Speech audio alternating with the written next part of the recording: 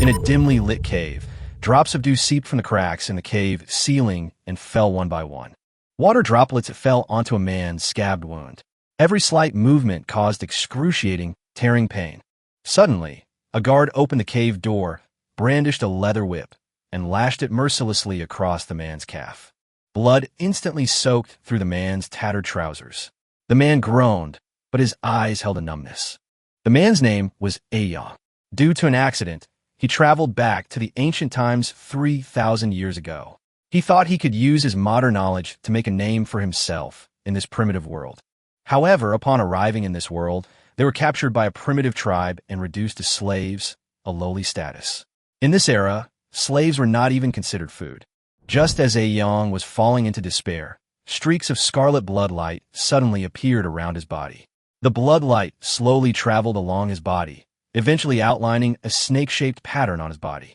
At the same time, a mysterious voice rang in his mind.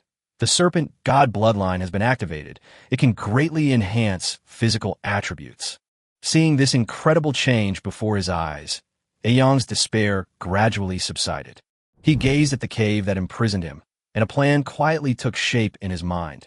Since he couldn't return to his original world, he would rise rapidly in this primitive world. On the open ground in front of the altar, a group of women dressed in dark red robes were already lined up in neat rows.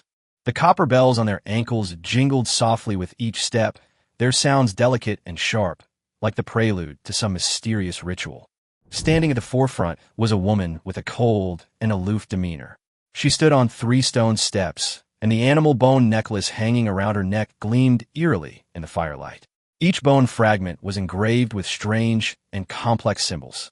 When her cold gaze swept over Aaya, he clearly saw that there were still dark red marks under her fingernails. "Bring them here." She pointed lightly with her bone staff. 4 women immediately surrounded her. Their hands were covered in thick calluses, rough yet surprisingly gentle to the touch. Aaya's wrists were tightly bound with hemp ropes soaked in tung oil, and the wounds from yesterday, which had not yet healed, throbbed faintly from the friction of the ropes. Several people helped him walk toward the wooden hut next to the altar. The sound of his animal hide boots rolling over the gravel was particularly clear in the silence. In the center of the cabin stood a rough wooden bed, with sharp bronze rings nailed to its 4 corners, stained with mottled blood. The women gently laid Aaya down, the hemp rope making a soft, rubbing sound as it passed through the bronze rings. The scarred female leader squatted by the bed, her gaze lingering on the unhealed wound on his chest for a moment, before whispering, "Don't be afraid, just bear with it." She dipped her fingertips in the herbal juice and gently applied it to the wound on his waist. The cool touch slightly relieved the pain. She chanted ancient incantations softly as she adjusted the pressure on her hands, causing the wooden bed to creak occasionally. Aaya's head rested on the soft animal skin pillow, and he gradually relaxed his tense nerves. Other women stepped forward one by one. Some used warm, damp cloths to wipe the bloodstains off his body, their movements as gentle as a mother comforting a child. Some applied fragrant herbs to his scarred body, and a cool and comfortable feeling quickly spread. Others hummed ancient songs softly, the melody low and gentle. The female leader, standing to the side, held a bone knife engraved with symbols and was writing something on a parchment scroll. The bone knife made a soft, rustling sound as it sliced through the parchment, weaving a strange melody with the songs playing nearby. As the last woman rose to leave, the setting sun shone through the gaps in the wooden planks into the room, casting dappled light and shadow on the clean animal hides. Aaya's wound was thickly wrapped with herbs, and the pain was significantly reduced. When he was taken back to the cave, the guard handed him a bowl of warm meat soup. "Drink it quickly to replenish your strength." He huddled in a corner covered with hay, and a woman's gentle voice reached his ears. "Don't be afraid. They are treating you. These herbs will help your wounds heal quickly." Aaya looked up at the small patch of sky above the cave, the moonlight shining on him, yet he no longer felt cold. The distant sound of copper bells mingled with the breathing sounds rising and falling within the cave, creating an eerie yet tranquil melody. The next morning, the scarred woman personally carried the ceramic bowl into the cave. The liquid in the bowl emitted a faint herbal aroma, and a few tender green leaves floated on the surface. "Drink it, it'll do you good."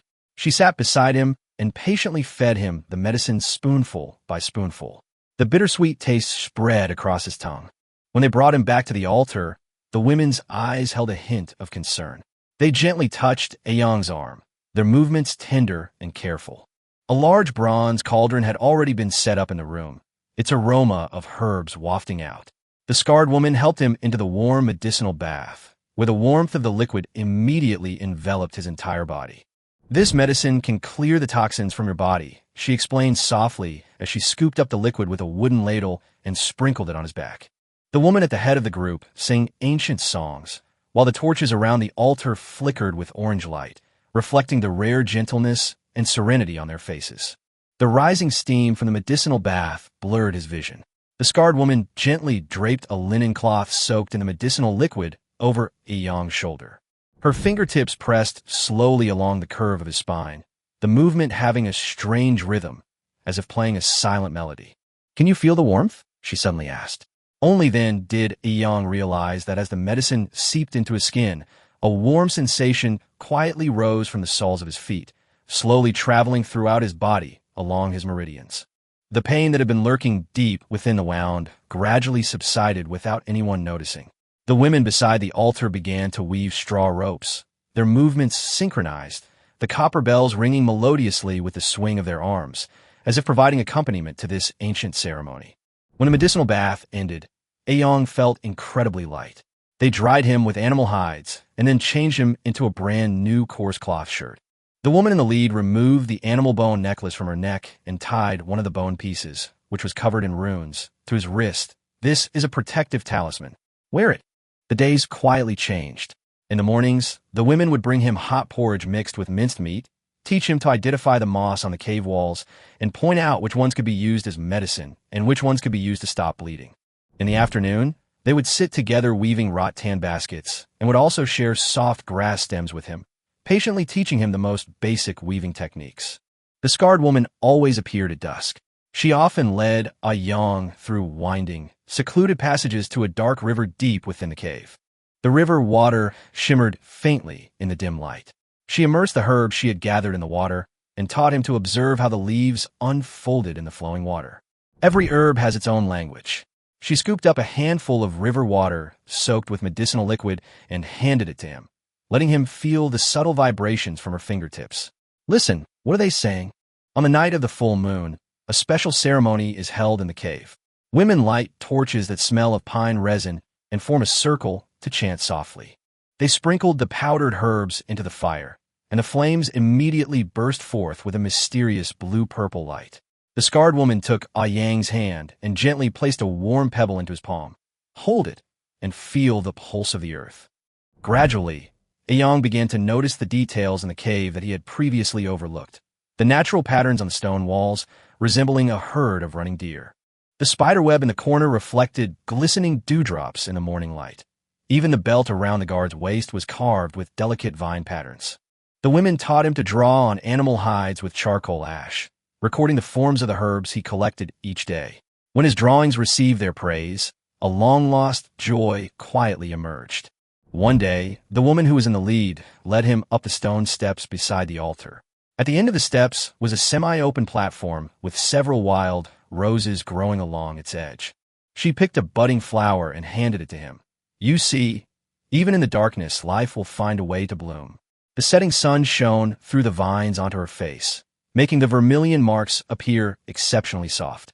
As time went on, Aayang began to actively participate in the affairs of the cave. He helped dry the collected herbs, handed over the mortar and pestle when the women were preparing medicine, and even carried his own woven wicker basket to the underground river to fetch water. They taught him to observe the stars and told him which star was best for collecting night dew. Whenever he accomplished something, the women's eyes would show a silent encouragement of satisfaction.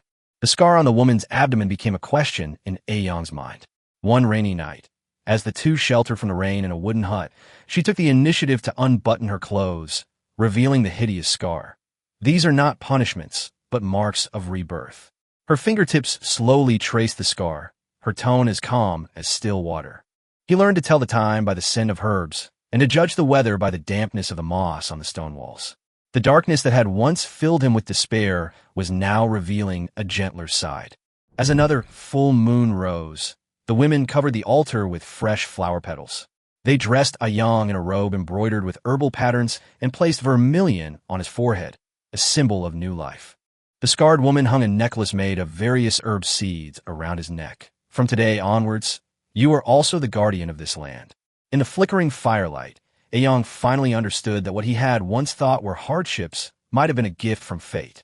The cave was no longer his prison, but a classroom that taught him to reconcile with his pain and listen to the language of nature. He found the power to warm himself even in the darkness. He and the others began clearing a medicinal field deep within the cave, building simple scaffolds with pottery shards and vines. The protective amulets on his wrists clinked gently with each movement, producing a crisp sound.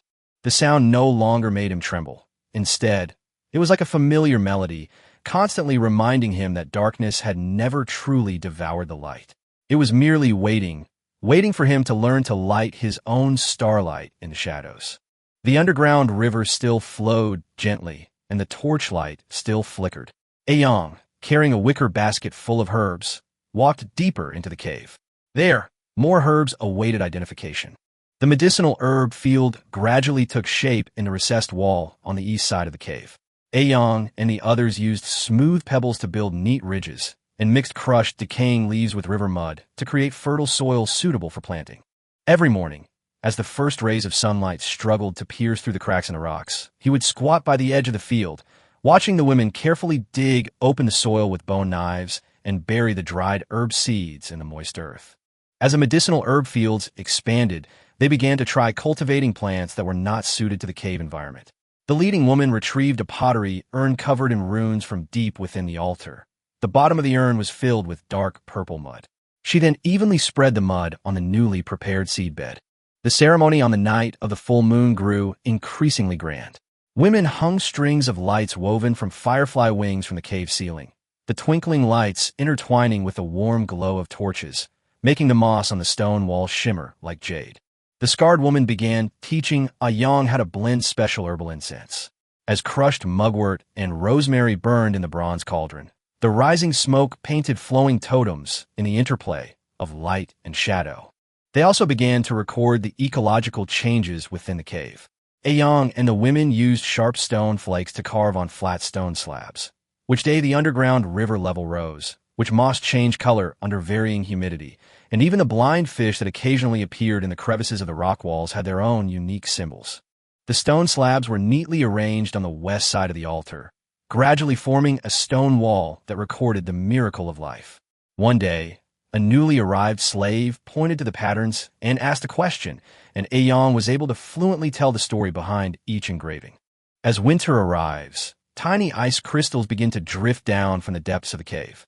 The women sew thick cloaks from animal hides, trimming the edges with dried lavender, which serves both to keep warm and to repel insects. They covered the medicinal herb field with thick fern leaves, as if covering the land with a warm blanket. One morning, Aaya was surprised to find that a dormant echinacea had sprouted new shoots from its roots. The power of its struggle to grow in the ice and darkness made the entire cave boil with excitement. The women danced an ancient dance around the new shoot, the sounds of bells and laughter echoing through the dome. As his understanding of herbs deepened, Aaya began to assist in preparing the medicines. When he first independently prepared the ointment for a sprain, the scarred woman solemnly applied it to her palm. This is a gift you and the earth have nurtured together. The scar on her palm, soaked in the ointment, shimmered with a soft, pearly sheen. The social atmosphere in the cave also subtly shifted. The once silent slaves began to gather around the fire, sharing their past experiences. Some talked about the horses on the grasslands. Others described the salty winds of the sea, while Aaya recounted the plants that tenaciously grew in the medicinal fields. They used charcoal to paint on the rock face, etching these memories into the stone. One skilled sculptor even carved an everlasting marigold on the doorframe during the changing of the guard. With the rainy season approaching, they built a simple water diversion system at the cave entrance. Hollow bamboo tubes connected the rock crevices to the reservoir, and then the water was diverted through channels to irrigate the medicinal herb fields. When the first stream of clear water gurgled into the reservoir, the women embraced each other, their laughter startling the bats hiding in the rock crevices. On a moonless night, the scarred woman led him to the deepest part of the cave. Before the stone wall, riddled with natural holes, she placed her hand on it. Listen, this is the pulse of the earth. Aeon closed his eyes as she did, feeling a slight vibration in his palm. In that darkness, the previously unsettling buzzing sound now sounded like a soothing lullaby, comforting the softest part of his heart. The variety of plants in the medicinal herb field is increasing, and some have even shown strange mutations. Mugwort with fluorescent leaves, angelica with warm roots, and datura with petals that undulate with breathing. The woman at the head of the group thus consulted the ancient texts deep within the altar even more frequently. She often spread out a parchment scroll covered in runes in the center of the medicinal field and whispered to the plants. And Aaya, through his daily care, gradually came to understand the murmurs made by the rubbing of the leaves. Spring turned to autumn, and the protective amulet on his wrist had long been stained a deep brown by the herbal juices, but the runes became clearer with each passing night. Whenever he couldn't sleep, he would stroke the bone fragment, recalling the miracles of life that quietly blossomed in the darkness. The cave remains damp and cold, but they have learned to carve grooves into the rock walls to grow bioluminescent fungi, and to lay cobblestone paths on the ground, so that every step carries the warmth of nature. Chapter 5: Primal Shackles. The bite mark on Aeon's ankle was still bleeding, and a fine, itchy sensation emanated from the wound. Moonlight shone on the face of the woman guarding the foot of the bed, illuminating the vermilion mark at the corner of her eye, which was very similar to the frost on her eyelashes when he first met Aaya. The woman loosened her teeth, dipped her fingertip in some medicine, and gently dabbed it on his wound. She whispered that all newly captured slaves had to endure this, and he had survived. The sound of the copper bells outside became urgent, like a signal that some kind of ritual was about to begin. She took a ceramic jar from her animal skin skirt, lifted the lid, and the aroma of mint and honey wafted out. She handed him a spoonful of the medicinal soup, saying that it could suppress the internal heat, and that the medicinal bath during the full moon was the hardest to endure. He probably wouldn't even have the strength to stand up tomorrow. Before she could finish speaking, the wooden door was suddenly pushed open. Aaya, wrapped in a bearskin cloak, rushed in, the seashells in her hair rattling from her heavy breathing. She whispered to Aaya that Qixing had been taken to the training grounds. The clan elder said that as long as Qixing could retrieve the sacrificial totem from the wolf pack, he could officially become the priest of the moon goddess.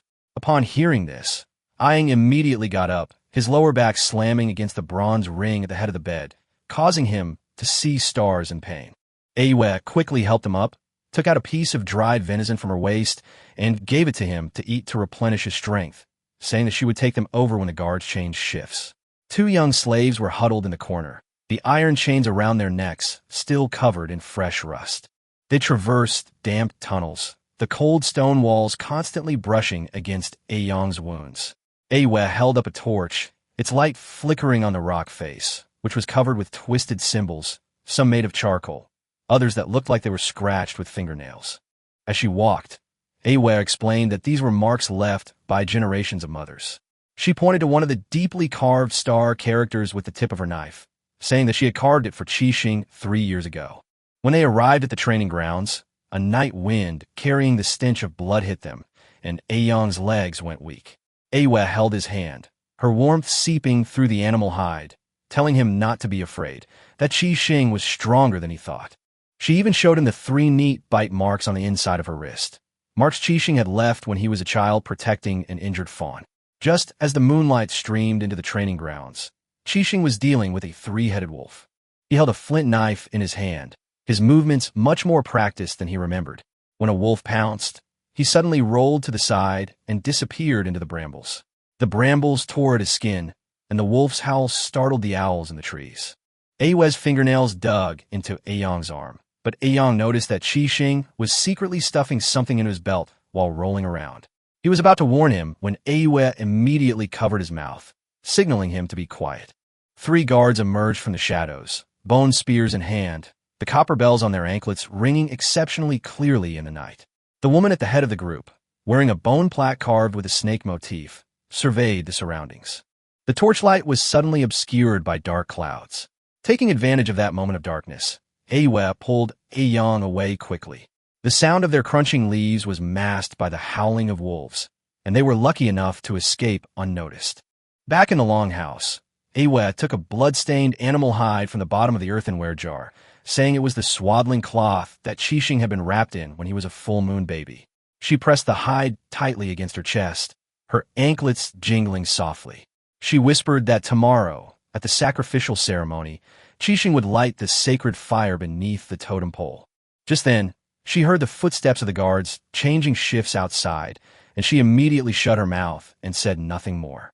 Late at night, Aaya was awakened by rustling sounds and saw Aaya mending a pair of deerskin boots by the moonlight. As she sewed, she recounted how, when she was captured, she felt just as helpless as Aaya is now. It wasn't until she gave birth to Qixing that she understood that some shackles cannot be broken free from. She held up the sewn-up shoe, its surface inlaid with a crescent moon made of seashells, which was prepared for Qixing's coming-of-age ceremony. On the morning of the sacrificial ceremony, before the fog had lifted, 6 women entered the longhouse. Instead of being rough, they gently applied a paste mixed with pearl powder to Aaya and adjusted his rattan belt.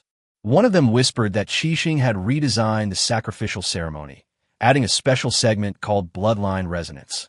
Just as the horns sounded, Aaya handed Aaya a bracelet made of vines. She said it was made from grapevines picked the year Qixing was born. Before she could finish speaking, the sound of the copper bell was already approaching. She only had time to say, "You will be here when the sacred flame is lit," before silencing him.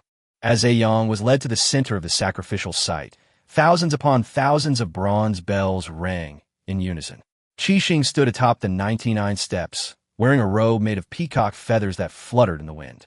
He held aloft a bronze scepter, its surface covered in mysterious runes.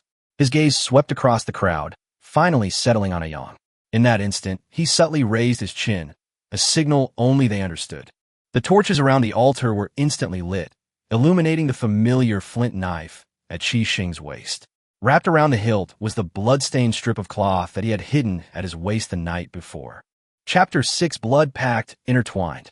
A large mouthful of bitter medicine was forced down Aayang's throat, a burning pain spreading down his esophagus.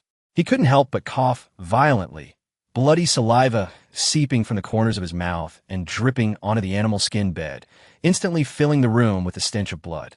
The female leader, wearing a necklace of human bones, suddenly flew into a rage, smashing the pottery jar in her hand against the wall.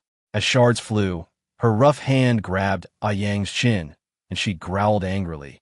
How could a vessel of the gods be so fragile? The finger-bone necklace around her neck jingled with her movements. Each bone was inlaid with red agate at its end, reflecting the morning light with an eerie glow, like some kind of terrifying omen. Mara walked barefoot through the chaos. The brass bells on her ankles stained dark brown with dry blood. She was covered in sweat, her indigo tattoos soaked through, looking like venomous snakes crawling on her skin. Without uttering a single word, she grabbed Aaya, pressed her hand against his old injury on his lower back, and shoved him toward another woman. Suddenly, the midwife tossed a bloody mess at them, and Aaya instinctively caught it. The warm, sticky liquid slid down his arm, almost making him nauseous. The old woman was skillfully stirring something in the copper basin. She explained in a cold voice that this was the key to maintaining the tribe's bloodline. The sound of chains dragging on the ground rang out as 3 young girls were led into the wooden hut. The youngest, no more than 13 years old, still had a withered wildflower tucked into her hair, yet she was mercilessly pressed down in front of the altar. A woman wearing a seashell necklace stepped forward, her eyes coldly scrutinizing them. She ran a sharp seashell across the girl's face, saying that her eyes were exactly the same as those of the saint who died in childbirth. Then, she pulled open the girl's clothes and smeared a thick layer of herbal juice on her body. The air was filled with the bitter smell of medicine, making it hard to breathe. The scarred woman took out a bone knife and carved new symbols on the parchment scroll once more. This time, the carvings glowed with an eerie light. Dipping her finger in her own blood, she quickly drew totems in the air, and the bronze cauldron immediately trembled violently. The medicinal residue gushed from the cauldron, settling on the wall and congealing into distorted human faces. Suddenly, she shouted that a divine decree had descended, and all women of childbearing age must conceive today, her voice filled with an almost manic obsession. Aaya gritted her teeth and pressed the scorching hot iron against Aayang's back.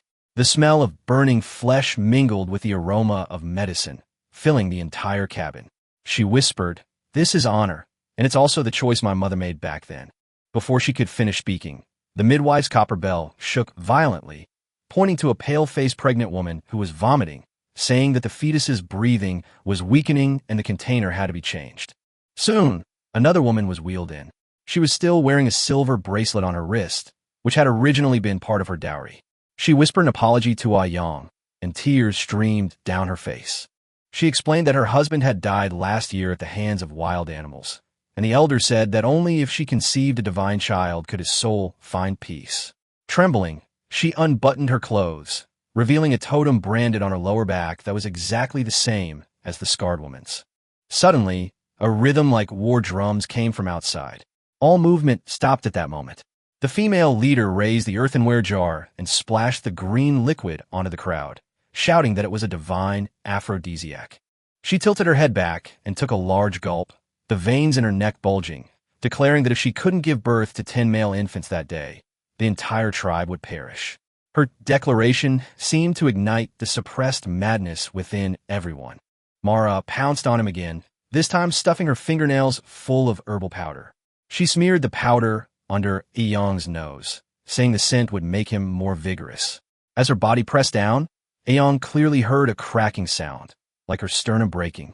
Clearly, she had already exhausted her body from childbirth, and her bones were severely deformed. Seeing the situation spiraling out of control, the female leader frantically shook the copper bell in her hand. Several strands of the bone necklace around her neck broke, and fragments fell off, as if even the gods were beginning to tear apart. She roared, ordering the elixir, hidden for 100 years, to be brought out, saying that even if it meant squeezing every last drop of blood from Aaya, the will of God had to be fulfilled. Her eyes were bloodshot, and she was on the verge of madness. The scarred woman appeared behind her, her bone knife covered in blood scabs, the blade gleaming faintly in the candlelight. Outside the wooden house, the rhythmic sound of the copper bells grew increasingly urgent, as if the entire earth had been swept up in this unstoppable ritual. Chapter 7: Eternal Cycle. The moment the secret medicine was poured into the earthenware jar, the entire wooden house glowed with a ghostly blue light. The liquid was as thick as honey, yet tiny bubbles rose to the surface, as if countless minuscule lives were struggling to survive within. The chieftain woman stirred the secret medicine with a bone spoon, the indigo tattoo on her arm twisting and writhing in the light and shadow. She whispered that this was a sacred medicine made by their ancestors from the umbilical cords of 300 infants, and could only be used once every 100 years. She scooped up a spoonful of the medicine and brought the amber-colored liquid to Aayang's lips. Aayang was forced to swallow it. The bitter, fishy taste rushed into his throat, the medicine burned down his throat, and his stomach churned as if it were being churned on fire. Before he could catch his breath, the scarred woman ripped open Aayang's shirt and poured the remaining medicine onto his chest.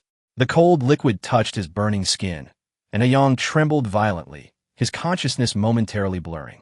At this moment, Mara had already lit the mugwort, and thick smoke quickly filled the wooden house.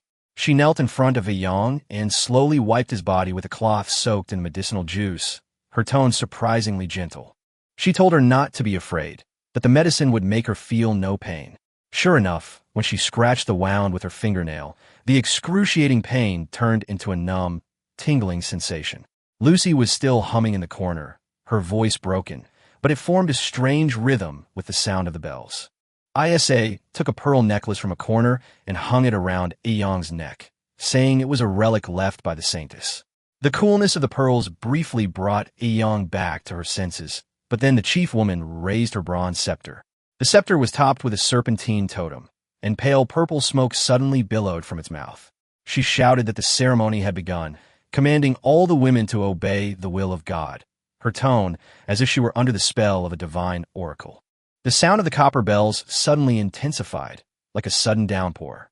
The women's movements became mechanical and frenzied, leaving scratches one after another on Aayang's body.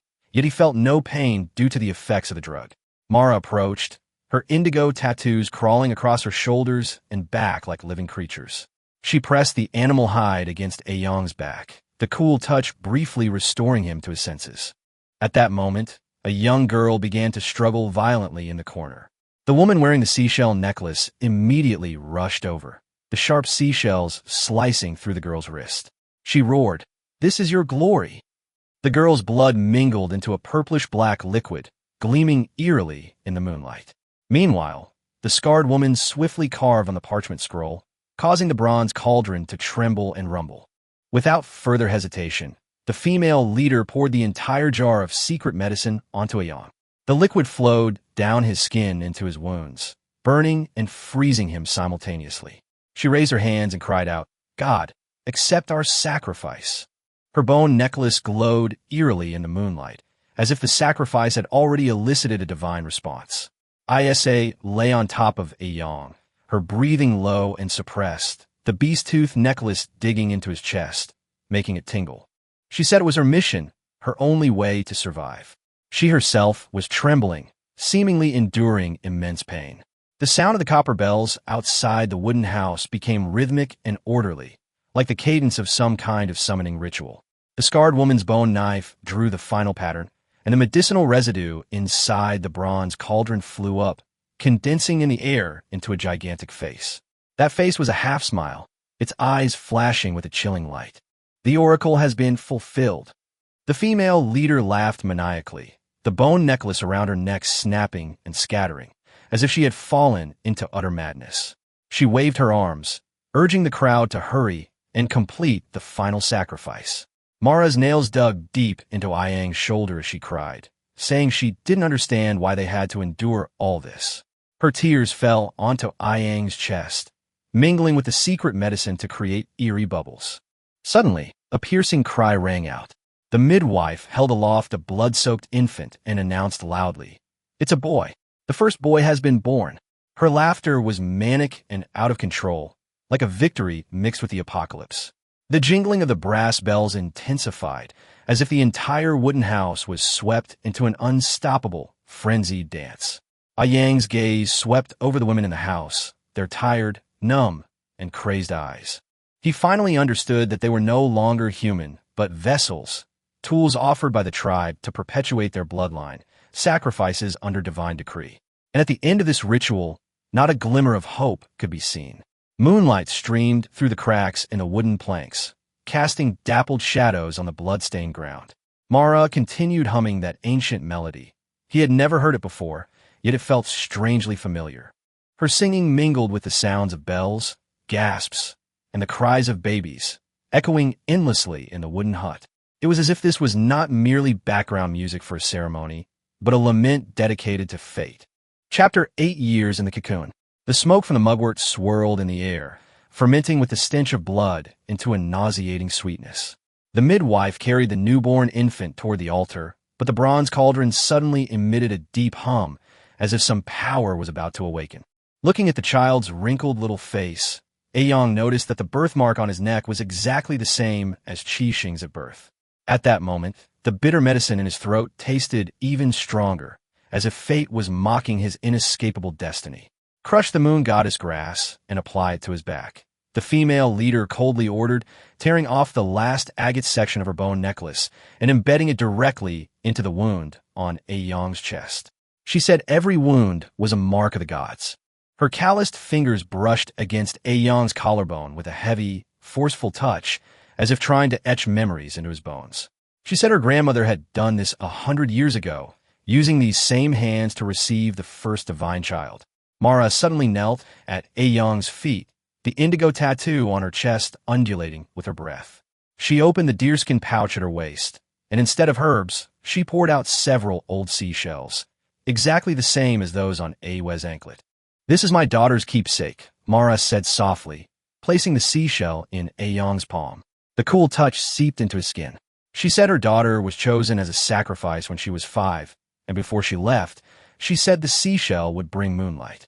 Just then, the sound of orderly footsteps echoed outside the cabin, and 12 young girls filed in.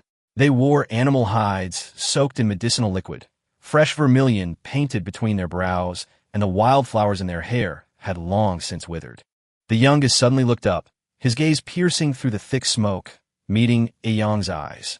That look reminded him of the terrified look in his own eyes reflected in the bronze cauldron, where he was dragged into the altar 3 years ago. The scarred woman slashed with her bone knife, sparks flying from the ground.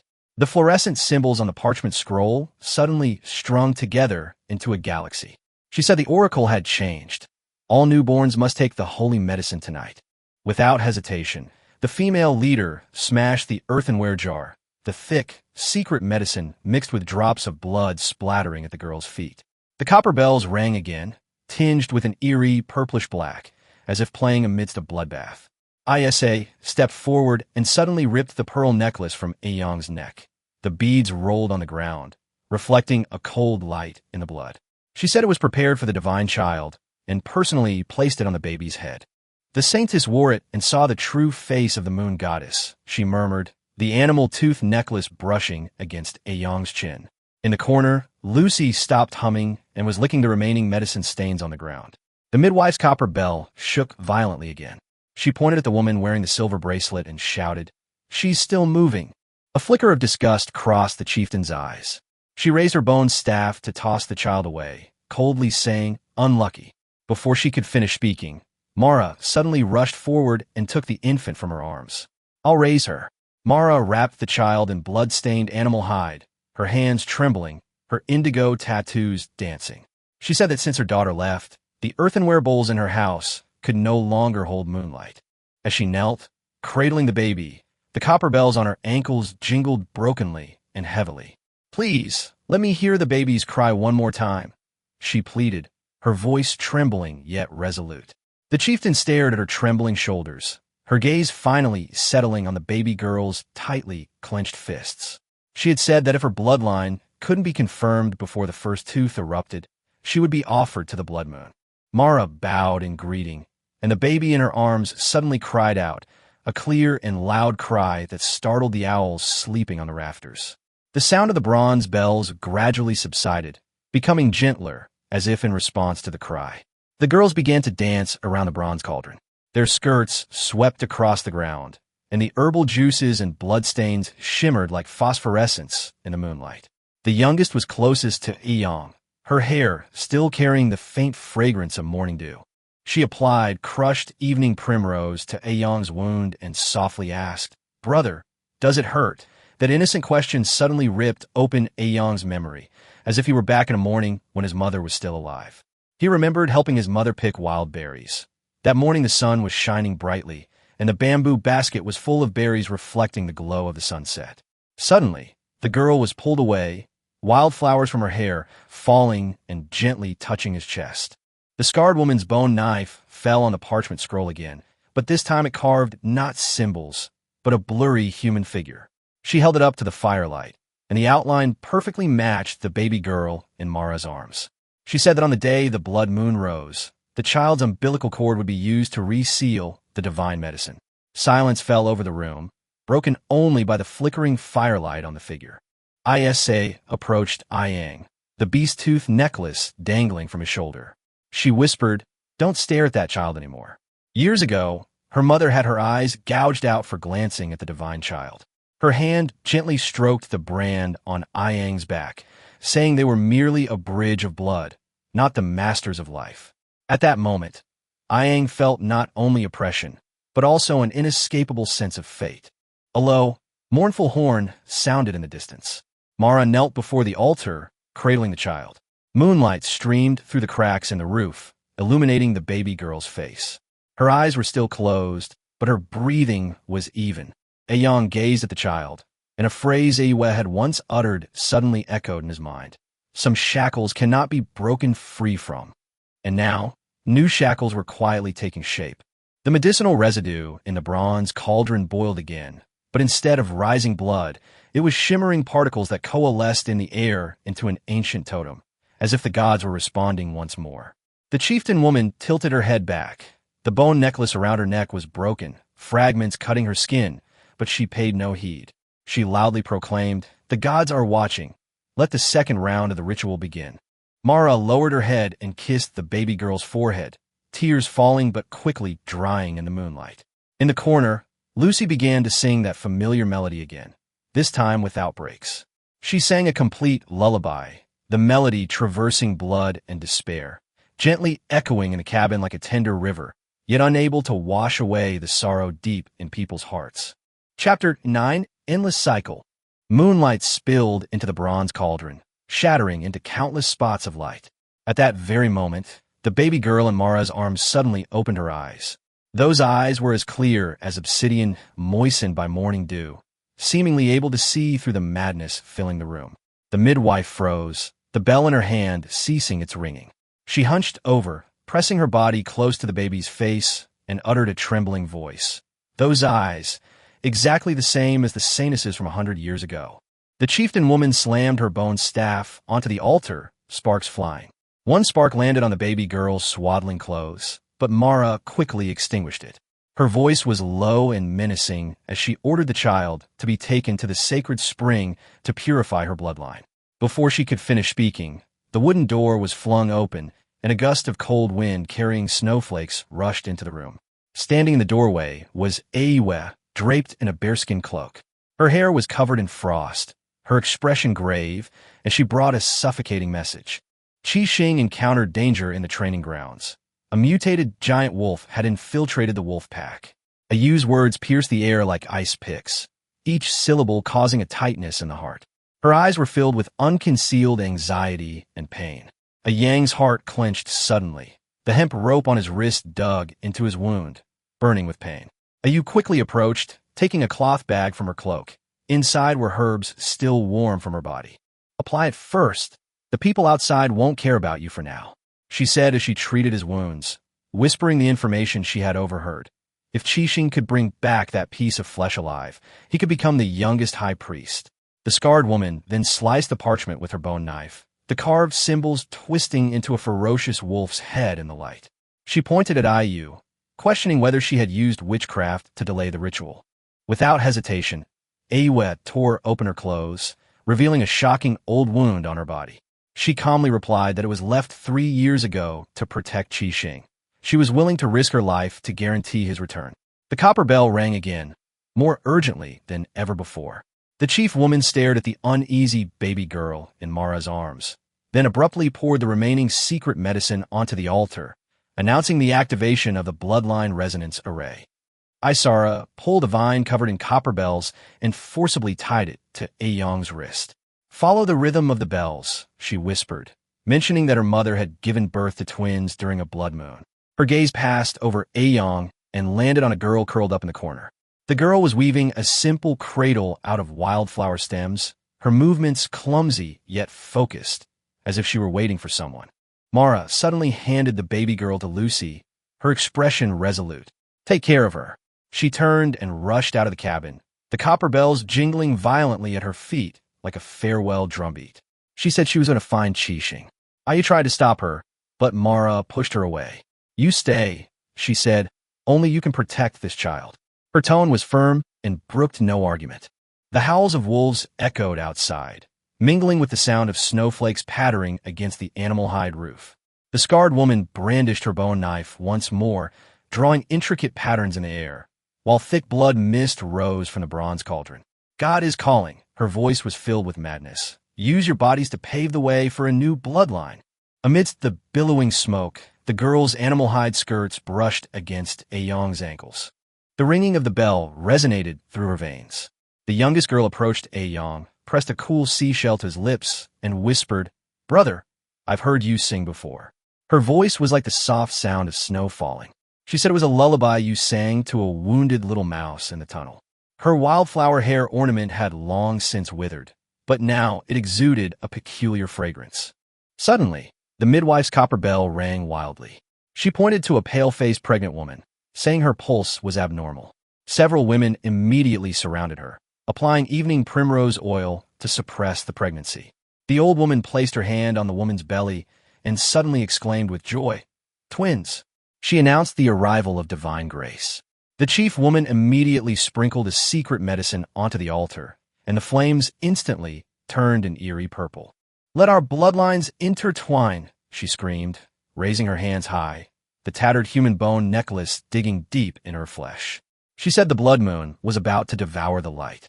At that moment, Aaya squeezed next to Aayang and stuffed a seashell bracelet into his hand. She said it was something Qi Xing had made himself when he was little.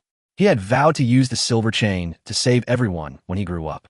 Before her voice had even faded, a mournful wolf howl echoed from outside, its tone tinged with a familiar tremor. The cabin door was flung open, and Mara stumbled in, clutching something in her arms. "The flesh and blood of a giant wolf," she cried, falling to her knees, her animal hide tattered and her tattoos soaked in blood. She whispered that Qi Xing was still battling the wolves, and what she brought back was his hope. Blood dripped onto the baby girl's swaddling clothes. The blood mist within the bronze cauldron suddenly condensed into a phantom image, as if the moon goddess had descended. The female leader laughed wildly, announcing that the divine decree had been fulfilled. "Throw the contents into the cauldron," she shouted. "Let the new bloodline possess the power of beasts." Her gaze swept over the baby girl, and she said coldly, "This is the key to unlocking the divine medicine." Then Lucy stood up, clutching the baby girl tightly as she retreated to the corner. Her face was contorted, and her mutilated tongue emitted a hoarse roar. Yet for the first time, one could hear the tenacity to live. Aaya stood before them, her seashell anklet gleaming in the moonlight. "Unless I die," she said, "no one will touch her." Her voice was calm and resolute, like a sharp blade. The copper bells suddenly rang out, as if the entire wooden house had been torn apart. The scarred woman frantically scribbled on the parchment scroll, fluorescent symbols forming a massive chain that descended from the void, binding the limbs of everyone present. "Those who defy the divine decree will be eternally imprisoned in the bloodline cage," she cried, her voice mingling with the howls of wolves and the cries of infants. "The blood moon is approaching. Prepare for the final sacrifice." Aaya gripped the seashell bracelet tightly, his flesh throbbing violently. The giant wolf's flesh, brought back by Mara, was still dripping blood. The baby girl's cries mingled with the wind and snow, as if reminding him that his fate was not yet over. Moonlight streamed through cracks in the roof, illuminating the madness and bloodshed that filled the room. The figures of Aaya, Mara, Lucy, and the group of young girls appeared like phantoms in the mist, real yet tragic. On the horizon, a giant blood moon was slowly rising, its dark red light engulfing the heavens and earth, locking all hope, fear, and struggle into this distorted world. Chapter 10: Reincarnation on the Millstone. The crimson glow of the blood moon slowly seeped into the cracks of the wooden house. At that moment, the phantom in the bronze cauldron suddenly opened its eyes. They were eyes that held the intertwined light of stars and rivers of blood. As the light flowed, everyone in the house froze, as if they had become stone statues, their breaths stopping. The giant wolf's flesh and blood in Mara's arms began to tremble, emitting low growls. The rhythm of its throbbing perfectly overlapped with the baby girl's delicate breathing, as if in resonance. "Put the flesh and blood into the cauldron." The leader woman's voice seemed to come from the farthest abyss. Blood was still seeping from her neck, and the necklace of human bones that symbolized authority had quietly turned to ashes. Suddenly, Aaya grabbed Aayang's wrist, the seashell bracelet digging painfully into him. "Did you hear that? The heartbeat is changing." Upon closer listening, it was indeed so. The previously chaotic sounds of bells, panting, and even wolf howls were now slowly converging into a common rhythm, as if some sound in the world was reweaving order. The midwife's age-spotted hands trembled slightly, and the copper bell on her wrist slipped from her wrist and rolled to the baby girl's feet. Staring at the bloodstains on the swaddling clothes, she murmured with a complex expression, "This can't be." She said the prophecy from years ago stated that true holy blood would only appear when the blood moon resonated with the wolf's heart. And what she was seeing now perfectly confirmed that legend that had never been taken seriously. Just then, the scarred woman's bone knife suddenly fell to the ground. The knife, which had been used countless times in the ritual to cut flesh and draw symbols, now lost its support. The fluorescent symbols on the parchment scroll also quickly dissipated in the light, like dust being washed away. She knelt down, her lips trembling. "We were wrong. What God wants is not blood sacrifice, but..." Before she could finish speaking, Mara had already thrown the still-beating wolf heart in her hand into the bronze cauldron.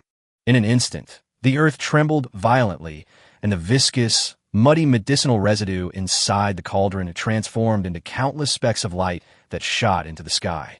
The infant girl suddenly burst into a loud cry. her clear sobs piercing through the gloom of the blood moon. All the wolf howls in the distance became low and mournful, as if bowing their heads in response. Lucy gently licked the baby girl's face with her broken tongue, a gesture as tender as a mother animal soothing her cub. The melody she hummed perfectly matched the trajectory of the dancing lights in the air. Isha's body web, necklace, snapped with a crack, the teeth scattering to the ground. She murmured, the legendary thing that connects all life. Before she could finish speaking, Aaya suddenly cried out in alarm. The baby girl's swaddling clothes were completely soaked with those light spots, and the remaining bloodstains had transformed into flowing totem patterns. The chief woman knelt on the ground, her fingers trembling as she tried to touch the floating light spots, tears streaming from her eyes. All these years, we have been twisting God's will. She said that 100 years ago, the high priest misunderstood the oracle, taking a blessing for a curse, which led to this predicament. Her voice vanished in a sudden burst of golden light. The next second, the bronze cauldron shattered. Aaya was abruptly pulled to a corner by Aaya, and the two rolled together, dodging the flying fragments. But the fragments didn't fall to the ground. Instead, they slowly hovered in the air. Each fragment presents a different scene. Qixing fighting wolves in the snow, young Mara holding her crying daughter in her arms, and the midwife kneeling silently before the holy spring. These images swirl in the air, eventually converging into one image. The moment the baby girl opens her eyes. "Look at her hands!" the youngest girl exclaimed. Everyone looked over and saw that the baby girl's tightly clenched fists had now opened, and an identical bronze cauldron mark had appeared on her palm. The scarred woman crawled over, her expression solemn, and gently placed the bone knife beside the baby's hand. "You are the true key." The light of the blood moon suddenly softened, turning into a silver drizzle that drifted into the room. The women's wounds began to heal at a visible speed. Mara's indigo tattoo faded, revealing tender new skin. Aaya looked at Aaya and whispered, "The sound of this rain, it sounds like the song Qixing used to play when he was little." Sure enough, a distant ocarina melody drifted from afar. The entire cabin seemed to freeze. Everyone held their breath. Aya's eyes instantly reddened. Qixing is still alive. The sound of a flute grew louder as it approached, accompanied by the soft rustling of snowflakes falling on the roof, weaving a warm atmosphere. The baby girl giggled, her clear laughter seemingly possessing a magical power that made the suspended points of light tremble gently. At the doorway, a familiar figure appeared. Qixing, draped in a blood-stained animal hide, entered the house, the flint knife in his hand still dripping blood. A garland of vines hung around his neck, the same vines that you had hidden on the boots at the bottom of the pottery jar. "I heard it," he said slowly, looking around the room before finally settling on the baby girl. "I heard her calling me." The chieftain woman removed her mask, revealing a weathered face. "So the will of God is to free us from the shackles of blood." She knelt and cradled the baby girl, looking at her gently. "From this day forward, you're no longer a sacrifice, but a guide leading us toward new life." The sound of the copper bell rang out again in the room, but this time it was no longer sharp and piercing, but as gentle as a wind chime.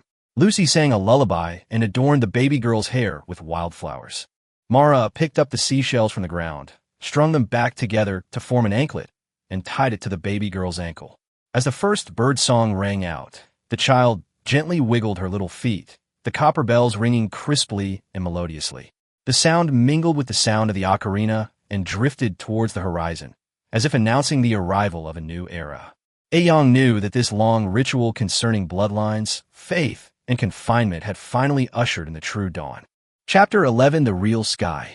The seashell on the baby girl's wrist gleamed with a soft, pearly luster in the morning light. Each subtle movement produced a clear echo, like the whisper of dawn.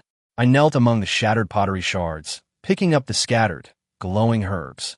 My fingertips touched a fragment of a bronze cauldron. The cool metal pulsed familiarly, as delicate and firm as the rhythm of the imprint on her palm last night. The scarred woman suddenly plunged her bone knife into the crack in the altar. The herbal sap frozen on the blade instantly glowed, transforming into a vine-like luminescence that slowly spread along the veins of the rock. The web of bloodlines needs a vessel. She removed the last faded bone fragment from her neck, the sacrificial artifact she had guarded her entire life. She gently placed it in the infant's palm. Just as herbs need soil, we need it too. Before the words were finished, the entire cave resounded with the buzzing of copper bells. Not just one string, but the echo of thousands of bells. The broken bells in the ankles of slaves, the copper ornaments left in the hair of women. All the objects that once symbolized shackles, now played together in a river of light, weaving the miracle of last night into it. Qixing stood beside the baby girl, his ocarina playing without pause. He used a flint knife to carve new totems into the rock face, each scratch oozing a pale, golden liquid. Aaya ground seashells into a fine powder, dipped it in the fluorescent bloodstains from the baby's swaddling clothes, and carefully applied it into the grooves of the totems. Sunlight filtered through the cracks in the cave's ceiling, illuminating the rock walls, and the symbols seemed to awaken a new life, slowly twisting into the image of a bird carrying grass in its beak. A roar echoed from the depths of the cave as the underground river changed course. We rushed towards a crevice in the rock wall, where we saw the once murky water now shimmering with starlight. Mara removed her indigo mask, revealing pale golden veins on her reborn skin. Her fingers touched the water's surface, and a school of blind fish, as if sensing a summons, spiraled together, their scales reflecting iridescent colors. "This is the true form of the oracle," Mara said gently, cupping the glowing water in her hands. "Not a sacrifice, but symbiosis." The baby girl suddenly reached out a finger and touched the water surface. The ripples created the illusion of a pack of wolves running in the moonlight, perfectly matching the murals her people had lost. We began to reforge the fragments of the bronze cauldron. Qixing sharpened the fragments to sew up the slaves' tattered clothes. Aaya embedded patterns into pottery jars, firing them into glowing containers. When the first lamp was lit, the herbs automatically unfurled their leaves towards the light source, as if responding to a call. The baby girl's presence completely altered the cave's rhythm. The copper bell no longer assigned labor duties, but instead rearranged life according to her cries and laughter. When she smiled at the moss, it was the first condensation of morning dew. When she slept soundly clutching a seashell, the herb field welcomed its most peaceful night. One morning, I saw her tracing the sky with her fingers in her dream, and those traces were exactly the same as the belt of Orion. As time passed, the baby girl learned to toddle. Along the path she walked, moss blossomed with tiny white flowers. Blind fish danced in circles at her feet. She learned about herbs, their leaves unfurling automatically. She listened to the ocarina, its notes transforming into fireflies for illumination. The first word she uttered was not mother, nor God, but rather symbiosis. Chapter 12: The Path of Rebirth woven with light patterns. Following the steps upwards, the damp rock walls gradually dried, and the imprint on the baby girl's palm shone brighter in the moonlight, like an ever-burning lamp illuminating the path ahead. The revived totems on both sides of the steps shimmered in the dim light, their once twisted lines slowly unfurling into birds, vines, and flowing rivers, as if telling the truths buried by time. "This is the exit," the female leader said, her voice trembling as she stroked the newly formed patterns on the stone wall, her cloudy eyes welling with tears. "For 100 years, we have groped and struggled in the darkness, forging shackles with misunderstanding and fear, unaware that the true exit had long been hidden deep within our blood, quietly awakening in this young life. The moment I stepped out of the cave, a breath of fresh air rushed towards me, carrying the fragrance of earth and grass, like a ritualistic baptism. I looked up and saw a sky full of stars, the Milky Way stretching across the night like a luminous ribbon. The baby girl waved her little hands excitedly, the seashell bell on her wrist reflecting a rainbow-like halo under the starlight, as if echoing the stars in the sky. Qixing raised the ocarina to his lips and blew out the first melodious note, the tune echoing in the night. A response came from the depths of the forest, no longer a wild howl, but a low, gentle chant from various creatures. Aaya removed the evening primrose wreath from her head and gently tucked it into the baby girl's hair. The petals swayed slightly in the night breeze, emitting a dreamlike glow.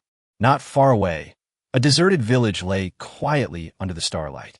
Wild roses grew stubbornly among the broken walls and thorns, with faded strips of cloth hanging from them, bearing symbols that vaguely resembled cave totems. Mara picked up a broken bronze mirror from the ruins, reflecting her newborn face, her golden veins like veins of light emerging in the moonlight. "This is the village of our ancestors," The midwife opened the book she had brought out of the cave and murmured softly, comparing it with the tattered murals on the wall. The high priest misread the oracle, which led the people into darkness. She touched the broken patterns with her fingertips, as if soothing the wounds of the past. They thought it was protection, but it trapped the souls of an entire generation. As dawn broke, we began clearing the ruins. We used fragments of bronze tripods and luminescent minerals to repair the broken houses. The baby girl sat in her newly woven cradle, watching us work, occasionally giggling happily. When she wiggled her ankles, the sound of seashell bells attracted a flock of birds, who flew over with vines and seeds in their beaks, decorating our home. In the center of the village, the scarred woman cultivated a new medicinal field, scattering the seeds of mysterious herbs into the sunlight.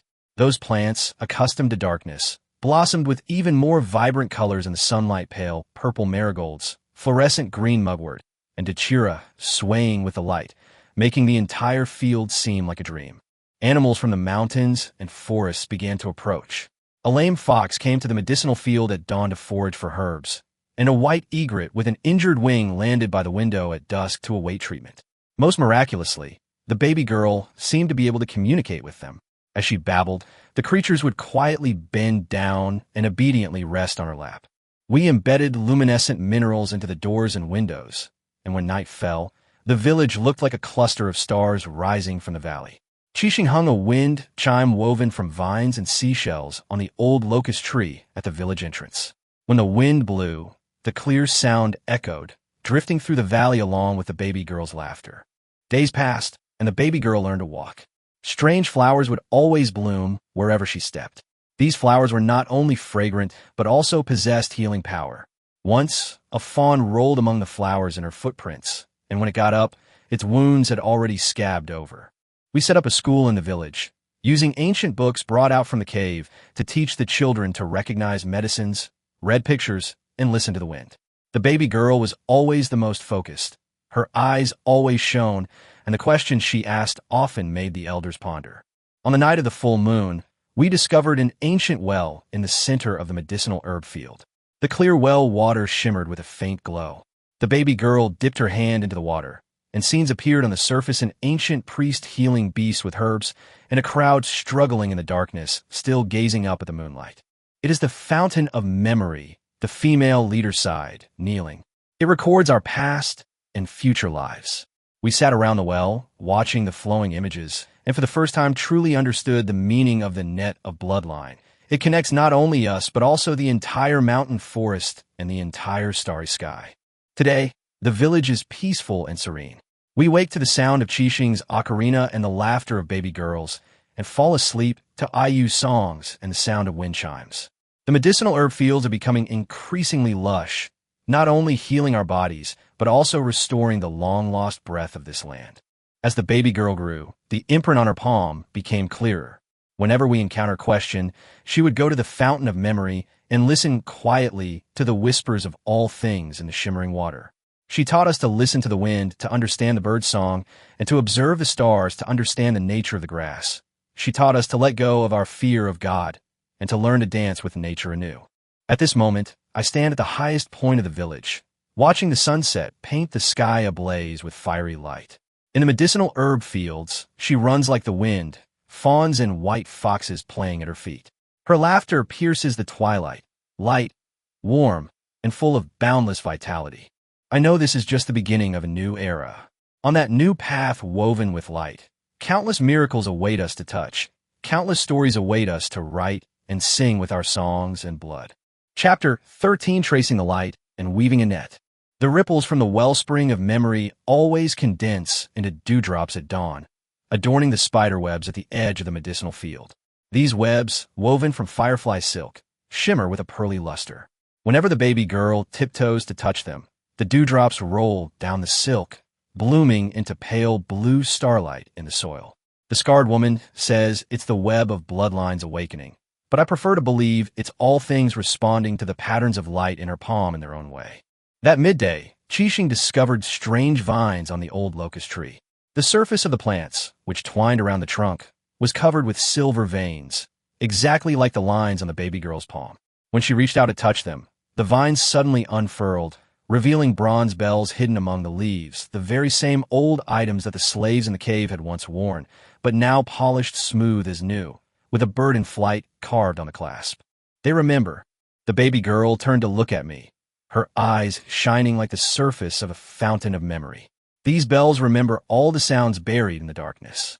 She gently shook the vines, and a series of clear sounds startled the leaves of the entire locust grove. The bells seemed to come alive and echoed each other, their melody resonating with the roar of the underground river deep in the cave changing course. We began digging irrigation ditches around the village, lining the edges with stones containing glowing minerals. The baby girl loved to squat beside the freshly turned soil, watching earthworms slither around her fingertips and scattering dew-kissed dandelion seeds in the wind. One day, she suddenly pointed to the sky, where large purple clouds had gathered and the raindrops falling carried a minty coolness. The water in the ditches instantly shimmered with a fine fluorescence, flowing along its veins to every herb. While sorting through the books brought from the cave, the midwife discovered a fragmented star map hidden within a layer of parchment. When the infant girl placed her palm on the blank space, golden rays spread across the paper, gradually revealing the missing constellations. We then understood that the so-called oracle was not a guide suspended in the heavens, but a riddle that needed to be completed by blood and the earth. Qixing immediately erected a wooden observatory at the village entrance, using a mirror polished from a fragment of a bronze tripod to aim at the newly appearing star trails. As the seasons changed, the plants in the medicinal field began to undergo even more wondrous changes. The mugwort, which originally only glowed at night, now displayed flowing characters on its leaf veins. The datura flowers would unfold into different shapes when someone approached, forming simple symbols. The baby girl named each special plant, and she would chat with them in the early morning. When she spoke, the light patterns on her palms would resonate with the plants, causing the leaves of the entire medicinal field to tremble gently. One stormy night, a landslide blocked a stream. As we were repairing it by torchlight, a baby girl suddenly rushed into the rain. She knelt in the mud, her palms pressed against the cracked ground, and rainwater trickled down her arms. Glowing minerals miraculously rose from the ditch, forming dams to channel the water, and resilient vines grew from the landslide debris, tightly binding the loose rocks. The next morning, we discovered a swarm of glowing frogs beside the newly formed pool. Their croaking sounded like a song of gratitude. The village walls were gradually covered by strange vines. These plants not only changed color according to the weather, but also secreted an insect-repelling fragrance at night. The baby girl taught us to tap the walls at a specific frequency, at which point the vines would either make way or close in defense. Once, a lost traveler followed the light to this place, and was surprised to find that the vines automatically wove into arrows to guide the way, and the glowing minerals on the walls spelled out the word welcome. Aaya began collecting all the sounds of the village: the birdsong at dawn, the rustling of herbs growing in the fields, the babbling of the spring of memory, and the laughter of a baby girl learning to speak. She crafted special musical instruments from seashells and vines, weaving these sounds into flowing melodies. When the music played, animals from the mountains would gather to the sound, and butterflies and fireflies would form vortexes of light, dancing gracefully among the notes. While sorting through the altar relics, the scarred woman discovered a bone whistle inscribed with ancient writing. The infant girl tried to blow it. The sound was clear and crisp like an icy spring, yet it reverberated through the valley. Even more miraculously, the iron chains that had been used for punishment in the cave now emerged spontaneously from the ruins, coiling around the bone whistle and transforming into a spiraling decoration. We then understood that no pain is insurmountable, just as darkness eventually becomes nourishment for light. As the village's fame spread, more and more travelers came. They brought seeds and stories from all over, and we reciprocated with healing herbs and glowing minerals. The baby girl was always the most enthusiastic guide, leading guests to touch the fountain of memory, where images of their respective homelands would float on the surface. She taught children to paint on animal hides with herbal juices, and those drawings would come alive under the moonlight, telling ancient legends. One early autumn morning, we discovered a plant we had never seen before in the middle of the medicinal herb field. Its roots were like crystal, its leaves like burning flames, and its flowers were a dark red, like a blood moon. As the baby girl approached, the flowers suddenly bloomed, revealing a bronze key hidden within the patterns on the key perfectly matched the patterns of light on her palm. As she inserted the key into the crevice beside the fountain of memory, the entire valley trembled. An ancient stone door slowly opened, revealing a secret chamber filled with luminous murals. The figures in the murals bore similar marks to us. They connected the sky, earth, and sea with a web of bloodlines, and healed the wounds of the stars with herbs. The baby girl's fingertips traced the murals, and the still images began to flow, telling a secret older than the cave itself. At this moment, moonlight streamed through the newly appeared skylight into the secret chamber, the light patterns on the baby girl's palm resonating with the murals, illuminating the entire space with a dazzling glow. I heard Aaya's seashell instrument playing in the distance, Qixing's ocarina echoing in response, and the plants of the medicinal field, the animals of the forest, and the flowing water of the fountain of memory all joined this grand ensemble. And we, standing at this new starting point woven from the light patterns, await the next miracle to be awakened. Chapter 14 echoes between the patterns. The murals in the secret chamber unfurled in the light, the images sealed by the dust of time, flowing as if alive. Where the baby girl's fingertips brushed, the ancestors on the murals began to turn their eyes, chanting in a language we had never heard before. Dust particles floating in the air condensed into tiny characters, slowly rotating in the beam of light, piecing together three shimmering symbols, light chasers. Suddenly, the scarred woman grabbed my wrist. The old wound on her palm had somehow revealed the same golden lines as those in the murals. "These murals are breathing," she said, her voice trembling. Indeed, the totems on the stone wall were undulating at an extremely slow pace, as if a sleeping behemoth was awakening. The baby girl inserted the bronze key into the groove of the mural, and the entire stone wall suddenly transformed into a shimmering curtain of water, reflecting countless, overlapping spaces and times our cave, a desolate village, and an unknown continent shrouded in brilliant light. The water of the fountain of memory began to flow backward, the silvery stream meandering up the stone wall and gathering into a luminous star map on the dome of the secret chamber. Qixing approached with the observatory's lens, and the points of light pierced through the lens, projecting dynamic constellation trails onto the ground. Suddenly, the baby girl squatted down and drew the same symbols on the ground with her fingertips as in the mural. The luminous minerals moved at the sound, automatically arranging themselves into a spiraling staircase leading to the depths of the water curtain. We ascended the steps, the ore beneath our feet changing color with each step. Aayu's seashell instrument spontaneously played an ethereal melody, the notes transforming into butterflies that landed on the baby girl's shoulder. As the mist dissipated at the end of the steps, a garden suspended in mid-air appeared before us. Crystal-like vines hung with luminous fruits, and dewdrops condensed on the petals reflected different faces, all of them slaves who had suffered in the cave. They remember everyone's wishes. The baby girl picked a fruit, and within its flesh emerged an image of Mara holding her daughter when she was young. As the fruit split open, the wafting fragrance materialized, reconstructing the complete scene before us. Mara reached out tremblingly to touch it, only to find her hand passing through the image and directly grasping her daughter's tiny, delicate hand. It turned out that this garden held all the buried dreams. Deep within the garden, a bronze well radiates a soft glow. Its walls are etched with intricate patterns that perfectly mirror the imprint on the baby girl's palm. When she places her hand at the well's edge, the water boils, sending countless bubbles rising, each bubble telling a different story. The midwife's youthful piety as she prayed by the sacred spring, Qixing's resolute confrontation with the wolves in the snow, and my awe upon first seeing the glowing marigolds in the medicinal field. The scarred woman suddenly knelt on the ground, golden liquid seeping from the scar on her abdomen, forming a winding stream. Wherever the stream flowed, the garden plants grew wildly, and the flowers that bloomed produced seeds engraved with runes. "These are all the pain I've carried," she choked out. "They've been waiting to be transformed." The baby girl scattered the seeds into the air, and the runes transformed into starlight, illuminating every corner of the garden. We began collecting these magical seeds in the garden.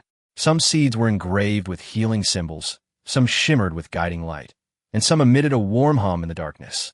The baby girl sorted the seeds into containers made of seashells, and each container automatically displayed a matching rune, as if they were destined to meet. When we returned to the village with the seeds, we found the medicinal field had undergone an astonishing transformation. The herbs had spontaneously made way, arranging themselves on the ground in the shape of a giant star map. The baby girl scattered the collected seeds, and glowing vines instantly sprouted from the soil, weaving into a transparent dome. Beneath the dome, new plants grew at a visible speed. Sunflowers that could tell stories, mimosa plants that could predict the weather, and clover plants whose leaves could spell out words. The village night grew ever more magnificent. Houses inlaid with glowing minerals began to spontaneously change patterns, sometimes resembling running deer, sometimes a flowing Milky Way.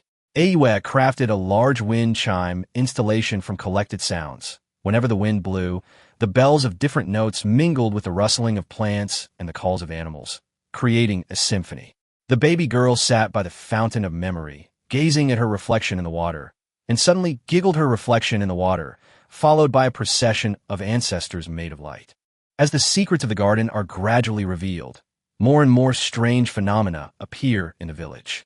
Water in the clay pot automatically transforms into the necessary potions.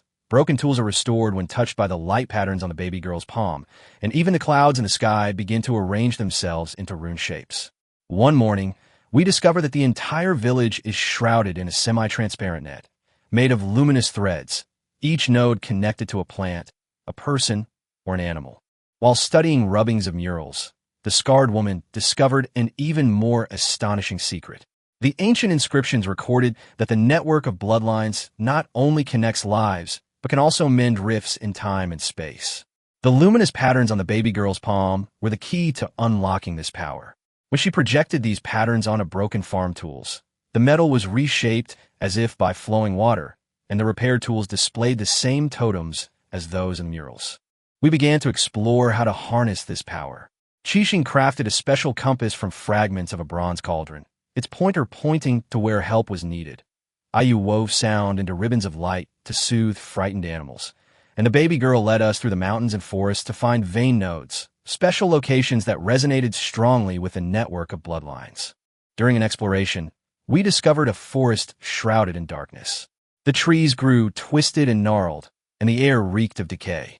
The baby girl entered the forest, the light patterns on her palms illuminating the path beneath her feet. When she touched a dead tree, the bark peeled away, revealing imprisoned points of light within. We then understood that the darkness of this forest was the embodiment of sealed away fear and pain. The baby girl buried the collected seeds at the base of a dead tree, and glowing vines quickly coiled around the trunk. As she hummed an ancient lullaby, the darkness began to recede, the trees sprouted new buds, and the points of light transformed into birds soaring into the sky. Joyful chirps echoed from the depths of the forest, and the animals trapped in the darkness rushed to her side, leaping around the baby girl, their eyes gleaming with the same light as her palm. At this moment, the village bell tolls, a new bell crafted from fragments of a bronze cauldron. Its melodious sound echoes through the valley, mingling with the tinkling of the fountain of memory, the murmurs of the garden, and the slight trembling of the light patterns on the baby girl's palm, weaving together an unending song of life. And we know that within the echoes emanating from these patterns lie the answers to all the mysteries of the world, waiting for us to continue our exploration. Chapter 15, The Soul-Devouring Ring. At the third quarter of the hour of 3:45 a.m., moonlight slanted in through the cracks in the stone house, casting a silvery rim on the pottery jar Isabella was mixing. Half-rotten, poisonous mushrooms floated in the jar, their gills entwined with tiny vines that trembled gently in the night breeze. The mad widow Marta suddenly stopped grinding the medicine, her cloudy eyes turning to the corner where a strange boy huddled, the iron chains around his ankles clinking softly against the faded tribal bracers on his wrists. He is Dash. Before I could finish speaking, Isabella had already grabbed a wooden spoon and struck the edge of the pottery jar. The piercing sound startled everyone, and the boy abruptly covered his ears, the newly branded snake tattoo on his neck gleaming eerily bluish-white in the moonlight. The oracle said that unclean beings would enter the realm on the night of the new moon. Isabella's beast-tooth necklace brushed against my shoulder. The chief ordered him to guard the altar until dawn. The sound of fabric rustling came from the corner of the stone house. Lucy suddenly crawled toward the boy. Saliva dripped from the corner of her mouth, and dregs of medicine from the day before were still embedded in her fingernails. Lily was faster than her, wrapping a freshly braided umbilical cord around Lucy's wrist, the thin white cord digging deeply into her flesh. "Don't touch the sacrifice. The gods will be angry." The boy tensed up, the seashell decorations on his wristband rustling. At the hour of 1 to 3 a.m., Marta's pounding of medicine suddenly became rapid. Her withered fingers gripped the edge of the mortar tightly, her cloudy eyes fixed on the surface of the medicine where a dead moth had somehow surfaced, its wings still covered in undried slime. Isabella's earthenware jar slammed heavily onto the stone table, the brown medicine splattering onto the boy's wounded ankle. He groaned in pain, but bit his lower lip hard. "God is warning us." Isabella's voice trembled with the vibrations of the pottery. "Pry open the stone bricks in the southeast corner of the altar." Lily immediately dropped Lucy, her fingernails digging blood into the cracks in the stone. I glimpsed the boy secretly hiding a shard of porcelain in his palm, and the shell on his wristband suddenly broke, revealing ochre runes drawn on the inside. At dawn, when the darkness was thickest, half a rotting animal bone was exposed beneath the stone bricks. Martha suddenly trembled violently, and the pestle clattered to the ground. Her cloudy eyes glowed with an eerie red light, and her withered fingers pointed at the boy. The unclean carry the curse of the dead. Isabella's necklace of animal teeth wrapped around the boy's neck, drawing fine bloodstains as he struggled. The boy suddenly spoke, his voice hoarse yet clear. "Your serpent god doesn't exist." The stone house fell silent instantly, save for the bubbling medicine in the earthenware jar. Lucy's drool dripped at the boy's feet, Lily's nails dug deeply into her palms, and Martha's pestle creaked under her grip. Isabella's laughter broke the silence. She loosened her necklace, her fingertips wiping the cold sweat from the boy's face. "When the sun rises over the altar, you will know the wrath of the gods." At dawn, the first rays of sunlight pierced through the cracks in the stone house. The boy was dragged by chains to the center of the altar, his faded wristbands revealing mottled totem patterns in the sunlight. Isabella poured the potion from the terracotta jar into the altar's grooves. The brown liquid meandered along the serpentine grooves, gathering into eerie patterns at the boy's feet. Martha suddenly began to chant, the indistinct syllables mingling with the sound of the wind, causing the potions inside the stone house to vibrate. The boy's gaze swept across the corner of the stone house, landing on the umbilical cord rope hanging from Lily's waist. The pale ropes swayed gently with Marta's chanting, his Adam's apple bobbed, and he suddenly gave me a strange smile. I noticed that the shard of porcelain in his palm had disappeared at some point, replaced by a seashell, stained with medicine exactly the same as the decoration on his broken wristband. At 9 a.m., the sun was high in the sky.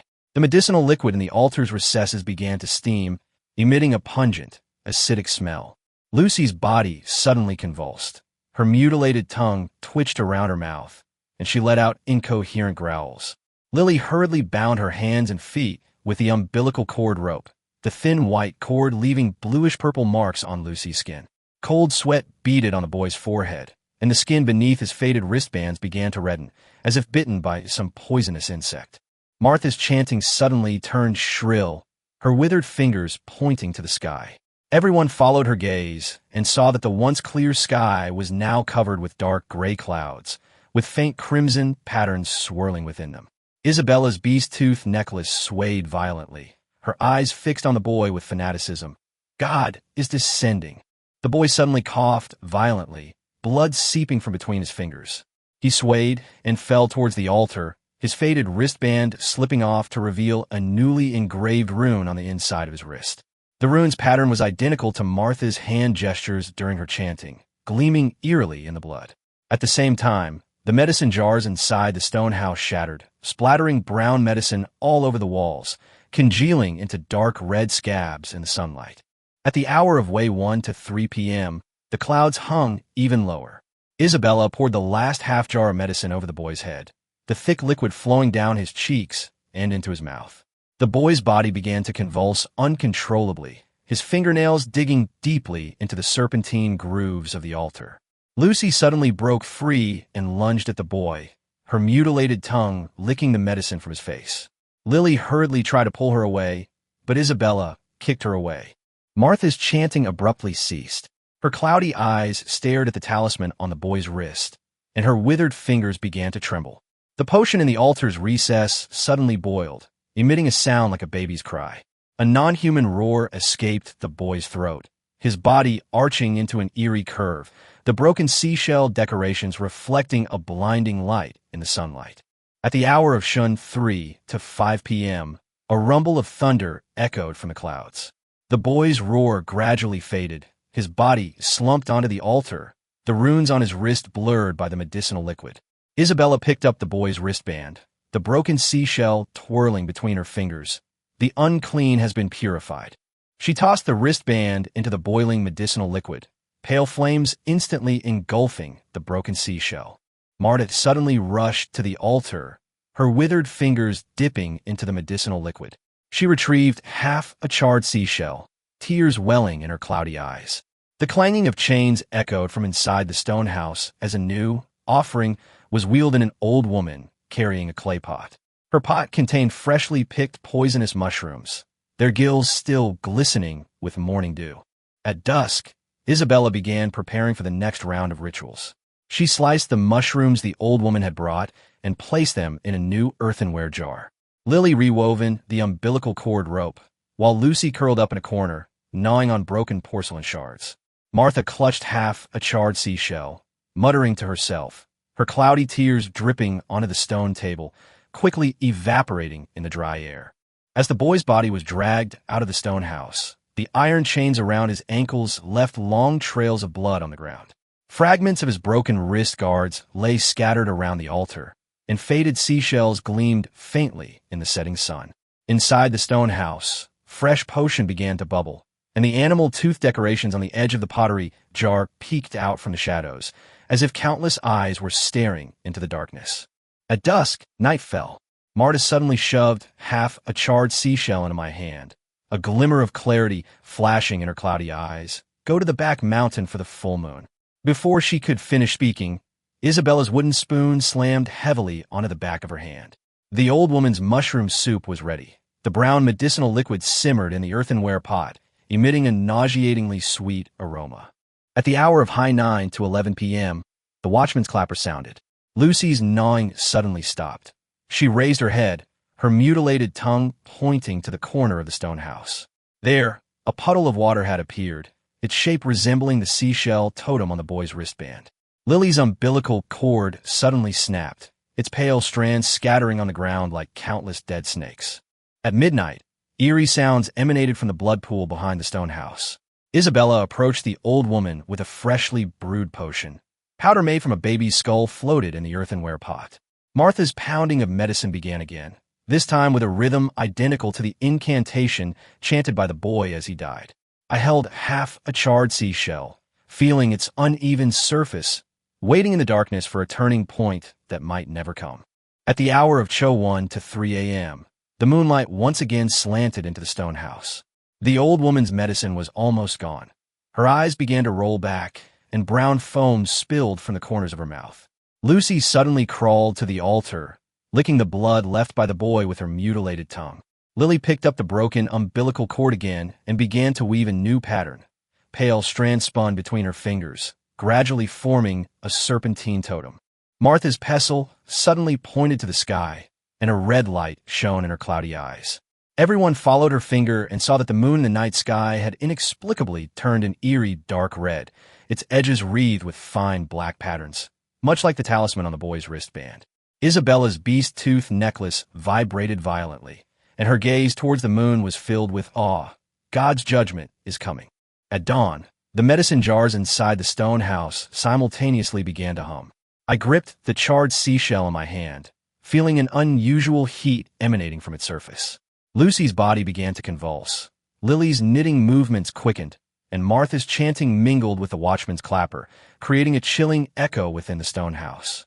Meanwhile, the puddle of water resembling a seashell totem was slowly expanding under the moonlight, its edges shimmering with an eerie fluorescence.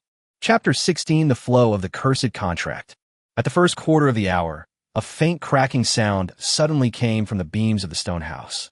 Lily's woven serpentine umbilical cord moved without wind, its pale strands wrapping around Lucy's convulsing neck, leaving a bluish-purple mark on her throat. Martha's pestle slammed heavily against the edge of the mortar, the splashing ochre powder coalescing in the air into a blurry human face, bearing a striking resemblance to the dead boy. Isabella whirled around, her beast-tooth necklace sweeping over the earthenware pot, the boiling medicine scalding the old woman's legs, creating hideous blisters on her age-spotted skin. The altar's barrier has weakened. Isabella grabbed a basalt rock from the corner and slammed it into a crack in the ground. Sparks flew as the rock collided with the bricks, but black liquid, reeking of decaying leaves, seeped from the crack, meandering into a serpentine pattern along the veins. My palms, clinging to the charred seashell, were sweating. I could feel the temperature rising inside, as if a ghostly fire was burning within the bone-like texture. The new offering was a young woodcutter carrying a bamboo basket, his wrists bound by thick vines, leaving deep, bone-revealing wounds. He stared in horror at the distorted figure inside the stone house. Suddenly, the basket tipped over, spilling out several pecans riddled with holes. Lucy, smelling the aroma of the nuts, abruptly broke free from her umbilical cord, her mutilated tongue licking the broken shells on the ground, a whimper like that of a young animal escaping her throat. Outsiders' objects will defile the altar. Isabella's bone knife parted the woodcutter's clothes, the blade leaving a shallow mark on his chest. I noticed a maple leaf-shaped birthmark on the back of the woodcutter's neck, identical to the mark under the collarbone of the girl 3 days ago. Martha's pounding of medicine suddenly quickened. Her cloudy eyes were fixed on the birthmark, her withered fingers drawing patterns in the mortar similar to the boy's talisman. At dawn, the clouds parted, and sunlight streamed through the holes in the roof, forming pillars of light. Isabella poured the newly prepared indigo potion into the altar's groove, but the liquid instantly froze into ice crystals upon contact with the serpentine grooves. Her expression changed drastically, and she grabbed Marta's wrist. "Did you add a counter-curse to the herbs?" The old woman let out a strange, gurgling laugh. Her palm facing upwards 5 withered, serpentine leaves were crawling with silver beetles gnawing at the veins. The woodcutter suddenly struggled violently, the thick vines binding his wrist drawing blood. He stared at the pile of human bones in the corner of the altar, his pupils contracting sharply. Those were all people from my village. Before he could finish speaking, Lily's umbilical cord rope flashed and wrapped around his ankle, dragging him towards the boiling medicinal pool. I instinctively reached out to stop her, but the charred seashell suddenly became hot, burning my palm. At 9 a.m., the stone house floor began to tremble. The ice crystals in the center of the altar shattered, and countless tiny, serpentine phantoms emerged from the flying debris. Lucy's body twisted eerily. She bit down on the umbilical cord with her teeth and ripped it off, black water with a fishy smell gushing from the break. Martha suddenly lunged at the woodcutter, her withered fingers gripping the birthmark on the back of his neck, her cloudy eyes blazing with a red light. "Found the container." Isabella's bone knife was pressed against Martha's neck, but the beast-tooth necklace shattered inch by inch. Scattered teeth embedded themselves in the stone wall, and the splattered blood beads congealed into rune shapes in the air. The woodcutter's birthmark began to burn, and patterns similar to those on the boy's wrist appeared beneath his skin. He roared in pain, his voice mixed with unfamiliar incantations. At the hour of way 1 to 3 p.m., rumbling thunder echoed from the back mountain. Black, viscous fluid seeped from the stone house's beams and pillars, winding into a net-like pattern along the cracks. Lily suddenly tied the umbilical cord around her waist, the pale rope trailing behind her in the shape of a snake's tail. She walked towards Martha, used a silver needle to pry open the old woman's festering wound, and removed half of a snake-shaped scale studded with blood scabs. It's time to complete the final ritual. The woodcutter's body began to turn transparent, and the runes beneath his skin became increasingly clear. Isabella pressed the basalt against his chest, and the bloodstains on the rock surface suddenly transformed into living snakes, slithering down his neck and into his mouth. Martha laughed maniacally, scattering silver beetles into the air. The beetles' flapping wings mingled with the distant hissing of snakes, creating a piercing buzz. At dusk, crimson moonlight pierced through the clouds. The medicinal broth in the altar's recess boiled anew, this time the rising steam revealing the illusory images of sacrifices from past generations. Lucy lay on the ground, gnawing on a silver beetle, her lips smeared with fluorescent liquid, her pupils gradually transforming into vertical snake eyes. I gripped the charred seashell and stepped back, only to knock over a ceramic jar in the corner. Rolling out from it was a still-beating heart, wrapped in spiderwebs. At dusk, all the ironware in the stone house began to resonate. Lily pressed the snake-shaped scales into the woodcutter's forehead, and his body exploded into countless points of light, each trailing a tiny snake tail. Martha reached out to grab them, but her withered arm vanished the instant it touched the light. Isabella frantically splashed the potion into the air, the liquid condensing into a giant snake totem, its pupils shaped like the charred seashell. At the hour of 7 to 9 p.m., the sound of the night watchman's drum was drowned out by the rustling of the snakes crawling. Lucy's body began to shed its skin, the new skin covering the fallen old skin covered with bluish-black runes. She suddenly lunged at me, her mutilated tongue licking the seashell in my palm, the icy touch sending shivers down my spine. Lily tied the umbilical cord around Lucy's waist, and their bodies gradually merged, forming a snake-like silhouette with its head and tail intertwined. At the hour of high 9 to 11 p.m., a deafening crash of breaking chains echoed from the foundation of the stone house. Martha's remaining skeleton suddenly stood upright, its finger bones pointing towards the back mountain. Isabella grabbed a bone knife and plunged it in her palm. The blood dripped onto the altar, whereupon 3 black datura flowers bloomed. The flower stems coiled around my ankles, and tiny snake tongues emerged from the stamens, leaving pale blue bite marks on my skin. At midnight, the moonlight turned completely blood-red. A charred seashell vibrated in my palm, its surface revealing ancient, never-before-seen characters. Lucy and Lily's fused serpentine body coiled around the center of the altar, flicking its glowing tongue. Martha's skeleton began to piece together a new human form, 2 clusters of eerie blue flames igniting in her empty eye sockets. Isabella plunged a bone knife into her heart. The blood that flowed was not red, but a pearly, silvery white liquid. At the hour of 1 to 3 a.m., a deafening roar echoed from the back mountain. Countless silver beetles emerged from the cracks in the stone house, converging into a torrent that crawled out a massive altar totem on the ground. My hand, holding the seashell, began to go numb, and runes similar to those of the woodcutter surfaced beneath my skin. Suddenly, Lucy and Lily's serpentine bodies exploded, the splattering fluorescent liquid forming glowing incantations in the air, each character echoing the writing on the seashell. At the third quarter of the hour of 3:45 a.m., every stone brick in the stone house trembled. Martha's newborn body approached me, 2 slender, snake-like whiskers emerging from her empty eye sockets, gently touching my forehead. Isabella's silvery white blood seeped into the altar, flowing into a new network of runes in the serpentine grooves. And the charred seashell in my palm was now emitting a blinding light, illuminating the entire stone house as if it were daytime. Chapter 17, The Curse Burns the Heart. The blinding light forced me to close my eyes, and when I opened them again, Martha's empty eye sockets revealed her appearance as a young girl. Her outstretched serpentine tendrils coiled around my wrist. Beneath the cool touch, the runes beneath my skin began to heat up, as if countless tiny fire ants were crawling in my veins. The charred shell trembled violently, and the ancient characters on its surface suddenly transformed into a silvery liquid, slowly seeping into my skin along the lines of my palm. Isabella's silvery white blood meandered through the altar's ravines, gradually outlining totems identical to those inscribed on seashells. The flowing liquid seemed alive, automatically diverting upon encountering protruding stone bricks, weaving a fine web of incantations across the ground. The fluorescent liquid formed from Lucy and Lily's explosions hovered in the air, gradually coalescing into a transparent, serpentine phantom. Its forked tongue brushed against my cheek, bringing a minty coolness. The tremors in the stone house grew more violent, each brick humming like a buzzing bee.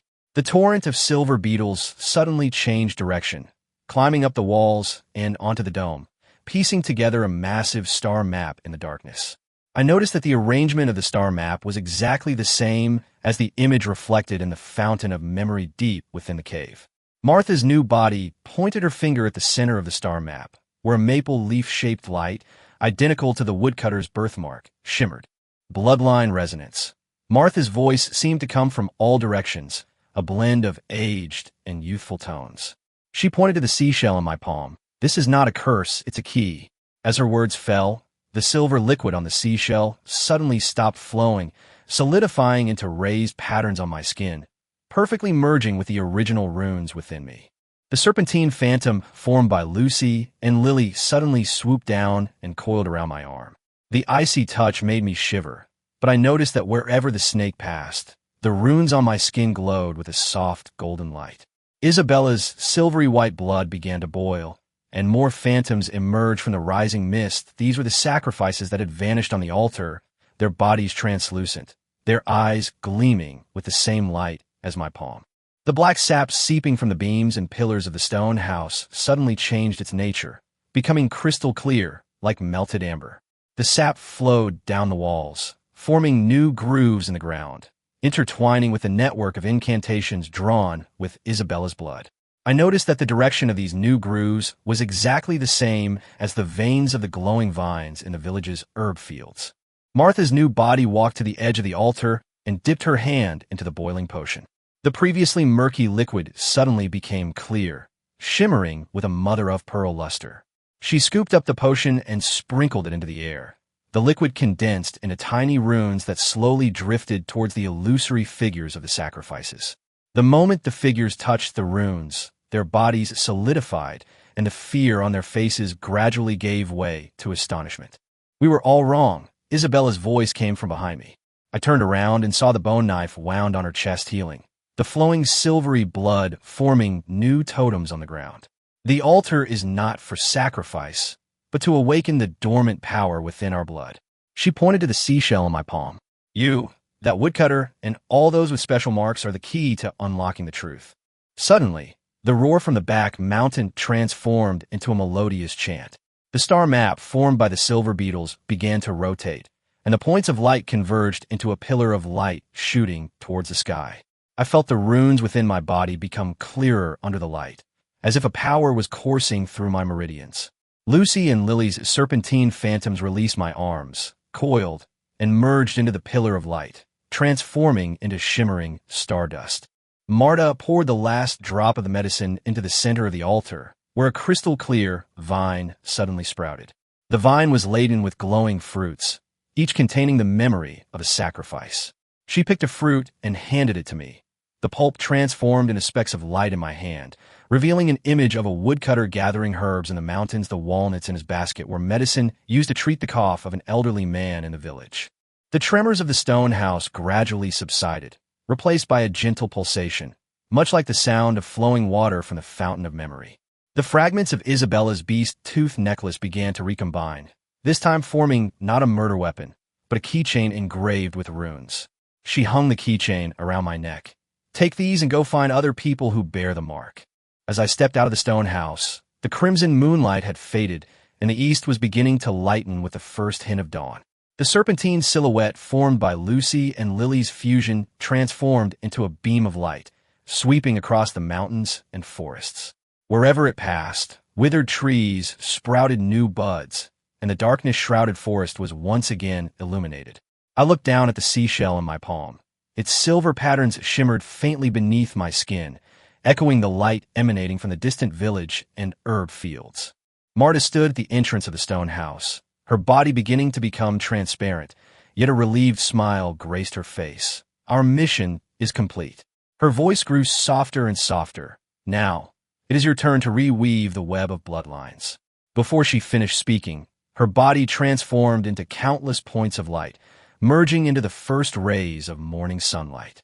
Isabella picked up the bone knife from the ground, and this time she gently tapped the altar with the hilt. "Remember, true power is not for binding, but for connecting." Her figure gradually blurred. "Go find those who resonate with you, and let the misunderstood bloodline become the light that illuminates the darkness once more." As the morning mist gradually dissipated, I gripped the keychain around my neck and headed towards the village. The seashell in my palm was still warm, and the runes beneath my skin rose and fell gently with my heartbeat. In the distance, I could hear the sound of Aaya's seashell instrument and the faint strains of Qixing's ocarina. And in the more distant mountains, countless points of light seemed to echo the resonance within me. Chapter 18: The Secret Words of the Light Chasers.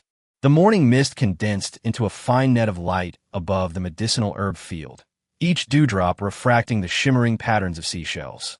I gripped the keychain around my neck, the metallic runes resonating with a burning sensation in my palm, as if countless tiny threads extended from deep within my skin, connecting to the faint points of light appearing and disappearing in the mountains and forests.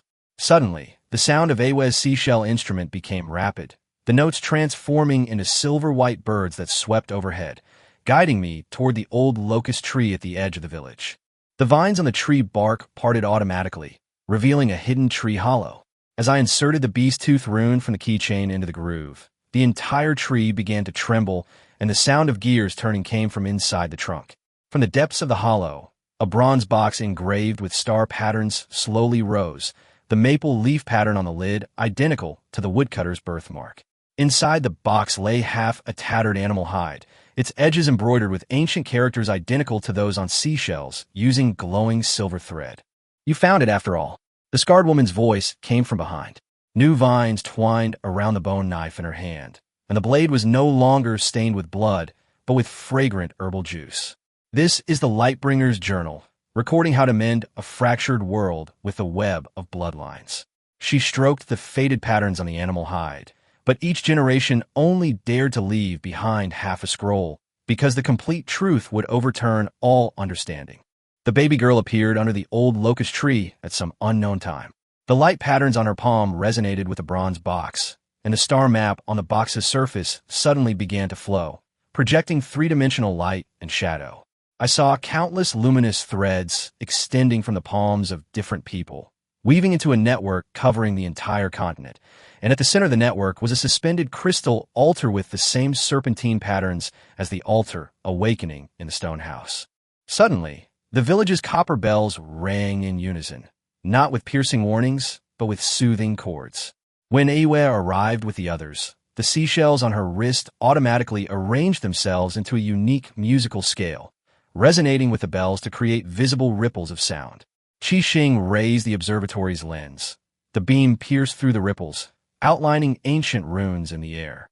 "These symbols," his voice trembled, "are exactly the same as those that appeared last night when the star trail shifted."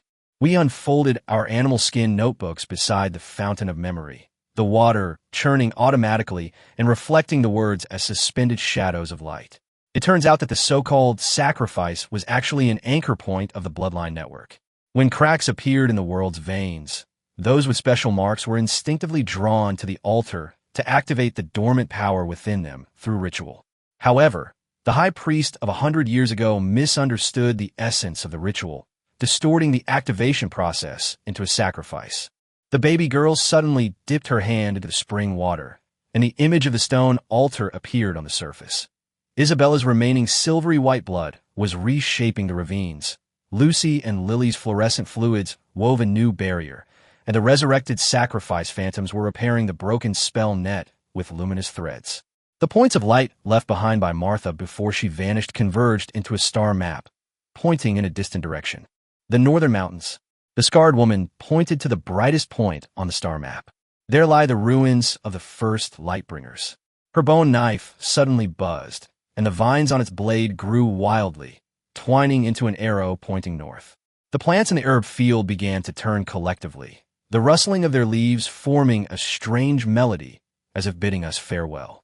Before I left, Aaya hung newly made seashell wind chimes on my luggage, each seashell engraved with a different rune. When you encounter a resonator, the wind chimes will guide you. She stuffed the prepared herbal ointment into my hand, and the moment the ointment touched my skin, the same silver patterns as the seashells appeared. Qixing handed me the improved observatory, its edges inlaid with luminous minerals extracted from fragments of a bronze cauldron. Following the fluorescent stream extending from the fountain of memory, we discovered numerous luminous vine markers in the mountains and forests. The patterns on the surface of these vines matched the glowing patterns on the baby girl's palm, and at intervals, they bore fluorescent fruits that guided the way. As night fell, the fruits automatically lit up, aligning with the stars in the sky and pointing towards the highest peak of the northern mountains. Beside a mountain stream, we encountered a herb gatherer carrying a bamboo basket. Behind his ear was a butterfly-shaped mark, gleaming like pearls in the moonlight. Suddenly, Aaya's seashell wind chime shook violently, playing a melody we had never heard before. The herb gatherer initially retreated in fright, then retrieved half a jade pendant engraved with serpentine patterns from deep within his basket, a perfect match for the fragments of the stone altar. The scarred woman laid the animal hide notebook on the rock, and the jade pendant automatically floated up, its projected light and shadow completing the incomplete record. It turned out that the mission of the Light Seekers was not only to repair the world's fabric, but also to protect this spiritual pivot that connected all things. And within the ruins of the northern mountains, the last remaining thread of the spiritual pivot, on the verge of breaking, lay dormant. The mountain wind suddenly turned biting, and dark purple lightning churned in the clouds. The light patterns on the baby girl's palm erupted with intense light, illuminating the ancient murals hidden on the rock wall. The first generation of Lightbringers stood hand in hand on a crystal altar, the light patterns on their palms converging into pillars of light connecting heaven and earth. In a corner of the mural, a blurry figure was severing threads with a serpentine blade. That figure bore a striking resemblance to Isabella in the stone house. The herb gatherer suddenly trembled violently. Golden liquid seeped from the butterfly mark behind his ear, condensing in the air into a glowing arrow pointing towards the deep chasm in the mountains. A low hum came from the bottom of the chasm, its frequency increasingly approaching the vibrations of the talisman within my body. Aayu's seashell wind chimes began to wail, the notes shattering into fragments that scattered on the ground. Each fragment reflected a different scene of disaster: withered forests, dried up rivers, and a bloody gash in the sky. The baby girl suddenly broke free from my embrace and ran towards the Rift Valley. As she ran, glowing vines sprouted from the ground, forming steps, and the light patterns on her palms resonated with the ancient totems on the rock walls, illuminating the bronze gate hidden in the shadows. The serpentine patterns on the gate slowly rotated, emitting the sound of gears meshing, and behind the gate, 1,000 voices murmured, like an ancient call or a sigh on the verge of breaking apart. Chapter 19, The Eternal Cycle. Damp moss grew rampant in the cracks of the stones, staining the walls in eerie dark green. Marta's withered fingers repeatedly stroked the edge of the pottery jar, where the congealed medicinal stains had long since turned black, forming layers of scabs. Isabella's newly made bone knife was still dripping blood. The winding silver-white patterns on the blade were crafted from the ribs of the pregnant woman who had died last time. The new girl was dragged along by chains, her linen skirt sweeping across the broken seashells on the ground, leaving tiny bloody marks. She clutched tightly to a faded amulet, woven from dried bluebells, tiny insect wings still tucked between the petals. "Don't touch it!" the girl suddenly screamed, her voice as shrill as an owl's.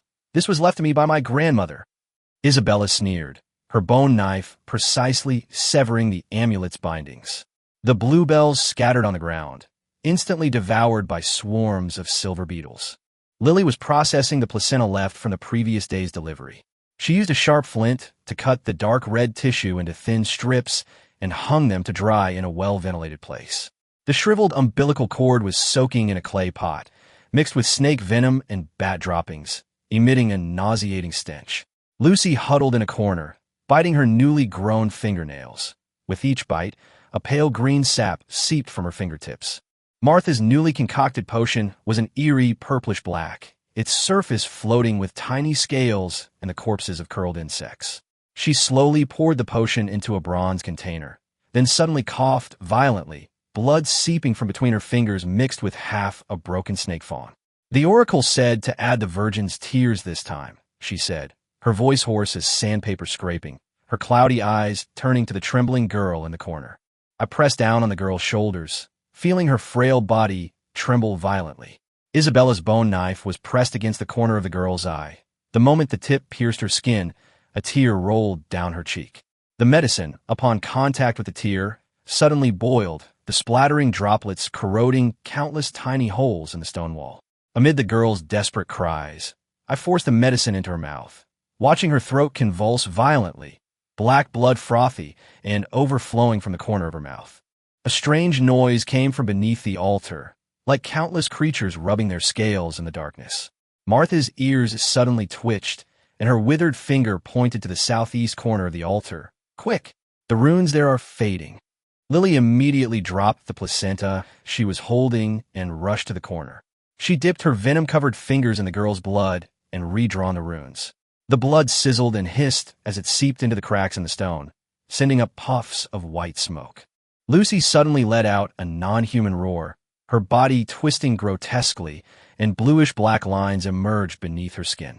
These lines moved like living creatures, gradually converging into a serpentine pattern. Isabella excitedly grabbed her hair and pressed her face against the medicine pot. "Look, God is watching over us." Lucy's tongue suddenly extended, coiling around a silver beetle on the edge of the pot and swallowing it whole. Another batch of goods was brought in, this time 3 emaciated women. Their eyes were vacant, their skin hung loosely on their bones, and their abdomens were abnormally swollen, a consequence of multiple births. Dark red blood was still dripping from under the hem of one of the women's skirts, the wounds from her last delivery that had not yet healed. Marta applied the newly concocted herbal mixture to the woman's swollen abdomen.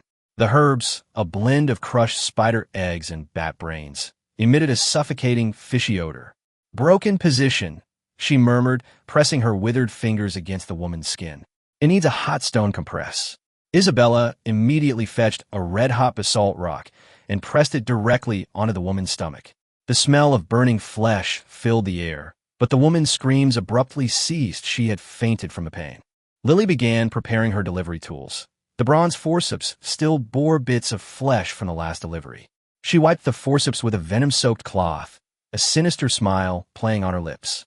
Lucy, meanwhile, gnawed on her own shed skin, the runes-covered exoskeleton making a crunching sound in her mouth. The beams and pillars of the stone house were densely covered with marks, each representing a birth, a painful cycle of rebirth. The new girl was still weeping. Her tears fell to the ground and were immediately absorbed by the silver beetles. Isabella's bone knife traversed her body, searching for the most suitable spot to strike. Marta's newly prepared medicine was ready. Powdered baby skulls floated in the earthenware jar, gleaming pale in the dim light. The clanking of chains echoed once more as another victim was dragged into this living hell. Her clothes were tattered, her body covered in whip marks and bite marks. She stared in terror at the twisted figures within the stone hut, her eyes filled with despair. And I, numbly accepting the bowl of medicine Marta offered, continued this endless, cruel ritual. In this stone hut shrouded in darkness, time had long lost its meaning. Only pain and despair coiled around everyone like venomous snakes, with no end in sight. The medicine in the earthenware jar was still bubbling. Isabella's bone knife gleamed coldly. Lily's rope was wrapped around her hand. Lucy's gnawing sounds continued incessantly, and Martha's pounding of medicine was dull and rhythmic. These sounds intertwined, forming the background music of this dark and gloomy place, accompanying the birth of every new life, every painful scream, and every desperate cry, echoing endlessly in this cold stone house. The new woman was roughly pinned to the altar. She struggled, but to no avail. Isabella's bone knife sliced open her clothes, revealing her abdomen covered in stretch marks. The lines, like centipedes, coiled across her skin, recording the suffering she had endured. Marta slowly poured the medicine into her mouth. She coughed violently, the medicine spilling from the corners of her mouth and dripping onto the altar, where it was immediately swarmed by silver beetles. Lily heated the bronze tongs, turning them red-hot in the fire.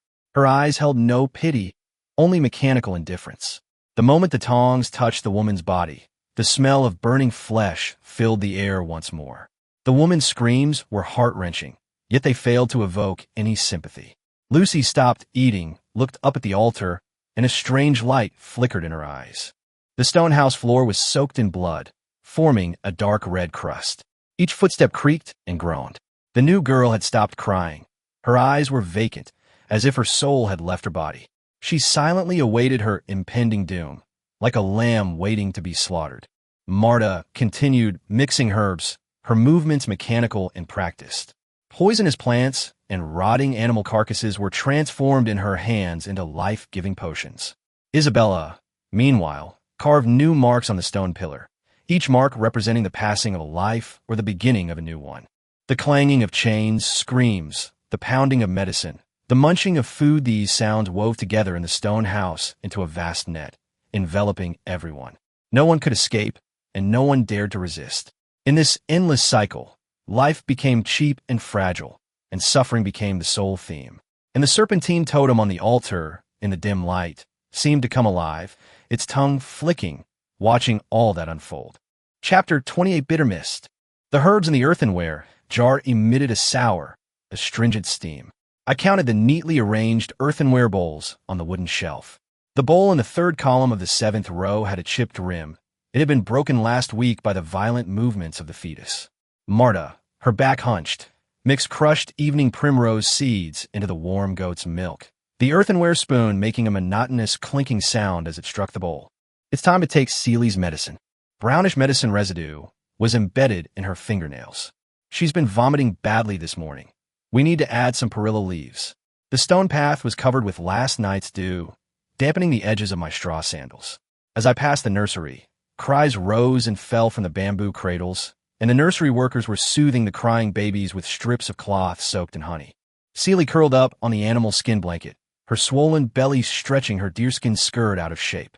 Her hands, covered in pregnancy spots, held the earthenware bowl, and the faded amulet on her wrist jingled softly and not made of 23 newborn umbilical cords. I dreamt of snakes again last night, she suddenly said, her voice like sandpaper, wrapping around my womb, the scales scraping painfully. Marta lifted her skirt and applied a chapping cream made of aloe vera and beeswax. Seely's inner thighs were covered in pale blue veins, spreading like a spiderweb. I noticed the newly tied red string around her ankle, with 3 strands of baby hair wrapped around the knot. The priest said it will protect the baby, she said, a bitter smile forcing across her pale face as she noticed my gaze. As the sun began to set, the gathering team returned with fresh raspberry leaves. Lily squatted by the stream, washing them, the wild daisies tucked in her hair, swaying gently with her movements. Her 5-month pregnant belly was round and full, but when she bent over, a gruesome old scar was revealed on her lower back, a mark left from a difficult childbirth 3 years ago. If it's twins this time, she suddenly turned her head, her eyes sparkling with anticipation, then we can live in the new cabin by the stream, right? A deep drumbeat came from the direction of the altar, and Isabella walked by, bronze staff in hand. The serpentine totem around her neck flickered with each step. It was drawn with the tribe's most precious lapis lazuli powder. The new moon will last 3 hours, she said, glancing at the pregnant women present, her gaze lingering on Seely's trembling fingertips. Prepare to receive the divine oracle. As dusk settled over the village walls, the women gradually gathered at the altar. The burning mugwort released a bitter fragrance, mingling with the frankincense and herbal scent of the pregnant women. Marta distributed crushed valerian root to everyone. For calming the nerves, she whispered, avoiding Lily's pleading gaze the last time she took an overdose of valerian root. Lily had been unconscious for 2 whole days. Isabella's bronze staff slammed into the ground, sparks flying onto the serpentine totem. 13 healthy babies have been born this month. Her voice mingled with the drumbeats, but the oracle says 7 more pairs of twins are needed. Moonlight pierced through the clouds, illuminating Seely's pale face. She instinctively clutched her abdomen, and the umbilical cord, not on her amulet, suddenly snapped, tiny fibers drifting into the totem's patterns. As the drumbeat sounded, I was taking stock of the inventory in the warehouse. The dried cranberries in the animal skin bags were almost gone, while the breastfeeding woman needed 3 handfuls a day. Last year's rice, mixed with signs of mold, sank to the bottom of the earthenware jar. Marta pushed open the door, carrying a bundle of fresh plantain. The herbs in the eastern valley are almost gone. We have to go further tomorrow. She spread out the blood-stained cloth to dry. It was the cloth used during the delivery that morning. The edges of the cloth were embroidered with faded cloud patterns, the stitches fine and neat. It was said to be a repurposed wedding dress from a pregnant woman's wedding day. The night breeze swept through the hall, carrying intermittent singing from the direction of the nursery. The nursery worker was humming an old lullaby, soothing a baby who wouldn't fall asleep. The motherwort in the stone mortar was repeatedly pounded, gradually releasing a dark green liquid. Marta added 3 drops of beeswax to the liquid, and, as she stirred, the wooden spoon suddenly broke. She stared blankly at the broken handle in her hand, her cloudy eyes reflecting the flickering candlelight. 30 years ago, my mother also gave birth to the tribe's 17th child on a night like this. The clanking of chains came from the direction of the village gate. A new batch of women, exchanged from a neighboring village, had arrived. They wore blue ribbons on their wrists, a mark of not being pregnant. The lead girl clutched a pottery jar tightly, filled with soil from her hometown. I noticed a newly formed snake tattoo on the back of her neck, its color so vivid it was almost grotesque, a stark contrast to her pale skin.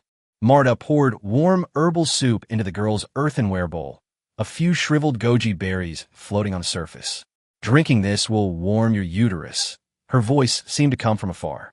The girl's fingers holding the bowl trembled slightly, and the medicine dripped down the rim, spreading a dark stain on the ground like a winding tear streak. In a bamboo basket in the corner of the warehouse, piles of swaddling clothes awaited repair. The faded cotton cloth was patched with patches of varying sizes, some still bearing traces of milk and blood. I picked up a swaddling clothes embroidered with a little fox, the stitches crooked and uneven. It was something a pregnant woman had hastily made over 3 days during the intervals between fetal movements. A long, drawn-out wolf howl echoed from outside the village, startling the owls perched under the eaves into flight. Marta sealed the last piece of beeswax into the medicine jar. Layers of medicinal residue clung to the surface, recording countless nights like this. In the distance, the altar still flickered with fire, and Isabella's voice, mingled with the drumbeats, echoed through the night sky like an endless incantation. Lilia's door was suddenly pushed open. She clutched her back, panting, her forehead beaded with cold sweat. The baby's movements suddenly became very violent. Marta grabbed the medicine box faster than I could. The herbs in the ceramic jars clattered together. Moonlight illuminated the ground behind Lily, and a trail of dark red blood dripped from her skirt, meandering into an eerie curve on the bluestone slab.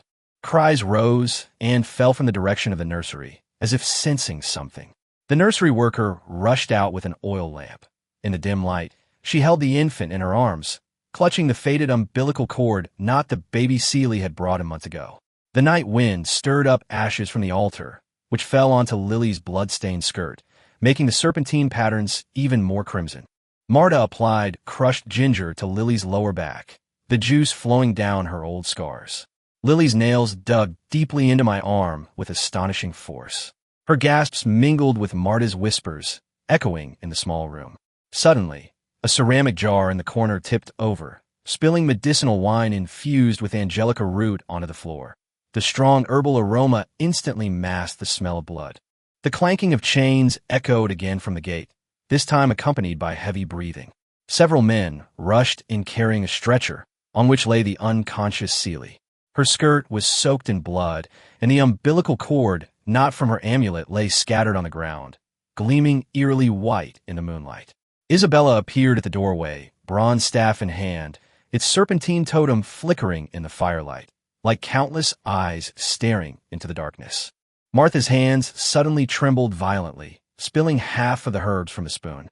She looked at Lily's contorted face, then at the unconscious Seely, her cloudy eyes welling with tears. From the distant altar came a more intense drumbeat, and Isabella's voice pierced the night. God is testing us with double the suffering, and in return, double the blessings will follow. In the warehouse, an unrepaired swaddled baby swayed gently in the night breeze. In a broken earthenware jar, the remaining herbal sap slowly evaporated, leaving dark stains on the jar's walls. The newly arrived girl huddled in a corner, clutching a ceramic bowl filled with herbal soup, her fingernails digging deep into the chipped rim. And this long night had only just begun. Chapter 21, The Woven Rings of Time. Lily's old scar on her lower back, glistening with cold sweat, was pale and bluish. Marta's trembling fingertips repeatedly smeared herbal mud on it, trying to soothe her taut muscles. The overturned angelica wine in the corner cascaded across the floor, creating a trickle of sour steam as it met the drops of blood from Lily. Seely lay flat on the adjacent animal skin mat, the fragments of the amulet around her neck rising and falling with her weak breaths. The 3 broken pieces of her umbilical cord resembled 3 lifeless white snakes. "Burn some mugwort." Marta suddenly grabbed my wrist, the medicinal paste under her fingernails rubbing against my skin. As I turned, I saw Isabella's bronze staff hovering above Lily's head, lapis lazuli powder with serpentine patterns falling into her sweaty hair. "The oracle says the twins must be born before the waning moon." The priest's voice mingled with the distant howls of wolves. Lily suddenly let out a muffled groan, her fingernails scratching 5 bloody marks on my arm. The clinking of the pottery jars from the gathering team in the warehouse startled the girl huddled in a corner. She rose, clutching the earthenware bowl containing medicine. The brownish grime clinging to the rim glistened in the moonlight. I learned midwifery. Her voice whistled like a dandelion seed scattered by the wind. Back home, I helped my grandmother deliver 7 babies. Marta's cloudy eyes turned to her, her withered finger pointing to a bamboo basket piled high with herbs in the corner. Grind the roots of the Dryopteris crassrhizoma into powder, the sooner the better. The cries from the nursery suddenly turned shrill, and the nurseryman rushed in, oil lamp in hand, the infant in her arms clutching Seely's umbilical cord knot and stuffing it into its mouth. Dark red bloodstains spread along the strips of cloth, resembling winding snake patterns in the candlelight. Isabella slammed her bronze staff heavily on the ground, shaking down the dried herbs hanging from the beams. Silence. Do not disturb the oracle. The serpentine totem around her neck twisted in the light and shadow, as if trying to break free from its skin. The sound of the stone mortar grinding herbs mingled with Lily's suppressed moans. Marta mixed the powdered Dryopteris crassrhizoma into warm water, and tiny bubbles rose to the surface of the liquid. Seely's eyelashes suddenly fluttered, and her chapped lips moved as she uttered a few syllables. Cold, so cold. I reached out and touched her ankle. Her skin was alarmingly cold, like pebbles soaking in a frigid pool. The crackling sound of torches being changed came from the direction of the altar, the pungent smell of burning new grease filling the air. Lily's water suddenly broke, warm liquid soaking the animal skin mat beneath her. Martha's hand probed inside her, her fingertips touching an unusual protrusion, and she let out a short gasp. Broken position. She turned to the girl. Go pick some thorny vines, the freshest ones. The girl stumbled out the door, spilling the remaining medicine from the earthenware bowl onto the stone path. Isabella's shadow loomed over Lily's convulsing body, the serpent head of the bronze staff pressed against her violently heaving chest. Push! God is watching you. Lily's screams abruptly ceased. She suddenly grabbed my wrist and pressed it against her abdomen. Beneath her burning skin, the rhythm of fetal movements as chaotic as war drums. Seely's fingers suddenly gripped my clothes, a fragment of a talisman embedded in her bloodied fingernails. Help me with this. Her voice was barely a whisper, her gaze fixed on the infant clutching the umbilical cord in the cradle. Marta abruptly shoved a wad of herbs into Lily's mouth. Bite down. The old midwife's voice trembled unusually. If you don't push, you and the baby will die. When the girl rushed back, clutching the thorny vines, the wild daisies in her hair were long gone. The thorns cut her palms, and blood dripped into Marta's herbal concoction. Isabella's serpentine totem swirled in the firelight. Suddenly, she tore open Lily's clothes, and her bronze staff drew a blood-soaked incantation on Lily's chest. By blood, by pain. From deep within the warehouse came the sound of an overturned pottery jar, and the newly arrived women whispered in the darkness. I touched the fragment of the amulet in Seely's hand. The edge of the fabric still bore the unfinished embroidery of a little foxtail. Lily's scream suddenly turned into a piercing wail. Marta's arm was soaked in blood, and she abruptly pulled out a small body wrapped in amniotic fluid. The infant's cry was weak, like a sob. One more. Marta shoved the baby into my arms, the umbilical cord still attached. A sound of shattering porcelain came from the direction of the cradle, followed by the nursery workers' frantic screams, mingling with the baby's cries. Isabella's bronze staff pointed at Seely, lapis lazuli dust with serpentine patterns falling onto her pale face. Your turn. Gods will wait for no one.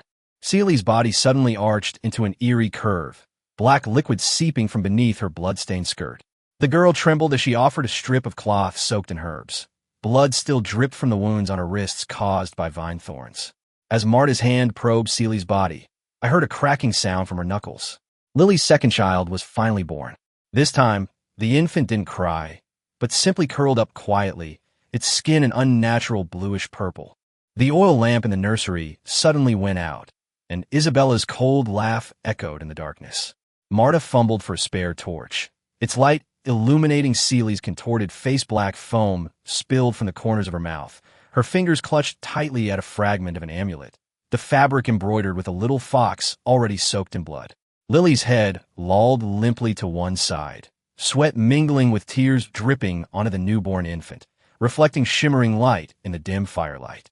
The girl suddenly knelt down, clutching the blood-stained vines and murmuring to herself. A rapid drumbeat echoed from the direction of the altar, and Isabella's serpentine totem flickered in the night, like countless eyes watching this sacrifice of life in the darkness.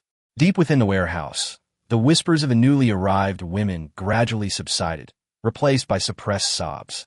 The unused herbs in the stone mortar still emitted a bitter aroma, mingled with the scent of blood and mugwort, permeating the endless night. The unused herbal sap in the earthenware jar gleamed a ghostly green in the flickering torchlight. Marta wrapped thorny vines around Lily's waist, the seeping sap meandering down her inner thighs, mingling with blood and spreading dark stains on the animal hide mat. Suddenly, the infant in my arms let out a weak cry, its voice hoarse as if rubbed with sandpaper, its tiny hands flailing wildly in the air, its fingertips still stained with the mucus left from its mother's womb. Isabella's bronze staff slammed heavily into Seely's side, lapis lazuli dust falling onto her swollen belly. The time has come. The altar of the gods cannot be delayed. Seely's eyelids trembled, the flickering firelight reflected in her cloudy eyes. Her cracked lips moved, but only weak sobs escaped her lips. Suddenly, the girl rushed forward, applying crushed herbs to Seely's philtrum. Her trembling fingers accidentally brushed against the black foam at the corner of Seely's mouth, which she hastily wiped away with the hem of her skirt. The sound of bamboo baskets tipping over came from the direction of the warehouse, and several newly arrived women crowded at the doorway, peering out. The blue cloth strips on their wrists were already soaked with sweat. One of the older women suddenly covered her mouth, her suppressed gasps particularly clear in the quiet night. Marta's nails dug deeply into Lily's lower back. Push harder. The baby's head is out.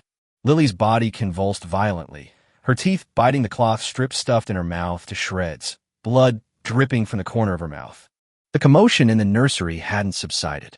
In the instant the oil lamp was relit, I saw the infant in the nurseryman's arms grabbing Seely's umbilical cord knot and stuffing it into his mouth, dark red blood trickling down the cloth to his tender chin. Isabella suddenly turned, slamming her bronze staff against the doorframe, sending splinters of wood flying onto the girl's face. Go back. Anyone who dares to pry into the oracle's secrets will have their tongue cut out and fed to the crows. Seely's abdomen suddenly heaved violently, and she let out a muffled growl, her legs kicking uncontrollably. Marta's eyes narrowed sharply, and her withered fingers pressed hard on Seely's lower abdomen. The baby's sideways. Get some hot stones. The girl stumbled towards the fire, her hands burning red from the burns as she picked up the pottery shards, but she silently wrapped the hot stones in animal hide and placed them on Seely's cold abdomen. Lily's second child was finally fully delivered into her womb. This time, the infant cried loudly, its tiny body writhing in the firelight, its wrinkled skin tinged with red. Marta quickly severed the umbilical cord with a sharp flint and placed the baby against Lily's chest, a strong little boy. A rare hint of weary relief flickered in her voice. Turning her head, she saw Seely's pupils beginning to dilate, and hurriedly pulled open her clothes, stuffing a ball of herbs into her mouth. No, the bleeding won't stop. Marta's fingers probed into Seely's body, and when she withdrew, they were covered in dark, purple blood clots. Isabella's serpentine totem twisted in the firelight. Suddenly, she grabbed Seely's hair and lifted her face. Open your eyes. God has not retracted his decree. Seely's head slumped limply, and her last breath dissipated into the blood-soaked air. The fragment of the amulet she clutched tightly in her hand was deeply embedded in her palm. The girl suddenly collapsed to her knees, tears falling onto Seely's increasingly cold hands. Marta silently closed Seely's eyes, took a faded strip of cloth from her waist, and carefully wiped the blood and foam from her face. Lily weakly reached out, wanting to touch the hem of Seely's clothes, but her hand fell limply in midair. The baby in her arms felt its mother's trembling and began to cry as well. More urgent drumbeats came from the direction of the altar. As Isabella turned around, the serpent head on her bronze staff gleamed coldly in the moonlight. Take the corpse to the foot of the altar and let the gods devour the unclean. She glanced at Lily and the two children. You rest for half an hour. A new woman will be sent at dawn.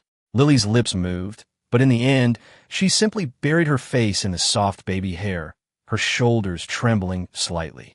I carried the crying infant toward the nursery, the bloodstains on the stone path gleaming eerily in the moonlight. The nursery worker, her eyes red-rimmed, took the child and placed him in the cradle. I noticed that Seely's umbilical cord knot had been removed and was carelessly tossed in a corner. The newly arrived women huddled in the shadows of the warehouse.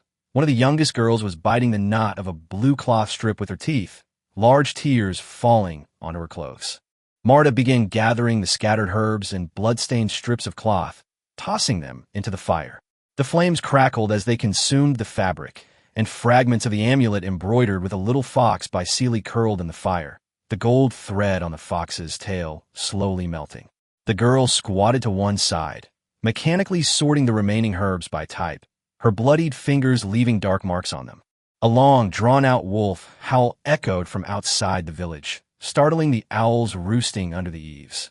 Lily's door suddenly opened again, as she appeared in the doorway, draped in a thin deerskin blanket and cradling 2 children in her arms.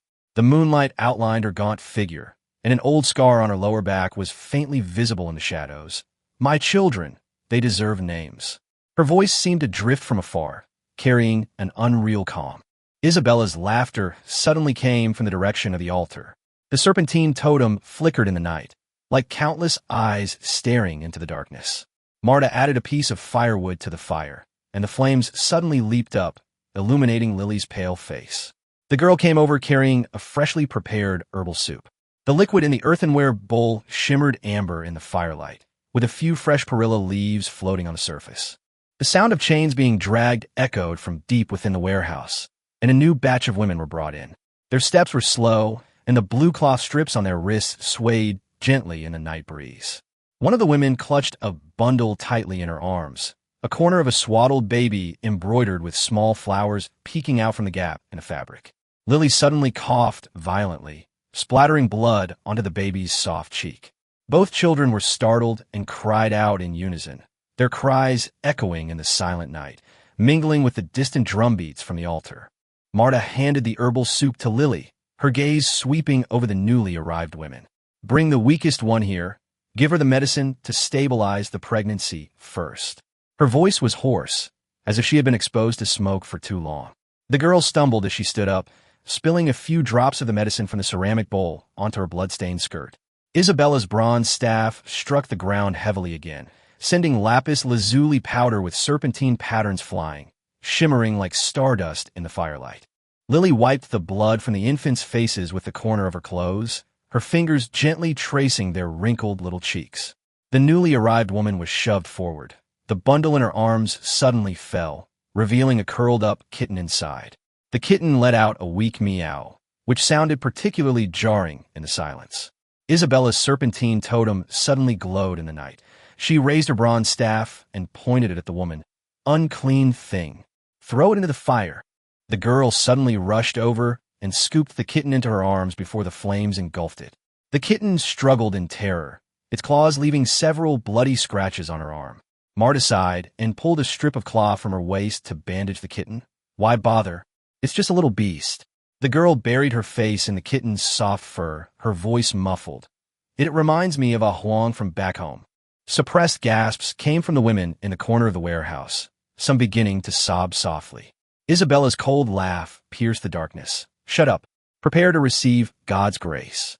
Her bronze staff drew an arc in the air, the light of its serpentine totem reflecting on Lily's pale face and in the terrified eyes of the new women. Marta continued mixing the herbs, the pounding of the mortar and pestle like a heavy heartbeat, telling of an endless cycle in the long night. Lily soothed her crying child, her gaze vacant as she stared into the distance. The old scar on her lower back gleamed bluish-white in the moonlight, like a wound that would never heal. The newly arrived women were led into the room one by one, the blue cloth strips on their wrists gradually becoming soaked with sweat, resembling lifelines about to snap in the flickering firelight. The herbs in the earthenware pots were still boiling, the rising steam blurring their faces and blurring this bleak future. Chapter 22: The Night of Delivery Under the Blood Moon. My hands, gripping the earthenware jar, were sweating profusely. My knuckles turned white from the pressure. The unused herbal sap inside gleamed a ghostly green in the flickering torchlight, like some kind of mystical incantation. Marta had wrapped thorny vines around Lily's waist, the seeping sap meandering down her inner thighs, mingling with blood and spreading dark stains on the animal hide. Suddenly, the infant in my arms let out a weak cry, its voice hoarse as if rubbed with sandpaper, its tiny hands flailing wildly in the air, its fingertips still glistening with the mucus left from its mother's womb. Isabella's bronze staff slammed heavily into Seely's side, lapis lazuli dust falling onto her swollen belly. The time has come. The altar of the gods cannot be delayed. Seely's eyelids trembled, the flickering firelight reflected in her cloudy eyes. Her cracked lips moved, but only weak sobs escaped her lips. Suddenly, the girl rushed forward, applying crushed herbs to Seely's philtrum. Her trembling fingers accidentally brushed against the black foam at the corner of Seely's mouth, which she hastily wiped away with the hem of her skirt. The sound of bamboo baskets tipping over came from the direction of the warehouse, and several newly arrived women crowded at the doorway, peering out. The blue cloth strips on their wrists were already soaked with sweat. One of the older women suddenly covered her mouth, her suppressed gasps particularly clear in the quiet night. Marta's nails dug deeply into Lily's lower back. "Push harder. The baby's head is out." Lily's body convulsed violently, her teeth biting the cloth strips stuffed in her mouth to shreds, blood dripping from the corner of her mouth. Looking at the chaotic and somber scene before me, my throat felt like it was choked by something. As one of the few literate men in the tribe with some medical knowledge, I thought I had witnessed too much life and death, but every groan and every drop of blood was assaulting my senses. I gently rocked the infant in my arms, trying to soothe his cries, but my own heartbeat only grew more rapid. The commotion in the nursery hadn't subsided. In the instant the oil lamp was relit, I saw the infant in the nurseryman's arms grabbing Seely's umbilical cord knot and stuffing it into his mouth, dark red blood trickling down the cloth to his tender chin. Isabella suddenly turned, slamming her bronze staff against the doorframe, sending splinters of wood flying onto the girl's face. "Go back. Anyone who dares to pry into the oracle's secrets will have their tongue cut out and fed to the crows." The newly arrived women retreated in terror, making the already dimly lit warehouse even more oppressive. I noticed the youngest girl, huddled in a corner, a blue cloth strip hanging loosely from her wrist, her eyes filled with fear and helplessness. She reminded me of my younger sister, who was about the same age when she was sent to another tribe for a marriage alliance, and whom I had never heard from since. Seely's abdomen suddenly heaved violently, and she let out a muffled growl, her legs kicking uncontrollably. Marta's eyes narrowed sharply, and her withered fingers pressed hard on Seely's lower abdomen. The baby's sideways. "Get some hot stones." The girl stumbled towards the fire, her hands burning red from the burns as she picked up the pottery shards, but she silently wrapped the hot stones in animal hide and placed them on Seely's cold abdomen. I watched from the sidelines, unsure how to help. Martha was experienced. Isabella controlled the so-called oracle, and the girl, though flustered, was doing her best. I, however, felt like a mere observer, yet unable to truly remain detached. The infant in my arms suddenly quieted, his little eyes slightly opening, gazing blankly at this unfamiliar world. I looked down at him, a complex emotion welling up within me. The birth of life should be joyous, but on this night, it was filled with pain and struggle. Lily's second child was finally fully delivered into her womb. This time, the infant cried loudly, its tiny body writhing in the firelight, its wrinkled skin tinged with red. Marta quickly severed the umbilical cord with a sharp flint and placed the baby against Lily's chest, a strong little boy. A rare hint of weary relief flickered in her voice. Turning her head, she saw Seely's pupils beginning to dilate, and hurriedly pulled open her clothes, stuffing a ball of herbs into her mouth. "No, the bleeding won't stop." Marta's fingers probed into Seely's body, and when she withdrew, they were covered in dark, purple blood clots. Isabella's serpentine totem twisted in the firelight. Suddenly, she grabbed Seely's hair and lifted her face. "Open your eyes. God has not retracted his decree." Seely's head slumped limply, and her last breath dissipated into the blood-soaked air. The fragment of the amulet she clutched tightly in her hand was deeply embedded in her palm. The girl suddenly collapsed to her knees, tears falling onto Seely's increasingly cold hands. Marta silently closed Seely's eyes, took a faded strip of cloth from her waist, and carefully wiped the blood and foam from her face. Lily weakly reached out, wanting to touch the hem of Seely's clothes, but her hand fell limply in midair. The baby in her arms felt its mother's trembling and began to cry as well. More urgent drumbeats came from the direction of the altar. As Isabella turned around, the serpent head on her bronze staff gleamed coldly in the moonlight. "Take the corpse to the foot of the altar and let the gods devour the unclean." She glanced at Lily and the two children. "You rest for half an hour. A new woman will be sent at dawn." Lily's lips moved, but in the end, she simply buried her face in the soft baby hair, her shoulders trembling slightly. I stood there, watching Marta and the girl struggle to lift Seely's body. The hem of Seely's clothes brushed the ground, staining it with a few drops of blood. The once lively and cheerful woman was now a cold corpse. I followed behind them, helping to open the side door of the warehouse. The night wind, carrying a chill, rushed in, and I couldn't help but shiver. Beneath the altar, the torches burned brightly, and Seely's body was slowly lowered. The flames illuminated her pale face, as if trying to devour her soul as well. Back in the nursery, Lily was breastfeeding her child with trembling hands. Her eyes were vacant, her face bloodless, and the old scar on her lower back looked even more gruesome in the candlelight. I went to her side and said softly, "Have some herbal soup. It'll be good for you." Lily didn't respond, just mechanically repeating the breastfeeding motion. I sighed and placed the earthenware bowl on the stone table beside me. Just then, Marta came in, carrying a freshly prepared herbal concoction. "Give these to the new women, especially the one with the kitten," she said, gesturing towards the warehouse. "She looks the weakest." I nodded and took the herbs. On my way to the warehouse, I heard the women's suppressed conversations. "I heard Seely is dead." "Yes, it's so pitiful, so young. I wonder if we'll end up like that too." The voices were filled with fear and unease. I pushed open the warehouse door, and the women's voices stopped abruptly. Everyone looked at me nervously. I tried to keep my tone gentle. "This is medicine to prevent miscarriage. Everyone should share it." I walked over to the woman holding the kitten and handed her the herbs. "You drink it first. Take care of yourself and your baby." The woman looked up, her eyes filled with gratitude. "Thank you," she said, taking the herbs and taking a small sip. The kitten in her arms nestled quietly in her embrace. Seeing this, the other women followed suit, each receiving their own herbs. Watching them, I felt a mix of emotions. Some of these women had been abducted, others sent for political marriages.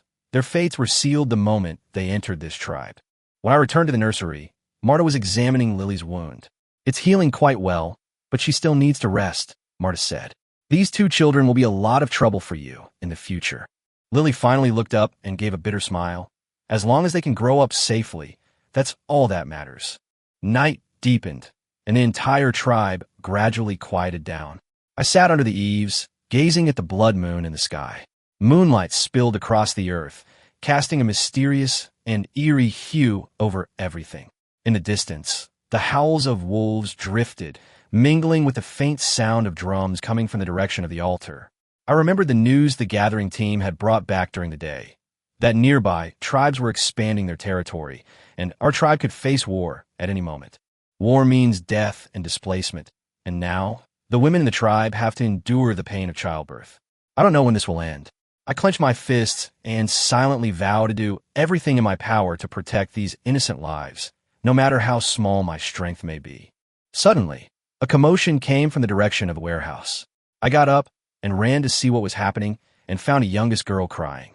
She was curled up in a corner. The blue bandage on her wrist had come undone. I knelt down and asked softly, "What's wrong?" The girl sobbed, "I miss home. I don't want to stay here." A pang of pain shot through me, and I gently patted her back, saying, "Don't be afraid. It will be all right." But I didn't even know if I was comforting her or myself. At that moment, the other women gathered around, offering their own comfort. Watching them lean on each other, I suddenly realized that in this cruel environment, they could only rely on each other. I returned to my room, took out my treasured herbal medicine book, and began to peruse it by the dim candlelight. Perhaps I could find a better method of childbirth, or perhaps a cure for postpartum hemorrhage. I knew that these things alone might not change anything, but I had to do something, even if it was just for that sliver of hope. Time ticked by, and dawn approached. Marta began preparing to welcome the new batch of women, neatly arranging the herbs on the table and preparing the flint and strips of cloth. Lily was already asleep, her two children lying quietly beside her. The young girl sat in the corner, her eyes vacant, still immersed in the grief of Seely's death. I stood at the doorway, gazing at the gradually brightening eastern sky. A new day was about to begin, but what fate awaited this tribe was anyone's guess. The sound of horses' hooves approached in the distance. I knew the new women were arriving. I took a deep breath, turned, and went into the room, preparing to face what was to come. No matter how many difficulties and challenges lay ahead, I could not back down, for there were too many lives here that needed protecting. The sound of horses' hooves grew louder as they approached, jarring the silent village. I stood at the entrance, watching a dozen or so women being driven into the village. Most of them were disheveled, their eyes filled with terror and despair. Some wore tattered clothes, revealing their scarred skin. Others clutched their bellies tightly, their steps faltering. Marta strode forward and began to scrutinize the women. Her eyes were sharp, as if she were assessing something. "Bring the pale-faced one here," she said, pointing to a thin woman. Several guards immediately stepped forward and shoved the woman before Marta. I quickly went over and helped the woman sit down. She was trembling all over, muttering something incessantly. I leaned closer to listen and realized she was calling for her child. "Don't be afraid. Have some water first." I poured a bowl of water from the earthenware pot next to me and held it to her lips. The woman hesitated for a moment, then took the bowl and drank it down in large gulps. Water dripped from the corners of her mouth, wetting her clothes. Marta began to take her pulse, her brow furrowing deeper and deeper. "The baby is breech, and she's too weak." She turned to me. "Go get the astragalus and cotinopsis you collected last time, and boil some more water." I nodded and hurried to the pharmacy. The pharmacy was filled with the aroma of various herbs, and I searched the shelf for the herbs Marta needed. Just as I was busy searching for medicine, a scream suddenly rang out outside. My heart tightened, and I dropped the herbs I was holding and ran outside. I saw a woman break free of the guard's grasp and run towards the edge of the tribe. The guards immediately gave chase and soon caught her. The woman struggled desperately, crying out, "Let me go back. My child is waiting for me at home." Isabella appeared out of nowhere, holding a bronze staff, her eyes cold. "How dare you run away?" Her voice was low and sinister. "Take her to the altar and let the gods punish her for her disrespect." Several guards dragged the woman away, her cries echoing in the night sky, sending chills down everyone's spines. I stood there, filled with anger and helplessness. These women were already pitiful, yet they had to suffer such treatment. Marta sighed and said, "Never mind that. Let's get the medicine ready first. The pregnant woman can't wait." I suppressed my emotions, returned to the pharmacy, put the herbs into the earthenware pot, and started a fire to brew the medicine. The aroma of herbs gradually filled the air, mingling with the stench of blood to create a peculiar and pungent smell. I stood by the earthenware pot, watching the flames flicker, but my thoughts drifted far away. I thought of my mother, who also suffered a difficult childbirth when she gave birth to me. Although she survived, her health remained poor, and she passed away a few years later. Perhaps it is for this reason that I developed a strong interest in medicine, hoping to help more people escape the torment of illness. But now, in this tribe, I feel so powerless. Isabella's oracle is like a shackle, binding everyone's minds, making them believe her words without question, even when some of her practices are so cruel and unreasonable. The medicine was ready, and I carried the earthenware pot back to Marta. She was feeding the pregnant woman herbs. After a few sips, the woman seemed to feel better. "Help me get her bed. I need to adjust the baby's position," Marta said. I carefully helped the woman to the animal skin bed in the room. Marta began skillfully adjusting the woman's baby's position. The woman was pale with pain, and large beads of sweat rolled down her forehead. "Bear with it, just bear with it," Marta whispered comfortingly. I held the woman's hand tightly, hoping to give her some strength. Just then, another commotion arose outside. I got up and went to investigate, and saw several guards carrying a stretcher with an unconscious woman lying on it. "What happened to her?" I asked. One of the guards replied, "She fell on the road and hasn't woken up since."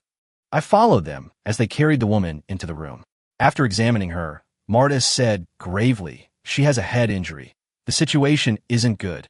She began searching for herbs to treat the woman. I helped out, watching Marta's busy figure, silently praying that the woman would be all right. At that moment, Lily woke up. Seeing the mess in the room, she struggled to get up and help. "You stay still, don't move," I quickly said, pressing her down. Lily looked at the unconscious woman, her eyes filled with worry. "She looks badly injured. We have to save her." I nodded and continued to treat Marta's wounds. We applied herbs to the woman's head and gave her some medicine to stop the bleeding. Time passed, but the woman still showed no signs of waking up. The rest of the tribe were also alarmed and gathered outside the room to look. Isabella arrived as well, standing in the doorway, watching everything with cold eyes. God does not favor the sinner, she said coldly. If she doesn't wake up, that is God's will. A surge of anger welled up inside me, but I dared not vent it. I knew that in this tribe, Isabella's words were law, and no one could disobey her. But I was unwilling to simply watch a life slip away. So Marta and I continued to try everything we could to save the woman. The young girl also came over. She had recovered from the grief of Celi's death and took the initiative to help take care of the other pregnant women. A hint of determination appeared in her eyes, as if she had understood something about Celi's situation. I'll brew the medicine for them, she said, and went to prepare the herbs. Just as we were busy, the cries of the woman who had tried to escape and been caught came again. Her voice was filled with despair and pain, heartbreaking to hear. I couldn't help but want to go and see how she was doing, but Marta stopped me. Don't go, you can't help her. I stopped in my tracks, filled with remorse. As a healer, I should be saving lives, but in this tribe, I couldn't even find peace of mind. I could only channel this guilt into motivation, focusing even more intently on treating the women before me. As dawn broke, everyone was exhausted from a night of work. The unconscious woman finally stirred. Her fingers twitched, and she slowly opened her eyes. Where am I? She asked weakly. My heart leaped with joy, and I quickly said, You're awake. Don't worry, you're safe. Marta breathed a sigh of relief, a rare smile appearing on her face. Have some porridge to replenish your strength. She brought over a bowl of warm porridge and fed it to the woman. After drinking the porridge, the woman felt better and began to recount her ordeal. It turned out that she too had been forcibly brought to this tribe, and she had a young child and a frail husband at home. Hearing her story, everyone in the room fell silent. They all shared similar tragic experiences, yet were powerless to change their circumstances. Just then, the cry of a baby came from outside. It turned out that another pregnant woman had successfully given birth. Although the process was difficult, both mother and child were safe. That cry seemed to bring a glimmer of hope to this oppressive tribe. Relief smiles appeared on everyone's faces, temporarily forgetting the pain and sorrow of the past. Looking at the newborn baby, its tiny body wriggling in its mother's arms, a warm feeling welled up inside me. However, this fleeting joy did not last long. Isabella reappeared, looking at the newborn babies and exhausted mothers with no warmth in her eyes. Take the children to the altar and receive the blessings of the gods, she commanded. Several guards immediately stepped forward to take the children away. The mothers clung tightly to their children, refusing to let go. No, don't take my children away, they cried. Isabella's face darkened. Those who disobey the oracle will face the consequences. The scene instantly descended into chaos, a cacophony of mothers' cries and guard shouts. Watching this unfold, I was filled with anger and helplessness. I wanted to intervene, yet I feared Isabella's punishment. Just then, Marta stepped forward. Isabella, these children are still very weak after birth and are not suitable for the altar, she said. Let's wait until they are better. Isabella stared at Martha, her eyes filled with threat. Martha, are you questioning the oracle? Marta met her gaze without flinching. I'm only speaking from a healer's perspective, thinking about the children's health. Isabella was silent for a moment, then said, Then wait 2 more days, but after 2 days, the children must be sent to the altar. With that, she turned and left. The mothers breathed a sigh of relief, clutching their children tightly, as if afraid they would lose them if they let go. Looking at these poor mothers and innocent children, I secretly vowed to find a way to protect them and not let Isabella's plot succeed. For the next 2 days, the atmosphere in the tribe remained tense. Marta and I were busy caring for the pregnant woman and the newborn, with the young girls helping out. We examined the children, prepared herbal remedies, and hoped they would grow up healthy. Meanwhile, some of the newly arrived women were still grieving over their loss of freedom, while others were trying to adapt to this unfamiliar environment. In my spare time, I chat with them and learn about their stories. Every story is filled with tears and helplessness, giving me a deeper understanding of this cruel world. I also teach them some simple medical skills that I've learned, hoping they can protect themselves and their children when they encounter difficulties. 2 days passed quickly, and Isabella returned to the nursery. Looking at the adorable children, A cold glint flashed in her eyes. "Take the children to the altar," she commanded again. The mothers' faces turned deathly pale. They knew that no matter how much they resisted, they couldn't change the outcome. We could only watch as the guards took the children from their mothers' arms, the mothers' cries heart-wrenching. I followed behind the procession, my heart filled with trepidation. I didn't know what Isabella intended to do to these children at the altar, but I knew it couldn't be anything good. Torches roared on the altar, billowing smoke. Isabella stood in the center, chanting incantations. Her bronze staff danced in the air, lapis lazuli dust scattering with her movements. Children wept in the arms of guards, their cries echoing across the empty altar. I stood beneath the altar, fists clenched, praying for peace. Isabella's ritual continued, her voice growing louder and her expression more frantic. Suddenly, dark clouds filled the sky, and a gust of wind swept in, extinguishing the torches on the altar. The dark clouds hung low, as if threatening to swallow the entire altar. A fierce wind whipped sand and gravel against my face, tearing Isabella's chanting into fragments. Instinctively, I clutched the swaddled baby in my arms, the child Lily had entrusted to me, who was now weeping loudly at this sudden turn of events. The other guards were thrown into disarray. Several children were tossed about and caught in the chaos, their screams and cries mingling together. "Don't move." Isabella slammed her bronze staff heavily onto the altar, the lapis lazuli powder with its serpentine totem gleaming eerily blue in the darkness. Her hair, whipped across her face by the fierce wind, remained fixed on the churning clouds. "The gods are angry. Offer a sacrifice." Before her words were finished, a bolt of lightning ripped across the sky, illuminating the terrified faces of the children on the altar. I saw the swaddling clothes of one of the infants lifted by the wind, revealing purple legs, clearly a sign of being chilled. Marta squeezed next to me without my noticing, her thin hands gripping my clothes tightly. "Take the children back to their room. They can't stand this cold." Just as I was about to take a step, Isabella suddenly turned around, her bronze staff pointing directly at us. "Who dares to take away the sacrifice?"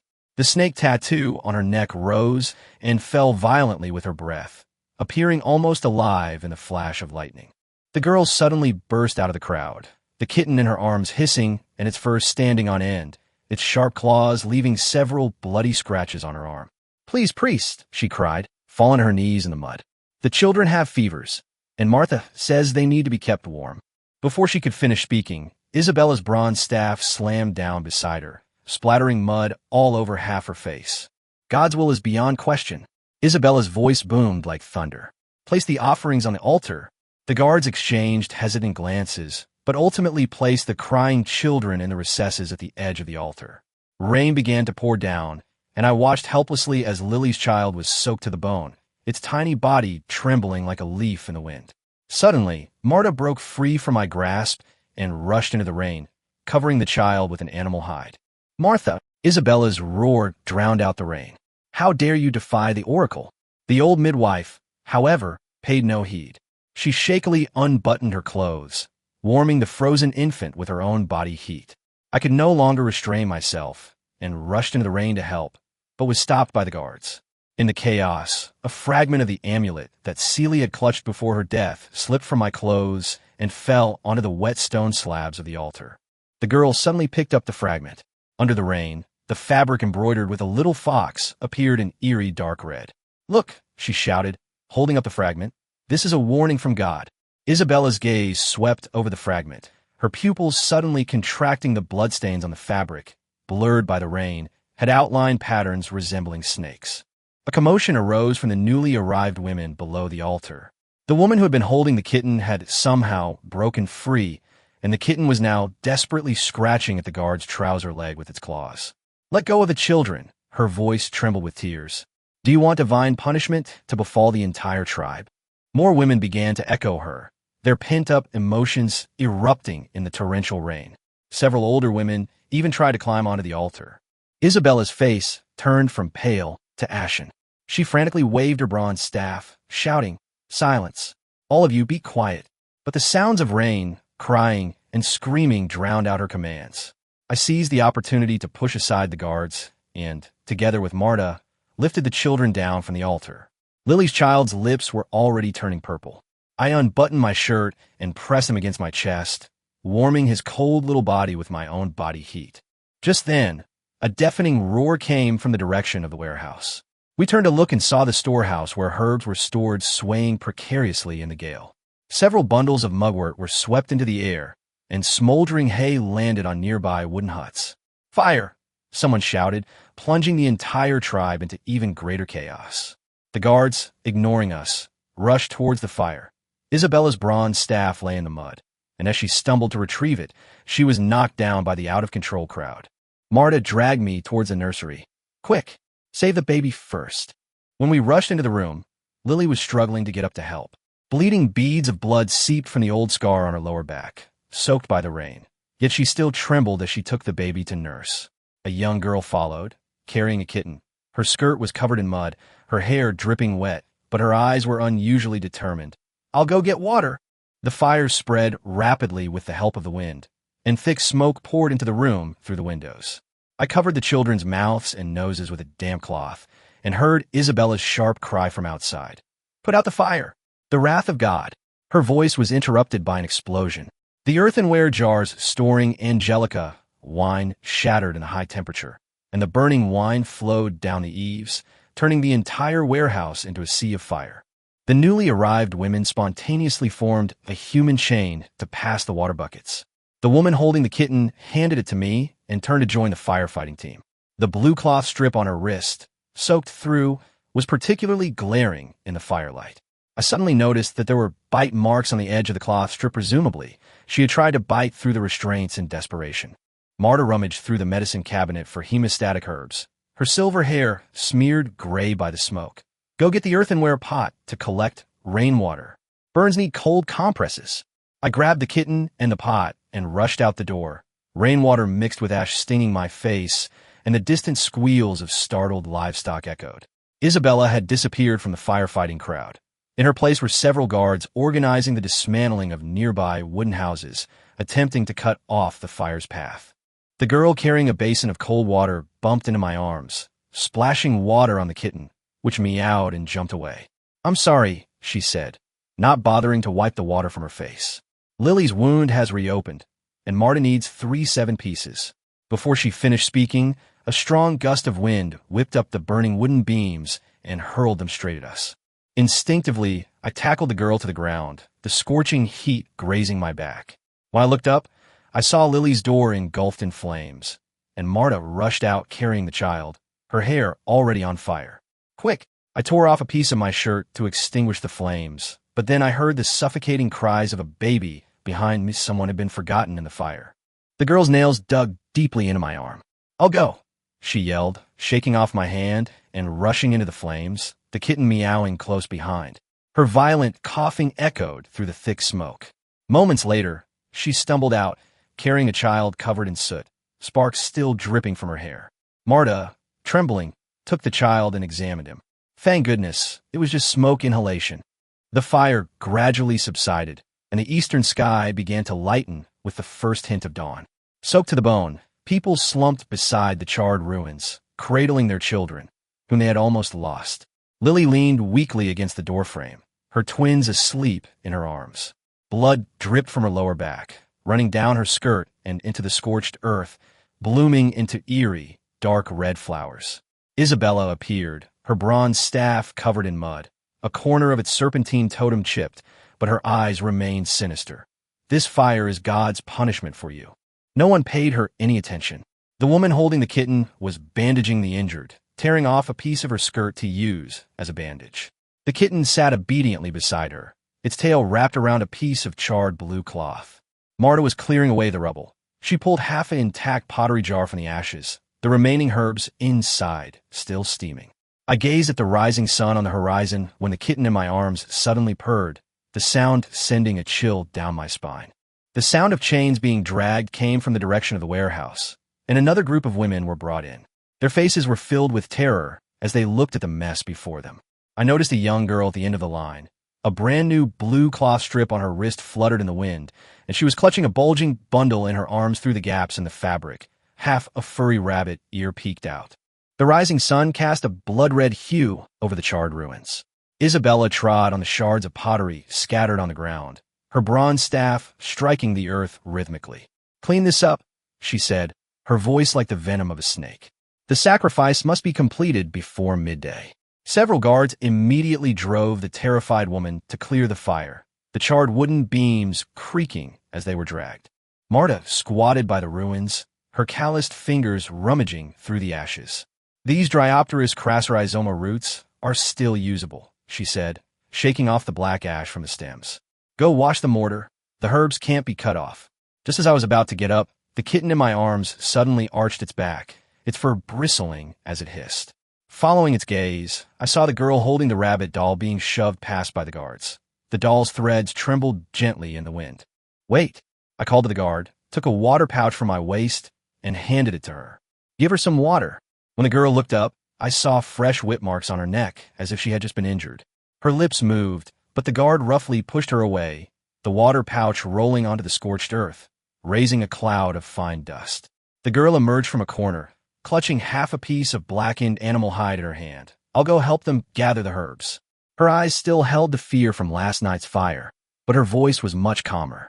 Lili's door was suddenly pushed open. She was draped in a blood-soaked deerskin blanket, her twins wrapped in faded swaddling clothes. "My children," her voice was hoarse, like sandpaper being scraped. "Couldn't you let them get some sun?" Marta straightened up, a hint of hesitation flashing in her cloudy eyes. "It's windy outside. Let's wait until noon when the sun is stronger." Lily didn't argue, but simply turned and went back into her room, the old scar on her lower back grotesque in the morning light. The sound of bronze bells came from the direction of the altar. Isabella was rearranging the ritual site. Several guards carried charred wooden beams and piled them at the foot of the altar, lapis lazuli powder mixed with ash scattered on the blackened stones. I noticed the snake tattoo on her neck had an unnatural bluish-purple tinge, like the marks of an infected wound. She must have been injured when she was knocked down by the crowd last night. Suddenly, the sound of shattering porcelain came from the warehouse. Martha and I exchanged a glance and rushed over. There, we saw the woman holding the kitten, kneeling amidst the broken porcelain shards.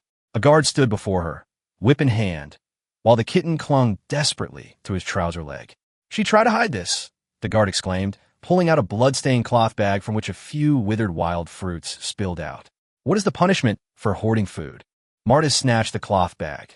"This is for pregnant women to stimulate their appetite. Do you want to starve the future of the tribe?" Her voice was filled with anger, her withered fingers jabbing at the guard's chest.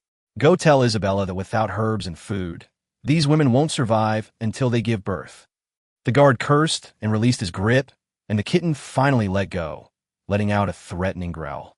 The woman, her eyes red, gathered the broken pieces, blood seeping again from the old wounds on her wrists caused by the vines. As the sun rose higher, the atmosphere in the tribe grew increasingly oppressive. The newly arrived women were divided into two groups.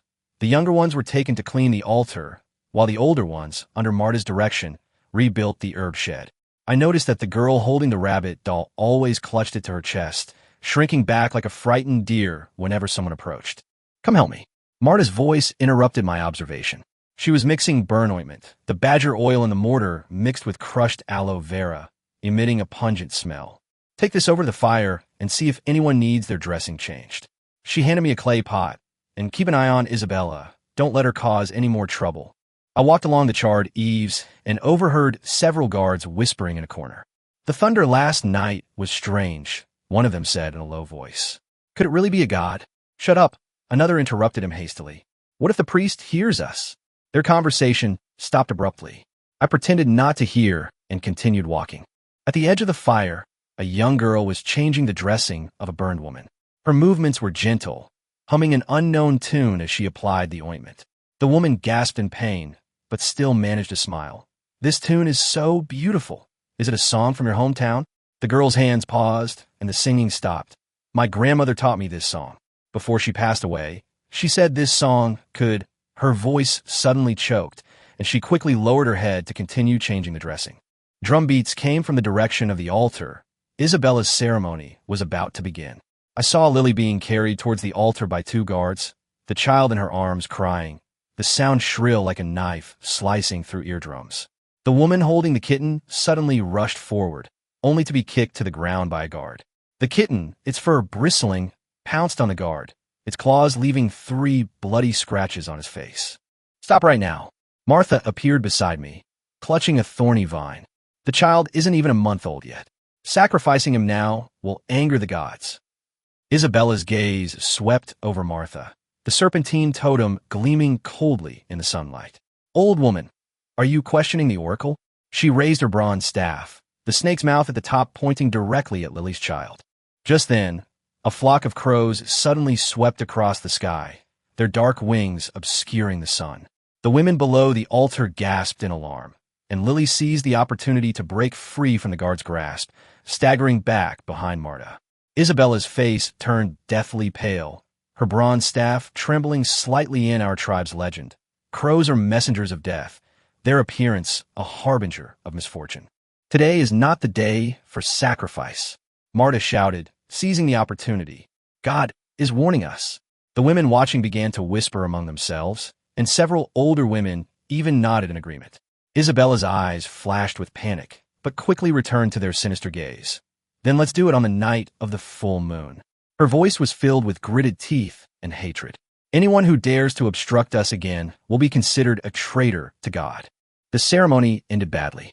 Lily carried the child back to her room, her steps unsteady as if she might collapse at any moment. Marta followed behind her, muttering about brewing some blood-tonifying medicine. I stood there, watching Isabella direct the guards to rearrange the altar. The tattoo on her neck, soaked with sweat, looked even more bluish-purple. The girl holding the rabbit doll was now standing beside me, her eyes fixed on the altar, her fingers unconsciously tugging at the doll's ear. "What's your name?" I asked softly. The girl took a half-step back as if startled, and after a long while, she timidly spoke, "Aha, rabbit." Her voice was as soft as a mosquito's buzz. "They say my rabbit will bring bad luck." I noticed that the blue cloth strip on her wrist was frayed, revealing red marks underneath, clearly indicating that she had tried to break free. From the herb shed came a girl's shouts, saying that the freshly picked mugwort was not enough. I turned to leave, but A2 suddenly grabbed my sleeve. Could you help me hide this?" She stuffed her rabbit doll into my arms. "They're going to burn it." Before I could answer, she ran away in a panic, her skirt sweeping across the scorched earth. I stood there, clutching the warm doll, and heard the sound of chains dragging on the ground behind me. Another batch of goods was being delivered to the tribe. The leading woman had vacant eyes, clutching a bamboo basket tightly in her arms, from which a corner of a swaddled baby embroidered with twin lotus blossoms peeked out. The distant mountains were dyed blood-red by the setting sun. Isabella's bronze staff gleamed coldly in the twilight, and beneath the altar, charred wooden beams oozed black grease. Chapter 23, Dusk, is falling. As dusk deepened, torches were lit one by one around the altar, their orange-red light casting Isabella's shadow onto the charred stone walls, twisting like a coiled serpent. She was repainting the altar's totems with beast blood. The lapis lazuli powder mixed with dark red blood gleamed eerily in the firelight. Several guards watched from the side, escorting newly arrived women whose ankles were now bound with heavy iron chains that dragged harshly on the ground. Clutching Atu's rabbit doll, I hid in the shadows, hesitating for a long time before finally stuffing it into a pile of hay in the corner of the herb shed. Just as I straightened up, I saw Marta hurrying towards me, her clothes stained with fresh herbal juices, and a half-roll of bandage clutched in her hand. "Quickly, boil some hot water. Lily's bleeding has started again." Her voice was full of exhaustion and anxiety. "We can't let Seely's tragedy repeat itself." I hurried to the kitchen. The water in the earthenware pot still held the warmth of the day. As I added firewood to start a fire, I heard wails coming from the direction of the warehouse, as if someone was being tortured. Flames licked the bottom of the pot, and the rising steam blurred my vision. The image of Seely's contorted face before her death involuntarily surfaced in my mind. By the time the water was boiled, the moon had already climbed above the treetops. I carried the steaming earthenware pot toward the nursery, and, as I passed the altar, I bumped into Isabella, reprimanding the guards. There must be no more mishaps before the full moon. She slammed her bronze staff heavily on the ground, knocking down a few pebbles. Especially that girl named A2. Her eyes make me uneasy.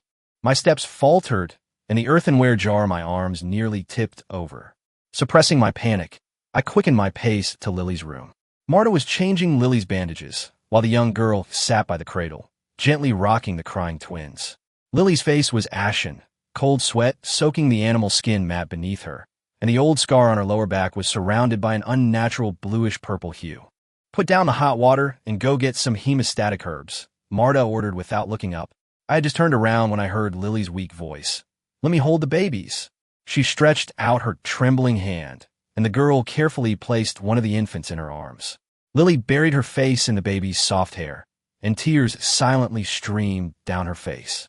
The herbal medicine room was filled with a strong medicinal aroma. As I was rummaging through the shelves looking for hemostatic herbs, I suddenly heard a rustling sound behind me. Turning around, I saw A2 huddled in a corner, clutching a tattered cloth bag tightly in her arms. Her eyes were red and swollen, clearly from crying. When she saw me, she hurriedly wiped her tears with her sleeve. "What are you doing here?" I asked softly. "Isabella is looking for you." A2 trembled, clutching the cloth bag even tighter. "They're trying to steal my things." She choked back tears as she opened the bag. Inside were several baby clothes, the stitches rough but neat. "These are for my unborn child." A pang of pain shot through me as I recalled the blue cloth strip on her wrist and the whip marks on her neck. Just as I was about to say something, hurried footsteps sounded outside. A2's eyes widened in terror. I acted swiftly, pulling her into the compartment where herbs were stored. Through the crack, I saw several guards burst in with torches, ransack the room, and then leave cursing. As the footsteps faded into the distance, A2 collapsed to the ground, tears streaming down her face once more. "They said I'm carrying a monster," she cried. She lifted her clothes, revealing her swollen belly covered in gruesome scratches. "Isabella said that only by sacrificing my child can the wrath of the gods be appeased." I knelt down and took her trembling hand. "Don't be afraid. Marta and I will figure something out." Even so, I felt utterly lost. In this tribe where Isabella controlled everything, what could we possibly do? Just then, a commotion broke out outside. I cautiously peeked out and saw flames shooting into the sky from the direction of the altar, accompanied by shouts from the crowd and the cries of livestock. A2 also stood up, her eyes filled with fear. "What's happening now?" We ran outside and saw a pack of wolves attacking the tribe under the cover of night. Their eyes gleamed with an eerie green light in the firelight, and saliva dripped from their sharp teeth. The guards brandished their weapons and fought the wolves, their screams and howls mingling together, blood splattering on the scorched ground and emitting a pungent, fishy smell. Isabella stood on the altar, brandishing her bronze staff and chanting incantations. However, this time her spell seemed to have lost its power. The wolves not only did not retreat, but instead pounced on the crowd even more frantically. A woman was knocked to the ground by a wolf, letting out a piercing scream. Seeing this, A2 rushed over without hesitation. I followed closely behind, grabbed a stick, and chased the wolf away. The woman's arm was mangled and bloody from bites. A2 tore off a piece of her skirt to bandage it. Her movements were frantic, yet resolute. "Take her to the herbal medicine shop." I shouted to Tuesday, "I'll handle things here." The battle raged on for a long time, until the first light of dawn broke in the east, at which point the wolf pack finally retreated. The tribe was a scene of devastation, littered with corpses and blood. Isabella's bronze staff was broken in two. She knelt on the altar, her eyes vacant as she stared at the sky. Marta weaved through the crowd, tending to the wounded, while the young girl, carrying her twins, searched for Lily amidst the ruins. I found Lily unconscious under a pile of rubble. She had multiple wounds, and blood stained the ground beneath her. Marta rushed over and examined her, her face grave. "She's lost too much blood. We must stop the bleeding immediately." She turned to me. "Go and get all the herbs you can, quickly." I ran frantically towards the herb shed, only to find the door locked and the sounds of fighting coming from inside. Kicking the door open, I saw Isabella, choking A2, who was clutching a cloth bundle containing baby clothes tightly in her hand. "You jinx!" Isabella's face was contorted with madness. "It's all because of you that the gods have brought this disaster upon us." I rushed over, pulled Isabella away, and pushed her to the ground. A2 slumped against the wall, panting heavily. Isabella struggled to her feet, glaring at us with venomous eyes. "You'll all be haunted by death." She picked up the broken bronze staff and stumbled away. I didn't have time to chase after her.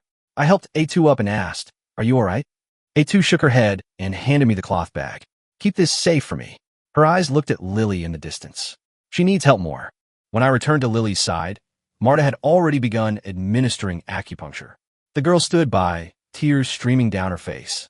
Lily's face grew paler and paler, and her breathing became weaker. Marta's hands trembled slightly, something I had never seen before. She was always calm and collected, but now her eyes were filled with despair. "There's still a way, isn't there?" the girl asked, her voice choked with emotion. "Martha, you must have a way." Marta didn't answer, but continued to focus intently on administering the acupuncture. I handed her the herbs, silently praying for a miracle. In the distance, Isabella's figure appeared on the hill, holding a broken staff and chanting to the sky. A new day had arrived, and sunlight shone on the ravaged tribe, but it couldn't dispel the gloom that shrouded the place. I don't know if this disaster was truly, as Isabella said, a punishment from God, but I know that we must live on, for ourselves and for those innocent lives. A2 was helping to brew the medicine. Her belly was already quite large, making movement very difficult.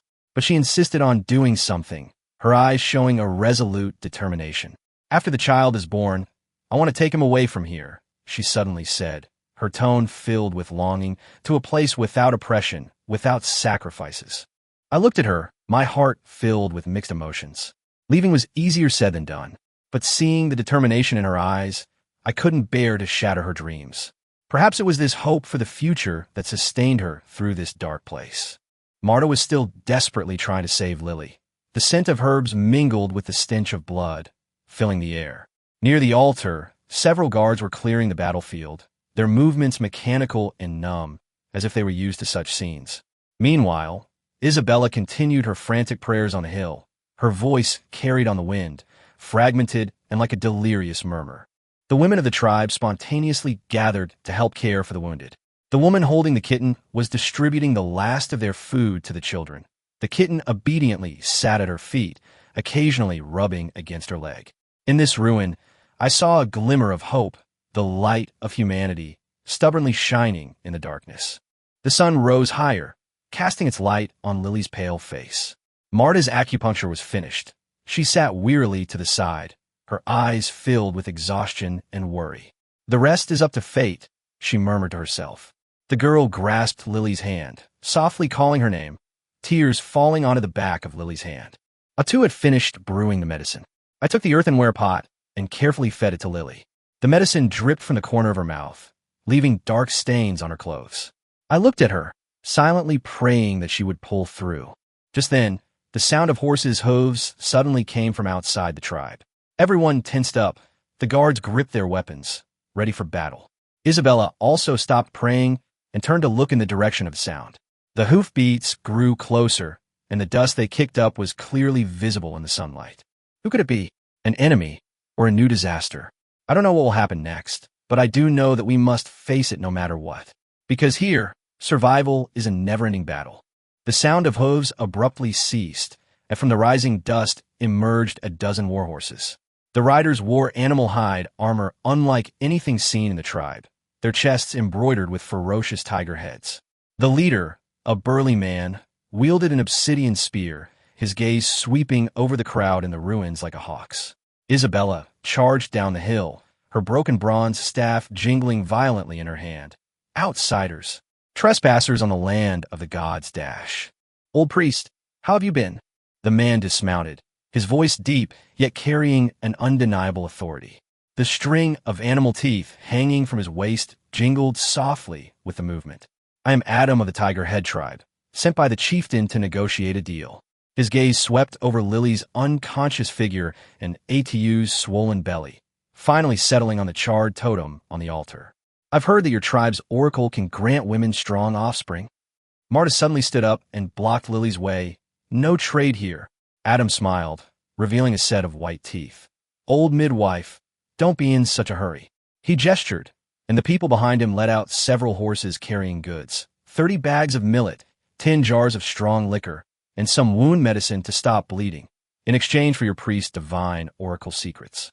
Isabella's pupils contracted sharply, the broken staff almost piercing Adam's chest. How can the will of God be tolerated? Enough! Adam's spear suddenly pressed against her throat, the cold glint of the metal making her face turn pale. "Ive investigated." Your tribe has been at war for years, and women give birth to 10 children, but only 3 survive. Rather than let the gods eat cold offerings, let the living fill their stomachs. The guards gripped their weapons, ready to pounce, but were met with arrows from Adam's men. In the ensuing stalemate, Atu suddenly stepped out from the crowd, her skirt stained with herbal extracts, the cloth bag in her arms swaying gently with her movement.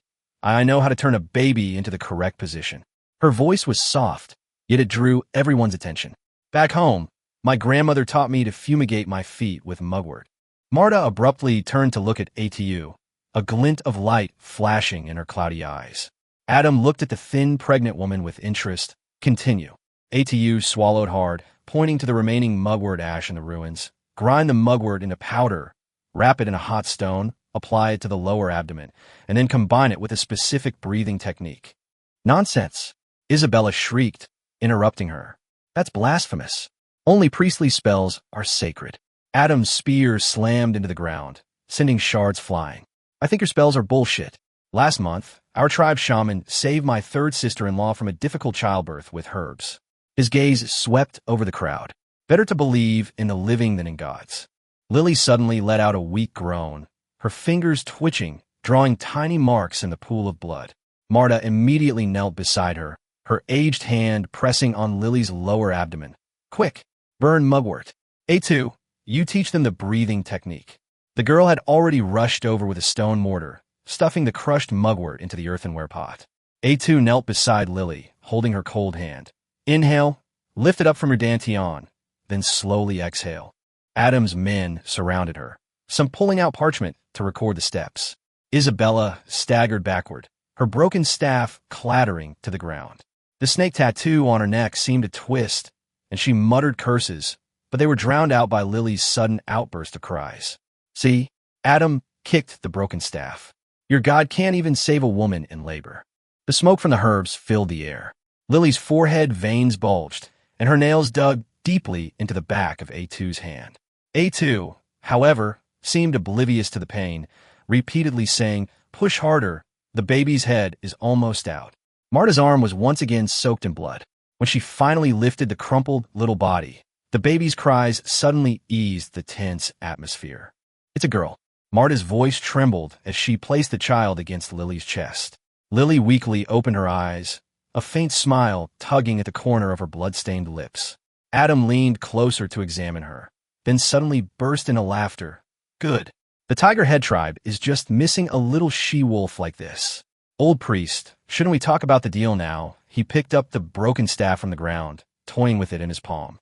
I want all of your tribe's birthing recipes. And his gaze swept over Isabella. This charlatan woman, come back to my tribe as a slave. Isabella let out a sharp howl and lunged at Adam like a wounded beast. Several members of the Tiger Head tribe immediately pinned her down, binding her hands and feet with leather ropes. Let me go. You'll be punished by the gods. Her struggles seemed futile against Adam's sneer. Adam turned to Marta and said, Old midwife, cooperate with us. I guarantee you'll get next year's seeds and ironware in return. Marta wiped the blood from her face, looked at the baby in her arms, and then at the women surrounding Lily. In their eyes, fear was gradually being replaced by hope. I want 2 copies of all the prescriptions, she said calmly but firmly. 1 for you, and 1 to keep in the tribe. Adam nodded in agreement, gesturing for his men to bring pen and ink.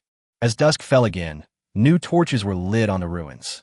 The people of Adam helped set up makeshift tents, and several women simmered millet porridge around a fire, its aroma mingling with the scent of herbs. Isabella, chained to a pillar of the altar, continued to curse, but no one paid her any attention. A2 sat beside Lily, softly humming a lullaby, the cloth bag in her arms already open, the little clothes inside awaiting their new owner. I was squatting in the corner grinding herbs when I heard Adam and Marta discussing solutions for breach presentation. Actually, there's another way. Use a cloth to support the pregnant woman's belly. Marta's voice came through the room.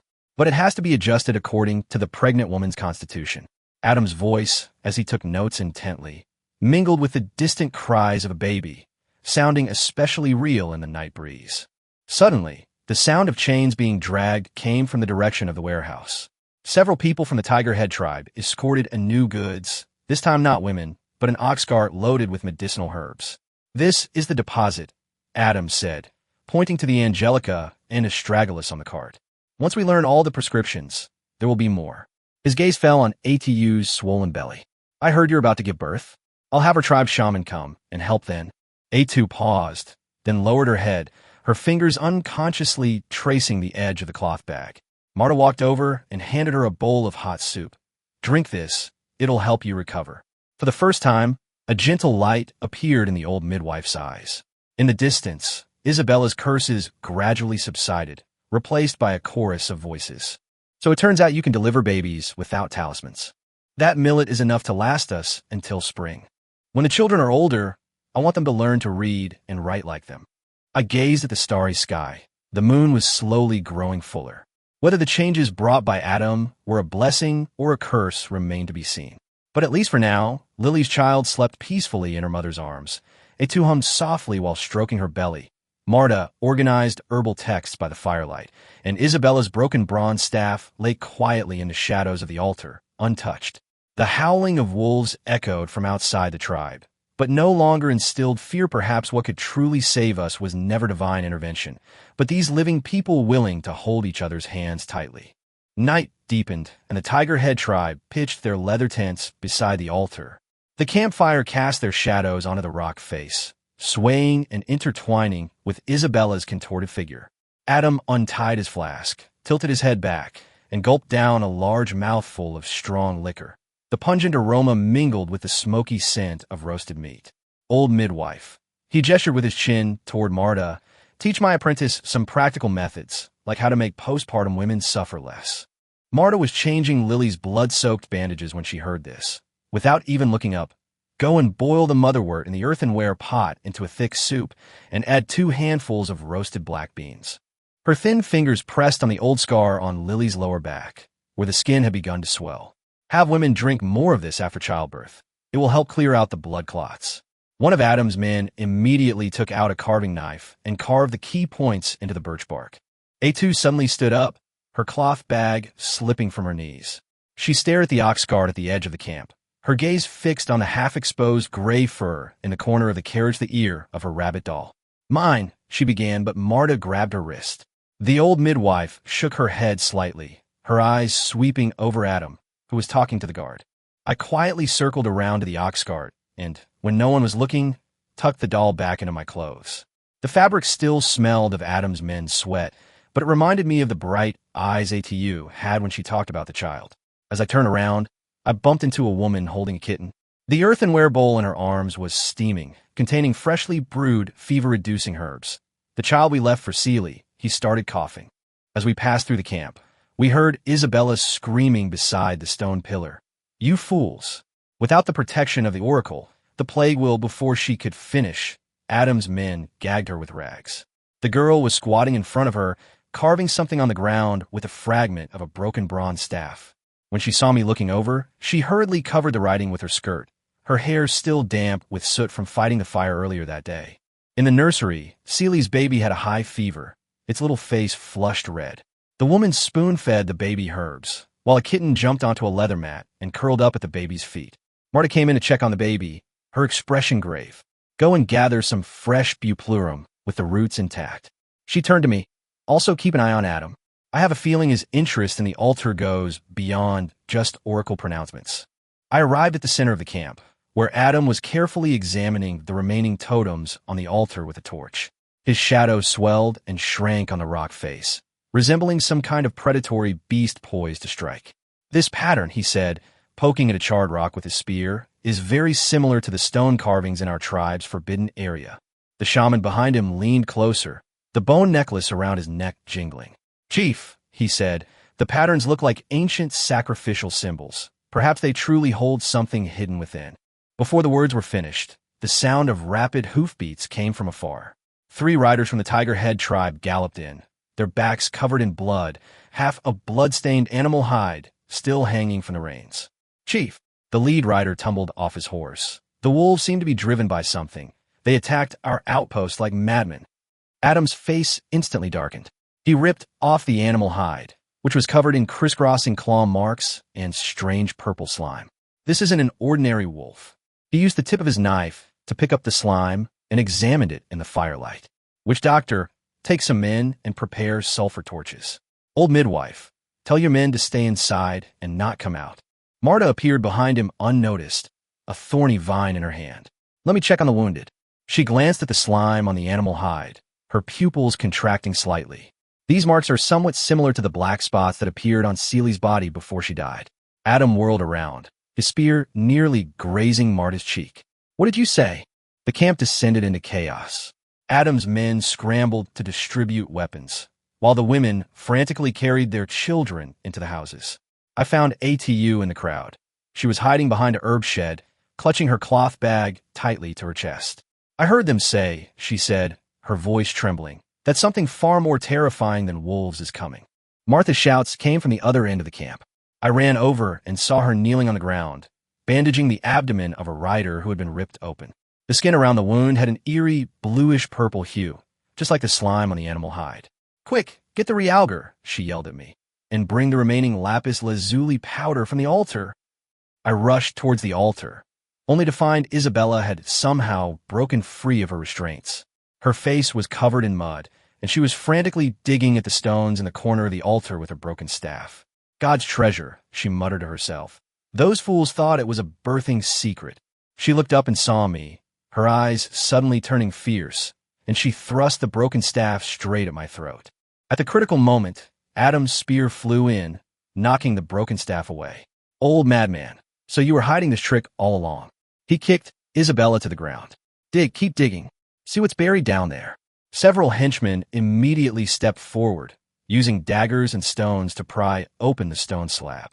I took the opportunity to collect the lapis lazuli powder, but then glimpsed a rusty bronze sword hilt protruding from under the slab. The howls of wolves echoed outside the camp, even more mournful than the night before. Adam's shaman suddenly pointed to the sky and shouted, "Blood moon! It's a blood moon!" I looked up and saw that the moon had been stained a dark red, and black shadows flickered through the clouds. Marta's voice pierced the chaos. Everyone, boil herbs in water and sprinkle it at the entrance. Quickly. Suddenly, A2 grabbed my arm, her nails digging almost into my flesh. My stomach hurt so much. Dark red blood seeped from under her skirt, and her cloth bag fell to the ground with a thud. Marta turned around and saw this scene, her face changing drastically. Quick, prepare for the delivery. Adam, where's your witch doctor? Adam stared at the bronze artifact unearthed beneath the altar, a serpentine statue with half a jade disc inscribed with runes in its mouth. So this is the truth behind the oracle, he murmured, his eyes gleaming with fanaticism.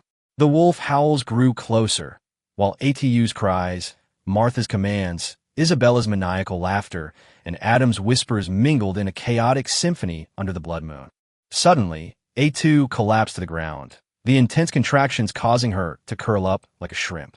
As Marta rushed over, her skirt swept across the scattered cloth bundles on the ground, the stitches on the baby clothes gleaming pale in the moonlight. Quickly, carry her inside. The old midwife's voice was sharper than ever before. Adamu, you can look at those bastards later. Adamu then seemed to snap out of his daze, kicking the snake-shaped statue into the pit and waving for his men to help. When A2 was carried into the makeshift tent, I noticed a purple scratch on her ankle, identical to the marks on the other wounded. The girl rushed in carrying a mortar and pestle, filled with crushed hemostatic herbs mixed with drops of blood seeping from between her fingers. Boil water. Marta ripped open ATU's skirt, her aged fingers trembling slightly as she probed inside. The baby's position is horizontal again. Get a scalding hot stone. She turned and glared at Adam, who was standing in the doorway. And you, call the witch doctor. If anything goes wrong, I'll skin you alive. Adam cursed and turned to disappear into the night. Outside the tent, the wolf howls suddenly turned eerie, as if mixed with some kind of sharp shriek. I rushed towards the campfire, clutching the pottery jar, only to see several guards from the Tiger Head tribe whispering around the altar. The chief said the runes on the jade disc. Shh, don't talk nonsense. I heard it's related to the curse in the forbidden area. Their conversation was interrupted by a piercing scream from the edge of the camp. When I returned with the hot water, the tent reeked of blood. A2's nails dug deeply into the animal skin mat, sweat and tears plastering her hair to her face. Marta's arm was soaked in blood. Suddenly, she grabbed my wrist. Press on her stomach, push to the left. Just as I touched A2's burning skin, I heard the sound of a clay pot shattering outside. As the girl rushed in, the kitten in her arms bristled and hissed. Isabella stole the lapis lazuli powder. The girl's skirt was stained with mud. Clearly she had tripped and fallen. She went to the back mountain. Marta didn't even look up. Ignore her. Watch the door. Don't let anything in. Suddenly, A2 let out a heart-wrenching scream, and Marta's pupils contracted sharply. Oh no! Umbilical cord wrapped around its neck. Her voice was filled with a fear I had never heard before. Quick, get a sharp flint. Hurry. As I turned around, I bumped into Adam bursting in with the witch doctor. The witch doctor's bone necklace jingled, and he held a bowl of steaming medicinal soup in his hands. This is our tribe's labor-inducing medicine, the shaman said, but Marta slapped him away. This poisonous soup will kill her. The old midwife's white hair stood on end. Get out. All of you get out. Adam retreated outside the tent with a gloomy face, taking a deep look at A2's swollen belly before leaving. The air inside the tent seemed to freeze. A2's struggles weakened, her eyes becoming unfocused. Marta suddenly ripped open her clothes and pressed A2's head against her chest. Bite. Push. The girl knelt beside her, trembling as she applied herbs to A2's philtrum. My hands, gripping the flint, were drenched in cold sweat as I listened to Marta's urgent commands. Prepare for delivery. The baby's feet are coming out first. Just then, a deafening roar came from the back mountain. The ground began to shake violently, and the tent frames creaked under the strain. Adam's roar, mixed with wolf howls, came from outside. It's the wolf pack. They've broken through the defenses. I turned my head and looked through the gaps. Under the blood moon, I saw countless green eyes surging like a tide. The lead wolf was as tall as half a person, and purple stripes were faintly visible under its fur. Martha's voice seemed to come from a great distance. Ignore what's outside. Push. Rabbit. Push. Rabbit suddenly unleashed her last bit of strength, her 10 fingers digging deep into Martha's flesh. With a weak cry, the baby's legs finally slid out of the womb, but his little face was a horribly bluish-purple. The umbilical cord was tightly wrapped around his neck. Scissors. Give me scissors. Martha's voice was hoarse. I frantically handed her the flint, watching her tremble as she cut the umbilical cord. The baby suddenly convulsed violently, black phlegm spilling from its mouth. The witch doctor, who had somehow reappeared, burst in and shoved a black pill into the baby's mouth. This is an exorcism pill. He's cursed. Marta punched the witch doctor to the ground. Get out. She picked up the baby and slapped his back hard. Black slime continued to ooze out, but the baby's cries grew weaker and weaker. The clanging of weapons clashing came from outside the tent.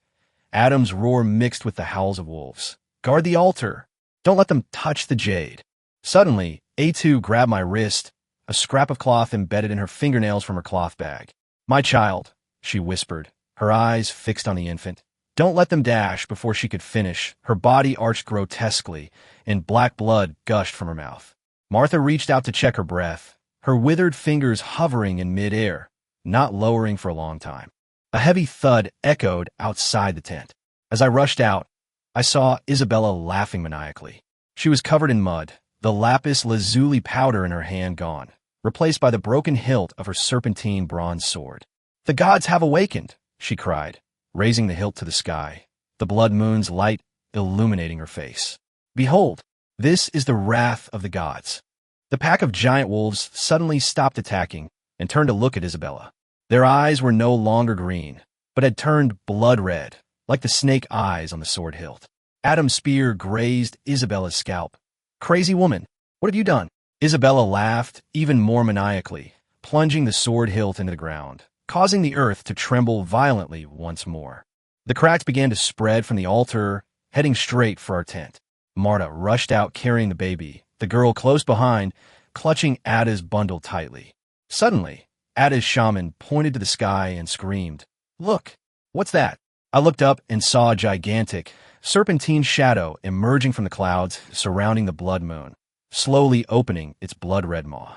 Serpentine shadows churned within the blood moon, the clouds seemingly stirred by an unseen force, transforming into twisted vortexes. Isabella's laughter mingled with a piercing hiss, and the serpent tattoo on her neck began to writhe, crawling upwards along her skin as if alive. Adam's witch doctor suddenly collapsed to the ground, convulsing and spitting out black clots of blood. It's the serpent god descending upon the world. Don't believe her nonsense. Marta shoved the baby into my arms and pulled a thorny vine from her waist. Hold the east flank. The wolves are coming in.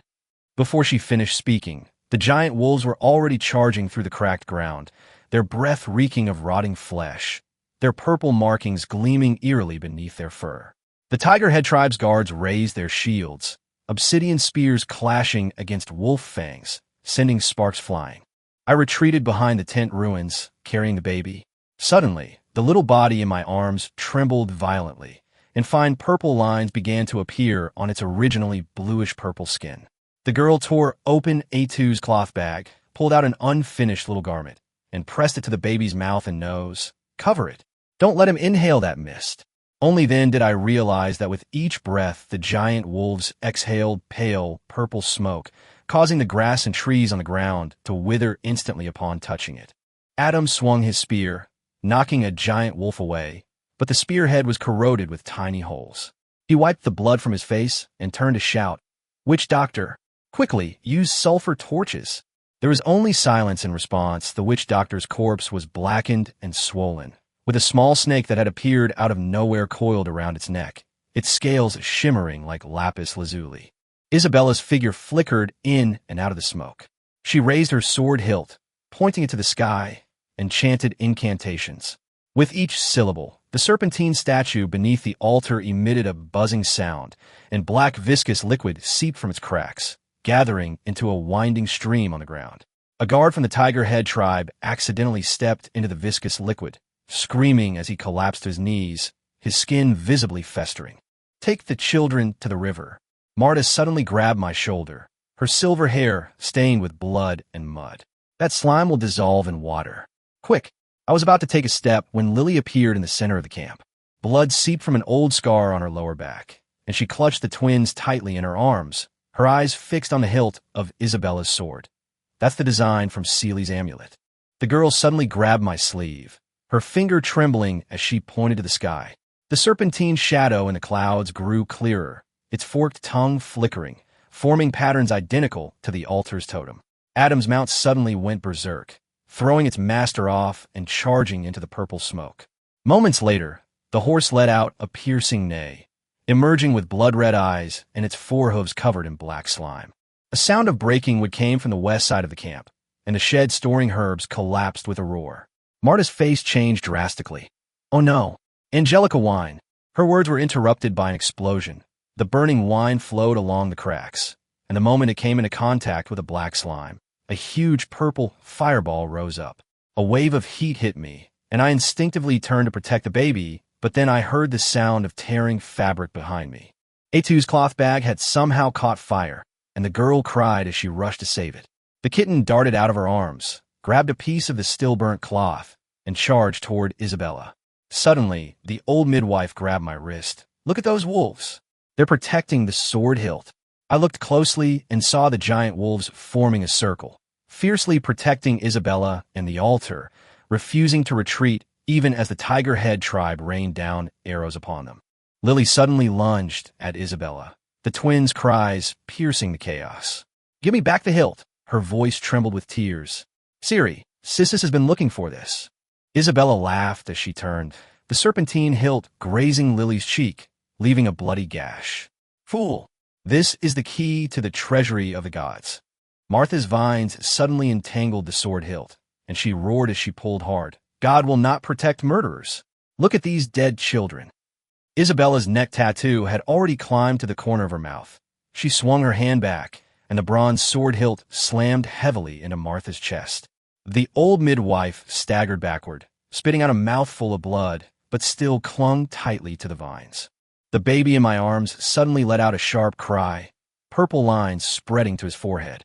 The girl suddenly tore open her clothes and pressed the baby's mouth to her chest. "Drink my blood."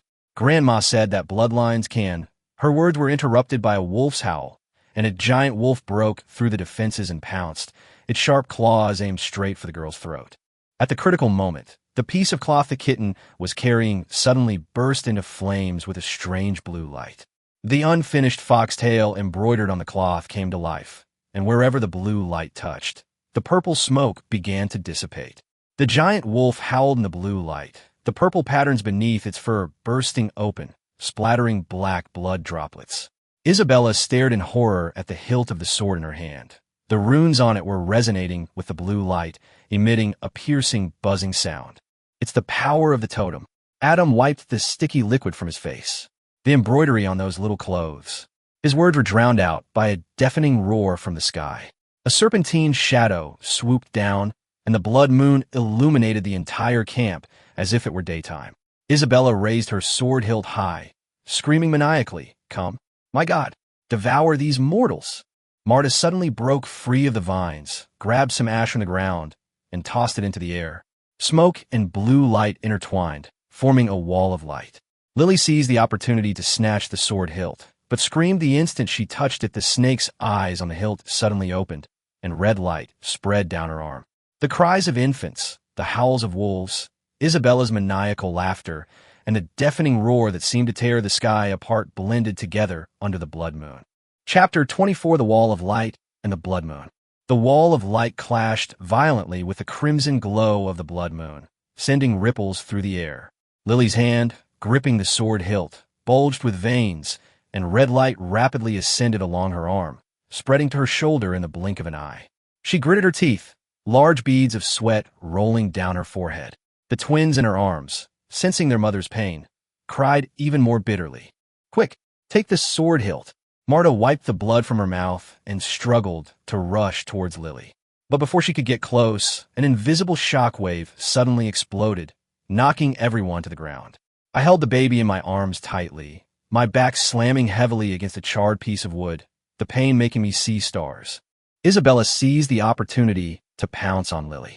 The snake tattoo on her neck had completely covered half of her face, and she hissed inhumanly, "Give me the key! God's treasury is mine." Her nails grew long and sharp, and she viciously clawed at Lily's wrist. Lily dodged to the side, but because she was holding the child in her arms, her movements were restricted, and Isabella's claws still managed to leave 3 bloody scratches on her shoulder. Adam roared and charged forward, brandishing his spear. The tip of his spear was corroded and broken, but it still thrust towards Isabella with fierce momentum. Isabella screamed and turned, her eyes flashing with a crazed red light. She raised her hand and unleashed a purple energy beam. Adam dodged to the side. The energy beam grazed his arm, burning a large, smoking crater in the ground. The battle in the camp intensified. The guards of the Tigerhead tribe clashed with the giant wolves, their shouts and howls echoing throughout the camp. Some guards, enveloped in purple smoke, became dazed and turned to attack their own comrades. The air was thick with the acrid smell of blood and burning, mingled with the ash of Artemisia and a strange blue light, creating a bizarre and gruesome scene. The girl seized the opportunity to rush to Lily's side. Her arm was still bleeding, but her eyes were resolute. "I'll help you," she cried, reaching for the sword hilt, trying to share Lily's pain. Miraculously, as her hand touched the hilt, a sudden surge of blue light erupted, clashing with the red glow. Isabella, seeing this, let out an angry scream and lunged at them again. I struggled to my feet, still holding the baby, and saw Marta rummaging through a pile of herbs. Her hair was disheveled, and she was covered in mud and blood, but her movements were still swift and practiced. "Found you!" she exclaimed, pulling out a handful of dried purple herbs, a rare herb in the tribe called purple heartgrass, said to have the power to purify evil spirits. Martha chewed the purple heartgrass and rushed towards Lily. She shoved the chewed herb onto Lily's hand, which was gripping the sword hilt, and chanted, "With the spirit of the earth, dispel evil." A miracle occurred.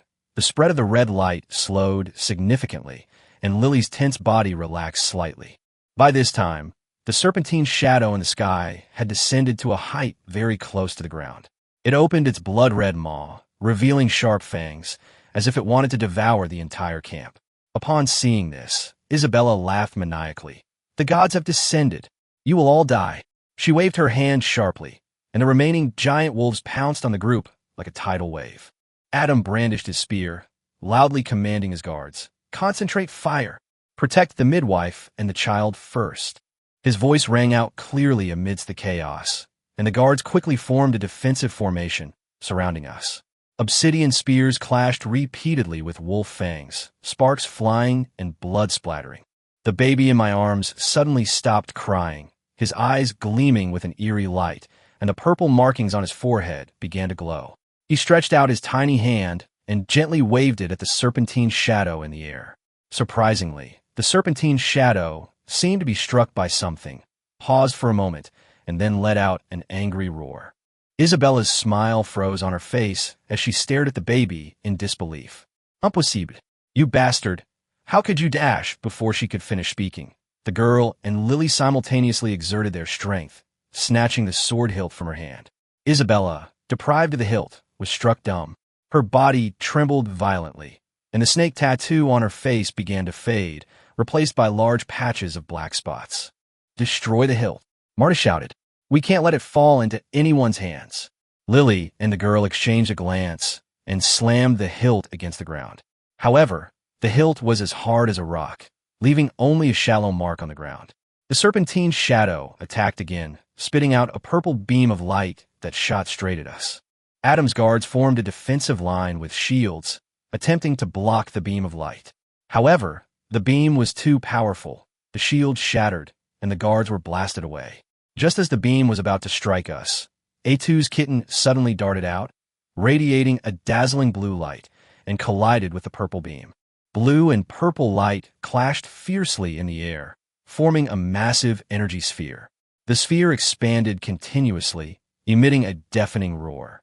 The kitten's body became transparent under the impact of the energy, yet still stood firmly in front of us. The girl, tears streaming down her face, cried out the kitten's name. Ahuang. No. The energy sphere grew stronger, causing the entire camp to tremble. Cracks in the ground widened, and black slime gushed out like fountains. Isabella laughed maniacally, her body gradually dissipating, turning into a cloud of purple smoke and merging into the energy sphere. The serpentine shadow let out a resentful roar, then swiftly vanished into the blood moon. The energy sphere exploded suddenly after reaching its peak. A blinding light illuminated the entire night sky, and a massive shockwave blew us away. I held the baby tightly, and in my last moments before losing consciousness, I saw Lily, the girl, and Martha's figures flickering in the light. When I awoke again, all was quiet. Sunlight streamed across the ravaged camp, and a faint smell of burning filled the air. I struggled to sit up and found myself lying by a stream, the baby in my arms fast asleep, the purple lines on its forehead gone. I stood up and looked around for the others. Not far away on the grass, Marta was struggling to her feet, her face weary, but her eyes still resolute. Child, you're awake, she said, a relieved smile appearing on her face. I need to go find the others. As we walked back along the stream, we witnessed a heartbreaking scene.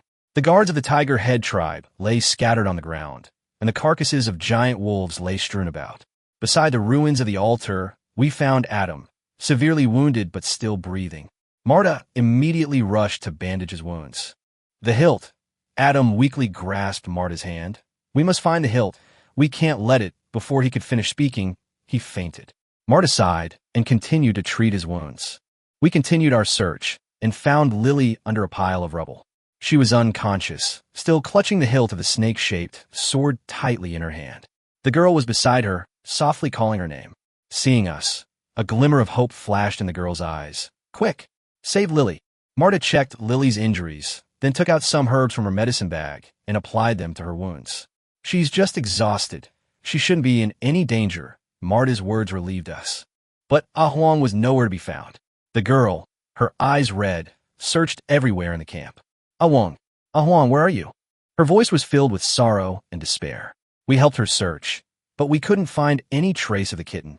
Just when we were feeling hopeless, the girl suddenly pointed to the bushes in the distance. Look, isn't that Ahuang? We looked in the direction she was pointing and saw a kitten emerging from the bushes, its fur messy, but its eyes still bright. The girl ran over excitedly and hugged the kitten tightly in her arms. Ahuang, you're alive. The kitten rubbed against her and let out a soft meow. Seeing this, we all smiled with relief. However, our joy didn't last long. When we returned to the center of the camp, we found that the serpentine hilt that had been stuck in the ground was gone. Only a deep mark and a few drops of fresh blood remained on the ground. Who took the sword hilt? Adamu, who had woken up at some point, struggled to his feet, his eyes filled with vigilance and anger. We exchanged glances, a sense of foreboding rising within us. Just then, the sound of horses' hooves approached from afar. We looked over warily and saw a group of people on horseback galloping towards the camp. Their clothing was different from ours and the Tiger Head tribes, and the weapons in their hands gleamed coldly in the sunlight. "Who are they?" the girl asked nervously. Marta frowned, her eyes filled with worry. "I don't know, but they don't seem friendly. We need to be prepared." We quickly moved the wounded to a relatively safe place, then picked up our weapons and prepared for battle. The sound of hooves grew closer, and through the rising dust, we saw the face of the leader. He was a man with a cold gaze, a long scar on his face, wearing black armor, and holding a strangely shaped longsword. Hand over the serpentine hilt. The man reined in his horse, his voice cold and deep, carrying an invisible pressure. We exchanged a glance, both understanding that a new crisis was about to unfold. As soon as the man finished speaking, the riders behind him drew their long swords in unison, the grating sound of metal scraping against metal ringing out clearly in the silent camp. Adam, despite his injuries, stood before them, his spear already broken, yet still gripped tightly. "Who are you? How do you know about the sword hilts?" "Who I am is unimportant." The man's gaze swept over the remaining fragments of the sword hilt in Lily's hand, a cold smile playing on his lips. "What's important is that this thing shouldn't have appeared in the world in the first place. Hand it over, and perhaps you can leave your corpses intact." Suddenly, an old man covered with a gray cloth stepped out from the crowd behind him, his withered fingers trembling as he pointed to the fragments of the sword hilt. "It's this." Back then, the clan chief was killed because of a dash. The old man's words were interrupted by a violent cough, and a corner of the gray cloth slipped down, revealing half a face covered with purple patterns exactly like those giant wolves afflicted by a strange curse. Marta suddenly grabbed my wrist, her nails digging almost into my flesh. I followed her trembling gaze and saw a faint tattoo on the old man's neck that was strikingly similar to the snake-shaped totem on Isabella's body. The old midwife lowered her voice. "These people are related to Isabella." Suddenly, the girl burst through the crowd, clutching the kitten. Her skirt was still stained with dry blood. "What right do you have to steal from me? How many people have died for this broken sword hilt?" The kitten hissed, its fur bristling, but its claws stealthily hooked onto a fragment of the rabbit-shaped cloth bag hanging from the girl's waist. The man's eyes narrowed sharply, his long sword pointing directly at the girl. "You fool." In the nick of time, Adam's spear clashed with the sword in front of the girl, sparks flying. The remaining guards of the Tiger Head tribe quickly surrounded her, forming a defensive line with their tattered shields. "If you want to take the hilt, you'll have to step over our corpses first." Adam's roar shook the air, but black blood seeped from his hand, covering his wound clearly. The violent movement had aggravated his previous injury. Suddenly, the sound of snapping branches echoed from the woods west of the camp, and a group of people clad in animal skins appeared silently. They carried bone spears, their faces painted with white battle markings, and the woman at their head wore a necklace of snake fangs. "The Python Fong tribe?" exclaimed one of Adam's guards. "Weren't they in the swamp 100 miles away?" The woman surveyed the tense crowd, her gaze lingering for a moment on the serpentine hilt fragments, before suddenly shouting in a strange language. Her tribesmen immediately scattered, surrounding us and the sword-wielding riders. The air thickened with tension. In the midst of the three-way standoff, Lily suddenly groaned in pain. The hilt fragments in her hand were burning hot, and a red glow spread across her skin once more. "Look at her hands." The old man, draped in a gray cloth, suddenly burst into maniacal laughter. "The blood pact has taken effect. Whoever touched the sword hilt cannot escape the serpent god's curse." He ripped off the cloth, revealing his face covered in purple markings, his eyes rolled back, and black phlegm gushing from his mouth. The sword-wielding man's expression changed drastically, and he plunged his sword fiercely towards the old man's throat. "Shut up, you old madman." Marta seized the opportunity to pull me back, whispering, "Go get the purple heart grass." Something's wrong with Lily. I was about to turn around when I saw a woman from the Python Fong tribe suddenly throw out a rope, wrapping it around Lily's wrist and pulling her out of the crowd. The cries of the twins echoed throughout the camp. The girl and Adam rushed towards Lily at the same time, but were forced back by a rain of swords from the sword-wielding riders. "Let her go." Amid the girl's cries, the kitten suddenly broke free from her embrace and pounced on the woman for the Python Fong tribe with lightning speed. The instant its claws grazed her cheek, the snake Fong necklace around the woman's neck emitted a burst of blue light, colliding with the strange light lingering on the kitten's body. The energy blast sent everyone crashing to the ground, and a fragment of the sword hilt in Lily's hand transformed into a streak of red light, piercing her chest. Suddenly, dark clouds filled the sky, and a bolt of lightning struck the ruins of the altar. The remains of the serpentine statue slowly rose, the black viscous fluid seeping from the broken pieces condensing in the air into a gigantic serpentine phantom. The sword-wielding man stared at the phantom, finally revealing a look of horror. No, it was because of this that the entire tribe, his words were drowned out by the chorus of the Python Fong tribe. Those strange syllables seemed to possess some kind of magic, causing the black viscous fluid to gush forth again from the cracks in the ground. Adam struggled to crawl toward me, his wounds already turning black. "Take the child and go find the shaman of the Tiger Head tribe." Before he could finish speaking, a rider's long sword pierced his shoulder. I held the baby tightly in my arms, but then Marta suddenly rushed toward the serpentine phantom, clutching the last few purple heart grasses in her hand. With the spirit of plants, break the curse of evil. The light of the purple heart grass clashed violently with the serpentine phantom, and Martha's silver hair stood on end in the energy storm. The girl seized the opportunity to snatch Lily back, only to find her eyes vacant, and the red light on her chest pulsating rhythmically, as if resonating with the phantom. Suddenly, the woman from the Python Fong tribe removed her snake Fong necklace and placed it around Lily's neck, chanting, "The Bloodline's inheritance must awaken." The swordsmen began to retreat in panic, their weapons stained with eerie purple rust.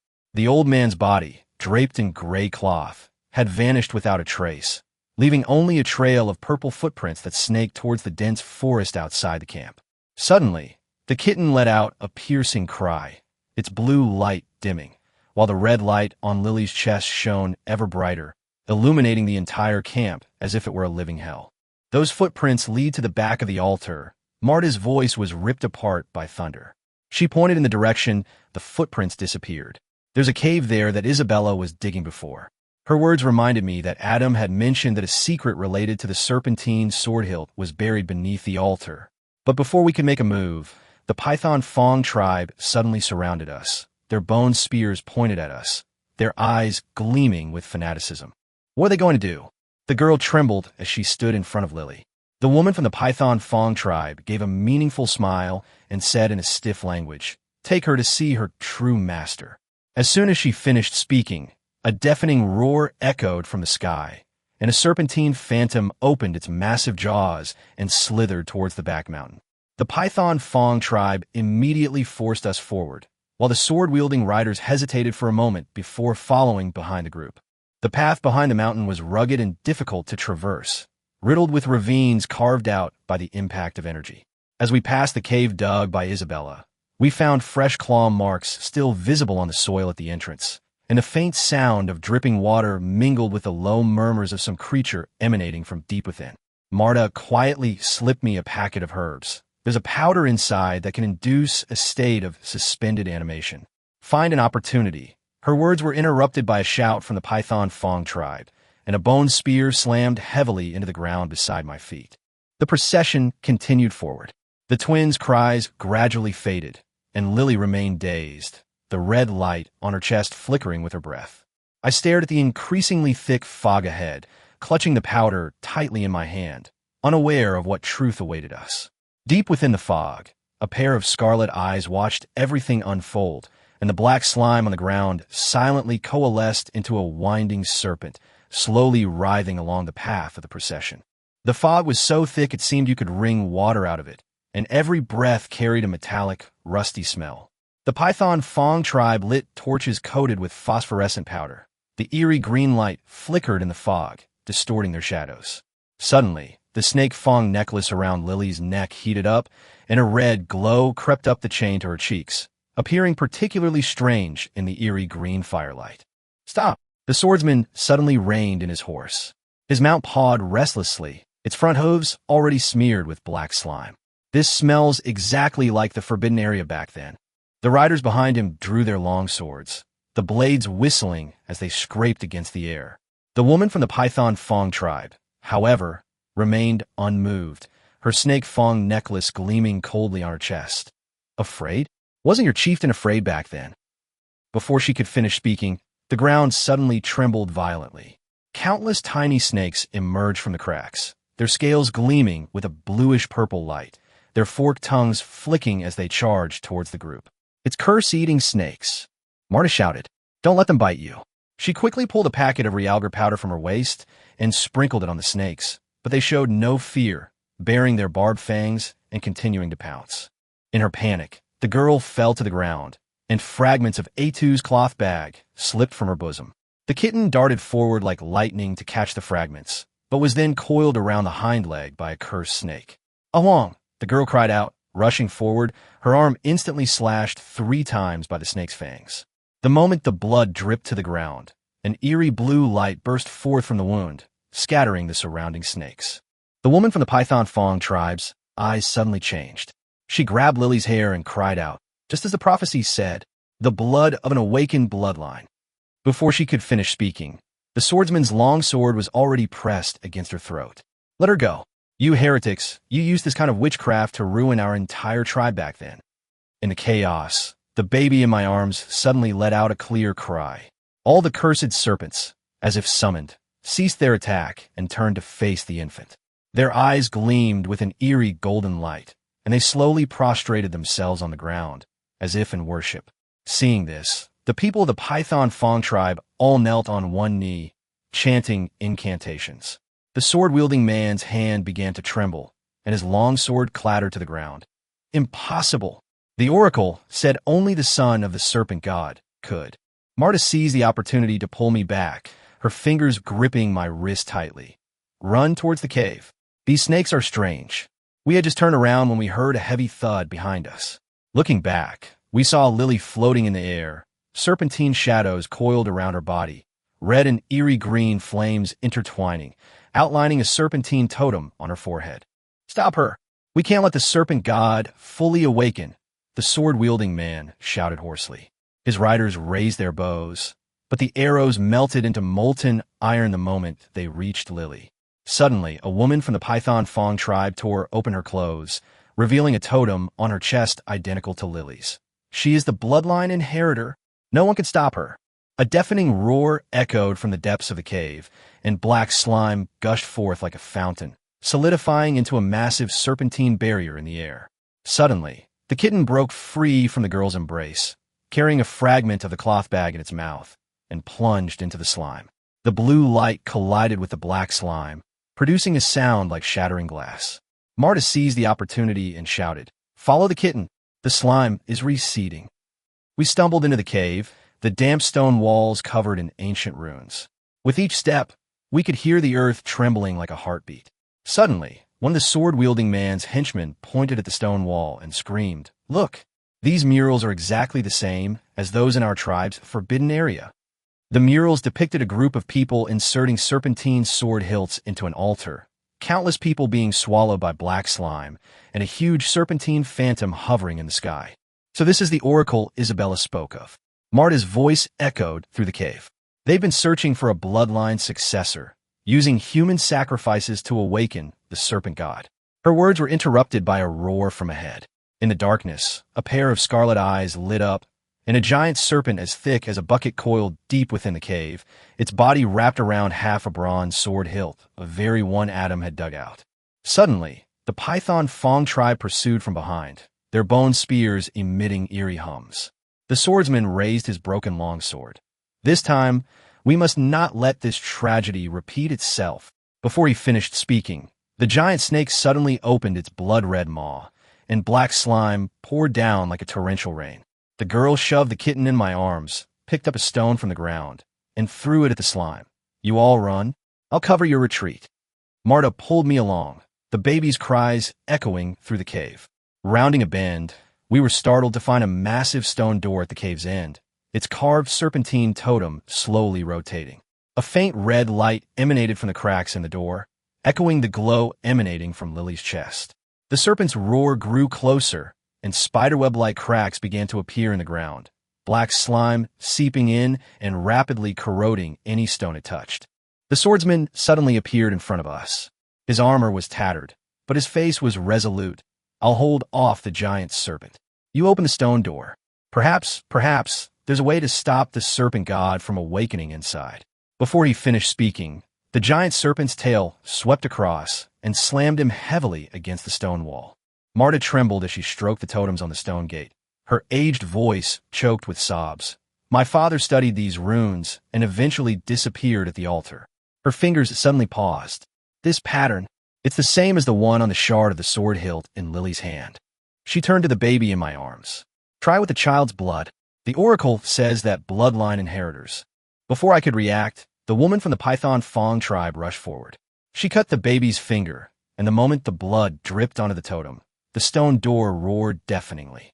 From the slowly opening crack in the door, a dust-covered robe floated out. It was the ceremonial robe Isabella wore before her disappearance, with half a piece of unfinished embroidery still remaining on the hem, clearly the little fox pattern from the rabbit-shaped cloth bag. A mournful cry echoed from the depths of the cave, and black slime began to surge wildly. Marta grabbed her robe and pulled out a tattered tome from the fabric's lining. On the yellowed pages, a diagram of a snake-shaped sword hilt was drawn in vermilion, surrounded by dense annotations. Once the blood pact is formed, only the heart's blood of a blood relative can break it, but the caster will. "It's too late," roared the sword-wielding man. He was covered in blood, his long sword deeply embedded in the giant serpent's vital spot, but the serpent's tail had wrapped around his waist. "Run! Take the scriptures and the children." His voice was drowned out by the serpent's hiss, his body gradually dissolving in the slime. Suddenly, the people of the Python Fong tribe shouted in unison, slashing their wrists and scattering their blood into the air. The blood mist mingled with the black slime, condensing into a giant rune in the air, slowly pressing down on the stone gate.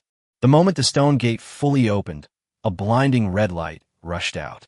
Lily hovered in the center of the red light, the serpentine phantom already merging with her.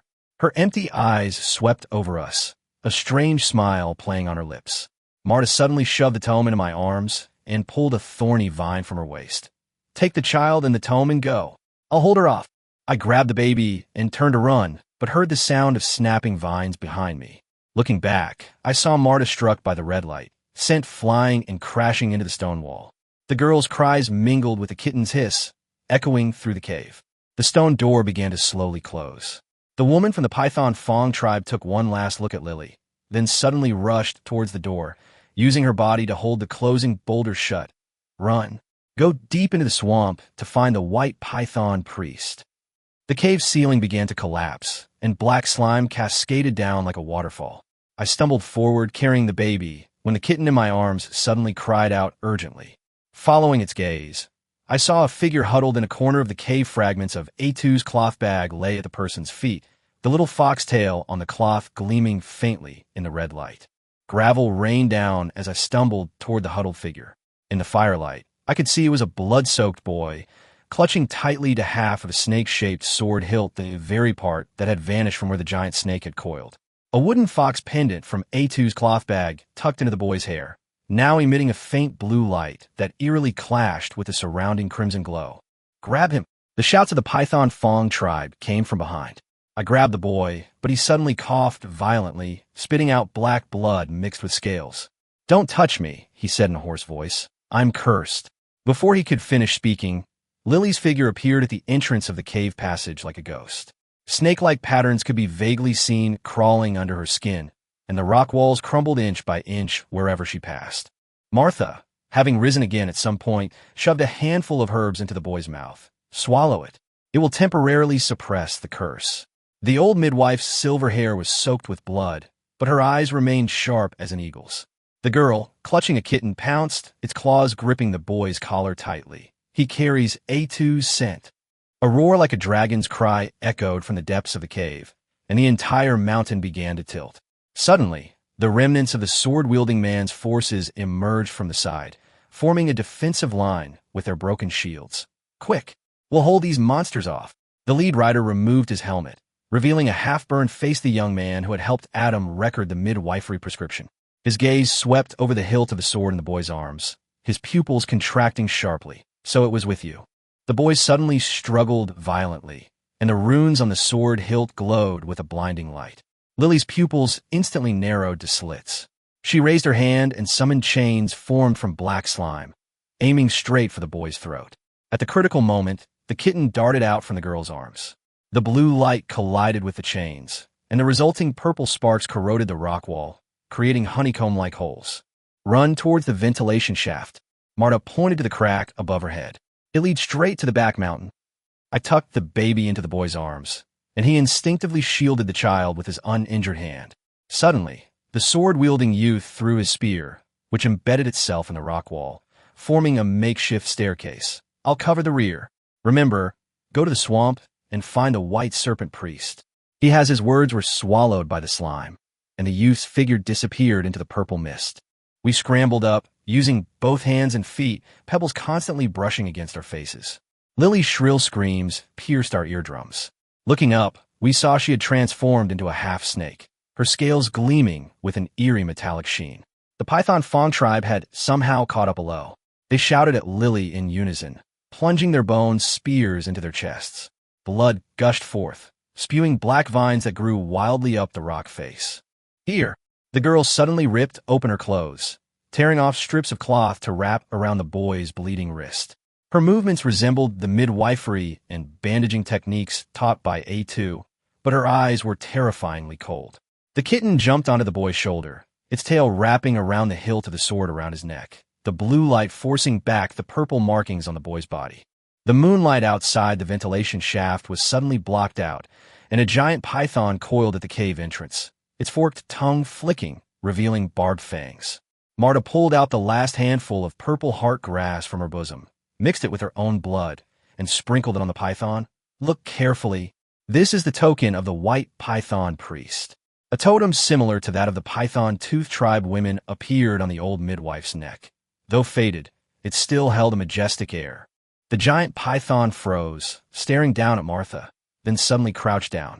We seized the opportunity to crawl out of the cave, a deafening collapse echoing from behind us. Lily's roar mingled with the mountain's rumble, and black slime surged forth like a tide, solidifying into a massive serpentine barrier on the ground. The boy suddenly knelt, the infant in his arms emitting a piercing cry. The runes on the sword hilt resonated with the serpentine barrier, and the entire back mountain began to sink. Run to the swamp. Marta pushed us forward. The white serpent priest can decipher the scriptures. Her gaze swept over the hilt of the sword in the boy's arms. My father once said that the complete hilt is the key to unlocking the seal of the serpent god. Before she finished speaking, a bone arrow flew past the boy's ear. The pursuers from the serpent Fong tribe had broken through the cave ruins. We ran wildly through the dense forest, the barking of hunting dogs echoing behind us. Suddenly, the boy grabbed my sleeve and pointed to the stream. Wade, it'll mask your scent. His voice was much clearer than before. The purple heart grass had temporarily suppressed the curse. In the moonlight, I could see the bronze bell hanging at his waist, exactly the same ornament as on Adam's mount. The mist at the edge of the swamp grew thicker, and bubbles rose intermittently from the decaying water plants. Marta took out a snake-shaped jade pendant from her bosom and gently tapped it on the water surface. After a moment, the water plants surged, revealing a face covered in scales. It was an old man, half human and half python. His pupils narrowed to slits, but a ripple of emotion appeared when he saw Marta. Martha, you're still alive. That madwoman Isabella. White serpent priest. Marta shoved the tome into his hands. The serpent god is about to awaken. This boy carries a complete sword hilt and has the child of the bloodline heir. Her words were interrupted by a violent cough, black blood spilling from the corner of her mouth. The white serpent priest's scales instantly bristled. He scanned us, his gaze settling on the sword hilt in the boy's arms. So the sword bearer in the prophecy is you. A deafening roar suddenly erupted from the depths of the swamp, the water churning with black slime. Lily's figure burst from the water, her lower body now fully transformed into a giant python, its scales shimmering with a lapis lazuli-like light. The people of the Python Fong tribe stood behind her, their bodies coiled with black vines like devout believers. The white python priest suddenly opened his mouth, spewing out a white mist that enveloped us. Quick, Enter the altar chamber. Only there can the bloodline resonance be temporarily blocked. The hilt of the sword in the boy's arms began to heat up, and the runes glowed with a blinding red light. He gritted his teeth and plunged the hilt into a stone slab in the swamp. The ground cracked open with a roar, revealing a staircase leading underground. Suddenly, the kitten leaped into the mist, and blue light formed a barrier to block the pursuers. The girl chased after it, crying, "Ah Huang!" "No," but Marta held her tightly. We stumbled into the secret chamber, and the white python priest flicked his tail to close the stone door. Candlesticks on the walls lit up automatically, illuminating the ancient murals covering the walls. One depicted the birth of twins. One infant had a snake-shaped mark on his forehead. The other held a glowing sword hilt. The boy stared at the mural, then suddenly trembled violently. Fragments of his memory flashed back with the resonance of the sword hilt. He was Adam's long-lost younger brother, a test subject kidnapped by the Python Fong tribe to study the snake god's bloodline. The ground suddenly trembled, and Lily's voice pierced the secret chamber. "Hand over the sword hilt. Hand over the child." Her voice carried the distinctive hiss of a snake, mixed with the serpentine tones of the Python Fong tribe, creating a chilling sonic wave. The white python priest opened the tome, his aged fingers lingering on a particular page. "Found it. The blood pact must be broken with the heart's blood of a blood relative, but the caster will." Before he could finish speaking, the sound of claws scratching echoed from the ceiling of the secret chamber. Black slime seeped through the cracks, and wisps of smoke rose from the stone walls wherever it touched. The boy suddenly snatched the book, a resolute glint in his eyes. "I'll do it. Adam and I are twins. This is what I owe him." He drew his short sword, but at that moment, the infant suddenly grasped his fingers, a soft blue light emanating from its palm, illuminating a hidden compartment in the corner of the chamber where lay a swaddled baby, its fabric embroidered with an unfinished little fox, Adam's last masterpiece. The swaddled baby in the hidden compartment trembled slightly under the blue light, the warmth of A2's fingertips still lingering between the fine stitches. The boy's hand froze in midair, the dagger clattering to the ground. He trembled as he picked up the swaddled baby, a yellowed strip of cloth slipping out from inside, on which were written in crooked handwriting, "To my child and all suffering little lives." The white python priest's serpentine pupils suddenly contracted, and his scales emitted a faint hum. This is the protective swaddling clothes left behind by the first bloodline inheritor. Back then, the high priest used his own skin to make cloth that could resist the serpent god's corruption. His gaze swept over the crying infant in the boy's arms. Could it be that the child of light in the prophecy is not the sword wielder, but this child? The ground trembled more violently, and Lily's screams mingled with the eardrums pounded by the Python Fong tribe's shouts. Marta suddenly grabbed the boy's shoulder. "Regardless of the prophecy, first embed the sword hilt into the altar. Perhaps it can seal it temporarily." She pointed to the recessed area in the center of the secret chamber, where the patterns fit perfectly with the sword hilt, and dried bloodstains remained on the edge of the groove, left by a victim from who knows how many years ago. The boy joined the two sword hilts together, and the runes on the bronze surface instantly lit up. The moment the hilts embedded themselves in the altar, the entire chamber was enveloped in a blinding blue light. Lily's roar turned into a painful shriek, and through the cracks in the stone wall, we saw her giant serpent body writhing and thrashing in the black slime. The vines on the followers of the serpent Fong tribe began to lash out wildly, dragging them into the slime abyss. Not enough. The white python priest slammed his tail heavily on the ground. "The seal is loosening. The child's blood. Quickly." His voice was filled with unprecedented panic, and purple patterns faintly peeked through his scales, clearly also influenced by the serpent god's power. Suddenly, the girl snatched the dagger from the boy's hand, slashing the baby's fingertip. The moment the blood dripped onto the runes on the hilt, blue and red light collided violently, creating a visible shockwave. The slime on the ceiling of the chamber was shaken away, but an even more terrifying change was taking place. Lily's human form gradually emerged, but her eyes remained empty, and the red light on her chest pulsated like a heart. She stretched out her scaly hand, pointing towards the chamber. "My child," her voice filled with a mother's instinct and the serpent god's greed, sending chills down one's spine. The boy suddenly ripped open his shirt, revealing a tiger head birthmark on his chest identical to Adam's. "Use my blood. Adam and I are twins. Our blood is connected. The moment he plunged the dagger into his heart, the white python priest suddenly swung his tail, snatching the dagger away. Fool! Who will wield the sword if you die? The old priest's snake eyes turned bloodshot, and his upper body began to uncontrollably transform into a snake. Use my blood. I am part of the seal. The white python priest's fangs pierced its own scales, and dark green blood mixed with the infant's blood dripped onto the sword hilt. The entire chamber began to spin, and the ancient runes on the murals fell away, forming a new sealing array in the air. Marta pulled the last purple heart grass from her bosom, mixed it with her hair, and stuffed it into the gap in the sealing array. My father once said that the spirits of plants can lock away evil spirits. Just as the seal was about to be completed, the high priest of the Python Fong tribe suddenly burst through the stone wall. His body had completely transformed into a snake, but a broken spear of Adam was stuck in his 7th inch. The sword-wielding youth's final attack had not been in vain. The high priest opened his blood-red maw, spewing purple venom that corroded the sealing array. You think you can stop the snake god's rebirth? The first priest sacrificed his own child to buy a brief period of peace. The kitten in the girl's arms suddenly broke free, its fur standing on end, and it spat out a ball of blue light. The blue light collided with the venom, exploding into blinding sparks. The kitten's body began to turn transparent, but its eyes remained unusually resolute, lunging straight for the high priest's eyes. The high priest shook his head in pain, but at that moment, the boy gripped the hilt of his sword and swung it with all his might towards the high priest's vital point. The moment the bronze blade sliced through the scales, the boy saw fragments of the high priest's memories. 100 years ago, the first bloodline inheritor, in order to protect the child, divided the power of the serpent god in two, sealing it in the hilt of the sword and in the bloodline of the infant.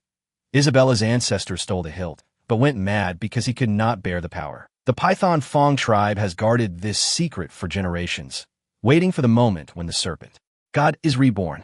So we were all just pawns, the boy muttered to himself, blood dripping from the hilt of his sword. Lily's figure drew closer again. The moment her fingertips touched the barrier of the secret chamber, cracks appeared in the entire sealing array.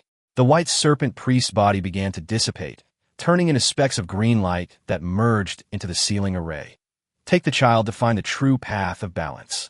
The floor of the secret chamber suddenly collapsed, plunging us into a deeper underground cavern. In the center of the cavern, a huge crystal coffin floated, inside which slept a woman who resembled Lily. Her chest also shimmered with red light, yet she remained peaceful and serene. The coffin was covered with inscriptions.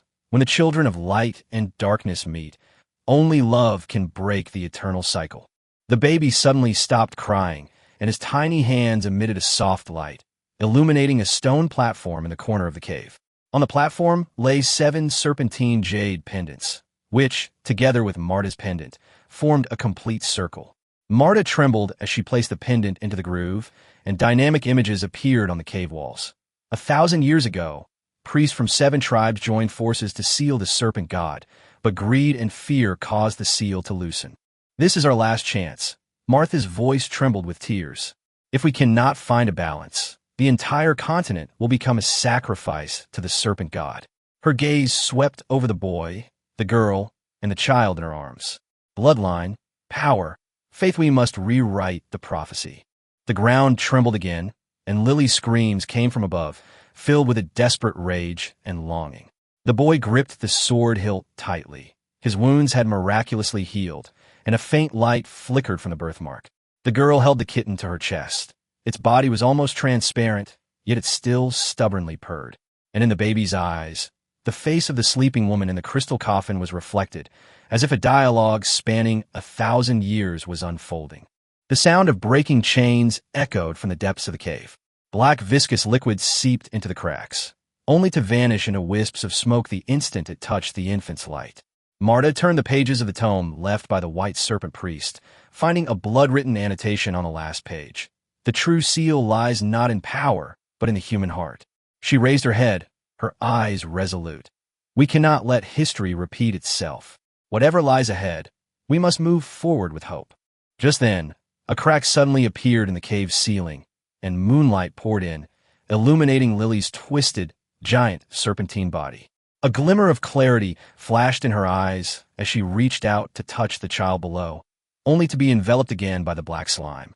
The remaining followers of the Serpent Fang tribe were frantically swimming in the slime, and in the distance came the sound of sword-wielding riders' hooves. They seemed to be following some kind of guidance, galloping towards the cave.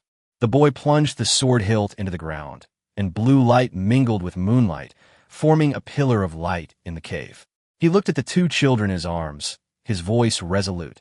From this day forward, we are no longer sacrifices, but those who will rewrite destiny. Before his words had even finished, the woman in the crystal coffin suddenly opened her eyes. A smile played on her lips, and the red light emanating from her chest echoed the glow of the infants. The entire cave began to tremble violently, as if some ancient power was awakening. And this time, perhaps a different ending would unfold. The tremors grew more intense. The crystal coffin emitted a clear hum, and a soft halo enveloped the sleeping woman. She slowly rose, her long hair spreading out like a flowing galaxy, her scale-covered arms waving gently, and the black slime clinging to Lily began to loosen. Mother! A glimmer of clarity flashed in Lily's empty eyes, her giant python body curling up, emitting a whimper like that of a cub. The voices of the Python Fang tribe abruptly ceased, and the surviving believers watched in horror as their serpent god Incarnation revealed her vulnerability. Suddenly, the high priest's mangled body erupted with a piercing scream. Traitor! She is not the vessel of the serpent god at all. Purple venom rained down on the crystal coffin, only to vanish the moment it touched the aura of light. The boy gripped his sword hilt and charged forward, the bronze blade slicing through the poisonous mist. In the aftershocks of the battle, he saw new images appear on the stone wall. 1,000 years ago, the first bloodline inheritor had not willingly sacrificed the child, but had been betrayed by ambitious priests. They forcibly stripped the child of his power, attempting to claim it for themselves, which caused the power of the serpent god to spiral out of control. It was all a lie, the girl murmured, tears streaming down her cheeks. Suddenly, the kitten in her arms let out a clear meow, its body becoming solid again. Carrying half a piece of charred cloth in its mouth, the little fox eyes embroidered on it had somehow begun to glow with gold. Marta unearthed a serpentine jade pendant left behind by the white serpent priest amidst the ruins. The 7 pendants, arranged in a complete circle under the moonlight, emitted a soft glow. She embedded the circle into the altar's recess. Ancient runes moved as if alive, weaving a net of light in the air. This is a sealing barrier jointly forged by the priests of the 7 tribes. The old midwife's voice trembled, but it requires the power of Bloodline to activate. Suddenly, the baby reached out and grabbed the net of light, its tiny hand bursting forth with intense light. Lily's body began to shrink rapidly, reverting to human form, and she collapsed to the ground unconscious. The followers of the Python Fang tribe lost control, attacking each other in the chaos, their bodies being devoured by black vines. The sword-wielding riders finally arrived, their weapons gleaming coldly in the moonlight. The lead, burned youth, looked at the boy with a complex expression. "Amu, Ayan, so you're still alive." His gaze fell on the hilt of the sword in the boy's arms. In the forbidden area of the Tiger Head tribe, there are also records about the twins and the seal of the snake god. A deep roar echoed from the depths of the cave, and the entire mountain began to tilt. The woman in the crystal coffin transformed into a stream of light and merged into the sealing barrier, her voice reverberating in the void. The balance has been broken. Only by gathering the protective power of the 7 tribes can the serpent god be resealed. But remember, true power comes from reverence for life. Aaya joined the 2 sword hilts together, and the runes on the bronze sword lit up. He turned to face the crowd. "We have no time. Beneath the altar of the Python Fang tribe lies something far more terrifying, and Isabella's secrets are far from being revealed." His gaze swept over the unconscious Lily. "She is the key to unlocking the mystery of the bloodline. We must protect her." The girl carefully picked up Lily, her skirt stained with blood, yet she remained resolute. "I'll take care of her. The child that Rabbit protected with her life cannot lose her mother." The kitten jumped onto her shoulder, its tail curling around Lily's loose hair, its blue light flickering faintly. Marta began assigning tasks. The sword-wielding riders are on guard to prevent the remnants of the Python Fang from launching a sneak attack. "Ayin, you take the child and the sword hilt to find other tribes. I'll stay here to study the scriptures and see if we can find a way to completely break the blood pact." The old midwife's silver hair fluttered in the wind, her eyes revealing a resolute determination born of hardship. Just as everyone was about to act, a huge crack suddenly appeared in the ground, and black slime gushed out like a fountain. A gigantic serpent claw burst from the earth, its scales covered with purple patterns, each engraved with ancient curse runes. It's the cursed ancient serpent guarding the altar. The remnant soul of the white serpent priest suddenly manifested. It's corrupted by the power of the serpent god. Only the power of the 7 jade pendants can suppress it. Aaya raised the sword hilt, and the light intertwined with the power of the 7 jade pendants, forming a massive light shield. The cursed ancient serpent opened its blood-red maw, and the poisonous mist it spewed instantly corroded the surrounding rock walls. Suddenly, the infant cried out, its cries transforming into sonic shockwaves that caused the ancient serpent scales to fall off piece by piece. In the chaos, a dark figure silently approached the unconscious Lily. It was a person draped in a black robe, with bandages wrapped around their face. Revealing only a pair of scarlet eyes was the vanished Isabella. In her hand, she held half of a snake-shaped sword hilt, a fragment found in the altar ruins. Hand over the complete hilt. Isabella's voice was hoarse and distorted. Only I can complete the rebirth of the serpent god. A strange writhing sound came from beneath her bandages, clearly indicating that her body had been corrupted by the serpent. Aaya immediately stood in front of Lily, his bronze sword pointing directly at Isabella. You will not succeed. You betrayed the first bloodline inheritor back then, and now you want to sacrifice innocent children. This sin must end. Before he finished speaking, Isabella suddenly launched an attack, and chains formed from black slime attacked like venomous snakes. Meanwhile, the cursed serpent seized the opportunity to launch a new attack, and the entire cave teetered on the brink of collapse. Sword-wielding riders formed a defensive line, obsidian spears clashing against the serpent's claws, creating dazzling sparks. Amidst the chaos, Martha shouted, Aaya, activate the jade pendant's resonance with your sword hilt. Perhaps it can awaken the serpent's sanity. Aaya focused his mind, and the light from his sword hilt resonated with the 7 jade pendants. A strange thing happened. The cursed serpent's movements suddenly slowed, and a glimmer of clarity flashed in its eyes. Seeing this, Isabella let out an angry scream, channeling all her power into the slime chains, aiming them directly at the infant. The girl rushed forward without hesitation, shielding the child with her body. The kitten, its fur bristling, charged at Isabella, and blue light clashed fiercely with black slime. Aaya seized the opportunity, slashing his sword to sever the slime chains. The blade grazed Isabella's shoulder, revealing skin covered in snake scales beneath the bandages. The cave's ceiling began to collapse, and rubble rained down. Aaya shouted, Everyone retreat, toward the swamp exit. He picked up the baby and, together with the boy, covered the others' escape. Isabella laughed maniacally amidst the ruins, her body gradually being consumed by black slime, leaving only her final scream. The curse of the serpent god that you cannot escape will never end. As the group finally escaped the cave, the first rays of dawn pierced the clouds. A thin mist hung over the swamp, and the faint sound of horses' hooves approached in the distance. A new force seemed to be drawing near. Aaya looked at the child in his arms, then at the unconscious Lily, the hilt of his sword burning slightly. He knew this was only the beginning. The real challenge awaited them ahead. In the dawn mist, the sound of horses' hooves grew louder as they approached, carrying an unsettling rhythm. Aaya held the baby tightly in his arms, cold sweat beading on his palms from the hilt of his sword, the cool bronze seeping up his spine from his fingertips. He could feel the little life in his arms trembling slightly, whether from the morning chill or a premonition of impending danger. He couldn't tell. Friend or foe? The burned youth gripped his broken longsword tightly. The blade was riddled with nicks from the previous battle, yet it still held steadily in front of him. His eyes were fixed warily on the depths of the mist, his Adam's apple bobbing involuntarily. As the last remaining elite of the Tiger Head tribe, he knew better than anyone that on this cursed land, every encounter could be a life-or-death battle. Marta shakily arranged the medicine packet, her withered fingers weaving among the herbs, but her gaze kept drifting to the hilt of the sword in Aaya's arms. The old midwife's silver hair clung messily to her forehead, her wrinkles still stained with the blood of last night's battle.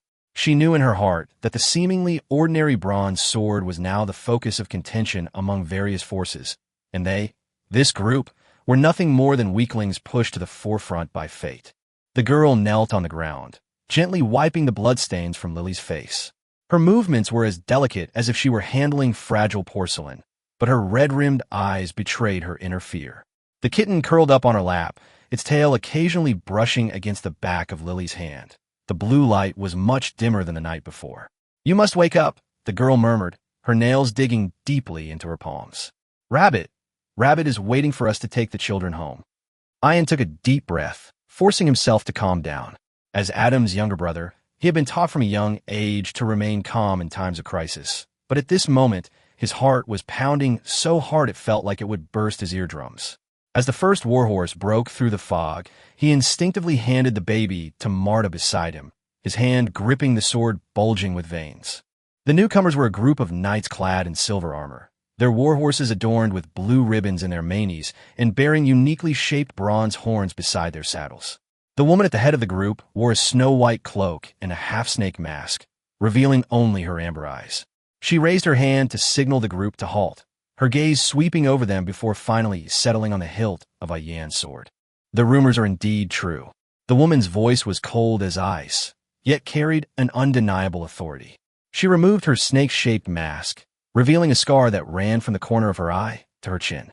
"I am Saran, the leader of the Silver Serpent Tribe. I have been ordered by the elders to find the swordsman." Her words froze the air instantly, and Ian could feel the bodies of everyone behind him tense up at the same time. The burned youth suddenly stepped forward, his spear pointed directly at Thranlin. "What proof do you have that you're not with the Serpent Fang tribe?" His voice was filled with suppressed anger, and his hand holding the spear trembled slightly as he thought of his dead comrades. Thranlin, however, remained unperturbed, simply waving his hand, and a knight immediately presented a scroll of parchment. "This is a secret decree jointly signed by the 7 tribes." Thran unfurled the scroll, which was printed with 7 different totems. "The seal from 1,000 years ago is about to completely break down, and we need to reunite the power of the 7 tribes." Her gaze turned to Marta. The White Serpent Priest must have mentioned this before he died. Martha's body trembled slightly. She pulled out the pieced-together fragments of the tome from her bosom, but her hand paused just as she was about to hand it over. The old midwife looked up and stared directly into Thran's eyes, her cloudy pupils filled with vigilance. "How can you prove you won't use this power for evil? Isabella and the priests of the Serpent Fang tribe are all using the guise of protection to commit evil deeds." Thran remained silent for a moment, then suddenly unfastened her cloak. A collective gasp swept through the crowd. Her chest was covered in gruesome scars, their shapes strikingly similar to the blood-packed markings on Lily's body. "I too was once a vessel for the serpent god's power." Her voice trembled for the first time, "but the elders of the Silver Serpent tribe used forbidden magic to save my life. From that moment on, I swore never to let such a tragedy repeat itself." Ian noticed that as Saran spoke, her gaze unconsciously drifted towards the distant mountains, the former home of her tribe.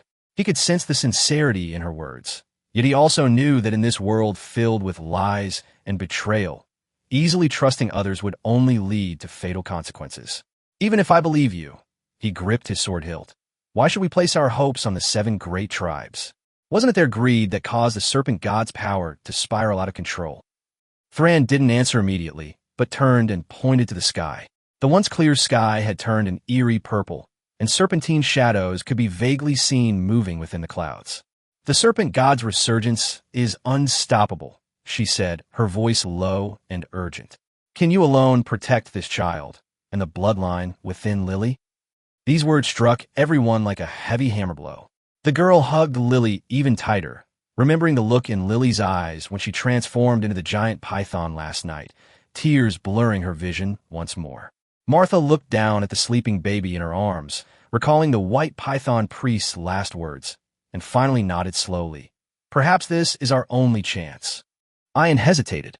His gaze swept over the weary faces of his companions. Then he recalled the look in his brother Adam's eyes before his death. As twins, he could feel the resonance between his blood and the sword hilt. But this power brought not glory, but endless pursuit and sacrifice. "I can go with you," he finally spoke, his voice filled with a desperate resolve. But you must agree to 3 conditions. First, guarantee everyone's safety. Second, no more human sacrifices. Third, he looked down at the baby's innocent face. No matter what happens, you must not harm this child. Thran nodded solemnly, gesturing for the knights to unload the water pouches and rations from their saddles. Rest first. After dawn, we'll head to the Silver Serpent tribe. There, you'll meet representatives from other tribes, and her gaze suddenly turned serious. The one who knows all the secrets of the first Bloodline inheritor. The group sat down nervously, the burned youth standing guard vigilantly to the side, his long sword never leaving his hand.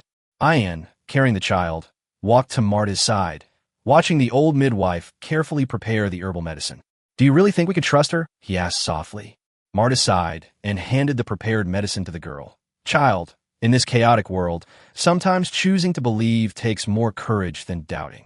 From the distant purple clouds came a faint hiss, like the serpent god mocking from the shadows.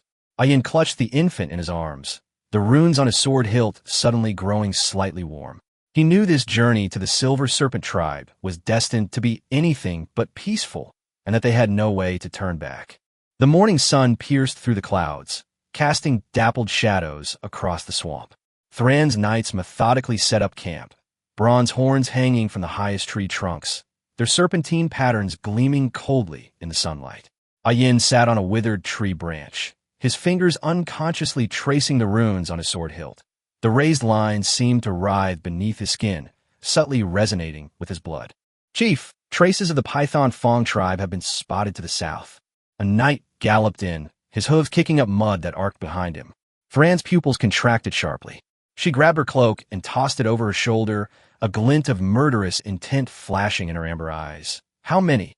"About 20 people, carrying strange wooden boxes, are loitering at the edge of the swamp." Before the knight could finish speaking, a muffled explosion suddenly came from afar, and purple smoke shot into the sky, startling all the water birds in the swamp into flight. Martha's hand, which was feeding Lily medicine, trembled violently, and the soup in the bowl spilled onto the animal hide, spreading dark stains. "They're digging into the altar's remaining power." Martha's voice trembled. Once that slime comes into contact with sunlight dash before she could finish, the girl suddenly pointed to the sky and cried out. Countless tiny snake shadows emerged from the purple smoke, spreading towards the camp with the wind. Thran quickly drew his sword, its blade engraved with the same snake pattern as the horn. "Everyone, form ranks."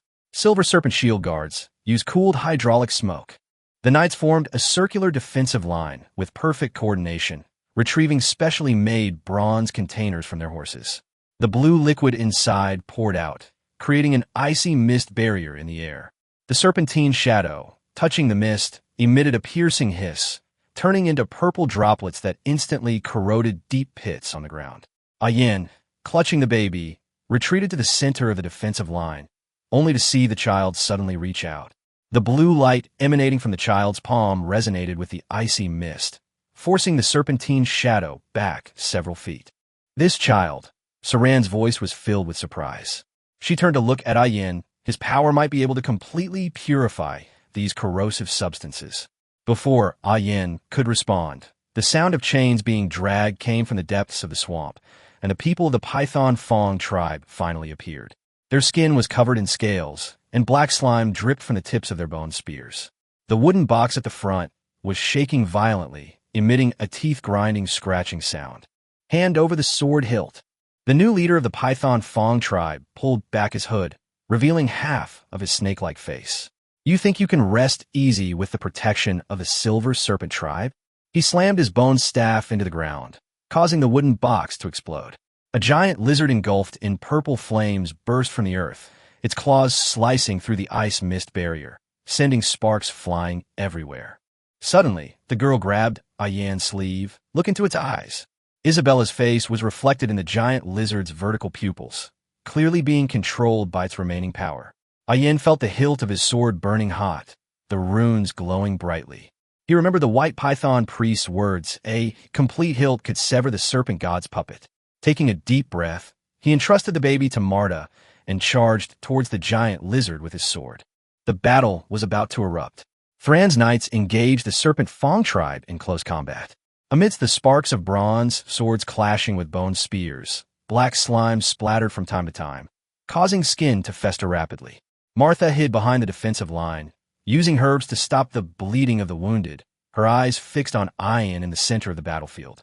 The old midwife knew in her heart that this young swordsman carried too many expectations, and they simply could not afford to lose. As Aaya dodged the giant lizard's claws, he caught a glimpse of Saran locked in combat with the leader of the Python Fong tribe. The Silver Serpent tribe leader's attacks were fierce, each strike aimed straight for vital points, but his bone staff released a purple poisonous mist with every strike. Suddenly, Saran's cloak was corroded by the poisonous mist, revealing an ancient serpentine tattoo on his back. Aaya's heart skipped a beat. This tattoo was remarkably similar to the totem of the first priest he had seen in the murals of the secret chamber. The giant lizard's tail swept across, and Aaya rolled to the side, only to step on a puddle of slime upon landing.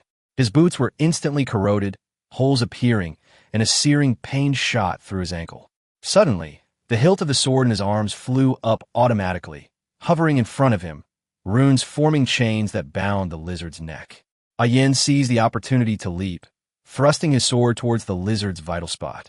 The instant the blade pierced flesh, he heard Isabella's shriek, and purple flames erupted from the wound, scorching his arm. "Aaya!" came the girl's cry. Aaya, enduring excruciating pain, drew his sword, only to see the giant lizard hadn't fallen. Instead, it opened its blood-red maw, preparing to deliver a fatal blow.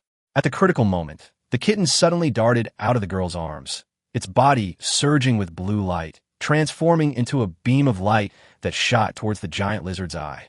The giant lizard, in pain, staggered back, knocking over members of the Python Fong tribe behind it.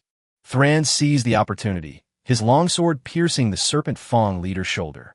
The leader roared, and the snake head atop its bone staff suddenly came to life, biting her wrist. Ignoring the burns, Aaya swung his sword, severing the snake head, while runic chains wrapped around the serpent Fong leader. But at that moment, an even more chilling roar came from afar. The bottom of the swamp began to tremble violently, black slime gushing out like a fountain, condensing into a gigantic serpentine phantom in the air. The true form of the serpent god is awakening. Martha's scream was drowned out by the roar. Aaya felt the hilt of his sword almost break free of his control, the runic light resonating with the serpentine phantom. He looked at Saran and saw that the other was also struggling to resist, the tattoo on his back flashing in sync with the phantom. The girl rushed over carrying Lily, the unconscious woman's chest glowing brightly with red light, echoing the serpent god's phantom from afar. The serpentine phantom opened its massive maw, spewing forth a torrent of purple poisonous mist. Aaya suddenly remembered the inscription in the crystal coffin. He grabbed the girl's wrist. "Use your blood.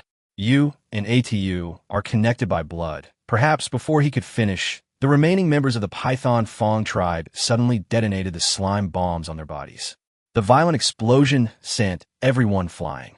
Before Aaya lost consciousness, he saw Saran rush towards him without hesitation, shielding him and the baby with his body, the tattoo on his back radiating a blinding light. When Aaya awoke again, the air was thick with the pungent smell of herbs. He struggled to sit up and found himself lying on a leather bed, the burns on his arms already treated with ointment. Marta was brewing a medicinal broth. Seeing him awake, a flicker of relief crossed her cloudy eyes. "It's good you're awake. You were unconscious for 2 whole days. Where are the others?" Aaya lifted the animal skin, trying to get up, but felt a wave of dizziness.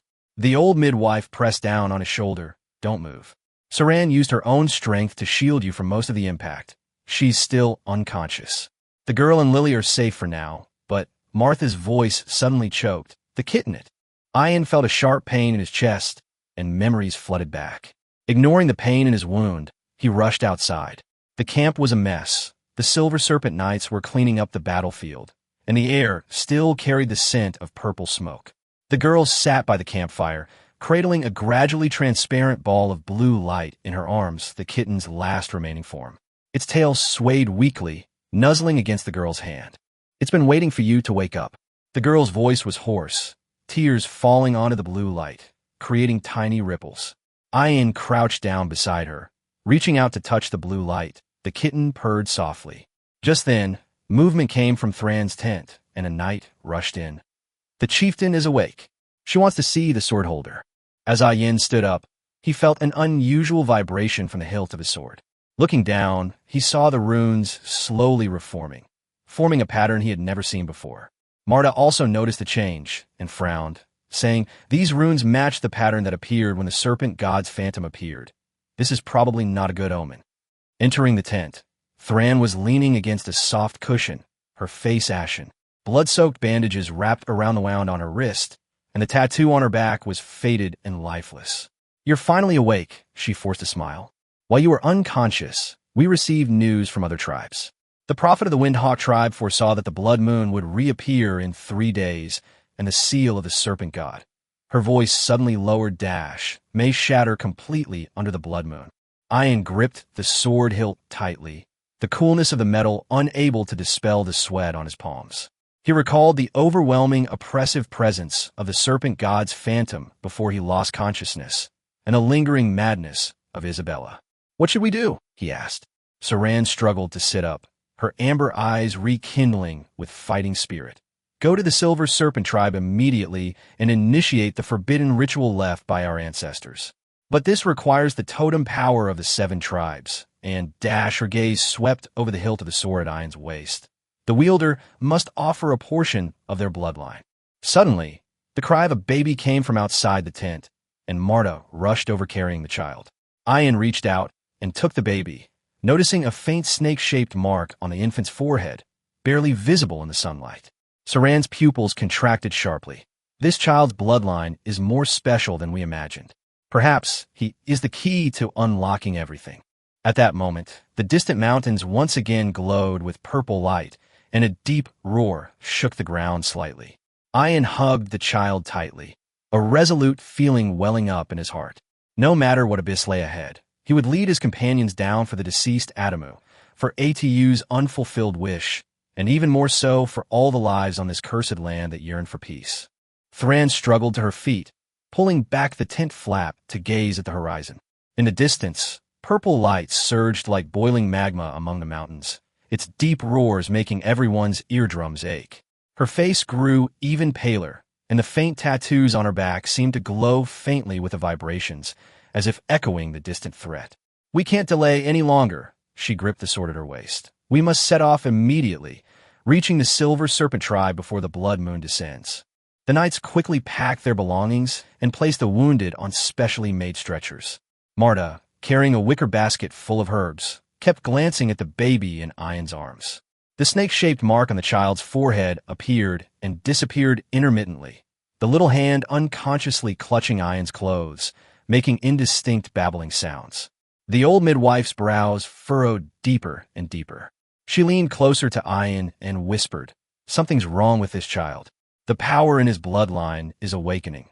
It's entangled with the snake god's aura." Aya's heart suddenly raced. He recalled the inscription in the crystal coffin and the white python priest's dying warning. An unusual tremor came from the hilt of his sword, the runes flashing with an eerie purple light. "Take care of the present." He took a deep breath, forcing himself to calm down. "Perhaps we can find the answer when we reach the Silver Serpent tribe." As the group stepped out of the camp, the swamp suddenly boiled. Black slime surged from the ground like living things, coalescing in the air into countless slender snake shapes. The remnants of the Python Fong tribe emerged from the thick fog, their skin completely snake-like, purple venom oozing from their scales. Hand over the child and the sword hilt.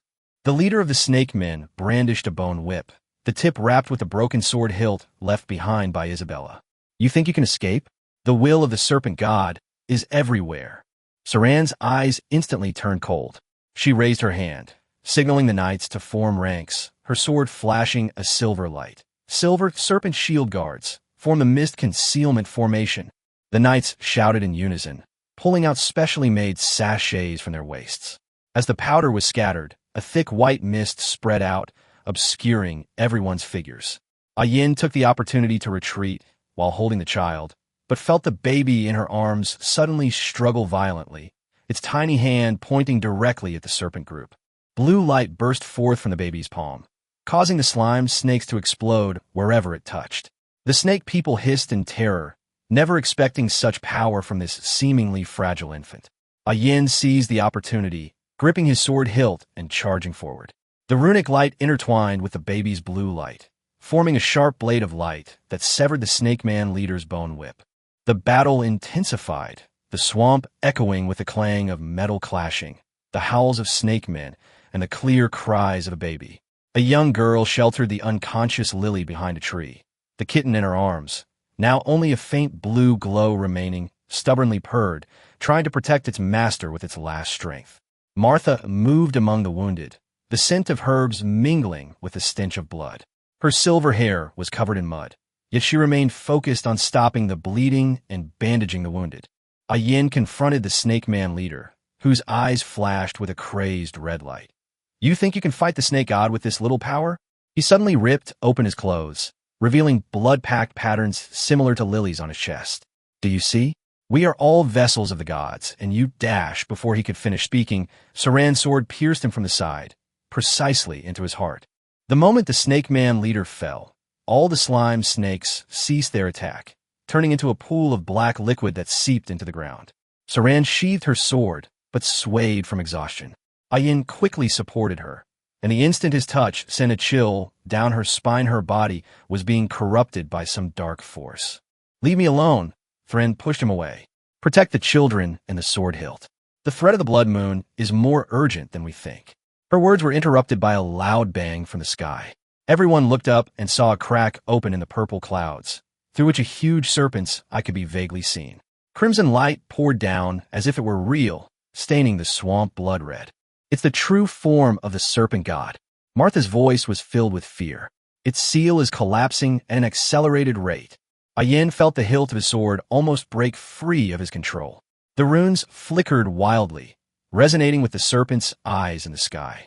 Suddenly, the baby burst into loud cries, which transformed into sonic shockwaves that even the clouds trembled. Despite her exhaustion, Saran commanded the knights to regroup. "We must reach the Silver Serpent tribe before the serpent god fully awakens. Everyone full speed ahead." She looked at Aaya, her eyes filled with determination. "Sword holder, you and the child come with me. We'll ride the fastest horses. The rest of you will bring up the rear and hold off any pursuers." The sound of hooves thundered like drums as Aaya, carrying the child, leaped onto the warhorse behind Saran. The wind whistled past his ears, and he could clearly feel Saran's trembling body and the increasingly powerful fluctuations of energy emanating from the infant in his arms.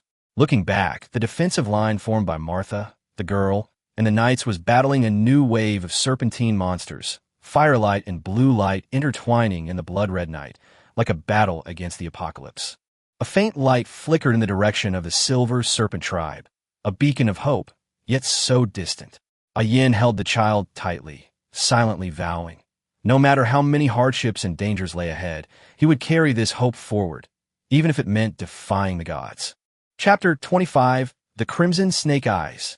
I gripped the sword hilt tightly, blood trickling down the lines of my palm.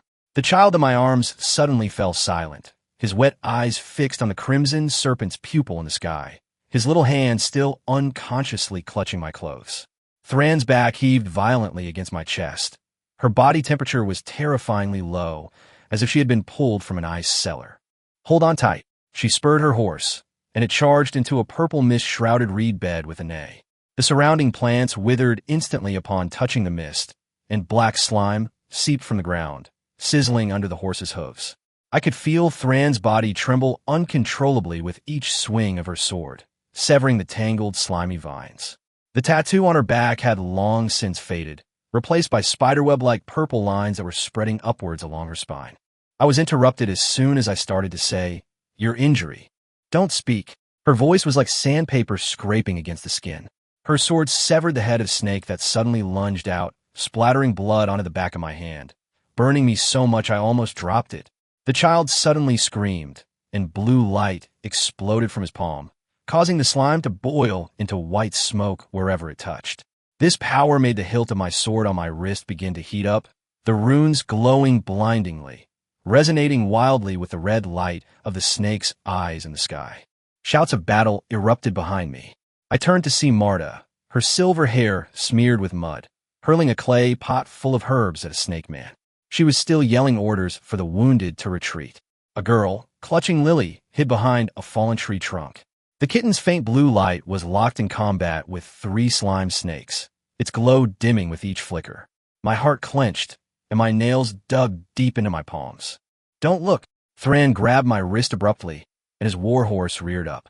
I then noticed a massive fissure opening in the swamp ahead, from which emerged a giant python of black slime, its scales still adorned with stark white bones. Thran's sword arced silver in the moonlight, but the blade only sparked as it struck the snake's scales. The child's blue light erupted again, this time like a lit fuse, causing the slime throughout the swamp to boil. "Cover the child's eyes." Thran suddenly turned and wrapped us in her cloak. I smelled the strong stench of blood on her cloak, along with a faint medicinal scent the herbal concoction Martha had prepared to stop bleeding. The violent explosion made my eardrums ache, a scorching shockwave hit my back, and my warhorse neighed and staggered a few steps. When I lowered my arms, I saw that the giant slime serpent had exploded into a rain of blood, but the serpent's eyes in the sky had become even brighter. Almost there, Thran's voice was barely audible, and her head began to droop uncontrollably. I then noticed that half a bone arrow was stuck in her left abdomen, and purple blood was dripping down the saddle. Finally, the outline of the Silver Serpent tribe appeared ahead. On the towering watchtower, blue torches flickered in the wind, but they were as blurry as if viewed through frosted glass. As the horse's hooves crushed the last patch of swamp, Thran finally collapsed, unable to hold on any longer. I quickly caught her, and the moment my fingers touched her skin, a chill ran up my spine. Her body was transforming into the texture of snake scales. Suddenly, the child burst into tears, the sound like sharp silver needles piercing the thick fog. The tribe's gates roared open, and countless silver-armored knights charged out, wielding serpentine shields, but their eyes held not welcome, but terror. "Back off!" The lead knight brandished his lance. "She's been corrupted by the power of the serpent god." I shielded Thran and the child, taking a half-step back, my sword hilt vibrating wildly at my waist, almost breaking free of its sheath. The blue light emanating from the child and the purple markings on Thran's body surged simultaneously, the two forces colliding in the air with a sound like shattering glass. I gazed at the knights, standing ready, then looked down at the unconscious Thran in my arms. Beads of blood still clung to her eyelashes, yet a relieved smile played on her lips. "She did this to save us." My voice was so hoarse I couldn't even recognize myself. "If you attack now, I'll use this sword to cleave your barrier." The knights' lances began to tremble.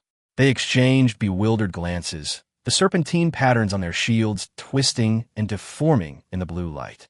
Suddenly, the child in their arms reached out a small hand, and the blue light coalesced into chains that wrapped around Thran's wrist, causing the eerie purple patterns to fade. I felt the vibration of the sword hilt lessen, and the light from the runes soften. "Get out of the way!" I strode forward, my boots crunching over the slimy ground. Didn't the Silver Serpent tribe's prophet foresee the Blood Moon crisis? "Now we are your last hope." An aged cough came from the shadows behind the gate, and an old man veiled in silver emerged, leaning on a snake-shaped cane. With each step he took, ancient runes appeared on the ground. Sword wielder, bloodline inheritor, his voice seemed to rise from the earth, and the vessel chosen by the gods. "Hand her over to me, and perhaps she could be saved." I stared at his scaly hands, then at Thran's increasingly pale face. The child suddenly stopped crying, and blue light transformed into a carpet of light that spread across the ground, gently lifting the three of us. A corner of the old man's silver veil was lifted by the wind, revealing his equally scarlet eyes. I gripped the hilt of my sword tightly. The coolness of the metal crept up my arm and into my heart. This tribe was probably not as simple as it appeared. The moment I stepped into the Silver Serpent tribe with the child in my arms, a bone-chilling cold swept over us. The surrounding buildings were constructed of black stone that gleamed with a cold light, and the walls were adorned with winding, silvery white serpentine reliefs. Bathed in the light of the blue torches, the reliefs seemed ready to come alive at any moment. The old man turned to lead the way, his long robe trailing on the ground with a rustling sound, leaving a trail of chilling footprints behind him with each step. "My Lord Prophet, how is the barrier?" a knight asked as he stepped forward. "The power of the blood moon is eroding the barrier," the old man said emotionlessly. "Cracks appeared 3 days ago." He paused, glanced back at me, and added, I didn't expect the sword holder to actually come. I held Thranth close, feeling her breathing grow weaker and weaker, her body growing colder. Suddenly, the child reached out a small hand and pressed it against Thranth's chest, blue light slowly flowing into her body. Thranth's eyelashes fluttered, and she let out a soft moan. Take her to the holy spring quickly. The prophet quickened his pace. Perhaps we can still make it in time. We walked through a long passageway to a huge, circular stone chamber. In the center of the chamber was a steaming spring, its surface dotted with shimmering lights, like stars fallen into the water. The prophet gestured for me to place Thran into the spring, and I carefully did so, watching her body slowly sink into the water. Sword holder, come here. The prophet stood on the other side of the stone chamber, tapping the ground with his serpentine cane, making a crisp sound. I walked over, carrying the child, and discovered a huge array carved into the ground, very similar to the runes on my sword hilt. Place the hilt in the center of the array. I hesitated for a moment, then gripped the hilt of my sword tightly. Before that, I want to know your plans. I will not let anyone else sacrifice themselves because of this damned power. The prophet chuckled softly, his eyes, hidden beneath the silver veil, gleaming with an eerie light. Young man, do you think you have a choice? The serpent god is about to awaken, and the entire continent will be plunged into darkness. Only by gathering the power of the 7 tribes and reactivating the ancient seal can this be stopped. And you, your bloodline, your sword hilt, are the key. I gritted my teeth and placed the sword hilt in the center of the array. The runes instantly lit up, resonating with the array on the ground, and the stone chamber began to shake. Suddenly, the child burst into tears, and blue light spread uncontrollably, illuminating every corner of the stone chamber. Only then did I realize that the walls were covered with ancient murals depicting the war between the 7 tribes and the serpent god, as well as the sacrifice of the first bloodline inheritor. Do you see clearly, swordsman? The prophet's voice echoed in the stone chamber. 1,000 years ago, our ancestors paid a terrible price to seal the serpent god. Now, history is about to repeat itself. I will not let history repeat itself. I clench my fist. I will find other ways instead of sacrificing innocent people. Naive, the prophet suddenly shouted. If there were any other way, why would we wait for 1,000 years? You think that child's power is a blessing? It's a curse. The blood of the serpent god flows in his veins. He is destined to become a sacrifice. My heart sank, and I hugged my child tightly, taking a step back. You're lying. Whether it's a lie or not, you'll soon find out. The prophet waved his cane, and the array's light intensified, enveloping me and the child. I felt a powerful force pulling in my consciousness, and the scene before me began to distort. When I could see my surroundings again, I found myself in complete darkness. In the distance, a colossal figure slowly emerged, a gigantic serpent that blotted out the sky, its scales shimmering with purple light, and the flames it spewed from its mouth turning the sky blood red. At the serpent's feet lay ruins, countless corpses piled high, including many children. This is your future. The serpent god's voice boomed like thunder, making my eardrums ache. Unless you hand the child over to me. I hugged my child tightly and shouted angrily, impossible. Then you can just wait to be destroyed. The serpent god opened its blood-red maw and lunged at us. I opened my eyes abruptly and found myself still in the stone chamber, my forehead covered in cold sweat. The prophet was staring at me, a meaningful smile in his eyes. Do you see? This is what happens when you resist fate. I don't believe it. I rushed over and grabbed the sword hilt. There must be another way. Martha and the others are still fighting outside. I can't let their sacrifice be in vain. As you see fit, the prophet turned and walked toward the holy spring. But you'd better think it through before the blood moon fully rises. Thran's condition is not optimistic. She's only managed to hold on until now, thanks to the strength of the child in your arms. I ran to the holy spring and saw Thran floating on the surface, his face still pale, but his breathing had become more steady. The child reached out his small hand and gently touched the water, causing blue light to ripple across the surface. Just then, a commotion suddenly broke out outside, with shouts of battle and the clanging of metal clearly audible. The Python Fong tribe has broken in. A knight rushed into the stone chamber. They found a crack in the barrier. The prophet's expression changed.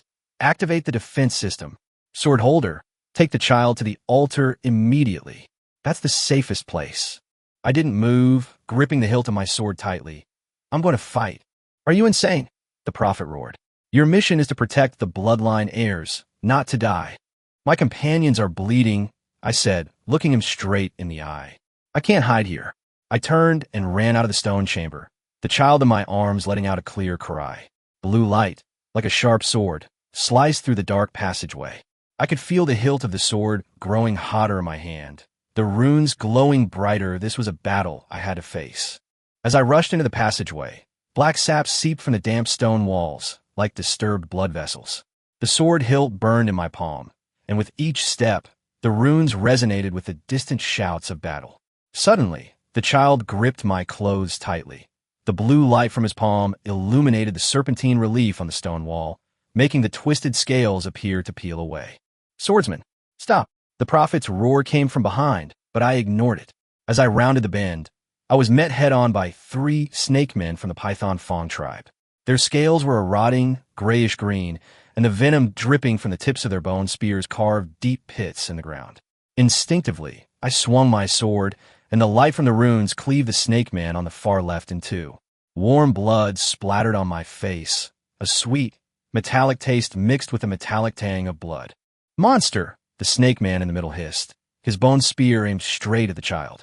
I rolled to the side, my knees slamming heavily onto the stone slab, but the child in my arms suddenly raised his hand, a beam of blue light striking the snake man's eye with pinpoint accuracy.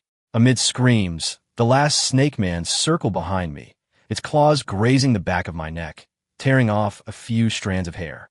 I swung my sword in a backhand motion, the snake-shaped patterns on the hilt numbing my hand. The moment the blade pierced the snake's throat, I heard my own heavy breathing. The stone gate at the end of the passage collapsed with a crash, and more snakemen poured in, their torches turning the air an eerie purple. I retreated to the corner, my back against the cold stone wall, my heart pounding as if it would shatter my ribs. The child's blue light began to flicker, like a candle flame about to go out. Don't be afraid, I whispered in his ear, but found my voice trembling. Suddenly, a sharp metallic clang rang out from the right. Thran emerged from the smoke, soaking wet, her silver armor dented and deformed, purple ice crystals clinging to her sword. This way, she shouted, slashing 2 snake men with her sword. The holy spring has restored my power, but it won't last much longer. I didn't ask any questions and ran after her, the cries of children mingling with the hisses of the snake men, exploding in the narrow passageway. As we rushed into the plaza, the sight before me made my stomach churn. Knights of the Silver Serpent tribe were locked in fierce combat with the serpent people, blood and slime flowing like rivers across the stone slabs. Marta crouched among the wounded, her white hair stained with herbs and blood. She looked up and saw me, a flicker of surprise crossing her wrinkled face, quickly replaced by terror. Quick! The barrier towards the altar. Her words were abruptly cut short by a deafening roar. The sky split open, and purple lightning struck the serpentine statue in the center of the plaza, sending shards of stone flying. Instinctively, I shielded the child with my body, my back throbbing from the impact of the falling rocks. Thran grabbed my arm, his nails digging almost into my flesh. The prophet is at the altar.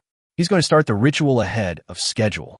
As I pushed through the smoke, I saw the girl cradling Lily behind a broken wall, the last vestiges of the kitten's blue light flickering on her shoulder. Take them with you, I shouted. Without hesitation, Thran turned and charged towards the wall, his sword flashing silver, slicing the snake man lunging at the girl in half. I continued running, my boots churning on a sticky liquid, each step feeling like treading on rotting filth.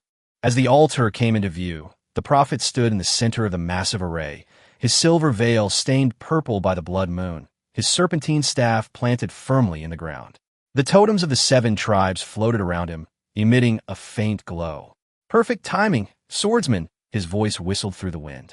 Hand over the child and the hilt. I gripped the sword hilt tightly and took a half step back. You said you would wait for all 7 tribes to gather. We can't wait any longer. The prophet's silver veil was blown open by the wind, revealing half of his snake-like face. The people of the Python Fong tribe have brought fragments of the snake god's heart. The barrier won't last a quarter of an hour. He pointed, and I then noticed several black-robed figures standing at the edge of the altar. Inside the wooden boxes they were carrying, pulsating purple chunks of flesh were corroding the wooden planks. Thran arrived with the girl and Lily, Martha limping behind. Suddenly, the child struggled violently. The snake-shaped mark on his forehead shone brightly, its blue light spreading uncontrollably. The prophet seized the opportunity and shouted, "Activate the array." The 7 totems glowed simultaneously, forming chains that bound my ankles. I knelt on one knee, the hilt of my sword nearly slipping from my grasp. "No!" The girl's cry pierced my eardrums. Suddenly, the kitten transformed into a streak of blue light, crashing into the array. Cracks appeared in the chains, and I seized the opportunity to break free, swinging my sword at the prophet. The instant my cane struck the sword hilt, I heard the sound of bones shattering. My hand had split open.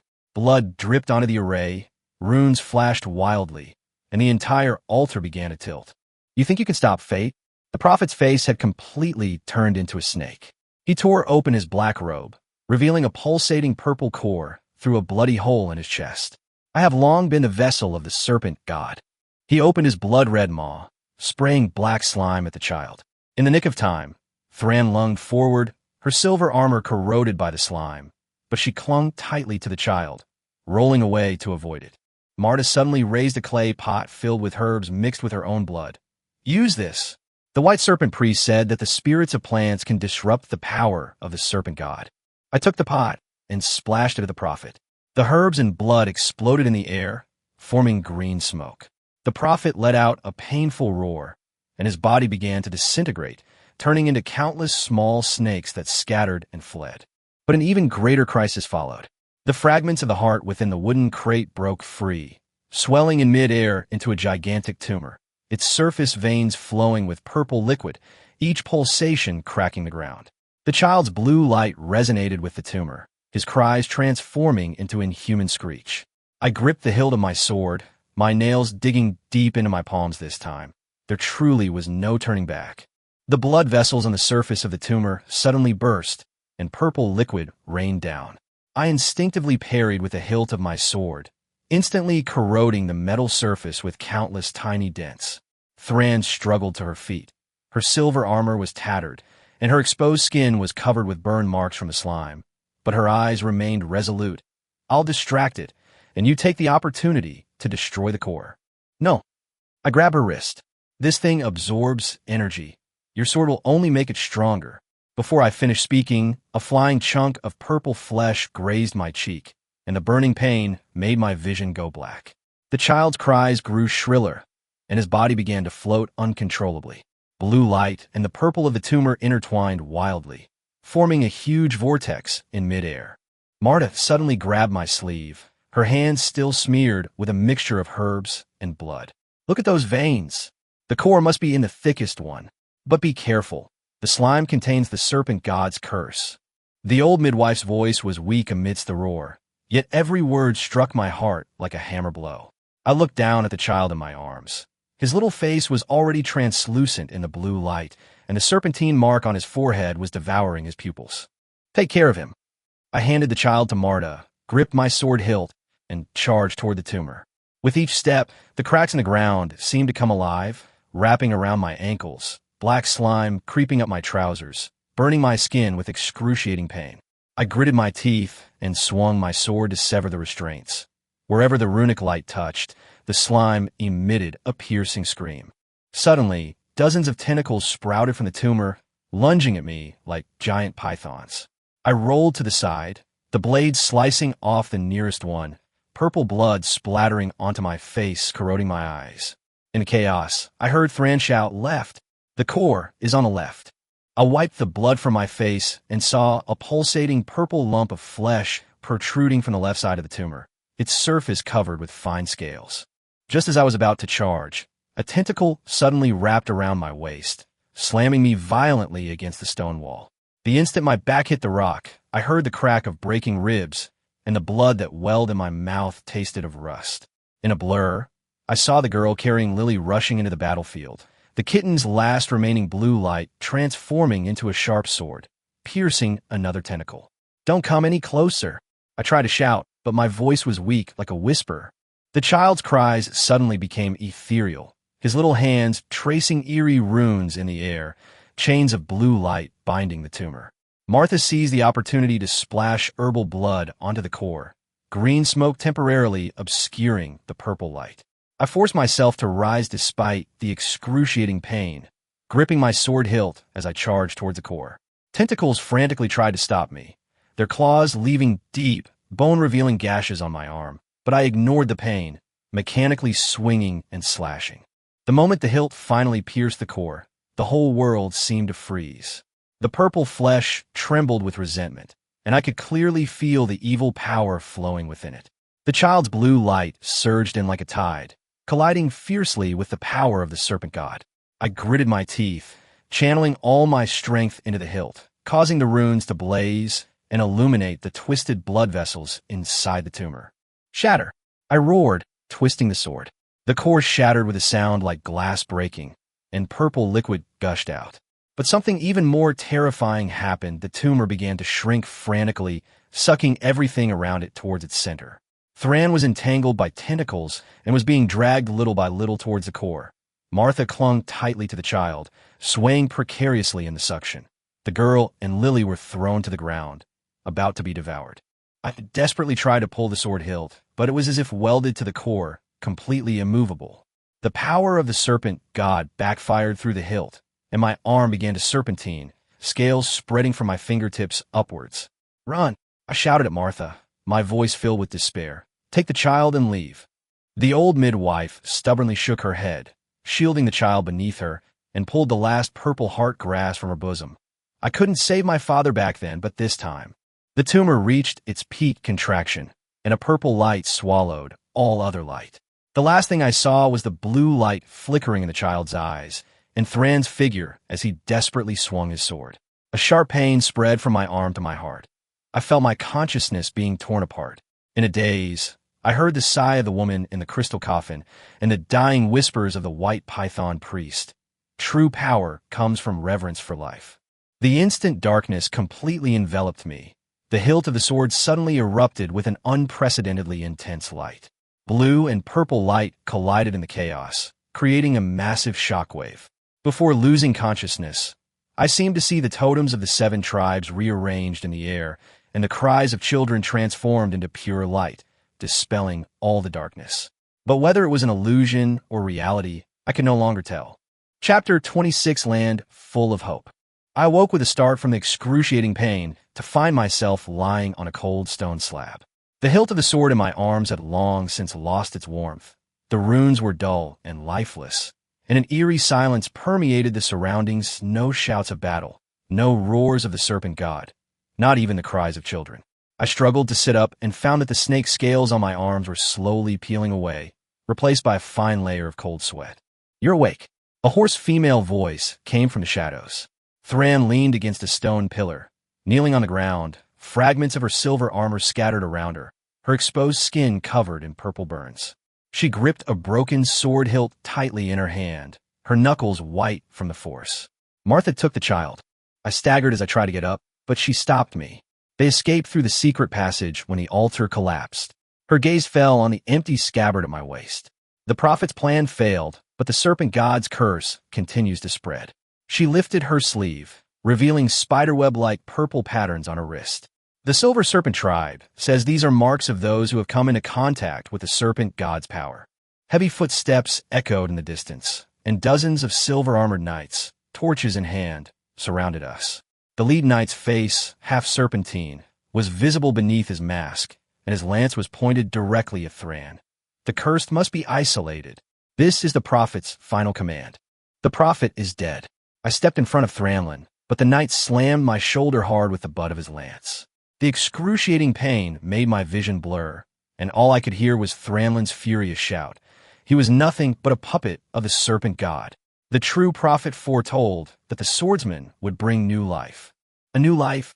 The knight sneered, his serpentine eyes glowing crimson in the firelight. "Look what you've brought, a shattered barrier. An invasion by the Python Fong tribe, and that monster with the blood of the serpent god flowing through its veins." His spear turned towards the hilt of the long-extinguished sword in my arms. This sword couldn't seal away evil at all. Instead, it brought disaster. During the argument, the ground suddenly trembled violently. The knights looked up at the sky in horror, only to see that the blood moon had faded from its crimson hue, replaced by an eerie gray mist. An aged voice came from amidst. Sinners of the 7 tribes, the wrath of the serpent god will not be appeased unless you offer a true sacrifice. Saran suddenly grabbed my wrist, her nails almost digging into my flesh. It's the lingering resentment of the serpent god. It's searching for a new host. Her gaze swept over the knights' terrified faces. The serpentine marks on their bodies are signs that they've been chosen. Impossible, the knight leader roared, but then clutched his face in agony. Twisted lines bulged beneath his skin, and scales spread from his neck. The other knights screamed in pain, their weapons falling to the ground. Instinctively, I gripped the already shattered hilt of my sword. A faint light suddenly flashed from the runes, a light as weak as a dying candle. It made the serpent god's lingering spirit roar in fury. Quick, let's go. Thran dragged me into the passageway. Behind us came the roars of knights, their voices gradually becoming distorted, as if undergoing some terrifying transformation. We ran wildly in the darkness, black slime seeping from the damp stone walls, but no longer as aggressive as before. Thran suddenly stopped, pointing to the murals on the wall. Look, this is the scene of the first swordsman making a pact with the serpent god. In the mural, a swordsman plunges his sword into his own heart, his blood forming chains that bind the giant serpent. In a corner, a woman cradling an infant kneels before an altar, her eyes gleaming with a blue light similar to that of a child. The prophet concealed the truth, Thran whispered. The true seal is not the destruction of the serpent god, but... Her words were interrupted by the cry of a baby. The sound came from the end of the passageway, with a familiar rhythm. Thran and I exchanged a glance and rushed toward the light. Turning the corner, we saw Martha huddled in a corner, the child in her arms quietly gazing ahead where a semi-transparent figure floated in the air, his face identical to the child's, yet radiating an awe-inspiring majesty. Bloodline resonance, Martha said, trembling. Ever since the altar collapsed, he has been murmuring to the void, as if he were talking to someone. She held up the purple heart grass in her hand, its leaves glistening with dew. It was brought by the child. It's like a miracle. The figure slowly turned towards us, and when he spoke, his voice carried both the innocence of a child and the vicissitudes of an old man. Sword holder, do you think you have severed the curse? No, you have only opened Pandora's box. His fingertips traced the child's forehead, and the serpentine mark emitted a soft blue light. But this child, the serpent god's original kindness flows in his blood. Thran suddenly knelt down. Are you the first sword holder, or the serpent god? I am Balance. The figure smiled, his body becoming transparent. 1,000 years ago, we chose to seal evil with sacrifice, but we allowed hatred to fester in the darkness. Now a new pact is needed, not destruction, but fusion. His gaze fell on my broken sword hilt. This sword is merely a key. True power lies in the resonance between blood and nature.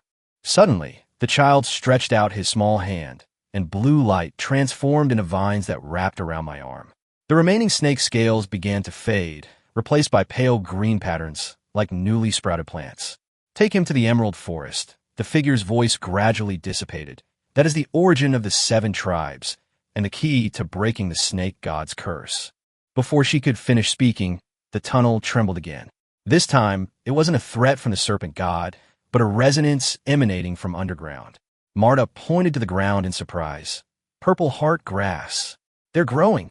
Countless purple seedlings sprouted from the cracks, the dewdrops on their leaves refracting a rainbow of colors, and wherever they went, the black slime receded. I see. Thran stroked the mural on the wall. When the first swordsman sealed the serpent god with his life, he also infused the earth with the power of nature. The power we have been searching for to fight the curse is actually right beside us. She looked at the child, her eyes shining with hope, and he is the key to awakening that power. Just then, the sound of horses' hooves came from afar. The survivors of the Silver Serpent tribe appeared, carrying blue torches. Their faces were no longer filled with fear, but with reverence. The elder in the lead removed his silver veil, revealing a wrinkled yet kind face. Sword holder, we are willing to follow you to the Emerald Forest. The prophet left a prophecy before his death when the purple heartgrass is reborn under the blood moon. The true savior will descend. The child suddenly giggled, and blue light transformed into streams of light that enveloped everyone. I gripped his little hand, feeling the warmth emanating from my palm, not the power of destruction, but the pulse of life. Perhaps, as the first swordsman said, the way to combat evil is never to fight violence with violence, but to seek the possibility of rebirth in the darkness. As we left the Silver Serpent tribe, the sky began to lighten with the first light of dawn. Our group had gained many unexpected companions. The serpent people of the Python Fong tribe, who had once been enemies, had joined us after being purified by the child's power. Lily, in the girl's arms, had regained her life, and the kitten's blue light had transformed into guiding fireflies, and Saran's wounds were gradually healing under the caress of the purple heartgrass, and a light of hope had rekindled in her eyes.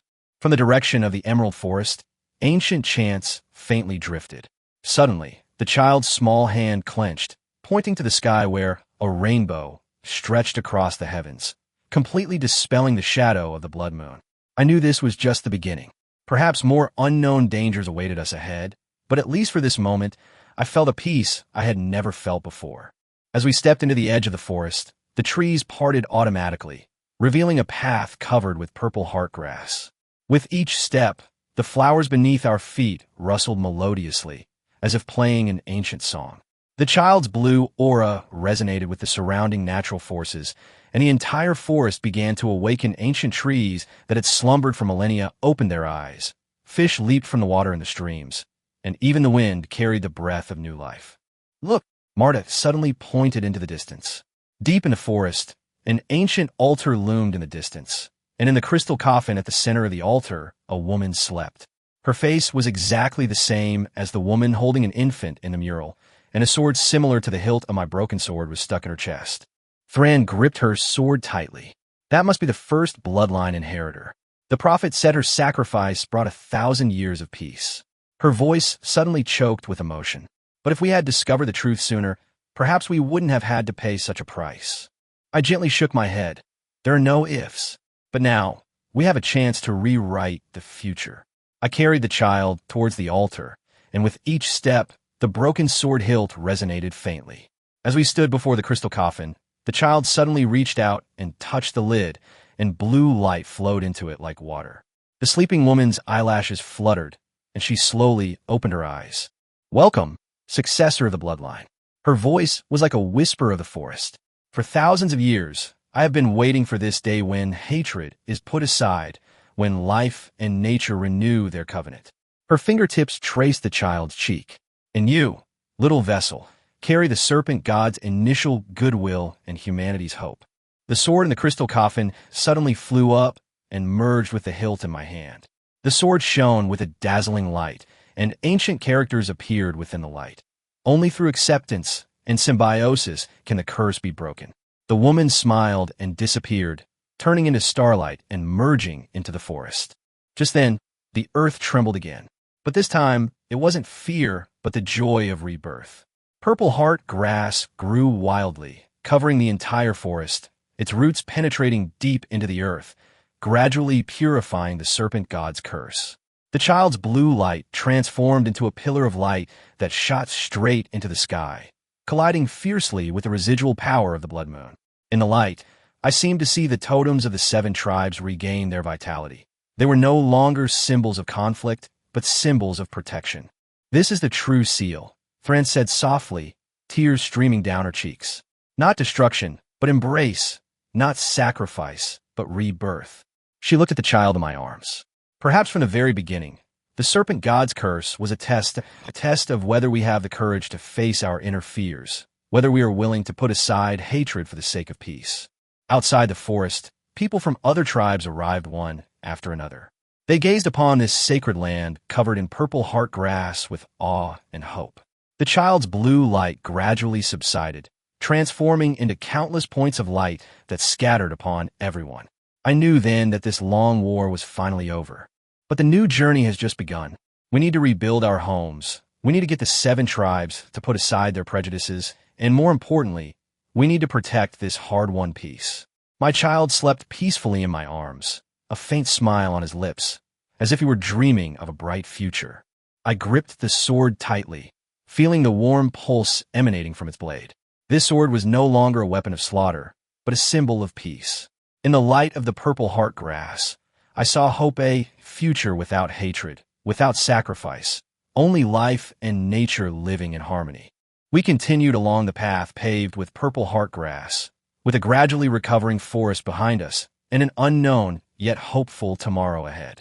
Children's laughter echoed in the air, mingling with the whispers of the forest and the songs of the streams, composing a symphony of new life. As the last rays of the setting sun bathed us, we finally saw the village in the distance. The people there were rebuilding their homes. Children played among the purple heart grass, and elders sat together telling ancient tales. Thran came to my side and whispered, "Perhaps this is the ending the first swordsman truly desired." I nodded, carrying the child as I walked towards the crowd. The runes on the sword hilt lit up again, this time with a soft, warm light that illuminated everyone's face. On this land full of hope, we will write a new history, not one of war and sacrifice, but one of inclusion, rebirth, and eternal peace. That night, we sat around the campfire. Martha told the story of her child's birth, the young girl smiling as she held Lily beside her, while Thran polished his sword, the blade reflecting the dancing flames. The child lay on my lap, gazing curiously at the twinkling stars in the sky. Suddenly, he stretched out his little hand, and a beam of blue light shot into the night sky, transforming into the brightest star. "That's the Star of Hope," an old man said with a smile. "It will forever protect this land." I gazed at the sky, my heart filled with emotion. From a swordsman being hunted to a guardian bearing a heavy responsibility, this journey has changed so much. But now, looking at my companions beside me, watching the world gradually regain its vitality, I know it was all worthwhile. The serpent god's curse may never completely disappear, but as long as we hold hope in our hearts and learn to accept and embrace, we will surely find light in the darkness. The children's laughter rang out again, like celestial music echoing in the tranquil night sky. This is the sound of new life and the hope for the future. On this land, covered with purple heart grass, we will continue our journey. With reverence for life, a yearning for peace, and an unwavering belief, we will greet each dawn and protect every beautiful thing. Because we know that true strength never comes from weapons, but from the courage and love within our hearts. And I, as the swordsman and a witness to this era, will dedicate my life to writing our own legend, a legend about rebirth, about hope, and about eternal peace. The child slept soundly in my arms, his breathing steady and peaceful. The firelight illuminated his tender face like a beautiful painting. In the distance, purple heart grass swayed gently in the night breeze, making a melodious sound as if playing a lullaby for this tranquil night. I looked up at the starry sky. Among the dazzling galaxy, the star formed from the child's blue light shone exceptionally bright. It was like a beacon, illuminating our path forward and lighting up this hopeful future.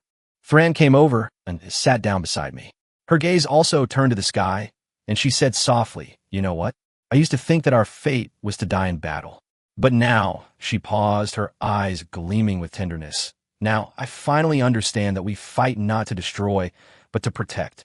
To protect this hard-won peace, to protect every life on this land." I nodded and took her hand. "Yes, to protect. That is our mission." In the distance came the laughter of villagers, a sound full of life and energy. The sounds of children playing, the chatter of the elderly, and the singing of the young mingled together, creating a harmonious and beautiful scene.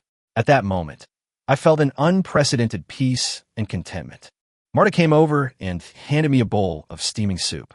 "Drink it, child," she said kindly. "It's made with purple heart grass. It's good for restoring strength." I took the soup and took a small sip. The soup was sweet and delicious, with a subtle herbal aroma. "Thank you, Marta," I said. "Thank you for staying with us." Martha smiled, her eyes crinkling with warmth. "Silly child," I watched this child being born. From that moment on, I knew he was no ordinary man. "And you dash," her gaze swept over Thran and the other companions. "You are all chosen by destiny. I believe that with you here, this land will surely usher in true peace." Night deepened, and the campfire gradually died down. People returned to their lodgings to rest, and the village grew quiet. I carried the child and walked with Thran towards our temporary shelter. Moonlight spilled onto the purple heart meadow, shimmering with silvery light like a dreamlike ocean. The baby stirred in my arms, letting out a soft murmur. I looked down at him, my heart filled with tenderness. This tiny life carries so much hope and responsibility. But I believe that, under our protection, he will grow up healthy and happy, becoming a guardian of this land. Back at our lodgings, I carefully placed the child on the bed. He quickly drifted off to sleep again, a sweet smile on his face. Saran stood by the bed, gazing quietly at the child, his eyes filled with tenderness and love. "He's like a little angel," Thran said softly. "He brought hope to the world with his power." I walked over to her and hugged her. "It's not just him, it's us too. Every one of us is working for peace in this world." Outside the window, the purple heart grass swayed gently in the night breeze, making a rustling sound. That sound, like nature's lullaby, accompanied us in his sweet dreams. In this peaceful night, I felt an unprecedented sense of happiness and tranquility. I know the road ahead remains full of challenges. The serpent god's curse may return, and the conflicts between the 7 tribes will not disappear overnight. But as long as we hold hope in our hearts, and as long as we are united, no difficulty is insurmountable. With this belief, I gradually drifted off to sleep. In my dream, I saw a beautiful world. 7 tribes lived in peace. People lived happily in fields of purple heartgrass, and children ran joyfully in the sunshine. And the star, formed from the blue light of the children, shone forever in the sky, guarding this land full of hope. Morning light filtered through the curtains woven from purple heartgrass, dancing on the child's eyelashes. He instinctively snuggled closer to me, his little hands unconsciously clutching the fabric of my shirt, his breath gently brushing against my collarbone. Saran, draped in a thin blanket gathered from the morning dew, was about to cover us when our eyes met, a barely perceptible blush rising to the tips of her ears. She then gently draped the blanket over the child's bare ankles. The aroma of herbs Marta was brewing outside, wafted in through the crack in the door, mingling with the unique sweetness of purple heartgrass. The child suddenly giggled. Lily had jumped onto the bed some time earlier and was brushing his palm with her fluffy tail. The kitten's blue light shimmered like tiny starlight in the morning light, landing on the child's chubby hand, making him reach out and babble as he tried to grab it. "Be careful not to catch a cold," Saran whispered, her fingertips already tucking the thin blanket around the child.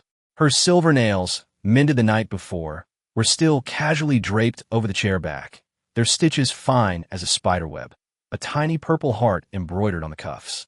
As she bent down to pick up the child, I smelled the scent of holy spring water mingled with a faint whiff of gunpowder in her hair, like a flower stubbornly blooming after a battle. As we walked along the dew-covered grassy path toward the village square, the children suddenly began to wriggle excitedly. It turned out that the girl was leading a group of children in painting a mural using blue light. The snakes slithering on the wall were no longer ferocious monsters, but guardians carrying purple heartgrass. Lily nimbly leaped onto the wall, and wherever her tail swept, the paint automatically blended into a flowing galaxy. "Swordsman," the old man approached, leaning on a cane carved with vine patterns. This time, his scaled hands held an exquisite wooden box. "This is a cradle made of purple heartwood, crafted overnight by the tribe's artisans." The moment the lid was opened, the unique fragrance of the wood wafted out, and ancient blessing runes were engraved on the inner wall, gleaming slightly under the child's blue light. Thran reached out and ran his hand along the edge of the cradle, his fingertips pausing abruptly at a certain raised area. I followed her gaze.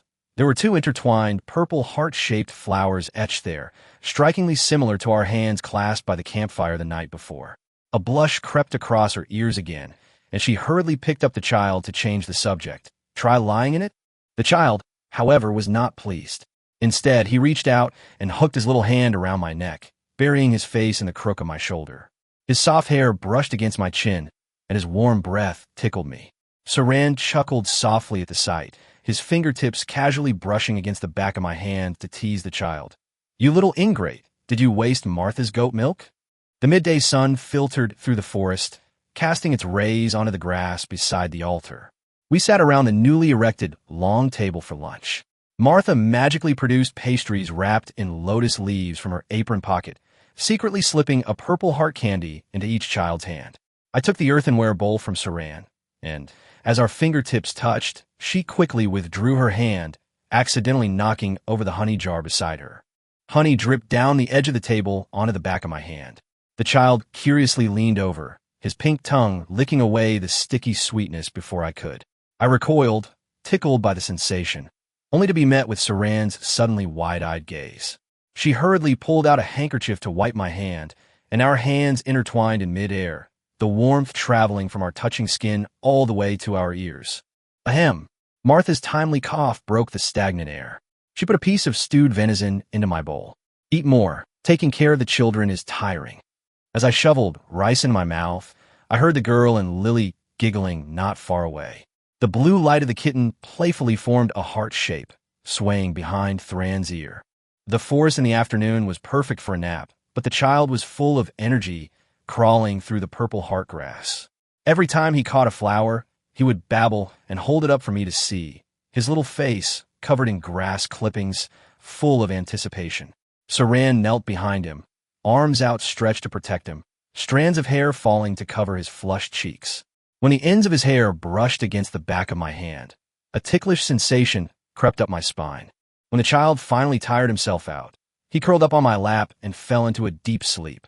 Saran gently wiped the blades of grass from his face, her fingertips hovering in midair for a long time before reluctantly withdrawing. As she sat down beside me, her shoulder brushed against mine unintentionally, and we both froze, then pretended nothing had happened and looked into the distance. The calls of returning birds echoed from the depths of the forest, startling ripples across a patch of purple heartgrass. As dusk fell, the village lit up with blue-purple lanterns. Martha took the child to bathe, and Thran and I strolled along the newly paved stone path. She suddenly stopped in front of the blacksmith shop, where a reforged sword was displayed in the window, its hilt adorned with vine patterns identical to my broken one. Actually, that day at the altar, Thran's voice was broken by the evening breeze. The way you protected the child was very similar to... Her words were interrupted by the child's laughter. Marta appeared from around the corner, carrying the little guy wrapped in a bath towel, and Lily was using her tail to drip water droplets onto his face. As soon as the child saw us, he wriggled and tried to rush over. Water droplets dripped from his hair onto my clothes, the cool touch mixed with the scent of milk. Saran reached out to smooth his wet hair, her fingertips brushing against his reddened earlobe, when the child suddenly grabbed her hand and rubbed it against his face like a spoiled little animal. As the moonlight climbed to the treetops, the child finally slept peacefully in his new cradle. Thran leaned against the doorframe, watching him. Beneath his silver armor was the purple heart embroidery Martha had given him. I hung mosquito-repellent herbs on the cradle and nearly bumped into her as I turned, my nose almost brushing against her trembling eyelashes. She hurriedly stepped back, but accidentally knocked over an earthenware pot by the door. I reached out to help her up, and she bent over at the same time, our foreheads bumping heavily. We both groaned in pain, but then burst into laughter the instant our eyes met. The scent of her hair, like the fragrance of holy spring water, mingled with the smell of my sweat, fermenting into an ambiguous atmosphere in the small space. Suddenly, the child began to murmur in his sleep, and we immediately held our breath, frozen in place like children who had done something wrong. The night breeze lifted the curtains, and the shadow of the purple heart grass swayed on the floor. Saran's breath brushed against my neck, and she whispered, "Actually, there's a legend about the purple heart grass." Before she finished speaking, the child's blue light suddenly shone, casting our overlapping shadows on the wall, like intertwined vines. The shadow of the purple heart grass flickered on the wall. Saran suddenly turned her face away, her ear tips turning bright red. Her movements as she bent down to pick up the pottery jar were unusually stiff. A shard of pottery cut a small wound in her palm, and blood seeped out, dripping onto the hem of her skirt embroidered with purple heartgrass. I reached out to look at her wound, but she quickly turned her hand behind her back. "It's nothing, just a small cut." The village was far from quiet in the dead of night. The footsteps of a watchman echoed in the distance, along with the cries of a baby someone's child, like our little one, woke up several times a night. Thran sat by the cradle, gently rocking the wooden frame, humming a tuneless lullaby. The baby's furrowed brow gradually relaxed, but its tiny hand still clutched tightly at the hem of Thran's skirt. "We should go to the river tomorrow." Martha's voice came from the doorway. She was holding a clean, swaddled baby, a few petals of purple heart grass stuck in her hair. "The baby's diapers need to be dried properly, and the old woman's gaze darted between me and Saran, and she smiled meaningfully. Some things should also be brought out and aired while the sun is shining. The next day, just as dawn broke, Saran set off for the river with her wooden basin. I offered to help, but she insisted on carrying the bamboo basket full of diapers herself. The morning mist hadn't yet dissipated, and dewdrops on the purple heart grass dampened her skirt, yet her steps remained light. Only after crossing the log bridge did she stop to catch her breath, her hair clinging to her sweaty cheeks, which ironically made her appear more vibrant. The river was crystal clear, and you could see small fish darting among the water plants. Saran knelt on the blue stone, the washing mallet striking rhythmically. I squatted downstream, rinsing her clothes, my fingertips touching the soap-scented fabric, and suddenly remembered the blush on the tips of her ears last night. In the reflection of the water, I caught her stealing glances at me, and in her haste, a splash of water landed on my trousers. "What are you looking at?" she scolded playfully, but gently poked the back of my hand with a wooden pestle in her hand. It was a light tap, more like a kitten extending its claw. I pulled up the corner of my clothes to wipe her splashed face. She stiffened at first, then slowly relaxed, her eyelashes casting tiny shadows under her eyes.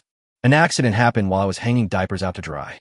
The wind suddenly picked up, and a diaper was blown into the river, drifting away with the current. Thran was frantic and wanted to jump in, but I'd already rolled up my trousers and rushed out. The river water was colder than I expected, and my soaked trousers felt heavy. When I retrieved the diaper, Thran was standing on the bank, stamping his feet. "Are you crazy? There's moss in the water." Her words were fierce, but her movements were gentle. As she took out a handkerchief to wipe the water droplets from my legs, her fingers touched an old scar on my calf, a cut inflicted by the snake man during our escape. "Does it still hurt?" Her voice suddenly softened, her fingertips lingering on the scar for a moment before quickly withdrawing. Before I could answer, the cry of a child came from afar, startling the egrets on the shore.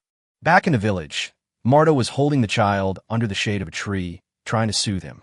The little guy's face was red from crying, and when he saw me, he immediately reached out to be held. When I took him, my clothes, damp with river water, brushed against his face, making him pout again. Thran quickly wiped his face with a handkerchief, his fingertips brushing against his little nose, which made him giggle.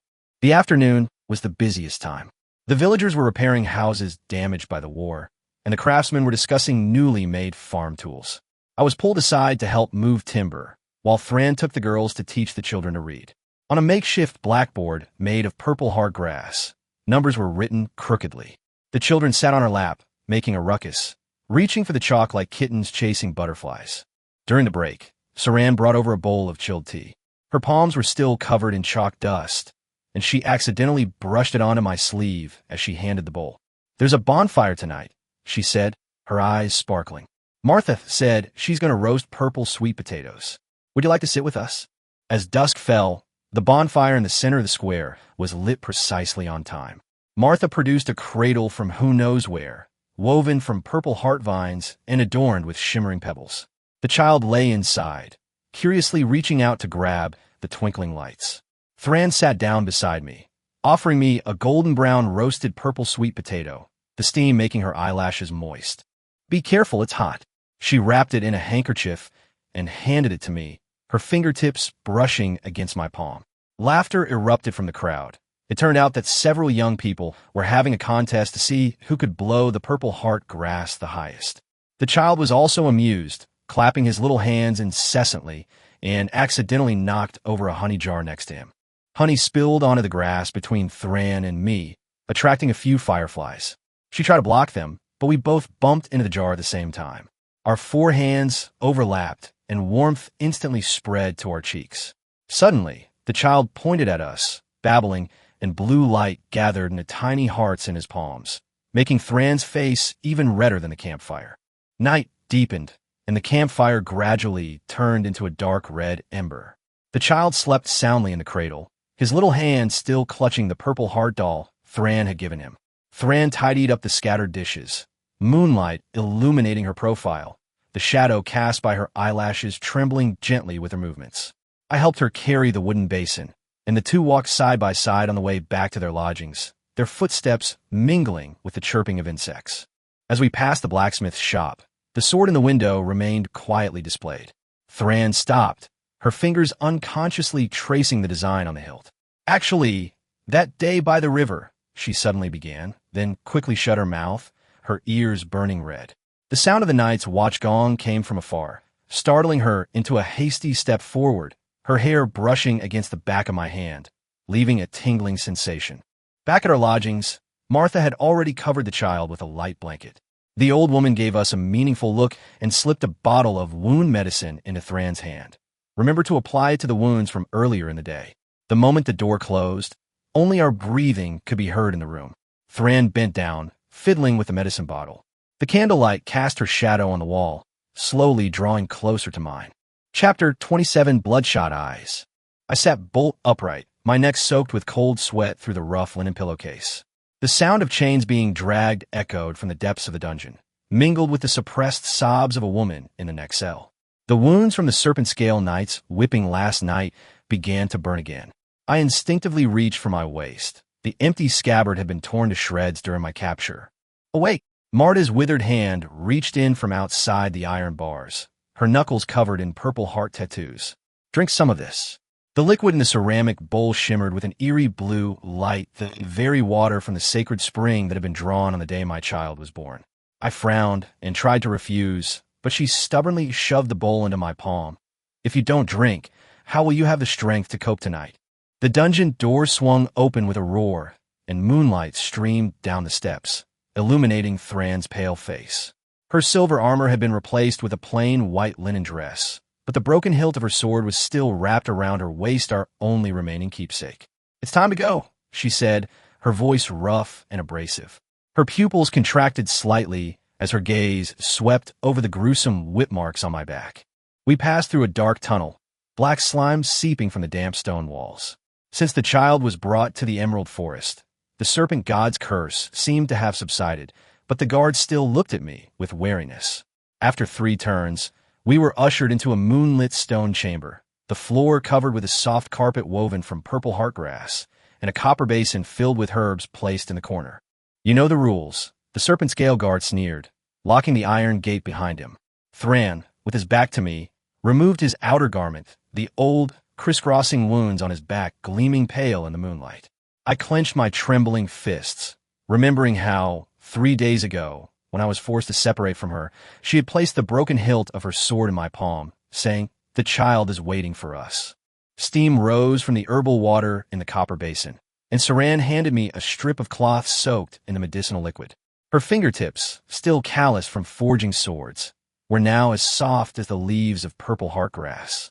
"Say something if it hurts," I said softly. The moment the cloth touched the whip mark on her shoulder, she groaned, but her body stubbornly straightened. Suddenly, the sound of a mechanism turning came from the stone wall. Martha emerged, her back hunched, cradling a sleeping child in her arms.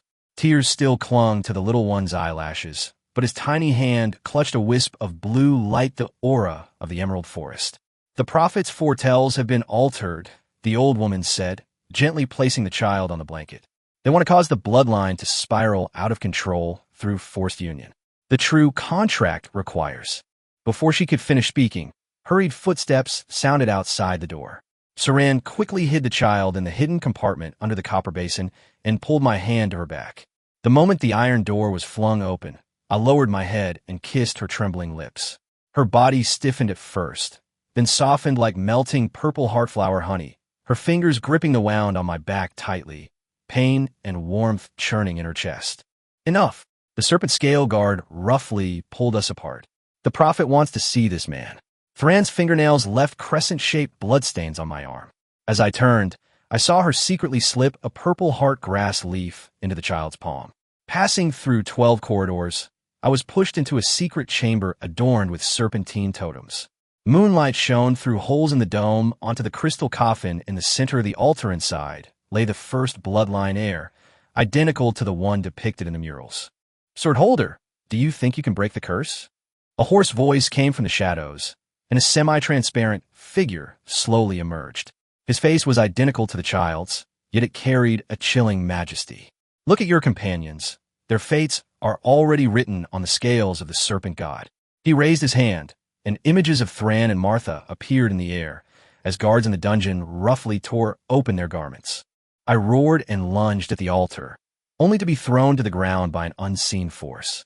The woman in the crystal coffin suddenly opened her eyes. The sword at her breastplate hummed, resonating with the shattered hilt of my own. Only when bloodlines willingly merge can true power be awakened. Her voice whispered like a forest breeze. But what they want is for the curse to spread in fear. A piercing laugh echoed from the figure. Voluntary? Look at your predicament. Suddenly, the ground split open, and Martha's scream resounded from the abyss. I scrambled towards the crack, clutching only the hem of her blood-stained garment. Thran's image appeared at the edge of the fissure. Her linen dress was torn to shreds, but her eyes remained defiant. Take the children. Go to the Emerald Forest. The sword in the crystal coffin suddenly transformed into a stream of light and disappeared into my palm. A figure roared angrily, and the entire chamber began to collapse. I frantically dug through the rubble and finally found the trembling child. His blue light illuminated the escape route, and the purple heart grass leaf in his hand shone with unprecedented brilliance. The shouts of the guards came from behind, and the child in my arms suddenly giggled. The blue light transformed into vines, binding the pursuer's ankles. Through the labyrinthine maze, we found Martha at dawn. She lay among the purple hearts, a snake-scaled dagger embedded in her chest, yet she clutched the parchment she held tightly. Go find the altar, she whispered. Her blood dripped onto the parchment, revealing a map deep within the Emerald Forest. Thran knelt and closed her eyes, his fingers trembling as he removed the silver chain from her neck, a trophy from our battles fought side by side, now a mourning garment for the old woman. The child's blue light suddenly flashed intensely, and an ancient chant echoed from the depths of the forest. We followed the sound, and the purple heart grass beneath our feet parted automatically, revealing stone steps engraved with runes. As the first rays of sunlight pierced through the morning mist, we finally saw the altar floating on the lake. The woman in the crystal coffin opened her eyes. Her sword merged perfectly with the hilt of the sword in my hand, its blade radiating a soft light that encompassed all things. Heir of the bloodline, her voice carried the weight of 1,000 years. Now, it is time to awaken the serpent god's benevolence. The lake suddenly boiled, countless purple heart grasses sprouting from the depths and coiling around us. The child stretched out his small hand, and blue light transformed into chains, purifying the fragments of curse around the altar. Thran grasped my hand. The warmth of her palm seeped through the hilt of the sword, and the runes on the blade began to radiate a warm glow. Just then, the sound of hooves echoed from the edge of the forest. Serpent-scaled knights, carrying burning torches, surrounded the altar.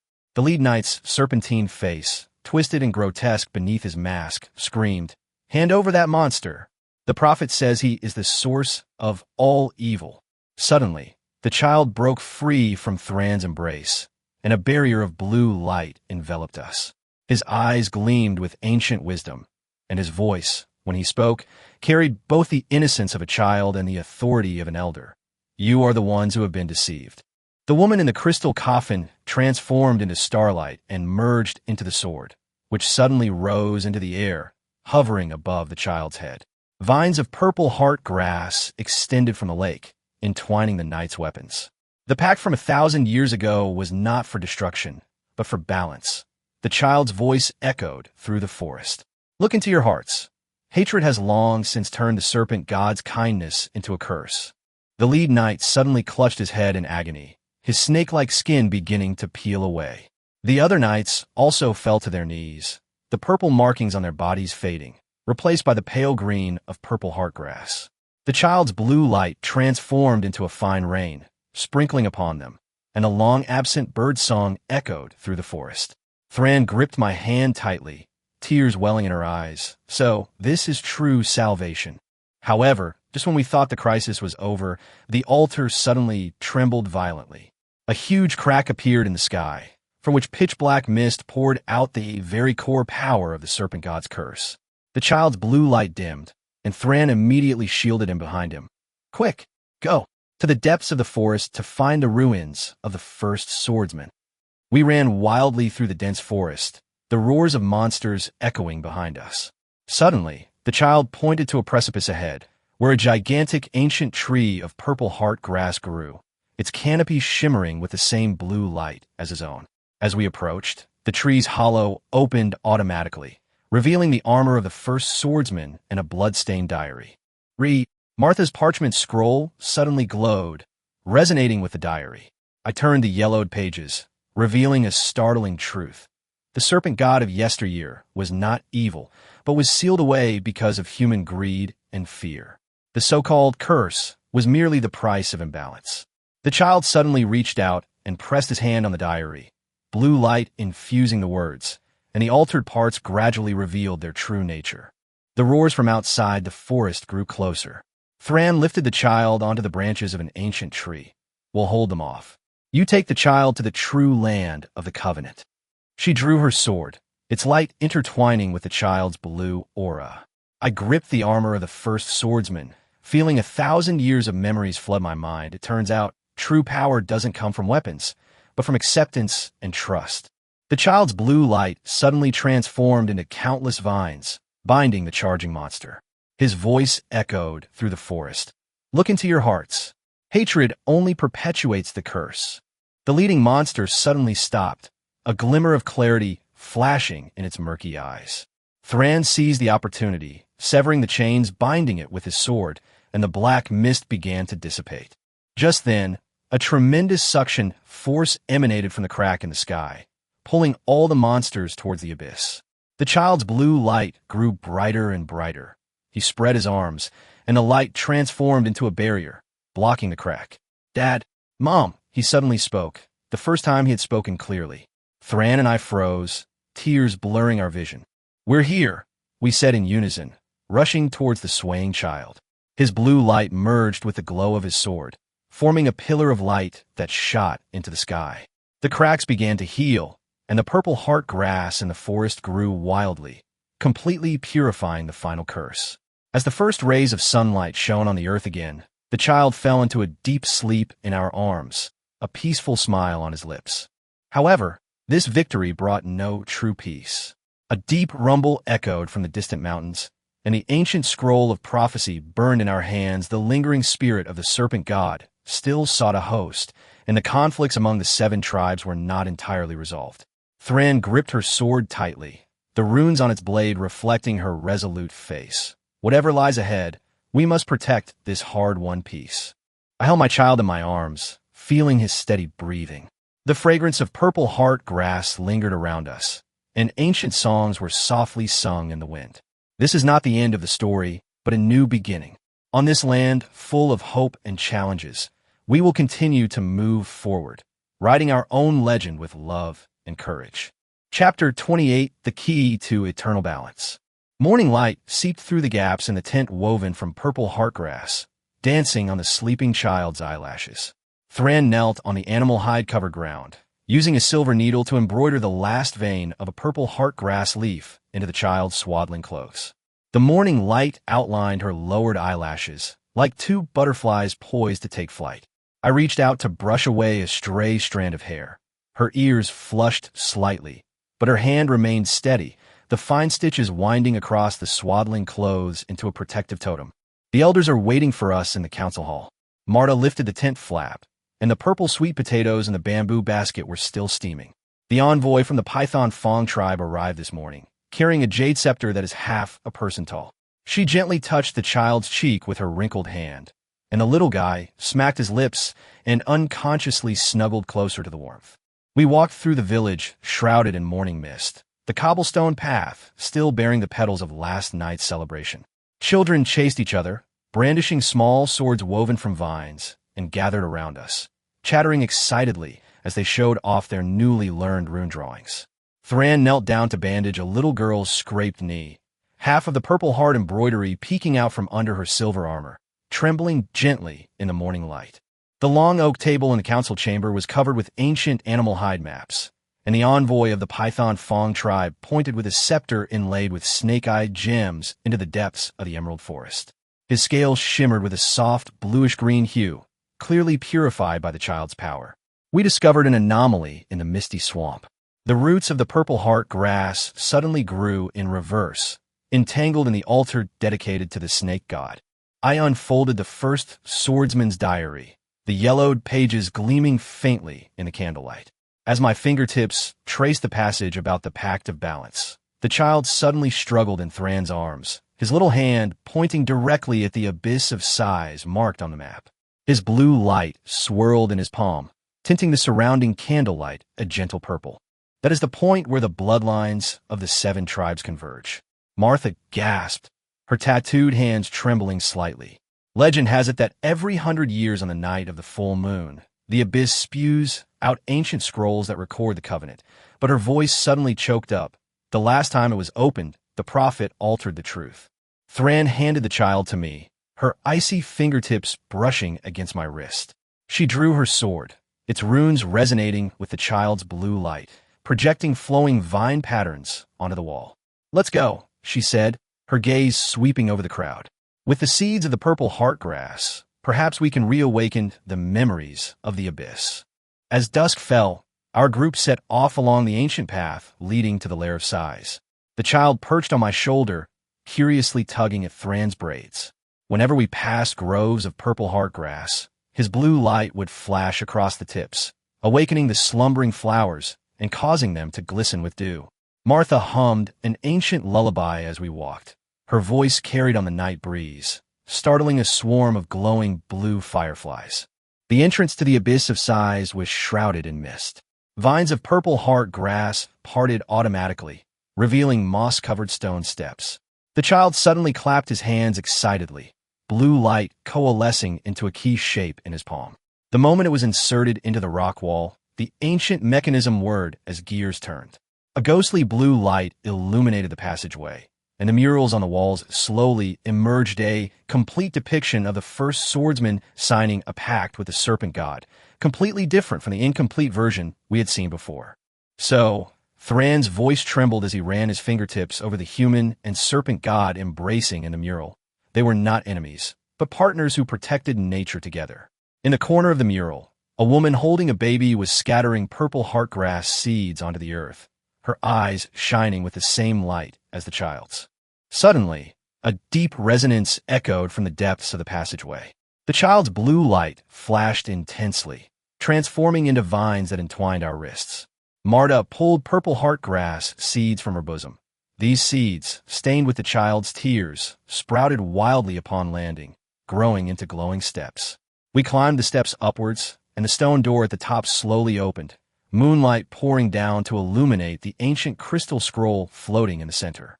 The ancient scroll unfurled automatically, its text flowing in the moonlight. When the heir of the bloodline arrives with goodwill, the unbalanced covenant will be renewed. The child broke free from my embrace, hovering in the air. His blue light resonated with the scroll, and the slumbering words transformed into butterflies, fluttering around us. Thran and I exchanged a glance, then simultaneously reached out and grasped the edge of the scroll. Just then, the ground suddenly trembled. Martha pointed in horror into the distance, where black miasma rose from the direction of the misty swamp, and the roots of the purple heart grass began to twist wildly. The child's blue light became unstable, and the text on the ancient scroll began to fade. Thran gripped his sword tightly, the runes on the blade glowing. "It's the lingering will of the serpent god. It has sensed the restart of the contract." We quickly scattered the purple heart grass seeds around us, and the glowing vines formed a barrier to ward off the miasma. The child's small hands drew ancient runes in the air, and blue light transformed into chains that bound the twisted roots. Marta trembled as she pulled the first swordsman's diary from her bosom and pressed it onto the ancient scroll. The yellowed pages resonated with the crystal, emitting a warm glow. "Use trust to mend the rift." The child's voice suddenly resounded throughout the space, carrying a composure beyond his years. His blue light transformed into a bridge, connecting Thran's sword, Martha's diary, and the ancient scroll. The three of us simultaneously placed our hands on the child's shoulders, power flowing through our veins, forming a shield of light that encompassed all things.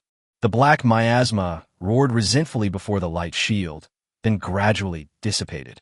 The roots of the purple heart grass softened again, sprouting new shoots. The child gently landed, leaning wearily into my arms, his blue light dim yet warm. Thran gently wiped the sweat from his brow, his fingertips lingering there for a long time. "You did it, little guardian." However, the ancient scroll suddenly emitted a piercing buzz, and new words appeared in the blank space. Although the contract has been restarted, true balance requires the 7 tribes to open their hearts. The child's blue light shone again, projecting the totems of the 7 tribes onto the ground. They were independent of each other, yet faintly connected through the roots of the purple heartgrass. Marta picked up a glowing purple heartgrass seed, tears welling in her eyes. It's time to go back.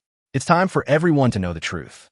We turned to leave, but the child suddenly pointed to the shadows on the wall, where there was a hidden cave with bicolor purple heartgrass growing at its entrance, half of it radiating a healing blue light, and the other half flowing with a mysterious purple light. Thran crouched down to examine it closely, and the runes on her sword suddenly flashed intensely. This is the key to unlocking a deeper pact. She carefully plucked a 2-colored purple heartgrass, the flower transforming into a stream of light in her palm and merging into the sword. The child giggled, and blue light traced a winding path in the cave, pointing into deeper darkness. We exchanged a glance and clasped each other's hands. The child in our arms gazed curiously ahead, his blue light illuminating our path. On this journey filled with unknowns and hope, we learned that true peace is not the destination, but a process that requires constant protection through understanding and tolerance. And this 2-colored purple heartgrass may be the key to unlocking the serpent god's final secret and achieving eternal balance. Chapter 29, Bloodline Pact. On the 7th day after returning from the abyss of sighs, the purple heartgrass before the altar suddenly burst forth with an unprecedentedly brilliant light. The elder's wrinkled hand stroked the newly formed patterns on the crystal scroll, tears welling in their cloudy eyes. The era of bloodline resonance is truly coming. Thran planted his sword in the center of the altar, its runes connecting with the roots of the purple heartgrass, projecting the totems of the 7 tribes onto the ground. The child in my arms suddenly reached out and touched the light. Blue light flowed along the totem's veins, finally solidifying on the serpentine totem representing fertility. Martha, holding the first swordsman's diary, trembled. This is the bloodline pact bestowed by the serpent god. When the guardians descend, the 7 tribes must restore balance through the fusion of their bloodlines. That night, the elders gathered around the campfire to discuss the matter. The envoy from the Python Fong tribe stroked the emerald patterns on the scales. Our tribe's priestesses can sense the pulse of life. Perhaps they can guide the fusion of bloodlines. A warrior from the Stonehorn tribe pounded his breastplate. But matters of procreation concern dignity. How can they be so casual? Amidst the debate, the child's blue light suddenly surged, transforming into vines that wrapped around everyone's wrists, the warm waves conveying acceptance and trust. The next morning, I was awakened by a gentle knock. Thran leaned against the doorframe, her silver armor still glistening with morning dew. She handed me a bunch of 2-colored purple heartgrass. The elders have decided that you, as the vessel of the Guardian's bloodline, will forge temporary contracts with the women of various tribes. Her earlobes flushed red, and her fingertips unconsciously traced the hilt of her sword. I will protect you throughout. The first to arrive was Aaya, the priestess of the Python Fong tribe. Her scales shimmered with a pearly luster in the sunlight, and her snake tail was coiled around a belt woven from purple heartgrass. "Touch my brow," she said, her eyes closed, her voice carrying an eerie rhythm. As my fingertips touched her cool skin, the child suddenly rushed out from the next tent, a blue light forming a bond connecting the 3 of us. Golden patterns began to flow across Aya's scales, and she opened her eyes in surprise. This is the mark of ancient symbiosis. When Kaya, the female warrior of the Stonehorn tribe, arrived, she still had a battle axe at her waist. "Don't expect me to be gentle," she said, pulling off her cloak to reveal her strong arms. But when the child placed a glowing purple heartgrass seed in her palm, her eyes softened instantly. We lay on animal hides covered with purple heartgrass, and her rough hands gently stroked my back. Children of my tribe must be as resilient as rocks. Moonlight streamed through the gaps in the tent, and at the junction of her scales and skin, totems of bloodline resonance gradually emerged. Chief Aaron of the Wood Spirit tribe led her entire tribe here. Breathing vines twined in their hair, and tender shoots sprouted immediately from the ground beneath their bare feet. "We believe in nature selection," Aaron said, leading me into a tree hollow in the center of a sea of flowers. Falling purple heart-shaped grass petals automatically formed a barrier around us. She exuded the scent of the forest, and as we embraced, the child's blue light awakened the ancient tree spirit within the hollow, and golden light points rained down upon our intertwined hair. Most extraordinary was the blind female singer of the misty, hidden tribe. Beneath her blindfold lay a third eye that could see souls. "I hear your bloodline singing," she said, pressing her cheek against my chest and tracing ancient runes on my back with her fingers. The child's blue light transformed into a harp, playing a melody only souls could hear. As the contract was complete, her blindfold slipped off, and her previously dim eyes suddenly shone with a light like purple heart-shaped grass. I see the forest of the future.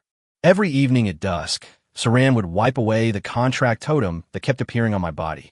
Her movements were gentle, yet carried an undeniable tension.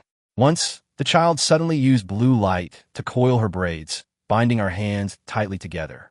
"Stop it," she struggled, blushing, but her sword accidentally fell to the ground, revealing a sachet hidden inside, embroidered with the three of our names. As more tribes forged contracts, the child's blue light grew stronger. He could communicate with unborn children in his dreams and guide the purple heartgrass to grow a protective barrier within the womb of a pregnant woman. Marta wrote in her diary, "This is not a simple matter of reproduction, but the inheritance of bloodline memories, the beginning of the 7 tribes understanding each other anew." But beneath the calm surface, undercurrents surged. One late night, I was awakened by hurried footsteps. Aaya, covered in blood, burst open the tent. "Someone from the mist-hidden tribe has stolen the 2-colored purple heartgrass." Saran immediately drew his sword, runes glowing in the darkness. "It's the remnants of the serpent god's lingering will. They want to sever the bloodline resonance." We rushed to the misty, hidden tribe overnight. The child's blue light transformed into a searchlight, illuminating the eerie, twisted purple heartgrass in the forest. The grass's leaves shimmered with an ominous black, its roots forming a massive cage that enveloped the entire tribe. The blind female singer knelt before the cage, golden tears of blood streaming from her third. They corrupted the child's power with a dark pact. Thran plunged his sword into the ground, and the roots of the purple heart grass began to retaliate. I grasped the singer's hand, trying to awaken the corrupted bloodline. Suddenly, the child opened his arms, and blue light transformed into countless tiny arrows of light, shooting towards the core of the cage. Amidst the violent tremors, I saw a pair of enormous serpentine eyes emerge from the darkness, and deep within them lurked another 2-colored purple heart grass, a being far more ancient and far more dangerous than the one we had found. A thick fog shrouded the altar, the damp air thick with the scent of purple heart grass mixed with other herbs. I clutched the dew-kissed grass stem in my hand, watching the women lining up outside the altar, their eyes filled with both expectation and unease. My life had been completely transformed ever since I brought back the revelation of the so-called blood pact from the sighing abyss. "Your turn," Marta gently nudged me. Today's visitor was Aaya from the Stonehorn tribe. This burly female warrior was here for the 3rd time. She casually tossed her animal hide cloak aside, revealing her wheat-colored skin and the gruesome scars on her arms. "I heard you got together with Alan from the Wood Spirit tribe last time?" She looked at me with a half-smile. "Their women are so flexible, unlike us who carry axes all day." I awkwardly turned my face away and helped her tidy up the purple heart grass cushion behind her. The elders said that this ritual needed to be performed under the protection of the purple heart grass. But every time I faced these women, I felt like a sacrifice being roasted over a fire. Aaya suddenly reached out and hooked her arm around my neck, her warm breath brushing against my ear. "Don't be so nervous. Just think of it as completing a mission." Afterwards, Aaya tightened her belt as she said, "If I can really conceive the guardian child, I can hold my head high in the tribe." There was a hint of bitterness in her voice. I knew that in the Stonehorn tribe, women who couldn't bear children were considered unlucky. Such scenes play out almost every day. Isha from the Python Fong tribe always wears a mysterious smile. After the ceremony, she brews me a strange herbal tea, saying it can enhance my bloodline power. Alan from the Wood Spirit tribe likes to hum ancient songs softly. When her fingertips brush against my skin, it always reminds me of the gentle breeze in the forest. And the blind female singer from the Mist Shadow tribe always sees me with her unseen eyes, saying she can see light in my soul. Fran stayed by my side the whole time. On the surface, she was just there to protect me, but I could always see her tightly pursed lips when she looked down. Late that night, I accidentally discovered her secretly polishing her sword in the tent. The blade reflected her reddened eyes. "You don't need to force yourself," I whispered. She turned abruptly, the clinking of her silver armor echoing crisply. "It's for the tribe, I understand." But as she turned to leave, I heard a suppressed sob. My child seems to sense my emotions. Whenever I'm feeling down, he gently wraps blue light around my fingers, as if comforting me. He's already learned to speak and always asks with those pure eyes, "Why is Daddy unhappy?" I can only smile and pat his head, unsure how to answer. As time went on, more and more women in the tribe became pregnant. The wrinkles on the elders' faces smoothed out. They said it was the power of bloodline resonance. But I grew increasingly weary, a weariness that came not only from my body, but also from my soul. Sometimes I would wake up in the middle of the night, looking at the flickering campfire outside the tent, wondering what I was doing. That day, a strange woman appeared before the altar. She wore tattered animal skin clothing. Her hair was disheveled, and her eyes were filled with fear. "I am a refugee who fled from the north," she said, trembling. "I heard that this place can give me a child." Marta frowned and looked her over. Refugees are not covered by the contract. Looking into the woman's desperate eyes, I was reminded of my own childhood struggles during famine. "Let her try," I heard myself say. Thran looked at me in surprise, but said nothing. After the ceremony, the woman knelt on the ground, repeatedly expressing her gratitude. Her hands were rough, covered with frostbite and cracks. "My husband died in the snowstorm," she choked out. "If I had a child, I could have survived." Watching her departing figure, I suddenly felt that perhaps this was the true meaning of the blood pact. Not some sacred mission, but giving a glimmer of hope to those struggling and suffering. However, the peaceful days didn't last long. One morning, we were awakened by a commotion. Several men from the Stonehorn tribe rushed into the camp, their axes still dripping with blood. "Naaya's in trouble," the leader roared. "The child she's carrying is a monster." A commotion erupted in the camp. I felt my blood rush to my head and staggered after them. Aaya lay in her tent, her face ashen. She held an infant in her arms. The child's skin was an eerie purple, covered in patterns resembling the roots of a purple heart plant. "It's a curse," an old man screamed. "A curse brought by the guardians." The crowd began to stir, angry gazes turning to me. Thran immediately stepped in front of me, the sound of her sword being drawn crisp and firm. "Calm down. This child is just..." Her voice began to tremble. I slowly walked forward, knelt down, and looked at the baby. Suddenly, the child opened his eyes, his gaze so clear it chilled me to the bone. He stretched out his tiny hand, a faint blue light emanating from his fingertips, and gently touched my forehead.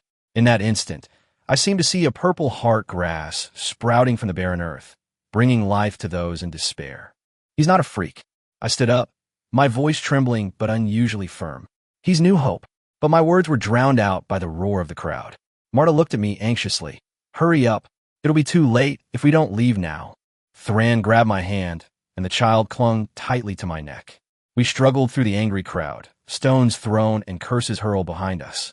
When we finally escaped the camp, the last rays of the setting sun cast long, long shadows across the earth.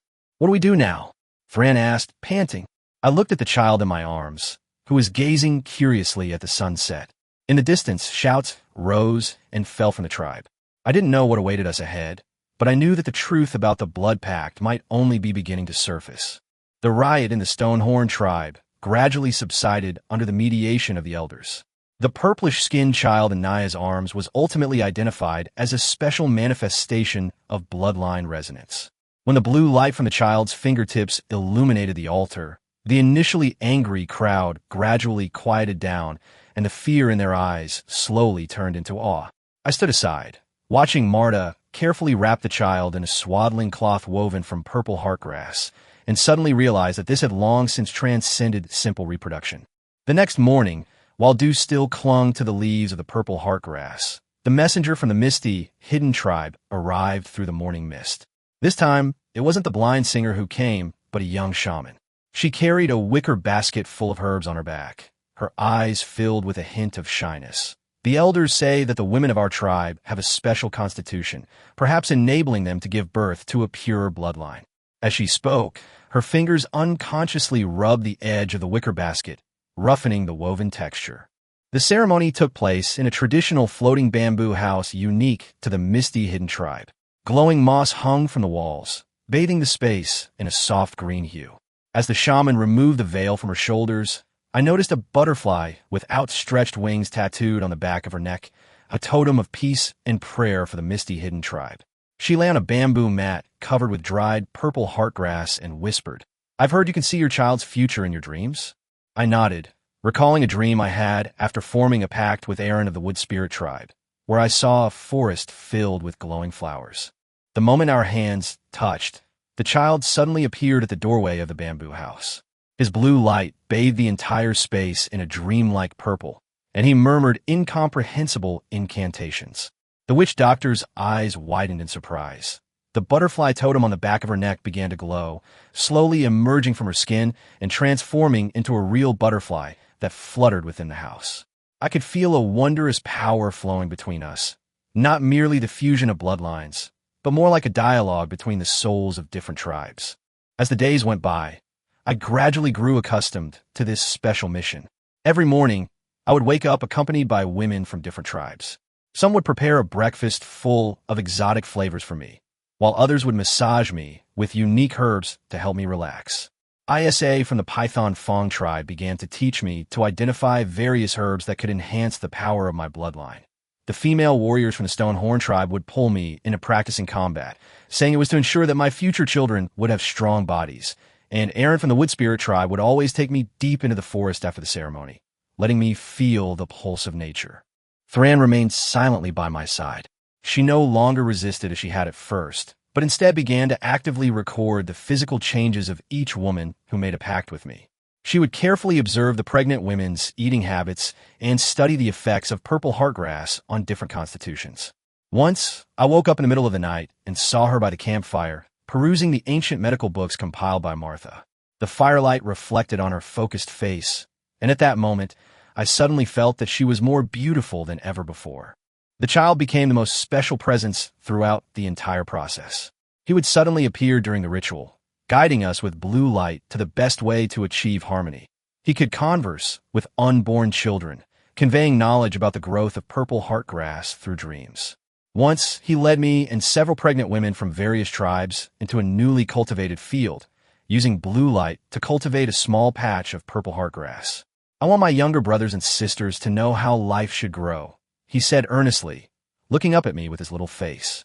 As more and more children were born under the protection of the purple heartgrass, subtle changes occurred in the relationships between the tribes. The Stonehorn and Python Fong tribes, which had once fought endlessly over territory and resources, now shared their child-rearing experiences. The Wood Spirit tribe began teaching other tribes how to cultivate purple heartgrass, and the shamans of the Mist Shadow tribe traveled far and wide to provide medical assistance to pregnant women. The elders, seeing the increasingly harmonious tribes, wore smiles of satisfaction. However, beneath the calm surface, undercurrents were always stirring. One day, Marta approached me with a grave expression, holding a crumpled animal hide map in her hand. "There are refugees gathering in the south, saying they want the bloodline of the Guardian." I unfolded the map. It was covered with countless tiny dots marked with charcoal. These were all temporary camps of refugees. Marta continued, "These people are struggling with famine and disease. They see you as their last hope." That evening, the elders convened an emergency meeting.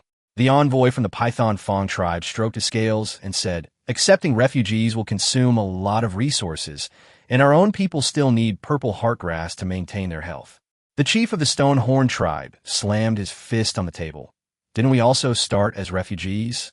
Amidst the argument, the child suddenly climbed onto the long table, his blue light connecting everyone's shadows.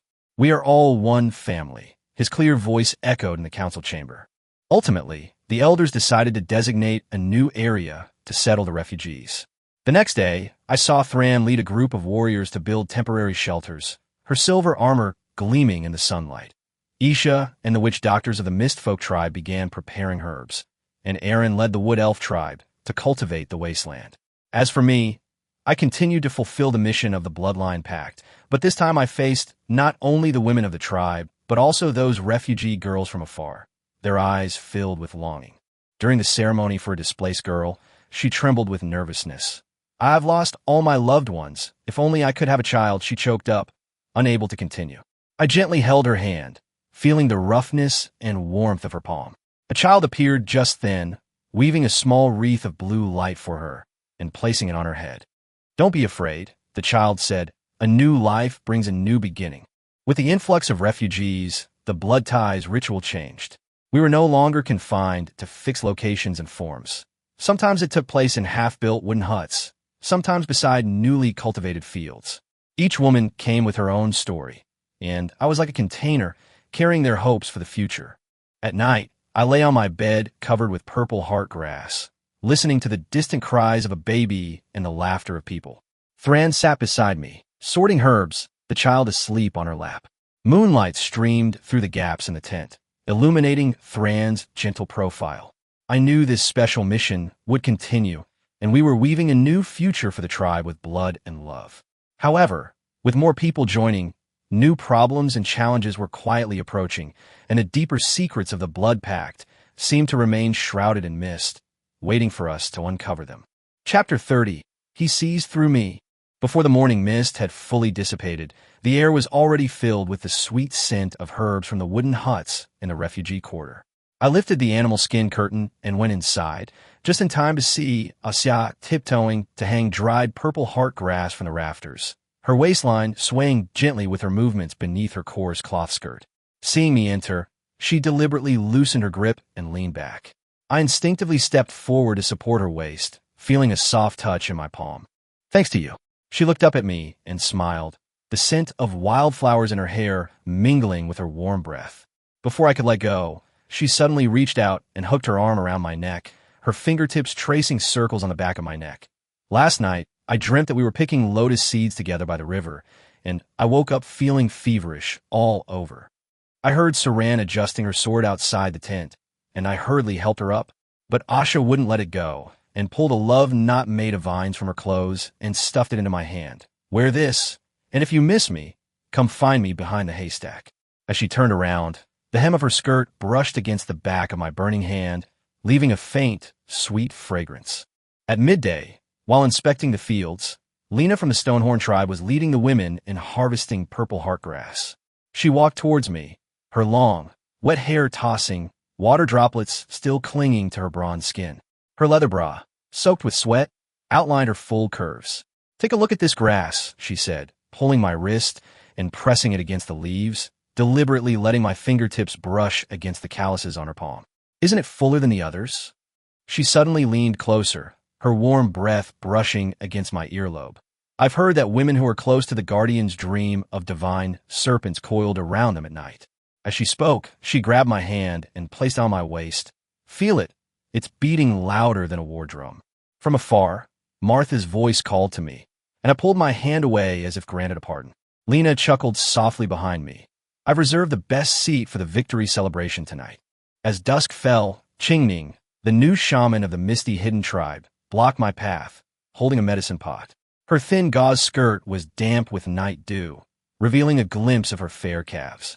This is a newly prepared calming soup, specially brewed for you, she said, blinking her large, watery eyes as she scooped up a spoonful of the soup and blew on it. Open your mouth. Be careful, it's hot. The medicine slid down my throat, carrying a strange sweetness. Suddenly, Qingning put the medicine pot on the ground, knelt down at my feet, and wrapped her arms around my knees. The elder said my bloodline is most suitable for conceiving a guardian's child. She looked up, her eyelashes casting a fan-shaped shadow under her eyes. Let me try, okay? Her fingertips began to trace upwards along my calves. Suddenly, a child's clear laughter came from outside the tent, startling her into hastily releasing her hands. At the victory banquet, the bonfire cast a rosy glow on everyone's faces. As expected, Lena had left a seat next to the head of the table. Seeing me sit down, she immediately shoved a wine pouch into my hand. Try this strong liquor. It'll warm you up. She leaned closer, her ample breasts almost touching my arm. I heard that Alan from the Wood Spirit tribe always pesters you for secrets. Her fingernails lightly traced the back of my hand. She doesn't understand men like I do. Aaya had somehow squeezed on my other side and fed me a piece of peeled roasted meat. Lena's liquor is too strong. Have some meat to tide you over. She deliberately let her fingertips brush against my lips. After the party tonight, I'll take you to see the fireflies, just the two of us. I sat there, uneasy, caught in the middle. My gaze swept across the crowd and met Thran's eyes. She sat alone in the shadows, polishing her sword. In the flickering firelight, I saw her tightly pursed lips and reddened eyes. Suddenly, a child peeked out from behind her, blue light coalescing into vines that wrapped around my wrist, as if silently warning me. As we parted, Aaya and Lena grabbed my arms, one on each side. Come with me to the haystack. My tent is more spacious. As they argued, Qingning suddenly rushed out from the shadows and grabbed my clothes. I haven't finished my calming soup yet.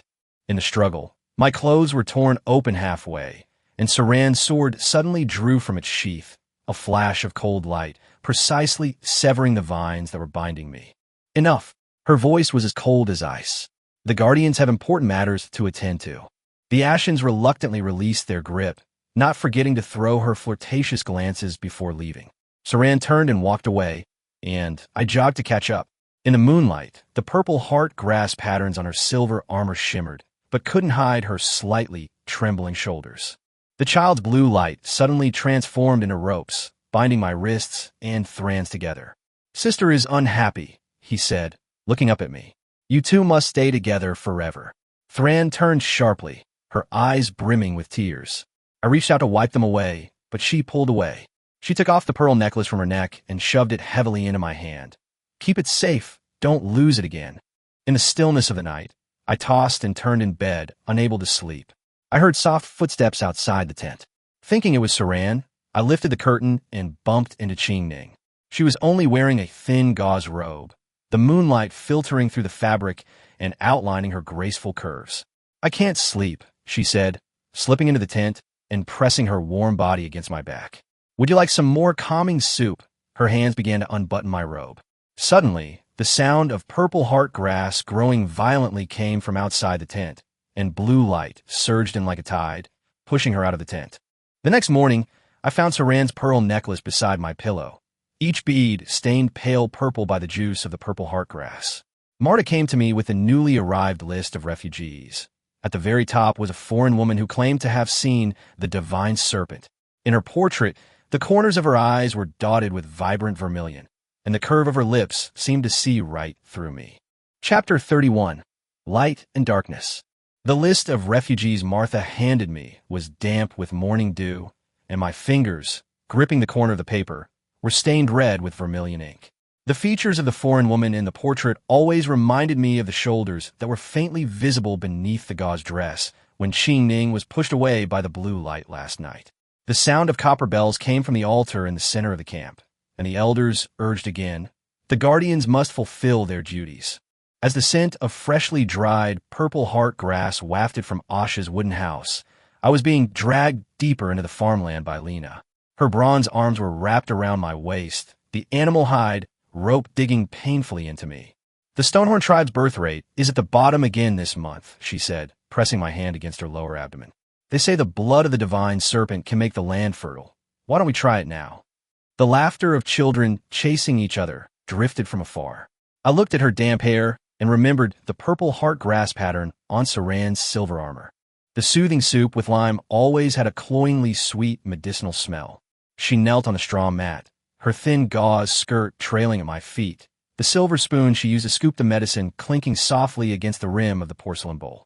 The elder said the full moon is the best time, she suddenly said, feeding herself the soup. As she leaned closer, the purple heart grass outside the tent suddenly grew wildly, its vines twining around her ankles. I heard my own rapid breathing mingled with the scent of herbs, but when I touched her cool fingertips, I remembered the weight of the Saran pearl necklace hanging on my collarbone. Ashia's haystack was hidden at a bend in the stream. She tied a love knot around my waist, and her coarse cloth skirt brushed against my knees, carrying the warmth of the sun. They say you see 7 women every day, she suddenly bit my earlobe. But I've counted, you gather herbs for me more times than anyone else. The sound of Saran's patrolling footsteps came from afar, and I hurriedly pushed her away, only to see her hand, hidden behind her back, secretly crumpling the bark covered with writing 2 figures crookedly drawn on it. The bonfire at the victory celebration made Lena's eyes shine. She poured spicy fruit wine into my mouth, her moist lips brushing against the corner of my mouth. The Wood Elf tribe said you stayed in the lime tent until midnight last night. Her nails dug into the back of my hand. Clearly last time, her words were interrupted by the sudden sound of war drums. Thran stood at the edge of the firelight, sword in hand, the purple heart grass on his silver armor swaying gently in the wind. The night dew dampened my clothes. Saran's pearl necklace gleamed an eerie purple in the moonlight. I clutched it and crept to her tent. The curtain was half drawn. She was wiping her sword. Her silver armor lay piled in a corner, revealing a fresh scratch on the back of her neck. "The Elder has arranged 3 more for you," she said without turning her head, her voice colder than the blade. "The Holy Maiden of the Mist-Hidden Tribe will arrive tomorrow at 9 a.m. I tried to explain, but she suddenly slammed her scabbard to the ground, sending shards of moonlight scattering across the floor.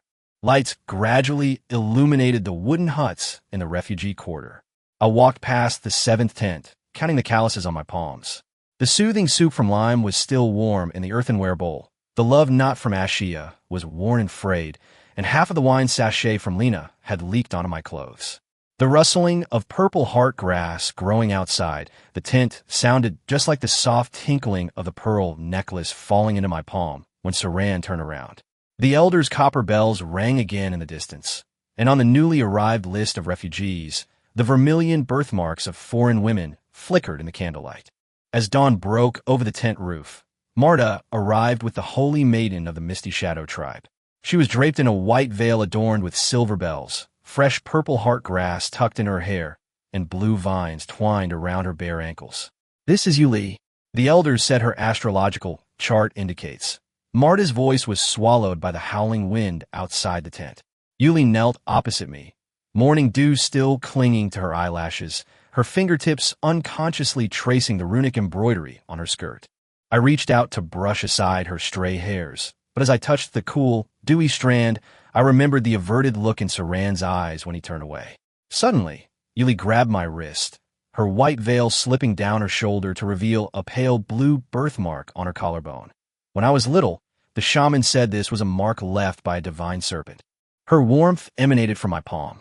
Suddenly, the sounds of children playing outside the tent startled her, causing her to hurriedly release my grip, the purple heart-shaped grass in her hair falling in a flurry. The afternoon sun blazed the farmland until it was scorching hot. Lena, carrying a sickle, blocked my path. Sweat beaded on her bronze skin, and her soaked leather bra clung tightly to her body.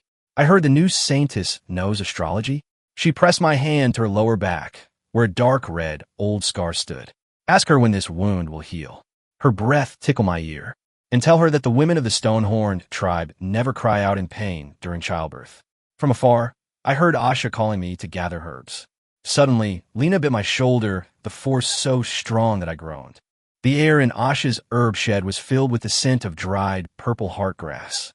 She tiptoed as she poured ground herbs into a clay pot, her slender ankles dazzling beneath her coarse cloth skirt.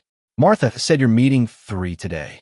She suddenly turned and threw herself into my arms, the scent of wildflowers mixed with herbs wafting from her hair. "But I've just made a new fertility sachet. I'm wearing it." Her words were interrupted by footsteps outside the tent. Thran stood in the doorway, holding a list of refugees, the purple heart grass patterns on his silver armor flickering in the shadows.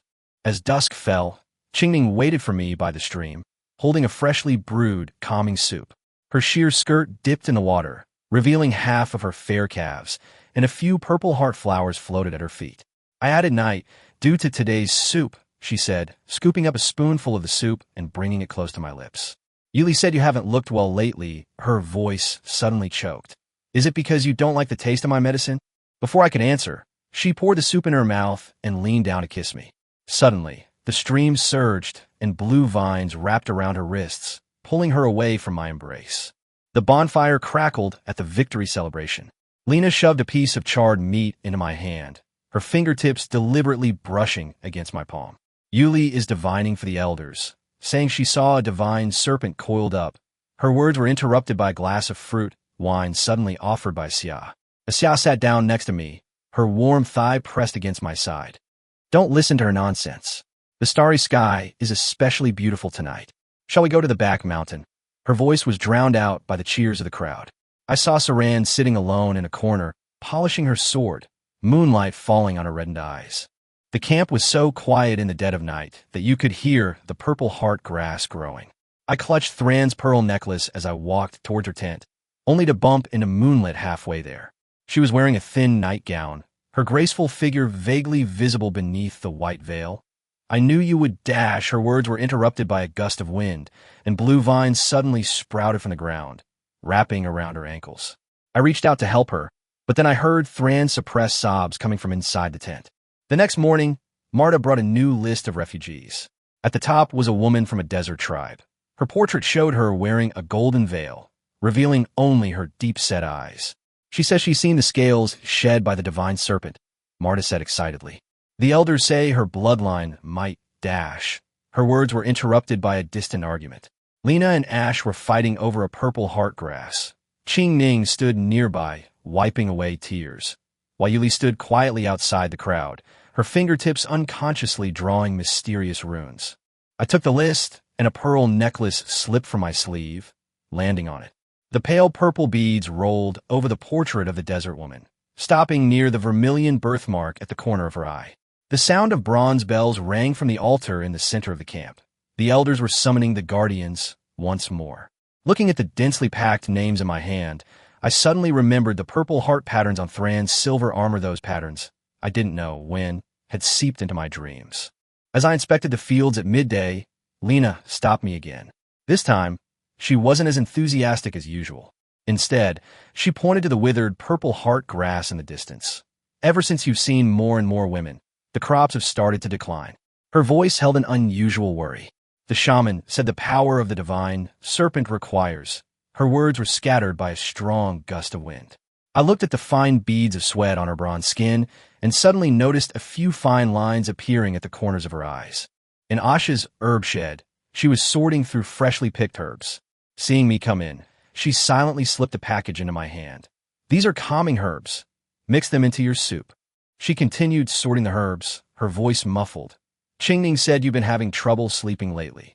I wanted to say something, but I heard her whisper, Martha has arranged for 2 more women to wait for you in the back hills. Incense burned in Moonlit's divination tent, and amidst the swirling smoke, she fiddled with an astrolabe.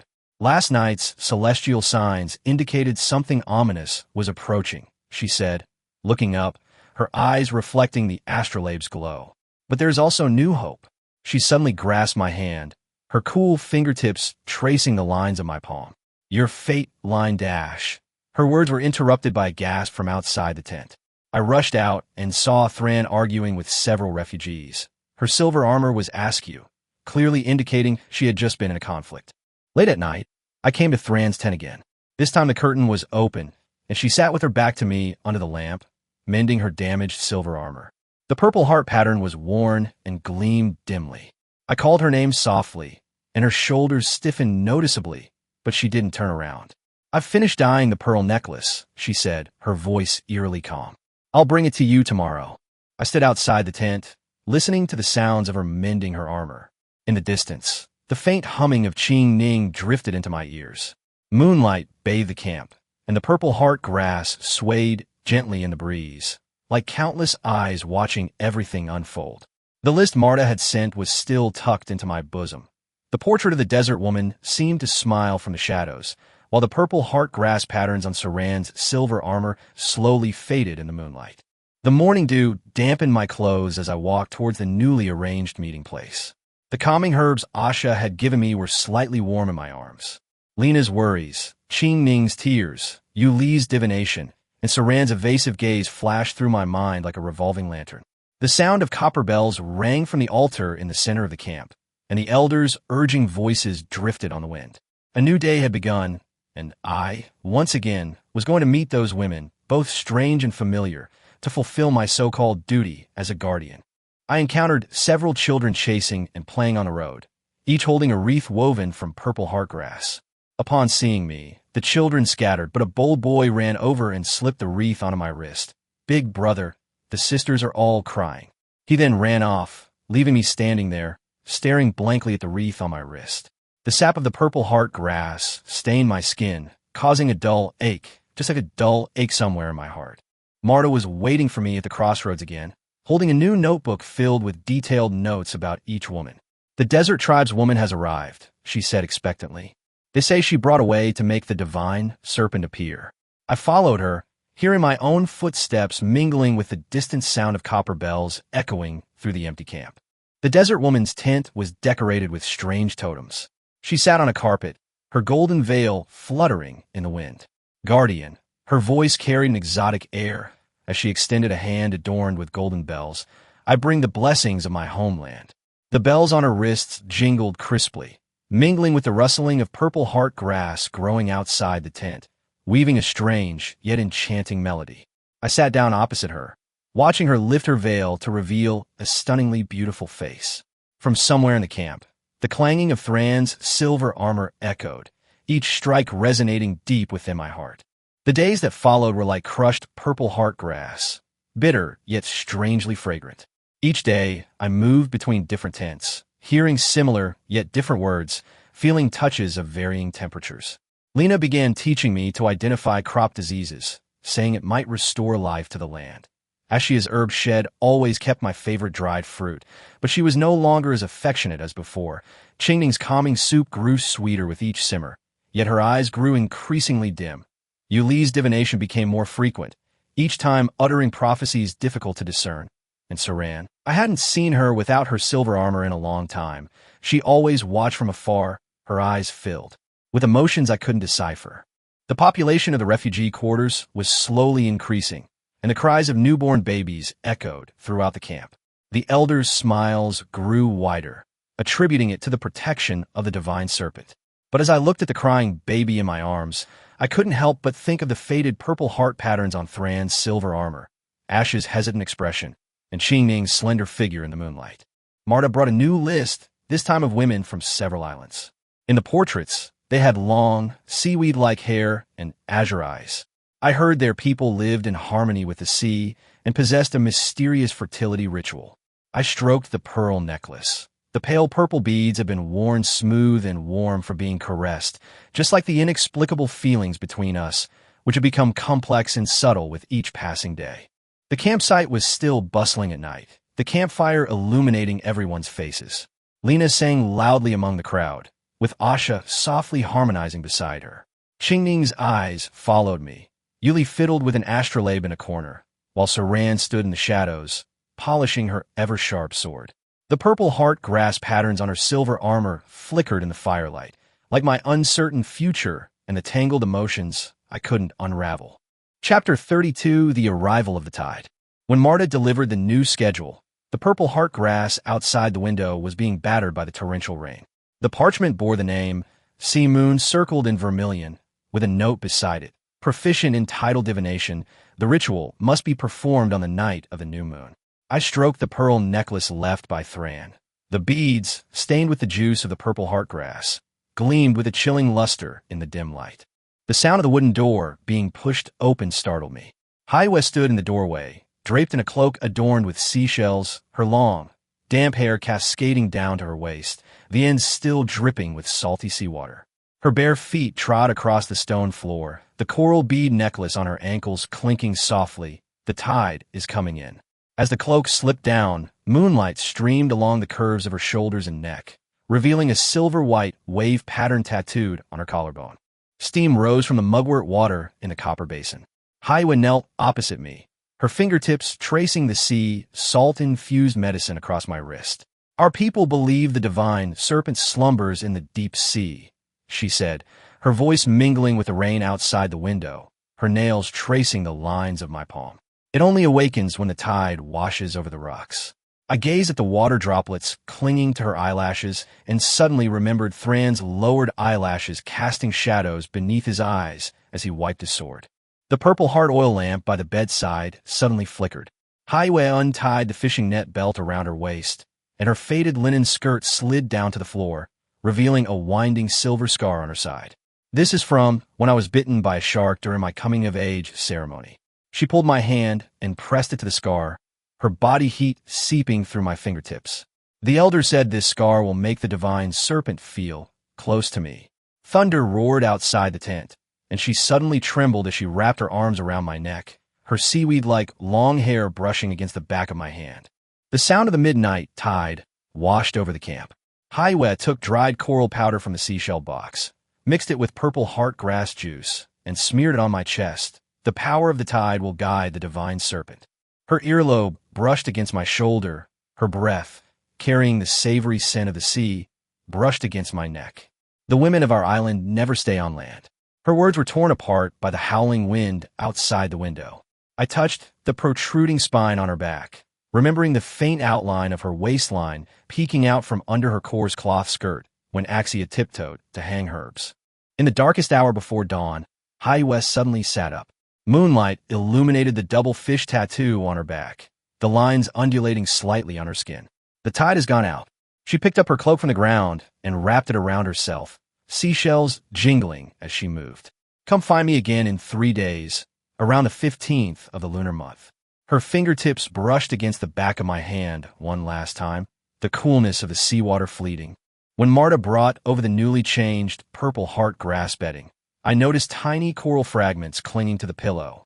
The sound of Aaya singing as she dried herbs drifted in from outside the window, but no longer did she deliberately toss wild fruit down as she passed by. Lime's calming soup was still delivered to my door every day, but the porcelain bowl no longer bore the smiley face she had secretly drawn on it. Clutching Saran's pearl necklace, I walked towards a moonlit tent. In the distance, the sound of copper bells rang from the altar. The elders were discussing the next auspicious day. This time, Aaya had spread dried seaweed all over the tent. She knelt in the center of a circle made of seashells and poured a fluorescent liquid into a copper pot. This is the juice of deep-sea krill. She scooped up a spoonful and fed it to me. The salty, fishy taste mixed with the bitterness of herbs, it will make the phantom of the divine serpent clearer. She took off her outer robe, and the pearl knot around her waist reminded me of the patterns on Saran's necklace. Our people's children are born with a crescent-shaped seashell in their mouths. Aaya pressed the cool seashell against my heart. Listen, that's the sound of the tide. She suddenly leaned down, the scent of sea salt from her hair wafting over me. The elders say that the blood of land people can make the sea serpent totem. Her words were interrupted by Lena's reprimand of her people outside the tent. I saw a flicker of melancholy in her eyes, just like the emotion that always disappeared into the shadow of her silver armor when Thran turned away. On our third meeting, Aaya brought a serpentine totem carved from fish bones. She tied the totem around my neck, the patterns of its scales digging into my skin. This is the first sea serpent I hunted when I came of age. Her fingers traced my collarbone. Its dying eyes are just like yours now. Suddenly, a torrential downpour began outside the window, and she abruptly pulled me in her arms, her damp, long hair wrapping around my wrists, just like the blue vines that had entwined me and Saran that night. When Marta delivered the new logbook, she deliberately drew 3 stars next to Ayua's name. I counted the days circled in vermilion on the calendar and realized that 17 days had passed since I last saw Saran. Her pearl necklace was gathering dust at the bottom of the trunk, while the fishbone totem Aaya had given me was slowly being stained dark by sweat. Outside the window, the purple heart grass grew wildly in the rain, its vines climbing up the window frame into the room, twining around the tide array made of seashells and coral. On a full moon night, the sea and moonlight spread out like fresh seaweed in the center of the tent. She walked barefoot across the damp grass, the coral bead necklace on her ankle stained with purple heart grass juice. This is the last ritual. She poured the herbal juice mixed with seawater over me. If this time, her voice suddenly choked. The women from our island haven't yet. Her nails dug deeply into my shoulder, the roar of the tide and rain outside the tent drowning out her unfinished words. As the morning sun pierced through the thin mist, Aaya slept curled up among the seashells. I gazed at the new sunburn marks on her shoulder, remembering her saying that when she was adrift at sea, her skin was often scorched by the blazing sun. Her hair, entwined with a fishbone pattern, rose and fell gently with her breath. Marta's voice called to me from outside the tent. Several unfamiliar names had been added to the new schedule, while Ayua's coral bead necklace lay quietly by the bedside, awaiting the next tide. Chapter 33, Our Dream. When Marta delivered the new schedule, the ink had seeped into the damp air. The coral bead necklace left by Aaya lay beneath the parchment, its warm luster reminding me of the soft tinkling of the beads as her ankles swayed. Outside the window, the purple heart grass sprouted new buds, its vines winding along the stone wall, enveloping the tidal array of shells and corals in a hazy green. That morning, I was awakened by the sound of the waves. I opened the window, and the salty sea breeze rushed in. In the distance, the sunrise painted the clouds a magnificent orange-red. Marta's breakfast was on the table. The warm lime soup emitted a familiar aroma, but the playful, smiling face by the porcelain bowl was nowhere to be seen. Clutching Saran's pearl necklace, I suddenly realized that I hadn't thought of her in a long time. After getting ready, I decided to take a walk on the beach. As I passed through the campsite, I heard Aaya singing in the distance as she dried herbs. Her voice was still clear and melodious, but no longer had the joy it once did. She saw me, nodded slightly, and turned back to her work as if an invisible barrier stood between us. A sense of melancholy washed over me, and I quickened my pace toward the beach. On the beach, the tide had just receded, leaving seashells and seaweed scattered on the damp sand. I strolled along the coastline and inadvertently came to the reef where Aaya often came from. Memories flooded back. She wore a cloak adorned with seashells, her bare feet on the damp sand, seawater dripping from her hair shimmering in the sunlight. Lost in thought, I suddenly heard footsteps behind me. Turning around, I saw Aaya. She was wearing a simple linen dress, her long hair casually tied back, and carrying a bamboo basket full of seashells. Seeing me, she paused slightly, then smiled faintly. "I didn't expect to meet you here." I nodded, my gaze unconsciously falling on the pearl knot wrapped around her waist. The pattern of the knot was exactly the same as that on Saran's necklace. Aaya seemed to notice my gaze, raised her hand, and gently stroked the knot, saying softly, "This is a tradition of our tribe. We use pearls to make knots and tie them around our waists, symbolizing our bond with the sea." We sat side by side on the rocks, listening to the waves crashing against the shore. Aaya recounted her days at sea, how she and her companions would ride in small boats, chasing the tides, how they would hide in the cramped cabin before a storm, listening to the thunder roar overhead. Her voice was gentle and calm, yet it made me feel as if I were there, experiencing the vastness and mystery of the sea. "Our people believe that children are a gift from the sea," Aaya suddenly said, gazing at the distant ocean. "Every child receives the sea's blessing at birth."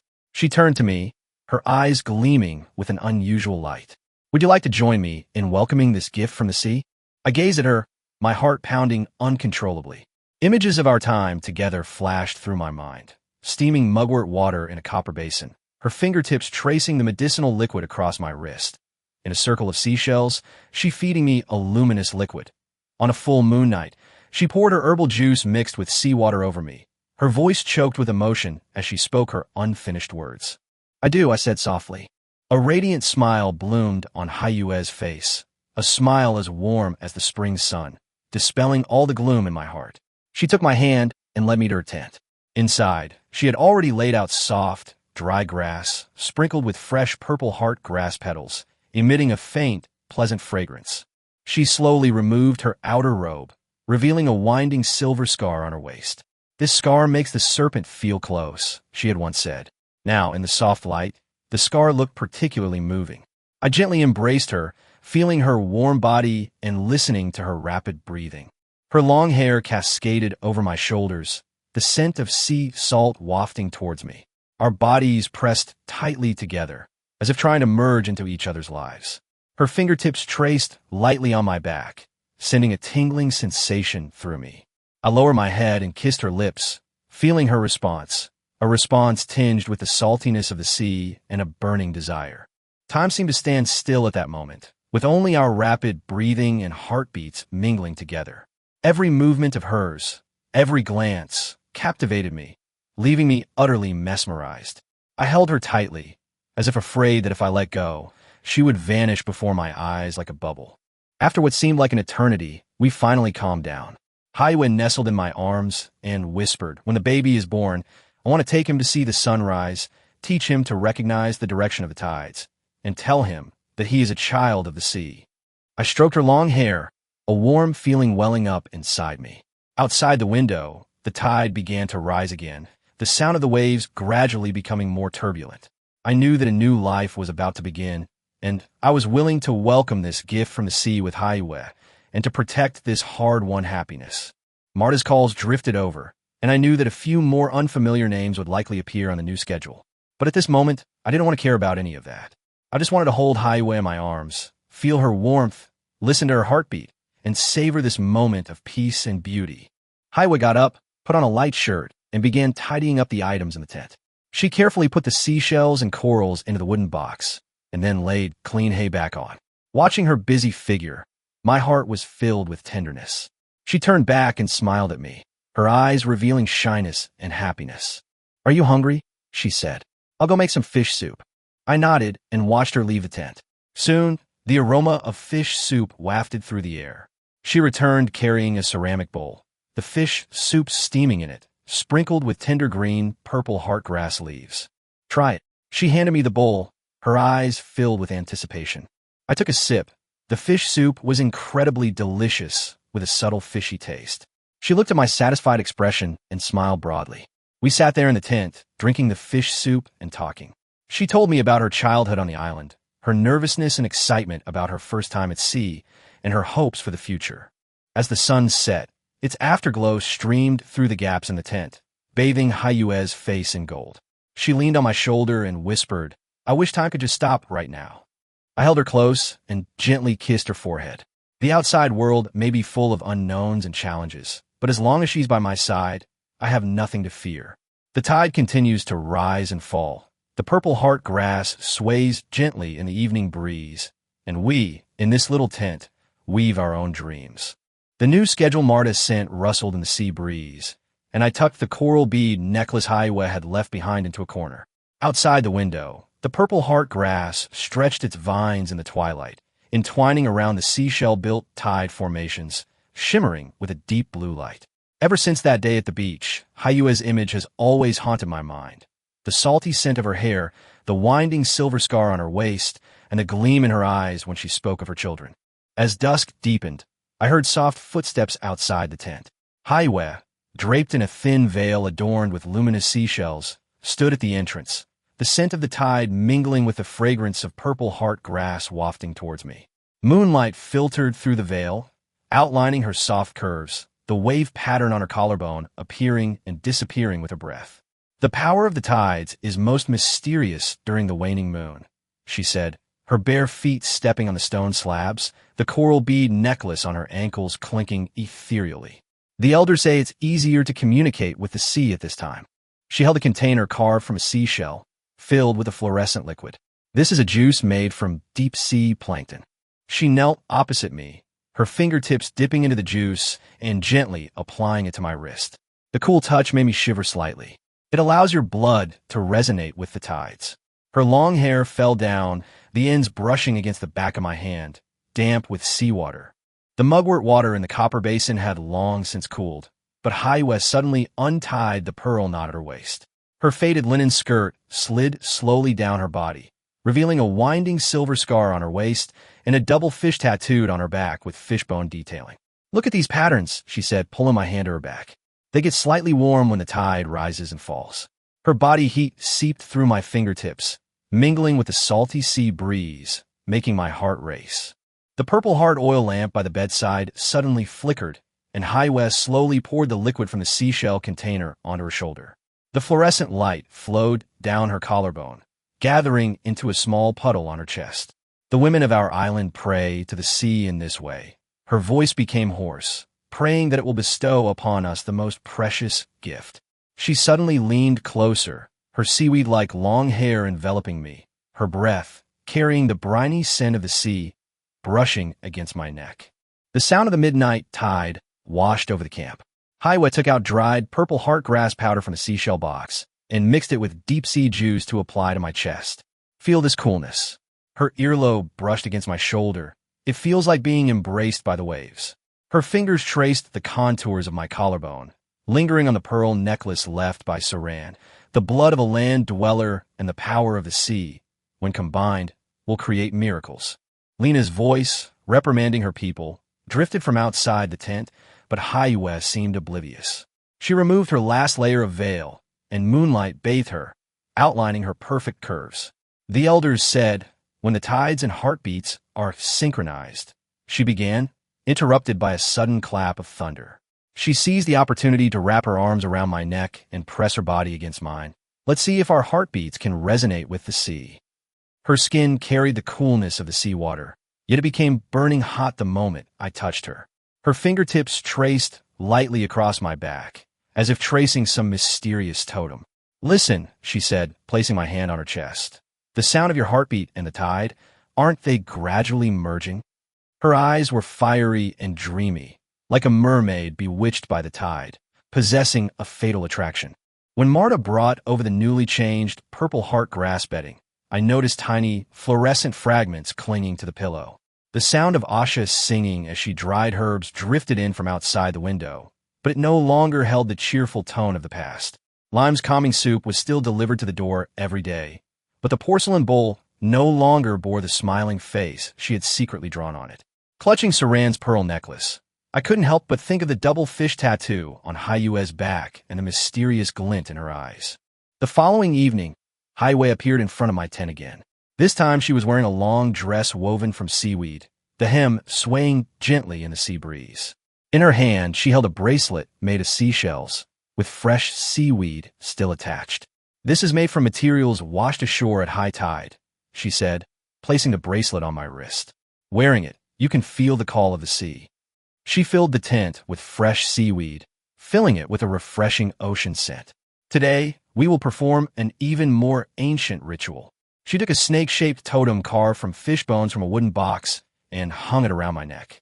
"This is a sacred object that protects our people and can bless the continuation of our bloodline."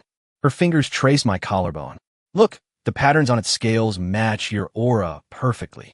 A bubbling liquid simmered in the copper pot. Hayue scooped up a spoonful and fed it to me. The salty, fishy taste mingled with the bitterness of the herbs, spreading across my tongue. "This is made with giant sea kelp. It can purify your bloodline." Her fingertips gently brushed my lips, her eyes filled with anticipation. "The women on our island make many preparations to welcome their children." She suddenly pulled me into her arms, her body soft and warm beneath her seaweed-covered long dress.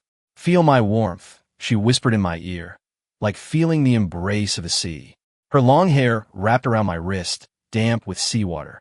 I smelled the faint scent of sea salt in her hair, mixed with the subtle fragrance of purple heart grass on her body, creating an intoxicating aroma.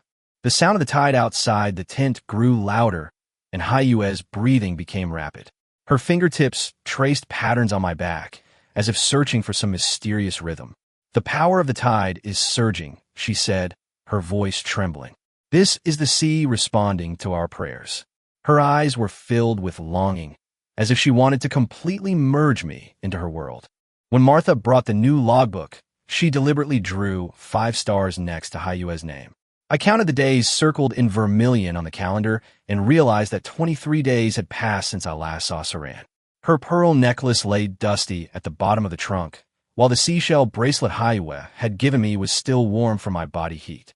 Outside the window, the purple heart grass swayed gently in the moonlight, its vines climbing up the window frame and into the room, twining around the fishbone totem. On the last evening before the full moon, Hayue came to my tent with coral powder. Her eyes held an unprecedented solemnity. "This is the most crucial ritual." She sprinkled the coral powder into a circle of seashells. "Legend has it that this is the color of the sea god, bringing the purest blessings." She removed her outer robe, revealing only an undergarment strung with pearls. In the moonlight, her skin shimmered like pearls, and the scar on her waist stood out starkly against the coral pink backdrop. "Are you ready?" Her voice was soft yet firm. "Let's fulfill this promise with the sea together." She took my hand and led me into the circle of seashells. The roar of the tide filled our ears, as if the whole world consisted only of our whispers with the sea. Chapter 34. My heart is fluttering. I gazed at Hayue under the moonlight, her body shimmering with a soft, mother-of-pearl-like luster. The sea breeze gently stirred the curtains, lifting and lowering her seaweed-like hair, the seashells adorning it jingling softly with each movement, as if singing an ancient ballad for her. She walked barefoot on the luminous array of seashells, each step carrying the rhythm of the tides. Anklets made of glowing seashells adorned her slender ankles, swaying gently with each step and casting dappled light and shadow on her honey-colored skin. Her waist was incredibly thin, yet possessed a supple strength. Silver scars gleamed faintly in the moonlight, like marks etched by the sea itself. Aaya reached out and tossed her long hair aside, revealing her graceful swan neck. Her collarbone was recessed like a small crescent moon, holding fluorescent liquid poured from a seashell container, resembling a deep sea bathed in moonlight. When she raised her slender arm, the pale blue veins on the inside of her arm could be seen, like a winding stream, rising and falling slightly with her breath. As she turned, the lines of her back were smooth and elegant, the double fish tattoo appearing and disappearing in the light and shadow. Her shoulder blades protruded slightly, trembling with her movements, as if they were about to take flight at any moment. Her waistline was beautifully cinched, forming a perfect arc with her rounded hips, and her waist, draped in a thin veil, swayed gently with her steps, exuding a natural allure. She knelt in the center of the seashell array, her movements as she removed her pearl-embroidered undergarment resembling a dance. Her shoulders stretched gracefully, their rounded surfaces gleaming with a pearly sheen. Fluorescent liquid flowed slowly down her collarbone, forming a silver stream between her full breasts. Her breasts were round and firm, radiating a soft glow in the moonlight, rising and falling gently with her breath like the ebb and flow of the tide. Her slender waist contrasted sharply with her full breasts, and her abdomen was flat and smooth, with a faint wheat-colored sheen. Her navel was small and delicate, like a seashell sculpted by the waves. When she reached out to help me sit up, I could clearly see the lines of her arm muscles, soft yet strong. Her legs were long and straight, with firm and elastic muscles, and her knees were rounded and small, like two warm and lustrous pearls. Her calves had smooth and beautiful lines. Her ankles were slender and delicate. The veins on the insteps were slightly raised, and her toes were round and cute, painted with deep-sea blue nail polish that shimmered with tiny sparkles in the moonlight. When she wrapped her arms around me, I could feel the warmth and softness of her thighs, her skin as smooth as silk. With each movement, her hips gracefully tightened and relaxed, every curve like a masterpiece of the sea. She leaned closer to me, her long hair falling down to obscure our view, her warm breath brushing against my ear. I could smell the scent of sea salt and purple heart grass mingled with the faint fragrance of fluorescent liquid on her body, intoxicating and mesmerizing. Aaya picked up the seashell container and slowly poured the remaining fluorescent liquid over herself. The liquid flowed down her graceful neck, over her rounded shoulders, across her full breasts, down her slender waist, meandering to her flat stomach, and finally gathering at her navel, like a luminous stream. She tilted her head back, revealing her beautiful jawline and long neck. Moonlight bathed her, gilding her with a hazy silver veil, making her breathtakingly beautiful. She began weaving a swaddle blanket for the baby out of seaweed, her fingers moving nimbly, her wrists slender and fair, her nails neatly trimmed. As she wove, her arms rose slightly, revealing the delicate skin on the inside of her arms, which trembled gently with each movement. She placed the finished swaddle blanket against her chest, her breasts rising and falling slightly, her eyes filled with tenderness and anticipation. The afternoon sun slanted into the tent, and she knelt on a heart-shaped bed made of purple heart leaves, beckoning me over. The sunlight bathed her in a golden halo, softening her features. As she knelt, her back was straight, her hips resting naturally on her heels, her legs slender and straight, displaying an elegant and captivating posture. As dusk fell, she approached me carrying a bowl of giant sea kelp soup. In the moonlight, her shadow stretched long, her slender waist and full hips faintly visible through the sheer fabric. She scooped the soup with a seashell spoon. Her wrists were delicate and white, her arms gracefully sculpted. As she drank, the soup flowed down her pink lips, gliding over her beautiful jawline and settling on her rounded collarbone, a breathtaking sight. As night deepened, she lay down amidst a cluster of luminous seashells, reaching out her hand to me. In the moonlight, her skin glowed with a soft sheen, her long hair cascading like seaweed across the shells. Her legs were long and straight, the luminous seashell anklets swaying gently with her movements. When I took her hand, her waist swayed gracefully, displaying a unique rhythmic beauty. Her breasts rose and fell gently with her movements, her rounded shoulders gleaming like pearls in the moonlight, a beauty that was utterly captivating. On the night of the full moon, she covered her body with tidal runes made of purple heart grass juice. Under the moonlight, the runes shimmered with a deep blue light, contrasting sharply with her honey-colored skin. She stood in the center of the seashell array, her posture upright, her neck long and slender, the runes on her collarbone shimmering slightly with her breath. Her waist was slender yet strong, her hips round and firm, her legs straight and long. Every part of her was like a work of art meticulously sculpted by the sea. When she nestled into my arms, I could feel her soft breasts, her slender waist, and her unique fragrance, which stirred my soul. Chapter 35, Flickering Flame. The seaweed wrapped around Aaya's fingertips suddenly came loose, and a half-finished swaddle slipped on her lap. She lowered her gaze to the scattered seaweed fibers, her eyelashes casting butterfly wing-like shadows beneath her eyes, and suddenly chuckled softly. "Look, even the seaweed is throwing a tantrum." Her voice trembled like the tide as she shifted her body on her knees rustling against the soft cushion made of purple heart grass. My throat tightened. The afternoon sun streamed through the gaps in the tent, flowing like a river down her honey-colored back. The winding silver scars flickered in the light and shadow, like the patterns on a seashell repeatedly washed by waves. As she reached for the seashell sewing box on the bedside table, her shoulder blade swayed gently beneath the thin gauze, and strands of hair, damp with seaweed juice, brushed against the back of my hand, cool and moist with the sea mist. "Come help me thread the needle."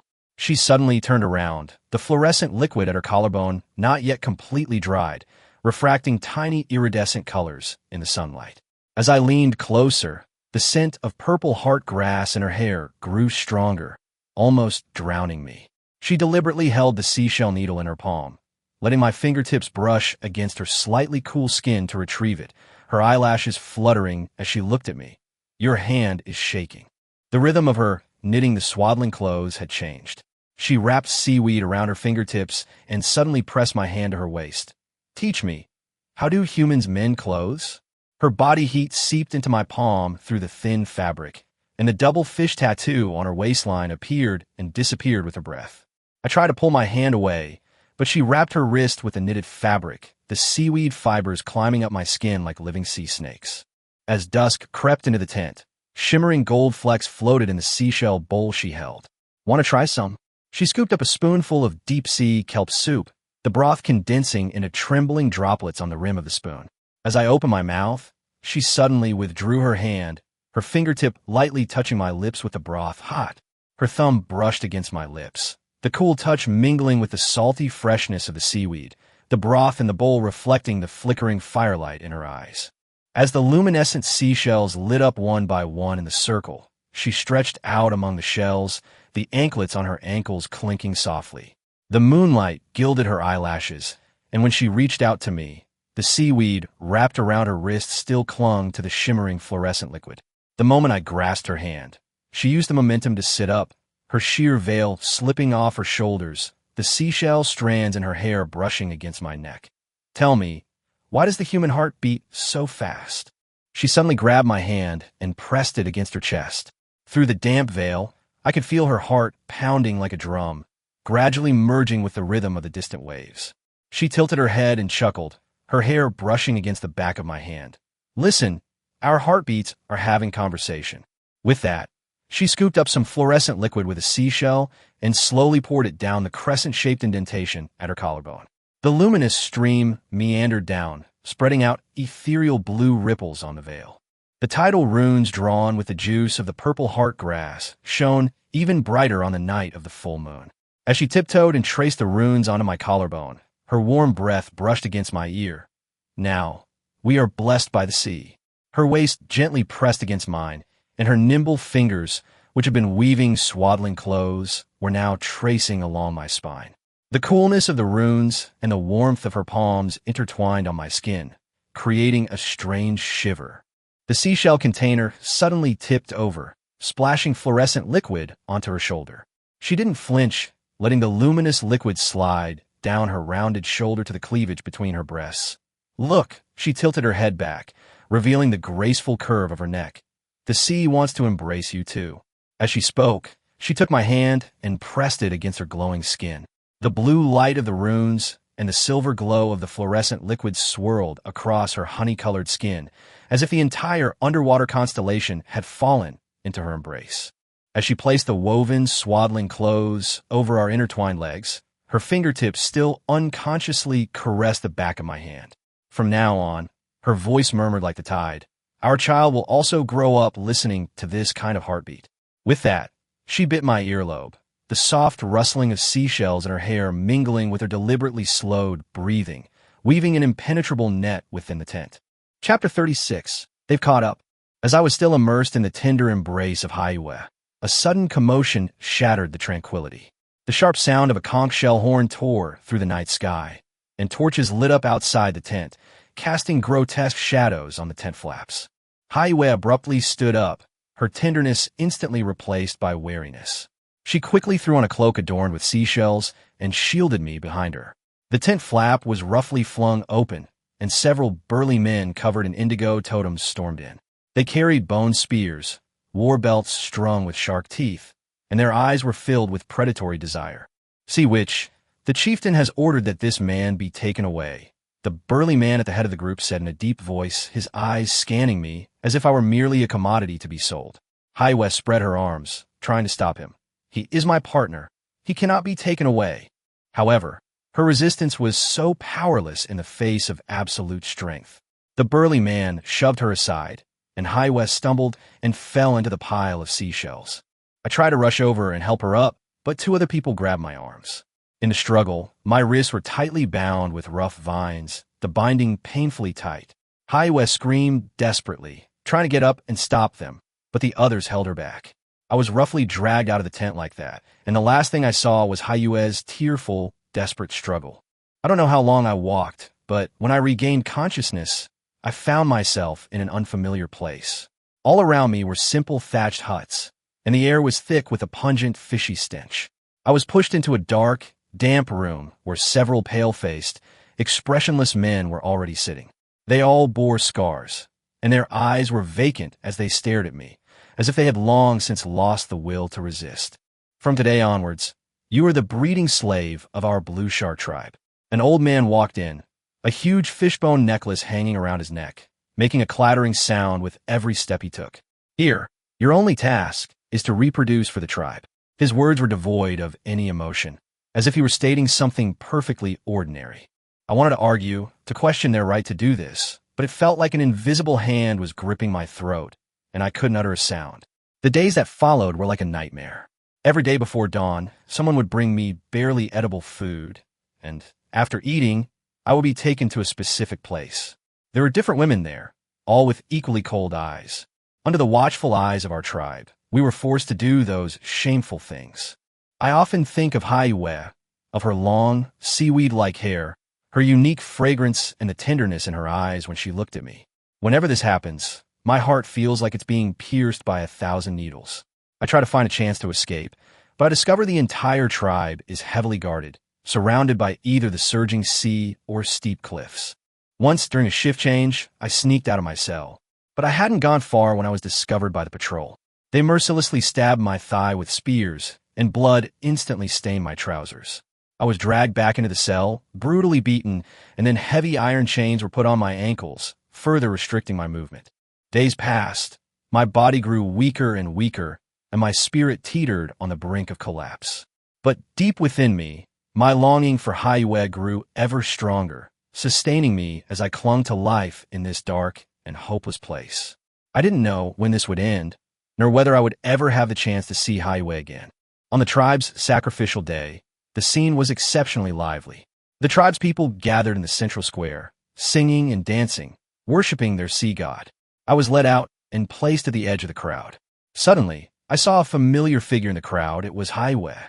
She was dressed in magnificent sacrificial attire, wearing a huge seashell headdress, and was performing a ritual. Her gaze swept across the crowd, and the moment our eyes met, a flicker of surprise crossed her eyes, but it quickly returned to calm. Taking advantage of the chaos of the ritual, Aaya quietly approached me. Her hand brushed against mine unintentionally, and she quickly shoved something into my hand before casually leaving. I looked down and saw a small seashell knife, its sharp edge gleaming coldly. This might be my only hope. I gripped the knife tightly in my hand, a faint glimmer of expectation rising within me. The women in the tribe began to become pregnant one after another, but my mission was far from over. Every night, different women were brought to my room. Some remained silent, while others wept silently. We were all like puppets, being manipulated by others to complete all of this.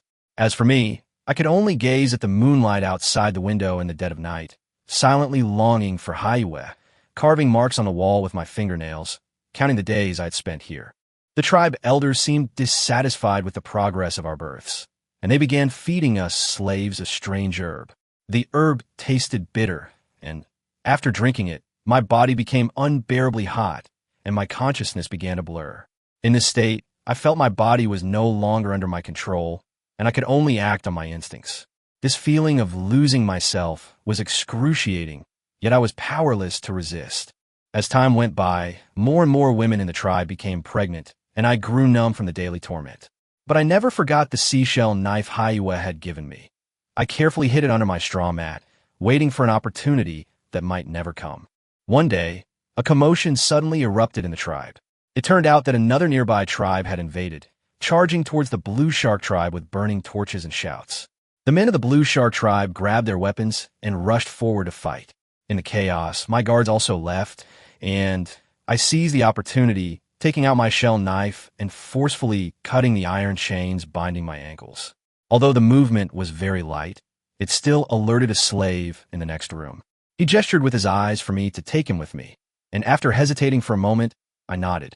We cautiously made our way through the chaotic village, dodging the flying sparks and the fighting crowds. Just as we were about to reach the edge of the village, a familiar figure appeared before us. Was Aaya. She came running up, panting, her eyes filled with anxiety. "Quick, let's go. I'll lead you away." With that, she led us down a hidden path. Along the way, we could hear shouts of battle and screams behind us. Aaya led the way, her steps light yet firm. Finally, we arrived at the seaside, where a small boat was quietly moored on the shore. Aaya urged us to board quickly, and just as we were preparing to set sail, a group of Blue Shark tribe members caught up with us. Chapter 37, An Ominous Sign. I crouched by the ship's railing, seawater seeping through my fingers, carrying a salty, damp smell. Aaya's knuckles were white as she gripped the oars. The shouts of the pursuers behind us mingled with the sound of the waves, like a net tightening evermore. The slave who had escaped with me suddenly knelt on the deck, a fresh wound still bleeding beneath his disheveled hair. They will kill my family. I have to go back. The sea breeze, whipping up fine sand, stung my face. Watching him stumble and run towards the village ablaze with fire, I suddenly remembered when I first arrived, the old slave teaching me to sharpen needles from fish bones. He said it was much easier to mend wounds on salted linen than on flesh. Even then, his leg ulcers were already stinking, yet he was still teaching me how to twist dried seaweed into the strongest ropes. Aaya's oars rippled the water, and the distant echoes of horns lingered. We drifted in silence for a long time until the sky began to lighten. She pulled a small seashell bottle from her waist and poured out a few black pills. "These are the medicines the elders gave me. I secretly saved the antidote." The pills tasted metallic, and I suddenly remembered those nights when I was forced to take them. The women huddled in corners, trembling like shellfish that had been stripped of their shells. As the morning light streamed over the ship's gunwale, we saw broken planks floating on the distant sea. Aaya said they were the wreckage of a merchant ship that had encountered pirates, and that last month a girl had drifted to a tribe clinging to such planks. When she was found, half a piece of coral was still embedded in her fingernail. I later learned that it was the tool she used to cut her wrists. The ship eventually ran aground on a reef. Aaya, barefoot, explored the area, her feet cut by the rocks, yet she stubbornly insisted on carrying me to shore. In the damp sea breeze, the totem tattoo on her back rose and fell with her breath, the mark of the Blue Shark tribe punishing traitors. I remembered how she would always apply crushed seaweed to her wounds late at night, saying it would help the scars heal more evenly. Strange chirping came from the jungle on the shore. Aaya rummaged through the pile of decaying leaves and found half a piece of moldy bread. She broke off the hard crust and handed it to me. "Go south for 3 days. There's a fishing village. Her voice mingled with the rustling of leaves.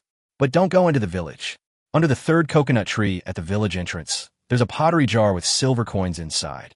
Clutching the rough bread, I suddenly noticed a new scar behind her ear.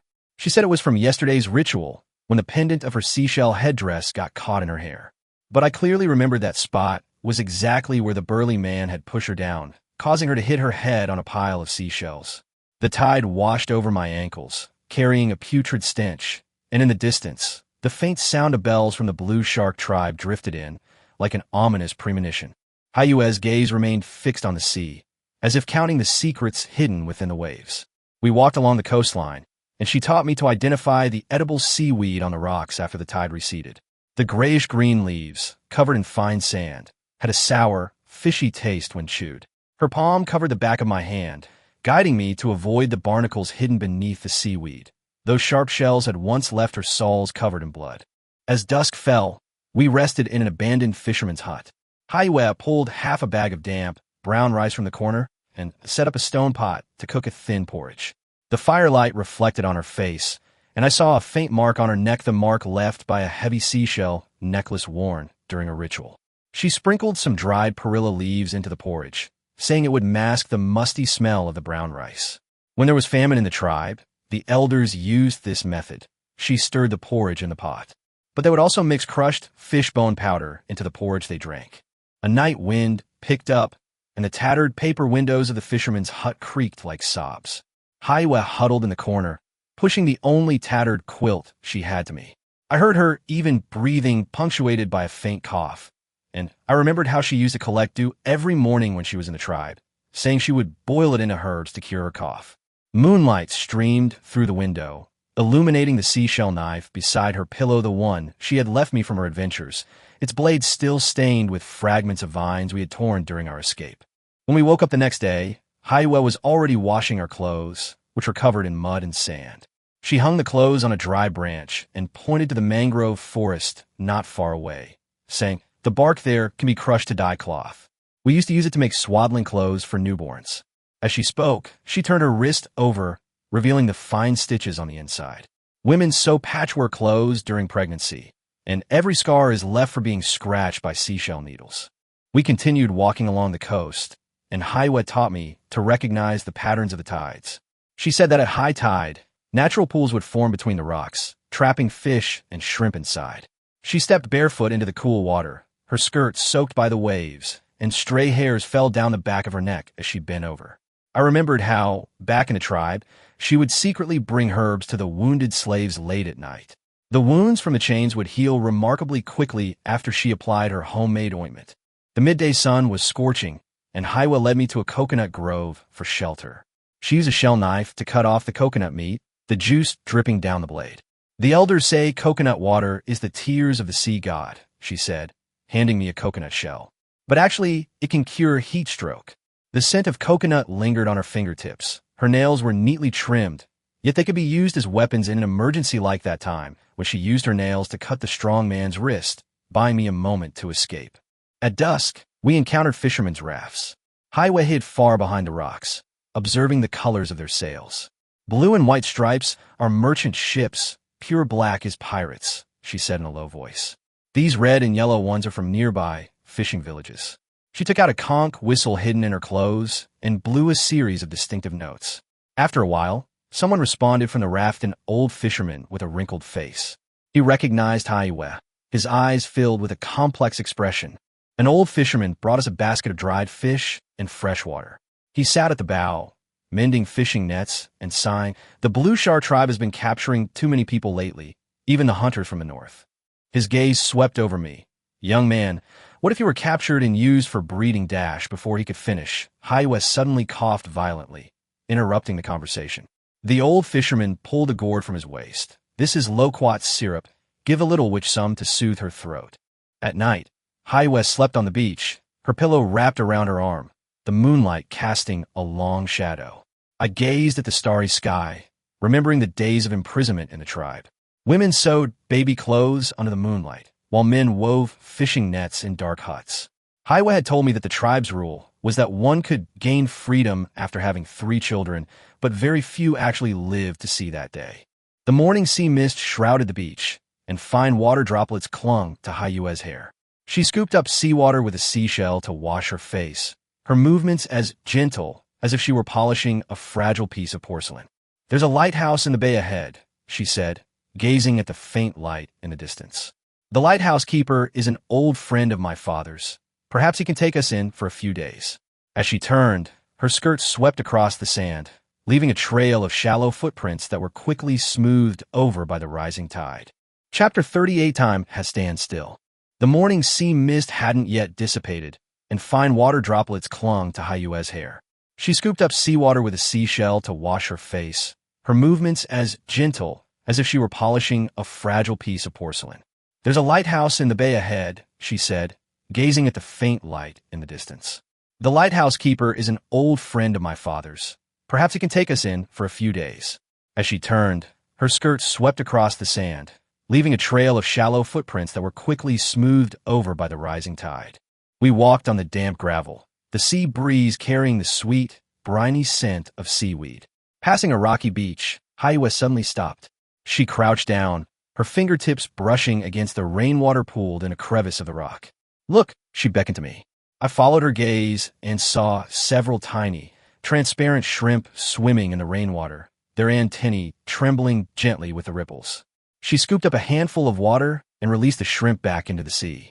The water slipped through her fingers, refracting into tiny glimmers of sunlight. When we arrived at the lighthouse in the evening, the old man who kept it warmly welcomed us. The lighthouse was built on a rocky outcrop, its tower constructed of grayish-white stones, the wooden stairs inside worn smooth and warm by the passage of time. The old man's wife was a kind woman with deep brown eyes similar to Aaya's and gentle wrinkles at the corners of her eyes. The woman led Aaya and me into a room at the bottom of the lighthouse, where piles of dried seaweed and coconut fiber were stacked. "Sleep here," she said, pulling out several coarse cotton quilts from a cabinet. "It's simple, but it's better than sleeping on the beach." As she spoke, the seashell bracelet on her wrist made a crisp sound. The next morning, I followed Aaya to a salt field by the sea.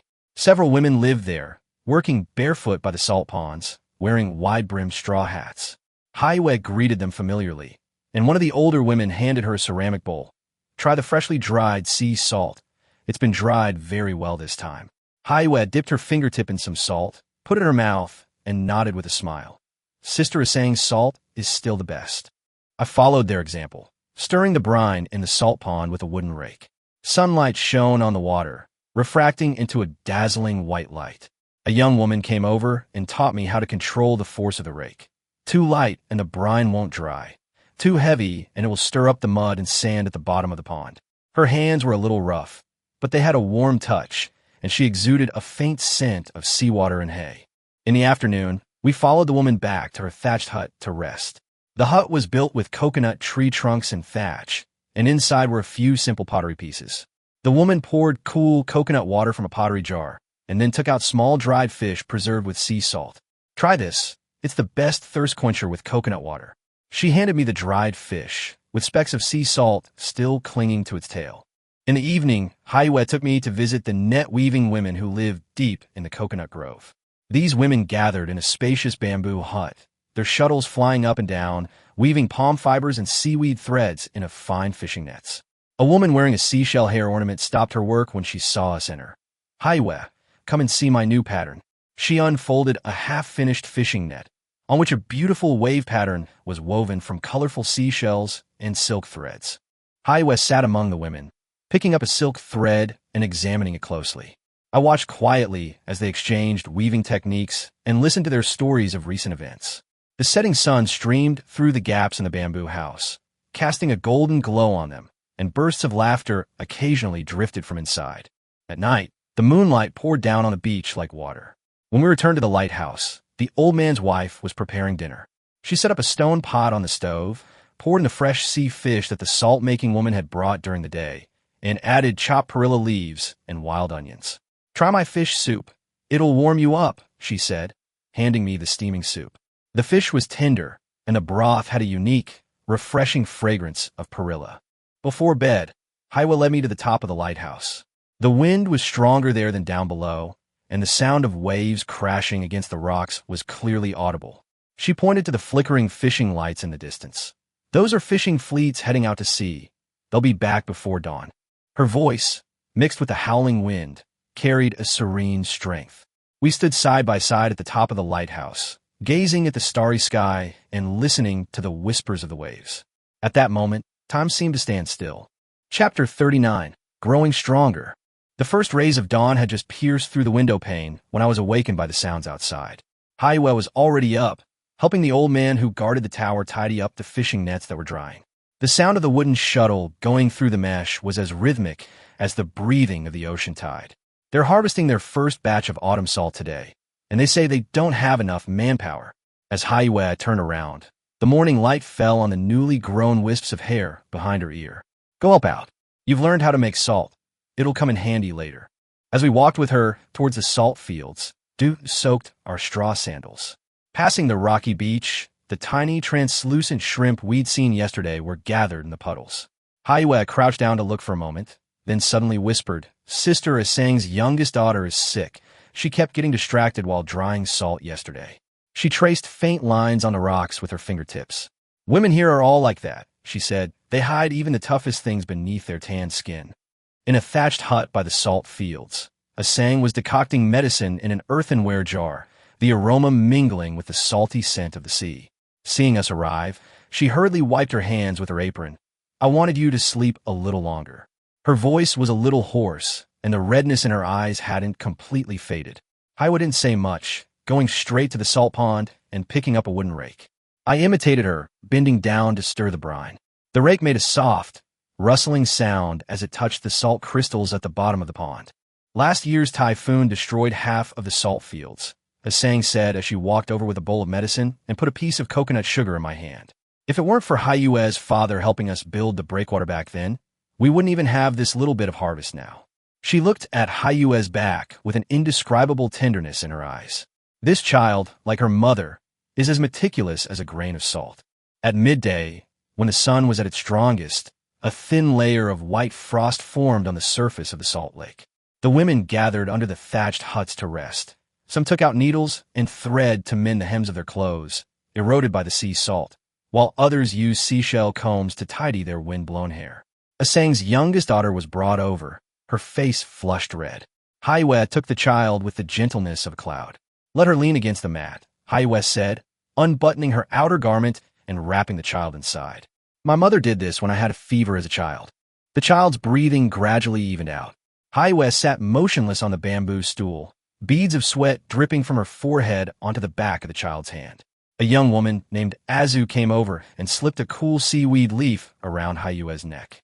You were only this big when your father passed away, she said, gesturing with her hands.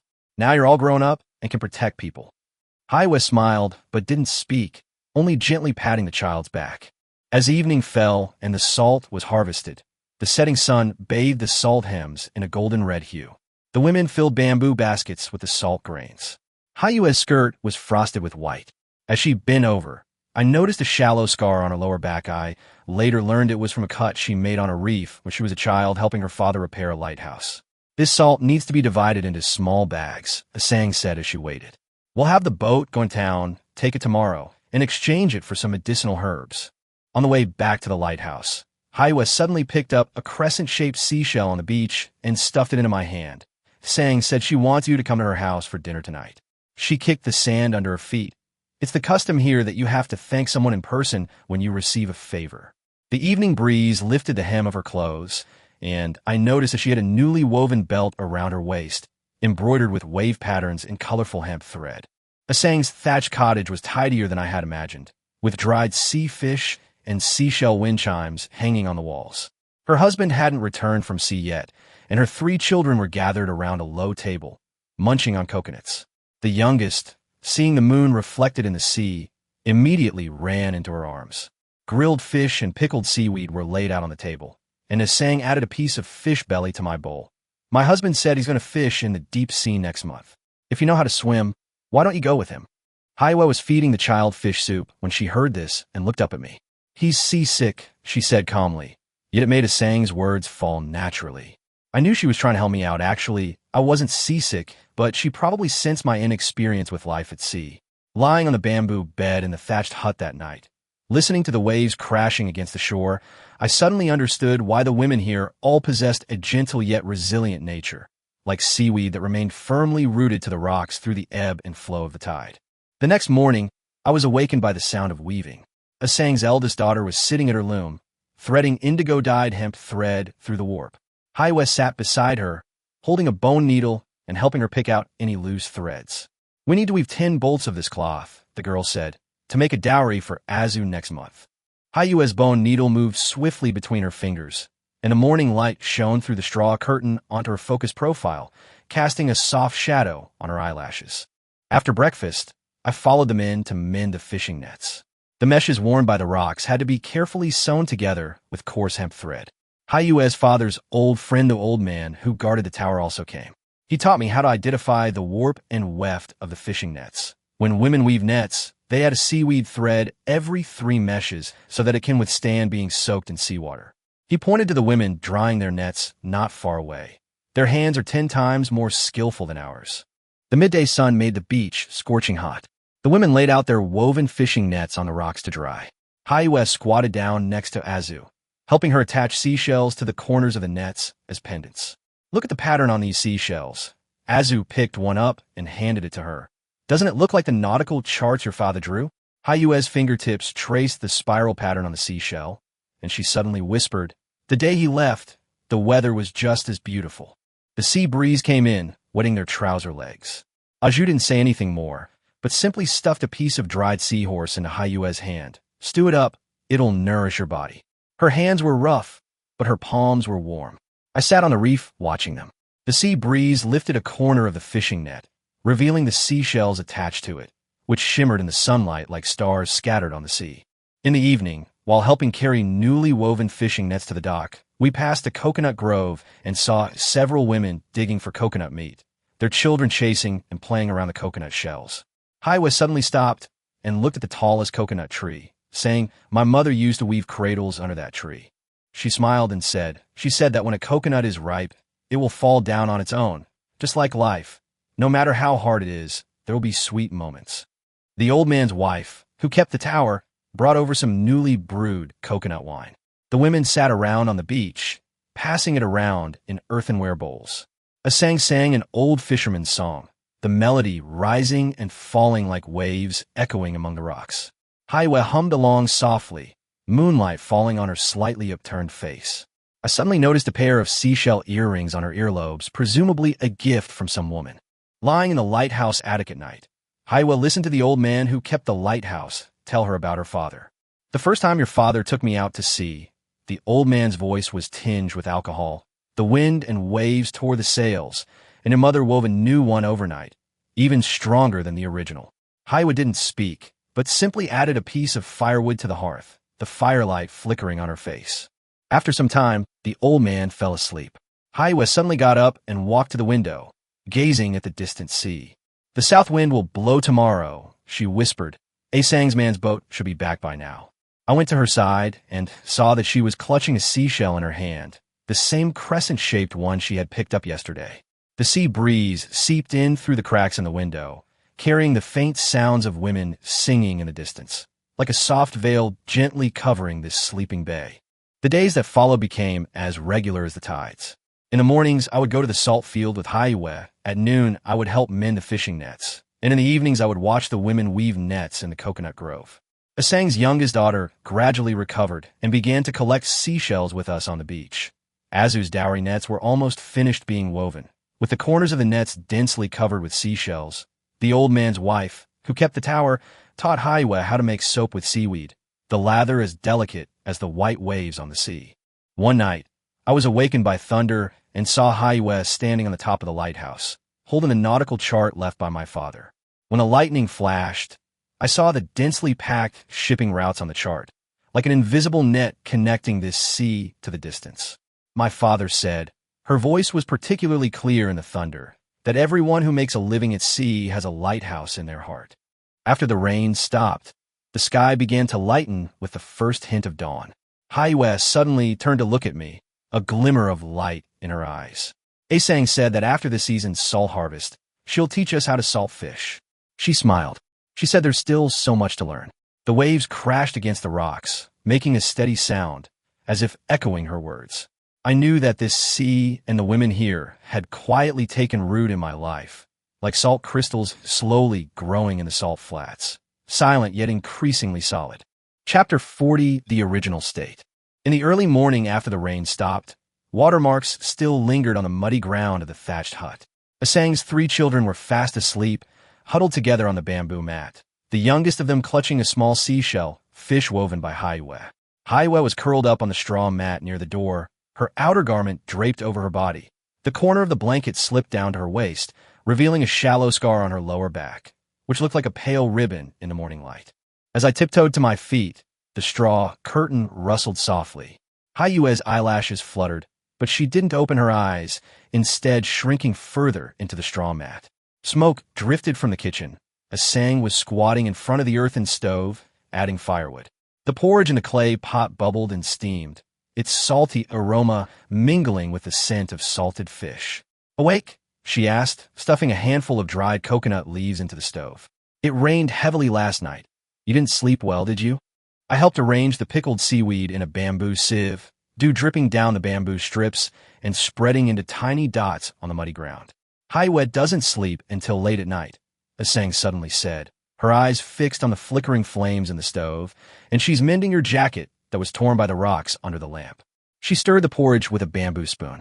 "This child, she keeps things to herself without saying a word, just like her mother, who waited for her father at the lighthouse for 3 years. Just as the porridge was almost ready, a noise came from the thatched hut. Aaya came out rubbing her eyes, a piece of dry grass still stuck in her hair. She saw the bamboo sieve in my hand and reached out to take it. "I'll dry it. You go and wake the children up." Where her fingertips touched the back of my hand, they carried the warmth of the earthen stove. Asang said she's going to teach us how to weave crab traps today, using mangrove branches. After breakfast, I followed the women towards the mangroves. The tide had just receded, and the mudflats were as soft as paste. With each step, I sank halfway down. Aju's younger sister led the way, carrying a bamboo basket filled with freshly steamed sweet potatoes, popping a piece in her mouth every now and then. "Watch out for mud skippers in the mud," she called back, the seashells jingling on her braid. "Don't get splashed with mud." Aaya walked beside me, a machete in her hand, carefully selecting mangrove branches of suitable thickness to cut. "The roots of this tree are the strongest," she said, bending down to cut a branch, pale red sap seeping from the bark. "They won't rot even after being soaked in seawater for 3 years." With a flick of her wrist, the machete deftly sliced away the branches, her movements as practiced as if she had done it 1,000 times. "My father always said that mangroves may look delicate, but they're the best armor for this sea." The women quickly dispersed on the mudflats, each finding suitable branches. Asang sat on a rock protruding from the water, teaching a few young women how to weave the bottom of the trap. Leave a gap about 3 fingers wide. If it's too big, the crabs will escape. If it's too small, they won't be able to get in. Her fingers flew, and the reddish-brown branches quickly formed a circle. After weaving, put a piece of salted fish in the trap. Crabs love that. Aaya wove with incredible speed. Her fingers weren't as slender as those of city women. Her fingertips were calloused, yet surprisingly dexterous. The branches obediently bent and crossed in her palms, quickly taking the shape of crab trap. "We need to add a slip knot here," she pointed to the opening of the trap, so that when the crab crawls in, a pull on the rope will lock it. When she looked up, a bead of sweat from her forehead landed on the tip of her nose, like a transparent grain of salt. As the sun rose high overhead, more than 20 crab traps were already set up on the mudflats. The women gathered under the shade of the trees to rest, and Azu took out pickled plums from her basket and distributed them to everyone. "Try my mother's freshly pickled ones," she said, stuffing 2 into Hayua's hand. "They have perilla leaves in them, sour with a hint of fragrance."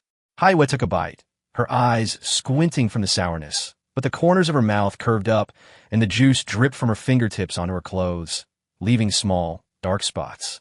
On the way back, the tide began to rise, and the mudflats were gradually being submerged. Asang told the young wives to take the crab traps back first, while he and Aaya stayed behind to put up warning posts at the edge of the mangrove forest in case people going out to sea at night accidentally wandered into this soft mudflat. Last year, a peddler from out of town, Asang said, hammering a wooden stake into the mud, didn't know the way and got stuck in this mud flat. Aaya had to row a small sampan to rescue him. Aaya was tying the wooden stakes together with straw rope when she heard this. She just smiled and looked down. Back then, he was so scared that he grabbed the sampan and cried like a child. She tightened the rope with her wrist, tying the knot quickly and securely. Later, every time he came to town, he would bring candy for the children. The seawater had already reached her ankles, and the icy waves were hitting her legs, but she seemed oblivious, only concerned with driving the last stake in firmly. When we returned to the village, the men's boats had just docked, and the catch was piled up on the beach like a small mountain. Asang's husband was directing the unloading of the fish. When he saw us, he called out from afar, "We caught a basket of blue crabs today. We're saving them to make crab sauce for you." Aaya smiled and responded, pulling me toward the thatched hut. "Let's get the earthenware jars." Asang said that crab sauce is best made from female crabs with roe. The women quickly gathered in the threshing ground, sorting crabs around a large wooden basin. Aju was in charge of cracking the crab shells, while Hayu and Asang picked out the crab roe and meat, their movements swift and decisive. "We need to add sea salt and rice wine," Asang said, sprinkling salt into the earthenware jar. "It can only be eaten after being sealed for 3 months. When it's ready, it'll be served with brown rice, and we can eat 2 more bowls of it." I squatted down beside her to help wash the earthenware jar when Hayu suddenly leaned over and placed a piece of crab roe in my hand. "Want to try some?" Her fingertips were coated with the slimy substance of crab meat, carrying a slight fishy smell. Fresh is the sweetest. As the crab roe melted on my tongue, it indeed carried a rich and savory aroma, mixed with a lingering saltiness on her fingertips, as if I had tasted all the flavors of this sea. It started to rain at dusk, not heavily, but as fine as if it had been sifted through a sieve. The women huddled in the main room of Asang's house, weaving fishing nets around the charcoal fire. Azu's mother sat in the middle, spinning a spindle in her hand, the hemp thread piled up into a small mountain between her knees. "Let me tell you a joke," she suddenly said, the spindle spinning even faster. "The other day, a merchant ship owner came to buy fish, and when he saw Hayu, he said he wanted to marry her as a second wife and buy her gold bracelets and silver rings." Hayu, who was threading the net through the mesh, paused upon hearing this, then continued working. "I told him that gold bracelets will irritate the net after a while, and silver rings will tear the fishing net." The women laughed, the firelight dancing on their faces, warming the smiles in their wrinkles. Asang added a piece of sandalwood to the fire, and the smell of smoke mixed with the woody aroma of hemp thread spread through the rain and mist. The rain hadn't stopped all night, and the thatched hut was packed with people. Hayu and I were assigned to Asang's son's small cubicle. Inside, there was only a low bed and an old wooden trunk. On the wall was a yellowed ship ticket, left behind by Asang's husband when he went to Southeast Asia many years ago. Hayu pulled an old blanket from the bottom of the trunk, embroidered with faded wave patterns. This was embroidered by my mother. She always said that although the waves look chaotic, they actually have their own rules. As she laid out the blankets, I noticed the scar on her lower back was more clearly visible under the dim light of the oil lamp. "Does it still hurt?" I couldn't help but ask. She was arranging the pillows when she heard me and glanced back at me with a hint of surprise in her eyes. She then shook her head. "It doesn't hurt anymore. It just gets a little itchy on rainy days." She sat on the edge of the bed, took off her muddy straw sandals, and curled her toes. "It feels like little crabs are crawling on them." The sound of rain outside grew louder, mixed with the faint sounds of women talking and spinning wheels. Hayu blew out the oil lamp, and the room was suddenly filled only with the sound of the wind and rain outside the window. As she lay down, the bed made a slight creaking sound. I was only an arm's length away from her, and I could smell the astringent scent of mangrove branches in her hair, mixed with a faint aroma of crab meat. Asang said she's going to hold a sea festival next month. She suddenly said, her voice unusually clear in the darkness, "and we're going to make 100 or so prayer lanterns to put in the sea." She turned over to face me, her breath brushing against my ear, carrying the warmth of charcoal fire. And she said she wanted me to teach you how to make lantern frames, using bamboo strips, and to make them into the shape of lotus flowers. I hummed in agreement, listening as her breathing gradually evened out. The wind and rain pounded against the thatched roof, like someone gently knocking on the door outside. Suddenly, I remembered what Asang had said during the day. She said the women here spend their whole lives waiting for the tide to rise, waiting for the boats to return, waiting for their children to grow up. But they never utter the word wait. They simply live their lives like weaving a net, stitch by stitch, dense and secure. I don't know how much time had passed, but as I was drifting off to sleep, I felt Aaya stir slightly beside me. She must have been woken up by the cold. She snuggled closer to me, the blanket slipping down to her waist. I reached out to pull the blanket back up for her, my fingertips brushing against the cool skin of her back, like the freshly washed rocks. She hummed softly in her sleep, snuggling even closer to me, her hair brushing against my chin, carrying the crisp coolness of rain. The rain outside the window had subsided some time earlier, leaving only the patter of dripping water from the eaves. In the distance, the sound of the old man ringing the bell at the lighthouse could be heard, the signal for the night patrol, each strike steady as a heartbeat. I stared at the blurry outlines in the darkness, and suddenly understood what Aaya meant by lighthouse. Perhaps not the tower standing by the sea, but the light in the hearts of these women, shining steadily no matter how strong the storm. As dawn approached, I was awakened by a rustling sound. Aaya was getting dressed by the faint light filtering through the cracks in the window. She moved very quietly, probably afraid of waking me. "We're going to check on the first batch of crab traps," she said softly, handing me her folded jacket. Aaya said it's best to put the traps in before the tide comes in, before the crabs have a chance to crawl out. Her fingertips paused on the back of my hand. "It's still damp outside. Wear some thick straw sandals." Following her towards the sea, the morning mist was as thick as milk that couldn't be dissolved, and every step was on wet blades of grass. In the distance, the voices of women could be heard, growing closer, mingling with the sound of waves crashing on shore. Aaya walked ahead, holding a torch, its light spreading a warm yellow glow in the mist. "Aaya, there's a huge blue crab in the cage over here, as big as a bowl." Aaya quickened her pace and ran over, her straw sandals splashing in the puddles.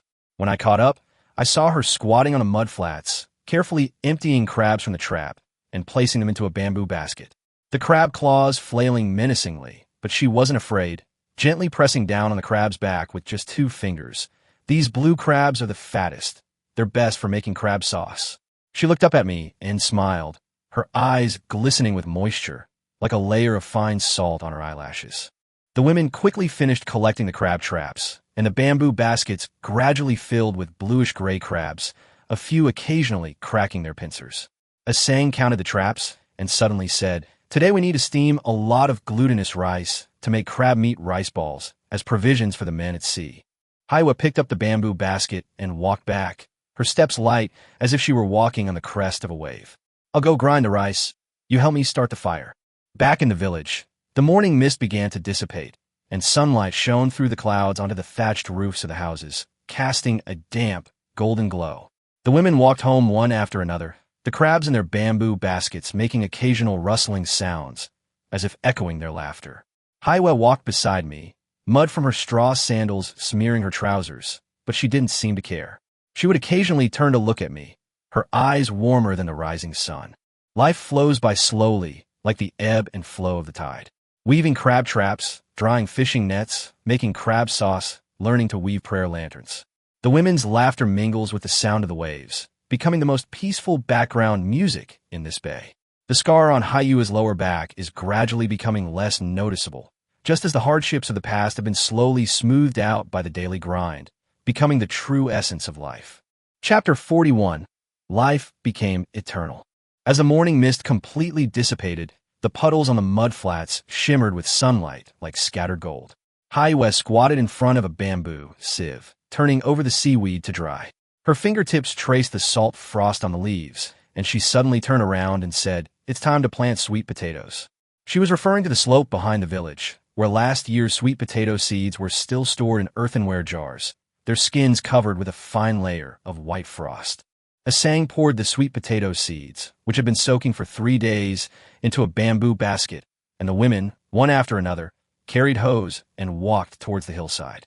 Aaya walked at the front, her straw sandals crunching through the dew-dampened grass, her trousers rolled up to her knees, revealing red spots on her calves from mosquito bites.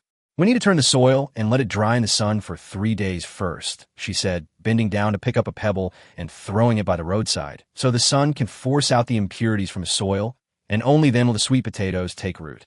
The dull thud of hoes sinking into the soil, As they turned, the soil mingled with the women's heavy breathing. Azu's younger sister, being weak, wobbled as she raised the hoe halfway. Aaya went over and took her hand, pressing down together. Use your wrist like you're chopping mangrove branches.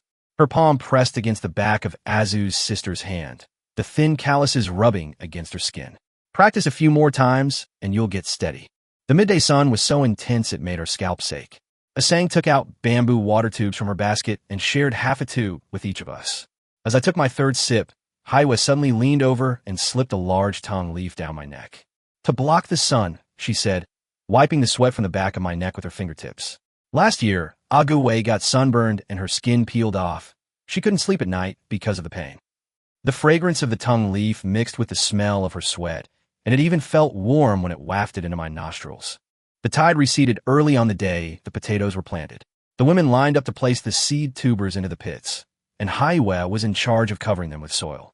Her palms were covered in brown mud, and bits of grass were stuck between her fingers, but she patted each clod of soil firmly. Make sure the seed tuber is close to the soil, she taught me, pressing the edge of the clod with my thumb, like holding a baby, steady but not too tight. Lying in the small cubicle at night, I could always hear rustling sounds coming from the hillside.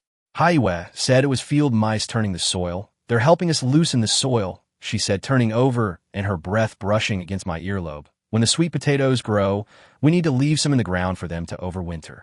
In the darkness, her hand touched the back of my hand and gently squeezed it. Just like a saying said, we should leave room for maneuver in life. When the blue crabs began to fatten up, Asang's eldest daughter became pregnant.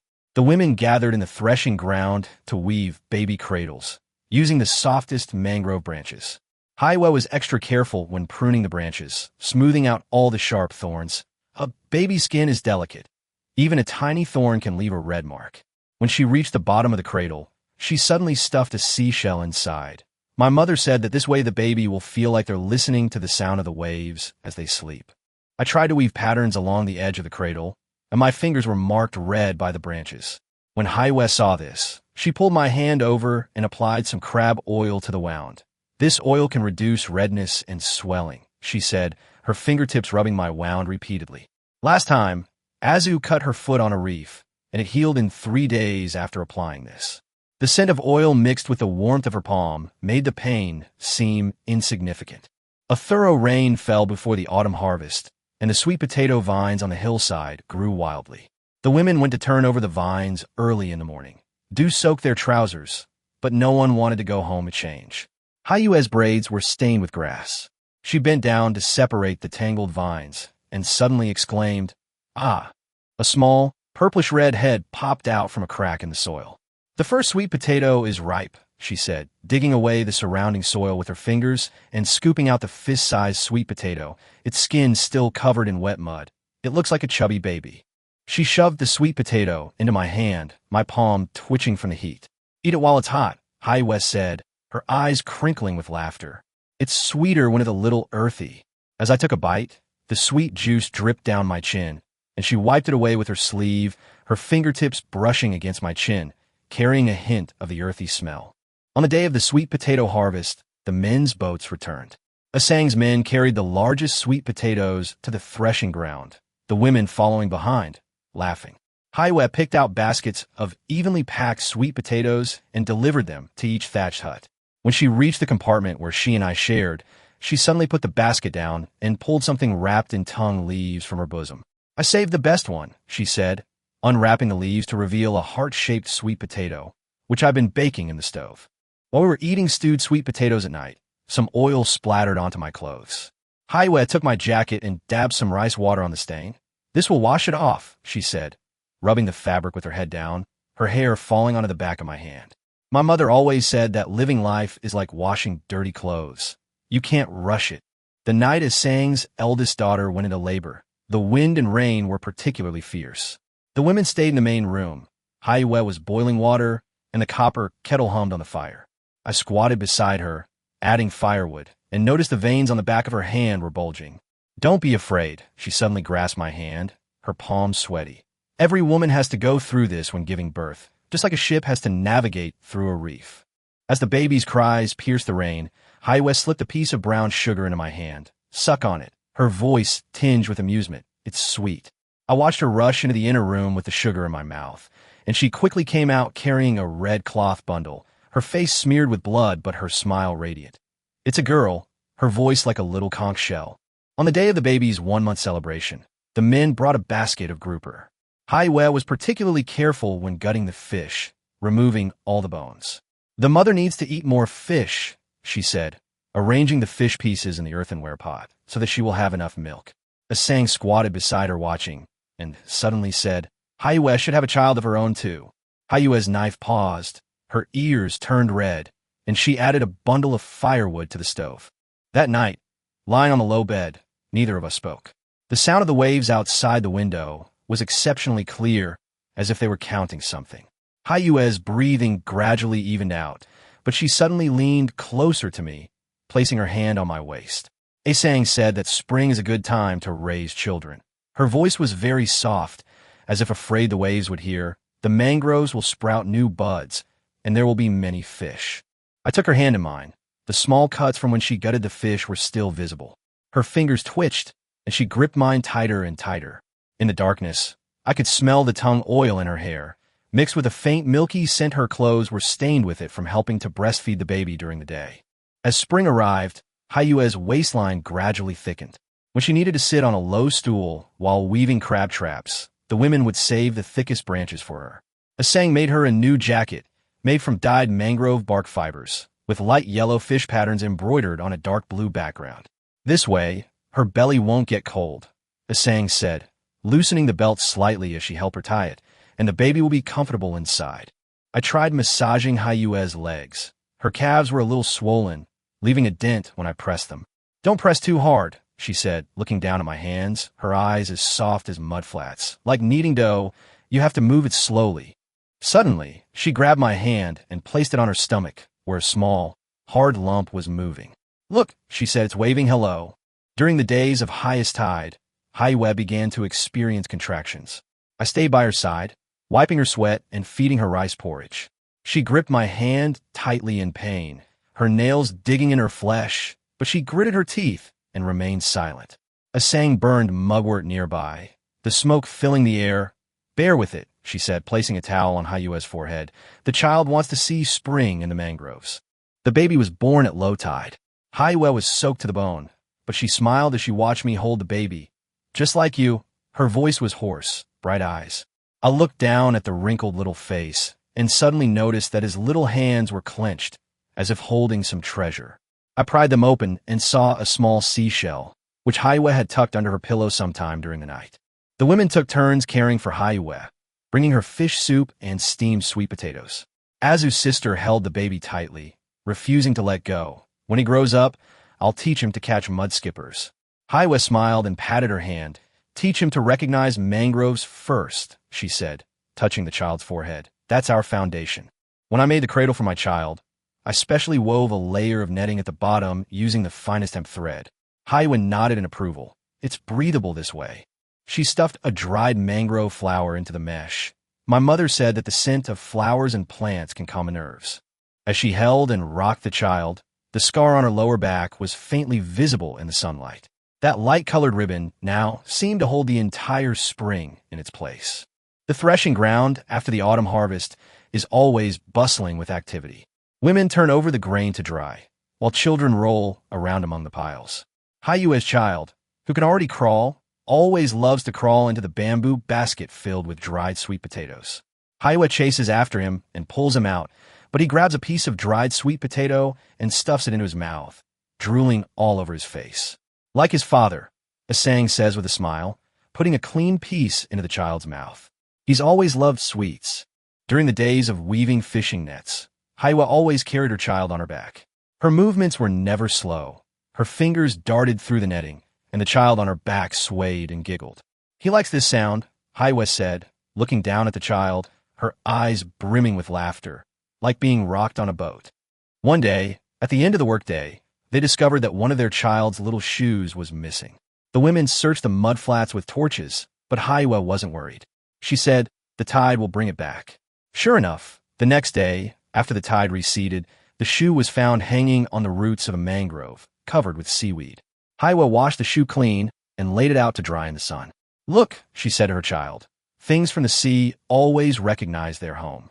When the child was learning to walk, he always loved to grab onto the twigs Aaya used to weave crab traps. Aaya would bend the thin twigs into a circle so he could hold onto them as he walked. When he wobbled into my arms, he was still clutching that circle of twigs, as if he were holding the whole world in his hand. Aaya stood beside me, smiling, the sunlight shining on her face. Even the fine lines at the corners of her eyes seemed to gleam. It was sea festival time again, and the women were making prayer lanterns on the mudflats. Aaya taught me how to make lantern frames with bamboo strips, her fingers threading through mine, guiding me to bend them into the shape of a lotus flower. Loosen them a bit. Her breath brushed past my ear, so the wick can breathe. Her hands were a little rougher than when we first met, but they were more steady. Holding my hands, she made one perfect round lantern after another. That night, hundreds of lotus lanterns floated on the sea, like stars fallen into the water. I held my child. Aaya leaned on my shoulder, and the child's little hands gripped the lantern ropes, babbling softly. Look, Aaya pointed to the farthest lantern. It floats the most steadily. The sea breeze, carrying a salty, damp scent, blew her hair, which wrapped around my neck. New mangrove seedlings were sprouting in the soft mud of the tidal flats. Women squatted by the water's edge, carefully building a fence around the seedlings. Aaya's child tried to imitate the adults, sticking small twigs into the mud, but they wouldn't stick. Aaya bent down, took his little hand, and together they pushed the twigs into the mud. You have to try, she said, looking at the child. Just like life, you have to take root. My hand rested on Aaya's waist, and I could feel the scar on her lower back, which had long since become part of her skin. She leaned closer to me, and the laughter of children mingled with the sound of the waves, spreading through the night. The distant lighthouse flickered on and off, as if counting the ebb and flow of the tides, counting the days that had slowly grown on the mudflats, counting the warmth of the women's hands, counting every sigh and laugh that fell into the mangroves. On mornings when we collect the crab traps, we can always see tiny footprints following our own, crookedly stretching towards the sea. Aaya's child can already run, carrying a small bamboo basket, shouting crabs as he chases after us. Aaya turns back to wait for him, the sunlight shining on the mother and daughter, as if they are edged with gold. I stand there watching, and suddenly I understand what a saying meant by light. Not a lighthouse, not starlight, but these ever-renewing figures, living an eternal life amidst the ebb and flow of the tide. Chapter 42, Don't Go Too Far. Before dawn, the soft mud of the mudflats still carried the chill of the night. I was awakened by the rough knots of rope. Several men dressed in animal skins blocked the door of the thatched hut, their stone axes gleaming coldly. Aaya held the child tightly in her arms, the scar on her lower back taut and white in the morning light.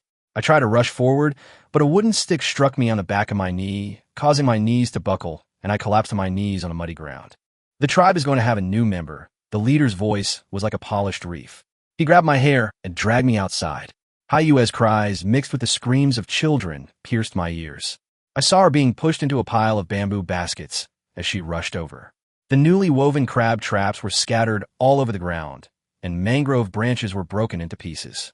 When I was thrown into the cabin, the back of my head hit the deck, and everything went black. When I opened my eyes again, there were 7 or 8 men crammed around me, all of them captured from nearby villages. Each of them had thick vines wrapped around their wrists, the vines digging into their flesh and drawing blood. The boat rocked as it sailed out of the harbor. The last thing I saw was the mangrove forest at the end of the mudflats, like a blurry green line. Aaya and the others had long since been swallowed by the morning mist. The tribe's camp was nestled in a mountain valley, beyond which stretched an endless primeval forest. Inside the fence, the women pounded rice and tanned animal hides. When they saw us newcomers, their eyes were indifferent, like they were looking at freshly brought-in prey. I was assigned to a woman named Amon. She was taller than Aaya, her arms tanned a deep bronze. As she grabbed my arm and led me to her wooden hut, the strength in her fingers seemed capable of crushing bones. You'll live here from now on. She kicked open the wooden hut door, inside which was only a stone bed and a few pottery jars. Chop wood at dawn, plow the fields at midday, and at night. She looked me up and down, as if assessing the quality of livestock. Listen to me. Her tone was calm, yet carried an undeniable forcefulness, just like the rules of the tribe, raw and direct. On my first day chopping wood, the axe was 3 times heavier than the machete I used on the mudflats. By the third swing, I was exhausted. The axe bounced off the wood, grazing my ankle and leaving a bloody gash. A man happened to be passing by, and without even glancing at the wound, she kicked me to my knees on the pile of wood. "You don't even have this much strength? Are you going to feed the wolves?" She picked up the axe and chopped into the wood with a backhand stroke, the cracks spreading like a spiderweb. "Learn from me." At midday, the men were herded to the hillside to dig sweet potatoes. The sweet potato vines here grew thicker than those on the mudflats, their roots penetrating extremely deep. A shovel could only bring up a little loose soil. A man next to me showed me how to angle the shovel tip into the soil. "Follow the direction of the roots. It saves effort." As he spoke, he revealed yellowed teeth and a crescent-shaped scar on his cheekbone. "I've been here for 3 years. At first, I was just like you, my hands blistered and healed repeatedly, but now I'm perfectly fine. Lying on the stone bed at night, my bones felt like they were falling apart. When Amon pushed open the door, she smelled of campfire smoke. She took off her animal skin skirt as casually as if she were removing an ordinary garment, and then laid down directly beside me. I shrank to the edge of the stone bed, but she reached out and grabbed my arm, pulling me to her side. She pressed her palm against my chest, the force making it hard for me to breathe. "Don't play dead." Her breath tickled my neck, carrying the smell of roasted meat. "Women in the tribe have to give birth. You have to work." Her hand slid down, her rough fingertips brushing against my ribs, where old scars from childhood cuts on the rocks still remained. I closed my eyes. All I could see was Hayue's face. When she applied crab oil to me, her fingertips were always so gentle, as if afraid of breaking something. Amon probably noticed I was distracted and slapped me across the face, the sound echoing loudly in the cabin. Thinking about other women, she grabbed my chin and pulled it towards her face, her eyes filled with the fierceness of a mother wolf protecting her cubs. "Now that you're here, don't dwell on the past. You're a member of the tribe, and your offspring must also be from the tribe." I didn't sleep a wink that night, listening to the footsteps of the night watchmen outside and the distant humming of women soothing their children.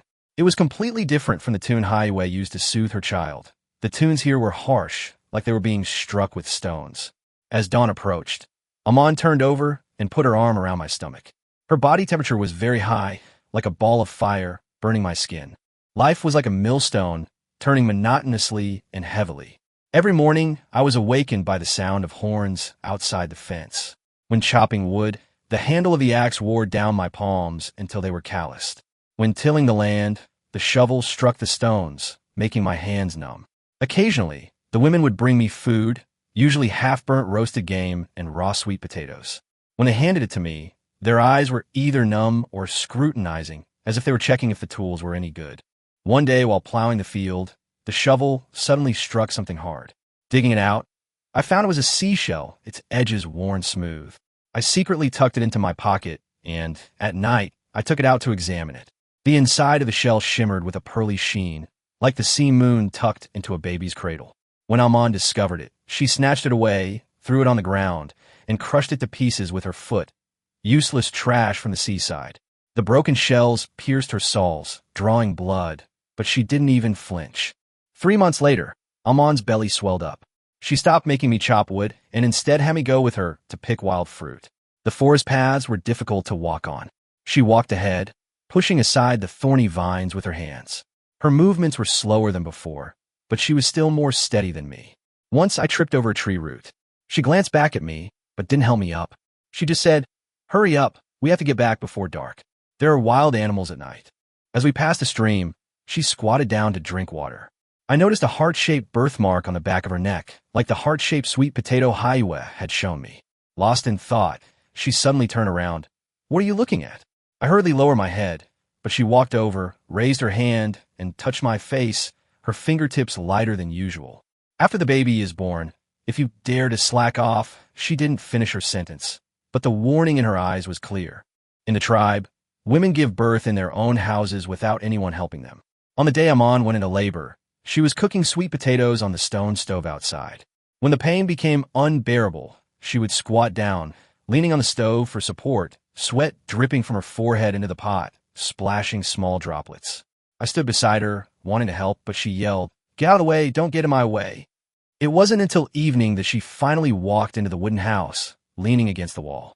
As she entered, she glanced at me, And in that look, besides pain, there was something else, like a person walking in the dark seeing a distant firelight. I heard a baby crying in the night, its cries thin and weak, like a newly hatched bird. I pushed open the door and saw Amon sitting on the stone bed, holding a crumpled little thing in her arms. Her legs were covered in blood, and her animal skin skirt was soaked dark brown. Seeing me come in, she shoved the child into my arms. It's a boy. Her voice was terribly hoarse, and her chin was covered in sweat and dust. Hold him tight, don't drop him. I clumsily held the child, his little hands gripping my fingers, his nails as soft as the membrane inside a seashell. Amon looked at us and suddenly smiled. The smile on her sweat-covered face was somewhat like Aaya drying sweet potatoes, carrying a hint of satisfaction and a touch of weariness. After having a child, Amon became more lenient with me. She didn't always pressure me at night anymore, and sometimes she would ask me to massage her legs. Her calves were severely varicose from walking on mountain roads all the time, looking like several earthworms coiled around them.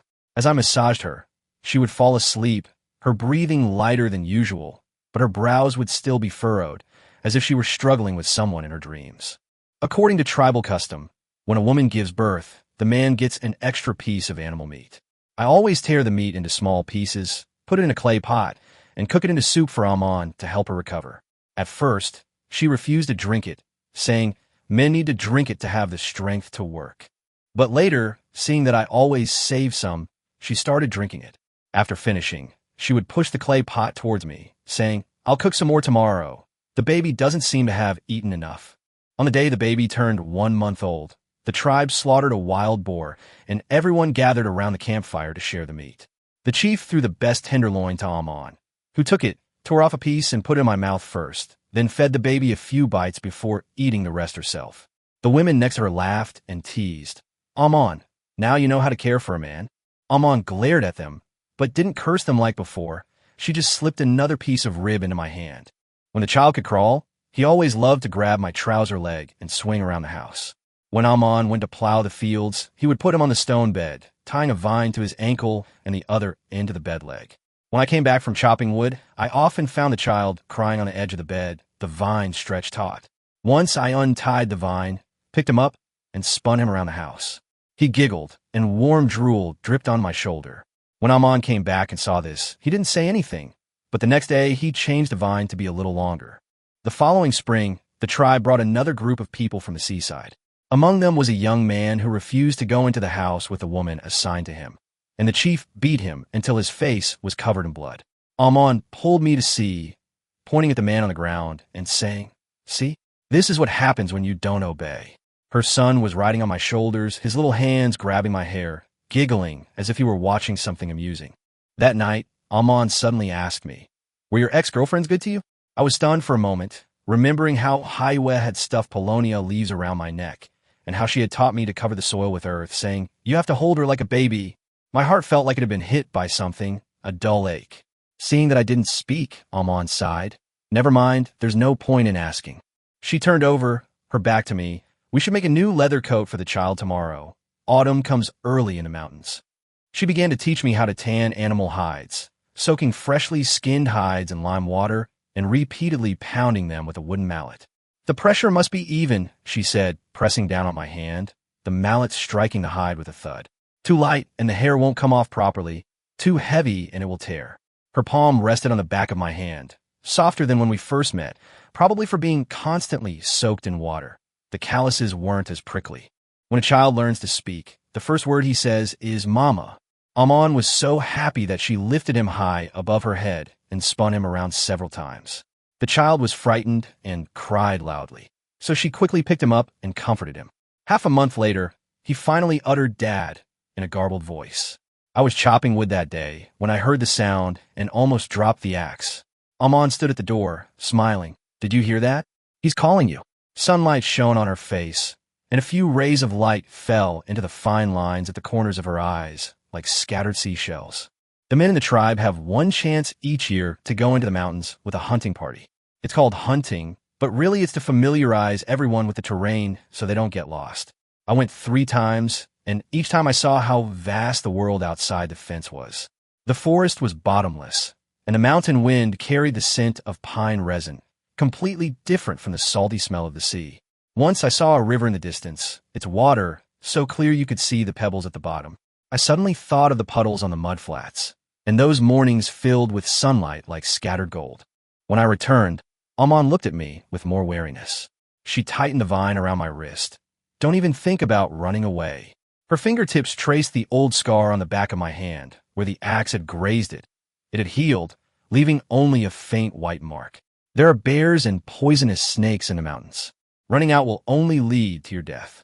She paused, lowering her voice. Here, at least you have food and shelter. During the third autumn harvest, Amon gave birth to another daughter. This time, she didn't try to tough it out like before. She asked me to stay by her side as soon as the contraction started. She gripped my hand, her nails digging into her flesh, groaning in pain, but she didn't try to send me away. When the baby was born, it was just dawn, and birds were chirping in the trees outside the window. Looking at her baby daughter in her swaddling clothes, Amon suddenly said, "She looks like you. Her eyes are brighter than a boy's." Men with both sons and daughters receive some preferential treatment in the tribe, such as not having to dig the deepest sweet potato fields. I was assigned to the drying yard, where I worked with several elderly people to turn over and dry the grain. The sun warmed my back, much more comfortable than tilling the fields in the mountains. Once, I saw Amon carrying her son on her back while working on the slope, her daughter strapped to her chest. When she bent over to cut rice, both children were asleep, their little heads bobbing up and down with her movements, like two sacks of grain hanging on her body. The women of the tribe would occasionally gather to weave things, such as baskets made from vines found in the mountains. Amon was clumsy, and the baskets she wove were always crooked and uneven. Watching her weave, I remembered Aaya teaching me how to weave a cradle and how she would tuck seashells into the bottom. While Amon was away, I found a thin vine and wove a small fish-shaped ornament, which I secretly slipped into my daughter's swaddling clothes. When Amon found it, she held up the ornament and asked me, "What is this?" I said it was a fish from the sea. She frowned and threw the ornament on the ground, saying, "There are no fish in the mountains. Don't teach the children these useless things." But the next day, I saw her pick up the ornament again, string it together with an animal skin rope, and tie it to her daughter's wrist. When my son was 5, he went to the forest with the boys from the tribe to pick wild fruits. When he came back, he was clutching a red berry in his hand and insisted on giving it to me. The color of that berry was just like the ripe mangrove fruits on the mudflats. I took a bite, and the sweet and sour juice flowed into my throat. Suddenly, I remembered the first sweet potato that Aaya had given me, and how the sweet juice dripped down the corner of my mouth. Lying on the stone bed at night, listening to Aman and the children's breathing beside me, I suddenly felt that this wooden house was like a boat, carrying us on the sea of time. Aman's snoring replaced the waves, and the children's sleep talking replaced the rustling of the mudflats. Those days that I once thought I couldn't get through actually took root in the soil like the roots of a mangrove forest. One day, Aman twisted her ankle while plowing the field, and it swelled up like a steamed bun. I carried her back on my back, her arms tightly wrapped around my neck, her weight pressing firmly on my back. When we passed a stream, she made me stop, and I scooped up water to wash her wound. Sunlight shone through the leaves onto the water's surface, shattering into fragments, like scattered gold dust. "Well, I captured you. Did you hate me?" she suddenly asked, her voice as soft as the wind rustling through the grass. I looked at the bruises on her ankles and thought of the red spots on Aayu's calves from mosquito bites, the red marks left on Azu's legs by branches, and the rough yet resilient skin of the women in these mountains. "I don't hate anymore," I said, lifting her up on my back and continuing toward the cabin. "Life has to go on." She didn't say anything more, just pressed her face against my back. I could feel her tears seeping into my coarse clothes, like raindrops falling into the soil. They would disappear quickly, but they could make something quietly sprout. The forest outside the fence is still growing, and wisps of smoke rise from the mountain valley every day. Children chase and play on the threshing ground, their laughter carrying the mountain breeze and the indescribable taste of the sea that I brought with me. Amon's hands, roughened by countless hours of tilling the land, chopping wood, and carrying children, always managed to find the calluses on my palms at night, gently grasping them as if holding a tender potato seed, steady yet not too forceful. Chapter 43. Something grew. The tribe's campfire crackled in the autumn night, sparks flying onto the grass and instantly extinguishing. The women sat in a circle, picking at freshly husked corn kernels. I squatted beside the fire, adding fuel and listening to their laughter. Amon placed her youngest son on her lap, tickling his armpits with her fingers, making the child giggle. The laughter mingled with the crackling of the burning firewood, creating a warm atmosphere. Ashan is getting stronger and stronger, Ahi, sitting across from me, suddenly said. Her voice was a little hoarse, probably from the cold last winter. She was holding a baby who had just turned 1 year old, the one I had with her in the spring. Her features had a touch of morning mist, like the misty haze over a mudflat. When I looked up, she was looking in my direction, her eyes showing no particular emotion, as if she were just talking about the weather. According to tribal rules, male members are expected to reproduce more offspring for the tribe, especially strong and healthy men like myself. The year Amon gave birth to her daughter, the chief assigned Aaya to live in my room for half a month. Aaya was quieter than Amon, and at night, she always had her back to me, breathing very lightly, as if afraid of disturbing something. She had herbal scent on her, left over from years of collecting herbs with the tribe's shaman. For the next 2 weeks, I would massage her shoulders after she fell asleep. She had to carry a heavy basket of medicine during the day, and her shoulders were already worn out and felt hard to the touch. At first, she would wake up startled, but later she just let me massage them, sometimes even whimpering like a kitten. The night we parted, she slipped a packet of dried mugwort into my hand. Burn it in winter to fumigate the house and keep the cold at bay. At that moment, she was pushing the child in her arms toward me. Let his dad hold him. The child wasn't shy and reached out his little hand to grab my beard. Aaya laughed beside her. Just like you, he likes to grab hard things. Amon kicked me from the side, but her tone wasn't malicious. What are you standing there for? Hold him. The child's palms were soft, and he grasped my fingers, shaking them back and forth. I suddenly remembered how Aaya taught me to press down the edges of the clod of earth, saying that it should be like holding a child steady, but not too forceful. The little body in my arms was warm, and his breath smelled of milk. Unlike Amon's 2 children, this child's cries were very soft, like a mountain stream flowing over stones. After the autumn harvest, the tribe would hold a breeding ceremony, a rule set by the chief to ensure that every woman of childbearing age could conceive.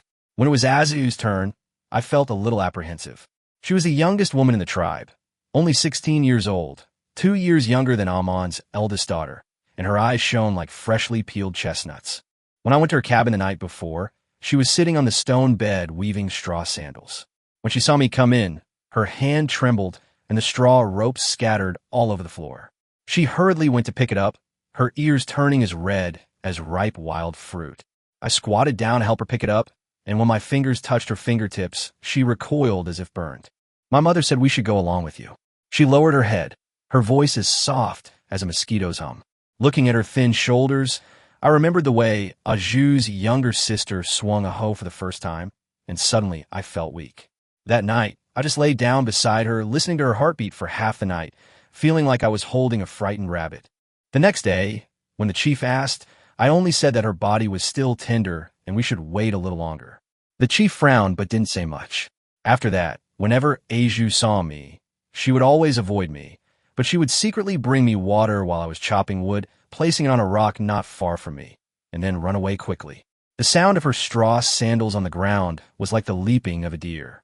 In early spring, Azu became pregnant again, this time with another man. She suffered from severe morning sickness, vomiting everything she ate. Whenever I passed by her wooden house, I would secretly leave the wild honey I had been allotted at the door. She probably knew it was me who put it there. Once I saw her mix the honey into rice water and drink it. Her face regained some color, and when she saw me passing by, she even slipped a roasted sweet potato into my hand, the kind with a red center that she herself couldn't bear to eat. The women in the tribe each had their own temperament. Aaya would always bring me herbs when I was chopping wood, so I could apply them to my chapped hands. Azu would secretly leave the sturdiest straw sandals at my door. Amon, though sharp-tongued, always saved the fattest pieces of meat for me. And there was a Sang who shared the same name as a Sang from the Aaya tribe who would quietly pick up the stones from my furrows while I was plowing. Once I had a high fever, and, in my hazy state, I felt someone wiping my forehead. When I opened my eyes, I saw several women surrounding me. Aaya was feeding me herbal soup, which was very bitter. Aju was wiping my palms with a damp cloth. A man was sitting by the bed, holding a red-hot stone in her hand, saying that it was taught by a shaman and could ward off evil spirits. A Sang was cooking porridge in front of the stove, the wooden spoon clinking against the earthenware pot. You have a really high fever. Aaya touched my forehead, her brows furrowed. If it doesn't go down soon, we'll have to bleed you. Azu gasped in fright, dropping the cloth in her hand. Amon glared at her. What are you yelling about? Men aren't that delicate. Despite her words, she was much gentler when feeding me water. I drifted off to sleep, and in my dream I was back on the mudflats. Aaya tucked a paulownia leaf into my neck, saying it would shield me from the sun. The fragrance of the paulownia leaf mingled with the scent of her sweat, warm and comforting. When I woke up, I found myself lying in Amon's arms, her arms wrapped tightly around me as if afraid I would run away, her chin resting on the top of my head, her breathing heavy. After I recovered, the chief let me rest for a few more days. Asang brought me porridge every day in a clay pot, with a wild egg always nestled inside. My husband had a fever like that back then, she said slowly, sitting at the door shelling beans, and this is what cured him. Her husband had injured his leg in a bear hunt last year and could only do light work now. The men of the tribe are our support. They have to be well taken care of. Her fingers were rough, with dirt always stuck under her nails, yet she was surprisingly nimble in shelling beans.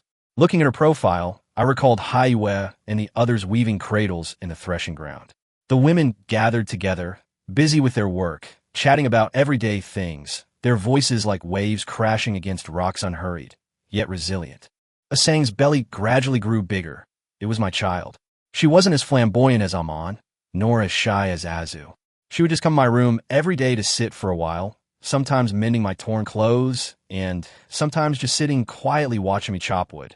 Her stitches were very dense, like the way Aaya weaves fishing net strong and beautiful.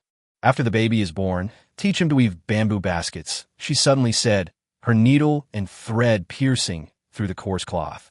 My husband's baskets always leak, but yours are much better. I remember the days we wove crab traps on the mudflats, Hayue's fingers weaving through the netting, the baby on her back swaying and giggling. Okay, I replied, the axe striking the wood with a dull thud. Teach him to weave the sturdiest ones. More and more children are coming to the tribe, and the threshing ground has become their domain. Amon's son can already help gather firewood, and Ahe's daughter always follows me around like a little tail, as his child has just learned to walk, wobbling unsteadily, always clutching a small pebble in his hand. Asang's belly is still growing, and every evening, I hold her hand and walk slowly through the fence. Her palms are warm, like holding a little son. One night, all the women gathered around the campfire, saying that the shaman had predicted a heavy snowfall and they needed to prepare firewood for the winter. The women chopped wood and chatted as they worked. Amon was telling the children stories about foxes that could glow in the mountains. Aaya was teaching the young women to identify herbs. Azu and several little girls were having a straw rope weaving competition. Asang leaned on my shoulder, knitting a small sweater with wild sheepwool yarn, rough but warm. The firelight cast flickering shadows on their faces. As I looked at these women, at their rough hands, at the fine lines around their eyes, and at the children in their arms or on their backs, I suddenly felt that life in this mountain valley was much like the ebb and flow of the tides on the mudflats, seemingly repetitive, yet quietly nurturing new life in each rise and fall. The snow really came, falling for 3 days and 3 nights, completely covering the forest outside the fence. It was cold inside the wooden house, so the women huddled together to sleep. I lay in the middle, with Amon and her 2 children to my left, Aaya and Azu to my right, and Asang at my feet. Their breathing rose and fell, like the mountain wind blowing through the trees, rough yet warm. Asang's belly was getting heavier and heavier, and she couldn't sleep well at night. I massaged her legs. Her legs didn't have varicose veins like Amon's, but they were a little swollen because of her pregnancy. The baby is moving around inside, she said, taking my hand and placing it on her belly. Look, he's saying hello to you. The small hard lump under my palm moved, like a little fish swimming. It's a boy, Amon said from the side. He's moving around so much. He must be good at hunting. Aaya laughed. Maybe he'll be like Ashen and like to weave things. As it didn't say anything, but just moved closer to me and tucked her daughter into my arms. The baby was sleeping soundly, with milk stains still on the corner of her mouth. As the snow melted, Asang gave birth to a boy, his cries as loud as a mountain horn. All the women came to see him that day. Amon wrapped the baby in the softest animal hide. Aaya brought a string of herbs to ward off evil, and Azu wove a pair of tiny straw sandals, saying the child would wear them when he could walk. Holding my child, looking at the women surrounding me, I suddenly remembered Hayue's words, leave room for maneuver in life. It turns out that the space is made up of these living, breathing people, these warm breaths, and these bonds that slowly grow in the midst of rough days.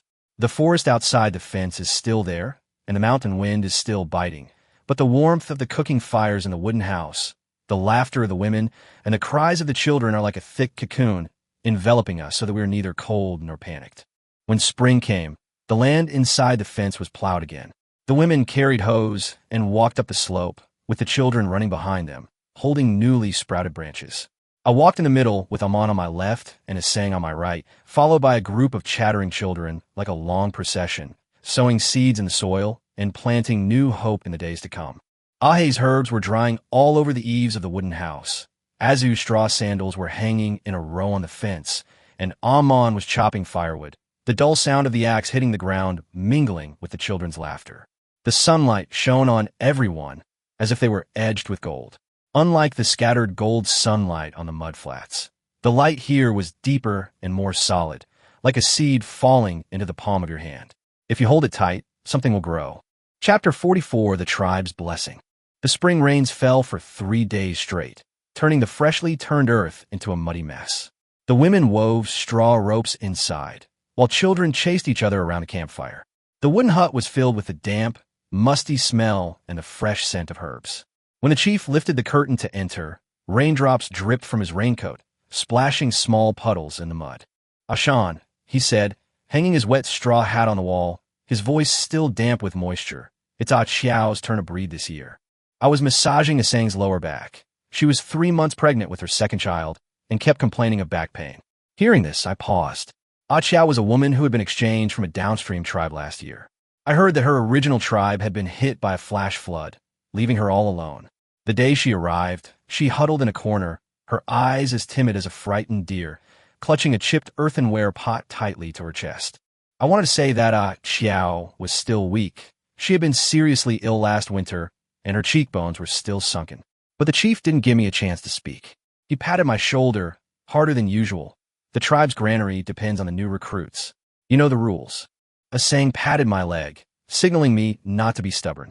She added a piece of dry wood to the fire, sparks flying up and making the fine lines at the corners of her eyes appear and disappear. "Go and get ready. I'll help you carry your bedding over." Ah Chiao's wooden house was at the very innermost part of the fence, next to the shed where farm tools were stored. When I pushed open the door, she was squatting on the ground wiping pottery jars. Hearing the noise, the burlap in her hand fell to the ground. She hurriedly stood up, her knees hitting the stone stove with a dull thud, but she didn't bother to rub them. She just stood there with her hands hanging down, her fingers twisting the hem of her clothes. The room was darker than the other wooden cabins, with piles of dried thatch in the corner and a dusty smell in the air. She was probably afraid of me. Her back was ramrod straight, but I could see her shoulders trembling slightly. I remembered how Aju looked when she first met me. She looked just like that, like a reed about to break in the wind. "The leader means," I said, trying to keep my voice calm, "that I'll stay here tonight." She didn't look up, her chin resting on her chest, her voice so soft it was almost inaudible. When it was completely dark, the rain still hadn't stopped. I sat on the wooden stool by the door, listening to the sound of the rain hitting the thatched roof.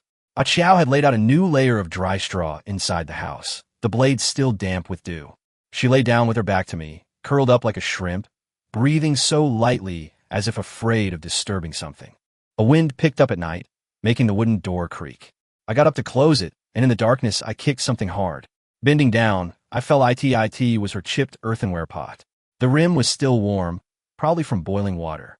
I moved the pot closer to the stove to prevent it from being kicked over in the night. As I turned, something suddenly wrapped around my ankle. Looking down, I saw it was Ah Chiao's hand. She had woken up some time earlier, and her eyes shone like stars in the darkness.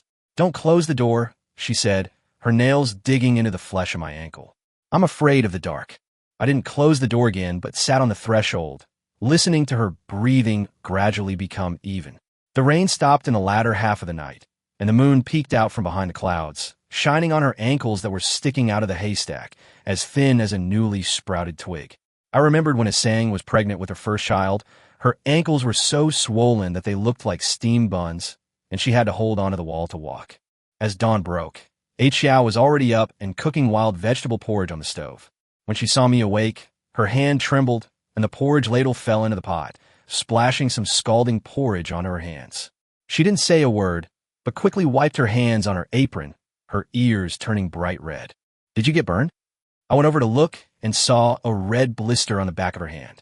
Aaya had taught me how to treat burns. Applying dandelion leaves soaked in cold water was the most effective. I was about to go outside to pick some when she took a half step back. "It's okay, it'll go away in a bit." The bowl she used to serve the porridge was cracked, but it was spotless. Some small pieces of wild vegetable leaves floated in the porridge, which she had picked early in the morning in the rain. As I drank my porridge, I heard her whisper beside me, "My mother used to say that men work hard, so you should put more rice in the porridge." As she spoke, she scooped some more into my bowl, leaving only clear broth in her own. Half a month passed like this. Every day, I went to cultivate the hillside, and she followed behind, picking up weeds. She moved slowly but carefully, even pulling up the wild grass from the cracks in the rocks by the roots. At noon, she would bring me a pot of mixed grain rice cooked in an earthenware pot, and occasionally a roasted sweet potato would be buried in it, which she had saved from her own food rations. One day, when I finished work, I saw her squatting on the edge of the field, crying, clutching half a pancake that had been soaked by the rain in her hand. It turned out that when the tribe distributed rations, she was new and only received some broken rice. She didn't even get a whole pancake. I handed her the pancake I had in my arms. At first, she refused to take it, but later, she was so hungry that she took it and wolfed it down, tears falling onto the pancake and mingling with the crumbs as she swallowed them. "Eat with me from now on." I looked at her muddy hands and remembered how a saying always buried the best piece of meat at the bottom of my bowl. She nodded, crumbs still clinging to her lips like a squirrel stealing a bite. On the day her 2-week leave ended, she slipped a cloth bag into my arms. When I opened it, I found a pair of cloth shoes, the stitches crooked and the soles not thick enough, probably her first time making them. "My mother said that men should wear cloth shoes to keep their feet healthy," she said, her head bowed, her fingers fiddling with the hem of her clothes. "Don't be too critical of them." I tucked the shoes into my coat. The rough fabric chafed my skin, but my heart felt heavy. When I returned to the house, Amon was sewing animal skin coats for the children. Seeing me come in, she glanced at the cloth bag in my hand and said, "Achiao's skills are better than Azu's. The straw sandal she made for you the first time fell apart after only 3 days." Asang was drying herbs when she heard this and laughed. "Who didn't start out with crooked stitches? The first belt you made for the chief was so loose it couldn't be tied." Amon glared at her, but her needlework slowed down a bit, and a sly smile crept onto her lips. As summer approached, Achiao's belly became noticeable. She still went to the hillside with the women, but instead of bending over to pull weeds, she sat on the edge of the field picking vegetables. One day, as I was plowing the field, I saw her putting her water bag into Aju's daughter's hand. The child was very thirsty and was drinking from the water bag with gulps. Achiao was smiling beside her, gently protecting her belly with her hand. When I got home from work, I saw Achiao lingering at my door, clutching a bunch of dried wild hawthorns in her hand. Seeing me return, she shoved the hawthorns into my hand, turned, and ran off, her straw sandals leaving a trail of crooked footprints in the mud. A man, who was inside, saw this and kicked me with a laugh. "What are you standing there for? A young lady like you is shy." When it was time to harvest corn in the fall, Achiao went into premature labor. That day, she was picking up fallen corn kernels when she suddenly clutched her stomach and squatted down, her face as white as frostbitten leaves. When Ahi arrived, her trouser legs were already soaked with blood. She gritted her teeth and didn't utter a sound, but her hands were tightly gripping the corn stalks beside her. The delivery was fraught with danger. The shaman threw red-hot stones into the water, and steam filled the entire wooden hut. Ahe told me to wait outside, while inside came Achiao's suppressed cries of pain, like a trapped animal cub. I paced back and forth at the door, and when I heard the shaman say, "The bleeding won't stop," my heart clenched. After an unknown amount of time, I heard the faint cry of a baby coming from inside the house. Ahe came out, her face smeared with blood, and put something warm into my hand. "It's a girl. Achiao is fine, just very weak." That was the first time I held a newborn baby. She was as small as a bird that had just hatched, her skin wrinkled and her eyes not yet open. She gripped my fingers tightly, as if she were grasping at a lifeline. Asang handed me the rice porridge she had cooked. "Take this to Achiao. She needs some nourishment." Achiao lay on the bed, her lips cracked like parched earth. Seeing me come in, she tried to smile, but her lips only twitched slightly. I placed the child beside her, and she reached out her withered hand to gently touch the child's cheek. Tears suddenly streamed down her face. I thought I wasn't going to make it. Don't talk nonsense. I held the rice porridge to her lips. The witch doctor said you have a good constitution and will recover with rest. She sipped it slowly, her eyes fixed on the child, as if afraid the child would be gone in the blink of an eye. The chief came to visit the mother and daughter, and before leaving, he patted my shoulder and said, "Next month, it's Arui's turn."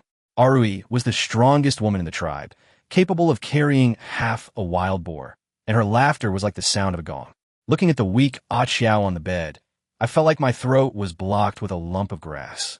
Achiao must have heard me, because she stuffed a dried cornbread into my hand. My mother said that men need strength, so eat more. Her hands were still trembling, but she pushed the cornbread into my arms. Arue is straightforward and won't bully you. I didn't say anything, just tucked the blanket around her a little. The corn outside was piled up like a small mountain, and the laughter of women mingled with the cries of babies, becoming the most common sounds of this autumn. Achiao's daughter was asleep in her arms, her little nose twitching like a contented kitten. When it was Arui's turn, she dragged me straight in her wooden hut. She was half a head taller than me, and her arm muscles were more muscular than some men's. Stop dawdling. She threw a pile of hay onto the stone bed. The chief is waiting to hold his grandson. She smelled of sweat, the smell of years of hunting. Unlike other women, she wasn't reserved at night. She lay down next to me, making the bed creak. "My sister had your son back then," she suddenly said, her eyes shining brightly in the darkness. "That boy can draw a half-stone bow now." I thought of Arui's older sister, who died in childbirth 3 years ago, leaving behind a robust son who now works odd jobs with a hunting team. Arui probably wanted to leave another heir for her sister, and she touched my arm. "You're stronger than my brother-in-law. You'll definitely be able to give birth to a daughter who's as strong as me." For the next 2 weeks, Arui would wake me up before dawn every day and drag me to the back mountain to practice archery. Her archery skills were excellent. She could hit a wild rabbit 100 meters away. She taught me how to adjust my breathing when facing headwinds and how to locate sound by sound, saying, "A man not only needs to know how to farm, but also how to hunt. Otherwise, how can he protect women and children?" One day, I shot a deer, and she was even happier than I was. She picked up the deer and started walking back, taking big, steady steps like a mother bear. When we passed Ah Chiao's wooden house, she cut off one of the deer legs. "Give it to that girl to nourish her. Women need to eat some meat during their postpartum period." Even after Arui became pregnant, she still went out with the hunting team, ignoring everyone's advice. She said, "When my mother was pregnant with me, she was still chasing wild boars. Her belly grew bigger day by day, but she could still carry heavy prey. However, she would occasionally complain of leg pain at night, an old injury from a hunting fall when she was young. I started massaging her legs after she fell asleep, just like I used to massage Aaya's shoulders. Her legs were harder than Aaya's shoulders. It felt like there were pebbles stuck in the gaps between the bones. At first, she would scold me. "What are you doing, you woman?" But later she'd just let me massage her.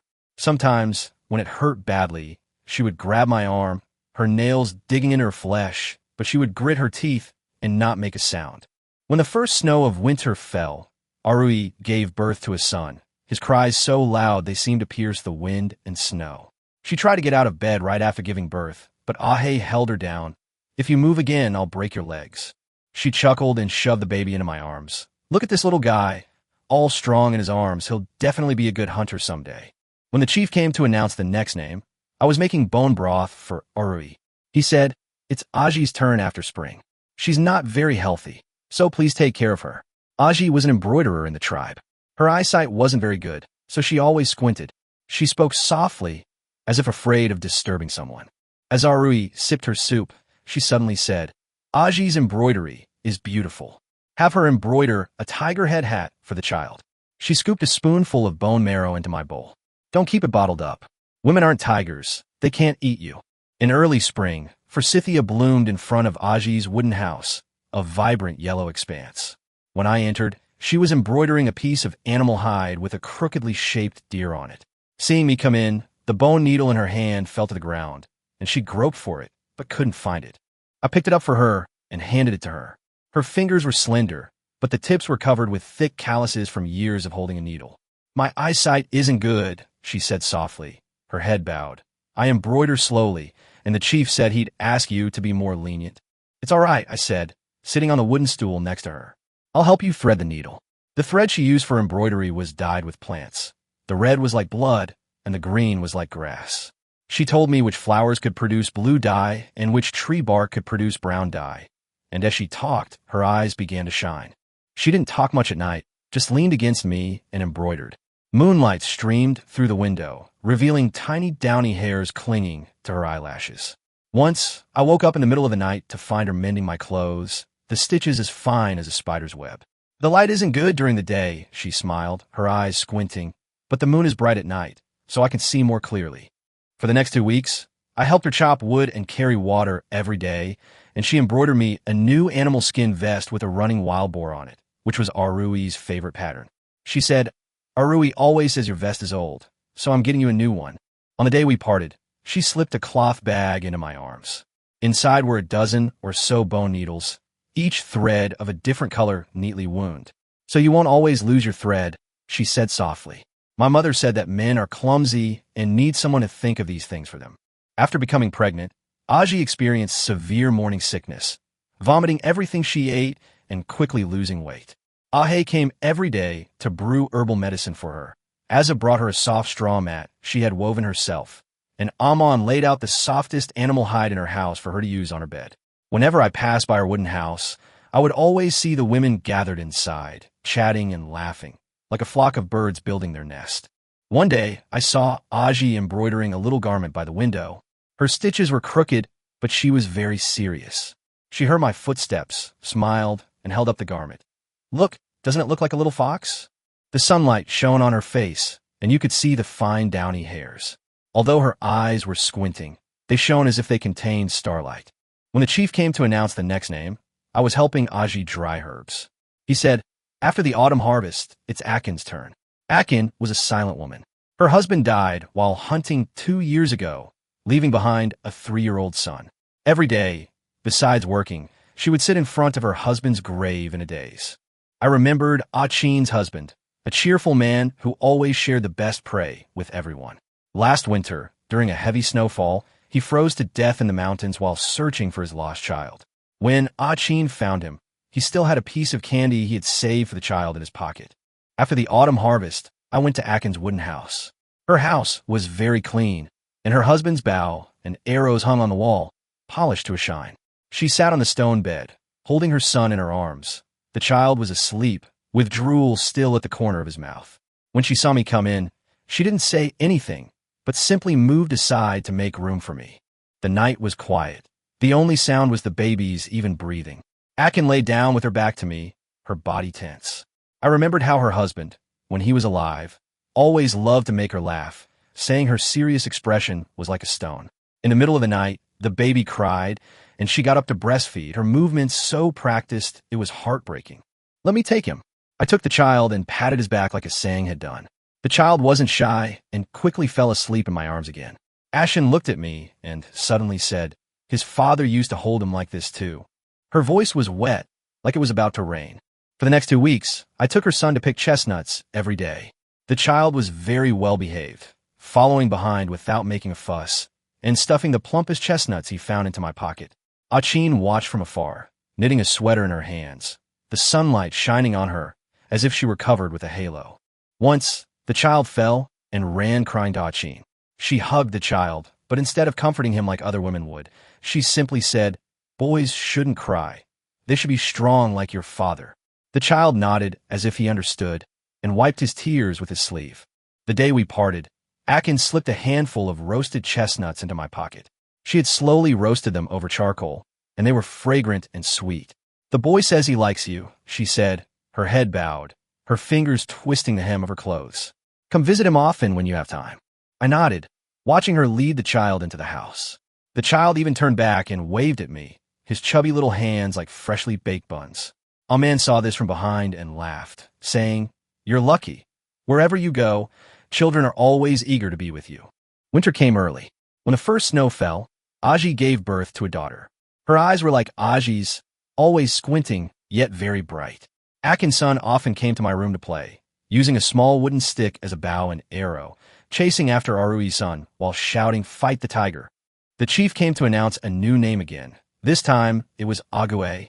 She was the oldest woman in the tribe. Her husband had died 10 years ago, and she had raised her 3 sons alone. Most of her hair was white, and her back was hunched, but she could still work in the fields, and she was very nimble.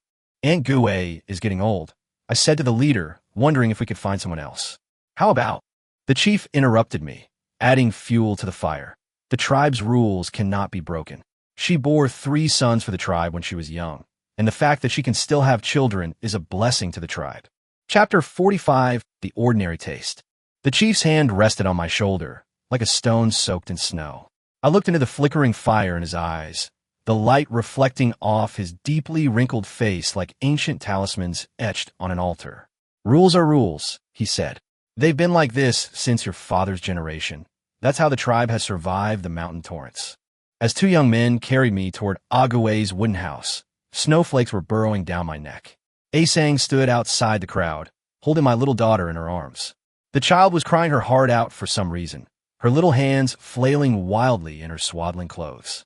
Xiao leaned against the doorframe, her daughter biting her clothes, her eyes wide open like 2 deep pools. As soon as I stepped into Ague's wooden house, I was struck on the back of the neck with a blunt object. Before I fell, I saw a newly carved wooden king standing in a corner, with bits of bark still embedded in the wood grain. When I woke up again, my hands and feet were bound to the bed frame with thick hemp rope, my wrists aching from the tightness. The room was filled with the strong smell of herbs. Ague was sitting by the fire pit, boiling medicine, the sound of the bubbling liquid like the rumbling thunder before a storm. When she turned around, I noticed that she was holding a sharpened animal bone hairpin in her hand, the tip stained with some dark red substance. "Don't blame the chief," she said, pouring the medicine into my mouth. The bitter liquid made my throat tighten. "This medicine will give you strength, and it's good for women too." Her hands were steady, unlike someone nearing 50. There was dirt stuck in her fingernails, as if she had just come from the cellar. The sounds of women chatting and laughing drifted in from outside the window, mingled with the crisp sound of firewood clinking together. Ague added a piece of pine resin to the fire, and the flames leaped up, illuminating the white hair at her temples. After this period, let Aaya come. Aaya was Ague's youngest daughter, just turned 18. In the summer, she had been learning embroidery from Aaya, but her stitches were always crooked and uneven. I struggled desperately, the hemp rope digging into my flesh, the bed frame creaking and groaning. Ague put down the medicine bowl, picked up a piece of coarse cloth, and stuffed it into my mouth. The cloth smelled of sweat and rancidity. "Save your energy," she said calmly, as if commenting on the heavy snowfall. "Ayu is easily frightened. Don't scare her." As darkness fell, the door was gently pushed open.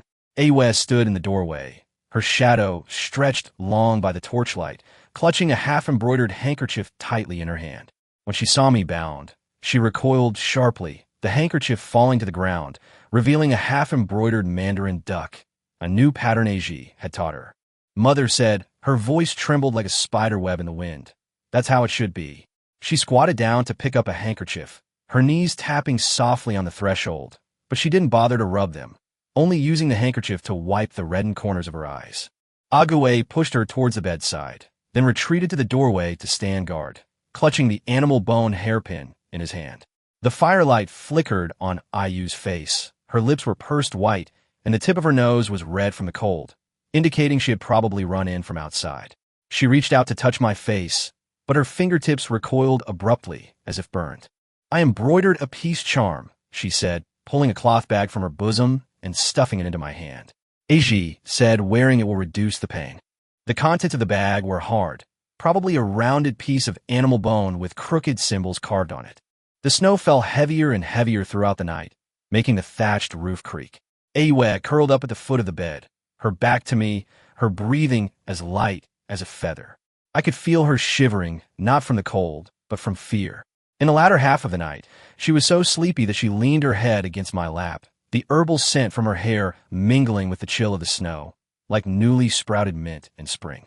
As dawn broke, Ague came in and untied the ropes binding my wrists, but not my ankles.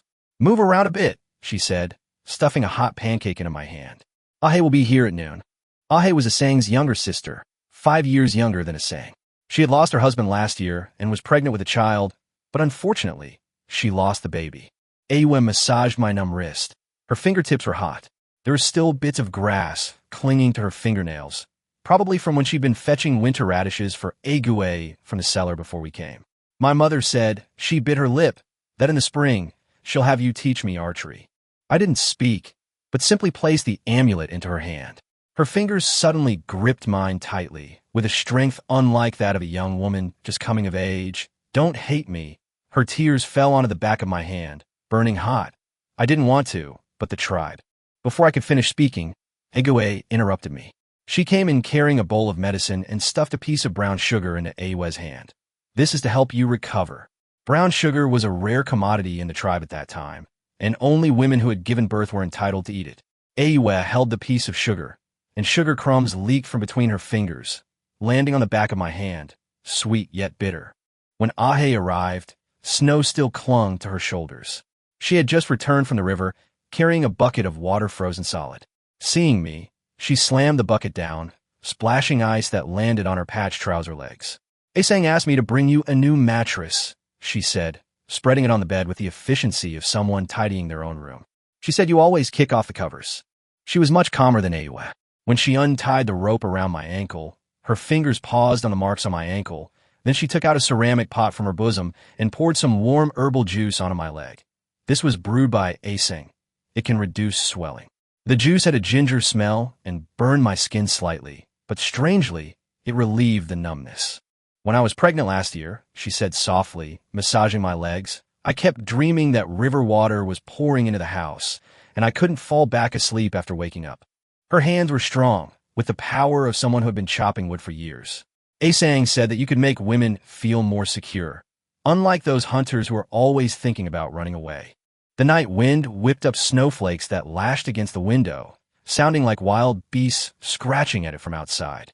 Aaya leaned against me, not shivering like Aaya, but staring intently at the thatched roof. "If my sister were still here," she suddenly said, "she'd be about Aya's age now." She loved embroidery too, but she always got the thread all tangled up. I felt her slip something into my hand, a smooth wooden plaque with the character he carved on it. "My father carved it for me," she said, her voice lowering. "He said that having your name carved on would help you remember it better." When it was Azayo's turn, she immediately retied my wrists. She was even stronger than Aaya and was a well-known pearl diver in the tribe, capable of holding her breath in icy water for half an incense stick's time. Her rope-tying technique was swift and efficient. The knots were tight and even, just like how she usually tied pearl oysters. "Don't even think about trying to earn it." She added a piece of firewood to the fire, sparks flying onto her exposed arm, but she didn't even blink. My brother broke free of the rope and ran away, but the chief broke his leg, and he's still lying in the house groaning. Her arm was covered with tiny scars, cut by seashells, which looked like a string of tiny pearls in the firelight. The bedding she brought smelled of river mud, probably just taken from the boat. She lay down far away from me, but I could hear her chewing something, crunching like she was eating frozen wild dates. "I found a big pearl," she suddenly said, "about the size of a thumb. The chief said I can trade it for salt from the downstream tribes." In the middle of the night, I was incredibly thirsty. My throat felt like it was on fire. She heard me swallow, got up, poured some water from the earthenware pot, and fed it to me with a spoon. The water had a faint fishy smell, probably from boiling river water. "Drink slowly," she said, her hand steady, not spilling a drop. "Last year, a new man who came here choked to death on the water. The day we parted, she slipped a cloth bag into my arms. Inside were some smooth little pebbles polished to look like pearls. Therefore, pretending to be pearls, she grinned, revealing 2 small tiger teeth. The people downstream are too stupid to tell the difference." Her smile had a wildness about it, like the unrestrained water of a mountain stream. In early spring, the snow melted, and the sound of the thawing river was like countless dull knives cutting through the ice. The chief came to announce the names again. This time, it was Ailing, a fisherwoman who always sat by the river weaving nets, the sunset shining through the mesh like shattered gold. When she arrived, the net was still draped over her arm, with some water plants still clinging to it. She didn't ask Agaway for help and untied the rope around my wrist herself, but tied a thin hemp rope to the headboard, the other end to her wrist. "My mother said this is safer," she said, bowing her head as she wove a net. the bone needle moving swiftly through the mesh. She used to tie my father up like this, otherwise he would have run off with the merchant ships long ago. The setting sun sank deeper into the mesh of the net, casting a rosy glow on her profile. Her fingers were nimble, but the tips were calloused from years of being submerged in water. "This net is for you," she suddenly said, "so you can catch fish in the river in the summer. It's less strenuous than shooting with arrows." The sound of the river was exceptionally clear at night, like it was flowing right next to my ears. Ailing leaned on my shoulder, her breath carrying the fresh scent of seaweed. "I've seen the sea," she whispered. "I went downstream with a caravan 2 years ago. The sea was bluer than the sky, and the waves were so big they could capsize a boat." She traced waves in my palm with her fingers. "But I still prefer our river. The water is warm." When it was Aji's turn, she replaced a rope on my wrist with a soft grass rope. The grass rope smelled of freshly cut grass, which she had soaked in the morning dew. Her eyes were still squinting, but she always managed to find my hand accurately and place a piece of cool mint in my palm. Asang said, "You're always getting a sore throat." She embroidered a handkerchief and placed it on my chest. It had a complete deer on it, much more refined than the one I'd seen before. "I practiced all winter," she said, her fingertips tracing the embroidery. "I said I had to let you see my skill." Moonlight streamed through the window, casting dappled patterns on her face. Her eyelashes were long, like 2 small fans, fluttering with a minty fragrance. "I dreamed of our child," she suddenly said, her voice as soft as a sigh. His eyes were bright, able to see very far. The cries of babies gradually filled the wooden houses of the tribe, like bamboo shoots sprouting after the rain.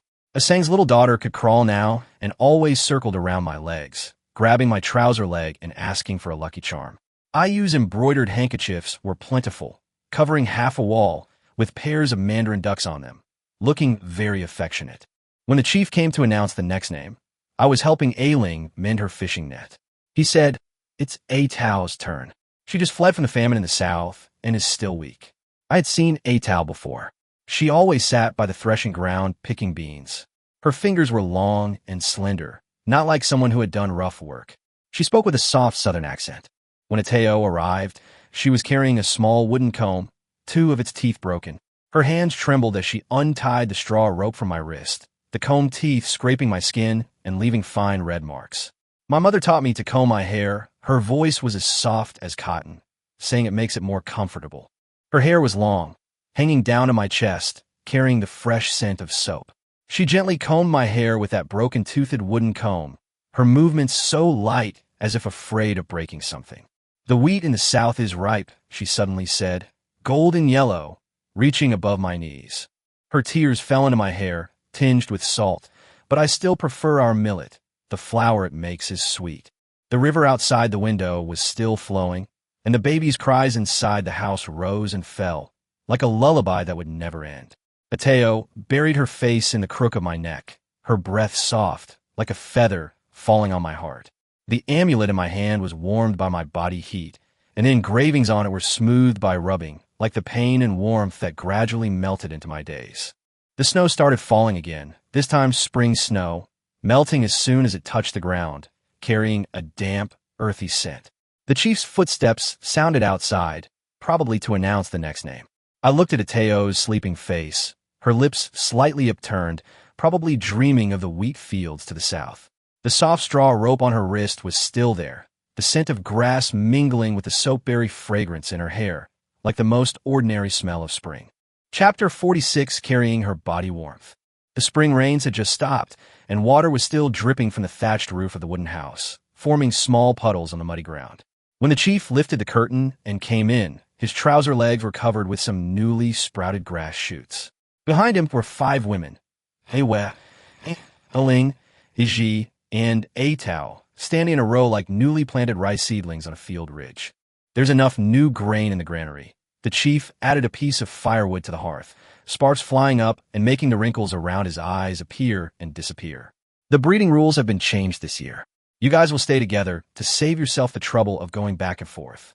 Before I could even speak, Aaya had already rolled up her sleeves and was carrying a haystack to the corner.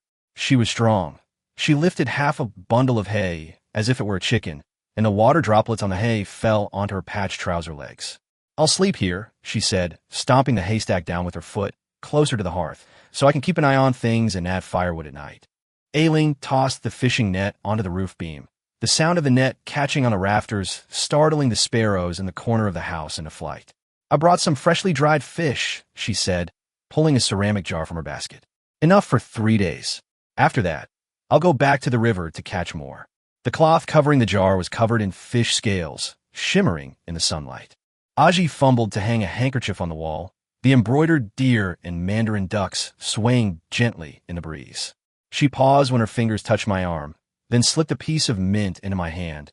Freshly picked, still damp, smells refreshing.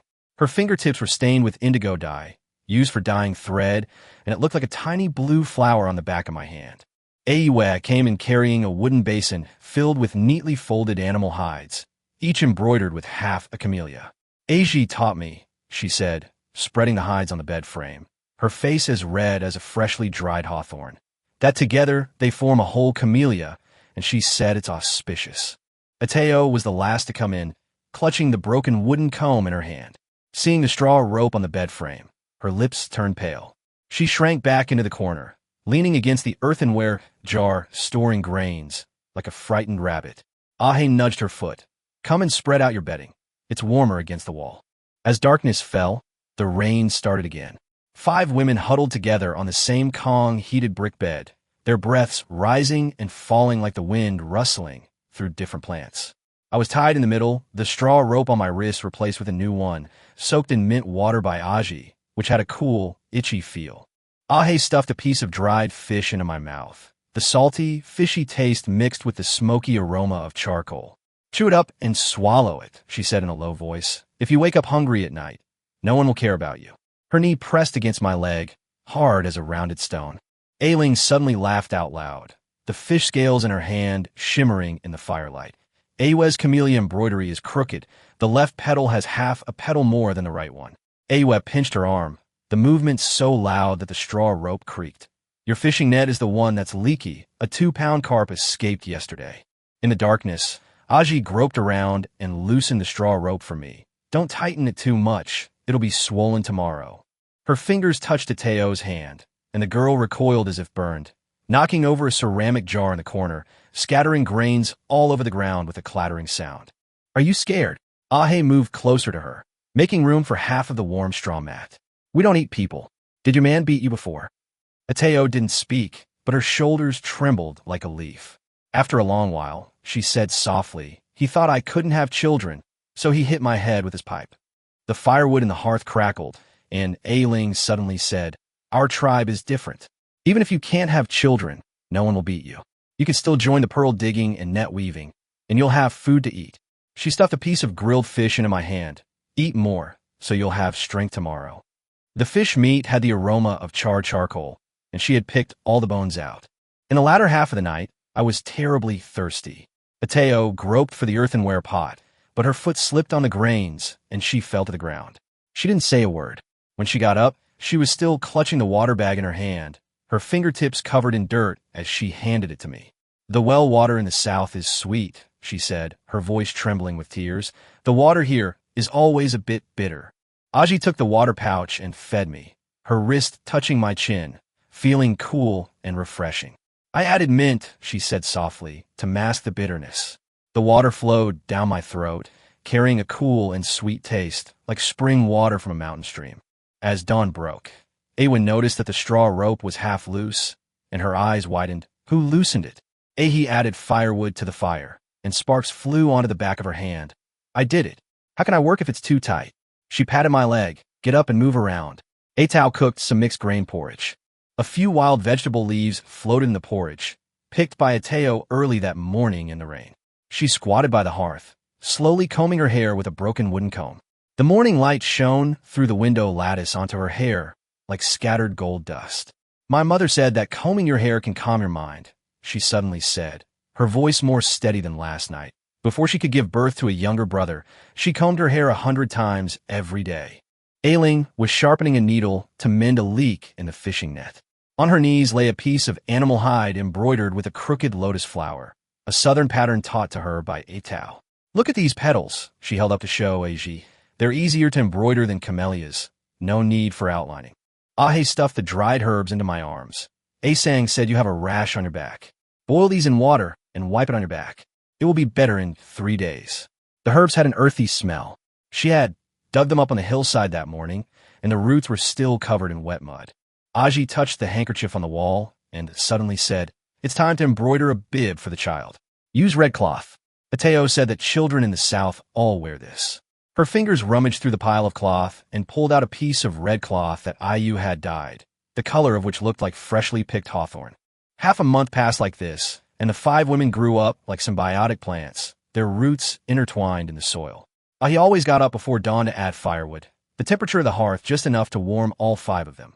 Ling went to the river before dawn and always returned with fish still covered in dew. Aji embroidered during the day, her stitches becoming more and more steady as the sun rose. You learned to dye thread, the sap of plants staining her fingertips green. Tao ground grains into powder, and the pancakes she baked had a sweet taste of the South. The straw rope on my wrist is changed every day. Sometimes it's Aji's mint rope, sometimes I use dyed thread rope, and the loosest one is Ateo's. There's always a dried sweet date hidden in the knot of the straw. When I turn over at night, I can smell 5 different scents. Ahe's sweat mixed with the fragrance of herbs, Aling's seaweed smell with a hint of salt. Aji's mint scent is cool and refreshing. Ayu's soap pod scent is mixed with the herbal smell of embroidery thread, and Ateo's hair has the fragrance of rice from the South. One night, a torrential downpour caused the roof to leak, water dripping onto my face. Ahe sat up abruptly, tearing off her own quilt to try and plug the leak. Rainwater streamed down her hair like a small waterfall. Aling and Ayu held up earthenware pots to catch the water, the clanging sounds filling the air. Aji groped her way to a dry spot, while Ateo shielded herself from the leaking water with her body, her back quickly becoming soaked. "Have the chief send men to fix the roof tomorrow." Ahe wiped the water from her face. "If it keeps leaking, the grains will get moldy." She pinched my arm hard. "Don't just sit around either. Help pass the tiles when it gets light." When the rain stopped, it was almost dawn. 5 women huddled on a half-dry straw mat, their hair plastered to their faces, as if they had just been pulled out of the water. Ayu suddenly burst out laughing, pointing at Aling's hair. "You're soaked to the bone." Aling smeared some mud on her face. "You're the one who's soaked. There are still grass seeds clinging to your eyelashes." As the morning light peeked through the clouds, Aji touched my wrist and said, "The straw rope has chafed your skin. I'll get you a softer cloth." She tore her handkerchief into strips and gently wrapped them around my wrist, the stitches as fine as a spider web. When it was the next round, the chief brought new straw ropes, thicker than the last ones. "Add 3 more people," he said, throwing a piece of firewood into the hearth. Azeo, Achiao, and Asang come over too, so they don't have to run back and forth. When Asang came in carrying her youngest daughter, the child giggled and reached out to grab the straw seeds from Ayu's hair. Achiao leaned against the doorframe, panting. Her daughter, in her arms, was biting her clothes, her eyes fixed on the cloth strap on my wrist. "I brought some freshly dried hawthorns," she said, stuffing a piece in everyone's hand. "They're sour and refreshing, so you won't sleep too soundly at night." Azeo carried in half a wild boar, the meat still covered in snowflakes. "I hunted this today," she said, throwing the meat on the ground, making the earthenware jar shake. "Enough for 5 days, the rest can be pickled for winter." Her arm was still wrapped in bandages from the cuts made by the wild boar's tusks, and a little blood was seeping out. 8 women huddled together on the same Kong-heated brick bed. Straw rope wrapped around me 3 times, making me look like a tree entangled by vines. Asang's youngest daughter climbed onto my stomach, clutching the straw rope as a toy, her drool soaking my clothes. While Achiao breastfed her, her eyes were fixed on Azeo's wild boar leg, calculating how to divide it so there would be enough for everyone. The breathing became even more lively at night, like a dense forest. Asang stuffed a piece of dried sweet potato into my mouth, leftovers from her daughter, still smelling of milk. "Don't keep it bottled up," she patted my chest. "Say something, or the children will forget your voice."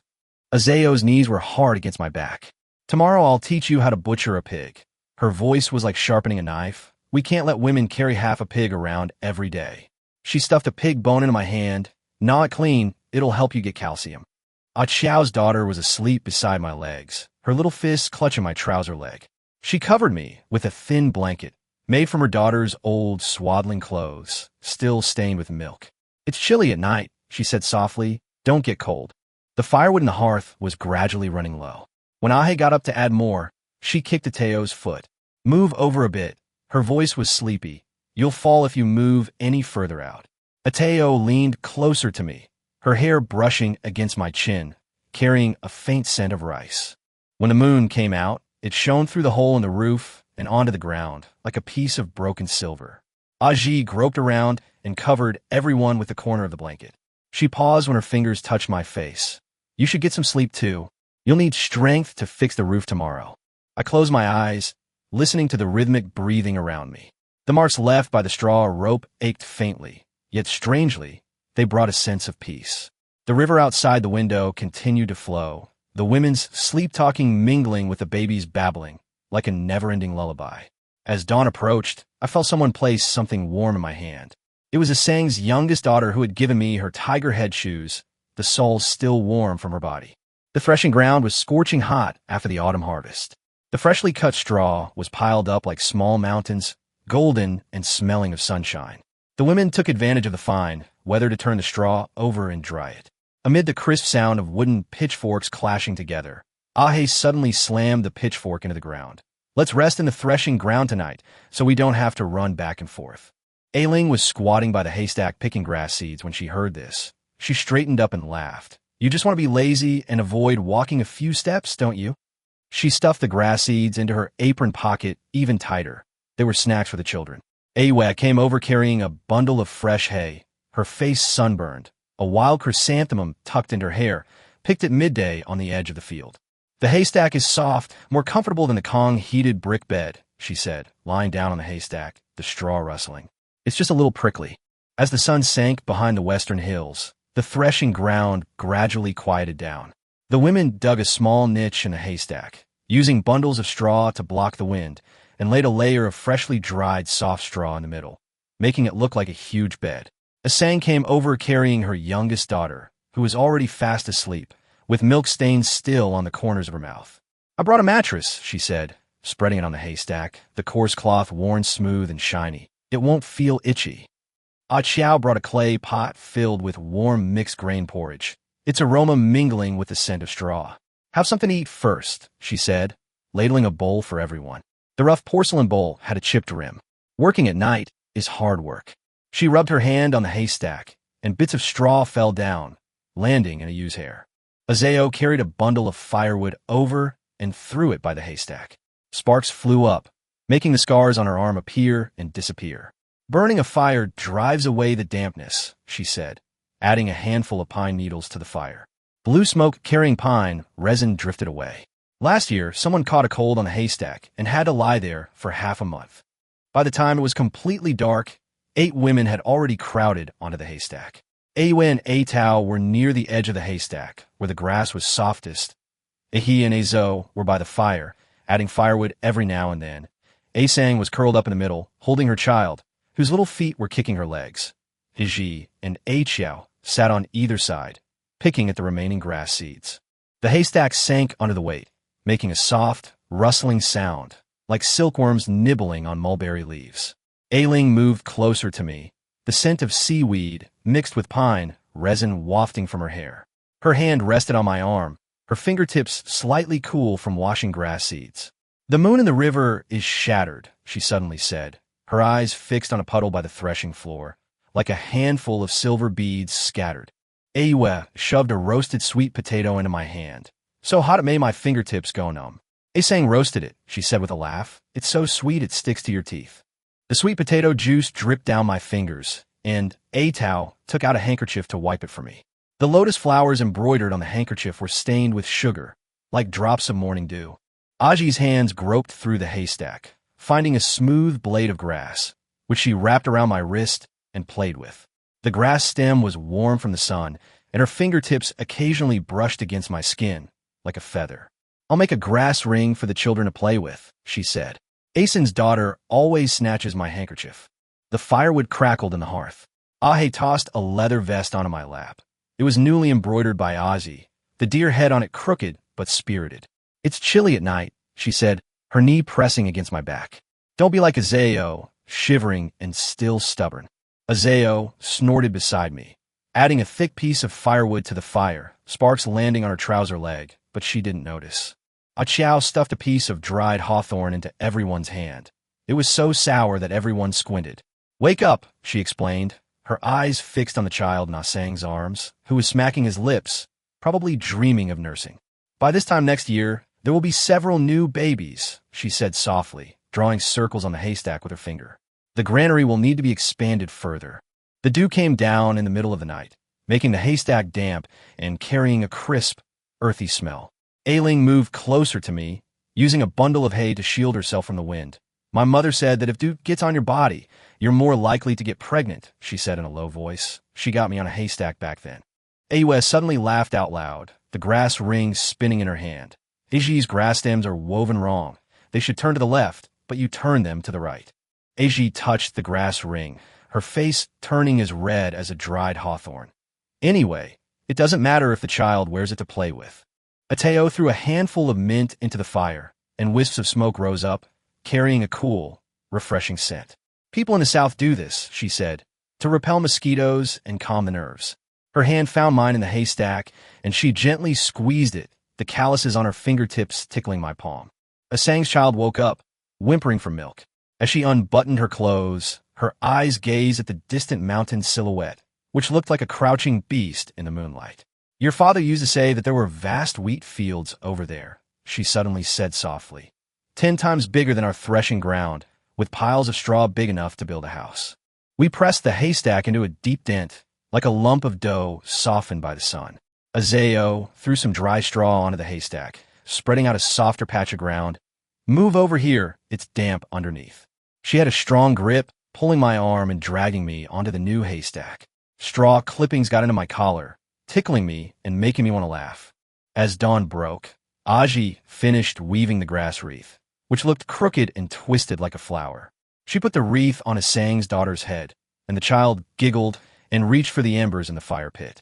Aaya quickly took the child and patted her hand, saying, "It's hot, don't touch it." Aaya stood up and stretched, her joints cracking. "Time to turn the hay," she said, kicking the haystack. "If we sleep any longer, the sun will be shining on our backsides." Her hair was covered with grass seeds, like scattered gold dust. "Aling will go to the river to fetch water. You will cook breakfast, and the rest of you will turn the hay with me." The women, like birds returning to their nests, busied themselves with their tasks. Ailing carried a bucket to the riverbank, the morning light shining on her back, making the bucket shimmer with light. Aaya added firewood to the hearth, the smoke making her cough and her eyes water. Aji stood up, feeling her way along the wall, still clutching the unfinished grass stems in her hand. Atao followed behind Achiao, picking up grass seeds, the lotus flower on her handkerchief covered with grass clippings, like a layer of frost. I lay on the haystack, watching their figures sway in the morning light. The dampness of the hay slowly seeped into my clothes, mingling with the scents of pine resin, sweat, milk, and rice from the south. Asang came over carrying her child and stuffed a piece of the remaining sweet potato into my mouth. The sweetness still lingered on my tongue. "Get up and get to work," she said, patting my face. "Otherwise, Aaya will poke you with a pitchfork." The river in the distance shimmered with golden waves, and the straw in the threshing ground swayed gently in the wind, like a golden sea. The women's laughter drifted on the wind, mingling with the crisp sound of wooden forks clashing, like a song that would never end.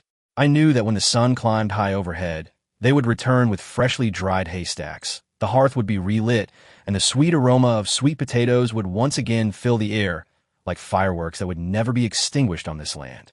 The spring wind carried the earthy smell of frozen soil. Women were turning over last year's grain in the threshing ground, the chaff tossed up by the wooden shovels resembling a thin layer of snow. As Aaya shoveled it into my hand, she deliberately rubbed her fingertips against the back of my hand. Her palms were sweaty and covered in the roughness of the grains. "I'm exhausted," she said, sitting down on the haystack, her skirt brushing against my trouser leg. "You turn it over for me for a while, and I'll roast sweet potatoes for you tonight." As I took the wooden shovel, she flicked her braid against my arm. The red string at the end of the braid was newly replaced, and it danced like a flame in the wind. Aaya, who was some distance away, saw this and shouted at the top of her lungs, "Aaya is slacking off again." Aaya stuck out her tongue in her direction, but didn't move. Instead, she took out a handkerchief from her bosom. The camellia embroidered on it was stained with some chaff, and she gently brushed it off with her fingertips, but her eyes were fixed on me.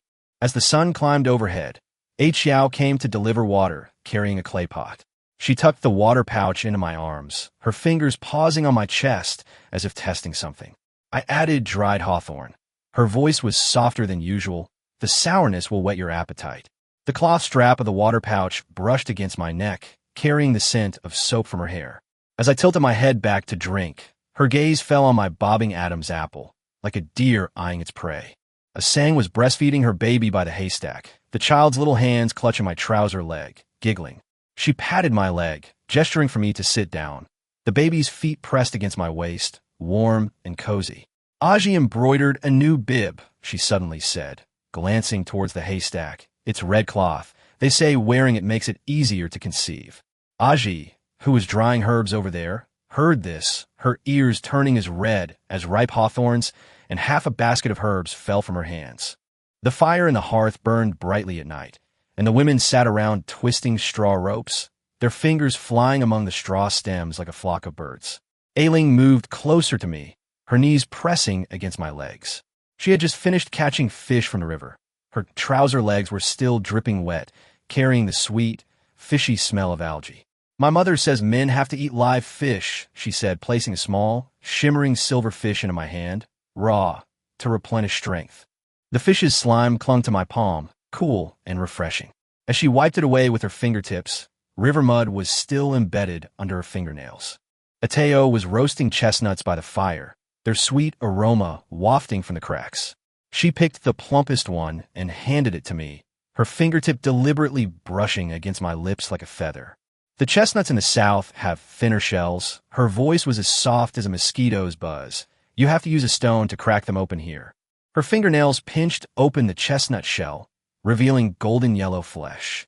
As she handed it to me, a few sparks clung to her eyelashes, gleaming like tiny diamonds. The haystack had been pressed into a deep dent, and Aaya placed a bundle of soft grass on my back.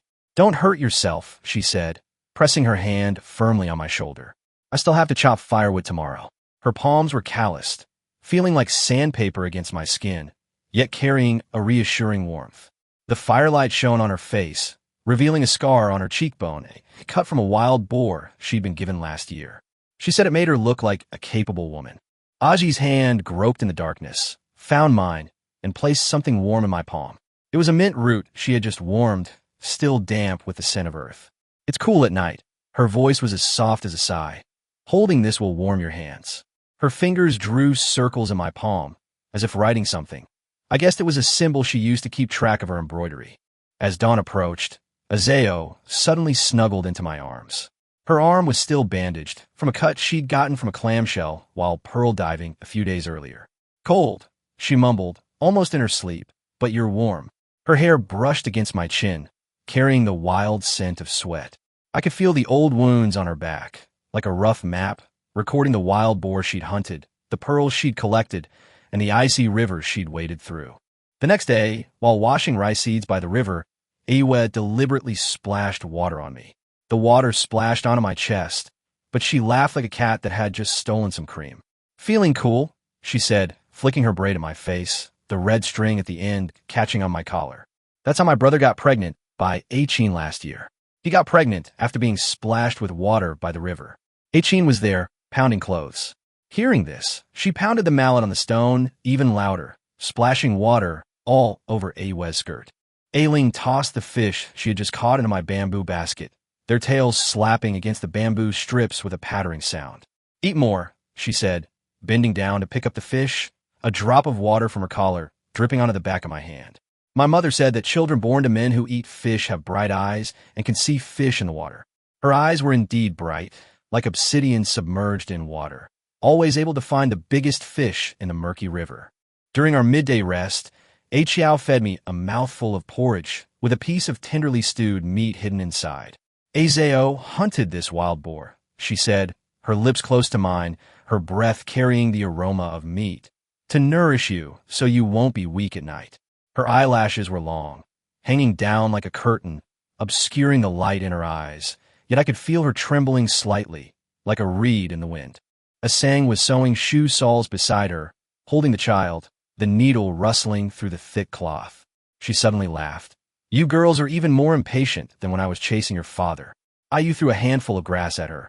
Sister Asang is making fun of people again. The grass fell on the child's face, and the little one giggled, grabbing my fingers and stuffing them into his mouth, making my hands sticky with saliva. The haystacks were exceptionally soft at night, like cotton melted by the sun. Aaya fumbled to loosen my belt, her fingers gently pressing on the old scar on my waist, it cut from a rock during last year's flash flood. Does it still hurt? Her voice held a hint of tenderness, her fingertips glistening with herbal juice, its coolness seeping into my skin. It's my mother's remedy. She said it can remove scars. The bitterness of the herbs mingled with the delicate fragrance of her hair, like a medicinal soup simmered all night, a bitterness concealing an indescribable warmth. Aaya slipped a sachet around my neck, filled with mugwort from the south, its fragrance so strong it tickled my nose. My mother said this can attract children, she breathed, her breath brushing against my ear like a feather. She wore this, and that's how she gave birth to my younger brother. The sachet was made of soft fabric, altered from her own wedding dress, with traces of gold thread embroidery still visible. Though worn away, the original exquisiteness was still evident. The firewood in the hearth crackled and popped. Aaya covered my legs with an animal skin, one she had worn for many years, which still carried a familiar smell of sweat. Don't catch a cold, she patted my knees, otherwise Asang will start nagging again. She moved her legs closer to mine, her hard knees pressing against mine like a reliable rock, reminding me of the way she carried wild boars. Aaya woke up sometime earlier and stuffed a piece of crispy roasted wild boar meat into my hand. Chew it up and swallow it, she said, her voice hoarse from just waking up, so you'll have the strength to work. The meat's juices dripped down between my fingers, and she stuck out her tongue to lick my fingertips, like a greedy little animal, her eyes shining brightly in the firelight. Ailing's hand traced circles on my arm. Her nails were neatly trimmed, and they tickled my skin as they brushed against it. The stars in the river have fallen, she said, gazing at the hole in the roof, as if someone had scooped them up. She suddenly snuggled closer to me, the scent of seaweed in her hair growing stronger.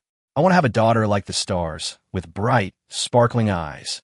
The wind from the threshing floor seeped in through the crack in the door, sending sparks flying from the hearth. Aaya tucked a warm sweet potato into my arms. She'd secretly hidden it. So sweet, it was almost sticky.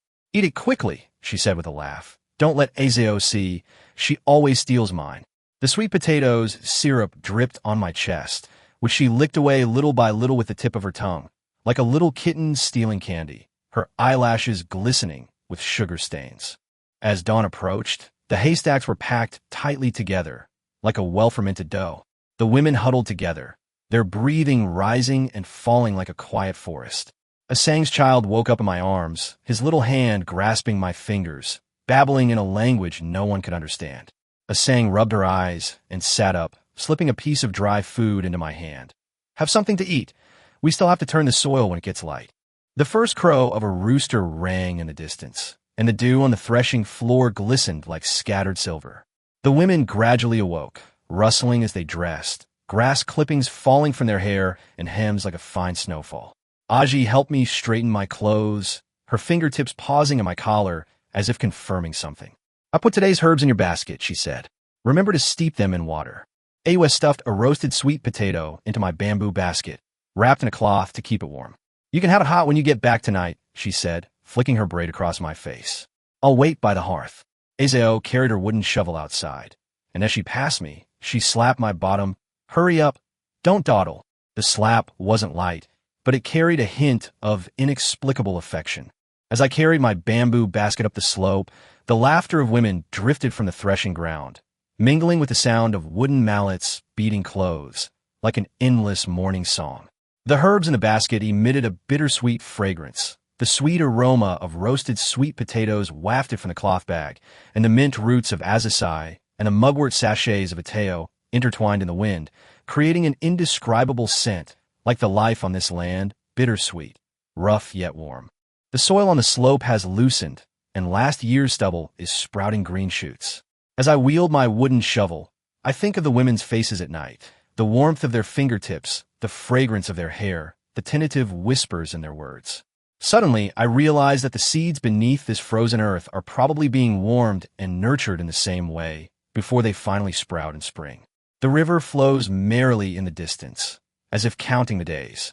I know that when the sun sets again, the hearth will be relit, and the women will gather around with renewed hope, just like countless ordinary days and nights, making their lives flavorful and full of anticipation. The early summer moonlight streamed across the haystacks and the threshing ground, bathing everything in a bluish hue.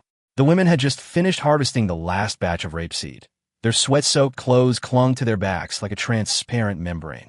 As Aaya poured the rapeseed into the burlap sack, she deliberately leaned against me, the rough rope of the sack brushing against my arm, her hair brushing against my neck, carrying the scent of rapeseed oil. Tired, she sat down on the haystack, her skirt lifting to reveal half of her calves, stained with the green juice of rapeseed. "Let me massage your shoulders." Her fingers kneaded my shoulders, the pressure varying, the rapeseed under her fingernails occasionally brushing against my skin like tiny grains of sand. Aaya, watching from a distance, spat, "Be serious, don't waste time on work." Aaya, however, laughed even harder, sliding her hand down my chest. "Anyway, it's dark now, we can't work anymore." The herbal soup Aaya brought was still steaming, a layer of oil slicked over the rim of the rough porcelain bowl. "I added angelica," she said, deliberately touching the bottom of the bowl to my palm as she handed it to me. He said it's nourishing. The bitterness of the soup was mixed with a hint of sweetness maltose she had secretly added, which she had traded for from the peddler last year and had been reluctant to eat. I drank it quickly, choking and coughing. She reached out and patted my back, the warmth of her palm seeping through my sweat-dampened clothes like a piece of warm jade. The haystack had been pressed into a deep crater, and the rapeseed stalks creaked beneath it. Asang came over carrying her youngest son, who had just learned to crawl. The child's hand scratched at my stomach, his drool soaking my clothes. "Let his dad rest for a bit," she said, tucking the child into my arms. "You hold him for a while, I'll go start the fire." The child's feet kicked against my waist, warm and cozy. She took the opportunity to sit on my lap, her skirt brushing against my ankles, carrying a faint scent of milk. Ozzy's hand groped through the haystack, finding a smooth rapeseed stalk, which she wrapped around my wrist. Her fingertips were slightly sticky from just shelling rapeseed. "This stalk can be used to weave a small basket," she said softly, resting her chin on my shoulder, perfect for holding snacks for the children. Her hair fell down, obscuring half my face, the bitter scent of herbs mingling with the soapy smell in her hair, reminding me of her always squinting eyes. The firewood crackled in the hearth. Aling tossed in a handful of dried rapeseed stalks, and flames leaped up, making her face glow red. "We're roasting potatoes tonight," she said, her hand resting on my arm, her fingertips stained with charcoal ash. "They were roasted in the fire last year, so sweet and juicy." As she spoke, her breath warmed my ear, carrying the heat of the fire. I could see a small scar on her earlobe, a burn from using fire tongs when she was little. She said it made her look lucky. Aaya pulled a cloth bag from her bosom. Inside were dried red dates, brought from the south, wrinkled like old agates. "My mother said these can help you have a baby," she said, popping one into my mouth, rubbing it between her fingertips and my lips, the astringent taste of the date skin mingling with her body heat. She ate these and got pregnant with my brother. The sweet juice of the dates flowed down my throat, her eyes sparkling as if 2 stars were hidden within them. The rapeseed stalks rustled under the weight of the haystack. Aaya placed an old cotton-padded jacket over my legs, the cotton peeking out from the holes like white fluffy flowers. "Don't hurt your bones," she said, her knee pressing against my leg, hard as a rock. "We still have to plow the fields tomorrow." She touched my waist, where there was a scar from last year's plowshare. Her fingertips circled the scar. "Does it still hurt?" As night fell, 7 women were already huddled on the haystack. Aaya and Atao were on either side of me. Asang's child was rolling around in the middle. Iji leaned on my shoulder picking rapeseed stalks.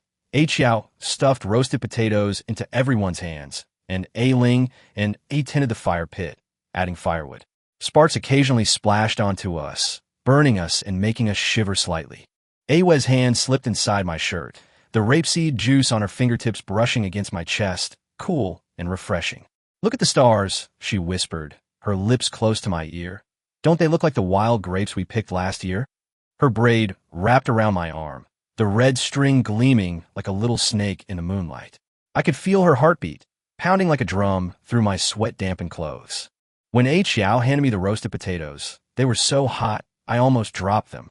She seized the opportunity to grab my hand and bring it to her mouth, gently biting off the potato skin from my fingertips with her teeth and licking my fingertips with her tongue. Sweet, isn't it? Her eyes sparkled, and there was mashed potato on the corner of her mouth. I specially picked the yellow ones. Her hand moved to my leg, touching Asang's child's foot. The little guy giggled and grabbed her fingers, putting them in his mouth.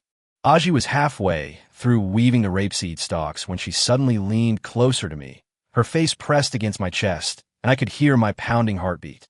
I heard the baby crying, she whispered, her eyes closed like a kitten. She gently pressed her hand on my stomach. Could there be a little one here too? Her fingertips trembled slightly, like a leaf fluttering in the wind. The potatoes in the fire pit burst open, splattering starch onto Ailing's arm. She didn't say anything, just snuggled closer to me, pressing the burned area against my chest. Cooling it off, she said, her voice slightly breathless, is more effective than applying cold water. A rapeseed leaf was stuck in her hair, and I reached out to remove it for her. My fingertips touched her earlobe, like touching a hot stone. Aaya stuffed a piece of burnt potato peel in my mouth. It was so bitter I winced. Calm down, she patted my back. Look how agitated you are.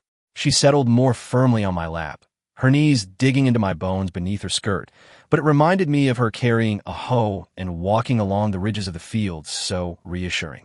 Asang's child peed all over my pants, the warm liquid running down my thighs. She laughed as she took out a handkerchief to wipe it, the embroidered tiger head on the handkerchief swollen from the urine. That little rascal, she patted the child's bottom, is just as bad as his father. When she wiped my inner thigh, her hand paused deliberately, the warmth of her fingertips seeping through the wet clothes like a small flame. The dew of the late night dampened the haystack, the cool dampness seeping into my bones. Ateo snuggled into my arms, the scent of jujubes in her hair mingling with the freshness of the dew. Her arms were around my waist like a supple snake. The nights aren't cold in the south, she murmured, her voice slightly dreamy. You can hear frogs croaking until dawn. Her legs wrapped around me, her ankles hooked around my knees, as if afraid I'd run away. Aaya had taken off her outer clothes sometime during the night, leaving her only in a close-fitting undershirt.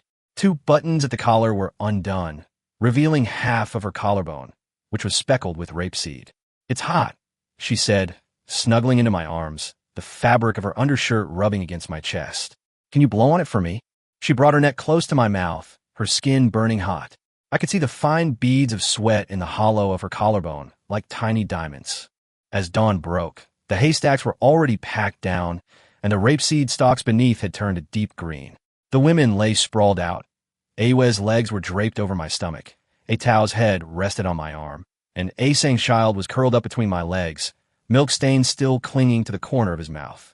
Aaya added some firewood to the fire, the embers illuminating the scars on her arm. She slipped a half-roasted potato into my hand. Have something to eat. We still have to work when it gets light. I ate a potato, looking at the limbs lying sprawled on the haystack. Dew glistened in their hair, eyelashes, and collarbones, like scattered silver. Aji's hand was still resting on my wrist. The small basket woven from rapeseed stalks lay half-formed in the haystack, looking like a crooked shrimp. Achiao's coarse cloth lay at my feet, the angelica dregs on it swollen from the dew, resembling a strange flower. The rooster crowed in the distance, and the women gradually woke up, rustling as they dressed, the rapeseed stalks whispering beneath them. Aaya's jacket was buttoned up wrong, one side higher than the other. She laughed and snuggled against me, asking me to help her fasten it, her fingertips tracing circles on my chest. Coming again tonight? Her eyes shone like a cat that had stolen light. I'll finish processing all the rapeseed. Ailing stuffed a handful of fresh rapeseed leaves into my bamboo basket. They were so green, they looked like they were dripping with moisture. Cook them into noodles, she said. Add some vinegar, it'll whet your appetite. She pinched the back of my hand with her fingertips, leaving a black mark from the charcoal ash, like a tiny flower. As I walked towards the vegetable garden, carrying my bamboo basket, the women had already gone up the slope with their hoes. Aaya's laughter drifted on the wind, mingling with the crisp sound of hoes striking stones. The rapeseed leaves in the bamboo basket were covered with dew, and Aji's half-woven basket swayed inside. Atao's juju pit rolled out of the cloth bag and fell to the bottom, like a wrinkled heart. The wild grass on the ridges of the fields was glistening with dew, soaking half my trousers when I stepped on it. I watched the women working in the fields. Their laughter was like seeds sown in the soil, soon to take root and sprout. I knew that when the sun reached its zenith, they would return with their hoes. The hearth would be relit, and the aroma of roasted potatoes would once again fill the air, like the eternal flames of this land, year after year. Chapter 47: The Days of Growing Up, Dewy and Lush. The newly harvested wheat in the threshing ground was piled up like a small mountain, the awns shimmering like gold dust in the sunlight. The women tossed and turned the wheat with wooden shovels, sweat streaming down their faces, dripping onto the pile and leaving tiny damp patches. Aaya handed me the last shovelful of wheat, deliberately twirling the handle halfway around my palm, her fingertips brushing against the lines of my hand, the awns tickling me. "Take a break," she said, sitting down on a haystack and pulling my arm so I could sit next to her. "The sun is too strong. It burns my skin." She pulled her straw hat down over my head, the brim drawn low, and I could see beads of sweat rolling down her neck and into her collar like tiny diamonds. In the distance, Aaya was bundling wheat straw, the rope digging into the muscles in her arms, making them throb. Seeing us, she called out, "Aaya is slacking off again. Be careful. The chief will punish you by making you fetch water." Aaya, however, pulled a piece of candy from her bosom and stuffed half of it into my mouth, cloyingly sweet. "Fine, I'll be punished. Anyway, you'll help me fetch the water." Asang came over carrying her toddler daughter, who had just learned to walk. The child wobbled towards me, her little hands gripping my trouser leg, babbling something. Hungry, Asang stuffed a wheat cake into my hand. It was made from freshly ground wheat, with a slightly bitter sweetness. Freshly baked, still warm. She patted my arm, the thin calluses on her palms brushing against my skin like sandpaper against wood, yet carrying a reassuring warmth. The child grabbed the wheat cake and tried to put it in my mouth, crumbs falling all over my clothes. Asang smiled and wiped it off with a handkerchief, deliberately rubbing the corner of the handkerchief against my chest, her eyes shining like honey. The midday sun was at its fiercest, and the women sought refuge in the barn to rest. Aji sat on a haystack, sewing shoe soles. The sound of the hemp thread cutting through the cloth was soft and rhythmic. She stretched her leg towards me, the tip of her cloth shoe gently brushing against my ankle. "The new wheat flour is soft," she said without looking up. "Let Asang steam some buns for you. They're more nourishing than flatbread." She ran out of thread and snuggled closer to me, asking me to help her thread the needle. The thread lingered on my fingertips for a while, her breath brushing against the back of my hand, carrying a faint scent of soapberry. Finally, the needle was threaded, and she placed a roasted wheat grain in my palm. "Chew it for fun, to keep you entertained." Ailing carried in half a bucket of well water, water droplets dripping from the rim onto the ground, leaving a trail of crooked marks. She brought the ladle to my lips, the cool water trickling down my throat, splashing some onto my chest. She reached out and wiped it with her sleeve. The rough cloth stung my skin, but carried the coolness of the well water. "The fish in the river are plump," she said, sitting down on the haystack, her wet trousers stained with mud. "I'll catch a few this evening and make you some soup." She rested her foot on my leg, her toes curling like a small fish just pulled from the water. In the corner, Aaya was mending clothes torn by wheat awns, her needle and thread moving crookedly across the fabric. She held the garment up to me, the corner of the fabric brushing against my shoulder, carrying the scent of wheat from her hair. "Look at these stitches. Much better than last time, right?" Her fingers pinched the needle, almost touching my skin, but she stopped at the last moment, her face as red as a ripe peach. "My mother said that clothes with neat stitches can retain good fortune." As the sun began to set, the wheat piles in the threshing ground were finally thoroughly dried. The women filled sacks with wheat, and Aaya carried one towards the warehouse, the weight of the sack bending her back into a bow, yet she insisted on showing off and refusing help. I caught up to offer a hand, but she shoved a stalk of wheat into my arms. "Carry it yourself. This little bit is nothing." She nudged my chest with her elbow, feeling its hardness. "Come to my room tonight. I've saved some roasted wheat for you." The threshing ground was filled with the fragrance of newly harvested wheat at night.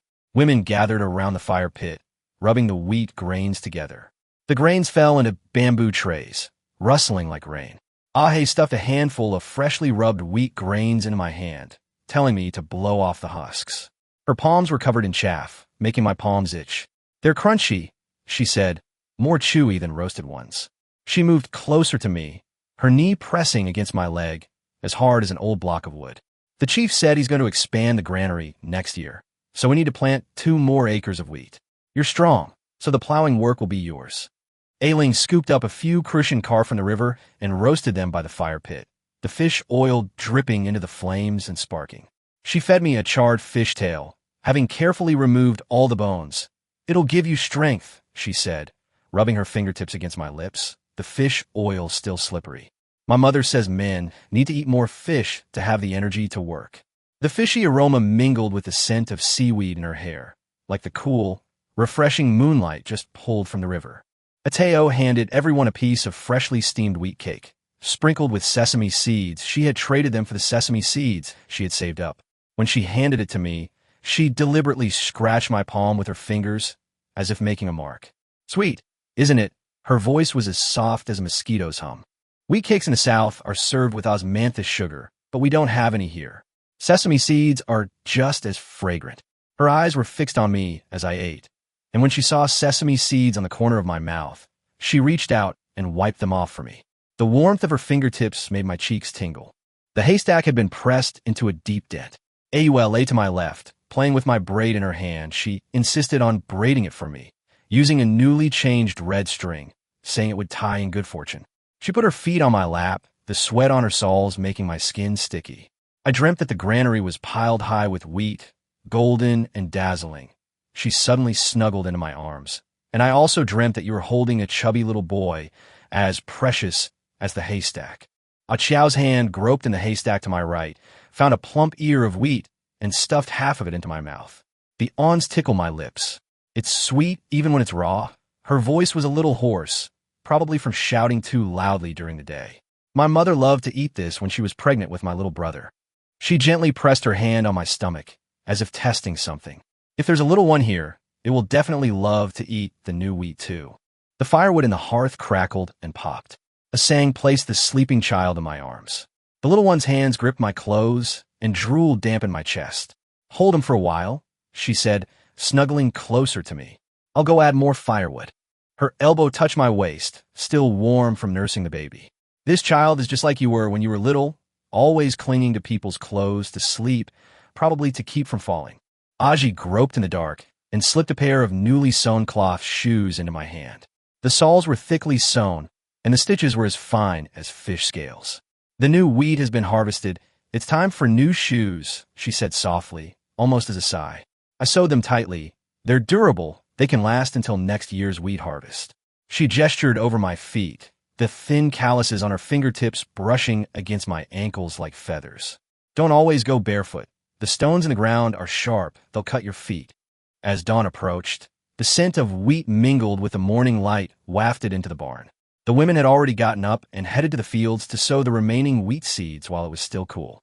Before leaving, Aaya tucked a small straw basket into my arms, filled with wheat grains she had roasted overnight, still warm. Eat these on the way, she said, flicking her braid across my face. Don't work on an empty stomach. As I walked towards the hillside, carrying my basket, the women were already busy in the fields. Asang's little daughter sat on the edge of the field, playing with wheat straw, giggling when she saw me. The river in the distance shimmered with golden waves, and the new seedlings in the wheat field sprouted green shoots, like a sea sprinkled with green powder. I knew that when the autumn wind blew, this field would be full of heavy ears of wheat again, and the women's laughter would be as full as the wheat grains, taking root and sprouting on this land year after year, growing into a vibrant and fulfilling life. The moonlight after the autumn harvest washed the threshing floor white, and the freshly threshed husk spread a thick blanket on the ground, rustling underfoot. The women stood in a line by the haystacks, with Aaya at the front, clutching a freshly cut straw in her hand, the blades swirling between her fingers, as if counting something. Follow last year's rules, she said, taking 2 steps closer to me. Grass blades brushed against my wrist, carrying the roughness of rice husks. This year, we have a new addition, Aaya. She'll be last in line, so please bear with her. She just lost her husband. Aaya stood at the end of the line, her head bowed low, clutching an old man's jacket in her arms. The fabric was worn smooth and shiny, probably the only memento her husband had left her. Aaya sat down next to the haystack first. As she untied the hemp rope around her waist, her coarse cloth jacket opened to the sides, revealing a scar on her collarbone, a scratch from a wild boar she'd been hunting last year. She said that this made her look like a capable woman. She patted the grass clippings near my legs, sending them flying and settling down. Don't just stand there. This year's grain needs to be stored. We need to gather our strength. She pressed her hand against my chest, the calluses on her palms rubbing against my skin until it ached, but carrying the warmth of the hearth. The haystacks were pressed down, and grain chaff leaked out from the gaps like fine snowflakes. When Aaya leaned against me, the smell of sweat from her hair mingled with the aroma of the grain, filling the air. Her knees pressed against my legs, hard as old stones. This year's grain is heavier than last year's, she suddenly said, tracing circles on my old injury at the waist. Take it easy when you're carrying the sacks. Don't strain yourself again. Her breath brushed against my neck, rough and hot, like the herbal soup I had just drunk. The chirping of insects in the distance suddenly stopped, and Aaya coughed softly in the group. Ahi patted my leg, and as she stood up, she grabbed a handful of grass to wipe her hands. Next, as she passed Aaya, she pinched her arm. Don't be in such a hurry. There's plenty of time. Aaya plopped down, the haystack shaking and sending chaff flying all over her face. She giggled and snuggled into my arms, the red string from her braid wrapped around my wrist like a lively little snake. Asang's roasted sweet potato is still warm, she said, popping a piece into my mouth, the syrup dripping between her fingers. Sweet, isn't it? I asked her to put in extra sugar. Her hand slipped inside my shirt, the sweet potato bits on her fingertips tickling my skin. I dreamt that the granary was overflowing with grain, overflowing onto the roof like a mountain of gold. The chaff in the haystack was packed tightly. Aaya's feet rested on my lap, the sweat on her soles making my skin sticky. She suddenly leaned close to my ear, her voice barely a whisper. My mother says that babies conceived when the granary is full are blessed. Her braid brushed against my chin, carrying the clean scent of soapberry. Do you think our child will also love sweet potatoes? The firewood in the hearth crackled, and Aaya called from the back of the line, Aaya, hurry up, it's chilly at night, don't get cold. Aaya stuffed another sweet potato in my arms before reluctantly getting up. As she passed Aaya, she stuck out her tongue, and the red rope swayed like a flame in the moonlight. As Aaya sat down, the cloth bag she was carrying fell onto the haystack, spilling some dried hawthorns. I saved these for you, she said, picking one from my hand. The peel was wrinkled like old tree bark. They're sour, but they'll keep you awake at night. Her hand rested on my arm, her fingertips slightly cool from just washing hawthorns. Last year, when she was pregnant, she ate these all the time. They were so sour they made her teeth ache, but she said it was to give the baby strength. Moonlight filtered through the gaps in the haystack, illuminating Aaya's hand and revealing the bluish veins. She leaned against me gently, as if afraid of crushing something, her breath carrying the tart scent of hawthorn. This year's hawthorns are plentiful. After the baby is born, we can make a jar of hawthorn jam. She drew circles in my palm with her finger. Tell me, does it look like me or like you? In the distance, the wooden door of the barn creaked, probably from the wind. Aaya stuffed a handful of dried hawthorns into my hand, and as she stood up, she tugged at her clothes. Next one. Aling must be getting impatient. The toes of her shoes rubbed against the haystack, and the chaff stuck to them fell off in a rustling sound, like someone gently scattering rice. Aling had just returned from the riverbank. Her trousers were still dripping wet, and a small patch of hay was damp when she sat down. She placed a lotus leaf on my lap, inside which were wrapped several small fish, their scales shimmering silver in the moonlight. Just caught them alive. I'll have Asang make you some soup tomorrow. Her hand touched my chest, the coolness of her fingertips seeping in like a cloth soaked in well water. The moon in the river is shattered, like a handful of stars scattered. Can you see? The chaff in the haystack was so sharp it hurt my bones. Aling put a handful of soft grass under me, which she had cut from the riverbank. It had a sweet, slightly fishy smell from the seaweed. As she snuggled into my arms, droplets of water from her hair dripped onto my neck, making me shiver slightly. My mother said that children conceived near the water are all good swimmers, she said, tracing waves on my arm with her fingers, and will be able to swim to the other side of the river in one breath, just like me. Sparks flew from the fire pit and landed on Ailing's trouser leg, but she didn't notice. It wasn't until Aji shouted, "Fire!" in the team that she hurriedly patted it out, leaving a black mark where the sparks had been extinguished like a charred little flower. She smiled sheepishly and stuffed a fish scale into my hand. Here, play with it. It can reflect the moon. When Aji sat down next to me, she was still clutching the unfinished shoe sole in her hand, the hemp thread wrapped around her fingertips twice. Her eyesight wasn't very good, and she was always squinting, but she could still accurately find my hand and put a piece of mint in my palm.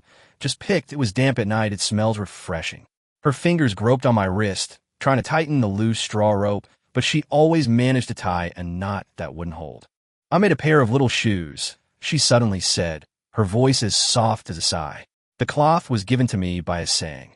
It's red. She said it can ward off evil spirits. She gently pressed her hand on my stomach, as if sensing something.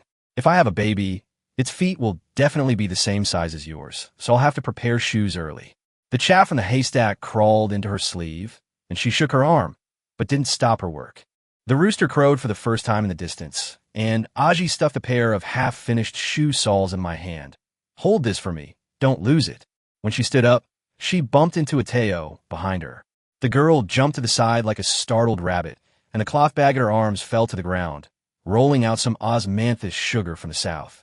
When Aaya was picking up the candy, her fingers trembled so badly that she couldn't hold onto the pieces.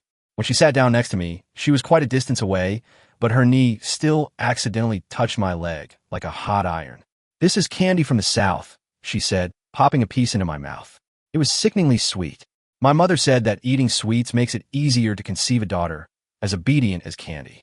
Her voice was as soft as a mosquito's hum, and her eyes were fixed on the tips of her shoes. The lotus flowers embroidered on the shoes were damp with dew, their color slightly darker. The dew on the haystack seeped in my clothes, feeling cool. Aaya leaned closer to me, probably because she was cold. The scent of osmanthus sugar mixed with the raw smell of rice husks wafted from her hair. Autumn doesn't last long in the south, she said, tracing osmanthus blossoms on my palm with her fingers. But here autumn lasts until it snows, and you can see the rice for a long time. Her breathing grew lighter, as if afraid of disturbing something, until Aaya from the team coughed, at which point she suddenly sat up straight. When Aaya sat down, the haystack swayed the most. She was strong and had carried half a wild boar. When she sat down, a gust of wind blew through her. She stuffed a piece of crispy roasted wild boar meat in my hand, the oil dripping between my fingers. Eat more, or you won't have the strength at night. She patted my back with a force that could shake off the chaff. My sister was too thin back then, and she suffered a lot when she gave birth. You have to feed me until I'm strong. Her laughter was like the sound of a gong, making the chaff on the haystack fall down in a rustling sound. The bear I hunted last year, she said, her arm muscles twitching as she leaned into my arms, had enough meat to last the winter. I'll hunt another one this year to nourish you, so I can hold my baby soon too. Her breath smelled of meat and sweat, like a man who had just returned from the hunting ground. But when she touched my old back injury, she suddenly softened her grip. By the time it was finally Aayun's turn, the sky was already turning white. As she sat down, the old jacket she was holding fell onto the haystack, the patches on the collar worn, smooth, and shiny. She leaned closer to me, but then pulled back as if burned, twisting the hem of her clothes with her fingers. I can't. Her voice trembled with tears like a lost lamb. He called from the barn. Don't be afraid. It's just like home. Aayun slowly relaxed and stuffed a hard, dry wheat cake into my hand. My husband left this. He said to eat this when he's hungry. It'll give him strength. Crumbs of the wheat cake fell onto the haystack, and she hurriedly picked them up, but her fingers touched my hand. It felt like touching hot coals, and she quickly pulled back, tears falling onto the wheat cake, leaving a small damp stain. He used to say, her voice choked with sobs, that once the grain was stored, he would have a child with me, a child who could carry sacks like him.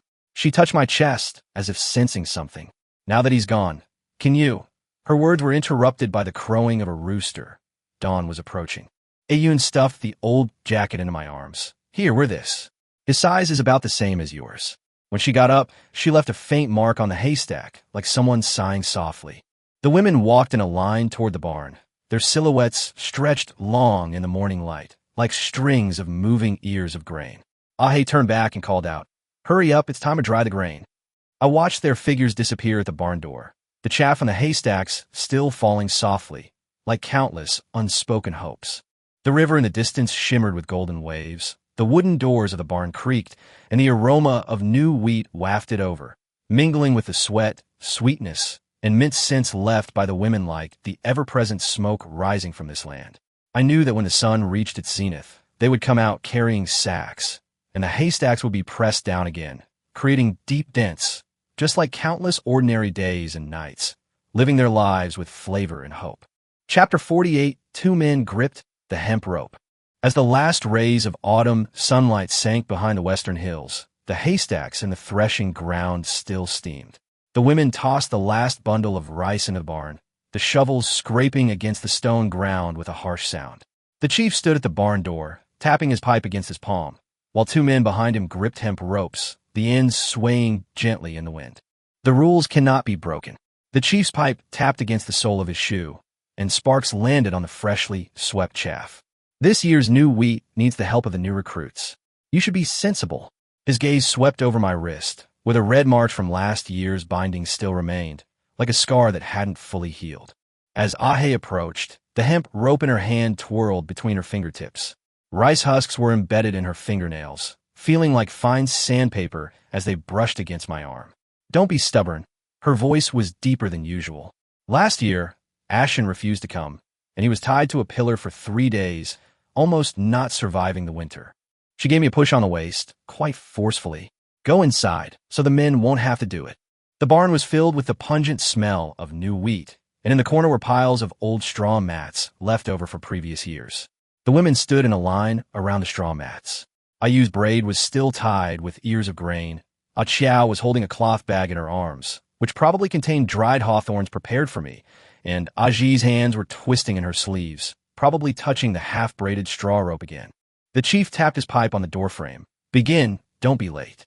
He turned and closed the door, the sound of the bolt falling echoing through the barn like a stone hitting a deep well.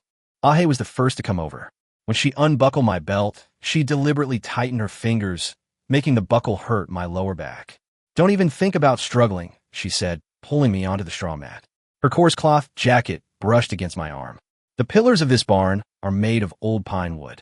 They've been used to tie up men stronger than you. Her knee pressed against my leg, as hard as an old rock. Last year, when she gave birth to her son, she gritted her teeth and didn't utter a sound, all thanks to that same strength. The chaff on the straw mat was so sharp it hurt my bones. Aaya laid a wad of soft grass under me, which she had brought from her own house. It carried a faint scent of soapberry. My mother said I conceived when the new wheat was stored in the granary. It was a gift from the grain god, she said, pressing her hand against my chest, the calluses on her palms rubbing painfully against my skin. You'd better behave yourself and not disturb the grain god. Moonlight streamed through the cracks in the granary roof, illuminating the scar on her collarbone like a small silver snake. Aaya couldn't wait for Ahi to get up, so she sat down on the straw mat. The ears of grain at the end of her braid tickled my neck. I brought some cakes made from new wheat, she said, stuffing a piece into my mouth. The aroma of wheat mingled with the scent of sweat from her hair. Sweet, isn't it? Asang said that children fed with new wheat flour have hair as black as ink.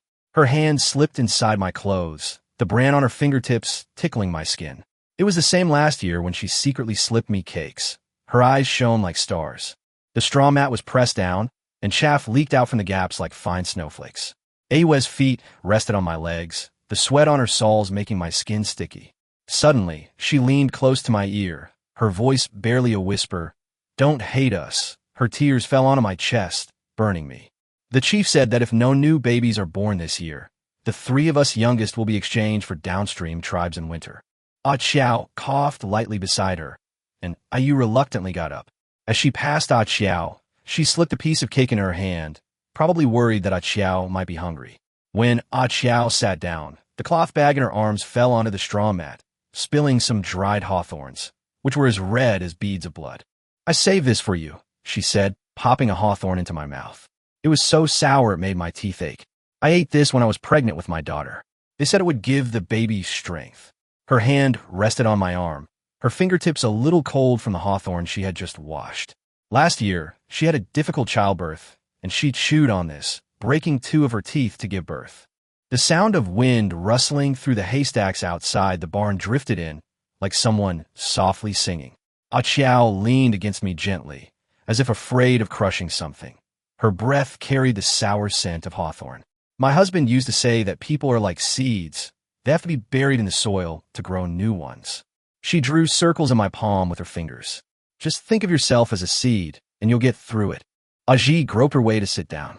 Her eyesight wasn't very good. She was always squinting, but she managed to find my hand accurately and placed a piece of mint in my palm. Just picked it, she said, her voice as soft as a sigh. It'll make you feel better.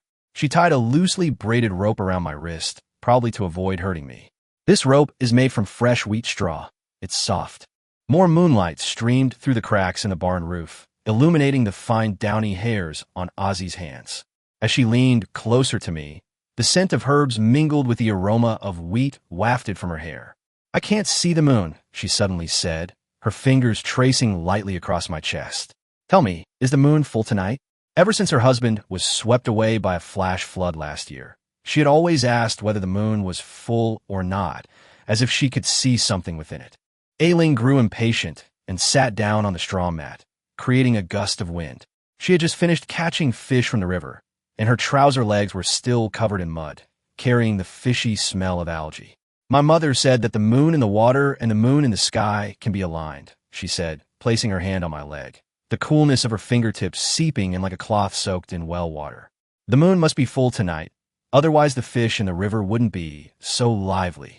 She put a piece of grilled fish into my mouth, having carefully removed all the bones. Last year, she had used this skill to trade for 3 bags of salt from the downstream tribes. The firewood in the hearth crackled outside the barn, probably as the women took turns adding fuel. Ailing leaned closer to me, her breath carrying the scent of fish and sweat. The chief said that if I can give birth to a son, he'll give me that vegetable patch by the river, she said, drawing waves in my palm with her finger. I'll plant it full of pumpkins and make pumpkin pancakes for the child. When Aaya came in carrying her crawling son, the little boy giggled and reached for the dried hawthorns on the straw mat. Hold him for a bit, she said, shoving the baby into my arms. The little guy's hands gripped my clothes, and his drool made my chest wet. I'm going to add firewood. The fire's almost out. She patted my arm, still warm from nursing the baby. Last year, when she gave birth to this child, it was right here in the barn, and it took half a month to wash the bloodstains off the straw mat. The child grabbed my finger and put it in his mouth. Aaya took the opportunity to lean against me, her breath smelling of milk and wheat. This child is just like you when you were little, she said, gently pressing her hand on my stomach. Always clinging to people's clothes, probably afraid of falling. The wind outside the barn picked up, making the moonlight shining through the cracks flicker like someone blinking. Aaya was the last one. When she sat down on the straw mat, she was quite far away, but her knee still accidentally bumped into my leg like a burning hot iron.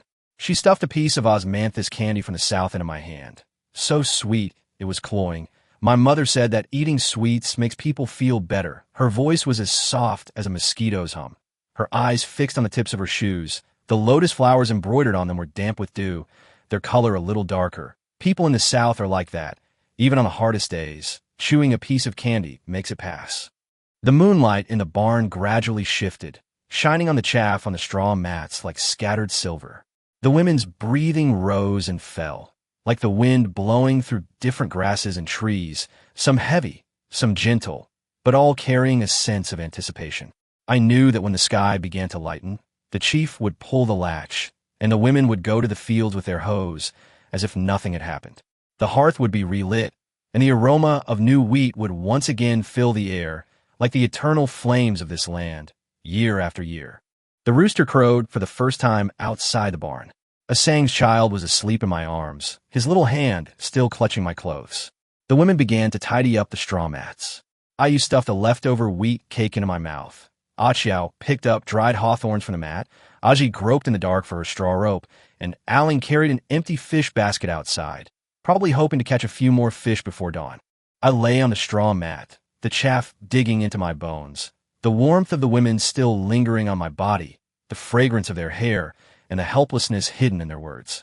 Through the cracks in the barn roof, the moon slowly moved towards the horizon, like a forgotten grain of rice, faintly gleaming in the darkness. I knew that when the sun rose, the barn door would be opened, and sunlight would flood in, shining on these expectant faces, just like countless ordinary days, bringing a touch of sweetness to the bitter days, a glimmer of hope to the difficult ones. When the chief pushed open the wooden door of the barn, a chill of late autumn air wafted in, swirling chaff on the ground. Behind him followed 6 unfamiliar women, each with a dried stalk of mugwort pinned to their lapel. They were a gift from a downstream tribe, who said they had suffered a locust plague and few remained. These 6 are yours too.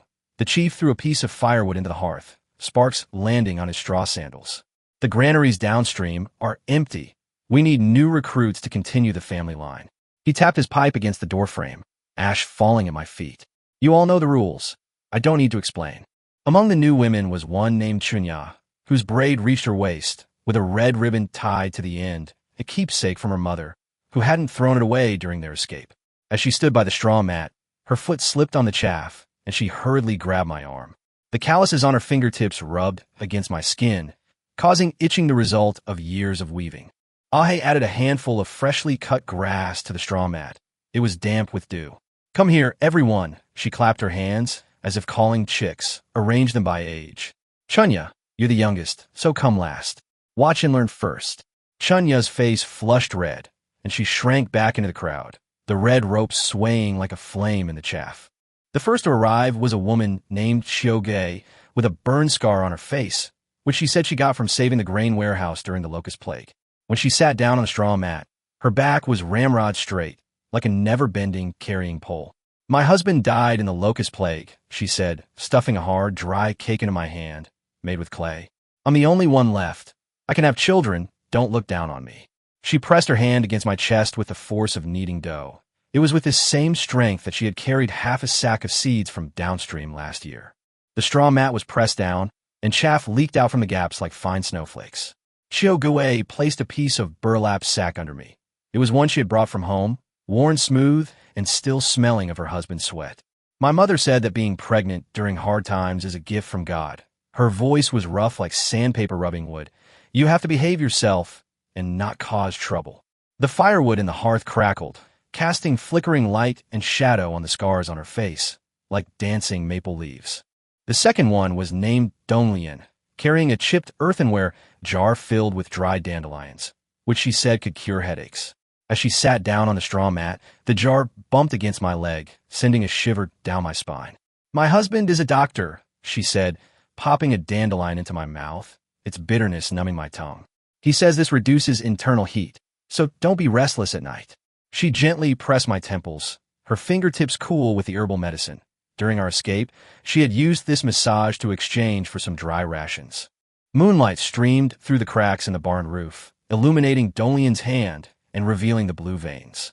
As she leaned closer to me, the scent of medicine mingled with the aroma of wheat in her hair. My husband said before he died that if he could have a daughter, he would teach her to recognize herbs, she said, tracing the shapes of herbs on my chest with her fingers. Do you think this child might also love the smell of dandelions? Last year, when her husband was bitten by locusts, he held her hand and told her to remember the bitterness of dandelions. The third one was named Siahi. She was tall and stronger than a Zao, with arms so thick you could run a horse across them. When she sat down on the straw mat, it creaked and chaff flew all over my face. I can forge iron, she said, shoving a red-hot iron block into my hand. I quickly threw it away because it was so hot. The blacksmith shop downstream was burned down by a locust plague. Otherwise, I could have forged a good sickle. She squeezed my arm, as if testing the hardness of the iron. You're quite strong. You can handle things. The firewood in the hearth burned brightly, reflecting off Xiahe's face and making it glow red. As she leaned against me, she smelled of coal smoke. My mother said, you have to strike iron while it's red hot, and you have to give birth while you're strong. Her knees pressed against my legs, as hard as an anvil. Don't be lazy. I'm still waiting to give birth to a son who can swing a sledgehammer. Last year, it was with this same spirit that she carried her 80-year-old mother on her back and walked for 3 days and 3 nights to escape the locust plague area. When it was Chingha's turn, she held a swaddled baby in her arms, a newborn infant just over a month old, left behind by her husband. The baby had never seen its father. As she sat down on the straw mat, the baby suddenly cried, its voice as faint as a cat's meow. Hungry, she said, unbuttoning her clothes to nurse, her eyes fixed on me. You have to let me get pregnant again, otherwise this child is too lonely. Her milk dripped onto the straw mat, leaving tiny damp patches, like spring rain falling on the ground. The baby's tiny hand gripped my fingers, and Qinghe took the opportunity to lean closer to me, her breath smelling of milk and sweat.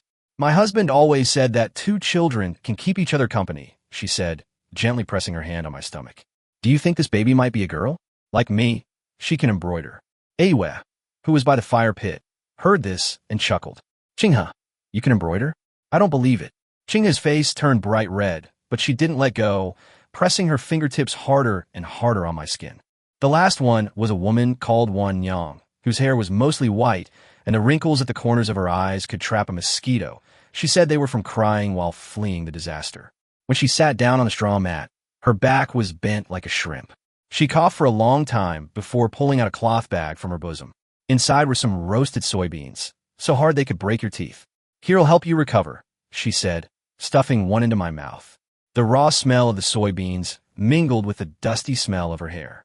My husband grew strong by eating these, but unfortunately, he didn't survive the locust plague. The chaff on the straw mat was packed tightly, and when my stepmother leaned against me, it was so light, like a fallen leaf landing on the ground. "I know I'm old," she said, her voice trembling with tears, her hand gently patting my chest, "but I can still have children. Last year on our escape route, I saw people older than me giving birth." Her tears fell onto my neck, cool as autumn frost. "Don't mind them. Just consider it an act of kindness." The firewood in the hearth was almost gone, so Aaya added a new bundle. The flames leaped up and illuminated the women around the straw mat. Chuanya was still standing in the corner, the red rope swaying like a small snake in the firelight. She clutched a wooden shuttle in her hand, her knuckles white from gripping it so tightly, probably from nervousness. Chiao Gue shoved a hard guanine clay cake into my hand, saying, "Eat more, it'll give you strength." She patted my arm and added, "Wan Yang has had a hard life. You should treat her well." Xiaohe snorted from the side. "Nobody has it easy. Chunya hasn't even seen a man yet." Chunya's face flushed red, and she shrank even further back into the crowd, almost dropping her wooden shuttle. Qinghe's baby was asleep. She put a piece of milk cake in my arms, made with her own breast milk. "Sweet, isn't it? It'll give the baby strength." She drew circles on my stomach with her hand. I dreamed of a daughter with her hair in two buns, as long as Chunya's braids. Donglian, who was by the fire pit, heard this and put a dandelion in my hand. "Take some for her too. It'll help cool her down." My stepmother coughed even harder, pressed herself closer to me, and gripped my chest so tightly it felt like she was digging into my flesh. "I heard the child cry," she said, her voice trembling with a hallucination. "It's a boy, and he has a very loud voice." Her tears fell even harder, mixed with bits of soybeans, landing on my clothes like scattered pearls. The rooster crowed for the first time outside the barn, and the sky began to lighten with the first hint of dawn. Aaya kicked my leg. "It's time to rest. We still have to dry the grain when it's light." She threw an old cotton-padded jacket onto the straw mat. It was left by her husband and had a familiar smell of sweat on it. "Cover yourself up. It'll be chilly at night." The women walked out of the barn one after another. Qinghe carried the baby. Wan Yang was supported by Chiao. Xia carried the blacksmith hammer. Donglian still had some dandelions left in the pottery jar, and Chuanya followed at the back. The red rope left a thin mark in the chaff, like someone had drawn a line on the ground. I lay on the straw mat, the chaff digging into my bones, still warm from them, the astringency of the clay, the bitterness of the dandelion, the sweetness of the milk, the stench of the dust. The flames in the hearth gradually died down, leaving only embers flickering in the ashes, like the undying hopes of the downstream tribes. A few rays of morning light pierced through the cracks in the barn roof, illuminating the milk stains and tears on the straw mat like scattered silver. I knew that when the sun reached its zenith, the women would return with their hoes, the hearth would be relit, and the aroma of guanine cakes would once again fill the air, like the ever-burning flames of this land, year after year, bringing a touch of sweetness to the bitter days. The barn door creaked in the wind, and the newly tied straw rope swayed on the door knocker like a dozing snake. Aaya threw the seventh bundle of straw beside the straw mat, sending up chaff that made the newcomer Guishan cough. This woman had escaped from the other side of the mountain the day before yesterday, and she always carried a burnt pancake in her arms, saying it was the last one her husband baked, and she hadn't had time to eat it. "Be smart." Aaya patted my arm, the calluses on her palms rubbing against my skin. "The chief said that Guishan and the other two have to get pregnant today. The tribe on the other side of the mountain is waiting for our reply." She rubbed her foot against my leg, and chaff under the straw mat leaked down. Don't even think about slacking off. Guixiang and the others brought half a bag of salt, enough for us to eat for 3 months. As Guixiang moved closer to the straw mat, the burnt bread she was carrying fell to the ground. She hurriedly picked it up, the black ash from under her fingernails rubbing against the bread like sesame seeds. My husband used to say, she sat down beside me, her voice trembling like leaves in the autumn wind, that salt is more precious than gold. It can save your life. Her hand gripped my chest tightly, the crumbs of burnt bread embedding into my skin like tiny pebbles. Before Guixiang could get up, Aaya plopped down on the straw mat, the red string from her braid wrapped around my wrist. I brought some freshly pickled radish, she said, stuffing a piece into my mouth, so salty it made my tongue tingle. Salty enough, right? I'll try the salt Guixiang brought first. She draped her leg over me, the sweat on her soles making my skin sticky. Last year, when she gave birth to her daughter, it was this same fierce spirit that allowed her to bite into the radish without complaining of pain. The chaff on the straw mat was packed tightly. Aaya placed her daughter's little jacket under me, the cotton peeking out from the holes like white fluffy flowers. Isn't it soft? She said, gently stroking my stomach. My mother said that putting a child's clothes under me will bring me a daughter. Sunlight streamed through the cracks in the barn roof, illuminating the bits of dried radish at the corner of her mouth like glistening grains of salt. Behind Guixiang was a woman named Linghua, with a blue mark on her face, which she said was from a wild animal on the other side of the mountain. As she sat down on the straw mat, the machete in her arms bumped against me. The scabbard was made of wood, with a crookedly carved diamond-shaped flower on it. I can hunt, she said, shoving a piece of roasted rabbit into my hand, the aroma of the meat mingling with the bloody smell of her hair. If you get pregnant, I'll roast game for you every day. Her hand squeezed my arm, so hard it felt like wringing out a wet garment. Last year, her husband had been carried off by a wild animal, and she had chased after him for 3 miles with her machete, retrieving his bones. The firewood crackled in the hearth, and Linghua moved closer to me, the scabbard digging painfully into my lower back. The children on the other side of the mountain are all wild. She breathed on my neck, her breath rough and hot. My children will definitely be wild too, able to hunt with me. Suddenly, she shoved a piece of animal bone into my hand, smooth and worn. It'll be a toy for the children, sturdier than a wooden shuttle. The last one was a woman named Yunji. She always squinted, saying it was from the smoke of the wildfire that made her vision blurry. As she reached for the straw mat, her hand touched my leg, then recoiled like a startled rabbit, scattering the herbs she had gathered to treat her eyes. I'm sorry, she said, her voice barely audible, as she fumbled for the herbs on the mat. I can't see. Please bear with me. Aaya lent a hand, stuffing the herbs into her arms. Don't pick them up. Get on with the business first. Yunji's face flushed red, and as she leaned against me, the smell of herbs mixed with sweat wafted from her hair. My mother said that people with poor eyesight have bright hearts. She gently pressed her hand on my chest. Do you think our child's eyes will shine like stars? Her fingertips traced patterns on my skin, as if writing something, probably symbols she used to mark the herbs. Sparks from the fire pit landed on the straw mat. Aaya covered my legs with a coarse cloth, which she had woven herself. The cloth was crooked and uneven, but it was very thick. Cheer up, she said, stuffing a dried hawthorn into my mouth. It was so sour that I squinted. 3 more people came from the other side of the river this afternoon. They said their boat capsized, and they're the only ones left. Among the women coming from the other side of the river was one named Shueishio, whose trouser legs were always wet. She said they had been soaked while rescuing her companion and hadn't dried completely yet. As she sat down on the straw mat, water dripped down her trouser legs, forming small puddles on the chaff. I can swim, she said, slipping a lotus leaf, still wet with water droplets, into my hand. I can swim from this side of the river to the other, faster than a boat. Her hand traced waves on my arm, the coolness of her fingertips seeping in as if she had just been pulled from the water. Behind Shueishio was a woman named Tsaigu, carrying a sewing basket with a thimble inside, worn smooth and shiny, a handicraft passed down from her mother-in-law. As she sat down on the straw mat, the basket bumped against my leg, and the thimble rolled out, spinning once in the chaff. I can make tiger head shoes, she said, placing a freshly sewn pair in my hand, the stitches as fine as a spider web. They're for children. They'll ward off evil. She gently patted my chest, the thimble leaving a small mark on my skin, like a silver birthmark.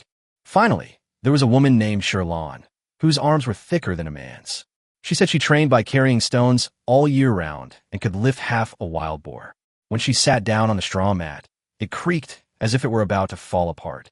I brought some wild boar meat, she said, stuffing a piece into my mouth. The aroma of the meat mingled with the sweat from her hair. Eat this to have some strength. Don't be as weak as a ball of cotton.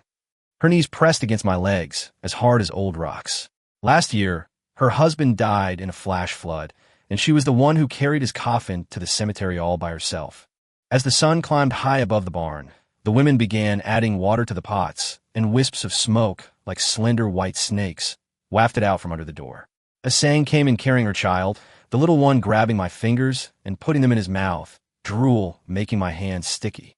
I saved some hot porridge for you, she said, handing me a rough porcelain bowl with a few red beans floating in it, the one she had saved. Drink it quickly. It'll upset your stomach if it gets cold. As I ate my porridge, I saw Chanya still standing in the corner, the red string shimmering like a flame in the sunlight. The wooden shuttle in her hands spun rapidly, and half a lotus flower was already woven into the cloth a technique Aaya had taught her. Aaya walked over and slipped a piece of wild boar meat into her hand. Stop weaving. It's your turn, she said with a laugh. This lotus flower is beautifully woven. It'll be a bib for your daughter someday.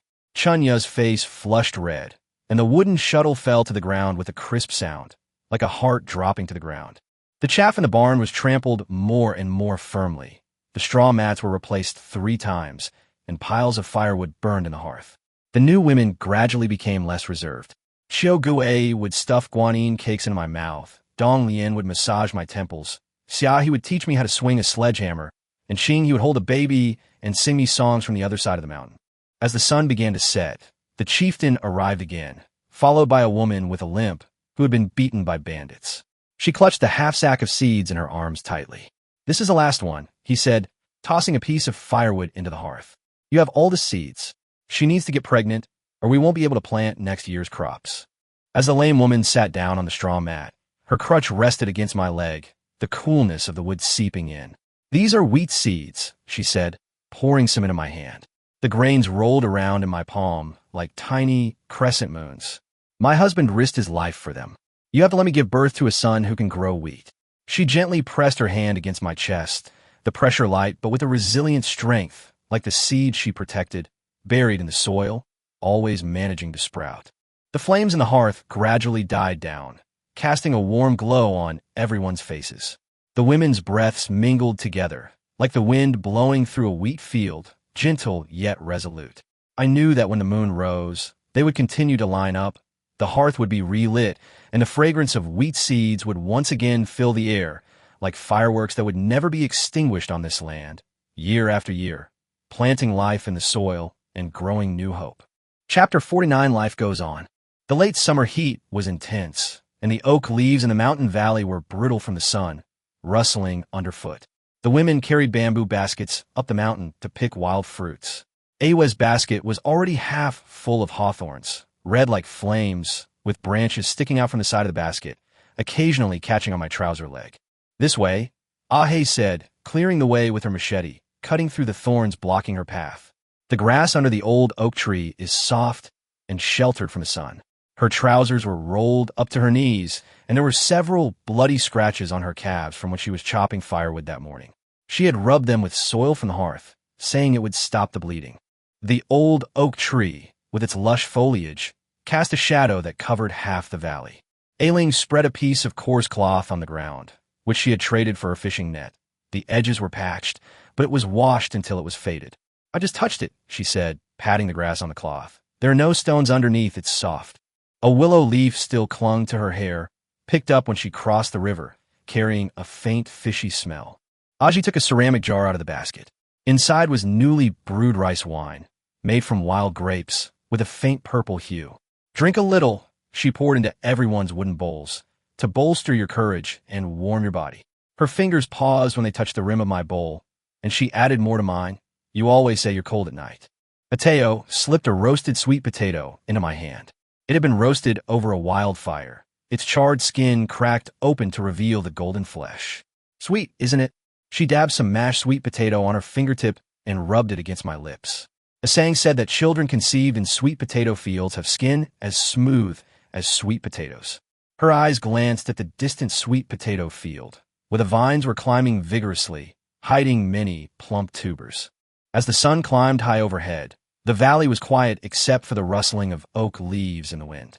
Aaya laid down on the coarse cloth, pulling my arm to make me lean against her, the grass rustling softly beneath us. My mother says the soil in the valley is richer, she said, pressing her hand against my chest, the calluses on her palms tickling my skin. It's more nourishing than living in a barn. Children born there can climb mountains. She draped her legs over me, the scars on her knees brushing against my skin from a fall while chasing wild boar last year, faint marks still visible. The coarse cloth sank under the weight. Aaya placed a clump of soft grass under me, which she had specially chosen without hard stems and warm from the sun. Look at that cloud. She pointed to the wispy clouds in the sky. Doesn't it look like the hawthorns in Aaya's basket? Her breath carried the sweet scent of rice wine, mixed with the smell of sweat from her hair.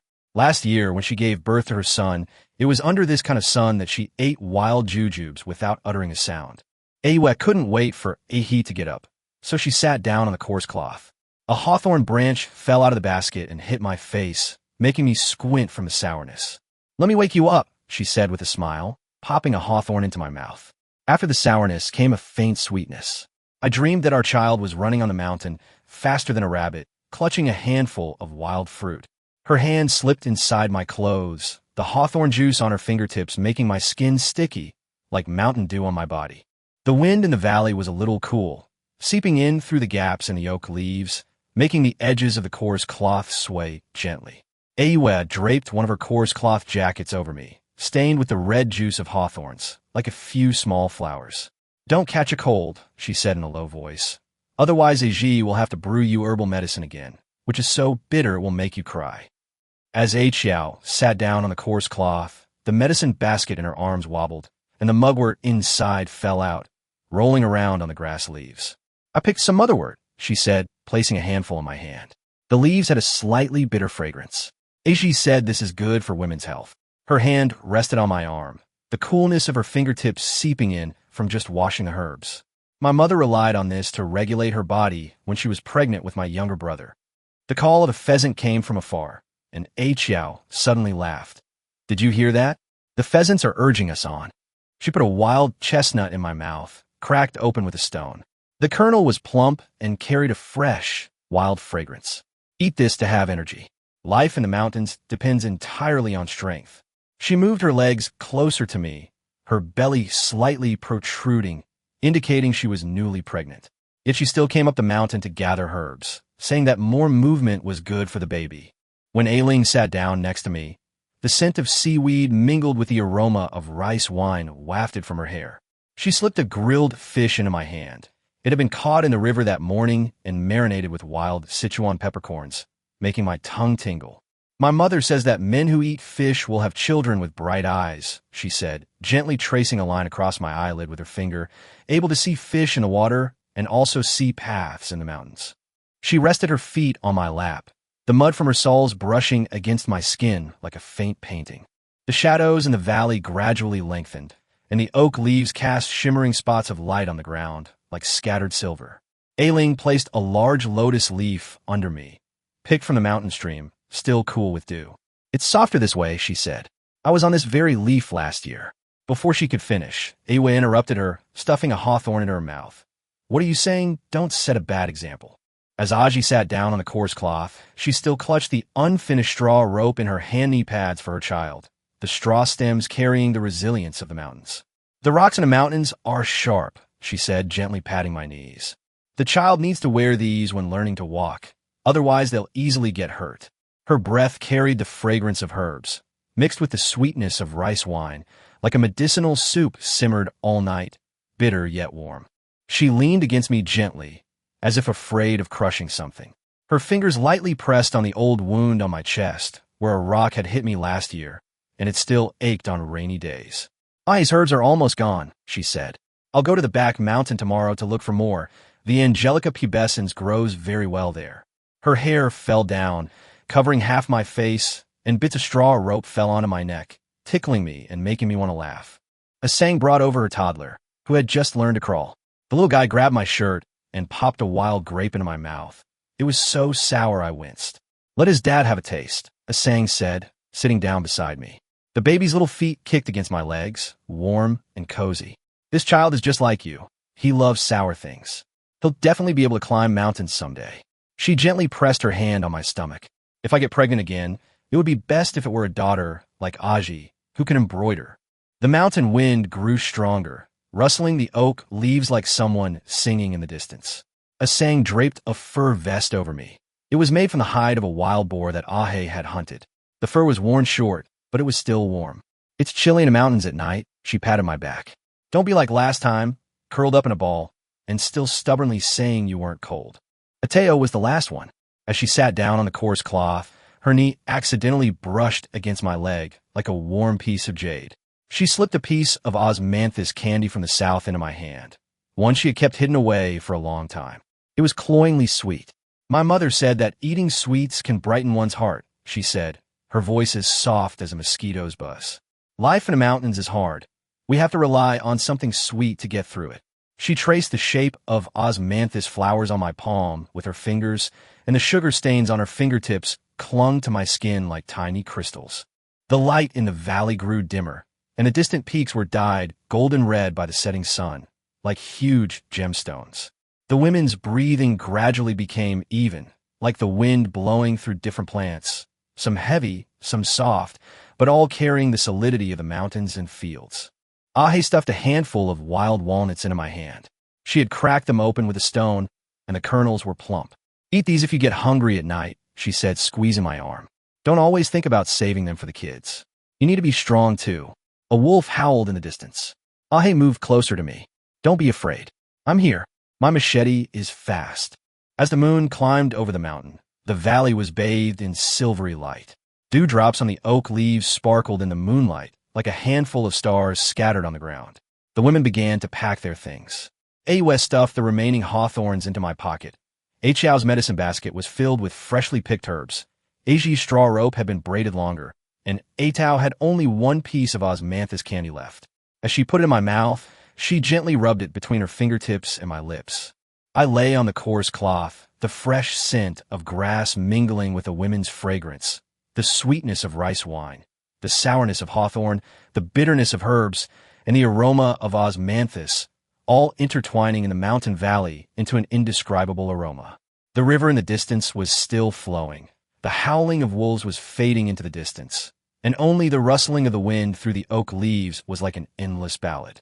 I know that at dawn, the women will carry bamboo baskets full of wild fruits down the mountain, and the coarse cloth in the valley will be collected and hidden under the oak roots, like a secret. The next time they go up the mountain, they will come again, bringing new rice wine, new wild fruits, and new hopes, making their lives in the mountains fulfilling, like the grass in the valley, withering and flourishing, endlessly regenerating. Chapter 50. The sound of horses' hooves was heard. As dawn broke and the mist still lingered in the mountain valley, the sound of horses' hooves could be heard. It wasn't a mountain horse. The sound was deep and resonant, accompanied by the clanging of chains dragging on the ground, startling the sparrows in the treetops. Aaya sat bolt upright, her hand gripping the machete tightly. The coarse cloth crumpled under her grip. "It's soldiers from down the mountain," she whispered, her legs instinctively shielding me, the scars on her knees gleaming white in the morning light. Ozzy buried the earthenware pot in the grass, her fingers trembling violently. Wild wine spilled out, leaving dark stains on the ground. "Don't make a sound." She stuffed a piece of mugwort into my mouth. The bitter taste made me blink. "They'll unleash their dogs if they smell strangers." Aling had already placed the child in my arms. The little one was still asleep, dew clinging to his eyelashes, his breath carrying the sweet scent of sweet potatoes. The sound of horses' hooves grew closer, and the screeching of chains scraping against stones filled my ears. Aaya covered me with a thick layer of grass, then moved away from the haystack, deliberately snapping a dead branch. "I'll distract them." She touched my face, the rough skin of her palm making my nose sting. "You run behind the mountain. There's a crevice there where you can hide." Before I could grab her, she had already stood up and coughed twice on purpose. As the armored soldiers rushed over, she pointed into the distance, saying she saw a wild boar running that way. The dull thud of the scabbard hitting her back, mixed with her cry of pain, struck my heart like a stone. Aaya tried to rush out, but Achiao held her down tightly, her nails digging into my arm. The motherwort in the medicine basket fell to the ground, its bitter scent spreading. As the soldiers tied a sang to the horse, she looked back, her lips moving as if to say, "Hide well." The iron chains around her wrists left red marks, overlapping with the necklines left from giving birth to a sang. Aaya covered my mouth, her palms sweaty and smelling of hawthorn. "Don't make a sound, or we'll all die." As their dogs lunged at the scent, Ling pushed me towards the oak roots and went to meet them herself. A dog's paw stepped on her back, and she groaned. Willow leaves fell from her hair and drifted to my feet. "He's here," a soldier shouted, the tip of his iron spear pressed against Ling's chest. The roasted fish she was carrying fell out and was crushed by the horse's hooves. The numbing smell of wild Sichuan peppercorns mixed with the earthy scent wafted over. Aaya had just raised her machete when an arrow struck her arm. The sound of the arrow piercing flesh was faint, but it was as if all her strength had been drained from her. The machete clattered to the ground. Blood streamed down her arm, dripping onto the coarse cloth, spreading out in patches of red, like the most vibrant wild lilies blooming in a mountain valley. "Put it down," she shouted at us, her voice hoarse, her other uninjured hand gripping my clothes tightly. "Don't do anything foolish." When I was pulled up, an iron chain was wrapped around my neck. The cold iron against my skin was colder than the night dew in the mountains. Aji lunged forward to untie it, but a soldier kicked her in the chest. She curled up on the ground, the straw rope slipping from her hands and the straw stems from her knee pads scattered all over the ground. "Don't touch him," she shouted, coughing up blood, her fingers digging into the soil, leaving several deep scratches. As Ateo stuffed osmanthus candy into the soldier's hand, her hand trembled so much that the candy fell to the ground and was crushed into mud by the horse's hooves. "He's a good man," she said, her voice trembling with tears, her knees buckling as she knelt down. "Do you want some wild fruit? We have hawthorns and chestnuts in our baskets. We'll give them all to you." The soldier's boots stepped on the back of her hand, but she didn't flinch. She just looked at me, tears streaming down her face like a mountain stream. As I was being led down the mountain, I glanced back at the valley. Aaya was being held up by two soldiers, her sleeve stained red with blood, yet she was still glaring at them. Aling's hair was disheveled, with seaweed falling out and mixing with the mugwort on the ground. Aji lay on a coarse cloth, a rope wrapped around her hand like a broken snake. Ateo was still kneeling on the ground, her back to me, her shoulders trembling, the osmanthus sugar stains on the ground swollen from being soaked in her tears. The wooden cages at the foot of the mountain were narrow, forcing one to sit with legs tucked in. The iron chains fastened to the top of the cages rattled with every movement, giving a headache. In the cage next to me was an old man, his face covered in wrinkles like the bark of an old oak tree.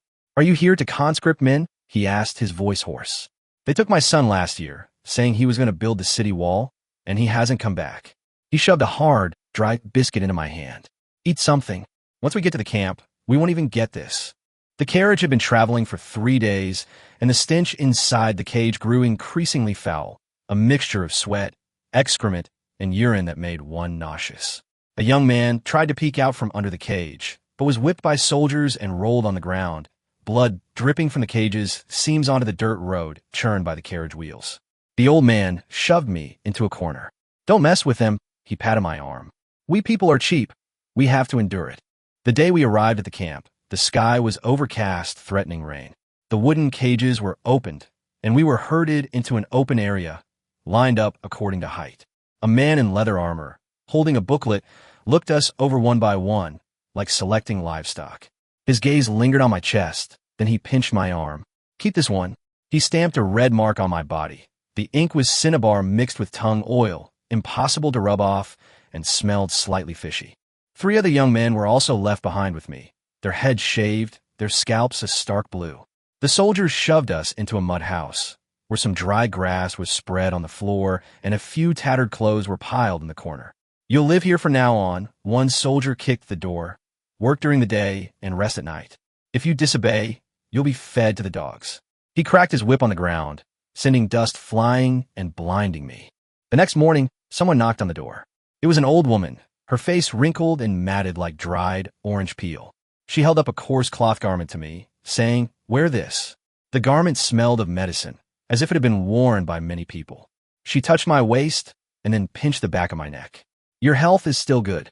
You can have children. When I was led to another mud house, there were already 3 women inside.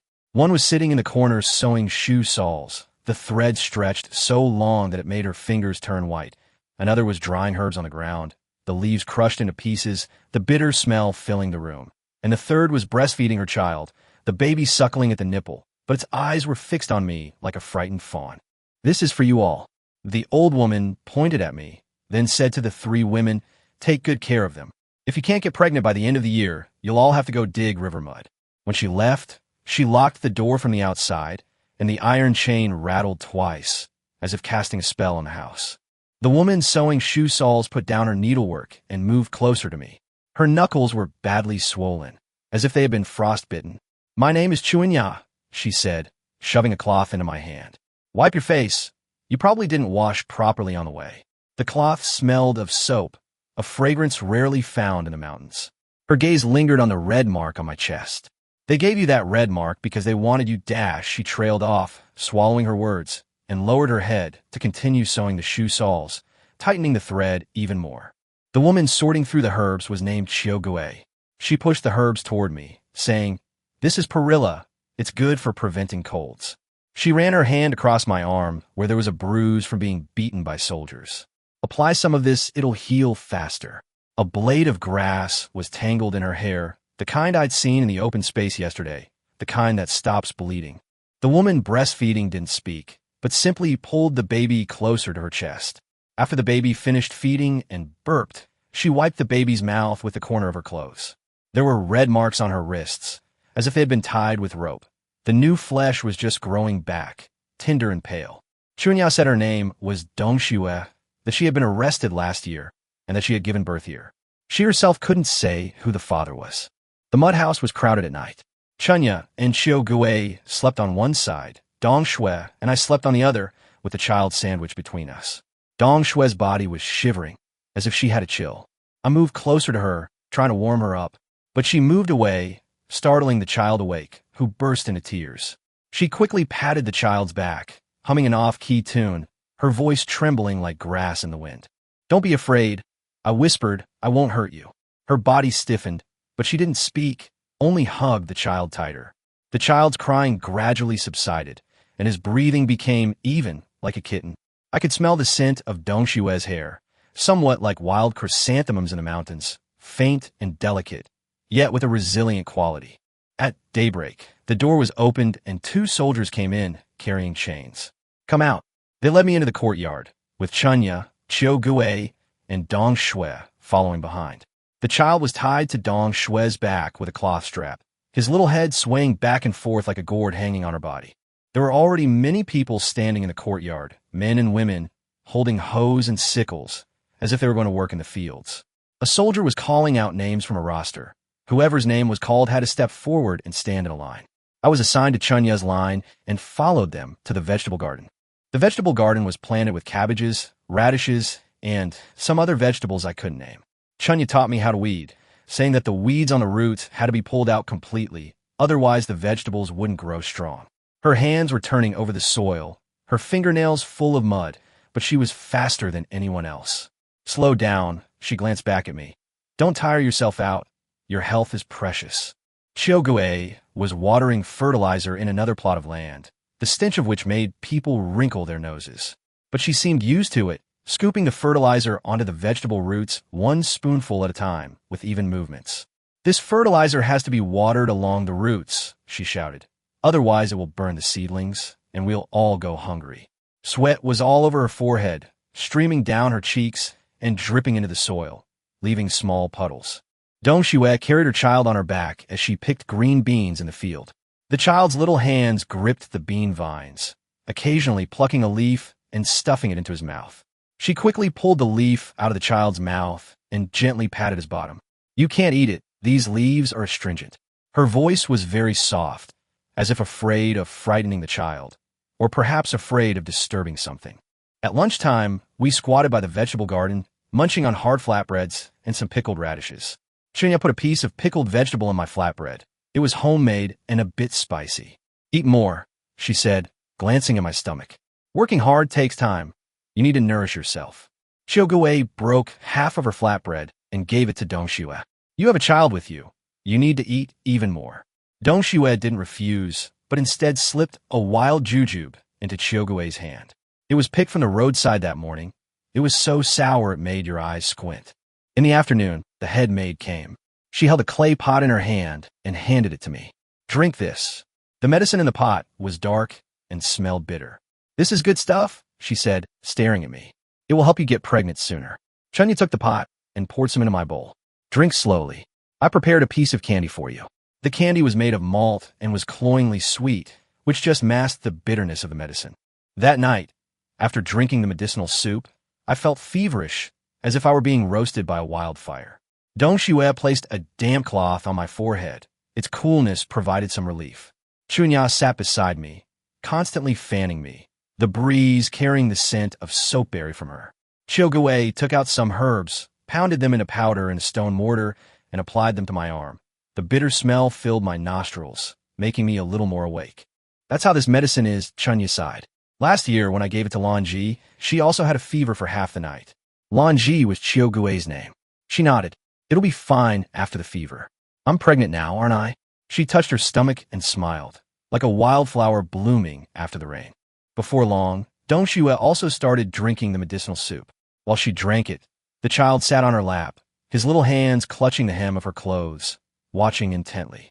The soup was too bitter. She frowned after each sip, and the child frowned as well, as if he too were tasting the bitterness.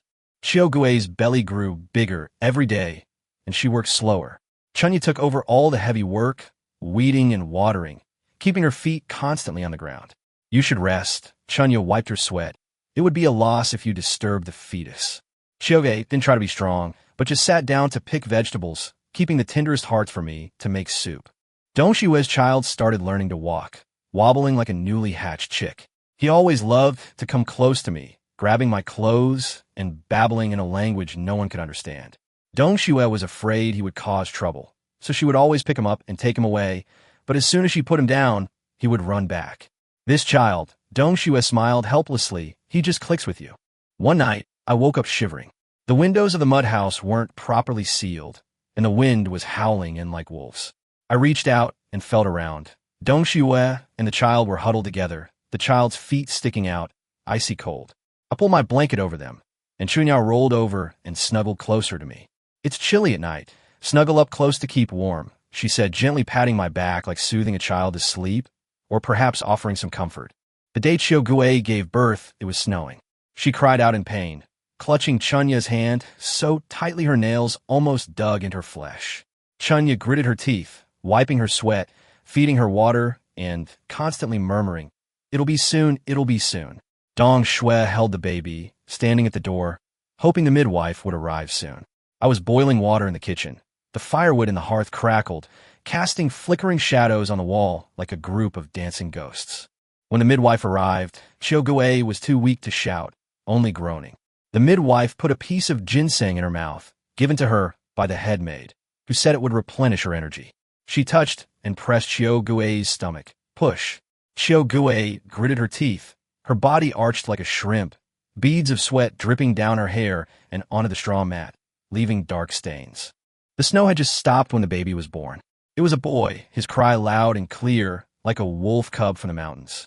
The midwife wrapped the baby in a cloth and tucked him into my arms, saying, "Hold him. Let him share in the joy."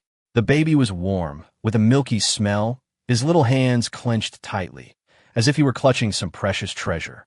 Chiogue looked at the baby, tears welling up in her eyes not from pain, but from laughter, like a clear, sparkling mountain stream after the snow melted.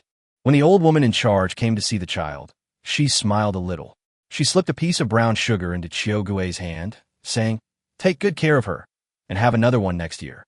Then she turned to me, Chunya, and Dong Shue and said, "You all need to learn from this. This is the real business." When she left, her steps were lighter, and the sound of the chains wasn't as jarring. When Chiogue was in confinement after childbirth, we saved all the good things for her. Chunya boiled the eggs she had saved for her. The yolks were bright yellow. Dong Shue took apart the baby's blanket and sewed it back together to make it thicker. I boiled hot water for her every day so she could soak her feet. Chiogue always said, "It's too much trouble," but the smile in her eyes couldn't be hidden like sunlight hiding behind leaves, slowly shining through. In early spring, Dongxue became pregnant. She became even more careful when working, bending over slowly as if afraid of bumping into something. With no one to look after the child, she followed us around the vegetable garden, catching butterflies and pulling weeds, without making a fuss. Chunya always said that the child was sensible, knowing that her mother has it hard. I still drink the herbal decoction every day, but my fever has subsided. Chunya said my complexion is much better than when I first arrived. It's rosy now, like a red hawthorn from the mountains. She sewed a cloth bag into my clothes, filled with some mugwort and motherwort. It can calm the nerves and warm the body. The cloth bag felt warm against my skin, like someone's hand gently pressing on it. That night, I lay on the haystack, listening to the wind outside the window. Chunya was making little shoes for Qiugui's child, her stitches meticulous. Qiugui was telling Dongxue how to lull her child to sleep, her voice soft. Dongshue's child was already fast asleep, breathing evenly, like a mountain stream flowing. The wind carried the earthy scent of grass, like the aroma of a mountain valley. I touched my belly. It was flat, no sign of pregnancy yet. Chunya seemed to read my mind, moving closer to me.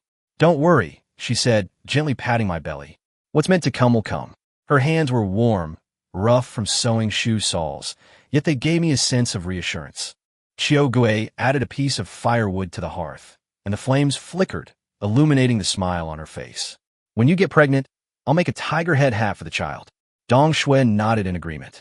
"I'll teach the child to recognize herbs, so he knows which ones can cure diseases and which ones can save lives." I closed my eyes, listening to their words, the wind outside the window and the crackling of the firewood in the hearth. It felt like I was back in a mountain valley, with Aaya tugging at my arm. Chapter 51. I don't know what to say. As dawn approached, I was awakened by the urge to urinate. The door to the mud house was locked from the outside, the key hanging on the lintel, swaying and bumping against the wooden frame. Dongshue's child rolled over, his little hand resting on my arm, warm and cozy. I gently moved his hand away, shrank closer to the door, my throat tightening, wanting to call for help, but then I remembered what Bing had said. "If you make a ruckus at night, you'll get whipped." Chunya woke up, rubbing her eyes as she sat up. Her hair was a mess from sleeping, like a pile of dry straw. "Want to go out?" she whispered, pulling a broken earthenware jar from the haystack. "Pee here, then dump it in the vegetable garden at dawn. It'll be good fertilizer." A layer of white alkali had formed on the rim of the jar, from years of urine stains, and it smelled a bit pungent. I hesitated, and she pushed me behind her. "Hurry up, don't get cold." The sound of urine hitting the earthenware jar was loud, especially clear in the quiet night. The child was startled awake, whimpering twice. Dongxue quickly pulled him in her arms, putting her nipple in his mouth, the sucking sounds gradually becoming even. Qiugui rolled over, her belly protruding high, like she was carrying a small pumpkin. "Chunya," she mumbled sleepily, "leave me some rice porridge tomorrow. My mouth tastes bitter." "Okay," Chunya replied, adding a piece of firewood to the hearth. Sparks flew up, landed on the ground, and quickly went out. She moved closer to me, her knees touching mine, cool to the touch. "Don't think too much at night."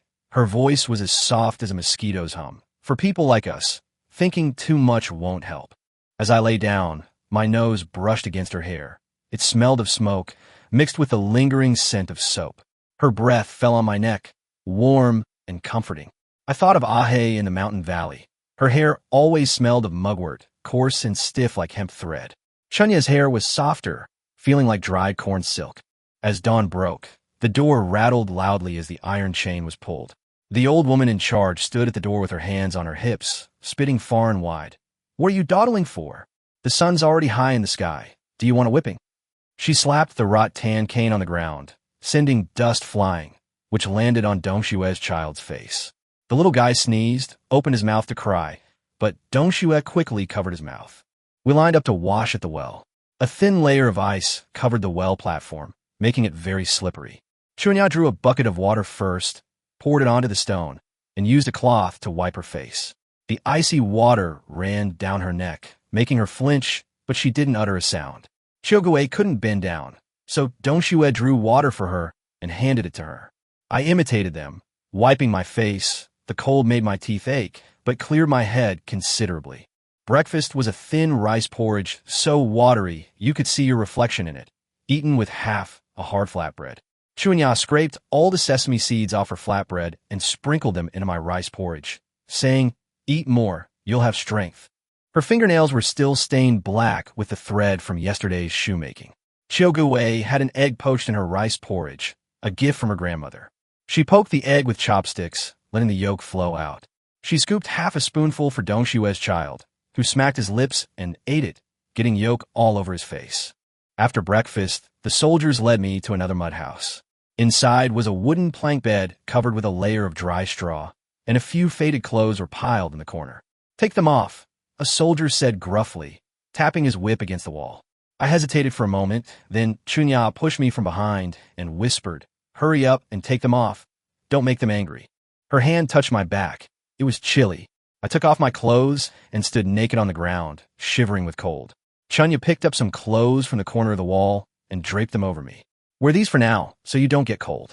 She ran her fingers across my arm, where there was a fresh bruise from being poked by a stone while weeding yesterday. When the soldier left, he locked the door. Chunya sat on the edge of the bed, head down, her fingers twisting the hem of her clothes. The earthen house was very quiet. She could hear the wind blowing through the fence outside, a mournful sound like someone crying. "Don't be nervous," she said, looking up, her eyes red. "It's always like this, you'll get used to it." She began to unbutton her clothes, and her coarse cloth garment slipped down, revealing her back. Several shallow scars marked her back, like marks from being whipped by branches. I thought of the chain marks on Asang's wrists, and my heart clenched. She moved closer to me, her body heat seeping through the thin fabric, a warmth that made me uneasy. "Let me explain the rules to you." Her voice trembled. "Don't hurt me, or the old woman will punish me." The sun slowly rose outside the window, casting a square of light on the wall. Dust motes swirled in the light, like a swarm of tiny insects. Her breathing grew more rapid, her hair falling loose and obscuring her face. I smelled the smoky odor in her hair, remembering the smoke from cooking in the mountain valley, so thick it stung my eyes. After she finished, she put on her clothes, sat on the edge of the bed, and kept wiping her face with her sleeve. I knew she was crying, but I didn't dare to look. The dry grass on the ground was trampled into a mess, as if it had been trodden by livestock. "I'll go get some water to wipe you down," she said, standing up. Her leg was a little limping. She had twisted her ankle while weeding yesterday, and it hadn't fully healed yet. When she returned with the water, she was carrying a piece of cloth, a soft scrap of fabric left over from sewing shoe soles. She dipped it in the water and wiped me down, her movements so gentle it was as if she were afraid of breaking something. The water was cool, running down my skin and dripping onto the dry grass, leaving tiny damp patches. "All right." She wrung out the cloth, folded it, and put it in her bosom. "Let's go out. It's time to go to the vegetable garden." She walked ahead, her steps still a little limping, her shadow stretched long in the morning light, like a reed bent by the wind. Chiogue was picking eggplants in the vegetable garden. The purple ones hung on the branches like strings of beads. When she saw us coming, she straightened up, her belly more noticeable, like she was carrying a small bundle. "You're back," she smiled, the wrinkles at the corners of her eyes crinkling together. "I picked a few tender ones. I'll make you eggplant sauce for lunch." Dongshue's child was chasing butterflies in the field when he tripped and fell, crying as he threw himself into Dongshue's arms. Dongshue picked him up and patted his bottom, saying, "It doesn't hurt, it doesn't hurt. Mommy will blow on it for you." Her hand touched the child's knee, where the skin was scraped and a bead of blood was seeping out. She took out a piece of herb from her bosom, which Chiogue had given her yesterday, chewed it up, and applied it to the child's wound, the bitter taste spreading out. At lunchtime, Chunya put eggplant sauce into my pancake. It was dark but very fragrant. "Eat more," she said, scooping some rice porridge into my bowl. "We still have work to do this afternoon." Her voice trailed off, and she lowered her head even further. Chiogue was feeding Dongshue's child. The little guy's face was covered in food, like a little cat with a dirty face. Dongshue looked at the child, her eyes filled with a soft smile, like freshly melted snow. In the afternoon, the soldier took me to that mud house again. This time it was Chiogue. Her belly was so big that she had to support her back when walking. As we entered, she tripped over the threshold and almost fell. I reached out to help her. Her hand was burning hot, as if she had a fever. "Thank you," she said breathlessly, her forehead covered in sweat. The straw in the mud house had been replaced. It was new and smelled of sunshine. She sat on the edge of the bed, unbuttoned her clothes, revealing her round belly. There were several red marks on her belly from stretching. Be gentle. She grasped my hand, her palms sweaty. The doctor said I'm too far along in my pregnancy to push. Sparrows chirped outside the window, landing on the windowsill and tilting their heads to look inside. Her breathing was very light, as if afraid of disturbing the baby in her womb. I smelled the herbal scent on her, a mixture of perilla and mugwort, just like the scent from the mountain valley.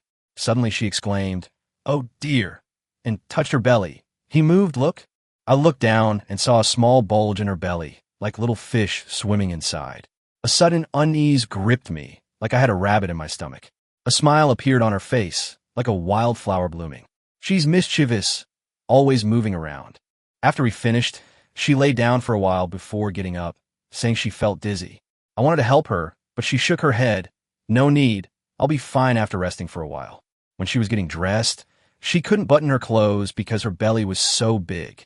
I reached out to help her button them, and when my fingers touched her skin, it was so hot it made my heart tremble. When we went outside, the sun was already setting. Dong Shue was harvesting cabbages with her child on her back. The child was asleep on her back, drool dripping down her collar, wetting a patch. Seeing us, she straightened up. "Chogue, you don't look well. Are you tired?" "It's nothing," Chogue smiled. "I'm just a little dizzy." Chunya ran over from the vegetable garden, holding a wild jujube in her hand. "Here, sucking on it will make you feel better." She had secretly picked the wild jujube that morning and kept it in her bosom.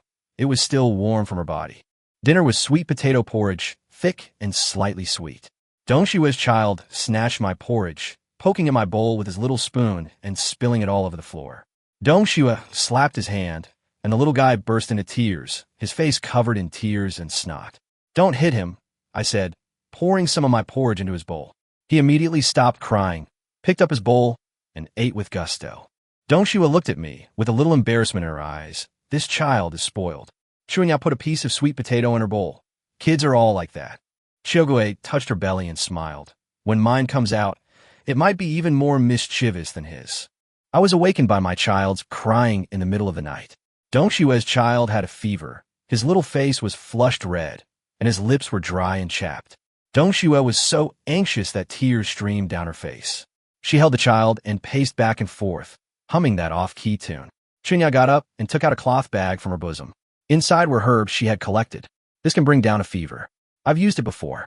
Chogue got up too and helped find an earthenware pot to boil the medicine. The firewood in the hearth burned brightly, casting flickering light on their faces. By the time the medicine was ready, it was almost dawn. The bowl was dark and the bitterness was pungent. Dong Shue pinched the child's nose and forced the medicine down his throat. The child cried his heart out, tears and snot mingling with the medicine and streaming down his face. "It'll be all right." Chunya patted Dong Shue's back. "The child is strong. The fever will break." Chogue placed a damp cloth on the child's forehead. "Wait a little longer. The medicine should kick in soon." Watching them bustling around, I felt a lump in my throat, as if something was blocking my heart. As dawn broke, the child's fever had truly subsided, and he started fussing for food again. Dong Shue held him, her eyes red-rimmed, but she smiled. "Thank you, Chunya." Chunya waved her hand. "No need to thank me. We're all family." Her gaze swept over Chogue and me, landing on the dregs of medicine on the ground. "Later, I'll pour the dregs at the intersection so passers-by can step on them, and the illness will heal faster." After breakfast, Bing came again. This time it was Dong Shue. She handed the child to Chogue and followed me to the mud house. On the way, she kept her head down, twisting the hem of her clothes with her fingers.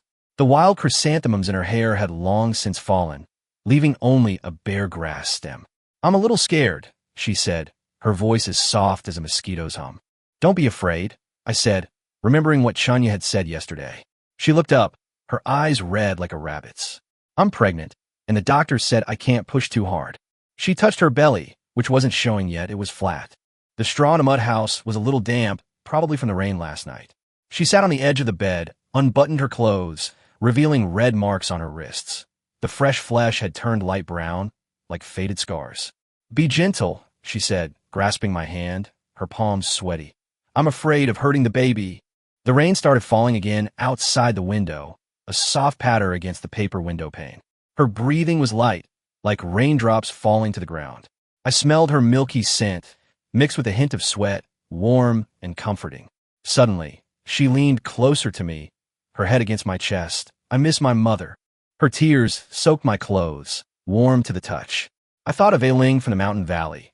She always loved to bury her face in my arms and cry, saying she missed home. My hand unconsciously reached out and touched her back. Her back was very thin.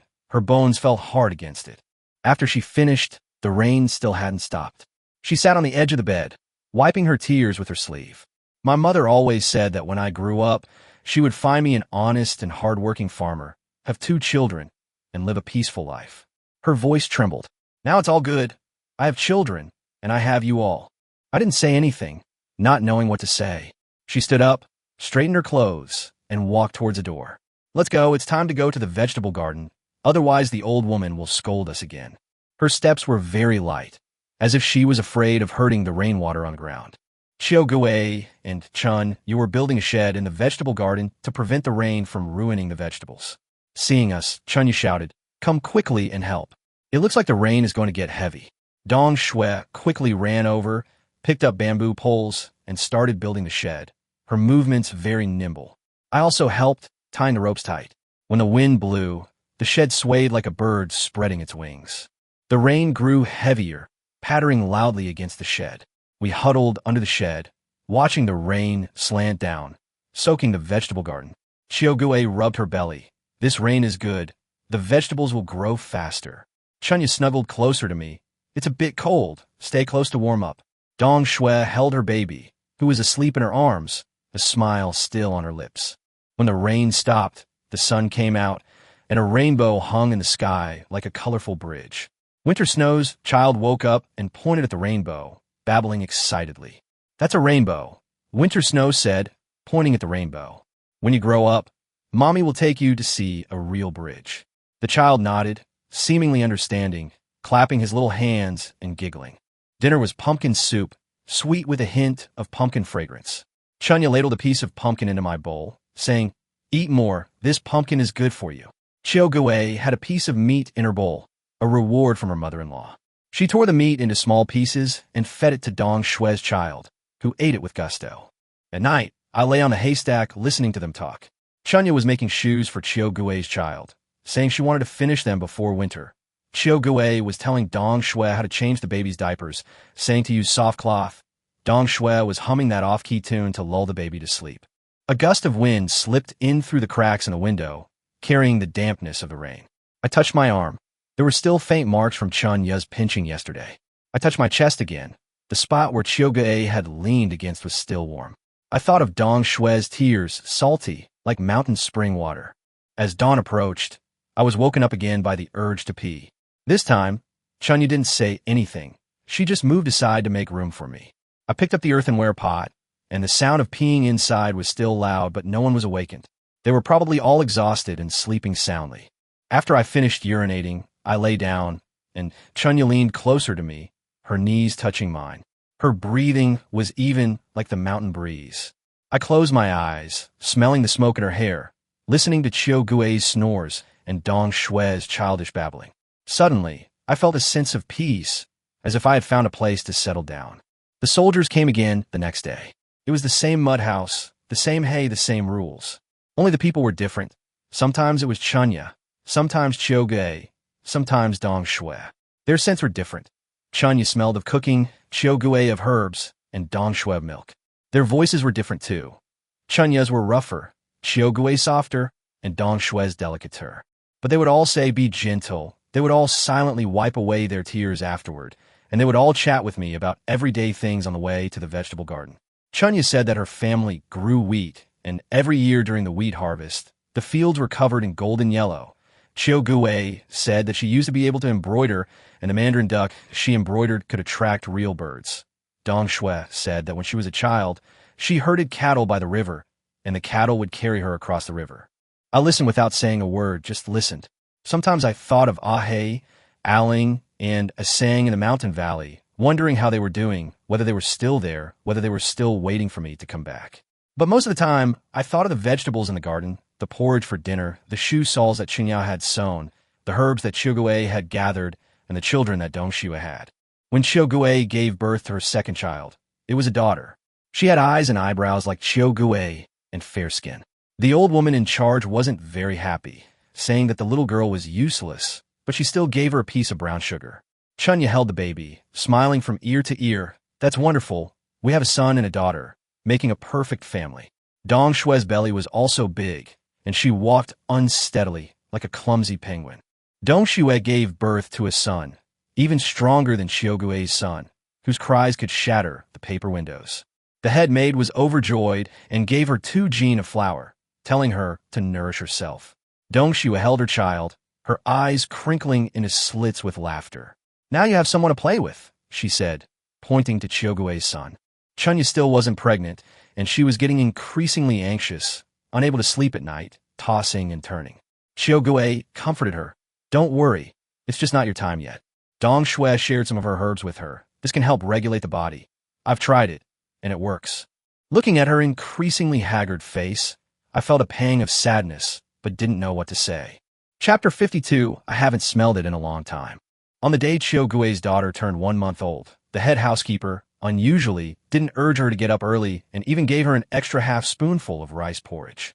Chunya took out the brown sugar she had been saving for a long time, made a bowl of sugar water, and brought it to Chiu Gui, saying, "Drink this, and you'll have enough milk." Chiu Gui smiled and took it, but as soon as she took a sip, her daughter cried, her little mouth wide open like a baby bird waiting to be fed. Dong Shue's son also joined in the fun, kicking his little legs and whimpering. The cries of the 2 babies mingled together, bringing a bit of life to the earthen house. I squatted by the fire pit, adding firewood, watching Chunya clumsily change Chiu Gui's daughter's diaper. Her fingers were splashed with urine, and she frowned, but still carefully wrapped the cloth back up. Dong Shue held her son, teaching him to recognize the sparks in the fire pit. Look, those are stars falling down.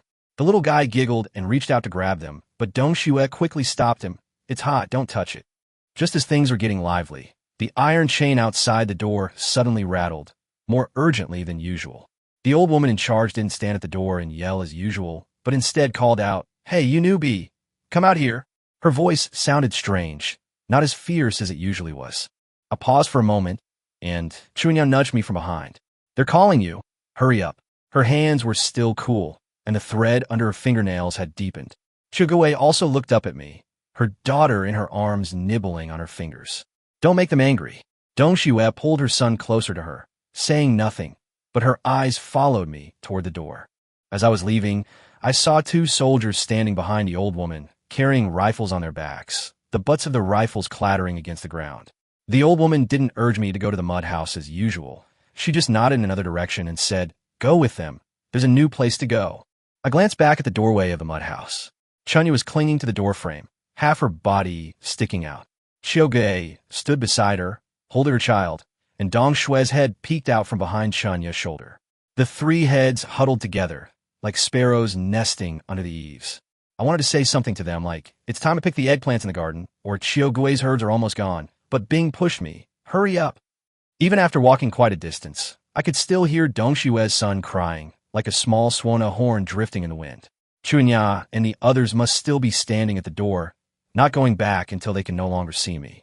The new place was also a mud brick house, older than the previous one, with most of the plaster peeling off the walls, revealing the yellow earth underneath. The person in charge was a tall, thin man, not a woman, who always squinted when he spoke, as if he were calculating something. He led me to the easternmost room, where there was already a woman sitting on a haystack sewing shoe soles. When she saw me come in, she paused in her sewing and looked up at me. Her eyes were bright, like water from a mountain stream, but there were a few fine lines at the corners of her eyes, showing that she had endured hardship. "My name is Xinghua." She spoke first, her voice not loud, but very clear, the thread in her hand threading through the sole of her shoe with a whoosh sound. I didn't say anything and found a corner to sit in, away from her. The mud house smelled musty, mixed with an indescribable fishy odor, unlike Chunya's place, where there was always the smell of smoke from the hearth. There were some rags piled up in the corner, probably for making diapers, and a chipped earthenware pot, very similar to the one we used before, except it didn't have white efflorescence, so it looked cleaner. "It's like this when you first arrive." Xinghua put down her shoe sole and moved closer to me, the haystack creaking under her weight. You'll get used to it after a while.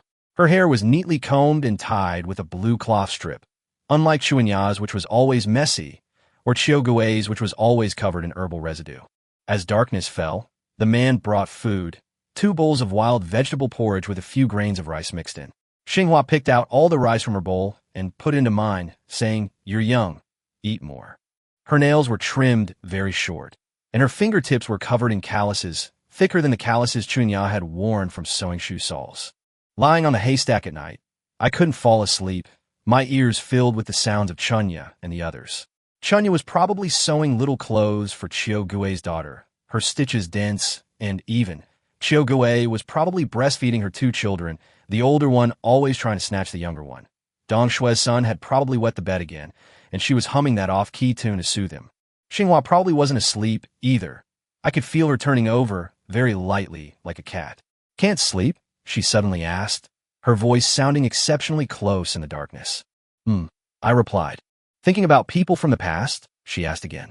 I didn't say anything, which was taken as tacit agreement. She sighed, and the haystack creaked again.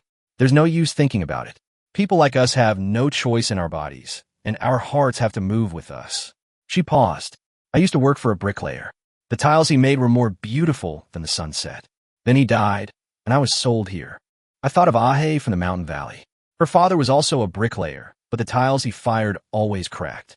Aaya always said that when her father could fire good tiles, he would build a big tiled house, and I would live in the East End, while she would live in the West End. Don't think about it." Xinghua's voice drifted over again, slightly damp. "We still have work to do tomorrow."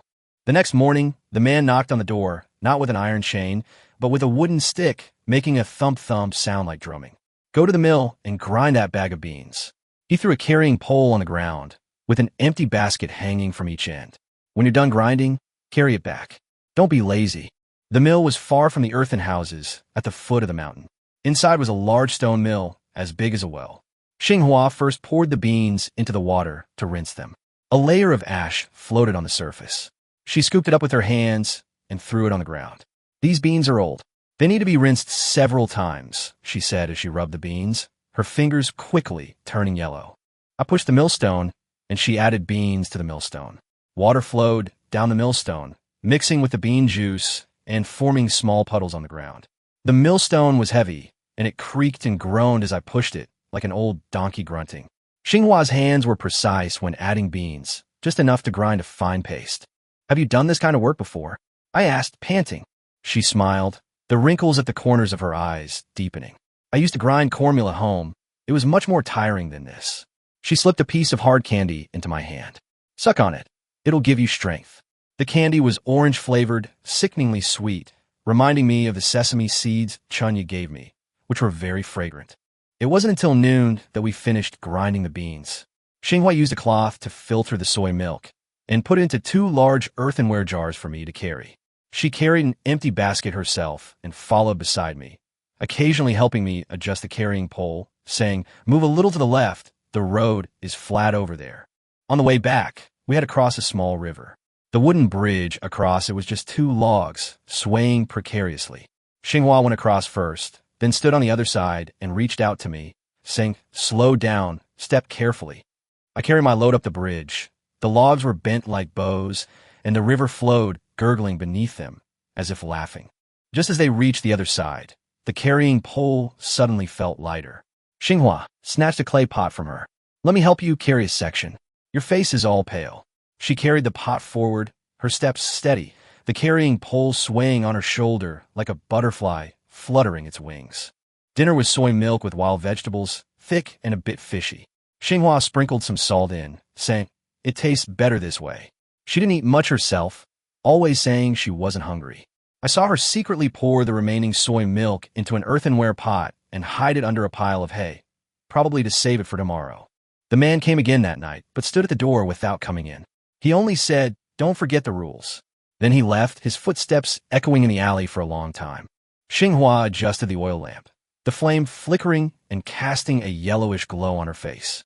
She slowly undressed, revealing scars on her arms not from a whip, but horizontal lines, like knife cuts. "I was disobedient before, and my master scratched me like that," she explained, noticing me staring at the scars, her voice faint, as if she were talking about someone else. I recall the whip marks on Chunya's back, faint, like newly sprouted branches. I remember the stretch marks on Chiogue's belly, red like earthworms. I remember the marks on Dongshue's wrists, brown like old tree bark. After she finished, Xinghua didn't cry. She just wiped herself with a cloth and threw the cloth into the earthenware pot. Tomorrow I'll boil the soy milk and make some tofu for you. She lay down, far away from me, with enough room for another person to lie down between us. Tofu is good for you, much better than wild vegetable porridge. Her breathing was light, unlike Chunya who always blew hot air into my neck, or Dong Shui who always pressed against my chest. I smelled the strong scent of soap on her, which overpowered the musty smell and reminded me of a ling in the mountain valley. She always loved to wash her hair with soap, saying it made her hair smooth. The next day, Xinghua really did make tofu. She poured soy milk into a large pot and boiled it. It bubbled and foamed, and she skimmed it off with a spoon, her movements very practiced. Then she added some brine, and the soy milk slowly coagulated into blocks, like clouds falling from the sky. That's it. She wrapped the tofu in a cloth and weighed it down with a stone. Once the water drains, you can fry it. A smile appeared on her face, not as faint as yesterday, but more like the soft smile Chiogue gave when talking about her child. When a man brought the food, his eyes lit up when he saw the tofu in the pot. He didn't say anything, but just added extra salt. Xinghua cut the tofu into small pieces, fried them until golden brown, and served me a large bowl. Eat quickly, it won't taste good when it's cold. She only ate a few small pieces herself, saying she would save them to fry again tomorrow. Life went on like this, every day, either going to the mill, the vegetable garden, or sometimes chopping firewood in the mountains. Xinghua always came with me. She knew a lot. She knew which wild vegetables were edible and which herbs could cure headaches. Once, when I was chopping firewood, I was bitten by a poisonous insect, and my arm swelled up like a radish. She quickly chewed some herbs and applied them, and it subsided in less than half a day. This is Paris polyphylla. It's a special treatment for insect bites, she said as she changed my dressing. Her fingers touched my arm, feeling cool and refreshing, like a spring breeze on a knee. At night, when a man came again, Xinghua was no longer so far away from me. Sometimes her knees would touch mine, like Chunya's. The scent of soap on her body had faded, mixed with a hint of smokiness, probably because she cooked with me every day. She started telling me her stories. She said that when she was a child, she went to the temple fair with her father and stole a sugar figurine. Her father chased and beat her, and she lost her shoes in the process. She said that on the day she married the bricklayer, he built her a small mud house with 2 strings of red peppers hanging from the beam. She said that when she gave birth to her first child, the bricklayer burned incense outside the door and burned a hole in his pants. If that child were alive, he would be as tall as you by now. As she said this, her eyes were fixed on the corner of the wall, where a pile of half-finished shoe soles lay, which she was preparing for her future child. The stitches were dense, like Chunya's handiwork. I still didn't say much, just listened. Sometimes I thought about Chunya's vegetable garden, wondering if the eggplant had grown new ones. Chiogue's 2 children must be running around by now, and Dong Shui's son must be even stronger. Was Chunya pregnant? Did the herbs Dong Shui gave her work? These thoughts grew wildly in my heart like weeds, but I dared not speak them aloud. Xinghua noticed that I was lost in thought, but did not ask any questions. She simply added a piece of firewood to the hearth and said, "Let's go to the mountain to pick some wild dates tomorrow. They're very sweet." The wild jujubes, red like agate, hung on the branches, swaying in the wind. The apricot blossom climbed the tree nimbly, like a monkey, picking a full basket and throwing it to me. Catch! Her laughter echoed through the mountains, like the cry of a winter snowflake's son, only crisper. On the way back, she picked out the reddest wild dates and stuffed them into my pocket, saying, "Keep them to eat slowly." She chewed on a green one herself, her brows furrowing from the sourness, just like Chunya when she drank ice water. A few days later, Xinghua's belly grew bigger, and like Chiogue before her, she had to support her back when walking. The man was very happy and gave her a bag of millet to nourish her body. Xinghua cooked the millet into a thick porridge and ladled more than half a bowl for me, saying, "You should eat more too, so you have the strength to work." At night, she always snuggled up to me, saying she was afraid of putting pressure on my stomach. Her breath fell on my neck, warm and soft, like Chunya's hair brushing against my nose. I smelled her scent. The soapy smell was gone, replaced by a warm, homey aroma mixed with the sweet fragrance of millet porridge, somewhat like the milky scent of dong shui. Both were comforting. She started asking me for suggestions on what to name the baby. How about Stone? Something sturdy, she said, tracing her fingers on my arm. Or Date, like the wild dates we pick, all red and plump. I remember the names Chiu Gue gave her daughter, Yidin Yadan, and Dong Shui's son, Tai Din Yadan. Both were humble names, meant to be easy to raise. Let's call him Shi Tup, I said. This was the first thing I had said since arriving here. Xinghua smiled, her eyes curving into crescents. Okay, let's call it Stone. I only heard about Chiu Gue giving birth to her third child later. That day, the man in charge went to another mud house to deliver a message. When he came back, he told Xinghua that the woman in the West End who was pregnant with twins had given birth, and both of them were girls. The old woman's face turned green. Xinghua was sewing shoe soles when she heard this, and she paused. That must be so painful. She sighed and ladled more millet porridge into my bowl. Eat more, and tomorrow we'll see if we can exchange it for some brown sugar to send to them. I knew who she meant by them. My heart suddenly tightened, as if something had tugged at it. The two maids Shigue's health must be even weaker now, and Chunya and Dongxue must be taking turns caring for her. The firewood in the hearth must be being added more frequently. The next day, Xinghua traded half a basket of wild dates for a piece of brown sugar, wrapped it in a cloth, and handed it to me, saying, "Go to the row of houses at the West End, find a girl named Chunya, and give it to her." I held the piece of brown sugar tightly in my hand. It was wrapped in cloth, but I could still smell its sweetness, like honey from a mountain valley. As I walked near the earthen house at the West End, I saw the old woman in charge standing with her hands on her hips, yelling at people. Her voice was shrill, like fingernails scraping against wood. Chunya ran out from inside, carrying an earthenware pot, probably to empty the dregs of medicine. She had lost weight, and her hair was more disheveled, like a pile of straw scattered by the wind. When she saw me, she froze, almost dropping the earthenware pot in her hand. Why are you here?" Her voice trembled slightly, and the light in her eyes flickered, like embers dying out in a hearth. "Here you go." I handed her the brown sugar, not daring to look at her too much, afraid that the old woman would turn around. Her hand touched mine. It was as cold as ice and rougher than before, probably for doing too much work. "Thank you." She lowered her head, tucked the brown sugar into her bosom, and turned to run towards the earthen house, her steps a little unsteady, like Xiu Gue after giving birth. I didn't dare linger and turned back. I heard children crying behind me, not just one, but several, mingling together like a thawing ice river in early spring, rushing and splashing. She went back and told Xinghua that she was making little clothes for Shirtu using her own old cloth, with an apricot blossom cut out and sewn on. I hope they receive them. She didn't look up. Her stitches were very dense. Life has to go on. The day Shirtu was born was a sunny day. The sun was shining brightly. Xinghua was in pain for most of the day, biting a piece of cloth, without uttering a sound. Sweat soaked her hair, making her look like she had just been pulled out of the water. The midwife was a fat old woman who was very heavy-handed and always grumbled, saying that Xinghua's body was too weak. I crouched outside the door and heard Stone's first cry. It wasn't as loud as winter snow suns. It was a little thin like a kitten's. The midwife came out carrying the baby and shoved him into my arms. "It's a boy, and he's quite strong." The baby smelled of blood mixed with Xinghua's sweat and was warm. I held him clumsily, afraid to move lest I drop him. Xinghua called from inside, "Let me see." Her voice was a little hoarse, but with a smile.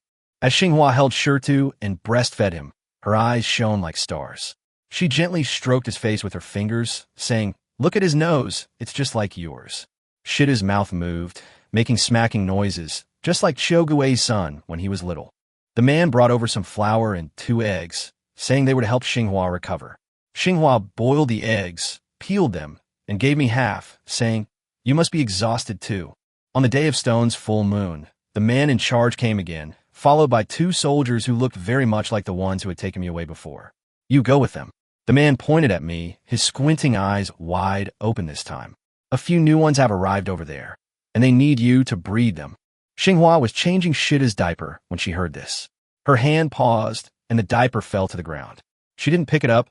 She just looked up at me, the light in her eyes slowly dimming, like the firewood in the hearth burning out. I didn't speak, just like when I left Chunya and the others last time. I simply looked at her. Her hair was still neatly combed, but there were a few white strands at her temples, like a touch of frost. She smelled strongly of cooking, mixed with the milky scent of shirtu, warm and comforting, reminding me of the musty smell I first encountered in this earthen house, a smell I hadn't experienced in a long time. Shirtu isn't weaned yet, she suddenly said, her voice trembling slightly, like the autumn wind. Chapter 53, The Women of the Horse Department.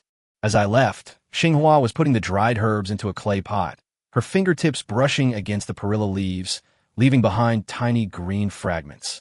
She didn't turn around, only saying that there were 2 pieces of dried wild jujube cake under the pot for me to eat on the way. I touched the bag tied with straw rope. Inside, besides the jujube cake, was a linen undergarment she had sewn overnight, the stitches crooked and uneven, probably because Shida's constant crying had distracted her. After crossing 3 valleys, we arrived at the new village. The earthen houses here were semi-underground, with piles of cow horns and animal bones at the doorways. When the wind blew, the copper bells hanging from the eaves jingled like pebbles clattering in a mountain stream. The shaman leading the way was a one-eyed old woman, her left eye covered with a black cloth. She walked with a snake-headed cane, the snake's eye inlaid with green stones that gleamed even in the shade. This is the deer tribe. She led me to the innermost earthen house. When she lifted the curtain, a smell of pine resin mixed with sweat wafted out. Amon will teach you manners. The earthen house was brighter than outside. A square hole in the roof let in sunlight, casting a diamond-shaped patch of light on the ground.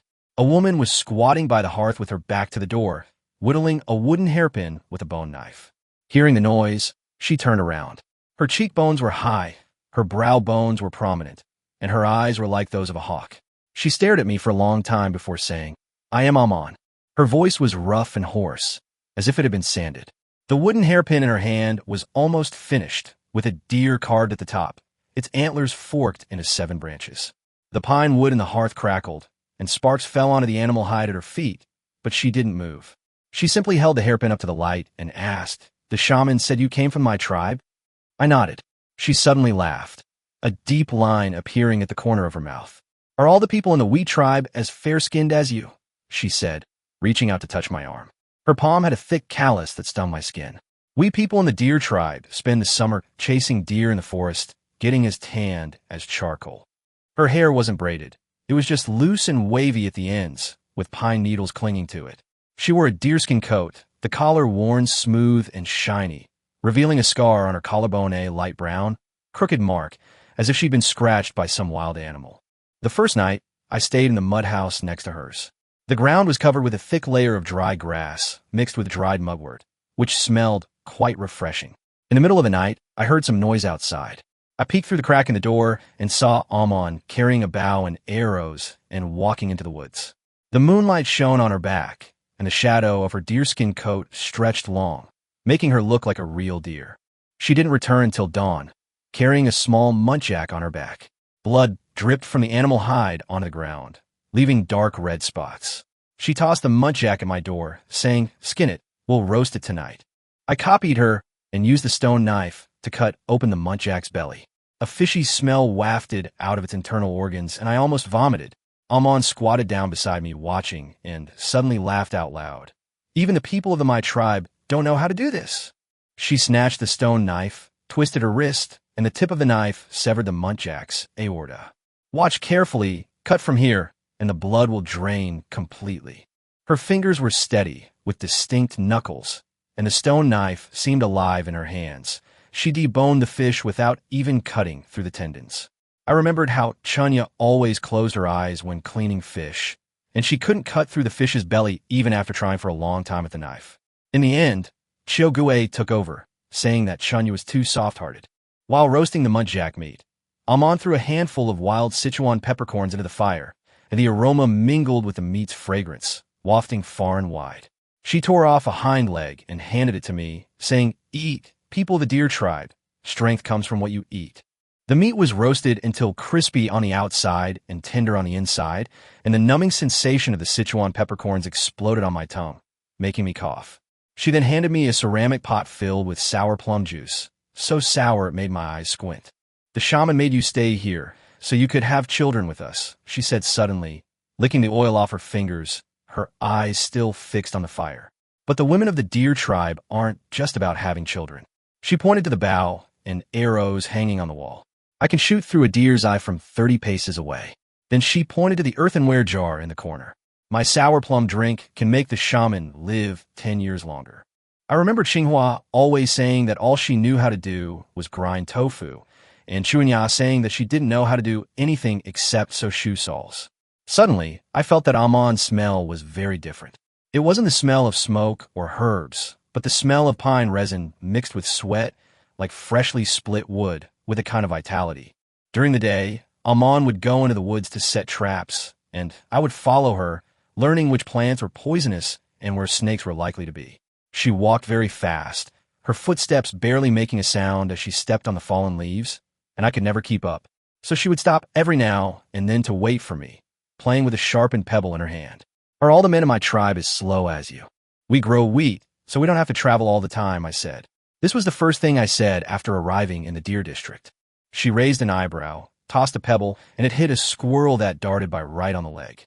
The squirrel squeaked and tumbled down the slope. Wheat can fill your stomach, but can't keep out wolves. She went down to pick up the squirrel and skinned it with practiced ease. Last month, a wolf took Azu's man. Aju was the woman who lived next door. She always kept her head down, carrying an unfinished animal skin rug in her arms, the stitches crooked and uneven. I've seen the scars on her wrists, crisscrossing, as if something had gnawed at them. The shaman knocked on the door that night, tapping the ground with his snake-headed cane, saying, "When the moon is full, you should consummate your marriage." Amon didn't speak, but simply added a piece of pine wood to the hearth. The firelight cast her shadow on the wall, sometimes large, sometimes small. On the day of the full moon, Amon cleaned the earthen house very thoroughly, spreading a new layer of mugwort on the ground and lighting a bundle of fragrant herbs in the corner. The smoke was faint, like the mosquito-repelling scent of osmanthus. She took off her deerskin coat, revealing only a linen undergarment underneath. The muscle lines on her arms were clearly defined, unlike the soft muscles of Chunya and the others.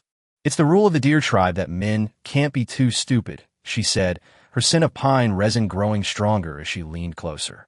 "If you hurt me, I'll break your arm." Her hand pressed against my shoulder with great force, her knuckles turning white. I remembered Chunya saying, "Don't hurt me," Chiu Gue saying, "You can't push too hard now that you're so far along in your pregnancy," and Dong Shui saying, "I'm afraid of hurting the baby." Suddenly, I felt that a man's words were like a stone thrown into water, making my heart flutter with unease. After she finished, she didn't wipe away her tears like Chunya, nor did she remain silent like Xinghua. She simply got up and added firewood to the fire pit, then handed me a piece of roasted venison jerky. "Come with me to look for traps tomorrow. If we can catch a wild boar, I'll make you roasted wild boar ribs." Her hair was loose, with some grass clippings on it. I reached out to brush them off for her, but she turned her head away. Women of the deer tribe don't need men to brush grass clippings off them for them. As time went by, I gradually got used to the rhythm of the deer tribe.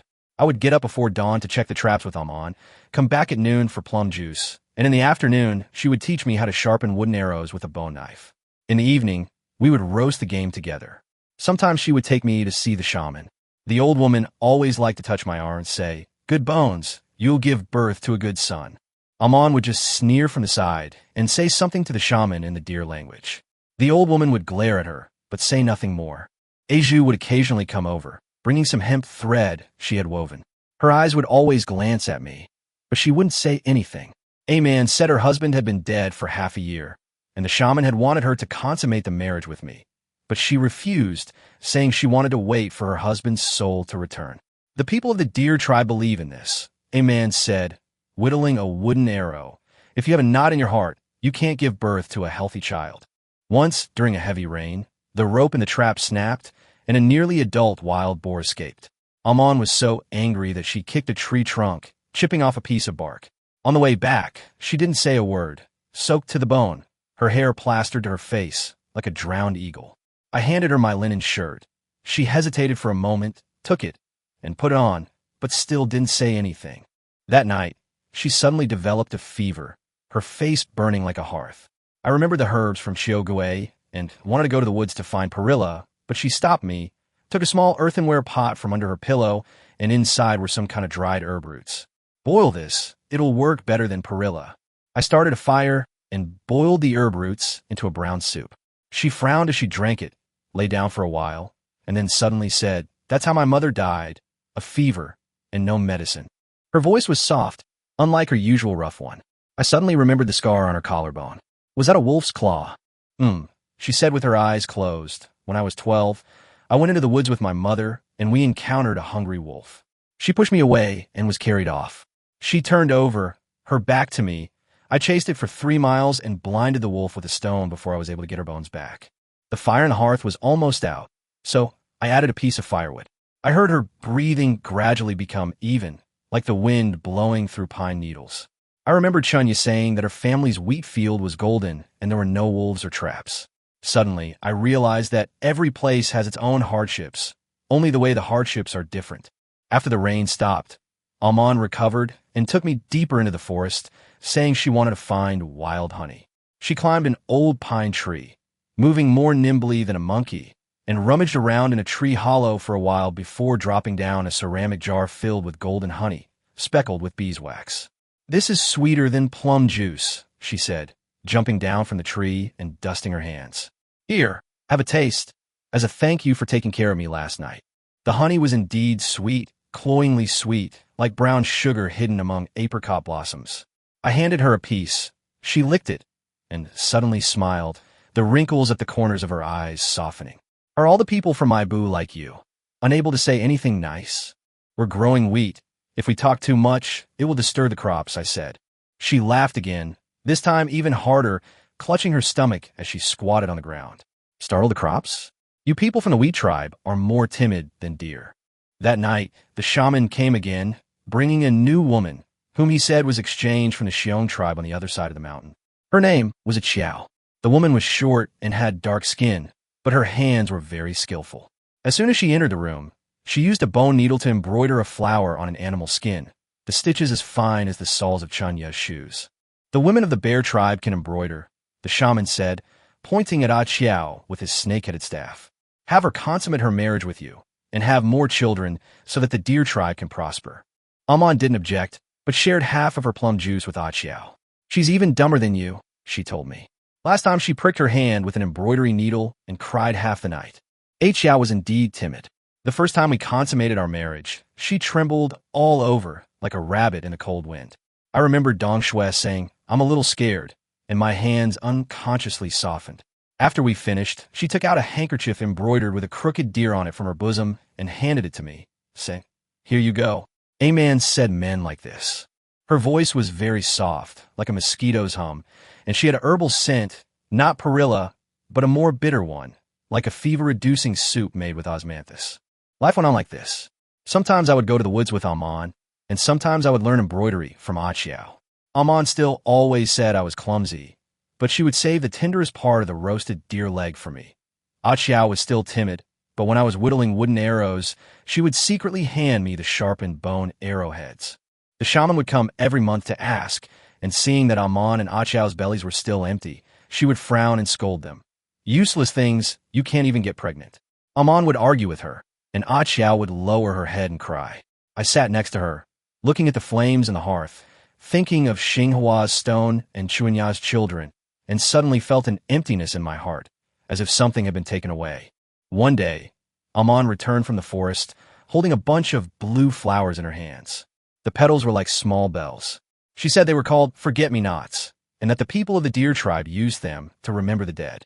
"My mother used to plant these in front of her grave," she said, placing the flowers in a ceramic pot on the windowsill. "Today is the anniversary of her death." That night, she didn't consummate our marriage. Instead, she sat by the fire drinking fruit wine brewed by the deer herd. It was very strong and made her cough. She drank a lot, and her eyes turned red. Suddenly, she grabbed my hand and pressed my fingers against the scar on her collarbone. "Look," she said, her voice trembling, "this is from a wolf's claw." I thought I was going to die. I thought of the scars on Eju's wrists, the whip marks on Chunya's back, and the stretch marks on Chiogue's belly. Suddenly, I realized that everyone carries wounds, some visible, some hidden in their hearts. Achiao's belly still showed no signs of pregnancy, and the shaman came again, this time bringing an even younger woman named Aaya, whom she had abducted from the bird tribe. It was said that she could run faster than a deer. Aaya had big eyes, like a frightened fawn, and she would hide whenever she saw me. Amon tied her to a pillar and said, "The people of the bird tribe are wild, and need to be trained. Looking at Aaya, who was tied up, I remembered how Amon stared at me when I first arrived. Suddenly, I felt that this semi-underground earthen house was like a huge cage containing all kinds of birds. Some could fly, some could sing, and some could only silently peck at the cage bars. Aaya eventually consummated her marriage with me. She was probably terrified of Amon's beatings and stopped struggling. She just kept staring at the square hole in the roof, as if watching birds in the sky. She had a feathery scent about her, very light, like the wind rustling through bird feathers. After we were done, she would teach me to sing the bird clan songs. The tunes were very high, like the cries of eagles in the mountains. Days passed by like this, and the women in the earthen house changed one after another. Sometimes they were from the deer tribe, and sometimes they were traded or kidnapped from other tribes. Some of them could shoot arrows, some could embroider, and some could sing. They also had different smells. The smell of pine resin, herbs, and feathers, mixed with the smell of pine, wood from the hearth. They brewed slowly in the semi-underground earthen house, like Amon's fruit wine, getting stronger the longer it was aged. The shaman's health deteriorated, and she coughed more and more frequently. The black cloth over her one eye always stained red with coughed-up blood. She began to urge more often, saying she wanted to see a child before she closed her eyes. Aman scolded her for being senile, but still tried even harder during the full moon. Aaya secretly added herbs to my soup, saying the shaman said it could help with fertility, and Aduo songs also began to include more melody praying for many children. I still didn't talk much, just listened and watched, following them into the woods to learn how to set traps, how to sharpen wooden arrows, and how to identify herbs that could help with fertility. Sometimes I would think of Xinghua's sour plum drink, Chunya's sesame seeds, Chogue's herbs, and Dongxua's children, but more often I would think about whether tomorrow's traps would yield any results, whether Amon's fruit wine was ready, and what new patterns Aaya had embroidered. The shaman came again that day, but this time she wasn't using her snakehead cane, and she walked unsteadily, followed by a strange man who came from the horse tribe outside the mountains. The horse tribe needs a strong man, the old woman said breathlessly, her eyes fixed on me. They'll trade you for 10 horses. Amon's bone knife clattered to the ground, the tip leaving a small dent. Achiao's face paled, and the hemp thread in her hand became tangled. Aaya stared at the square hole in the roof, her eyes like stars about to go out. I stood up and walked toward the door when Amon suddenly grabbed my arm, much stronger than usual, her nails almost digging into my flesh. Do men from Ibu like to leave so much? Her eyes were red, as if she had just drunk fruit wine. They traded me for 10 horses, I said, which was the only reason I could think of. She let go of his hand, took 2 steps back towards the fire pit, picked up the bone knife from the ground, and continued to whittle the unfinished wooden hairpin. Let's go, she said without looking up. The women of the horse tribe are probably gentler than those of the deer tribe. As I stepped out of the earthen house, the copper bell rang again, its tinkling sound seeming to both bid me farewell and scold me. Amon didn't come out, nor did Achiao or Aaya. Only the shaman's snake-headed cane led the way, its green stone tip gleaming in the sunlight like a cold eye. The horse tribe's camp was on the edge of a river valley, their tents white like clusters of mushrooms. The man leading the way said they were nomadic, following the water and pasture, unlike the deer tribe who always stayed in one forest. The tent assigned to me was large, covered with wool felt, softer and warmer than the deer tribe's earthen huts. This is Aaya. The man led me into the tent, where a woman was sitting on a carpet playing the Morin-Kur horsehead fiddle. The music was mournful, like the wind blowing across the grassland. She's our chief's daughter. Aaya turned her head. Her skin was very fair, and her eyes were light brown, like amber soaked in water. She put down her Morin-Kur, stood up, and her silver ornaments jingled. I know you, she said in Mandarin, which was much better than Aman's. The shaman of the deer tribe said you are very strong. Her scent was unique, not pine resin, nor herbs, but a milky fragrance mixed with floral notes, like freshly squeezed milk sprinkled with flower petals. I suddenly thought of the milky scent of Dongxua, but it was different. Aayu's scent was lighter, like the wind on the grassland. Women from the horse tribe don't need to be tricked, she said, pouring me a cup of milk tea with foam floating on top like clouds. We know how to ride horses. Chapter 54, The Blue Stone Statue.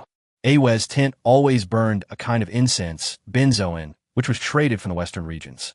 When it burned, the smoke was bluish-gray, like the morning mist by the river. She taught me to play the Morin-Kur horsehead fiddle. The neck of the instrument was wrapped with blue strips of cloth, cut from the military flag her father had used to win a battle the year she was born. All the men of the Ma tribe know how to play this, she said, her fingertips sliding across the strings, the notes rising and falling. If you play it well, you can attract the larks of the grasslands. I couldn't learn it. My fingers could never quite press the strings correctly. So she held my hand and taught me. The warmth of her palm seeped through the thin felt, like wool dried in the spring sun. Her fingernails were stained with balsam juice, a bright red, which rubbed onto the back of my hand like a touch of rouge. Don't rush, she whispered in my ear, her breath making my earlobe burn. My dad says, the early bird catches the worm. You just need to practice more. She slept beside me at night. The felt blanket was thick, and I couldn't hear the crackling of the fire pit, only the howling wind outside, like the copper bells under the eaves of the deer herder's house. She didn't wear a deerskin coat, but always wore a moon-white silk shirt, the material as smooth as water, which would brush against my arm when she turned over. It's the rule in the horse herder's quarters that women have to take the initiative. She snuggled closer to me, her hair falling over my chest, carrying the scent of benzoin. Otherwise the man will run away. I remembered how a man always glared at me, and how Ah Chow blushed whenever she saw me. Suddenly, Ayu's initiative felt like a shot of strong liquor, making me feel flustered. Her hand traced my back, like plucking invisible strings. I know you're from the deer tribe, she said softly. They say the women of the deer tribe are all she-wolves. Isn't that right? They set traps and hunt, I said. She laughed, her shoulders trembling. What's the point? You smell like sweat. She blew a breath into my neck. Smell me. Don't I smell much better? It is indeed fragrant, almost too fragrant, like eating too much brown sugar from Xinghuazang. During the day, she took me to graze horses. The grassland stretched endlessly, and the wind carried the scent of fresh grass. She was an excellent rider. When the horse galloped swiftly, her silk dress billowed like wings, and her silver ornaments jingled, even more melodiously than Adwi's singing voice. Why don't you try it? She said, leading over another horse with its mane gleaming. This is treading snow, the gentlest of them all. I mounted the horse, but I couldn't sit still. She laughed beside me, patting the horse's rump to slow it down. As we rode, she suddenly spurred her horse to catch up with me, riding alongside me. She reached into my arms and slipped something into my arms, a piece of milk cake, wrapped in mulberry paper, sweet and sticky. Suck on it, she said, her eyes curving into crescents so the wind doesn't dry your lips. One evening, after returning from herding the horses, I saw a woman standing at the tent entrance, wearing a red vest and carrying a copper kettle. When she saw me, her eyes lit up, revealing two small tiger teeth. I am a Zao, she said, handing me the copper kettle, which contained milk tea and was still steaming. The chief sent me to bring you something to drink. Her voice was crisper than Aaya's, like a freshly picked wild jujube, and she smelled of milk skin mixed with a hint of charcoal. She put down the copper kettle and was about to leave when she turned back to look at me, shuffling her foot on the ground. I heard you can't play the Morinkoor. I can sing pastoral songs. Want to hear them? Before I could answer, she started singing, a cheerful tune like a stream flowing across the grassland. Aaya came out of the tent, saw her, and her smile faded slightly. Azao, don't you need to take care of your sheep? Azao stuck out her tongue, picked up the empty bottle, and ran off. Even after she was far away, she turned back and waved to me. Her red vest looked like a dancing flame on the green grass. She's from a shepherd's family. Aaya added a piece of charcoal to the brazier. She's wild, like an untamed horse. As she said this, her eyes were fixed on the flickering flames, not on me. I was sleeping soundly at night when I suddenly felt something touching my face. I opened my eyes groggily and saw Azao squatting in front of me, holding a bunch of gesang flowers in her hand, the petals still wet with dew. I can't sleep, she said, placing the flowers beside my pillow in a low voice. The moon on the grassland is too bright. It makes people feel uneasy. Her scent was a blend of milk and grass, fresher than I used benzoin. Before I could speak, she suddenly leaned in and kissed me on the cheek, like a butterfly alighting, then turned and ran, her silk skirt sweeping across the felt, creating a gust of wind. I touched the spot where she had kissed me. It was a little hot, like a stone that had been baked by the sun. Aaya turned over, her back to me, and didn't say anything, but her breathing was faster than usual. The next day, Azao came to deliver milk tea again. This time, she put a piece of milk tofu in the pot, which she said she made herself using freshly squeezed goat milk. It's more tender than what you buy in stores, she said, staring into my eyes. Try it. I took a bite. It was indeed tender, like holding a piece of cloud in my mouth. She suddenly reached out and wiped the milk stains from the corner of my mouth. Her fingertips were soft, like Chunya's hair. You're prettier than the men in the tribe, she whispered, her cheeks flushed, but you don't like to talk. Aaya watched from afar, the horsewhip in her hand twirling in her palm, the silver ornaments making a slightly chaotic sound. On the 15th of the month, the horse tribe held a gathering where the men raced horses and the women danced. Aaya, wearing a vest embroidered with gold thread, danced the Huxian dance by the campfire, her skirt swirling like a flower. Aaya also danced, her movements less refined but more energetic, her red vest swung like a ball of fire. As the event ended, Aaya grabbed my hand and ran towards her tent. Her tent was small, filled with warm wool. I knitted you a wristband, she said, pulling something from under her pillow. It was made of colorful wool and adorned with a small copper bell. Wear this, and your hands won't get chafed while riding. She helped me put it on, her fingers intentionally or unintentionally brushing against my wrist, as if tickling me. The sound of horses' hooves came from outside the tent. Her expression changed, and she pushed me into the pile of wool. That's my father. He doesn't allow me to associate with men from other tribes. I had just crawled into the wool pile when the tent flap was flung open, and a bearded man barged in, holding a riding crop. What are you up to now? Aaya quickly stepped in front of me. Nothing. I'm just sorting the wool. The man glared at her, muttered curses, and left, glancing back at the wool pile as he went. Once the footsteps had faded into the distance, Aaya pulled me out, patting my back to catch my breath, her eyes sparkling like a child who had stolen candy. Exciting, wasn't it? She said with a smile, her little tiger teeth showing even more clearly. On the way back, I saw Aaya standing in the moonlight holding Tashue's hand. When she saw me coming, she handed me the reins. Your horse was lost, but I found it for you. Her voice was a little cold, like river water with a thin layer of ice. I took the reins, and she suddenly grabbed my arm. Is Azayo's tent warm? The light in her eyes was dim, like a campfire about to go out. There's plenty of wool, I said. She smiled, whether it was a laugh or a cry, then turned and left, her silk skirt sweeping across the grass, leaving behind the tinkling sound of her silver ornaments. A few days later, the chieftain approached me and said he wanted to send me to exchange seeds with the rice tribe in the south. The rice tribe knows how to grow rice. He patted my shoulder, go and learn, and come back to teach the horse tribe so we can also grow some crops by the river. The guide was an old servant, and it took them half a month to reach the rice field. It was different from the grassland. There was water everywhere, and the paddy field ridges were like a chessboard.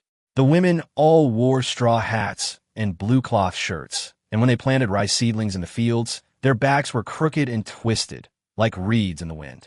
I was greeted by a woman named Aaya, not the one from the mountain valley, but the sister of the Anabe chief. She spoke Mandarin, always carried a thread-bound book, and had neatly trimmed nails without any balsam juice. The people of the Anabe love peace and quiet.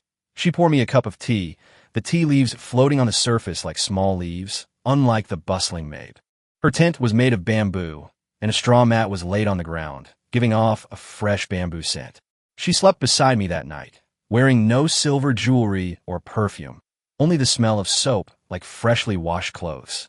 Women of Anabe don't do those things, she said, noticing my scrutiny, turning a page of her book. We believe in letting nature take its course.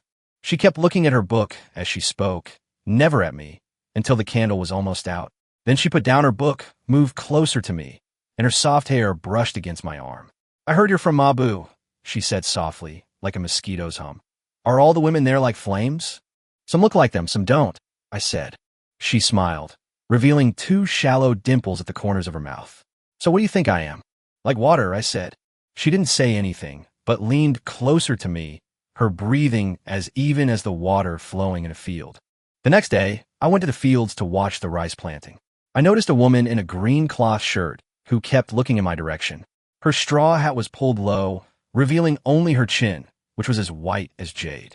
During a break, she came over and handed me a bamboo tube containing sour plum juice, which was weaker than the one on man brewed. My name is Aji, she said softly. Sister, Ahi said you've come to exchange seeds. A lotus flower was tucked into her straw hat, and droplets of water from its petals dripped onto my hand, feeling cool. This soup is made with freshly picked plums, she said, staring at my hand. It tastes better than dried plums. I took a sip. It was indeed refreshingly cool, like water from a mountain stream. She suddenly reached out and wiped the soup stains from the corner of my mouth, her fingertips glistening with moisture. Your face is red, she said, lowering her head, her voice even softer. Do you think I was being presumptuous? No, I said. She looked up, her eyes shining brightly beneath her straw hat, like water reflecting light. I'll wait for you by the river tonight, she said quickly, then turned and ran, her green shirt disappearing in a flash across the rice paddies. That night, I went to the riverbank, and sure enough, Aaya was there, carrying a lantern in her hand, its light shimmering in the water. She wasn't wearing a straw hat. Her hair was styled in a bun, adorned with a wooden hairpin, the tip of which was carved with a rice flower. I brought you something, she said, pulling a cloth bag from her bosom. Inside were a pair of cloth shoes, their stitches fine and dense, the soles embroidered with rice stalks.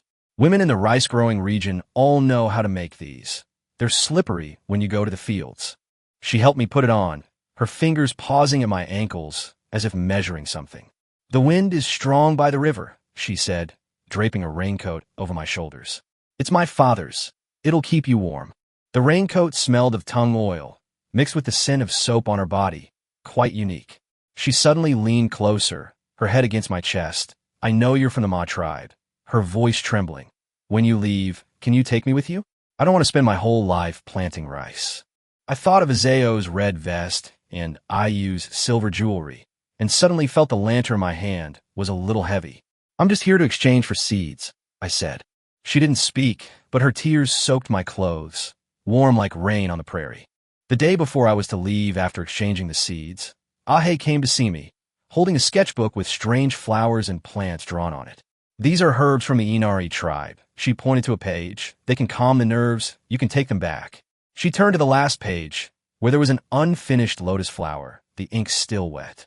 Aaya told me about what happened by the river. Her voice was flat, like the surface of still water. Women in Anabe, their thoughts are all hidden in the water. She closed the book. They look shallow, but they are actually very deep.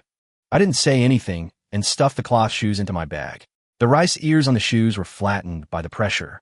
On the way back, the old servant told me that Aaya had been locked up by her father, who said she had disgraced the family. I touched the cloth shoes in my bag. The smell of tung oil mixed with the fragrance of soap slowly filled the carriage. Back at the horse tribe, Aaya was waiting for me in her tent. On the table was milk wine, brewed by her own hands, said to have been buried underground for 3 years. You're back, she said, pouring me a cup. The wine was yellowish, like amber. Are all the women of the Aaya tribe like water? Some look like them, some don't, I said. She smiled, a genuine smile this time, as if the ice in her eyes had melted. I knitted you a sweater, she said, pulling something out from the bottom of a trunk. It was made of wool, dusty and with crooked stitches. It's not as good as Azao's, so please don't mind it. I put it on. It was a little itchy, but very warm, like being wrapped in a ball of fire. Aaya also arrived, carrying a roasted lamb leg, saying it was the fattest one her father had hunted. I heard you were back, she said, placing the lamb leg on the table and glancing at Aaya. I specially saved this for you. Aaya ignored her and just poured me some wine. The wine spilled over the rim of the glass and dripped onto my sweater, leaving a dark stain. Life went back to normal. During the day, I herded horses, and, at night, I listened to Aaya play the Morin Kur horsehead fiddle. Azao would occasionally come to deliver milk cakes. Sometimes when Aaya was there, she would put down the things and leave. Sometimes when Aaya wasn't there, she would sit for a while and tell me about the latest happenings on the grassland, such as which pasture had grown taller or which you had given birth to twins. One day, Aaya secretly told me that her father wanted to marry her off to a chieftain from a neighboring tribe. The chieftain had a limp, but owned 3 fine horses. I don't want to marry him, she said, gripping my hand so tightly that her nails dug into it. I told my mother that I want to go with you. I thought of Aaya's tears, and my heart was in turmoil. The Ma tribe can't do without me, I said, but it was a lie. I knew I could be sent elsewhere by the leader at any time. Her eyes reddened, but she didn't cry. Instead, she took out a small copper bell from her bosom, the one from her wristband. Take this with you, she said. When you miss me, shake it, and I'll hear you. The copper bell was cool in my hand, like a piece of ice.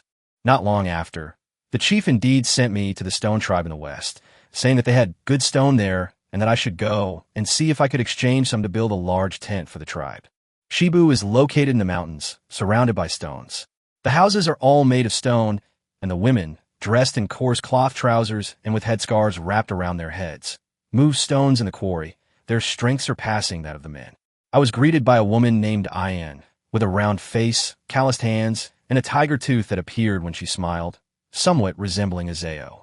The women of the stone tribe don't care about those things. She handed me a steaming hot roasted sweet potato. As long as they can work, that's enough. Her tent was piled with stones, all of which she had collected, saying she would carve them into statues. She slept beside me that night, smelling of stone dust mixed with sweat, as if she had just returned from a quarry. I know you're from Abu. She snuggled closer to me, her handkerchief slipping down to her shoulder, revealing her strong arms. They say the women of Mabu are all like flowers. Isn't that right? Some look like them, some don't, I said. She laughed and patted my chest. Women from Shibu are the most genuine, she said, tracing lines on my back with her finger. Look, I can warm your bed and help you move stones. Aren't I better than those who can only sing? The next day, she took me to the quarry and taught me to identify which stones were suitable for carving. This blue stone is the hardest and can last for thousands of years, she said, pointing to a large blue stone. I want to carve a sun and put it in the tribe square. During the lunch break, a woman wearing a blue cloth brought me water. Her eyes kept glancing in my direction. Ayan said she was Azu, the stonemason's daughter, who could carve flowers and even peonies on stone. Her father wants her to learn from you, Ayan said with a smile, saying you're very knowledgeable. Aju didn't say anything, but simply handed me the water, her fingers brushing against the back of my hand like a feather. A carnation was embroidered on the corner of her handkerchief, the stitches very fine, like Achiao's handiwork. That evening, Azu came to see me, holding a small stone with a bird carved on it, its wings spread wide as if it were about to take flight. Here you go, she said, placing the stone in my palm. Ayan said you like these. Her voice was soft, unlike Ayan's rough one, and she smelled of pine soot, which she had picked up while grinding ink. My father said, she said, her head bowed, a corner of her handkerchief wrapped around her fingers, that if I can carve the best stone statue, I can choose my own man. I held that stone in my hand. It was icy cold, like the copper bell Azeo had given me. I spent 2 months in Shibu, where I exchanged a lot of stones.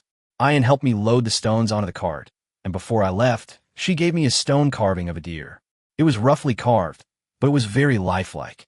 Look at it on the way, she said. Don't think about the flowers and plants in Mabu.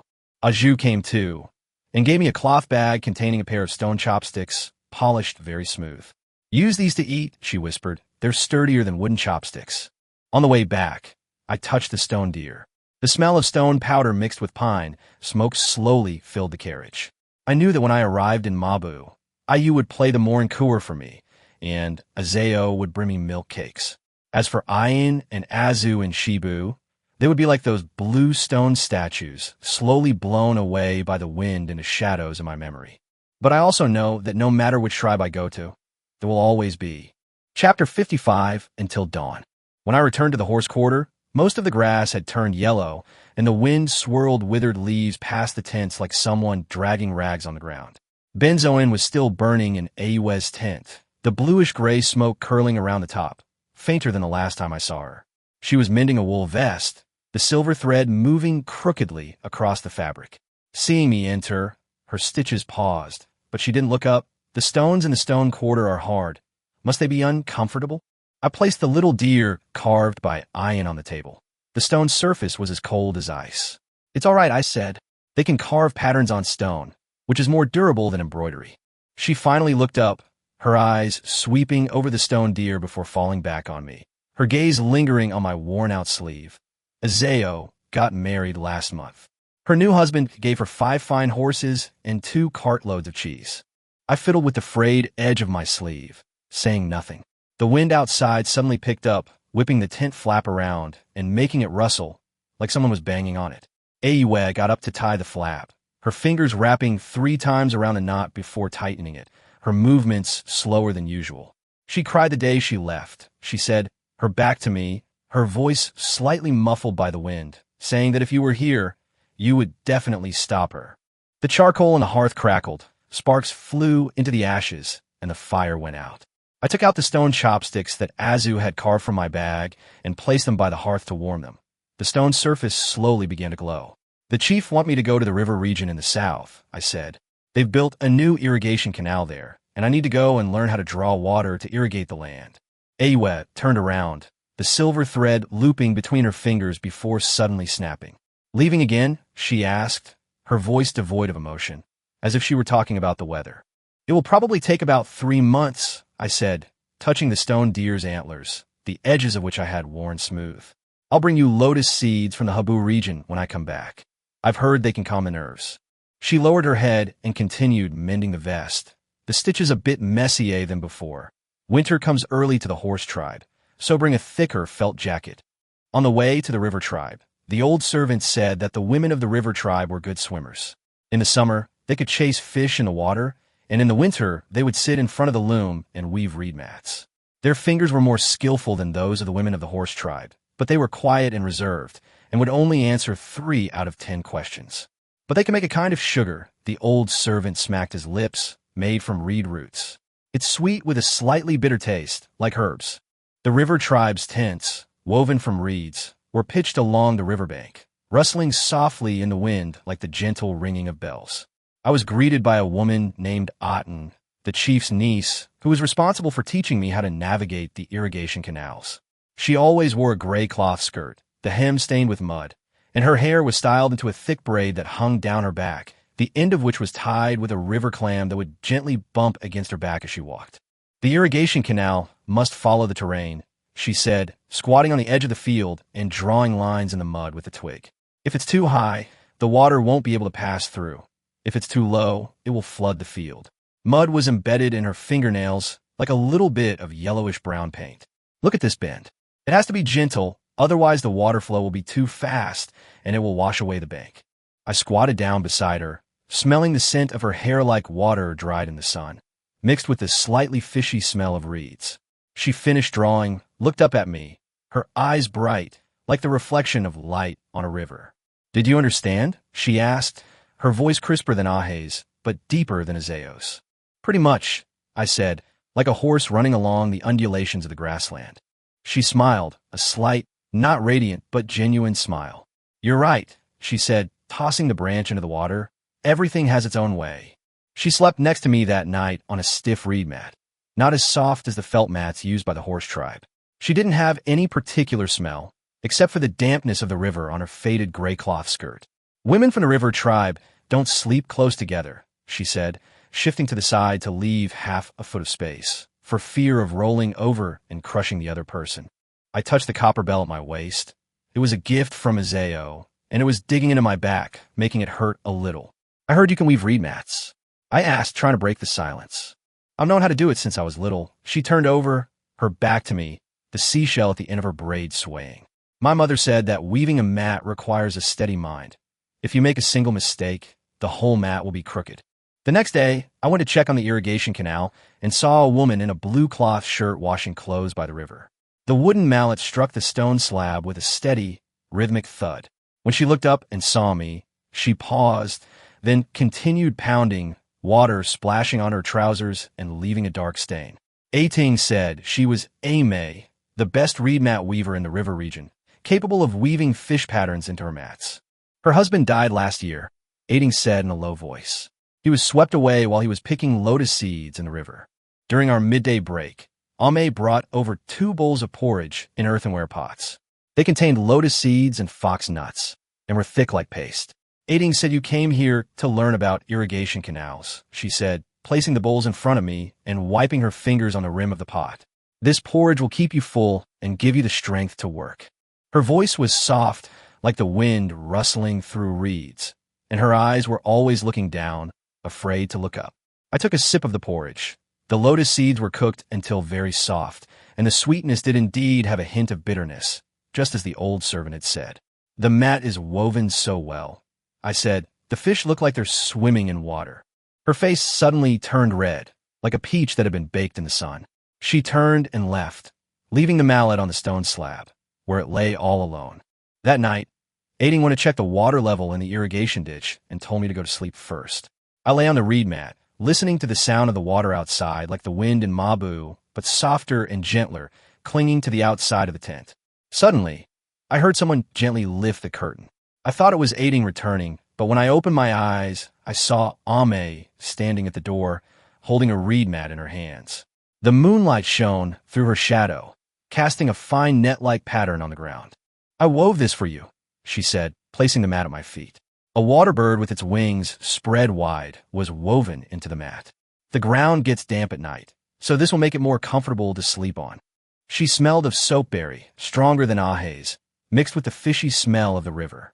Before I could speak, she suddenly squatted down, her hand groping along the edge of the mat, as if searching for something.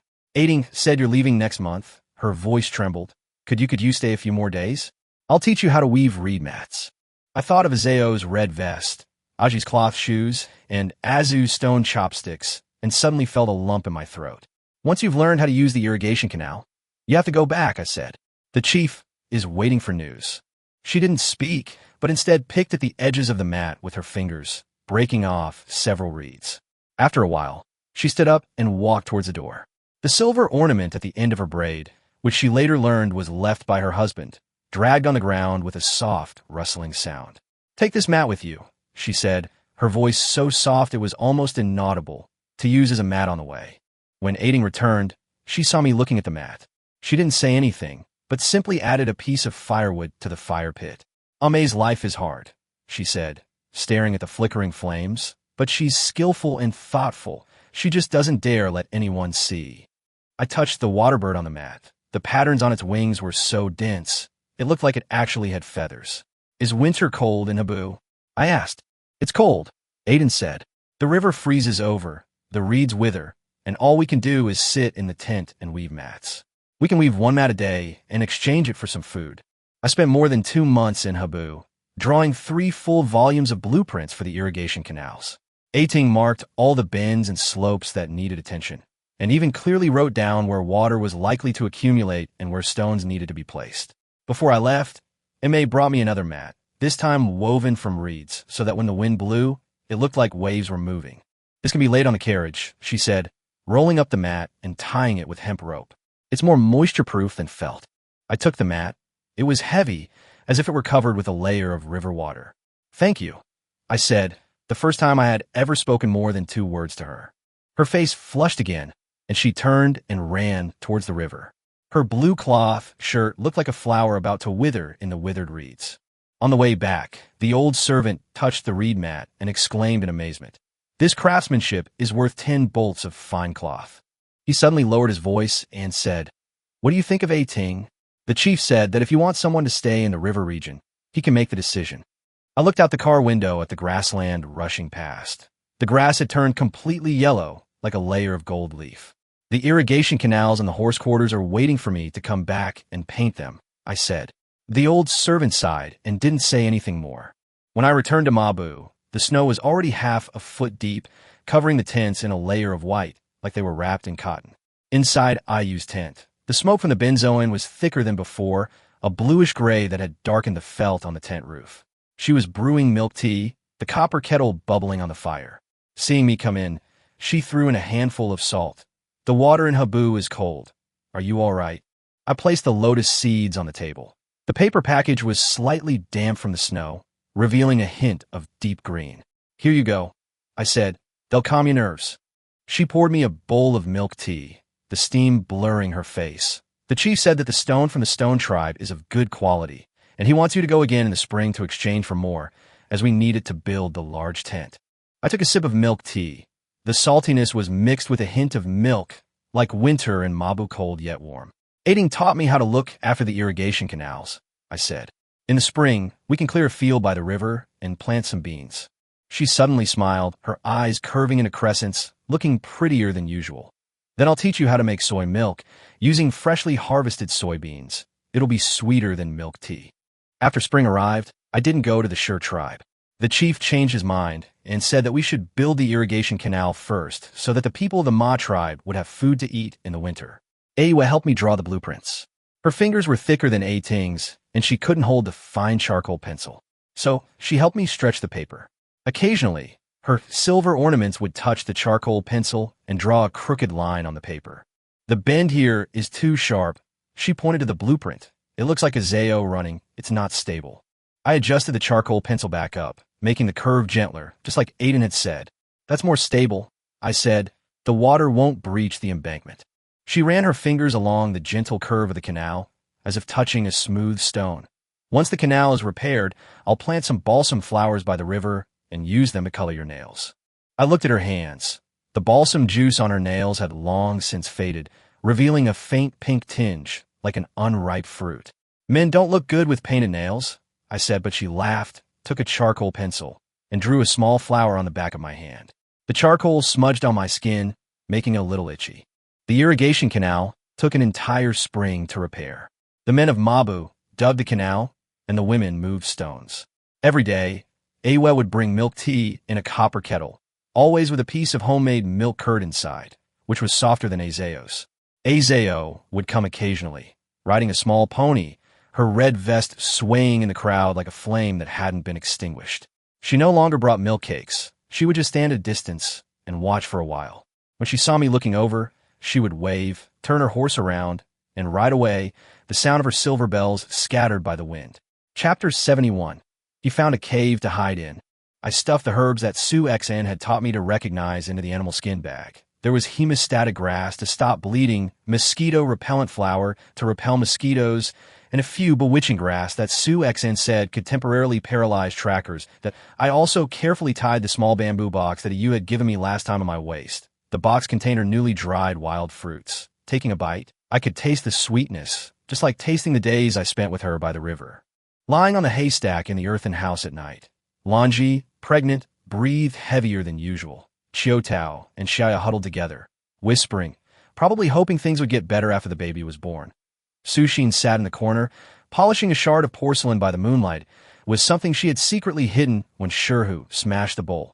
The edge was sharpened to a point, enough to be used as a weapon. That I touched the bamboo box at my waist, repeatedly calculating our escape route. Crawl out through the dog hole in the back wall of the East Village, follow the forest path to the cave, and from there it would be a half-hour walk to the exit. Outside the exit was a reed bed. Crossing the reeds would lead us to the bamboo house by the river, where we could pick up Aaya and then run out of the mountains. Before I could even mentally rehearse the route a third time, the door to the earthen house was suddenly kicked open. Shurhu stood in the doorway, whip in hand, the smell of alcohol wafting in through the crack, making everyone cough. Get up, all of you. The elders say there aren't enough pregnancies in the East Village yet. You all better behave yourselves tonight. His gaze swept over us, finally settling on Su Xn. Especially you, if you can't get pregnant soon, we'll sell you to the West Village. The men there aren't as obedient as a Yang. Su Xn gripped the porcelain shard tightly in her hand, her knuckles turning white, but she dared not speak. I quickly got up and helped Lanji eat her feet. She was pregnant, and if she moved too slowly, she might be whipped. Shurhu looked at us and sneered. Don't even think about playing tricks. Tonight, I'll be guarding outside. Anyone who dares to slack off will be whipped. After he finished speaking, he cracked the whip, turned around, and leaned against the door frame, the whip hanging on the ground, making a tap-tap sound. The events of the night weighed heavily on my heart. That I lay beside Lanji, feeling her trembling. She leaned close to my ear, her voice barely audible.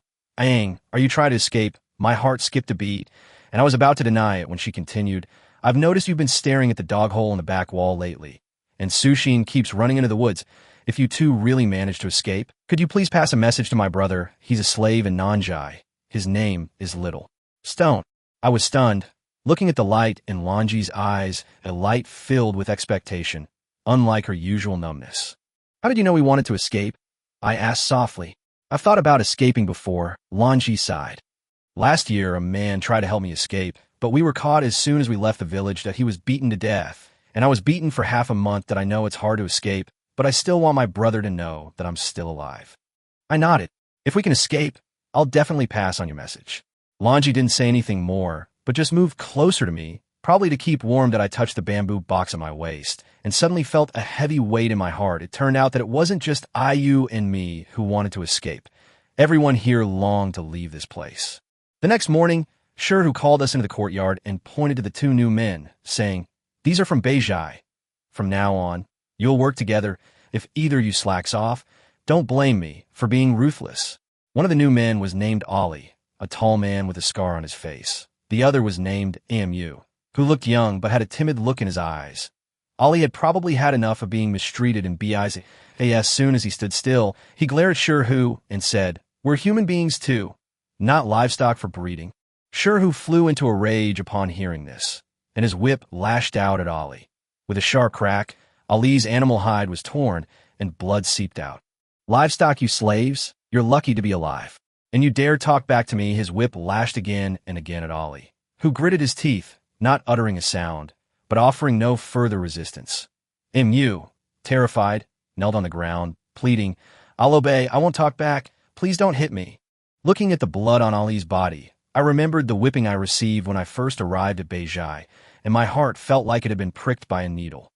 Sushin quietly tugged at my sleeve and shook her head. She was afraid I would act impulsively and cause trouble. Shirhu, tired of beating him, threw the whip on the ground, pointed at Ollie, and said, "Drag him to the woodshed, starve him for 2 days, and see if he still dares to be stubborn." 2 guards immediately stepped forward, dragging Ollie towards the woodshed. As Ollie passed by me, he suddenly stopped and whispered, "Don't be foolish like me. Only by staying alive can you wait for an opportunity." During the 2 days Ollie was locked in the woodshed, no one dared to visit him. Only Suexent, under the guise of going to the woods to gather herbs, secretly slipped a roasted sweet potato through the woodshed window that on the morning of the 3rd day. Shirhu released Ollie that Ali's face was sallow and thin, but he didn't dare to talk back. Shirhu assigned him to our earthen house, saying, "From now on, you'll be with the young that if you dare to cause trouble again, I'll throw you to the wolves." After Ollie moved into the mud house, he spoke very little, mechanically following us to work every day. One night, when everyone was fast asleep, he suddenly leaned close to me and whispered, "I know a way out of Dongjai, safer than the dog hole you mentioned.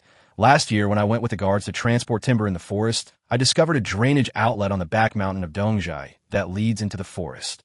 I was overjoyed and quickly woke up Sushin. The 3 of us huddled in a corner, drawing a rout by the moonlight. The drainage outlet was at the foot of the slope on the back mountain of Dongjai, covered by weeds. There was enough room for 1 person to crawl through, and once you crawled out, there was a pine forest. Following the pine forest would lead to the cave Sushin had mentioned.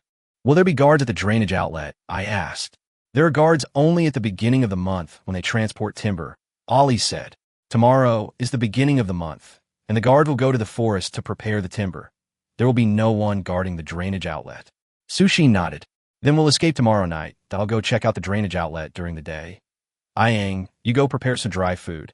Ollie, see if you can steal a knife. Shirhu's knife is hanging on the wall in his house, that he'll be drunk tonight, so we should be able to steal it." During the day, Sushin took the opportunity of going to the back mountain to find herbs to go to the drainage outlet.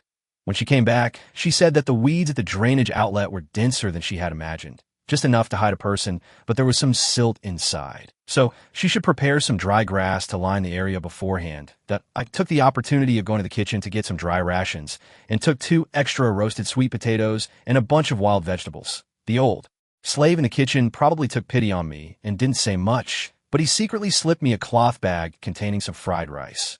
Ollie, while Shirhu was out drinking, sneaked into his room and actually stole the knife. It was a stone knife. The blade wasn't very sharp, but it could still be used to cut tree branches. That night, Shirhu indeed got completely drunk and fell asleep leaning against the doorframe, his whip lying on the ground.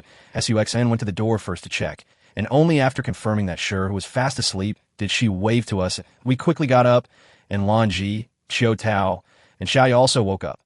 Lanji handed me a polished stone slab. "Take this, you can use it on the road." Chiu Tao gave me half a piece of salt that she had hidden. "The food on the road is tasteless. This will make it better." Xiaoya didn't say anything, but simply handed me her only clean animal skin. It was given to her by her mother when she first arrived at Dongjai, and she had never been willing to wear it.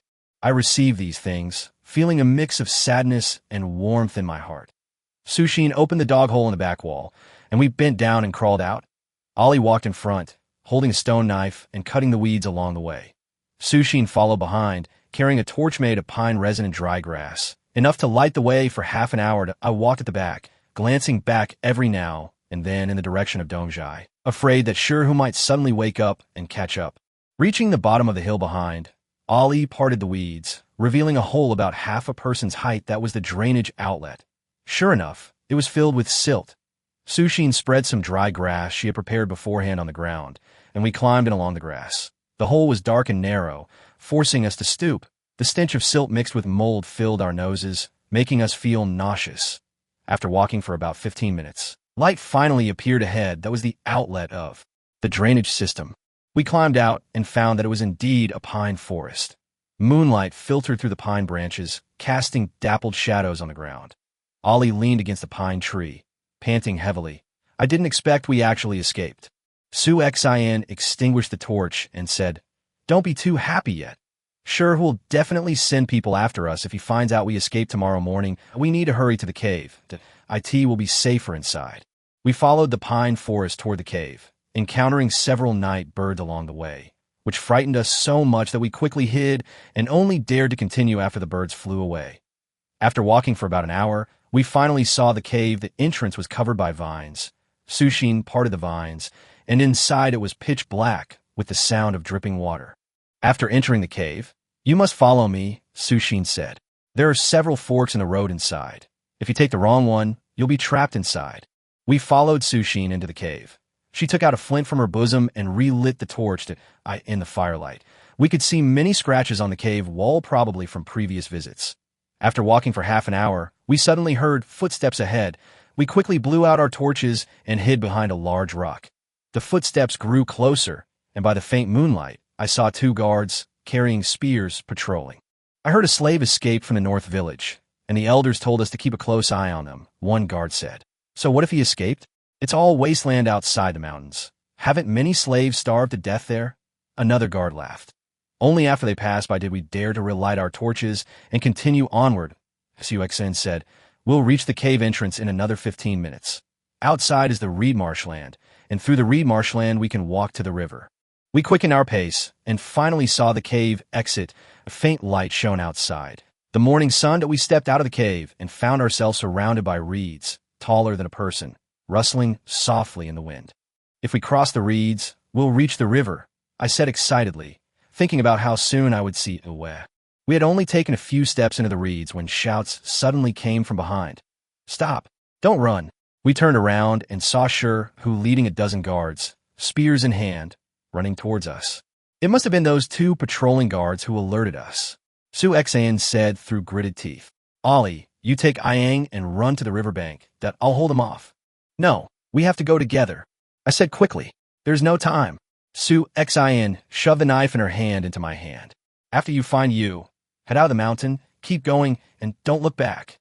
After she finished speaking, she turned and ran towards Shur, Hu, and the others, holding the sharpened porcelain shard in her hand. Shur, Hu saw Su-Xin and sneered. "Still trying to stop me? You're asking for death." He raised his whip and lashed it at Su-Xin as Su-Xin dodged to the side, and the shard of porcelain in her hand slashed at Shur, Hu's arm, drawing a bloody gash. Shur, Hu cried out in pain and lashed out at Su-Xin with his whip. The other guards also surrounded her, thrusting their spears at Su-Xin. "Run!"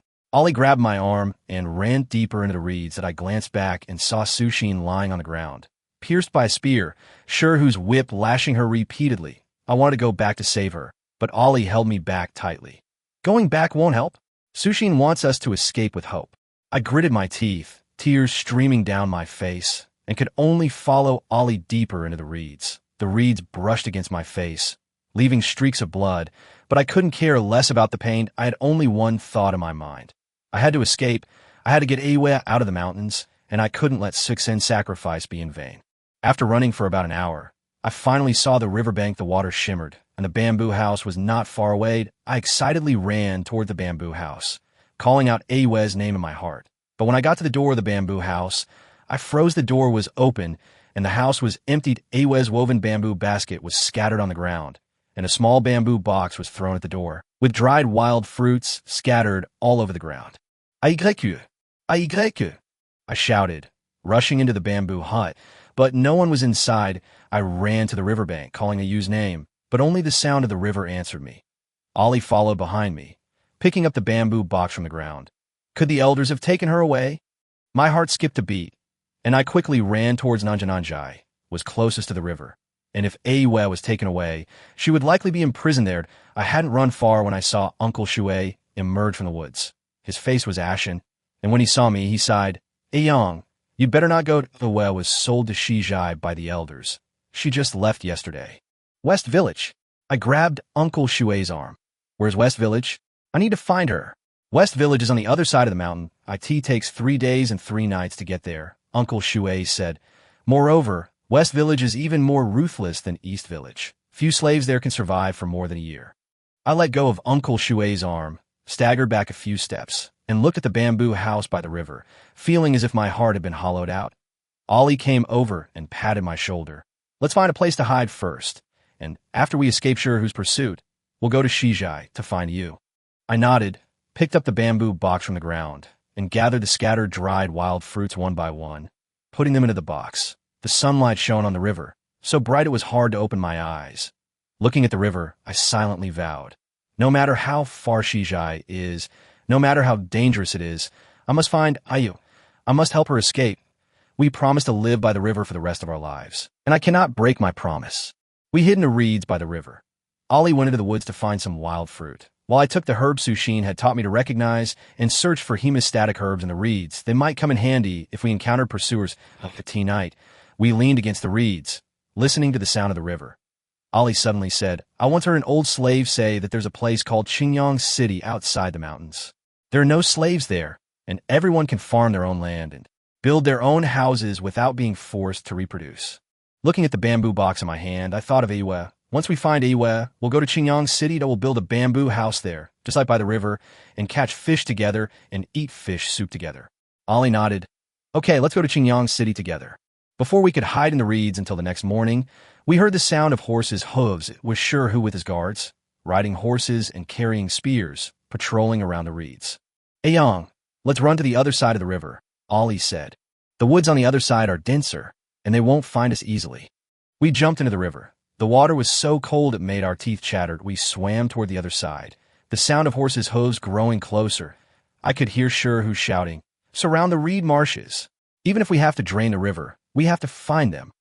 Swimming to the other side of the river, we quickly ducked into the woods and hid under a large tree. Shuru's voices faded into the distance, but we dared not relax. They would surely come back to search. That I leaned against the tree, touching the bamboo box on my waist. The dried wild fruits inside were still there, as if you were still beside me. I knew the road ahead would be even harder, but as long as I could find you, as long as I could escape to Qingyang City, I could endure any hardship. The next morning, we found some wild vegetables in the woods and made a vegetable soup. Ollie said, "We have to head toward Shijai. Otherwise, one Shuru who has searched all the surrounding woods will still be caught." I nodded, packed my things, and followed Ollie toward Shijai. The path in the woods was difficult to walk on, full of thorns. Our clothes were torn, and we were pricked and bled, but we dared not stop. Every step we took brought us closer to Aaya and closer to Qingyang City. After walking for about half a day, we heard footsteps ahead and quickly hid behind a tree. We saw 2 men dressed in animal skins, carrying bows and arrows, hunting in the woods. After they passed by, Ollie whispered, "These are hunters from Shijai that we have to be careful. If they spot us, we'll be in trouble." We followed 2 hunters, hoping to find the direction of Shijai.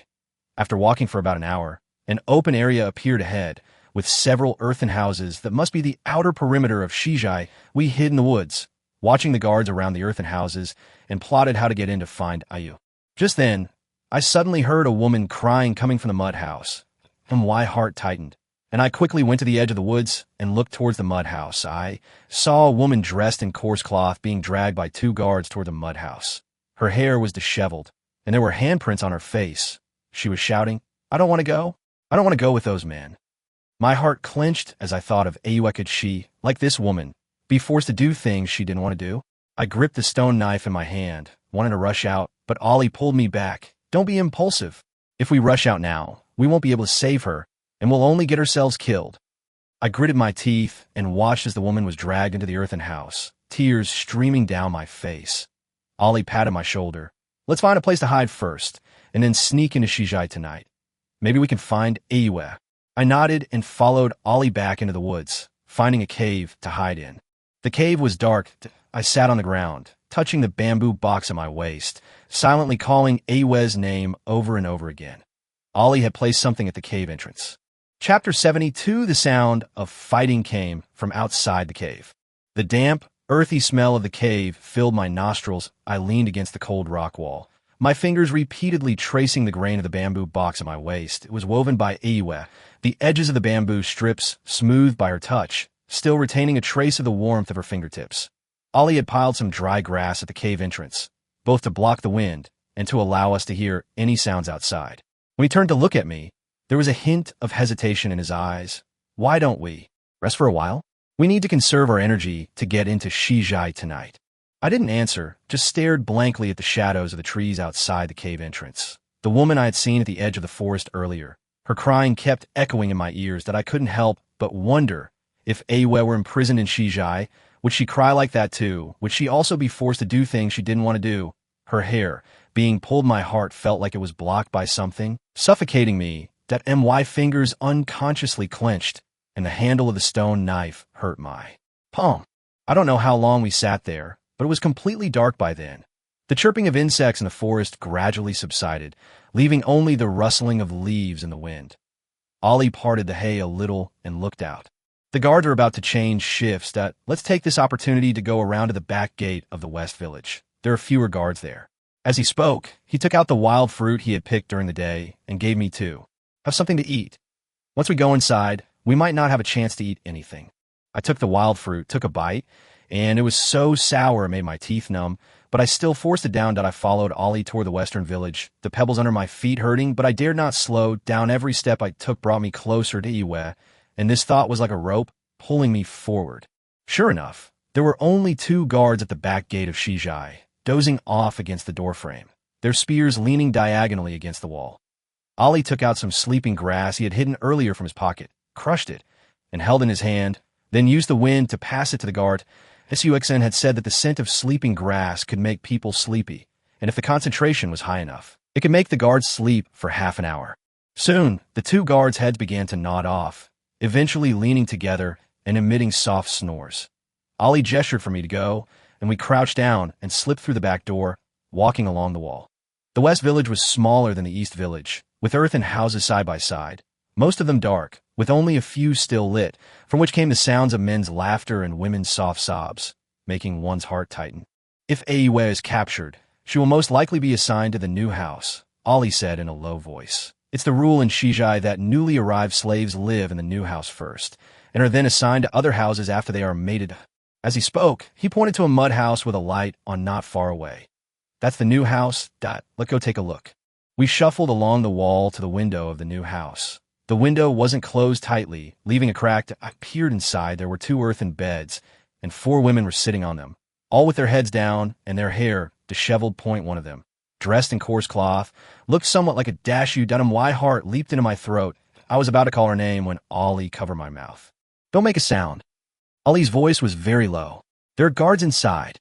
I followed his gaze, and sure enough, I saw a guard with a spear in the corner of the room, leaning against the wall and staring at the woman on the Kong, a heated brick bed. Just then, the door was pushed open, and a burly man with a fierce face walked in, holding a wine jug in his hand. He swayed drunkenly and said, "The elder said that tonight you'll have to break your vows. Anyone who disobeys will be thrown to the wolves." His gaze swept over the women on the Kong, a heated brick bed, finally landing on the woman who looked like Aaya. "You're the one that come inside with me." The woman suddenly looked up, and I saw her face clearly. It wasn't Aaya. My heart sank, but I couldn't help but feel a pang of worry for her. She shook her head, shrinking back. "No, I don't want to. Don't push your luck." The man grabbed her arm and dragged her out of the house. The woman's cries pierced my heart like knives. The guards watched from the side, a smile playing on their lips, making no attempt to stop them. I gripped the stone knife tightly, my knuckles turning white, wanting to rush in to save her, but Ollie held me back firmly. "If we rush in now, we won't be able to save her, and we'll expose ourselves. We haven't found Aaya yet. We can't be impulsive." I gritted my teeth and watched as the woman was dragged into the small hut next door by the man. The door slammed shut, and from inside came the woman's cries and the man's curses. Tears welled up in my eyes.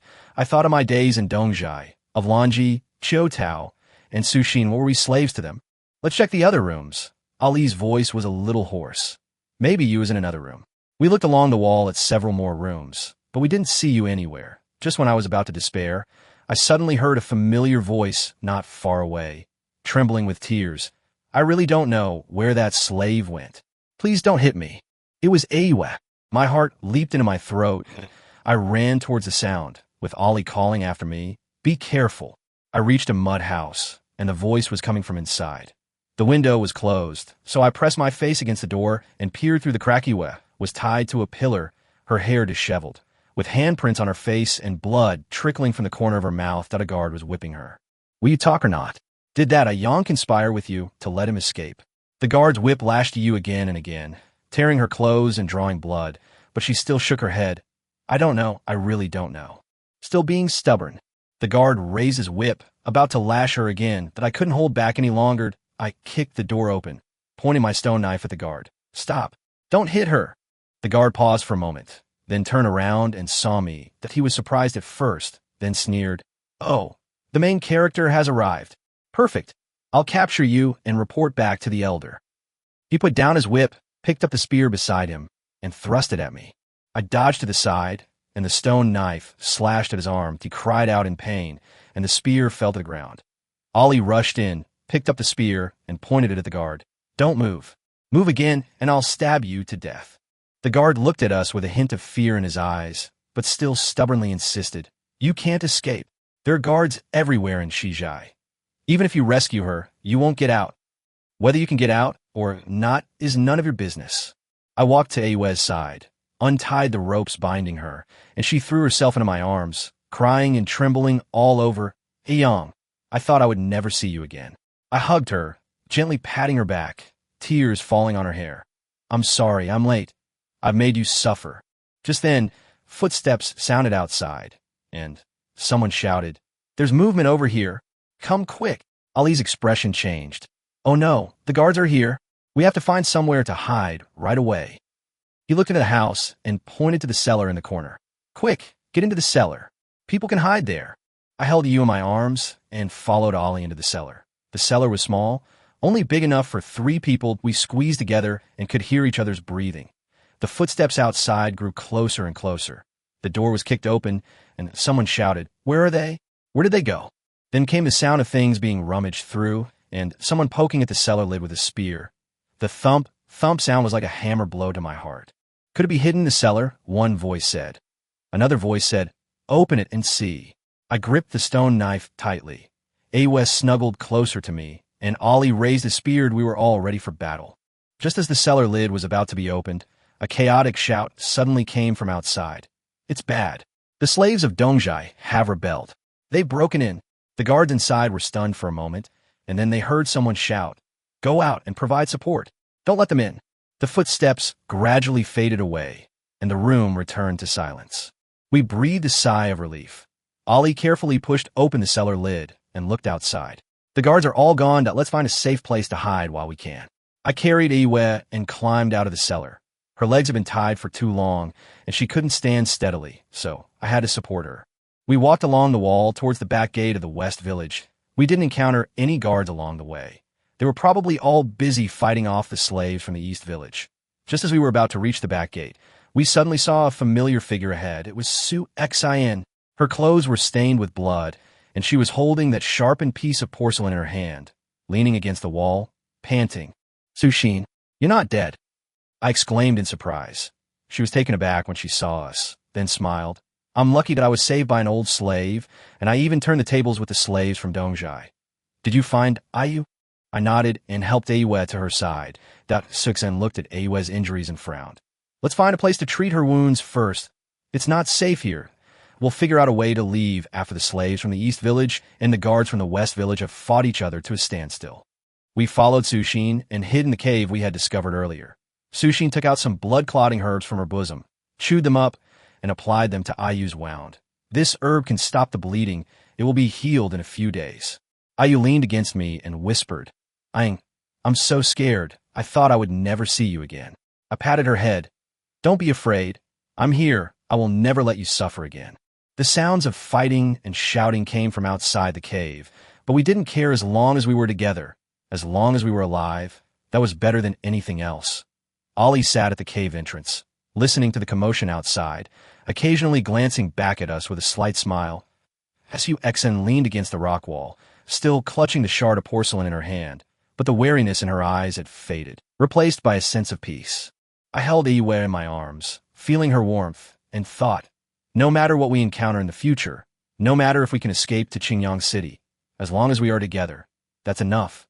Night deepened, and the cave was quiet, save for the occasional sounds of fighting outside and Aaya's soft breathing. I knew the road ahead was long and fraught with danger, but I was no longer afraid because I had and Ollie by my side. We were not fighting alone. Chapter 73. Hide in a secluded place. The musty smell mingled with the dampness of the earth in the cellar, slowly dissipating amidst Aaya's soft sobs that I pulled her closer to me, my fingertips brushing against the unhealed whip marks on her back. She trembled slightly, yet still nuzzled against my palm just like before in the threshing ground of Dongjai. When the foreman shoved her and threw her onto the pile of stones, she had clutched my clothes and leaned against me. Ollie peered out through the crack at the cellar entrance, while Su Exan chewed on coagulated herbs, the juice dripping through her fingers onto Aaya's coarse cloth, leaving dark stains. "Is there any movement outside?" I asked in a low voice. Ollie turned around, his brows still furrowed. "It seems the people from the East Village have taken over the front yard of the West Village, but there are still a few guards searching the backyard that will have to wait a while." Su Exan applied the chewed herbs to a used wound, her movements as gentle as if she were afraid of breaking porcelain. "I just heard them shouting that the elders are going to lock all the fertile ones in the north room, saying they're afraid the slaves will rebel and harm the seed." Aaya's body stiffened abruptly that I knew what she was afraid of last year. Chuntao from Dongjai was locked in a separate earthen house by the elders because she was pregnant. She wasn't allowed to come out and bask in the sun until she gave birth to a boy. But before the child was even a year old, Chuntao was taken away by another person in charge, who said, "Once you've recovered, you can get pregnant again." At that time, Ollie and I were grinding wheat in the mill, listening to Chuntao's cries coming from the earthen house. Ollie gripped the handle of the millstone so tightly that his knuckles turned white, but he dared not do anything. "Don't be afraid." I touched Aaya's hair, which was still covered with bits of grass from when she was in the cellar. "I'm here. I won't let them lock you in the north room." Aaya looked up, her eyes red and her lips still wet with blood. "Elder Coco said that we slaves are meant to bear their children." Su Exan sneered from the side, scratching a white mark on the rock wall with a shard of porcelain in her hand. "What do you mean by having children for them? They just treat us like livestock. If we have a boy, they keep him as a slave. If we have a girl, they either keep having more or throw her to the wolves in the back mountains." She paused, looked at me, her eyes filled with a complicated expression. "Eong, do you remember the baby girl we saw last winter when we were washing sweet potatoes by the river?" Of course I remember. It was snowing heavily that day, and the river was covered with a thin layer of ice. Ollie and I went to the river to fetch water and saw a baby girl wrapped in tattered clothes floating in a hole in the ice. Her little face was purple from the cold. Ollie tried to pull her out, but the steward who rushed over kicked him in the chest. "Where did this bastard come from?" The elder said that if a woman can't give birth to a boy, she and her child will be thrown into the ice hole. Later we learned that the baby girl's mother had been kidnapped from the south the previous year. After giving birth to a girl, the elders ordered her to be thrown into the ice hole, and the child didn't survive either. Footsteps suddenly came from outside the cellar, along with voices. Was that commotion from this side of the cellar? Ollie quickly covered my mouth, and Sushin hid Aaya behind her back, clutching the porcelain shard tightly in her hand. The footsteps grew closer, and someone poked the cellar lid with a spear. The thump-thump sound felt like a blow to the heart. Aaya snuggled closer to me. I could feel her heart pounding like a rabbit's. "Could it be hidden in the cellar?" Another person said. "Open it and see." The elder said, "Better to kill the innocent than let a viable one go." I gripped the stone knife tightly, my knuckles turning white. If they opened the lid, I would rush out first, even if it cost me my life to protect Aaya. Just then, a shout came from afar. "It's terrible. The slaves of Dongjai have burned down the granary.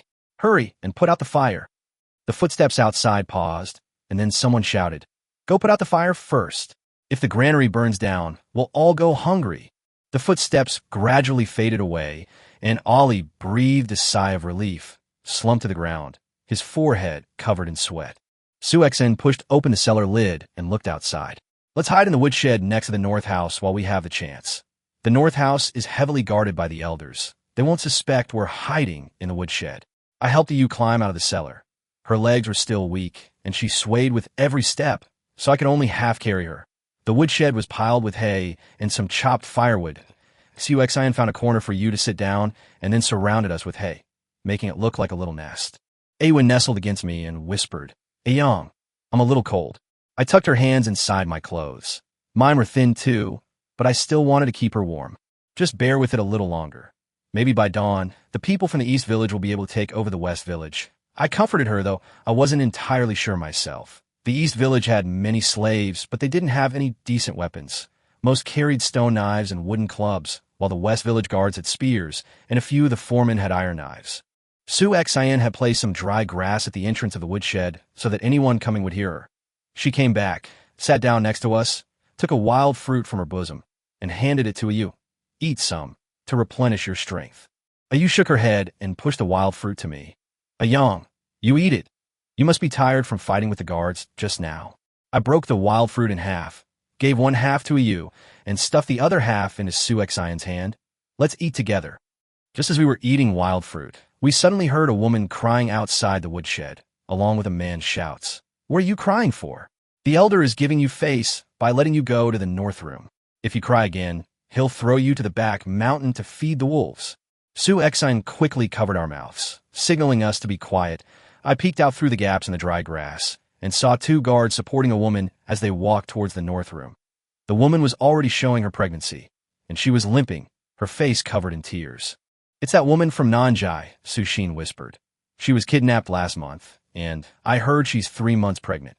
The elder said she's from the south, has a strong constitution, and will give birth to a healthy boy." Aya's body began to tremble again. I held her tightly and whispered in her ear, "Don't be afraid. We won't end up like her." But I knew how powerless those words were. We were slaves. Our fates were not our own, like wheat in a field, to be harvested whenever the elders wanted. After a while, the commotion outside gradually subsided. Suxian said, "I'll go check on things. You all wait here and don't make a sound." She quietly pushed open the door of the woodshed and slipped out. I held you in my arms, listening to the chirping of insects outside and the occasional sounds of fighting in the distance. My mind a jumble of emotions. You leaned on my shoulder and slowly fell asleep, her breathing light. Like a feather, I looked at her face. There were still handprints on her face, and the blood at the corner of her mouth had dried into dark scabs. I remembered the first time we met. She was only 13 years old, kidnapped to the East Village, standing in the threshing ground, her eyes filled with fear. I was feeding the foreman's horses at the time, and seeing her shivering from the cold, I shared half of my cornbread with her. From then on, she always followed me, helping me gather firewood, washing my clothes, and even weaving a bamboo box for me, saying I could use it to store my stone knife. After some time, Sushin returned, a hint of joy on her face. "The people from the East Village have captured the elders of the West Village. Now the guards of the West Village are in chaos. Some have run away, and some have surrendered. We can go out now." I quickly woke Aaya and helped her out of the woodshed. The moon was bright outside, shining on the ground, where I could see scattered spears and sticks and several corpses lying on the ground. I couldn't tell if they were slaves or guards. The slaves from the East Village gathered in the courtyard of the West Village. Some were looking for food, some for water, and others were bandaging the wounds of the injured. An older slave saw us, walked over, and asked Sushin, "Who are these two?" Sushin replied, "I know them. They're also slaves from the East Village. They were captured by the people from the West Village, and we just escaped." The old slave nodded and handed us 2 steamed buns. "Have some. We found these in the granary. They're still edible." I took the cornbread, handed one to Aaya, and took a bite myself. My tea was a bit dry, but still very fragrant. We didn't know where Ollie was. Thexan said he probably went to help the people of Dongjai find guards. Let's find a place to rest first, and look for him again when it's light. We found an undamaged mud house with 2 earthen beds inside. I had Aaya lie down on the bed and covered her with a tattered blanket I found in the next room. After Aaya lay down, she took my hand and whispered, "Ayang, what will we do in the future? Even though Dongjai has taken Shijai, we're still slaves." I sat on the edge of the Kong-heated brick bed and held her hand. "I don't know, but as long as we can be together, that's better than anything. I'll protect you from now on and won't let you suffer anymore." Aaya nodded, closed her eyes, and fell asleep again. I looked at her sleeping face, thinking, no matter what happens in the future, I will stay by her side. Even if we are still slaves, Even if we have to bear their children, I will make sure she lives a better life. At least she won't be whipped anymore, and she won't have to tremble with fear anymore. Suxine sat on another Kong-heated brick bed, looking at the moon outside the window, still clutching the porcelain shard in her hand, lost in thought. At daybreak, Ollie returned, covered in blood. He said he had helped the people of Dongjai capture a runaway guard. He handed us a jug of water. This is from the well. It's clean. We drank the water and ate the remaining cornbread. Sushin said, now that Shijai has been occupied by Dongjai, the person in charge will definitely send someone to check the situation. We need to find a place to hide, so they can't find us. We followed Ollie to a cave in the back mountain of Shijai. This cave was a bit bigger than the one we had hidden in before, and there was a small pool of clear water inside. Ollie said, I found this cave when I came to Shijai to deliver something, but it's very secluded, and most people wouldn't come here. We cleared away the stones in the cave, laid out some dry grass, and that was our place to stay. We lived in the cave for the next few days. Ollie went out every day to find food, sometimes wild fruit, sometimes wild vegetables, and if he was lucky, he could catch a rabbit. Sushin helped treat Ayu's wounds, which gradually healed, leaving only a few scars on her back. That I stayed with Ayu every day, helping her gather firewood, fetch water, and teaching her how to whittle wood with a stone knife. Ayu was very clever. After a few days, she had carved a small rabbit and handed it to me, eyeing here. You go, put it in the bamboo box. But this peaceful life didn't last long before it was shattered. That day, Ollie went out to find food and returned with a grim expression. The steward from the East Village has arrived, along with many guards. He says he's going to take all the slaves from the West Village back to the East Village and count their numbers, especially the fertile women. Suxine's expression also changed. They definitely want to gather all the fertile women together and make the male slaves have children with them to increase the number of slaves. Aya's body started trembling again, and I held her in my arms. Don't be afraid. We're hiding in the cave. They won't find us. But I wasn't sure either. The person in charge would definitely send people to search the back mountain. Although this cave was hidden, if it was discovered, we would be finished. Sure enough, the next morning, we heard footsteps outside the cave, and someone shouted, "Search carefully." The elder said we can't let a single slave go, especially the women. Ollie quickly pushed us into the cave, where there was a small corner hidden by stones, making it difficult to be discovered. Suxine hid our belongings behind the stones, and then stood beside them with a shard of porcelain, ready to strike first if anyone came in. The footsteps grew closer, and someone poked the cave entrance with a spear, the thump-thump sound sending chills down my spine. Ayu gripped my hand tightly, her nails digging into my flesh, but I dared not move. I was afraid that if I moved, I would be discovered. There seems to be a cave here. Let's go in and take a look, a guard said. Then we heard the sound of someone entering the cave. The footsteps echoed inside, growing closer and closer that I could feel Aya's heart pounding, and my heart was in my throat. Just then, shouts suddenly came from outside the cave. It's bad. The back mountain is on fire. Hurry and put out the fire. The guard who had entered the cave was stunned for a moment, and then he heard someone outside shouting, Get out of here quickly. If the fire spreads, we'll all be burned to death. The footsteps gradually faded away, and Ollie breathed a sigh of relief, slumped to the ground, his forehead covered in sweat. We emerged from behind a rock, and Sushin said, It must have been the slaves from Dongjai who set the fire to distract the guards. We need to get out of here quickly. They'll definitely come back to search after the fire is out. We packed our things and followed Ollie out through another exit of the cave, an exit Ollie had discovered earlier, leading to the other side of the back mountain, where it was less likely to be discovered. We walked for a long time until we could no longer see any trace of Shijai before we stopped. Aya's legs were too tired to walk anymore, so I carried her on my back and continued on. Sushin said, We can't go back to Dongjai or Shijai anymore. We need to find somewhere else to stay. I heard there's a small mountain village to the south where the people are very kind. Maybe they'll take us in. We headed south, traveling during the day and hiding in caves or forests at night. Aya was getting weaker and weaker.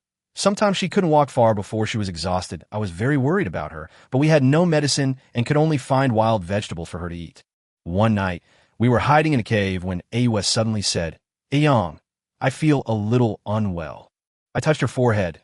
It was a bit hot. Hexen quickly found some cool water and applied it to her forehead, then found some herbs, chewed them up, and gave them to her. But Aya's fever didn't go down, and she kept talking nonsense, sometimes shouting, Don't hit me. Sometimes shouting, Nong, save me. I stayed by her side all night without sleeping, holding her hand and whispering in her ear, Ugh. Don't be afraid. I'm here. I'll stay with you forever. When dawn broke, Aaya's fever finally subsided. She opened her eyes, saw me, and smiled. Aayang, didn't you sleep all night? I nodded and stroked her hair. It's good that you're better. We walked for several more days and finally saw the small mountain village. The villagers were surprised to see us and asked where we came from. Sushin told them about our ordeal, and an old village chief sighed and said, "You've had a hard time too. Why don't you stay in our village?" "But our village isn't wealthy either. We can only provide you with a place to stay that you'll have to find your own food." We were very grateful. Following the old village chief, we found a dilapidated house that no one lived in, tidied it up, and it became our home. Ollie went out to farm every day, while Sushin helped the villagers wash clothes in exchange for some food that I stayed with Aaya, helping her to recover. Her health gradually improved, and her face regained some color. But I knew this wouldn't last, because we were slaves, bearing the mark of slavery in Dongjai. Every slave had a mark burned onto their arm, like the character for slave. Although the villagers were kind, if the foreman came looking for us, they certainly wouldn't dare take us in. Sure enough, a month later, a group of guards came to the village, saying they were looking for an escaped slave. The old village chief quickly hid us in the village's woodshed and told the guards, "We don't have any escaped slaves in our village. Have you come to the wrong place?" But the guards didn't believe him and started searching the village. Just as they were about to find the woodshed, Ollie suddenly rushed out, shouting, "I am the escaped slave. Stop looking and arrest me." The guards quickly surrounded Ollie and tied him up. Ollie turned around and shouted towards the woodshed, "Aayang, take care of Aaya." I wanted to rush out, but Suxan stopped me, saying, "Don't be impulsive. If you go out, you won't be able to save Ollie, and you'll get yourself and Aaya into trouble too." As I watched Ollie being led away by the guards, my heart ached as if it were being cut by a knife. Aaya peeked through the crack in the woodshed, watching Ollie's retreating figure, tears streaming down her face. Ollie, I hugged her and comforted her. "Don't be afraid. We'll find a way to save him later." But I know this is just comforting. Once Ollie is taken away, he will surely be executed or tortured to death by the elders, that we slaves, our lives are like grass, easily trampled to death at any moment. In the days that followed, we lived cautiously in the village, afraid of being discovered by the guards. Suxan helped the villagers with chores and became increasingly popular that Ayu's health improved, and sometimes she would even help the village women spin thread that I helped the villagers with farming, and everyone in the village said I was strong and hardworking. One day, a woman from the village came to me, saying her husband was ill and she wanted me to go up the mountain to gather some firewood. That I agreed and went with her on the mountain. She suddenly asked me, "Are you a slave?" I was taken aback, unsure how to answer. She sighed and said, "I see a mark on your arm, just like the one the guards who came to our village looking for slaves mentioned." I lowered my head, not daring to look at her. She continued, "Actually, many people in our village know, but the old village chief told us not to say anything. We all feel for you, and we don't want to hand you over."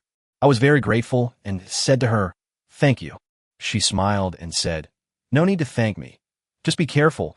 I heard the person in charge is sending people to search again soon. You better find a more secluded place to hide." I nodded and joined her. Chapter 74, Holding a Whip. I gripped the machete tightly, the splinters on the wooden handle digging into my palm, drawing blood without my noticing. Seeing my pale face, the woman leaned closer, her voice even lower. "Yesterday evening I went to the river to wash clothes and bumped into two men in East Village Guard uniforms talking in the woods. They said the elder had given a death order that all the runaway slaves must be captured within half a month, especially women with offspring. They were talking about women like Aaya." My throat tightened, and I looked back towards the village. Smoke was rising from the rooftops. You should be inside spinning thread, and Suxan might be sitting on the doorstep, drying herbs. They all thought they could find refuge in this small mountain village for the time being, unaware that danger had already crept up along the mountain path. "Thank you for letting me know," I said, tucking my machete into my waistband. "I have to hurry back and tell them." As soon as I ran back to the village entrance, I saw Sushin standing at the door of the dilapidated house, waving at me. Her face was more somber than usual. "Where have you been? Aaya has been waiting for you for half an hour." She came up to me, her gaze sweeping over the wound on my palm, her brows furrowing even more. "How did you get this?" I didn't have time to explain, and pulled her into the house. As soon as we entered, I covered Aaya's mouth. She was sitting on the edge of the Kong spinning thread. Seeing my flustered appearance, She almost dropped the spindle in her hand. The guards are coming within half a month. I released my grip, my voice trembling. Some people in the village heard them talking, saying they were going to capture all the escaped slaves, especially Aaya. Aaya's spindle clattered against the edge of the Kong, a heated brick bed, her face instantly turning as white as paper. Her fingers gripped the hem of her coarse cloth clothes tightly, her knuckles turning bluish-white just like when she heard the elders in the West Village cellar saying they were going to lock up the fertile slaves and take them to the North Room. Suexine walked to the window, lifted the tattered curtain, and looked outside. The village children were still chasing each other at the alley entrance, and the old people sat under the big locust tree basking in the sun. Beneath this peaceful scene lay an abyss that could burst at any moment. We can't wait any longer, we have to leave now. When she turned back, her eyes held a ruthlessness I had never seen before. We can't stay in this village anymore, we'll head south, as far away as possible. Aaya shook her head, her voice barely audible. Coco, where can we go? I've walked the mountain path to the south. It's all cliffs. Last winter, a slave even fell and died. Tears welled up again, dripping onto the cotton thread on the spinning wheel, spreading a small wet patch. Besides, Ollie is still in Dongjai. What if he comes back looking for us if we leave? My heart ached. The day Ollie was taken away, you hid in the woodshed and cried all night. Although she never mentioned it again, she would often stare blankly at the stone knife Ollie had left behind in the night. I went over and sat beside her, gently prying her hand open from under her closed cotton wads of spinning thread still clung to her fingers, a rare sign of peace in these days. If Ollie knew we were safe, he would definitely want us to leave, I said, trying to keep my voice steady. We'll find a way to rescue him when we find a safe place later. Suexine had already started packing, stuffing the remaining wild fruits and herbs into the bamboo basket woven by you, and folding the tattered blanket she had brought from Shijai and tucking it into the bottom of the basket. Let's leave now before it gets dark. She handed over the bamboo basket. Although the villagers are kind, if the guards really come, they may not be able to protect us. The old village chief is old and can't take a scare. We can't implicate them. I nodded and helped Aaya down from the Kong, a heated brick bed. Her legs were still a little weak, and she swayed with every step, so I could only half support, half carry her. Sixen carried the bamboo basket ahead, glancing back every now and then. Just as we reached the end of the village, we saw the woman who had told me the news earlier standing by the roadside, holding a cloth bag. Seeing us approach, she quickly stuffed the bag into my hand. There are 2 cornbreads and half a bag of millet that I've saved up inside. You can eat them on the road. She then took off a coarse cloth bracelet from her wrist with a few wild chestnuts strung on it and handed it to Aaya. Wear this out if you get hungry on the road. You can chew on a couple. Aaya took the bracelet, tears welling up again. She wanted to say something, but Suxin pulled her back. If they delayed any longer, it would get dark. We walked south along the mountain path, the small village behind us gradually becoming a black in the distance, until finally even the smoke from the chimneys disappeared from sight. Aaya walked slower and slower, and I could feel her body trembling, not from the cold, but from fear. Let's rest for a while. When they reached a mountain hollow, Sushin stopped, found a sheltered rock, and let Aaya sit down. I took a cornbread bun from my bamboo basket, broke it in half, and offered it to Aaya, but she shook her head and pushed the bun back to me. You eat it, I'm not hungry. I knew she had no appetite, but without food, she couldn't walk the rest of the way. Eat something, I said, stuffing the bun into her hand. Otherwise, you won't be able to walk, and if the guards catch up, it'll be all over. Aaya then took small bites of her cornbread, tears falling onto it. She quickly wiped them away with her sleeve, but the more she wiped, the more tears flowed. Suxin sat beside her, stroking the porcelain shard she had brought from Shijai in her hand. The edges of the shard had been worn smooth. When I was little, we didn't live like this, she suddenly said, her voice very soft. My parents were herbalists, living in a mountain village to the south. There were many flowers there. In spring, the mountains and fields were covered in red and white blossoms. Neither Aaya nor I spoke, listening to her continue. Later, the people from Dongjai came and killed all the men in the village. The women were either taken away as slaves or thrown to be fed to the wolves. Suexine's fingers gripped the porcelain shards tightly, her knuckles turning white. My mother hid me in a cave. She went out herself to distract the guards, and I never saw her again after that. Aaya's sobs subsided a little. She looked up at Suxin, her eyes filled with a timid sympathy. Sister Suxin, don't be sad, she whispered.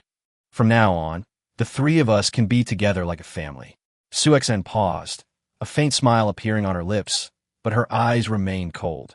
In this world, relying on yourself is worse than relying on anyone else. If the guards catch up with you, don't worry about me. Just run. I was about to retort when I heard, barking from afar, was the wolfhounds kept by the guards of Dongjai. I knew that sound all too well. Back in Dongjai, I could hear them barking every morning as they chased after slaves. Oh no! Sushin jumped up and shoved the bamboo basket into my hand. Quick, hide in those bushes. I helped Aaya run towards the bushes nearby. The bushes were full of thorny branches, which scratched our arms and left bloody welts. Aaya wanted to scream in pain, but I covered her mouth tightly. Just as we got hidden, we saw 5 men in Dongjai guard uniforms leading 2 wolfhounds towards us. The one in the lead had a scar on his face that he was Zhao San, the manager of Dongjai. Last year, when Chun Tao was taken to the earthen house, he was the one who stood guard at the door. Ollie and I were in the mill, and we heard him laughing and telling the other guards, "This woman is strong. She'll definitely give birth to a fat boy." Was there any noise just now? Zhao San stopped and poked the ground with his spear. The wolfhound sniffed around, its nose pressed against the ground, and slowly walked toward the bushes, and my heart was in my throat, and I gripped the machete in my waist tightly. If the wolfhound spotted us, I would rush out first. Even if it cost me my life, I had to get Su Xian and Aaya away. Just then, Su Xian suddenly jumped out from the other side of the bushes, throwing a shard of porcelain at Zhao San. Although she missed, she attracted Zhao San's attention. Where did this wild girl come from? Zhao San cursed, brandishing his spear and chasing after Su Xian. The other guards followed, and the 2 wolfhounds barked as they went. Come with me. I pulled Aaya out of the bushes and ran in the opposite direction. Aaya kept looking back as she ran. Will Sister Suxan be alright? I was panicked too, but Suxan did this, so we could escape, and we couldn't let her down. She's very strong. She can definitely shake them off. I said this, but I wasn't sure Suxan only had a shard of porcelain, while Zhao San and his men had spears and wolfhounds. We ran for what seemed like forever, until we could no longer hear the dogs barking. Before we stopped, Aaya leaned against a tree, panting heavily, her face pale and lips cracked. I took a water pouch from my bamboo basket and handed it to her. She drank a couple of sips and then handed it back to me. When will Sister Sushin catch up with us? She asked, her voice trembling with tears. I shook my head, leaned against the tree, and looked at the mountain path in the distance. My mind a jumble of thoughts. Would Sushin be caught? If she was, she'd surely be beaten to death. Just then, I heard footsteps in the distance, and someone called my name. Aaya. Aaya. It was Su Xian's voice. I quickly stood up and ran towards the sound. I saw Suxan stumbling towards me, her clothes torn in several places, blood flowing from her arm, and the porcelain shard in her hand gone. Sister Sushin. Aaya ran over, hugged Suxan, and tears streamed down her face again. Su Xian, panting, patted Aayu's back. It's okay. I led them to the edge of the cliff and ran back along the side path when they weren't looking. She paused, her face darkening. But they definitely know we ran south and will send people after us. We have to leave quickly, and we can't stop at night. For the next few days, we barely rested. During the day, we walked south along the mountain path, and at night we hid in caves, afraid to light a fire, eating only cold cornbread and drinking spring water. Aaya's health was getting weaker and weaker. Sometimes she would feel dizzy while walking, so I had to carry her on my back. She leaned on my back and whispered, "Aaya, am I useless?" I quickly said, "Don't talk nonsense. You've already done a great job of persevering this far." That evening, we came to a valley overgrown with wild grass, and a stream flowed in the distance. "Let's rest here for a while and have some water," Sushin said, her voice a little hoarse. She had been leading the way for the past few days and was more tired than us. I put Aaya down and let her sit on the grass while I went to the stream to fetch water.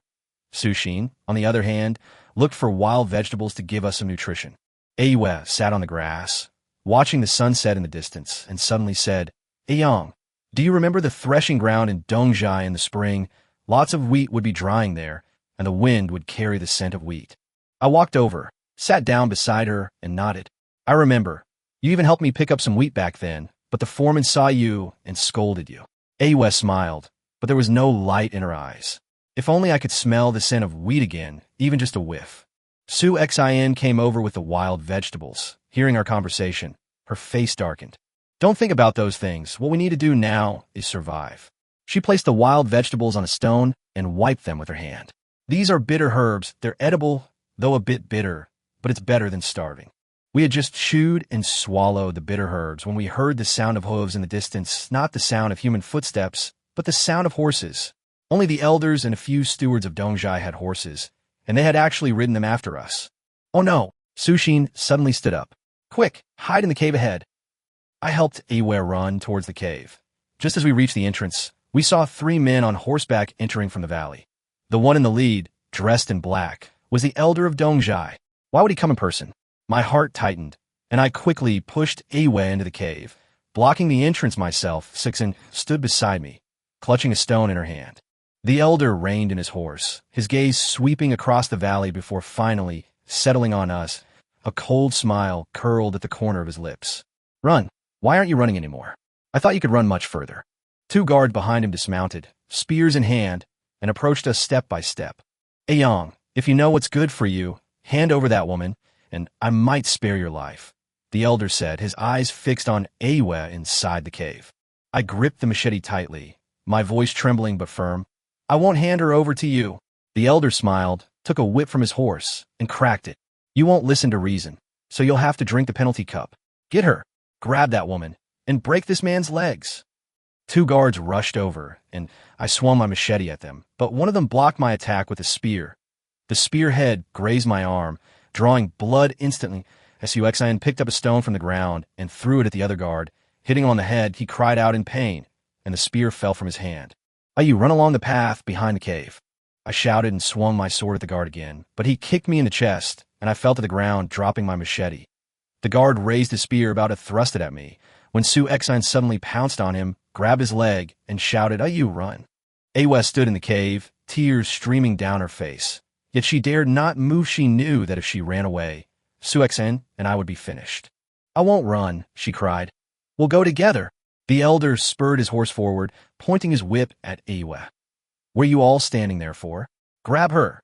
Another guard walked over, grabbed Aya's arm, and although she struggled, he threw her violently to the ground, her head hitting a rock, and she immediately lost consciousness. Aaya.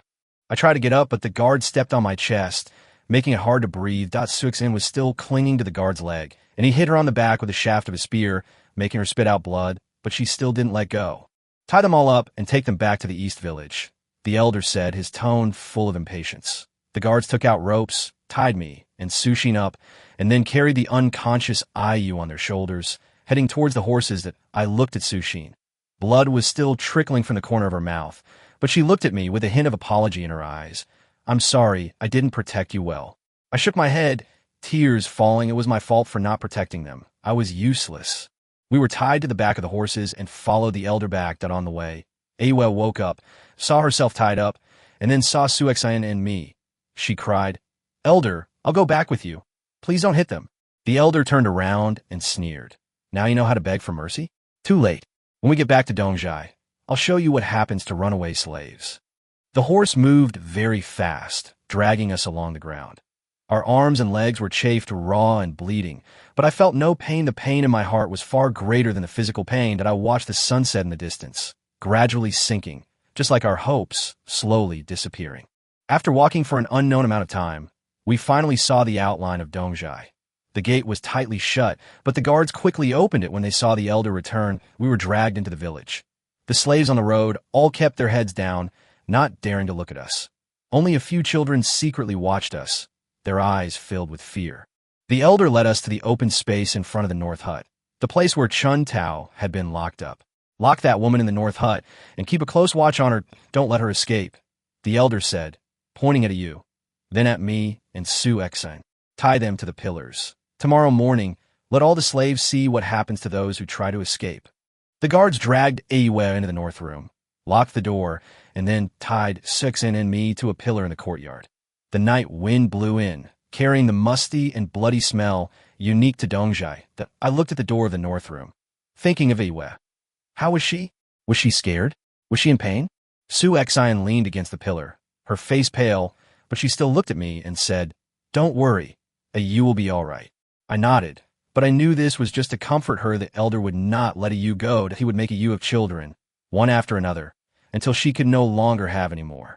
The moon rose, illuminating the bloodstains in the courtyard. I thought of the days in the small mountain village, the smoke rising from the chimneys, Aaya spinning thread, and Suexin drying herbs. Those days, though brief, were the most peaceful time of our lives. But now, all that time is gone, and we're back in this hellish place. In the middle of the night, a slave sneaked over it was old Joe from the mill.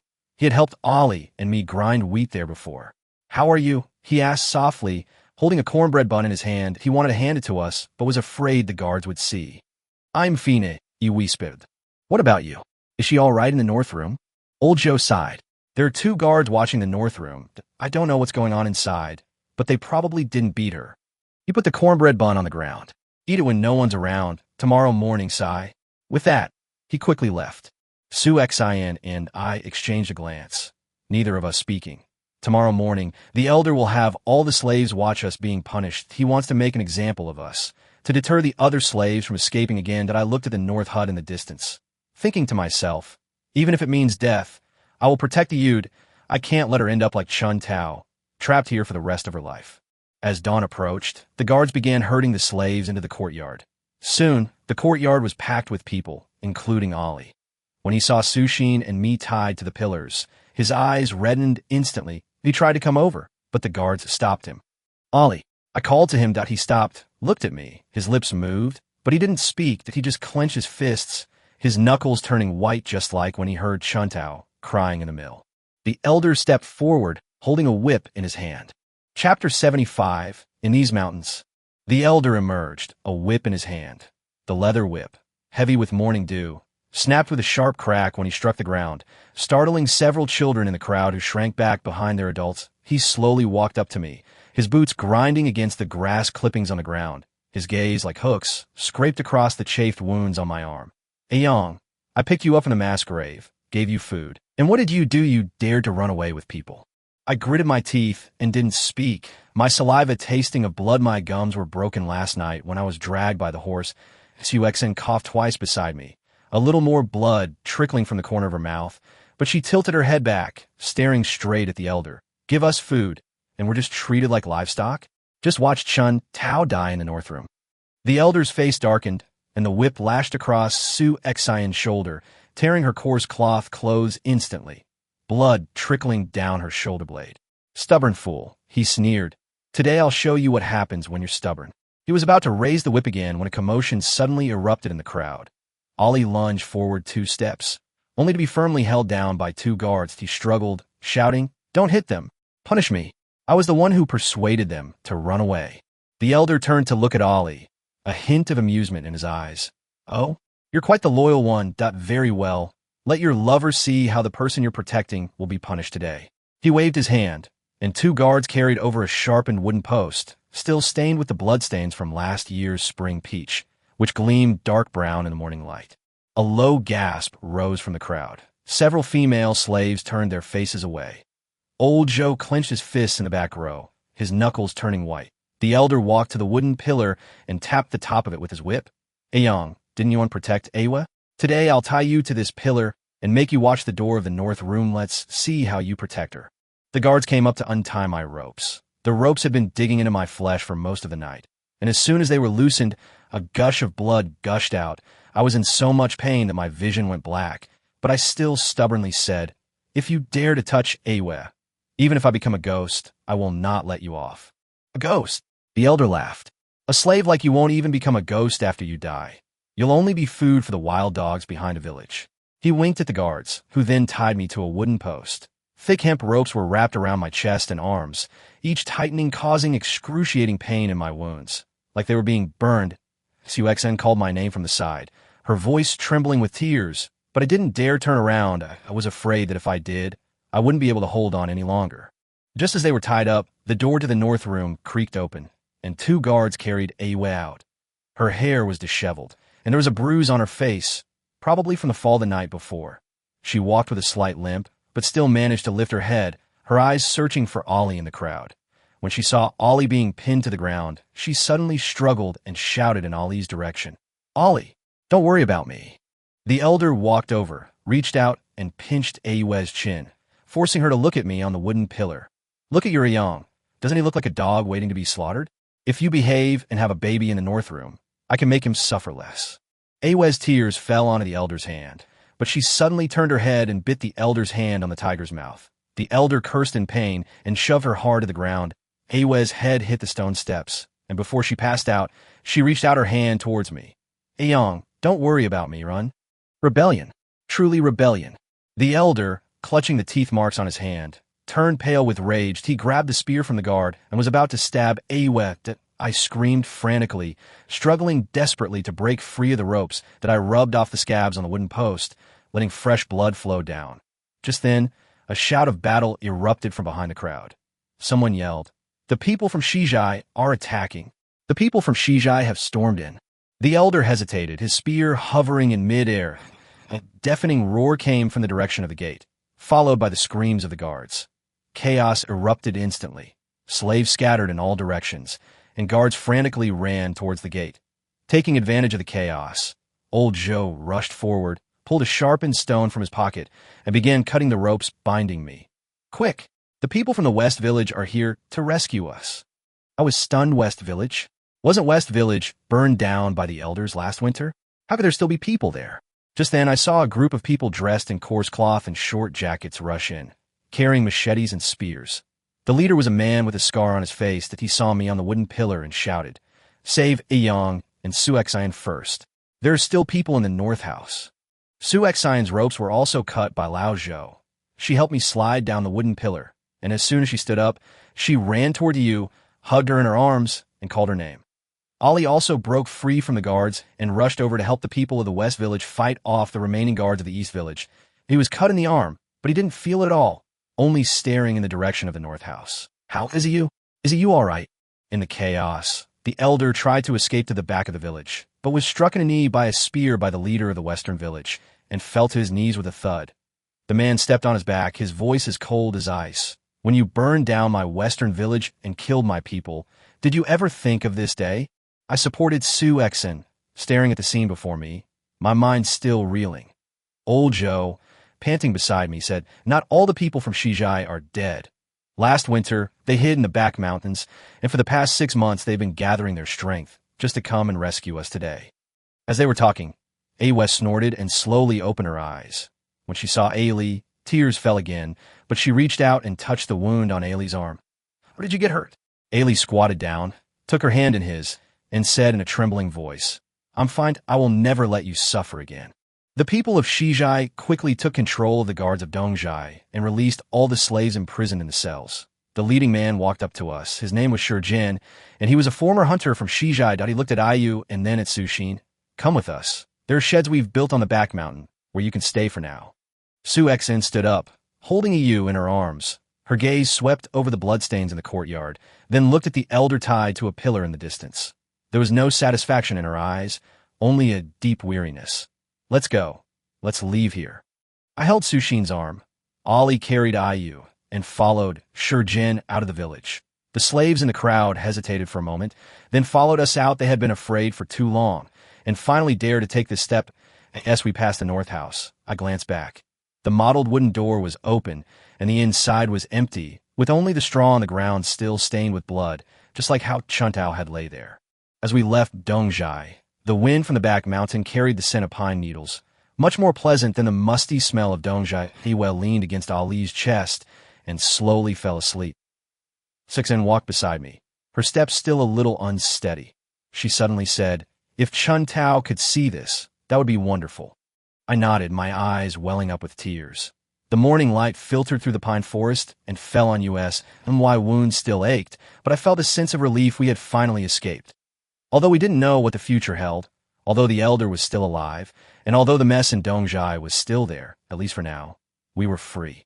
Shurjin called to us from ahead, saying there was a mountain spring and we should go get some water. I helped Sushin walk over. The spring water was cool and tasted slightly sweet. Ali put Ayu on the grass, letting her lean against a tree, and went to pick some wild berries nearby, wiping them clean with the corner of his clothes before handing them to us. Just then, the sound of horses' hooves came from afar. Shurjin's expression changed, and he pulled out a wood-chopping knife from his pocket. "Oh no, it's probably the remaining guard from the East Village who have gone to get reinforcements." We quickly woke Ayu up and followed Shurjin into the depths of the woods. Ayu had just woken up, and her legs were still weak. Ali carried her on his back, and I supported Suexian, clutching the stone shard that Lao Zhou had given us had just escaped, and we couldn't afford to be caught again. After running for about half an hour, the sound of horses' hooves gradually faded into the distance, and Shurjin told us to stop and catch our breath.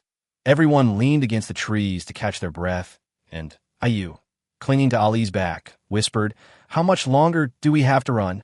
Ali patted her head and said softly, "Soon, once we find a safe place, we won't have to run anymore."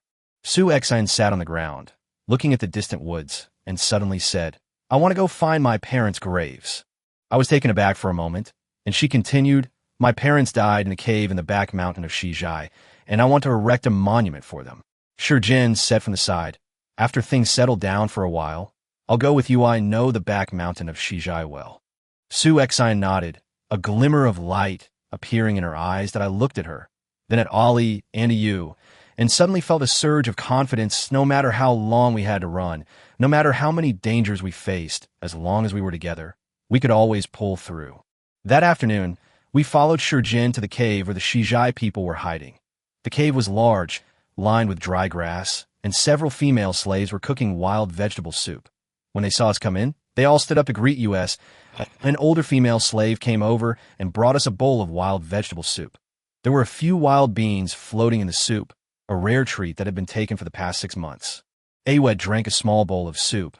Her complexion improved a bit, and she leaned against Ali, watching the people in the cave. That Suixen sat in the corner, drawing something on the ground with a stone. Only when you got closer could you see that it was a small house with flowers next to it, like the place where she lived when she was a child. As evening fell, Shurjin gathered everyone in the middle of the cave for a meeting to discuss their future plans. Some wanted to return to their original village. Others wanted to head south, as far away from Dongjai as possible, and still others wanted to stay in the cave until they had wiped out the remaining forces of Dongjai. They argued for more than half an hour without reaching a conclusion. Old Joe sighed and said, "Actually, no matter where we go, we have to heal our injuries and save up enough food first. The wild vegetables in the cave are enough for half a month, but winter is coming soon, so we have to find food to get through the winter quickly." Shurjin nodded. Old Joe is right. Tomorrow I'll take a few people to the mountains to hunt and dig up some kudzu roots. The women can stay home to cook wild vegetables and dry goods. Ali used to farm in Dongjai. Tomorrow you can take a few people to the foot of the mountain to clear a plot of land and plant some buckwheat. Every little bit helps. Everyone nodded in agreement. Ali said, "I'll go tomorrow to Dayang. Come with me, that you're strong." I nodded, and Su Xian said, "I'll go too, that I know herb. If anyone gets hurt, I can treat them." After discussing the matter, it was already dark. Torches were lit in the cave, their light illuminating everyone's faces. Although they were all exhausted, the fear they had felt in Dongjai was gone. Aaya fell asleep in Ali's arms, and Ali gently patted her back, like soothing a child. Hixen sat beside me, holding a stone in her hand, slowly sharpening it. She wanted to sharpen a stone knife for self-defense. Looking at the torchlight, I thought to myself, perhaps this is the peace we've been searching for. No more hiding in a small mountain village fearing guards. No more being punished by being tied to a pillar, having food to eat, a place to stay, and people to keep us company. Although there will still be dangers in the future, and although the elders may come looking for us again, at least for now, we are safe and free.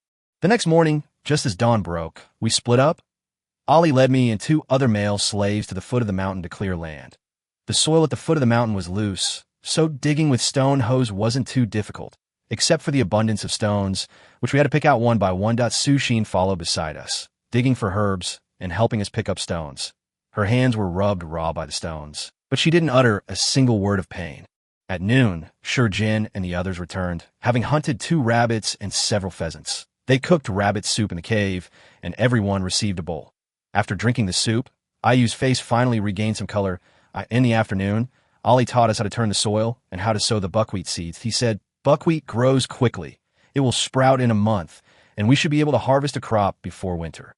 In the days that followed, we repeated the same routine of farming, hunting, and drying goods. Aaya's health gradually improved, and she was able to help the female slaves cook wild vegetables and dry herb. Suixen found her parents' graves, and together we helped her erect a wooden tombstone inscribed with tomb of Suixen's parents. Suixen knelt before the graves and cried for a long time. After she finished crying, the fierceness in her eyes lessened, and a sense of peace returned.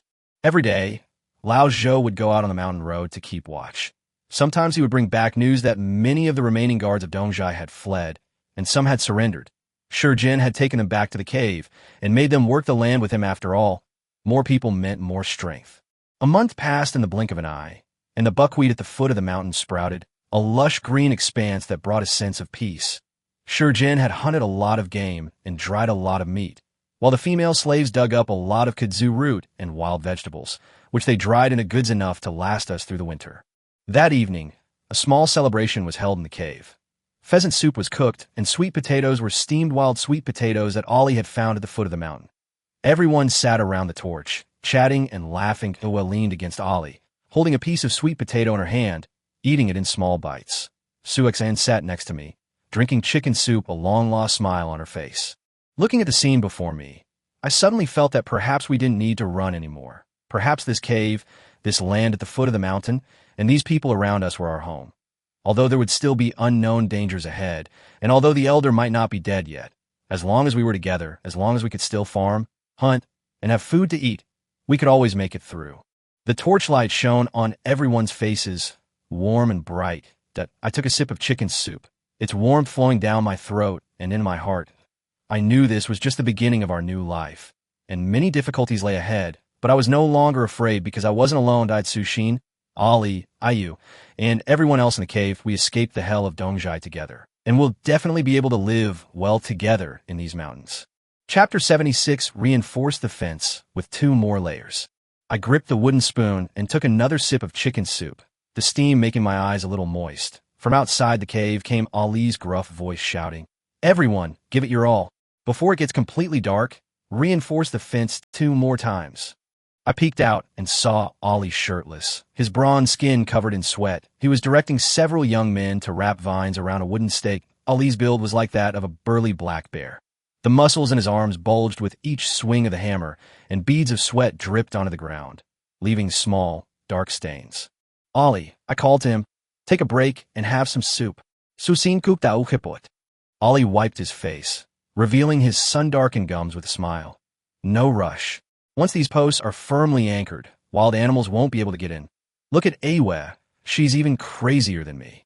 Following his pointing finger, I saw Aaya squatting not far away, sharpening arrowheads. She wore an indigo blue coarse linen short jacket, the sleeves rolled up to her elbows, revealing her slender yet strong forearms. Sunlight filtered through the leaves, falling on her profile.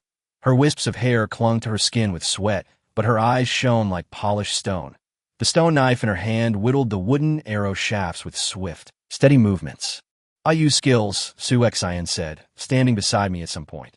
Her newly sewn light brown animal skin skirt still bore the stitches. Last time she went hunting, she shot a wild boar through the shoulder with a single arrow.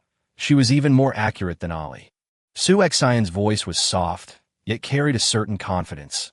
She was pouring chicken soup into a ceramic bowl, her fingertips slightly red from the steam, but she still carefully skimmed the oil off the surface. "Look what I found." Suddenly, Aaya rushed over, holding a vine with several clusters of purple wild fruits hanging on it. "These fruits are edible. That I've tasted them. They're sweet and thirst-quenching."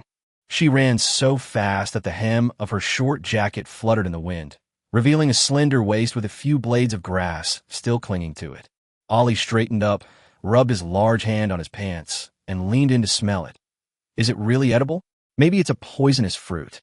I've been trying for several days." Aaya stuffed the wild fruit into Ollie's arms, then pulled out a small tube made of tree bark from her waist. "Here, these are the seeds I've collected. Once we prepare the land, we can plant them in the spring. Then we won't have to rely on hunting all the time, and we'll have food to eat." Her eyes sparkled as she spoke, like she was carrying a pocket full of stars. Looking at them, the anxiety I felt about the future subsided a little. Sushin handed me the bowl of chicken soup she had prepared, her fingertips brushing against the back of my hand, warm and comforting. "Tomorrow I'll go fruit picking with you," Sushin said softly. "And while we're at it, we'll see which plot of land has good soil and is suitable for planting the kind of millet you mentioned." "Okay." I took the bowl, the warmth of the chicken soup spreading in my stomach. "Ollie, take a few people to the Western Valley tomorrow morning. That I spotted a herd of deer last time." Ollie slapped his thigh. "All right. Perfect timing test how sharp used new arrows are." He scratched his head, his coarse, short hair sticking up. "By the way, do we really not need to be wary of the elders anymore?" The words caused a moment of silence. The sinister face of the East Village elder seemed to flicker on the cave wall again. I took a deep breath, looking at the gradually softening light outside the cave, at Ali's sturdy back. I used focus profile, Su Xian's gentle eyes, and at my companions at the cave entrance. Humming chants as they reinforced the fence, their clothes were covered in mud. Their hands bore old scars. But each of them had a burning light in their eyes. "We definitely need to take precautions," I said, my voice low but clear. "But now we have caves, land, and each other." I raised my earthenware bowl. "Come on, let's finish this bowl of soup. Tomorrow at dawn, those who need to hunt will hunt, and those who need to farm will farm. Life will get back on track." Ollie was the first to pick up his bowl, the rough porcelain bowls clinking together with a crisp sound. "That's right. Life will always get better." Aaya smiled and held up the water bag rolled up from the bark. "When the millet is harvested in autumn, I'm going to use the new grain to make the thickest porridge." Su Xian looked at us, a slight smile curving her lips, and handed out the portioned chicken soup to everyone. The torchlight danced in her eyes like two tiny flames. I knew tomorrow's hunt would be risky, and clearing the land would be arduous. The elder's shadow might not have completely dissipated, but at this moment, the aroma of chicken soup filled the cave, and the shouts of our companions outside mingled with the wind. Like a rough yet warm song that I gripped the wooden spoon tightly, feeling a surge of energy. As long as we were together, this mountain, this cave, could truly be our home. Chapter 77: The Shadow of the Stone Prison. That morning, I was taking Aaya to the stream to check the newly dug traps when suddenly a sharp whistle pierced the forest. Ali and several hunters rushed out of the woods like madmen, an arrow stuck in his arm, blood staining half of his animal hide armor. "Get out of the way. It's the Black Wind stronghold." Before we could react, a dozen men dressed in black animal skins and with their faces painted with oil paint sprang out from behind the trees. The leader was extremely burly, with a necklace of human teeth hanging from his chest, and his bone spear pointed at me with a whoosh colon, "Remnants of the Eastern Village? Take them away." I only had time to push Aaya away before too rough. Large hands gripped my arms tightly. The Black Wind Village people moved with incredible speed, dragging me out of the forest like a tethered animal. Ali's roar and Aaya's cries were left behind. When I turned around, I only saw Su Xian rushing out of the cave, carrying a pottery jar. Her light brown animal skin skirt fluttered in the wind before she was violently shoved to the ground by a large hand. When I opened my eyes again, I found myself locked in a semi-underground stone cell. A faint light shone through the hole above my head, revealing several women in reddish-brown leather skirts pouring murky liquid into a stone trough. One of the women was very tall, with a thick, long braid tied to the end with an eagle claw. Seeing that I was awake, she grabbed a wooden stick and poked me. "Awake? Get up and work. We in Black Wind Village don't have idlers to feed." I struggled to sit up and found my rough linen jacket torn to shreds, my arms covered in scrapes. Seeing I didn't move, the tall woman was about to hit me again when a short, plump woman beside her pulled her back. "On, don't cause trouble. The elder is waiting to question him." This woman had a round face and wore a leather skirt adorned with seashells. "Yes," she spoke. Her eyes glanced out of the stone cell. "What's your name? Where are you from?" "My name is—" I was about to speak when the cell door was suddenly pushed open. A woman dressed in silver-gray animal skin and wearing a deer antler crown walked in. She was about 30 years old, with fine lines at the corners of her eyes, but her gaze was sharp as a knife. Behind her were two female guards carrying bone swords. The muscles in their calves, visible beneath their leather skirts, were firm, clearly those of trained fighters. "So he's the one who escaped from Dongjai." The antler-wearing woman's voice wasn't loud, but it carried an air of authority. She circled me, her gaze lingering on the scrape on my arm. "He still has some backbone. From today onwards, you're under Amon's command, but go to the back mountain every day to collect herbs. If you dare to slack off—" She didn't finish her sentence, but instead tapped the stone wall with her bone sword, sending stone chips fluttering down. In the days that followed, I was like a spinning top, constantly being whipped around by Amon. Before dawn, I had to follow her to the back mountain. Her leather skirt was so short it barely reached her thighs, making it easy for her to move through the bushes. The hemp rope wrapped around her arms was tied to my wrists, making me look like she was leading prey. Amon was a woman of few words. Only when I picked the wrong herbs would she slam my hand with a stick. "This is heartbreak grass. Don't drag us down with you if you want to die." But that short, plump woman, named Azu, would occasionally sneak me a roasted sweet potato. She always wore that seashell skin skirt, the hem swaying with every step she took. Don't hold a grudge against Amon, she said, stuffing a wild jujube into my mouth. She's an orphan the elders picked up. She's got a fiery temper. I guess your East Village like Black Wind Village, where women are only good from manual labor.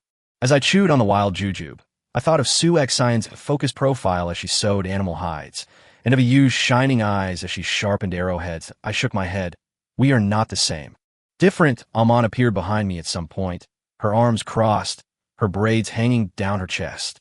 Then, are the women of your Dongjai like us, able to hunt, fight, and be elders? She suddenly leaned closer to me, the smell of animal hides mixed with the fragrance of herbs wafting over me. Judging from your delicate skin, I'm afraid you've never even killed a rabbit, have you? I was taken aback by her question and was about to retort when suddenly, a rapid gong sounded in the distance. Amon's expression changed, and she grabbed my wrist and ran towards the center of the village. The elders have ordered all hunters to assemble. A herd of deer has been spotted to the west. The crowd surged toward the training ground like a tide. Amon pulled me into the line, and I saw women dressed in various colored animal skins grabbing weapons, some with bone swords, some with longbows, and others with heavy stone axes. Elder Deer Antler stood on the high platform, his silver-gray animal skin fluttering in the wind. The rules of Black Wind Stronghold are that whoever hunts the biggest deer gets 10 caddies of meat and can make one request of me. The women cheered, and Amon drew her bone knife from her waist, raised her chin at me, and said, "Watch closely. Let me show you how the women of Black Wind Village hunt." With that, she followed the group westward into the forest, her braids swinging in an arc behind her, leaving Azu and me standing there, watching their figures disappear into the woods. Azu sighed and shoved a hard, dry wheat cake into my hand. Do you think they can win? The wild animals in the mountains have been getting fiercer lately. As I munched on my wheat cake, my thoughts drifted to Sue Xian and the others. That I wondered if Ollie was also hunting in the mountains with his men right now. Had Yu's archery skills improved? And Sue Xian, was she worried about me? The shadow of the stone cell fell on my face, but the thought that there might be a pair of eyes on the other side of the mountains worrying about me made me quietly clench my fists. These days in Black Wind Stronghold probably wouldn't be so easy to get through, but I had to survive. I had to find a way back, not only for myself, but also for those people waiting for me in the cave. Chapter 78 echoed through the valley. That day, after returning from the hunt, Amon strode proudly towards the training ground, carrying a stag that was taller than herself. She threw the prey in front of the elder, put her hands on her hips, and shouted, "I want him from now on. He'll go hunting with me and be my second in command." The elder's gaze swept over me, then glanced at Amon's blood-stained braids, and suddenly laughed. "Fine, but let me make this clear beforehand. If he drags his feet, I'll punish you too." From that day on, I became Amon's accessory. Her animal hide armor was always a bit shorter than everyone else's, so that her strong waistline would be visible when she swung her knife. Every time she went hunting, she would tie me to her side, ostensibly for learning, but in reality, she was afraid I would run away. That day, we set up an ambush in the valley. A man lay prone in the bushes, her rough linen jacket torn even more by the branches, revealing half of her wheat-colored waist and abdomen. Suddenly, she grabbed my shoulder. "Don't move." I followed her gaze and saw the three-headed wolf creeping towards the trap. Amon twirled her bone knife in her hand, then suddenly sprang to her feet and charged. She moved with incredible speed, like a gray shadow pouncing on the alpha wolf. The hem of her short jacket was lifted by the wind, revealing the firm lines of her hips and legs. But there were too many wolves, and she was quickly surrounded. A bloody gash was torn open on her shoulder blade by wolf claws. "Amon." In a moment of impulsiveness, I grabbed a sharp rock and rushed over. The rock smashed into the alpha wolf's back with a crack, and the wolf howled and rolled away. Taking advantage of the moment, I pulled Amon behind me, grabbed the bone knife she had dropped, and with a backhand swift motion, severed the fangs of the other wolf. Blood splattered on my face, but I didn't stop. The bone knife danced in my hand with impenetrable speed, each strike aimed at the wolf's vitals. Amon, clutching her wound, stared in disbelief until the alpha wolf howled and ran away. Only then did she murmur, "You?" I turned around, panting, blood dripping from my hair and blood seeping from the wound on my forehead. Amon suddenly blushed and turned her head away. "What are you looking at? Hurry up and treat your wound." But when she turned around, I caught a glimpse of her ears, which were as red as fire. When we returned to the village that evening, Azu secretly slipped me a packet of herbs. Amon asked me to give these to you. She said to tell you not to be stubborn. As I held the herbs, I recalled the look in Aman's eyes during the day, a look that contained shock, shyness, and something else that I couldn't decipher. The next day, when we went hunting, Amon's gaze towards me was noticeably different. She changed me into a well-fitting gray animal hide armor and sharpened her sharpest bone knife over and over again. Take this, don't embarrass me. She didn't dare look at me when she spoke, but her braids unconsciously swung towards me. Aju chuckled to herself and nudged my arm with her elbow. See, a man has taken a liking to you, hasn't she? She never used to give men weapons. As I touched the hilt of my knife, I suddenly understood the look in a man's eyes that day. It turned out that even the women of Blackwind's stronghold could be drawn to power, and that beneath their tough exteriors lay the heart of a young girl. The wind rustled through the treetops in the valley, and Amon's braided pigtails swayed in front of me. Suddenly, I felt that life wasn't so hard to endure anymore. That night, I was leaning against the stone wall, chewing on the wheat cake Aju had given me, when the cell door was suddenly pushed open. A man burst in, carrying a wine flask. Today she was wearing a newly tanned reddish-brown leather skirt, the hem of which was almost up to her thighs, and an eagle feather was attached to her braid, gleaming in the torchlight. Come here. Her voice was hoarse as she pulled me toward the corner.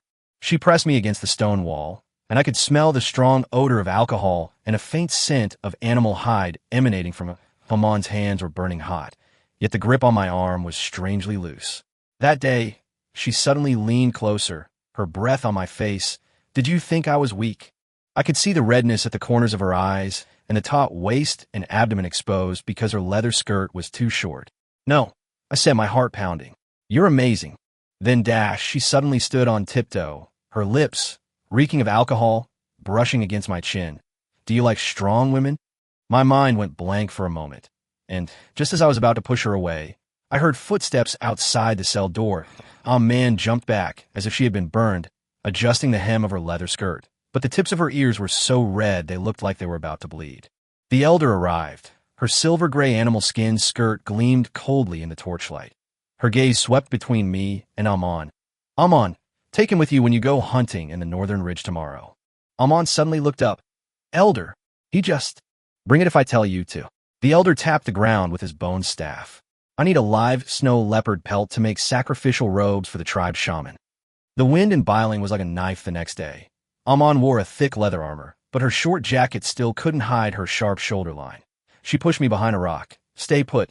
Snow leopards are 10 times fiercer than wolves. But the snow leopard charged straight at me. Seeing its claws about to strike Amon's back, I grabbed a sharp rock without thinking and jumped away. The rock hit the snow leopard in the eye socket. It roared in pain and turned to pounce on me. Just then, Amon's bone knife whistled through the air and pierced the snow leopard's neck with pinpoint accuracy. She stood before me, panting heavily, blood staining her leather armor, her chest heaving violently. Didn't I tell you to stay put? Before I could reply, she dragged me toward the snow leopard carcass. Halfway there, she suddenly shoved me behind a sheltered rock, her leather skirt riding up to reveal her strong thighs. Do you know, her voice trembled, that I almost... Her lips suddenly pressed down, carrying the bloody scent of the snow leopard and the herbal fragrance emanating from her body, that I could feel the warmth of her body beneath her leather skirt, and the way she gripped my arm tightly with such force that it felt like she was crushing my bones. Amon, I tried to push her away, but she hugged me even tighter. Don't move. She buried her face in the crook of my neck, her voice muffled. Just for a little while, just for a little while. The mountain wind whipped up snowflakes that pelted the rocks, and Amon's braids hung down my chest, the eagle feather brushing against my collarbone with an itch that I could hear her heartbeat quickening, mingling with my own, echoing through the valley like a drumbeat. Chapter 79, Embracing this challenge. After what seemed like an eternity, Amon finally let go of me. A rare blush rose to her face, and she avoided my gaze with a hint of panic as she hurriedly straightened her slightly disheveled leather skirt. However, before we could recover from the awkward and tense atmosphere, we suddenly heard a burst of arrogant laughter coming from the other side of the valley. Oh, isn't this, oh man, what's this? All lovey-dovey with this outsider, a tall, voluptuous woman strode over. She wore a black animal skin outfit with gold trim, the leather armor tightly hugging her alluring figure.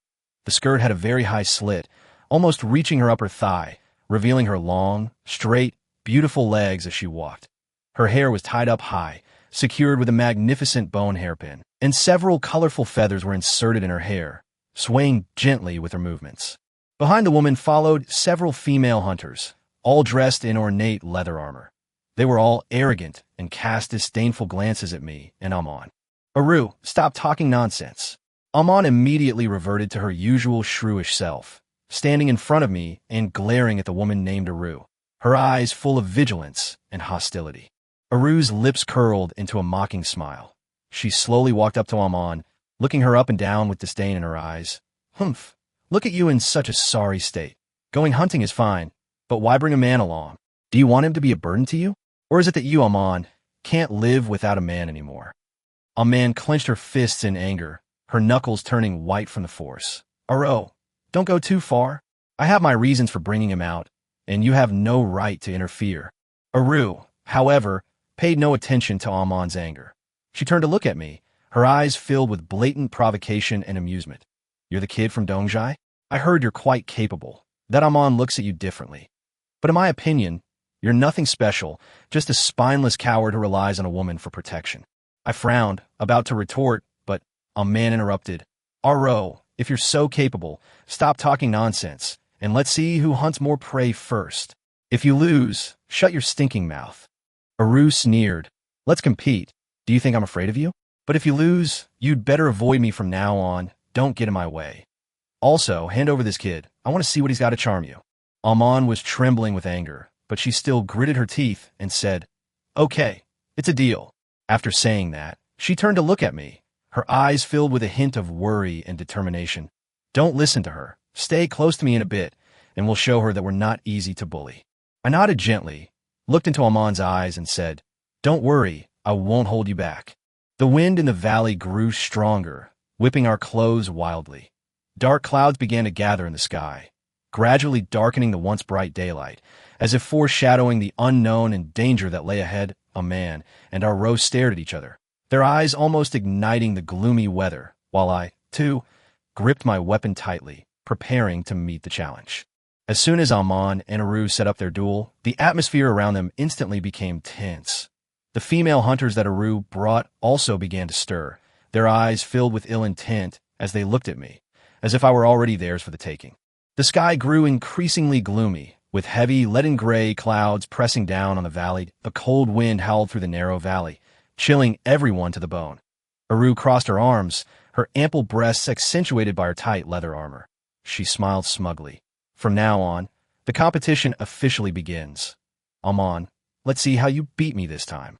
Amon held my hand tightly. Her palms were sweaty, and I could tell she was nervous too. Humph, it's not certain who will win. As soon as she finished speaking, Aru waved her hand, and the female hunters she brought scattered like ghosts, disappearing into the forest. Amon also pulled me in another direction, whispering to me as we walked, Be careful later. Aru and her group are up to no good. They'll definitely try to trip us up. We proceeded cautiously through the forest, the surrounding trees blocking out the sun, the ground covered with a thick carpet of fallen leaves that rustled underfoot. Suddenly, I heard a slight noise behind me, and before I could react, several figures darted out from all directions, surrounding Amon and me. It was Aru's group of female hunters. Amon, let's see where you run to today, a tall, dark-skinned female hunter said with a sneer. She wore a black, off-the-shoulder leather armor, with strange totems tattooed on her exposed shoulders. Her arm muscles were taut, indicating considerable strength. A man shielded me behind her and shouted, What do you think you're doing? This is a fair and square competition. If you dare to cause trouble, the elders won't let you off the hook. Elder? Once we win the competition, the elder will only praise us for our abilities. Another petite but sharp-eyed huntress chimed in. She wore a green leather skirt with slits on both sides, making her very agile. As they spoke, they slowly approached us. Amon gripped the bone knife tightly, ready to fight to the death. Just when the atmosphere reached its peak of tension, the dark-skinned female hunter suddenly reached out and grabbed me, pulling me so hard that I stumbled and almost fell. What are you doing? Upon seeing this, Amon brandished her bone knife and charged forward, but the other huntresses immediately surrounded her and blocked Amon's attack. The dark-skinned female hunter pulled me in front of her, wrapped her arms around my neck, pressed her full breasts tightly against my back, and whispered in my ear, "Boy, just give in to us. What's so good about following our man? Why not stay with us? We'll take good care of you." The other female hunters joined in the laughter, and the petite female hunter stepped forward and gently stroked my face. "That's right, look at us. Aren't we all prettier than Amon? Follow us, and we guarantee you'll enjoy all the pleasures of life." I was filled with shame and anger, and struggled desperately, shouting, "Let me go." But they were very strong, and I couldn't break free for a moment. That man was anxiously waiting by the side, but she was held tightly by the other huntresses and couldn't get away to rescue me. "You bunch of bastards! Let him go!" Amon roared angrily, wielding her bone knife with great force. But with so many opponents, she gradually became overwhelmed. Just then, a bolt of lightning streaked across the sky, illuminating the chaotic forest. A thunderclap followed, and large raindrops began to pelt down. This sudden downpour seemed to make the situation even more chaotic and difficult, and I, trapped among these women, didn't know how to escape this awkward and dangerous predicament. Chapter 80. Let's go back to the tribe first. The rain intensified, large raindrops pounding the ground and splashing high into the air, making the chaotic scene even more uncontrollable. Amon was entangled with several female hunters and couldn't break free. She was frantic, and every time she tried to rush towards me, she was skillfully blocked. "You shameless bunch!" Amon was so angry that her face turned red, and raindrops slid down her cheeks. "If you're so capable, fight me one-on-one. What kind of skill is it to bully a man?" The dark-skinned huntress remained unmoved. She held me tightly, her voluptuous body almost enveloping me, and breathed hot air into my ear. "Amon, don't struggle. What good life can this boy have with you? With us sisters, he'll live the high life." I twisted my body with all my might, trying to break free from her grasp, but her arms were like iron clamps, and I couldn't budge them at all. "Let me go. This is against tribal rules," I shouted, hoping to awaken their last remaining sense of reason. The petite female hunter giggled, walked around to my front, and gently lifted my chin with her finger, her eyes full of mockery. "Rules? In these mountains, we are the rules. Besides, all the sisters have their eyes on you, so just give in." Amon spotted an opening and suddenly unleashed her power, slashing fiercely at the huntress entangled with her bone knife. The huntress dodged to the side, but her arm was still slashed. "Stop it, all of you!" The injured huntress clutched her arm, glaring at Amon. "If this continues, nobody will finish the match." The female hunters that Aru brought then subsided slightly. The dark-skinned female hunter released me, but still patted my shoulder with ill intent. "Kid, you're lucky today, but remember, we won't let you off easily." Taking advantage of the opportunity, Amon rushed to my side, shielding me behind her, and looked at them warily. "If you dare to do anything reckless again, I'll make you pay." As the rain subsided, a thin mist hung over the forest, making the atmosphere even more eerie. Aru appeared sometime in the distance, walking with elegant steps. Her black, gold-trimmed animal skin outfit, soaked by the rain, clung tightly to her voluptuous body, accentuating her curves. "What's going on?" Aru asked, feigning surprise, her eyes scanning back and forth between me and Amon. "I was only gone for a little while. How did things get like this?" "Aru, stop pretending." Amon pointed angrily at Aru. "You must have ordered them to do this." Aru shrugged innocently. "I didn't, but since things have escalated like this, the competition can't proceed properly. How about this? Let's end the competition here today and reschedule for another day." Amon gritted her teeth, wanting nothing more than to rush up and punch Aru, but she knew this wasn't the time to act impulsively. "Fine, Aru, I'll let you off the hook today, but remember this, I'll settle this score with you." Aru sneered. "I'm always ready, but Amon, you'd better keep a close eye on your man, or you won't be able to keep your own people in check." With that, she led the group of female hunters away, leaving Amon and me standing there. Amon turned around and looked at me with concern. "Are you all right? Did you hurt yourself anywhere?" Her eyes were full of concern. Rain dripped down her hair, wetting her face and making her look a little disheveled, but also exceptionally beautiful. I gently shook my head. "I'm fine, man. Thank you." Amon blushed slightly. "Why are you being so polite with me? Let's go back to the tribe first. It's not safe in these mountains." She took my hand, and we walked towards the tribe in the gradually stopping rain. The mountains behind us were faintly visible in the mist, as if hiding more unknown dangers and challenges. Chapter 81. Let's work together. On our way back to the tribe, Amon held my hand tightly the whole time. Without saying a word, her expression stern. Her grip was very strong, as if she was afraid I would be taken away again, and her knuckles turned slightly white from the force. The mountain path was muddy and treacherous, with a stream formed by rainwater blocking the way. Amon frowned, but without hesitation, she picked me up and waded through the water. She wasn't tall, but she was very sturdy, and her steps remained steady as she carried me. Her broad shoulders gave me a sense of security. "Oh man, I can walk by myself," I said somewhat embarrassedly. "Stop talking nonsense," Amon said without turning her head, her tone firm. "This road is slippery. If you fall and get hurt, it will delay things again." Back at the tribe, it was already dark, and the torches flickered, casting shadows over the village. Amon led me straight to her stone house, pushed open the door, and pulled me inside. The stone house was simply furnished. A stone bed, a wooden table with some of her hunting tools on it. "Come sit down." Amon pointed to the stone bed, then turned and picked up a pottery jar from the corner, which contained herbs.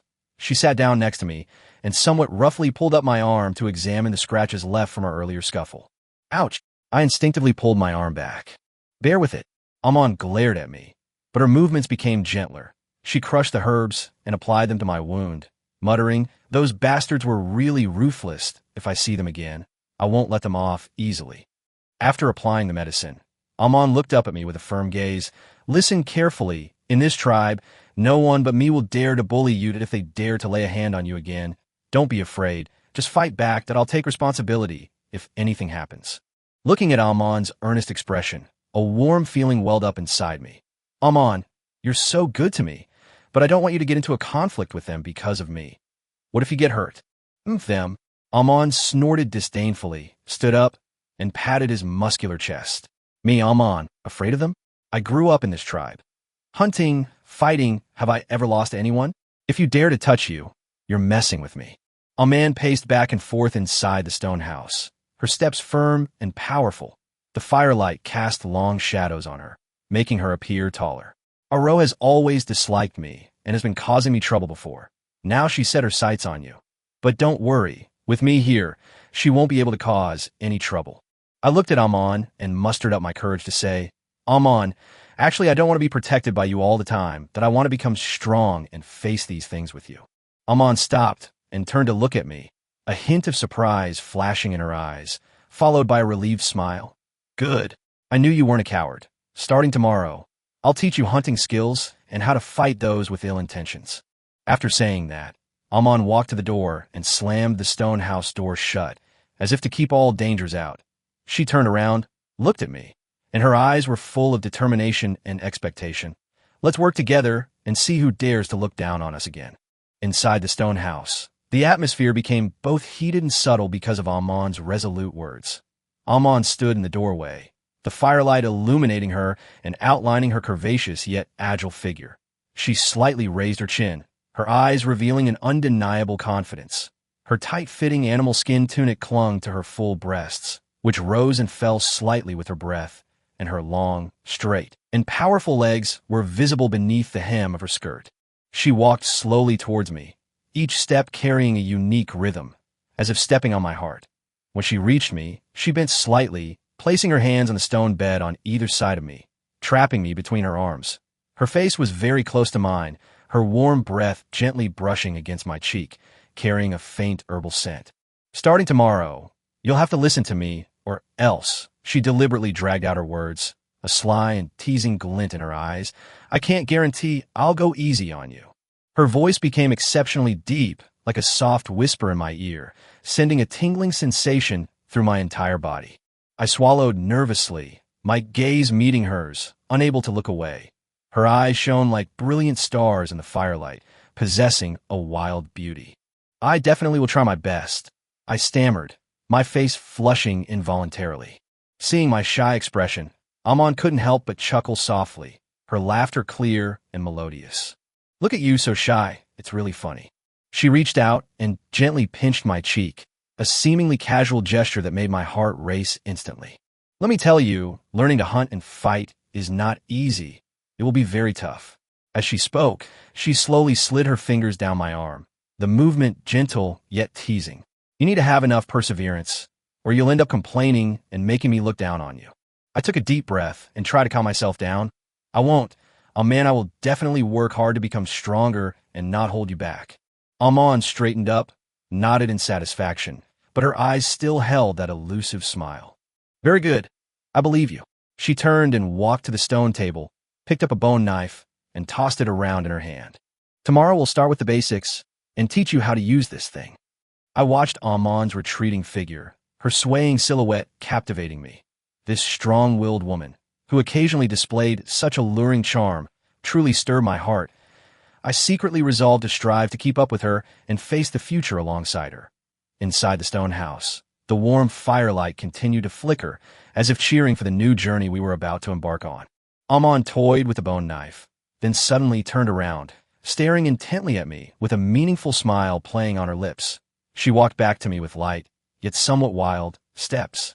Before I could react, she suddenly reached out and pulled me up forcefully, then pulled me into a tight embrace.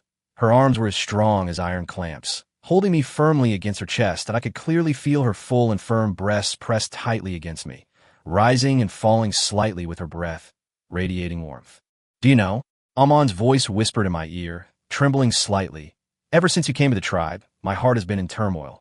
Seeing you being bullied by Aru and the others really made me angry, so angry that I wanted to beat them all up. I was taken aback by her sudden hug and blunt words, my hands dangling in midair, unsure of what to do. Amon, I murmured, trying to say something. Don't talk. Amon hugged me tighter, her head resting gently on my shoulder. Her long braids fell onto my arm, her hair slightly disheveled, exuding a faint scent of sweat mixed with the fresh aroma of the mountains and forests. Let me hold you like this for a while, that I like this feeling. I like holding you tightly in my arms, as if the whole world can't hurt you. Inside the stone house, it was so quiet that only the sounds of our heartbeats and breathing could be heard. Man's heart was pounding, the thump-thump-thump sound like it was striking my heart. The occasional hooting of an owl outside only accentuated the ambiguous yet warm atmosphere inside. After a long while, Amon finally let go of me, but her hands remained on my shoulders, her gaze gentle as she looked at me. I know our lives are full of dangers and challenges, but as long as we're together, there's nothing to be afraid of. Her eyes were firm and bright, shimmering with a captivating light in the firelight. I looked at Amon, a strong emotion welling up inside me. I reached out and gently tucked a stray strand of hair behind her ear. Amon, I want to protect you too. I don't want you to get hurt in any way. Amon blushed slightly and turned her head away, but couldn't help stealing glances at me, her eyes filled with shyness and sweetness. Phew, you should learn your skills first. Although she said that, she couldn't hide the smile on her lips. Just then a cold wind blew by, and the stone hut door creaked open. Amon frowned, turned, walked to the door, and slammed it shut with a bolt. She turned back to me, a playful glint in her eyes. All right, now no one can bother us. Let's plan how to start her training tomorrow. As she spoke, she walked back to the stone bed, patted the spot beside her, and gestured for me to come over. I sat down next to her. We were very close, our shoulders occasionally brushing against each other, a subtle and beautiful feeling spreading between us. I sat down next to Amon. The warmth of her body seeped through the thin animal skin clothing, making my heart race involuntarily. Amon turned her head to look at me, her eyes filled with a mixture of burning desire and a barely perceptible nervousness. Suddenly, she reached out and pushed me down onto the bed. The moment my back touched the bed, I looked at her in surprise. A man leaned over me, her hands bracing on either side of my body. Her braids, which had been tied up, were now loose, and a few strands of hair fell against my cheeks, tickling me. She was breathing heavily, her full breasts heaving with each breath. Her tight-fitting animal skin blouse clung to her, outlining her alluring curves, and the neckline was slightly open, revealing a patch of fair skin. You dash. I was about to speak when Amon gently pressed her finger to my lips. Shh, don't speak. Her voice was low and husky, carrying an irresistible allure. She gazed at me, her eyes seeming to hold a burning fire that threatened to consume me. The air inside the stone house seemed to freeze, with only our rapid breathing breaking the silence. The faint firelight flickered on the walls, casting her shadows, sometimes long, sometimes short. Amon slowly lowered her head, her face drawing closer and closer to mine. I could even feel her warm breath on my face. From the first moment I saw you, I I knew you were different, Amon said softly, her eyes filled with deep affection and infatuation. In this dog-eat-dog tribe, you gave me the urge to protect you, and you gave me a different feeling. My heart pounded wildly as I looked at Amon, so close to me. Her wild yet alluring appearance completely captivated me, that I reached out and gently stroked her cheek. It was warm and smooth to the touch. Amon closed her eyes slightly, enjoying my caress, and let out a soft moan. Just then, a sudden burst of noisy footsteps and shouts broke the ambiguous atmosphere. Amon abruptly opened her eyes, a hint of annoyance and wariness flashing in them. She quickly got up, straightened her somewhat disheveled clothes and hair, and walked towards the door. Looks like something else has happened. Amon glanced back at me, a hint of regret in her eyes. You stay here, I'll go take a look. With that, she opened the door and disappeared into the night, leaving me alone on the bed, reliving the thrilling scene from just now, my heart unable to calm down for a long time. I sat up in bed, my heart still pounding from the intimate contact with Amon. The noise outside the door grew louder, a mix of shouts and the clanging of weapons, sounding like a fierce conflict was unfolding. I hurriedly got up and rushed outside. Under the moonlight, the tribe was in chaos that a group of outsiders dressed in strange animal skins and with eerie paint on their faces were fighting against the tribe's warriors. These outsiders were tall and strong, with bulging muscles, holding sharp stone axes and bone spears, and their eyes were filled with ferocity and greed. Holding a bone knife, Amon confronted an exceptionally burly foreign man. The man was at least a head taller than Amon, his shoulders as broad as a door, and he wore a huge black bear skin, the bear's head grotesquely hanging on his chest. Amon showed no fear. Her tight-fitting animal skin tunic fluttered in the wind, her legs slightly apart, standing firmly on the ground, displaying an agile and powerful figure. Her skirt swayed with her movements, revealing her beautifully shaped and muscular calves. You bunch of bastards! How dare you trespass into our tribe? Amon shouted angrily, his eyes wide open. The foreign man let out a rude laugh. Little girl, if you know what's good for you, hand over your tribe's food and women, or today will be your end. As he spoke, he casually swung the stone axe in his hand, creating a whooshing sound. Amon spat. Dream on. We Black Wind Stronghold people would rather die than submit to you bandits. Before she finished speaking, she rushed towards the man like a black lightning bolt, her bone knife flashing coldly, aimed straight at his throat. The man remained calm, easily dodging Amon's attack with a sidestep, and then swung the stone axe handle at her with a backhand strike. Amon reacted swiftly, twisting her body with agility like a nimble black panther. The stone axe grazed her shoulder, tearing her sleeve and revealing her fair and muscular shoulder, where a red mark instantly appeared. I was frantic, searching everywhere for a usable weapon. Just then, I saw a spear lying on the ground. Without hesitation, I rushed over, grabbed the spear, and charged towards the foreign man. Amon, I'm here to help you, I shouted, thrusting my spear straight at the man's back. Sensing the attack from behind, the man whirled around, deflecting my spear with his stone axe. Only then did he notice me, a disdainful smile playing on his lips. Another reckless brat. In the instant the man was distracted, Amon seized the opportunity to attack, her bone knife stabbing towards his waist. The man cried out in pain, roaring as he forcefully flung Amon away. Amon fell to the ground, but quickly rose again, her eyes burning with even greater rage. Attack together. Don't waste words with him. Amon shouted at me. I gripped my spear tightly, forming a pincer movement with Amon, and charged towards the man again. The shouts of battle around us were deafening.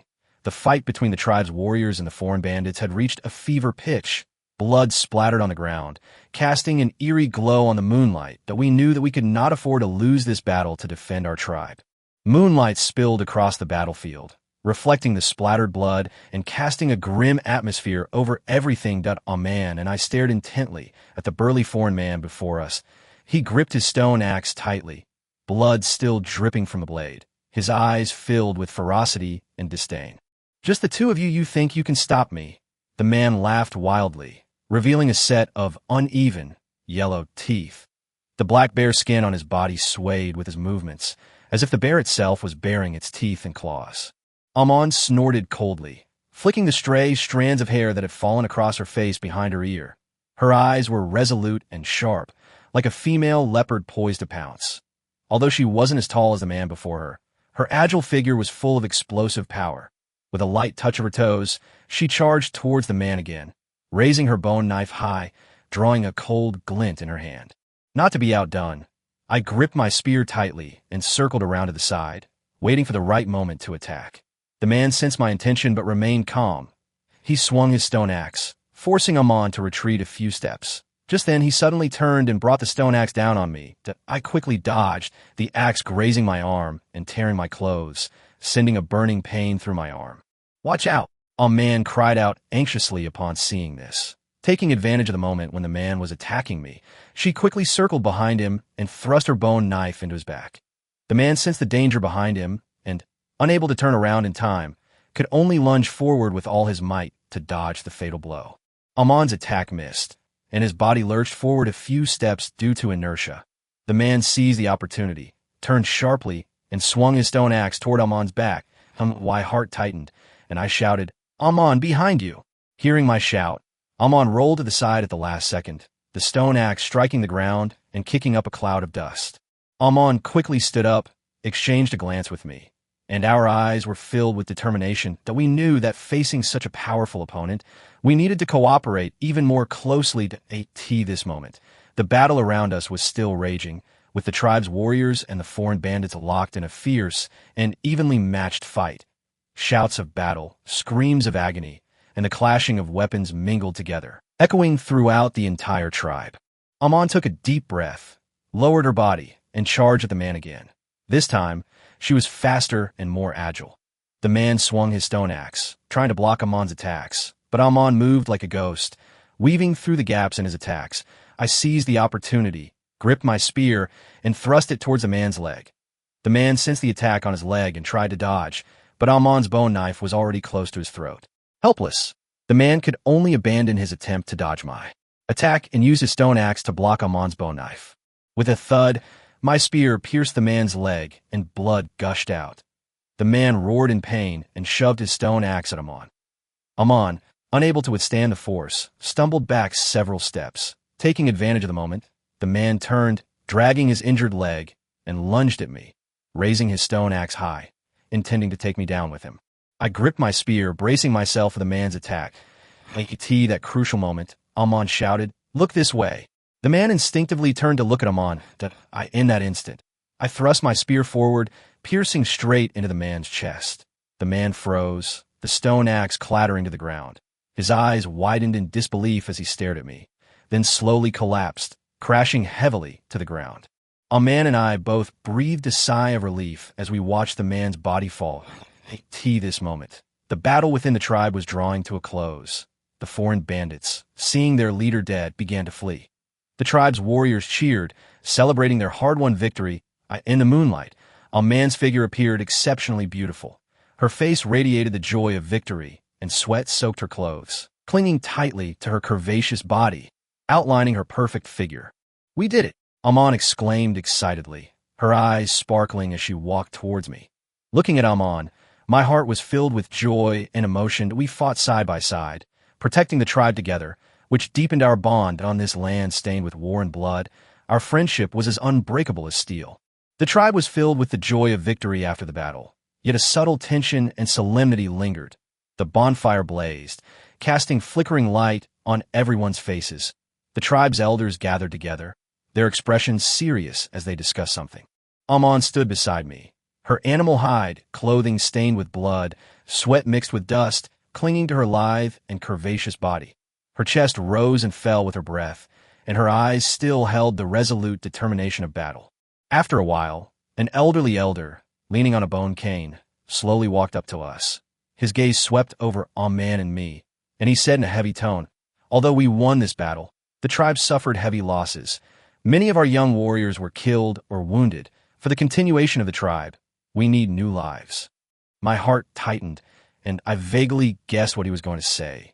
Sure enough, the elder continued, "You outsider, the tribe has decided that you must let the women have children, including Amon. This is for the sake of the tribe, and you must obey." I stared wide-eyed at Amon. Amon's expression instantly became complex, a mixture of surprise, shyness, and a barely perceptible hint of joy. She bit her lip, lowered her eyes, and remained silent. A few stray strands of hair, clinging to her flushed cheeks. "Elder, this," I tried to object, but the elder interrupted me. "This is the tribe's decision, and there is no room for doubt. You came to our tribe and have enjoyed the tribe's protection. Now the tribe needs you, and you must shoulder this responsibility." The elder's tone was unyielding, and he slammed his bone staff heavily on the ground. Upon hearing this decision, some of the women around me lowered their heads shyly, while others boldly looked at me. Amon raised her head, her gaze meeting mine, her eyes filled with determination. "I do." Her voice was soft, yet clear and powerful, echoing in the silent night air. I looked at Amon, my heart filled with mixed emotions. I end this unfamiliar tribe. I was powerless to resist this decision. Moreover, Amon's image had already unknowingly taken root in my heart. "All right, I'll follow the tribe's arrangements," I said helplessly. The elder nodded in satisfaction, turned and left, and the women around him gradually dispersed, leaving only Aman and me standing by the campfire. Amon slowly walked to my side, gently tugging at the hem of my clothes. Her voice was a little shy. "I know this is sudden, but it's for the tribe, and I'm willing to be with you." She raised her head, her eyes full of tenderness and expectation. The moonlight shone on her, outlining her graceful figure and making her look exceptionally beautiful. I gently took Amon's hand, feeling the warmth of her palm. "Amon, I will take responsibility for you." Amon blushed slightly and rested her head on my shoulder. The campfire crackled, its warm light illuminating us. In this tribe full of challenges and unknowns, we were about to embark on a new journey. Amon leaned on my shoulder, her body trembling slightly, whether from nervousness or excitement. I couldn't tell.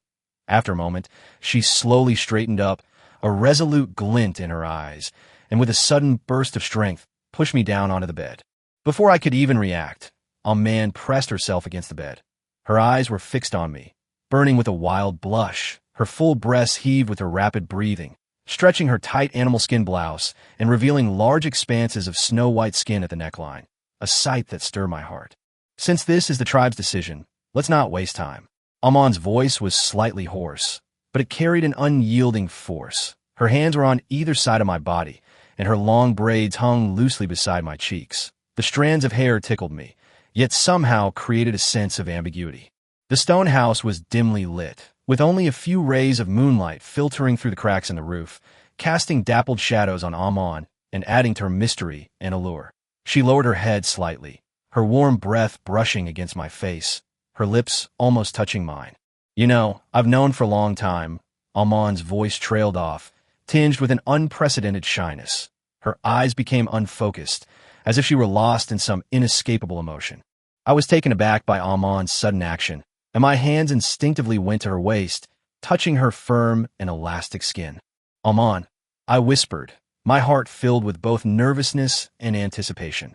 Amon didn't respond to me. Instead, she slowly closed her eyes and, with a slight tremor, pressed her lips to mine. Her kiss was passionate and urgent, filled with an unbridled impulse, as if she wanted to release all her emotions in that moment. The stone house was utterly silent, save for our rapid breathing and the pounding of our hearts. Amon's body pressed tightly against mine. I could feel her heat, as if it were melting me into the intense atmosphere. Under the moonlight, our shadows intertwined on the bed, beginning a unique and profound journey of intimacy within this ancient tribal stone house. Amon's kiss gradually softened.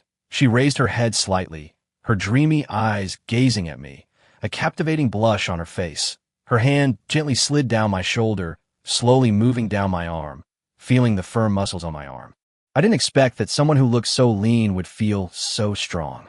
Aman's voice carried a hint of languor and satisfaction, a smile playing on her lips, her eyes full of admiration. Her fingers lightly traced my chest, sending a tingling sensation through me. The stone house was so quiet that you could hear each other's heartbeats. Moonlight streamed through the cracks in the roof, casting a silvery veil over our bodies and adding to the ambiguity. Amon propped herself up, the moonlight outlining her graceful curves. Her tight-fitting animal skin blouse was soaked with sweat, clinging to her full breasts and slender waist. Her skirt was slightly lifted, revealing her long, shapely legs. "Your physique is much better looking than those brutes in the tribe," Amon continued, her gaze roaming over me as if admiring a rare treasure. Her hand moved down my abdomen, feeling the rise and fall of my abdominal muscles. This belly, flat and firm, looks strong. I felt a little embarrassed by Amon's straightforward praise, my face flushing slightly. Yet I also felt a sense of pride because of her appreciation. Amon, stop teasing me, I said softly, unconsciously taking her hands in mine. Amon chuckled softly, her laughter as clear and melodious as a silver bell, echoing in the quiet stone house. I'm not joking with you. I'm speaking from the heart. She leaned closer to me, her warm breath brushing against my ear. From now on, you'd better keep it up. We still have a lot to do for the tribe together.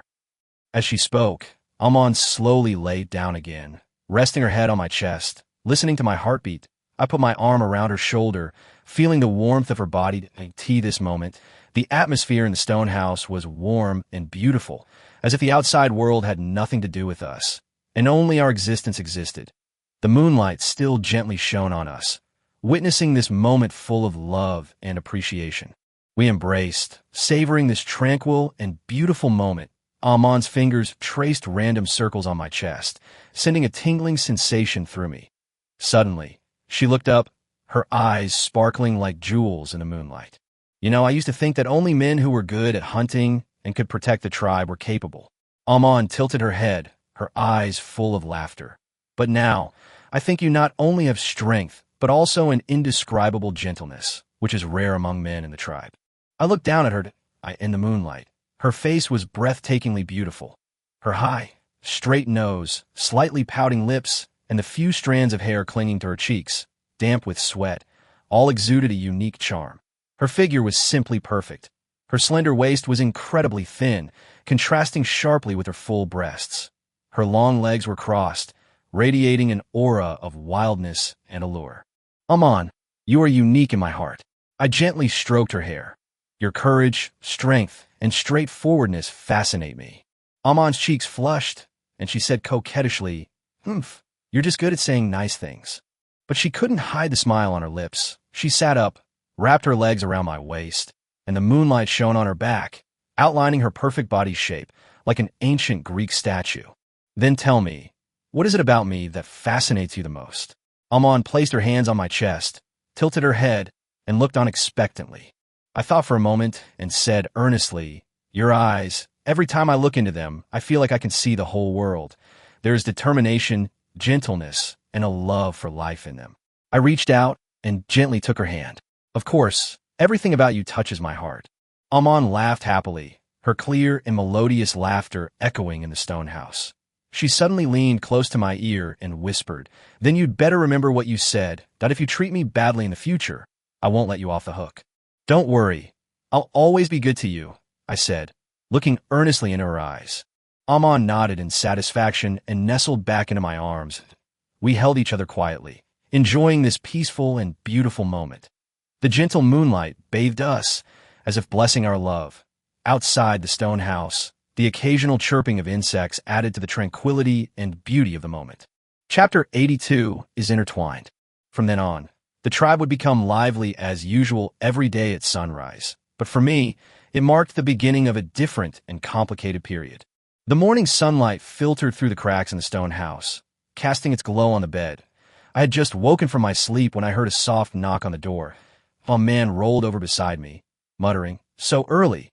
Who could it be?" I got up, put on the animal skin, and opened the door. There stood a woman named Aaya. She was tall and slender, and a light blue animal skin skirt hugged her long body. The skirt swayed gently in the breeze, revealing her shapely calves. Her hair was braided into many thin braids that fell over her shoulders, and her eyes were like clear springs, filled with shyness and nervousness. I came according to the tribe's requirements, Aaya said, her head bowed, her voice barely audible. I glanced back awkwardly at Amon, who was still half asleep on the bed. She had woken up and sat up, rubbed her eyes, looked at Aaya, and her eyes flashed with a complicated look, but she still said, "Come in, this is the tribe's decision." Aaya entered the stone house and stood awkwardly to one side. I gestured for her to sit down, trying to ease the awkward atmosphere. Sunlight shone on her, outlining her graceful figure. She placed her hands clasped on her knees, her fingers nervously twisting the hem of her skirt. "Don't be too nervous," I said softly. Aaya nodded slightly, but her face turned even redder. And so, under Amon's complicated gaze, Aaya and I began to attempt to complete the task assigned by the tribe. The atmosphere inside the stone house was somewhat oppressive. Only her slightly rapid breathing could be heard. Aya's body trembled slightly, and I could feel her nervousness and shyness. Her skin was delicate and smooth, with a faint pink hue, seemingly radiating a soft glow in the sunlight. In the days that followed, different women came to see me every day. One time, it was Aaya. She had gained some weight and was wearing a leather skirt adorned with seashells, which clattered together with a crisp sound. Her face was round, and she had two deep dimples when she smiled, her eyes full of tenderness. I never thought it would be my turn, Aaya said with a smile. Her voluptuous body appeared even more rounded under the animal skin skirt, and every move she made exuded a unique charm. I looked at her, trying to adjust to this strange situation. Aaya, with her cheerful personality, quickly eased the tension. She moved closer to me, gently took my hand, and said, "Don't be so nervous. This is for the tribe." Days passed, and I found myself surrounded by different women, each with a unique figure and personality. Some were fiery, like a burning flame. Others were gentle and graceful, like a murmuring stream. As for Amon, although he understood the tribe's decision, a hint of loneliness and resentment would still flash in his eyes whenever he saw other women coming to see me. In this seemingly chaotic life, I always felt an indescribable helplessness and uncertainty about the future. The responsibility of the tribe weighed on my shoulders, and I could only try to find a sliver of peace and direction amidst these complex emotional entanglements and tasks. I had no idea where the tribe's future would lead, only that in this process, my fate seemed to be inextricably intertwined with that of these women. After some time, the tribe's elders discussed the matter and made another decision. One day, Amon rushed back to the stone house, her eyes shining, her cheeks flushed from running, and her bangs soaked with sweat and plastered to her face. She grabbed my arm and said excitedly, "The tribe has decided that I must have a child first. They say I'm strong and healthy, and the child I give birth to will definitely become a good prospect for the tribe." Seeing Amon's excited expression, I felt a mix of emotions that on one hand, I was happy to have a closer connection with Amon. On the other hand, I felt somewhat helpless about this matter being decided by the tribe. Amon didn't care what I was thinking. She wrapped her arms around my neck and pressed her body tightly against mine. Her full breast pressed against me, and her animal skin skirt swayed gently with her movements, revealing her firm thighs. "I'm so happy to hear this news," Amon whispered in my ear, her warm breath tickling my ear. From then on, Amon became more proactive. That evening, a warm campfire was lit inside the stone house, its light illuminating the surrounding stone walls. Amon wore a thin, almost transparent animal skin nightgown, revealing glimpses of her graceful figure. She walked lightly and swayed gracefully towards me. "Tonight, we need to work even harder," Amon said, slowly sitting on my lap, her hands on my shoulders, her eyes fixed on me with longing. Her figure looked even more alluring in the firelight. Her slender waist seemed fragile, and her full breasts were almost bursting out. I reached out and gently stroked her face. Amon closed her eyes slightly, enjoying my touch. "Amon, I will try my best," I whispered. Amon opened her eyes, her gaze filled with determination and tenderness. "I believe in you." After saying that, she slowly moved closer to me and gently pressed her lips to mine. The kiss was full of anticipation and love. In the days that followed, Amon devoted herself entirely to this matter. During the day, she would take me to the tribe's herbalist to inquire about various herbs that could help with fertility. The herbalist was an elderly woman with gray hair. Seeing Amon's anxious look, she smiled and said, "Don't worry, child, just let nature take its course." Amon wasn't satisfied. Every day, she would carefully brew herbal soup and force me to drink it with her. She would sit in front of me with a ceramic bowl in her hand, her eyes full of expectation. "Drink it quickly, and we'll have a child sooner." Her earnest look made me smile. At night, inside the stone house, Amon was always passionate. She would wear various carefully prepared, sexy animal skin garments and take the initiative to be intimate with me. Her figure was accentuated by these garments, making her even more curvaceous, and every movement exuded endless allure. And I, too, gradually forgot my initial helplessness under Amon's warmth and wholeheartedly joined her in anticipating the arrival of a new life. Seeing Amon's efforts to have a child, the other members of the tribe all offered their blessings. In this atmosphere filled with hope and anticipation, we awaited fate's gift, eagerly awaiting the early arrival of that little life. Ever since the tribe asked me to let Amon have a child first, Amon's enthusiasm has soared. However, things did not go as we wished. After some time, Amon's belly still showed no signs of pregnancy. The tribe elders grew anxious and changed their minds again, reverting to allowing me to have contact with more women in the hope the new life would be born as soon as possible. That evening, the afterglow of the setting sun bathed the tribe in an orange-red HU. As soon as I returned to the stone house, I saw a group of women waiting there. Leading them was Aru, who was wearing a uniquely tailored black animal skin bodysuit that perfectly outlined her voluptuous figure. The neckline was extremely low, exposing large expanses of snow-white skin, and her round, pert buttocks swayed gently with her movements beneath the bodysuit. "Oh, you're finally back." Aru swayed her hips, her eyes filled with a hint of provocation and ambiguity. "The tribe is waiting for us to give a new member." Following behind her were Aaya, who was tall and had long, straight legs. She wore a light green short leather skirt that reached only mid-thigh, revealing her beautifully shaped long legs. As she walked, the muscles on her thighs rippled slightly. There was also Aki, who was petite but had a full bust. She wore a pink animal skin strapless dress, and her rounded shoulders and ample chest were almost bursting out. Looking at this group of women, I felt helpless and embarrassed. "You dash." I was about to speak when Aru interrupted me. "Stop talking nonsense. We've all come according to the tribe's requirements," Aru said, reaching out to grab my arm and pulling me into the stone house. The stone house suddenly became crowded, with the women chattering amongst themselves. Aaya walked up to me, gently stroking my arm, and said in a sweet voice, "I heard you're very capable. We're all looking forward to it." Her long, slender fingers with a delicate touch slowly slid upwards along my arm. Aki walked to the other side, hugged my arm, pressed her full breasts tightly against my arm, and blinked her big eyes, saying, "You have to treat us well, okay?" Aru stood in front of me, arms crossed, making her ample breast stand out even more as a seductive smile played on her lips. "Today, we won't let you off easily." I was surrounded by them, my body stiffening slightly. Aru approached me, a faint fragrance emanating from her. Her eyes were fixed on me, and suddenly she reached out and wrapped her arms around my neck, bringing her lips close to my ear and whispering, "I'd like to see just how capable you really are." Aaya and Aki moved even closer.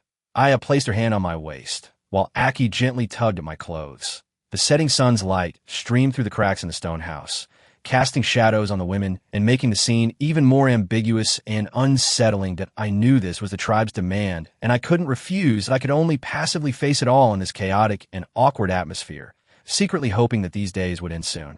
The atmosphere inside the stone house grew increasingly heated, an ambiguous air filling the space. That Aru's eyes were like two burning flames, locked onto me. She tiptoed slightly, pressing her voluptuous body closer, her soft lips almost touching my cheek. "Sisters, don't just stand there." Aru turned to greet the other women, her voice carrying a hint of husky allure. Aaya chuckled softly, her laughter as clear and melodious as a silver bell. She stretched out her slender fingers and slowly slid them down my chest, her eyes full of teasing intent. Her tall figure was slightly bent, her long hair falling onto my arm, bringing a tingling sensation. Aki was even bolder. She hugged my arm tightly with both hands, pressing her full breast together, and looked up at me with expectant eyes. Her petite and cute appearance now exuded a unique charm, and her pink animal skin strapless dress rose and fell slightly with her rapid breathing. I felt my heart pounding faster and faster, and my breathing became rapid. Faced with this group of passionate women, I felt flustered, and my hands unconsciously clenched the hem of my clothes. "Could you," I stammered, trying to say something, but was interrupted by Aru. "Don't be shy." Aru's voice echoed in my ears. Her hand gently rested on my shoulder and slowly moved downwards. "This is a mission given to us by the tribe, that we must complete it well." Aaya chimed in, her hand already sliding down to my stomach, feeling the rise and fall of my abs. "Yeah, look how hard we're putting in. You can't let us down." Aki nodded in agreement, her cheeks flushed, her eyes filled with shyness and longing. "Yes, we're all really looking forward to being with you." Just then, the door of the stone house was suddenly kicked open, and a gust of cold wind rushed in. Everyone turned to look and saw Amon standing in the doorway, her face ashen, her eyes wide open, and a bone knife in her hand. "What are you doing?"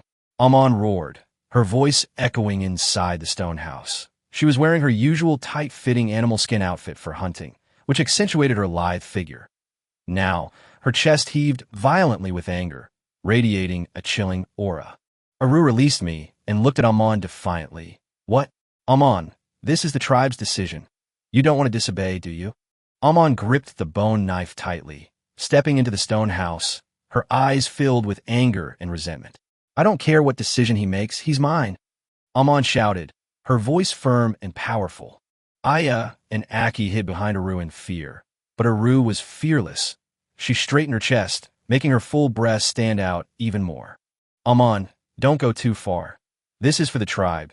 If you stop us, the elders will not let you off. Amon stood in front of me, shielding me behind her.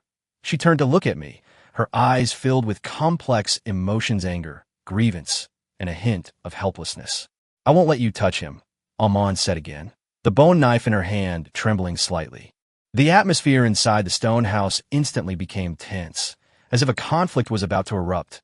Outside, darkness had completely fallen, and moonlight shone on the stone house floor, illuminating the tense standoff and pushing this emotional entanglement sparked by the tribe's decision to its climax. Amon and Aru faced off, the atmosphere tense like a taut bowstring, ready to snap at any moment. However, just then, several guards from the tribe rushed over. Amon, you have openly defied the tribe's decision. Come with us. The leading guard was stern-faced, he was tall and muscular, and his animal hide armor gleamed coldly in the moonlight. Amon gripped the bone knife tightly, glaring angrily. I did nothing wrong. Why did they treat him and me like this? Her body trembled slightly with anger, and her agile figure, clad in tight animal skin, exuded power, though her eyes revealed resentment and stubbornness. Stop resisting. This is the Elder's order. The guard surrounded her, ignoring Amon's struggles, forcibly taking the bone knife from her hand and holding her arms up. Amon struggled to twist her body, trying to break free. Her long, powerful legs kicked incessantly, but she was no match for the strength of the guards. Let me go, you bunch of bastards. Amon cursed loudly, her voice particularly jarring in the quiet night. Her once neatly braided pigtails became disheveled in the struggle, a few strands of hair falling beside her cheeks, and sweat sliding down her forehead and dripping to the ground. Seeing this, Aru laughed triumphantly. Amon, you finally met your match. Let's see how arrogant you can be now. She crossed her arms, her ample breasts accentuated by her tight black clothes, her eyes full of mockery. I was frantic and wanted to rush over to help, but I was stopped by another guard. Don't be impulsive. This is the tribe's punishment. The guard's voice was deep and powerful. He was burly and stood in front of me like a small mountain. Amon was forcibly dragged away by the guards, but her gaze never left me, her eyes filled with reluctance and worry. You must wait for me. As her voice faded into the distance, the stone house fell into a deathly silence. Aaya and Aki hid behind Aru, their faces filled with terror. Sister Aru, what do we do now? Aki's voice trembled, her voluptuous body shaking slightly with fear, her pink animal skin strapless dress swaying gently. Aru pouted and said, What's there to be afraid of? Amon's locked up. No one can stop us. Let's continue what we're doing. As she spoke, she looked at me again, her eyes filled with an eager desire. My heart was filled with worry and anger, yet I was helpless. Moonlight filtered through the cracks in the stone house, casting pale shadows on the ground, as if mourning Amon's fate. And I, trapped inside this stone house, facing Aru and the others, had no idea what would happen next. Aru's eyes gleamed with eager anticipation. She swayed her hips and walked towards me again. Aaya and Aki, who were still somewhat shaken, followed hesitantly at Aru's prompting.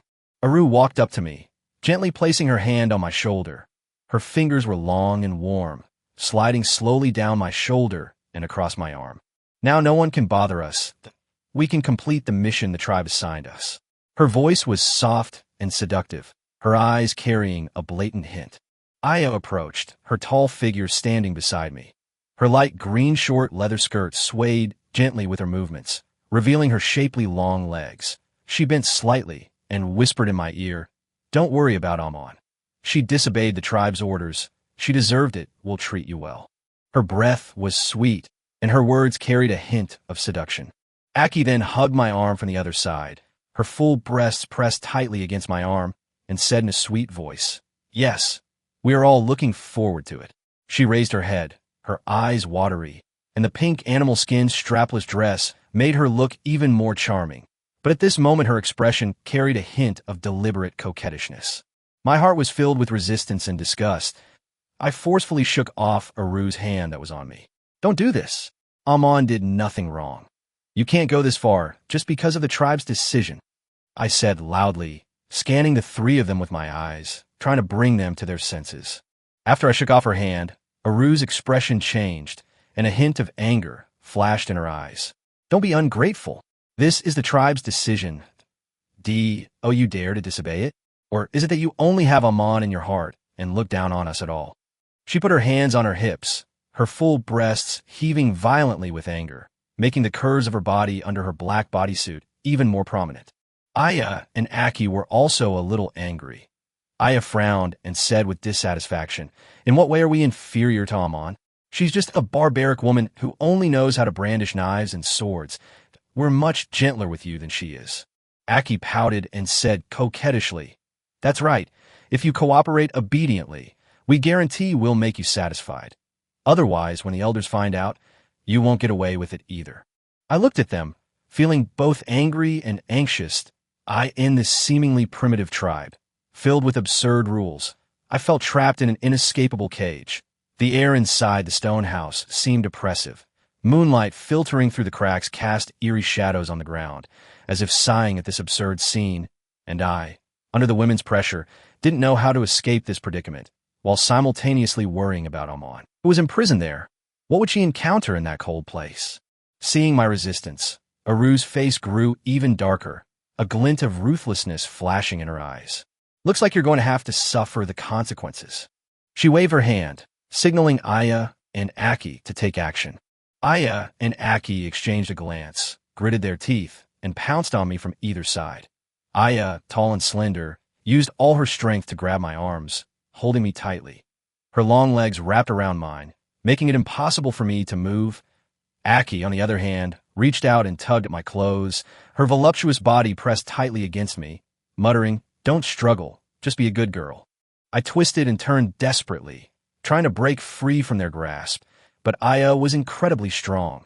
Her arms, like iron clamps, were impossible for me to budge. "You bunch of lunatics, let me go." I roared angrily, the rage in my heart almost consuming me. Aru stepped forward, a smug yet twisted smile on her face. She slowly reached out and gently stroked my cheek, her eyes filled with a morbid desire.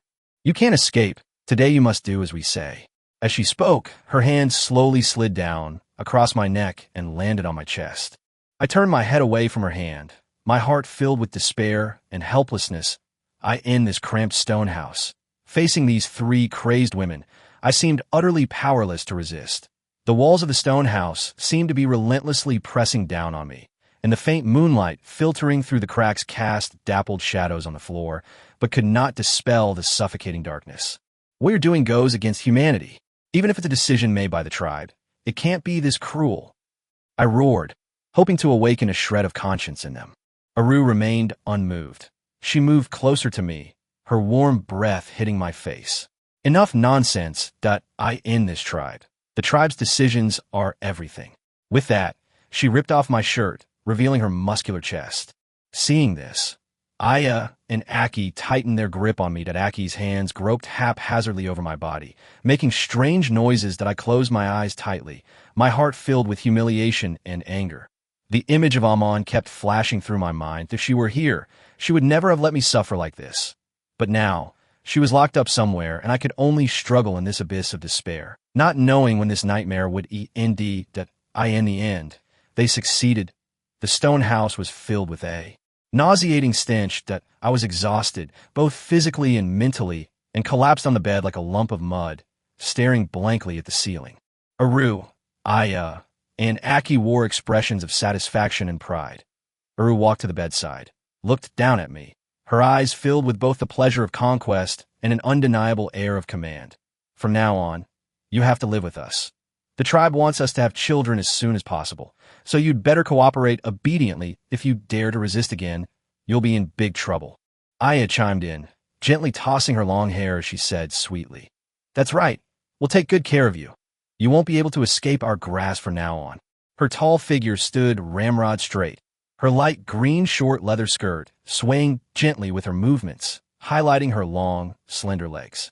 Aki skipped over to me, grinning, and said, "Wouldn't it be great to live with us? We'll make you very happy." Her voluptuous body was wrapped in a pink animal skin strapless dress, and her ample breasts swayed slightly with her movements. My heart was filled with disgust and helplessness, yet I knew that resistance would only bring worse consequences. The absurd rules of this tribe and the madness of these women made me feel as if I were in endless darkness. In the days that followed, I was forced to live in the same stone house as them. Every morning as sunlight streamed through the cracks in the stone house onto my face, I would wake up to the gentle or forceful urging of Aru and the others. Aru was always the first to come over, gently tracing my cheek with her fingers, her eyes filled with possessiveness. "Baby, it's time to get up. We still have to keep working hard today." Aaya would prepare the food on the side, her tall figure moving around the stone house, occasionally turning back to give me a charming look. "Eat up. You need to be full to have energy." Aki always followed me around like a little tail, her plump body pressed close to me, chattering about trivial things. "What do you think our future children will be like?" Every night, the stone house would be enveloped in a suffocating, ambiguous atmosphere. I felt like a soulless shell, forced to endure it all. During these long and painful days, I missed Amon every moment. I didn't know where she was imprisoned or if she was safe. I secretly vowed that as long as I had the chance, I would escape this terrible place, find Amon, take her far away, and get rid of this nightmarish life. Chapter 83, Secretly Calculating. The days passed in pain and torment, until finally, one day, Aru, Aaya, and Aki were all overjoyed to discover they were pregnant.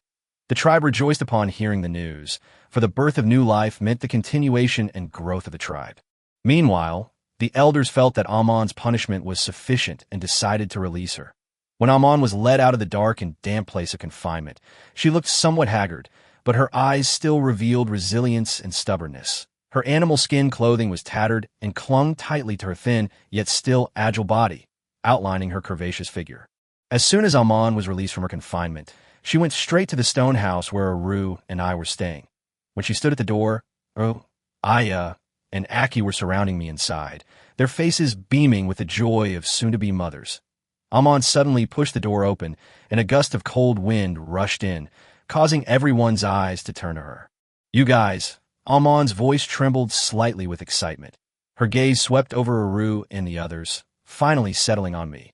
Her eyes were filled with complex emotions, anger, sadness, and, most of all, heartache. When Aru saw Amon, she was taken aback at first, then a smug smile appeared on her lips. "Oh, Amon, you've finally come out. Look, we're both pregnant, and you missed such a good opportunity." Aru gently stroked her slightly protruding belly. Her full breast seemed even fuller because of the pregnancy, and her tight clothes were stretched taut. Aaya and Aki chimed in, "Exactly. Who told you to be so stubborn back then? It's too late to regret it now."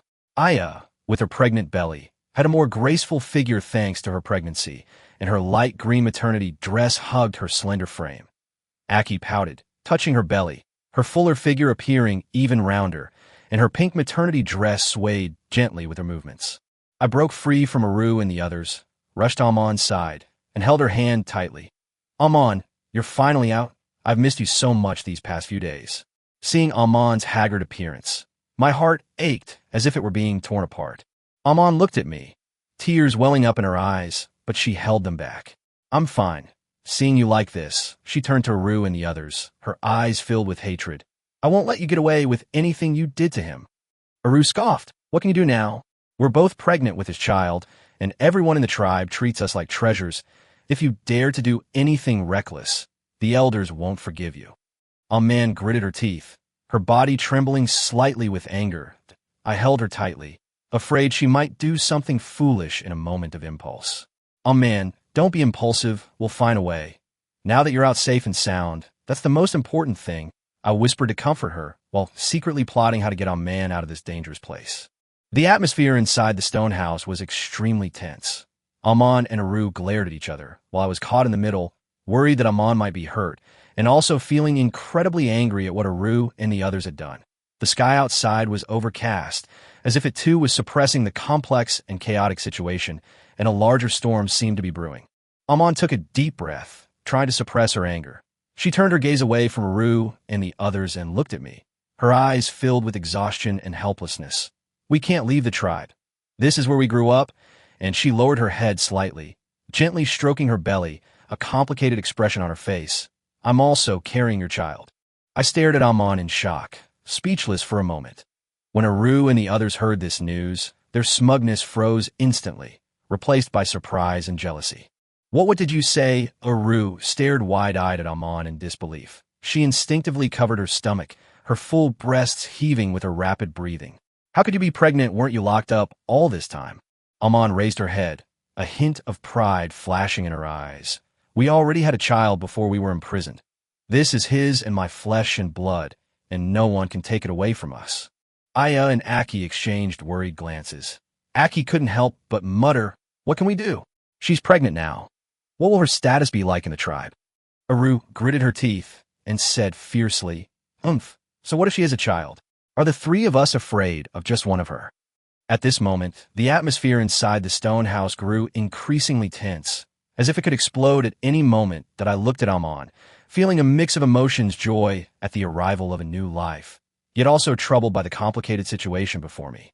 "Stop arguing," I said loudly, trying to break the tense atmosphere. "Now that everyone has children, it's a good thing to add new members to the tribe. There's no need to be at odds." Amon looked at me, a hint of disappointment flashing in her eyes. "You're still protecting them? Have you forgotten how they treated you before?" I held Amon's hand and said sincerely, "I haven't forgotten, but we're all pregnant now. God, if we keep making trouble, it won't do anyone any good. Besides, we're all in the same tribe, and we'll run into each other all the time. Let's just live in peace." Aru snorted coldly. "Peaceful coexistence? Easier said than done. She was so arrogant before. I can't swallow this insult." Amon retorted without backing down. "You think I just let this go? If it weren't for the children, I would have taught you a lesson today." I was caught in the middle, torn between two options. Just then, footsteps sounded outside the stone house, and the tribe's elders entered, surrounded by the crowd. The leading elder frowned as he looked at the tense atmosphere in the room. "What's going on? You are all the hope of the tribe, bearing the heavy responsibility of procreation. How can you be so discordant?" Aru spoke up first. "Elder," Amon spoke rudely to us as soon as she came out. "We are worried that she will harm us and the child." Amon said angrily, "Elder, they forced him before and locked me up. I just found out about this. How can I not be angry?" The elder pondered for a moment, then slowly said, "Since things have come to this, let's all put aside our grudges. The tribe needs new life, and you are all heroes. You must unite as one. From today onward, you will all move to the best stone house in the tribe, and we will assign people to take good care of you. Stop causing trouble, or don't blame me for being impolite." Hearing the elder's words, although still harboring resentment, no one dared to speak further. Under the elder's arrangement, Amon, Aru, and I moved to the new stone house. However, the outward calm could not conceal the inner conflict. What challenges we would face in this tribe in the future remained unknown. The new stone house was much more spacious, and the stone bed was large enough. But even so, the atmosphere between Amon and Aru was still as cold as an ice cellar. Amon sat alone in the corner, her eyes occasionally sweeping coldly over Aru, Aaya, and Aki, as if she regarded them as irreconcilable enemies. Aru deliberately flaunted her slightly protruding belly, walking back and forth in front of Amon, occasionally stroking her stomach and giving Amon a provocative glance. Her voluptuous figure still appeared somewhat flamboyant under her loose maternity dress. Aaya and Aki followed behind Aru like two little followers.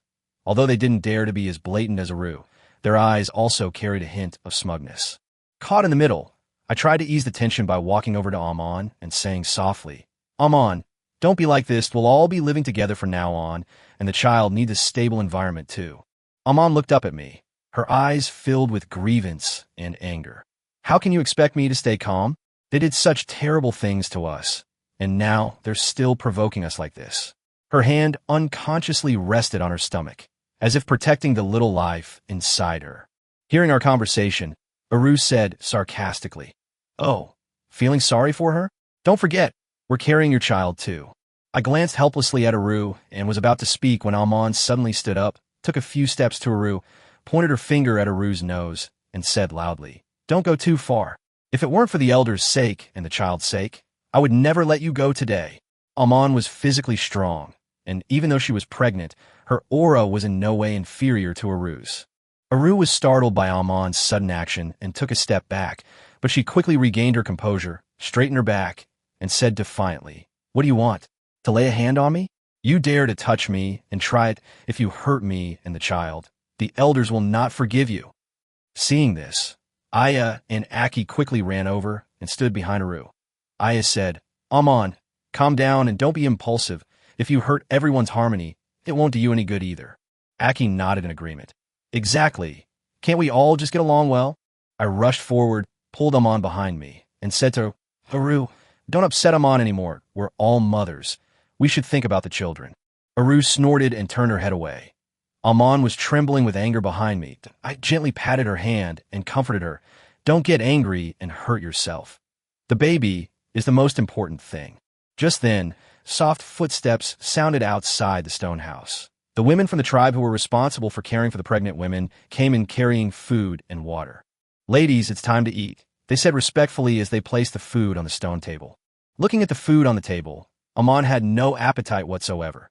She turned around, sat back down in the corner, and said coldly, "You guys eat. I don't want to eat." Aru smiled smugly and said to Aaya and Aki, "Never mind her. Let's eat. We can't let the baby in our bellies go hungry." With that, she picked up a piece of roasted meat and started eating. Aaya and Aki also started eating, and the only sound in the stone house was the sound of them eating. I looked at Amon, my heart filled with heartache, and sat down next to her, saying softly, "Amon, eat something for the sake of the child." Amon glanced at me, her eyes softening slightly. After a moment's hesitation, she got up and walked to the stone table, picking up a piece of fruit and eating it. The atmosphere inside the stone house remained tense, but at least no more violent conflict erupted. However, I knew that the conflict between Amon and Aru was deeply rooted, and truly resolving it would be far from easy. The future would likely still be full of twists and turns and challenges. As the days went by, the relationship between Amon and Aru and the others did not ease with time. Instead, it became increasingly tense as their bellies grew larger. Their movements became slower, but the sparks that flew when their eyes met never faded. One afternoon, the sunlight lazily streamed into the stone house. Aki sat on the stone bed, gently stroking her belly, her face radiating maternal tenderness. Aaya, meanwhile, was tidying up the baby clothes she was preparing, murmuring various beautiful wishes. Aru lay half-reclined on a soft animal skin mat, her eyes occasionally glancing at Amon, who sat in the opposite corner. Amon was intently sharpening a bone knife, the weapon she had always carried with her before being imprisoned. The blade gleamed coldly in the sunlight. Her movements were skilled and powerful. Even though she was 6 months pregnant, her resolute and courageous spirit remained undiminished. At a time like this, still fiddling with that broken thing. Aren't you afraid of hurting the child?" Aru couldn't help but mock. Amon didn't even look up, coldly replying, "It's better than some people who do nothing all day but talk big." Aru's face darkened. She sat up straight, put her hands on her hips, and her full breasts heaved violently with anger. "Who are you calling idle? We are doing this to ensure the continuation of the tribe's lineage. Isn't that a big deal? But you always look so fierce. That aren't you afraid of scaring the children?" Amon suddenly stood up, slammed the bone knife on the table, strode over to Aru, and looked down at her. "Dare to say another word? Don't think you're so great just because you're pregnant that Amon, won't fall for your act." Seeing this, Aaya and Aki quickly put down what they were holding and ran over to try to separate the two. "Stop arguing. You're about to give birth. Don't ruin your relationship," Aaya said anxiously. "That's right. If you get upset, it's not good for the baby," Aki added from the side. I heard the arguing and rushed inside. Seeing the tense scene, I felt a wave of helplessness. "Stop arguing. What's the point of this every day?" I shouted. Amon glanced at me, her eyes full of grievance. "Look at her. She's always provoking me. I really can't stand it anymore." Aru retorted, "She was the one who said the hurtful things first, and I was just talking back that you're already siding with her. So the baby in our belly isn't yours?" I was caught in the middle, torn between two options. After a moment's thought, I said, "Amon, Aru, calm down. We're all bringing new life into the world for the future of the tribe, which is a good thing. Can we try to get along peacefully for the sake of the child? Amon and Aru both turned their heads away, neither speaking, an awkward atmosphere filling the air. Suddenly, Amon clutched her stomach, her face turning deathly pale. Ah! She gasped softly, crouching slightly. Seeing this, I was startled and rushed over to support her. Amon, what's wrong? Is the baby about to be born? Aaya and Aki panicked as well. Aru, temporarily forgetting her anger towards Amon, said, Quick, go and call the midwife. I supported Amon, my heart pounding with anxiety. Aaya and Aki rushed out to find a midwife, while Aru directed me to help Amon lie down on the stone bed. Chaos reigned inside the stone house. The birth of new life was intertwined with tense tension and uncertainty. What would happen next? Amidst the flurry of activity, the midwife quickly arrived at the stone house. She was an experienced elder in the tribe, with a kind face and calm eyes. As soon as she entered, she quickly checked on Amon's condition. Comforting her, she said, Child, don't be nervous. Relax, she's about to give birth. Amon gripped my hand tightly, her nails almost digging into my flesh. Large beads of sweat rolled down her forehead, sliding down her pale cheeks, pale with pain. She gritted her teeth, enduring the pain, her eyes showing both fear of impending childbirth and a resolute strength. I'm fine, don't worry, she said weakly. I looked at Amon with heartache and kept gently comforting her. Don't be afraid, Amon. I'm here. Everything will be all right. Aru, Aaya, and Aki stood to the side, their expressions somewhat tense. Although Aru had been at odds with Amon earlier, she couldn't help but say, Amon, you must do your best. The baby will be safe. Aaya and Aki nodded in agreement. The midwife worked methodically, directing us to prepare hot water, clean animal hides, and other items. A tense atmosphere filled the stone house, broken only by Amon's painful gasps and the midwife's steady instructions. Push, Amon. Give it your all, the midwife encouraged Amon. Amon kept her eyes tightly shut, the muscles in her face contorted from the effort, her body arched slightly, her hands gripping the edge of the stone bed tightly, her once agile body now enduring immense pain. Amon let out an almost scream, her clothes soaked with sweat, clinging to her full but exhausted body from childbirth. I could see the head, just hang in there a little longer. The midwife's voice was also tinged with excitement. Finally, with a loud cry, a little life was born. It's a boy, the midwife said with a smile, handing the baby wrapped in animal skin to Amon. Amon weakly opened her eyes, looked at the wrinkled little face in front of her, and a happy smile appeared on her face. Our child, she whispered, her eyes full of love. I was so excited that tears welled up in my eyes, and I held Amon's hand tightly. Amon, you're amazing. We have a son. Aru, Aaya, and Aki also gathered around, looking at the new life with smiles of relief on their faces. So cute. Congratulations, Aru said, her tone less sharp than usual. Amon looked at Aru and the others and nodded slightly. Thank you. At that moment, the tense atmosphere inside the stone house seemed to ease considerably because of the birth of this new life. Sunlight streamed through the window, bathing the baby in a golden veil, foreshadowing his hopeful future. The tribe, too, seemed to be filled with new life and vitality because of this newborn. After so many twists and turns and conflicts, whether their relationships would change because of this child remained uncertain. But at this moment, the joy overflowing in the stone house was undeniably real. After Amon gave birth, the atmosphere in the stone house initially eased due to the arrival of the new life. However, after only a few days, Aru reverted to her arrogant and domineering self. One day, Amon was holding her child and softly humming a lullaby when Aru deliberately swaggered over. Her voluptuous figure, even under her loose maternity dress, still exuded an imposing aura. She glanced at the child in Amon's arms and said sarcastically, It's just a boy. What's so special about him? Once I give birth to my own child, he'll definitely be better than him. Amon looked up and glared at Aru, tightly holding the child in her arms, her eyes filled with vigilance and anger. Aru, don't go too far. The child was just born, and you're already causing trouble. Aru put her hands on her hips and smiled disdainfully. Or did I go too far? I'm just telling the truth that you think you can gain a foothold in the tribe just because you gave birth to a son? Don't forget, the three of us sisters are all pregnant. Aaya and Aki stood to the side, not as directly provocative as Aru, but their faces showed agreement. Aaya frowned slightly and said softly, Amon, Aru is just worried about her child. Don't take it to heart. But her tone was completely insincere. Aki pouted and muttered under her breath. That's right. We're all the same. There's no need to protect her like this, as if your child is the only precious one. I heard the arguing and rushed in from outside. Seeing this scene, I felt annoyed. Aru, what exactly do you want? The baby was just born. Can't you just calm down? Aru rolled her eyes at me, then swayed her hips as she walked up to me. What? Feeling sorry for her and her child? Don't forget, the baby in our bellies is also your flesh and blood. Her ample breasts were almost pressed against me, her eyes full of provocation. Amon stood up angrily, gently placed the child on the stone bed, and strode over to her. Aru, don't think you can act recklessly just because you're pregnant. I'm telling you right now, if you dare say another nasty thing to my child, I'll never forgive you. Amon was strong and agile, and even though she had just given birth, her imposing manner remained undiminished. Her eyes were wide open as she stared directly at Aru. Aru was momentarily intimidated by Amon's imposing manner, but quickly hardened her stance again. Who are you trying to scare? I, Aru, am not afraid of you, that if you dare to touch me, try it if you hurt me, the elders will be the first to punish you.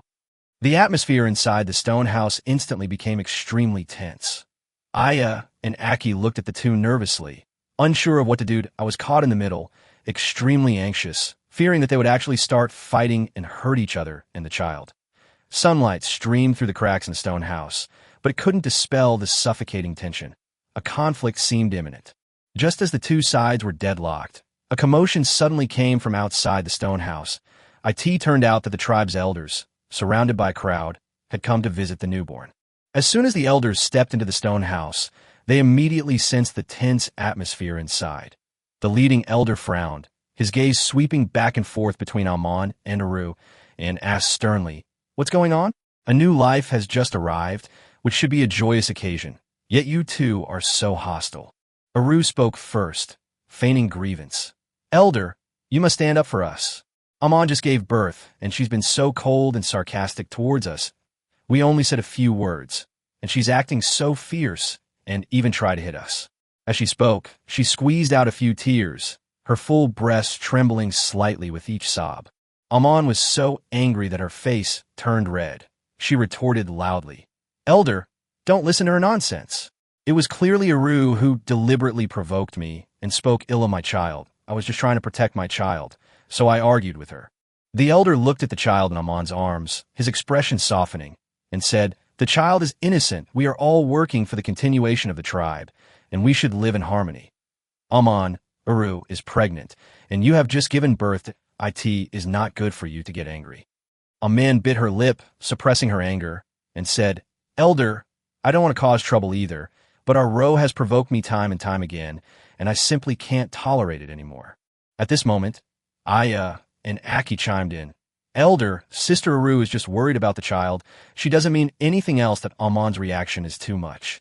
The elder sighed, his gaze sweeping over everyone, and said earnestly, Stop arguing. The birth of a new life is the hope of the tribe. You all bear important responsibilities. If you continue to be at odds like this, how can you focus on your pregnancy, and how can you raise your child well? Aru lowered her head and pretended to be docile, saying, The elder is right that it was my fault. I shouldn't have argued with Amon. But a hint of resentment flashed in her eyes. Aman snorted coldly, turned her head away, and didn't say anything. The elder then looked at me and said, As the child's father, you must mediate their relationship and prevent the conflict from escalating. The tribe needs peace, and the children need a harmonious environment to grow up in. I nodded quickly. Don't worry, elder. I'll do my best. The elders gave a few more instructions and then left the stone house. After the elders left, silence fell over the stone house. Amon, holding her child, sat in a corner, watching Aru and the others warily. Aru sat on the edge of the stone bed, gently stroking her belly, occasionally glancing sideways at Amon, a faint, cold smile playing on her lips. Aaya and Aki whispered among themselves, stealing glances at Amon and Aru from time to time. A storm may have subsided, but beneath the surface, undercurrents surged that I know all too well that the conflict between Amon and Aru is deeply rooted, and truly resolving it will be no easy task. In this environment rife with contradictions and disputes, Whether the children can grow up healthily and what the future of the tribe will hold are all uncertain. Inside the stone house, sunlight still filters through the cracks, casting dappled shadows, but it cannot illuminate the complex knots in everyone's hearts. As time passed, Uru, Aaya, and Aki all gave birth to their children. Uru gave birth to a daughter, delicate and adorable, inheriting some of her mother's beauty. Aaya gave birth to a boy, strong and healthy, with a loud cry. Aki welcomed twin daughters, the two little ones pink and tender, utterly adorable. For a time, the stone house was filled with the cries of children and the busy figures of adults. However, the already tense atmosphere did not completely ease with the arrival of these new lives. One afternoon, Amon was playing with her son, who was giggling. Amon's face was beaming with happiness. Uru came over carrying her daughter and deliberately raised her voice, saying, "Oh my precious daughter is so beautiful, she'll definitely be the most outstanding girl in the tribe when she grows up." Unlike some children, who just look ordinary. Upon hearing this, Amon's face instantly darkened. She hugged her son tightly and glared at Uru. "Uru, what are you trying to do now? The child is still so young. How can you speak so recklessly?" Uru raised an eyebrow and said dismissively, "What? I'm just stating the facts. Are you saying I can't say it?" At this moment, Aaya walked over carrying her son, and Aki followed behind, carrying one daughter in each arm. Aaya softly advised, "Uru, Amon, stop arguing. The children are still young." But her eyes subtly veered toward Uru. Aki muttered, "Yeah, everyone is kids now. We should be happy." But there wasn't much sincerity in her voice. Hearing the commotion, I came in from outside and said helplessly, "Uru, stop stirring up trouble. The children are all so cute. What's the point of comparing them?" Uru rolled her eyes at me and said, "You're always siding with her. I'm just telling the truth. Isn't my daughter beautiful?" As she spoke, she gently rocked her daughter in her arms. Amon stood up angrily and said, "Uru, if you keep doing this, I really won't be polite. Don't think you're so great just because you gave birth to a daughter." Holding her daughter, Uru puffed out her chest, her full figure appearing even more rounded after childbirth. She looked at Amon defiantly. "What? You want to hit me? I'm not afraid of you." The atmosphere inside the stone house tensed up again. The children seemed to sense the adults' anger and started crying and screaming. Looking at the chaotic scene before me, I felt extremely anxious. On one side was the hot-tempered, fiercely protective Amon. On the other was the arrogant, unyielding Uru. And then there were Aaya and Aki, who seemed like peacemakers but were actually unsure of their stance. What would become of these children growing up in such a contradictory environment? Sunlight streamed through the windows, but it couldn't dispel the suffocating tension and unease. After this heated argument, I could no longer tolerate the atmosphere full of conflict and tension. So I decided to go to the elders and ask them to separate Aman and Aro so that the children could have a more peaceful environment to grow up in. After listening to my request and discussing it, the elders agreed to it. They arranged another spacious stone house for Aman and me and told us to move there with the children. When I told Aman the news, a look of surprise and relief flashed in her eyes. Finally, I can be separated from them.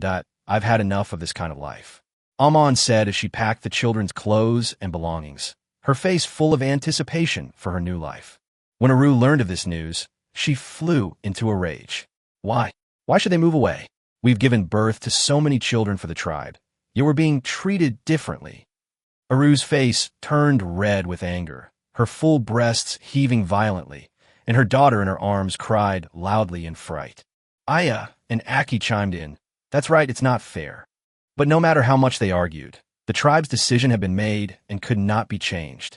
On moving day, Aman carried her son, and I took some household items as we left the stone house filled with conflict. Uru stood at the door, holding her daughter, glaring at us fiercely, her eyes filled with resentment and bitterness. Don't be so smug, this isn't over, Uru shouted.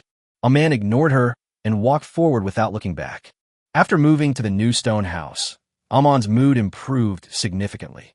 The stone house was surrounded by a quiet and peaceful environment, and sunlight streamed through the windows, making the room warm and bright. Aman placed her son on the stone bed, and the little guy looked around curiously, babbling something. Finally, I can take care of my child with peace of mind, and I hope he can grow up healthy and happy here. Aman smiled, her eyes full of love. However, we all know that Uru won't let this go easily. Although they're temporarily separated, Aru's resentment might lead her to do something unexpected, and how the others in the tribe will view this is also unknown. The future remains uncertain, and we can only carefully protect this hard-won peace, hoping that the children can thrive in a conflict-free environment. Chapter 84. There is not a glimmer of hope. The peaceful days didn't last long. The tribe's elders made another unexpected decision. They approached me, their faces grave, and said that the tribe's population growth was slow, and since Aru was in good health, they hoped I could return to Aru's side so she could have another child. Upon hearing this decision, I was filled with helplessness and resistance. Elder, the conflict between Amon and Aru runs so deep. They had a huge fight before, and now that they've finally separated this. The elder patted me on the shoulder and said earnestly, "Child, we know this is difficult for you, but the development of the tribe is of utmost importance. Aru's first child was a daughter, and we hope she can have another one to strengthen the tribe. You bear the responsibility of the tribe on your shoulders." With a heavy heart, I returned to the old stone house and told Amon about my decision. Upon hearing this, Amon's face turned deathly pale, her eyes filled with disbelief and anger. How could they do this? Don't our feelings matter? We finally separated, and now they want you to go back? Aren't they pushing us to the brink?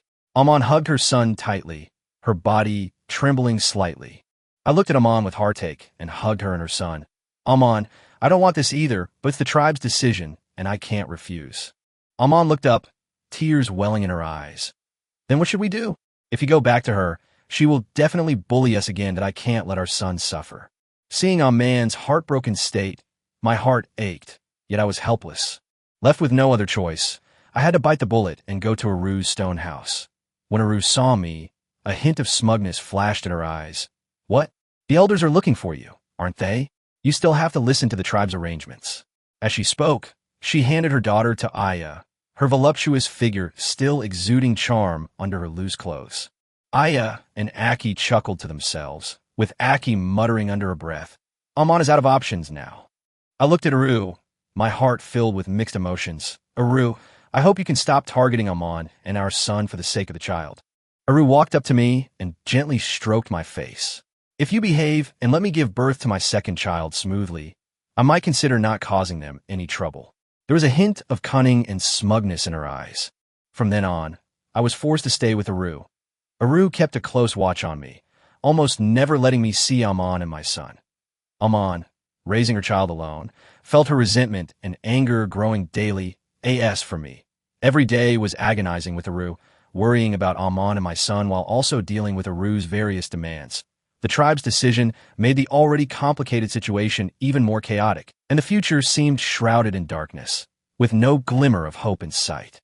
Since I moved here to live alone with Aru as required by the tribe, Aru has been focused on getting pregnant with a second child as soon as possible, and her attitude toward me has changed somewhat. She is no longer as domineering as before, and instead often shows a gentle and charming side. As night fell, a warm campfire burned inside the stone house, its flickering light casting Aru's silhouette against the stone wall. She wore a thin animal skin nightgown, her figure graceful, and she walked towards me with light, airy steps. "My dear," Aru whispered, her voice almost a murmur, carrying a hint of allure. She slowly sat down beside me, her soft body pressing against me, her full breasts gently squeezing my arm. My heart was always with Amon and my son, and I felt somewhat resistant to Aru's closeness, but I dared not show it too obviously. After all, this was the tribe's mission. Aru, I know the tribe's expectations, but I hesitated, a hint of helplessness in my eyes. Aru seemed to sense my thoughts, frowned slightly, and gently stroked my cheek with her fingers. Are you still thinking about Amon? Don't forget, you're by my side now, so you have to be devoted to me as long as I successfully give birth to the second child. The tribe will give us more resources, and then our family will be able to live a good life. Looking at Aru, I felt a bitter pang in my heart and could only nod reluctantly. Seeing this, Aru smiled with satisfaction. She gently wrapped her arms around my neck, brought her lips to my ear, and breathed out warm breath. Then let's begin. As she spoke, she slowly closed her eyes and pressed her lips to mine. Days passed by like this, and Aru tried every possible method to get pregnant as soon as possible. She would take me to the herbalist in the tribe to ask for all sorts of herbs that were said to help with fertility, and then she would personally brew them and watch me drink them together. During the day, she would carefully prepare all kinds of delicious food, saying that she wanted to supplement my nutrition. "Honey, eat more of this. It'll give you energy." Aru picked up a piece of tender roasted meat and held it to my lips, her eyes full of anticipation. Thanks to Aru's persistent efforts, the atmosphere inside the stone house grew increasingly ambiguous. But beneath this seemingly sweet facade, my heart was tormented. Every night in the stillness of the night, I would gaze at the sky outside the window. Longing for Amon and my son, I wondered if Amon was doing well raising the child alone, if my son was sick, and if he missed me. Meanwhile, I was trapped beside Aru, doing things I didn't want to do for the sake of the tribe. This conflicting feeling, like a rope, tightly bound my heart, making it hard for me to breathe. One day, Aru excitedly told me that in order for the child she was about to conceive to have a stronger physique, she was going to take me hunting and also let me stretch my muscles and improve my physical strength. Although I was unwilling, I could only obey. We arrived at the forest near the tribe. Aru was agile, and even in her animal skin hunting attire, which allowed for easy movement, her voluptuous figure was still evident. Holding a bone spear, her eyes were sharp as she moved freely through the forest. "Keep up with me. Don't fall behind," she called back to me, her voice carrying an undeniable authority. During the hunt, Aru displayed extraordinary hunting skills and quickly spotted a large deer.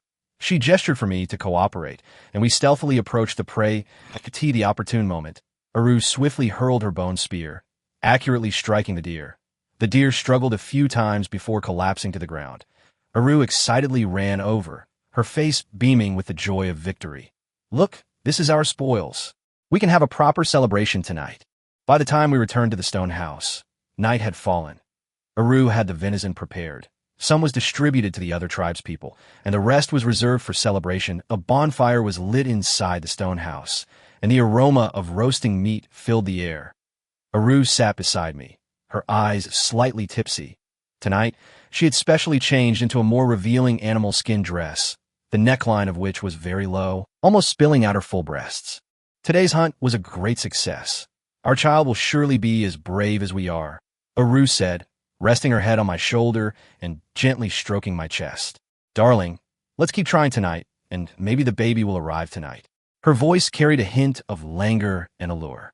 Before I could respond, Aru slowly rose, straddled my lap, and wrapped her arms around my neck. Her eyes were hazy, her lips slightly parted, and she gently kissed my lips. Her body was burning hot, as if she wanted to melt me. "Don't think about anything else. Right now it's just us," Aru whispered in my ear, her breath quickening. Amidst the lively atmosphere, my heart remained preoccupied with Amon and my son. Yet faced with Aru's initiative and enthusiasm, I couldn't resist. Inside the stone house, the flickering campfire cast our shadows on the wall. Swaying with Aru's movements, I end this seemingly beautiful night. I was plunged into deep helplessness and pain, wondering when these days would end and what Amon and my son were doing, whether they were safe and sound. Just as Aru and I were working hard to have a second child, the tribal elders made another astonishing decision. They summoned Amon, Aaya, and Aki together and announced that in order for the tribe to grow its population faster, the four of us were required to live together and work together to produce more offspring. Upon hearing this decision, Amon's face instantly turned extremely ugly. She hugged her son tightly, her eyes filled with anger and resistance. "Elder, this is absolutely unacceptable. Aru has been targeting us at every turn. How can we live together? Isn't this forcing us to our deaths?" Aru's lips curled up slightly, revealing a smug smile. "Amon, this is the tribe's decision. Do you dare to disobey it? Besides, if everyone works together, it can also strengthen our relationship." Aaya and Aki exchanged a glance. Although there was a hint of reluctance on their faces, they still dared not disobey the elder's order and silently lowered their heads. I was extremely anxious and stepped forward, saying, "Elder, the conflict between them is too deep. Forcing them to live together might backfire and be detrimental to the stability of the tribe." The elders, however, remained solemn and unmoved. "This is a decision we have made after careful consideration. The tribe needs more new life. You are all doing this for the tribe. Put aside your personal grudges for now." Left with no other choice, we had to comply with the tribe's decision. Amon and I moved back to the stone house that had once been the source of so much conflict, with Aru, Aaya, and Aki joining us. The atmosphere inside the stone house was so oppressive it was hard to breathe. That night, Amon sat alone in a corner, coaxing her son to sleep, her eyes filled with vigilance, fearing that Aru and the others might harm the child. Aru, on the other hand, sat by the stone bed and deliberately said loudly, "Now that we're all together, we need to plan how to get us all pregnant as soon as possible." Aaya and Aki chimed in, with Aaya saying, "Yes, Sister Aru is right, we need to work together." Aki nodded in agreement. "That's right, for the sake of the tribe, let's not keep anything to ourselves." Amon snorted coldly. "That sounds nice, but I think you just want to take advantage of us." Aru stood up and walked towards Amon. Her voluptuous figure appeared somewhat aggressive in the dim light. "Amon, don't be ungrateful. This is the tribe's arrangement, that if you continue to be so willful, don't blame me for being impolite." I quickly stepped between the two of them and said anxiously, "Stop arguing. Things have already come to this point. Can't we all just get along?" However, Amon and Aru refused to back down, their eyes blazing with tension. Aaya and Aki watched from the sidelines, unsure of what to do. Inside the stone house, the cries of children and the arguments of adults mingled together in utter chaos. Under the tribe's seemingly absurd yet inescapable decision, our lives were plunged into deeper hardship. The future filled with uncertainty and unknowns that we truly didn't know when this would end. The tribal elders seemed to realize that the intense conflict between Amon and Aru was irreconcilable, so they made new adjustments. The elders decided that Aru, Aaya, and Aki would live with me in a stone house to focus on having more offspring, while Amon would move to another house to take care of all the children, including her own son. Hearing this decision, Amon was filled with resentment and helplessness, but for the sake of the children's stable upbringing, she gritted her teeth and accepted it. "Fine, I will take good care of the children, but don't even think about taking this opportunity to hurt them." Amon stared intently at Aru and the others, her gaze piercing. A smug look appeared on Aru's face as she gently stroked her hair. "Don't worry. Our goal is to have a baby, so we don't have time to worry about your affairs." That day, Amon moved the children to the stone house next door. The house was fairly tidy, and Amon carefully arranged the bed for the children and settled them in. Looking at the children, some asleep and some awake, their innocent faces filled Amon with mixed emotions. "My darlings, Mommy will definitely protect you and make sure you grow up healthy," Amon murmured softly, her eyes full of love and determination. Meanwhile, in our stone house, Aru, Aaya, and Aki seemed to immediately get into the swing of things. Aru changed into an extremely thin, almost transparent animal skin dress, her voluptuous figure faintly visible. She looked at me seductively and said, "From today onwards, we'd better work hard." Aaya had prepared some herbal soup that was said to increase the chances of conception and brought it to me. "Drinking this will help us." Her eyes held a hint of shyness and anticipation. Aki came over and took my hand, saying, "Yes, we all hope to have our own babies soon." Her cheeks were flushed, making her look charming and eager. I looked at them, my heart filled with worry for Amon and the children, but under the oppression of tribal rules, I could only helplessly comply. Night fell, and an ambiguous yet oppressive atmosphere permeated the stone house, but my mind was elsewhere. Images of Amon caring for the children alone kept flashing through my mind. I wondered if she could manage alone, if the children would cry, if they would fall in this seemingly idyllic yet excruciating atmosphere. I silently endured everything, hoping that the situation in the tribe would change, allowing us all to return to normal life. Under the elders' arrangement, in order to improve their physical condition and better conceive offspring, Aaya and Aki decided to take me hunting. The four of us arrived at a vast grassland near the tribe, where the grass and water were abundant and prey was frequently seen. Aru was dressed in a tight-fitting animal skin hunting outfit that accentuated her voluptuous figure. She gripped a sharp bone spear tightly in her hand, her eyes radiating confidence and excitement. Aaya and Aki, each carrying their own suitable weapon, followed beside us. After searching the grassland for a while, we spotted a herd of antelopes. Aru signaled everyone to be quiet, then cautiously approached. Just as we were about to attack, one of the antelopes seemed to sense the danger and suddenly changed direction, charging towards us. Aru reacted quickly, but in the process of dodging the antelope, she accidentally pushed me down onto the soft grass. Immediately afterwards, Aaya and Aki also quickly surrounded me, their eyes filled with a hint of cunning and eagerness, and they rushed to my side. Looking at them, I felt helpless, but under the long-term oppression of tribal rules, I had lost the strength to resist and could only accept it all. Sunlight streamed across the grassland, a gentle breeze carrying the scent of fresh grass. Gazing at the azure sky, my thoughts drifted to where Amon and the children were, wondering what they were doing and if everything was all right. After the hunt, we returned to the tribe with our prey. Amon's eyes flashed with a complex emotion when she saw us return, but she said nothing, simply turning away to continue caring for the children. Watching her retreating figure, I felt a deep sense of guilt and helplessness in this strange and oppressive tribe. Each of us seemed like a pawn manipulated by fate, unsure of where our future lay. Chapter 85. Warm and ambiguous. Since that grassland hunt, Aaya and Aki seemed to have become even more convinced of this approach, and they became increasingly attentive to me, that I also seemed to gradually get used to it, and I was happy to accept their arrangements, enjoying the days of being pampered with good food and drink. Every morning, Aru would wake up early and carefully select the freshest ingredients from the tribe to prepare a sumptuous breakfast for me. She would personally bring it to my bedside and gently wake me up. "Darling, wake up quickly, eat something good so you'll have energy." Aru wore a loose, yet elegant morning robe, her full figure faintly visible through the fabric. Aaya would prepare warm water for washing up and carefully add a few drops of herbal juice with a faint fragrance to the water, saying with a smile, "This will make you feel refreshed and energetic all day long." Aki, like a cheerful little sparrow, hopped and skipped to the bedside, holding a clean animal skin garment in her hand. "Quickly change into this. Today will surely be another wonderful day." After breakfast, Aru would take me for a leisurely stroll through the village, showing everyone how close we were.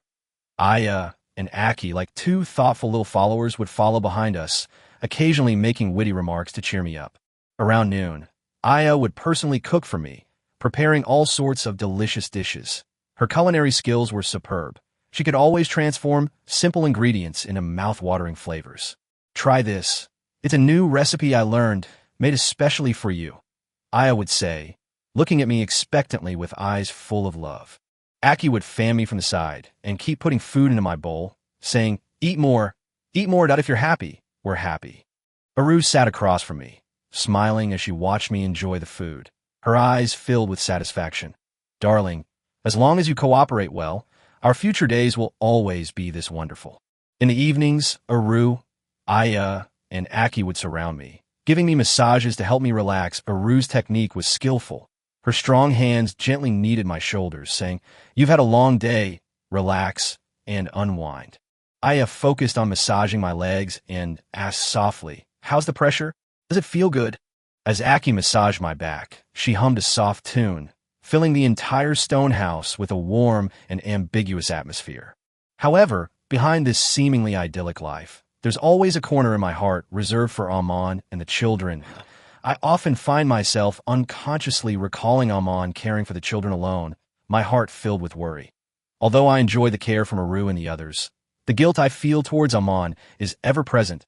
I don't know how long this will last, nor what the future holds. The tribe's rules remain a heavy burden, weighing on each of us. I can only drift along amidst these complex emotions and a life filled with hardship. As the days went by, there seemed to be new changes in the tribe. Perhaps noticing that Aru was the most proactive in this matter, the elders decided to let Aru and me live separately, hoping that we could focus more on increasing the tribe's population. Upon hearing the news, Aru was overjoyed, her eyes sparkling with excitement. She immediately set about redecorating our stone house, placing various soft animal hides and brightly colored decorations, filling the entire house with a warm and intimate atmosphere. "Darling, from now on it'll just be the two of us, and we'll definitely have a lovely baby soon," Aru said cheerfully as she busied herself, her voluptuous figure moving lightly through the stone house. As for me, although I've gotten used to being pampered with good food and drink, I still feel a bit conflicted. On one hand, I find it hard to resist Aru's enthusiasm and meticulous care. On the other hand, my concern for Amon and the children has never diminished. After we officially moved into the new stone house, Aru took even better care of me. Every day, she would prepare a variety of delicious meals for me, from succulent roasted meat to sweet fruits, all carefully selected. "Here, try this. I found this especially for you. It's said to be very helpful for us to have children." Aru sat beside me, picked up a piece of tender meat, and held it to my lips, her eyes full of expectation. At night, a warm campfire burns inside the stone house. Aru nestles in my arms, softly sharing her dreams for our future child. I hope our child will be as strong as you, and as smart and beautiful as me, Aru says, looking up at me with eyes full of love. She gently strokes my face, then slowly leans closer, offering a tender kiss. Her body is soft and warm, pressed tightly against me, as if she wants to share her passion with me. However, in this seemingly sweet time together, I would often find myself drifting off into my own thoughts. Whenever this happened, Aru would seem to sense my thoughts, and she would frown slightly and say with a hint of dissatisfaction, "You're thinking about Amon and those children again, aren't you? Now that you're with me, you should only have me in your heart." I looked at Aru helplessly and tried to explain, "Aru, I'm just worried about them. After all, they're my family too." Aru sat up, a hint of jealousy and anger flashing in her eyes. "They're your family, so what am I? What matters most now is that we work together to bring new life into the tribe." Seeing Aru's agitated state, I could only bury my longing for Amon and the children deep in my heart and try my best to comfort Aru. "Okay, don't be angry. I know you are good to me, and I will work hard with you." Aru's expression softened, and she nestled in my arms again. "That's right. If we work together, we'll definitely have a happy family." In this small stone house, Aru and I continued this kind of life. But what the future held, I had no idea that I was bound by the tribe's rules and Aru's enthusiasm, while the concern in my heart for Amon and the children was like a thin crack in the wall of the stone house. Although inconspicuous, it constantly reminded me that life was far from being as simple and beautiful as it seemed on the surface. During the time she lived alone with Aru, she longed to conceive again and was passionate every night. Inside the stone house, a warm campfire flickered, and Aru lay on the soft animal skin bed, her eyes hazy and full of longing. She held my hand tightly and said in a soft voice, "Darling, push harder. We will definitely have a child." Looking at her eager and expectant expression, I found myself caught up in the atmosphere, my initial resistance gradually dissipating. Instead, I found this time together strangely sweet and exciting. I responded joyfully, fully immersing myself in the moment.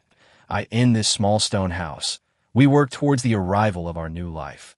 After the passion subsided, Aru, her face flushed, nestled in my arms, a happy smile on her face.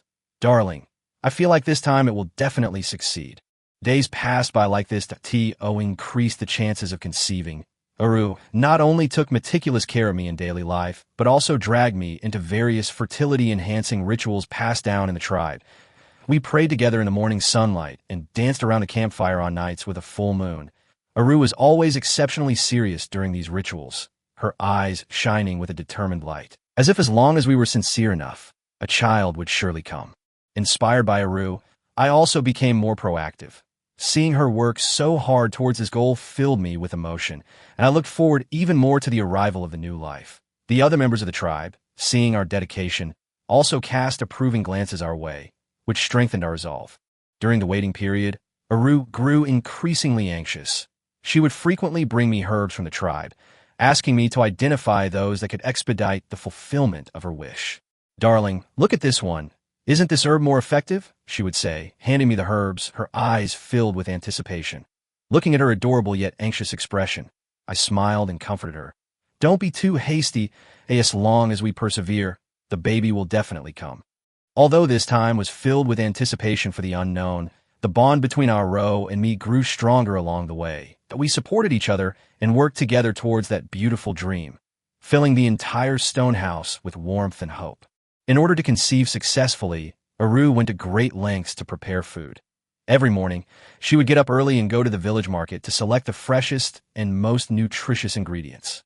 She would carefully select tender antelope legs, which were said to be rich in protein and very beneficial for pregnancy. She would also choose brightly colored wild fruits, believing their abundant juices and unique nutrients would replenish her energy. After bringing these ingredients back to the stone house, she would immediately head into the simple kitchen area. Aru's cooking skills are truly exceptional. She meticulously marinated the antelope leg with spices unique to her tribe, then slowly roasted it over a fire. As the flames licked at the meat, it gradually turned golden brown, the fat sizzling and releasing an enticing aroma. While turning the lamb over, she turned to me and said, "Darling, This lamb is roasted to a perfect crispy exterior and tender interior. It will definitely be good for you. Besides grilling meat, Aru also makes sweet and sour fruit soup with wild fruits. She washes and pits various wild fruits, then puts them into a stone pot to simmer slowly. The fruit soup gradually thickens over low heat, emitting a fragrant aroma. Aru ladles out a bowl of fruit soup and carefully places it in front of me with a gentle smile. Try this. It's appetizing and nutritious, and it'll also help us have children. At lunchtime, the stone table was laden with a sumptuous feast. Besides roasted antelope leg and fruit soup, there was also a salad made with tender wild vegetables and nuts. Aru sat across from me, watching me eat heartily, her eyes full of satisfaction. Eat more. This is all prepared for you that I hope it will make you stronger and stronger. In the evening, Aru would cook a pot of steaming fish soup. She would choose the fattest fish from the streams near the village, adding various herbs and spices. The fish soup simmered in the pot, its rich aroma filling the entire stone house. This fish soup is a nourishing delicacy. After drinking it, our wishes might soon come true, Aru said, ladling a large bowl of fish soup for me. Under Aru's meticulous care, I enjoyed delicious and nutritious meals every day. These meals not only satisfied my taste buds, but also made me feel Aru's fervent anticipation for the new life. In the stone house filled with the aroma of food, we continued our efforts to conceive a child. Our days were fulfilling and sweet, and our anticipation for the new life grew stronger with every delicious meal. Chapter 86: Caution and Expectation. On a quiet night, the campfire inside the stone house flickered warmly, casting dappled light on the walls. Aru and I were immersed in our eager anticipation of a new life, and the atmosphere grew increasingly intense. In the heat of the moment, I unconsciously used too much force, and Aru's brows furrowed instantly. She couldn't help but cry out, "It hurts." Her voice trembled with pain, and her previously dreamy and intoxicated eyes were now filled with discomfort. I snapped back to reality, my heart filled with guilt and heartache. I immediately stopped what I was doing and looked at her anxiously. "Aru, I'm sorry. I was too reckless. Are you all right? Are you hurt anywhere?" I gently pulled her into my arms, my eyes filled with self-reproach and concern. Aru was slightly out of breath. She gently punched me and scolded. "You, how could you be so careless?" I almost thought. Tears welled up in her eyes, a mixture of physical pain and a hint of grievance. I stroked her hair tenderly, apologizing repeatedly. "It's my fault. I should have been more careful. Should I go and ask the tribe's healer to take a look?" I was anxious and prepared to get up to fetch the healer. Aru took my hand and shook her head. "No need. It should be nothing serious. I just need to rest for a while. You have to be careful next time. Don't be so reckless." She leaned gently against me, her voice gradually becoming calm. I held Aru tightly, my heart filled with lingering fear. "I'll remember this. I promise I won't do it again, that if you feel unwell, be sure to tell me right away." I gently kissed her forehead, my heart full of tenderness. After that, we lay in each other's arms, and peace returned to the stone house. But this incident remained a thorn in my heart, making me extremely cautious in every interaction with Aru afterwards, afraid of hurting her in the slightest. Aru, too, seemed to have become more careful and shy in her interactions with me after this experience, that we cherished each other more and were more careful and expectant about conceiving a new life. Ever since I accidentally hurt Aru that time, despite being extremely careful, for some reason, the atmosphere between us has subtly changed, and we often argue over trivial matters. One day, Aru meticulously prepared a dinner, filled with food she believed were beneficial for conception. However, I was exhausted from helping with village affairs all day and had little appetite. Seeing this, Aru's face darkened. "I put so much effort into preparing this, and you only eat this little even if you don't think about yourself. You should think about our child." She put her hands on her hips, her eyes filled with displeasure. I reluctantly put down my chopsticks and bowl. "Aru, I'm really too tired today. I can't eat anything. Don't always use the child as an excuse." I rubbed my temples, looking exhausted. Aru's eyes widened, her voice rising several decibels. "Using the child as an excuse? All I've done is so we can have a child. And you're not cooperating at all." Her emotions were running high, her chest heaving violently. I was getting a little annoyed. "How am I not cooperating? Haven't I been doing what you asked of me all this time? But you can't keep forcing me like this." I stood up, my tone becoming more forceful. Aru's eyes reddened with anger. Forced you? What did I force you to do? I've done everything for this family, for our future, and you don't understand me. Tears welled up in her eyes. How could I not understand you? But you should also consider my feelings. You can't just do everything according to your own ideas. I looked at her, feeling both helpless and a little angry. My idea is that we can have a child as soon as possible. Is that wrong? Aru retorted loudly, her voice echoing in the stone house. The argument grew louder, completely destroying the warm atmosphere that had filled the stone house. Neither of us would back down, both feeling aggrieved, and for a time, we were locked in a stalemate. Each argument further strained our relationship, and the initial anticipation of a new life seemed to be overshadowed by these constant conflicts.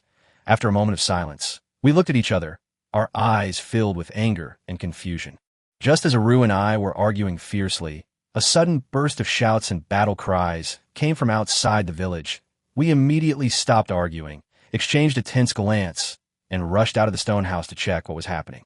Dust billowed around the tribe as a group of unfamiliar tribesmen charged menacingly from afar, weapons in hand and fierce expressions on their faces. The tribe's guard were already engaged in battle with them. Shouts of battle and the clashing of weapons mingled together in chaos. What's going on? Why are tribes suddenly attacking us? Aru grabbed my arm in terror, her voice trembling. Her face was filled with fear, her eyes darting around in panic. I frowned, tried to reassure Aru while quickly thinking of a solution.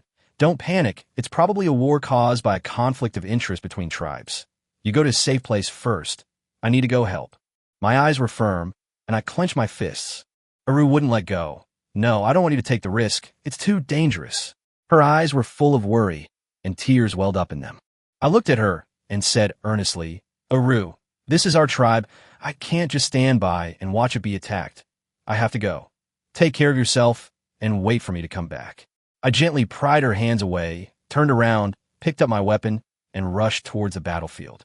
On the battlefield, shouts of battle shook the heavens, and blood stained the earth that I brandished my weapon, fighting fiercely against the enemy, with only one belief in my heart, to defend the tribe, to protect Aru and all the tribe's people. Tribe members fell around me, and new ones joined the battle. Everyone fought to the death to protect their homeland. I don't know how much time passed, but the enemy's offensive seemed to weaken.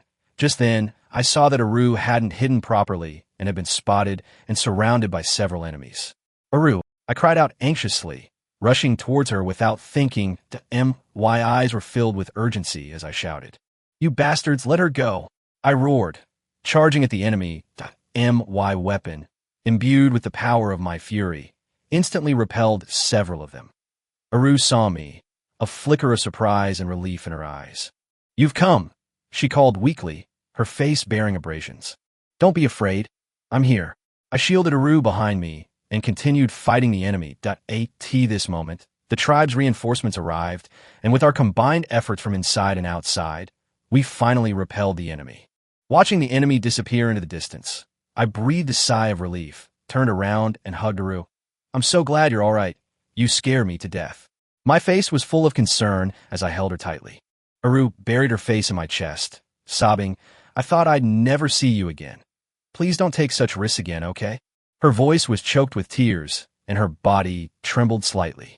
After this war, the conflict between Aru and me seemed to vanish in the face of life and death. We cherish each other even more, and we understand how insignificant personal conflicts are when facing a crisis for the survival of the tribe.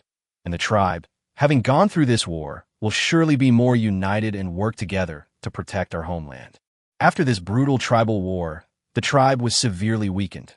The once fertile land was ravaged by the war, and the water sources were polluted, making it difficult to sustain the tribe's inhabitants. Therefore, after deliberation, the tribe's elders made a difficult decision to relocate the tribe. When the news spread throughout the tribe, there was an uproar.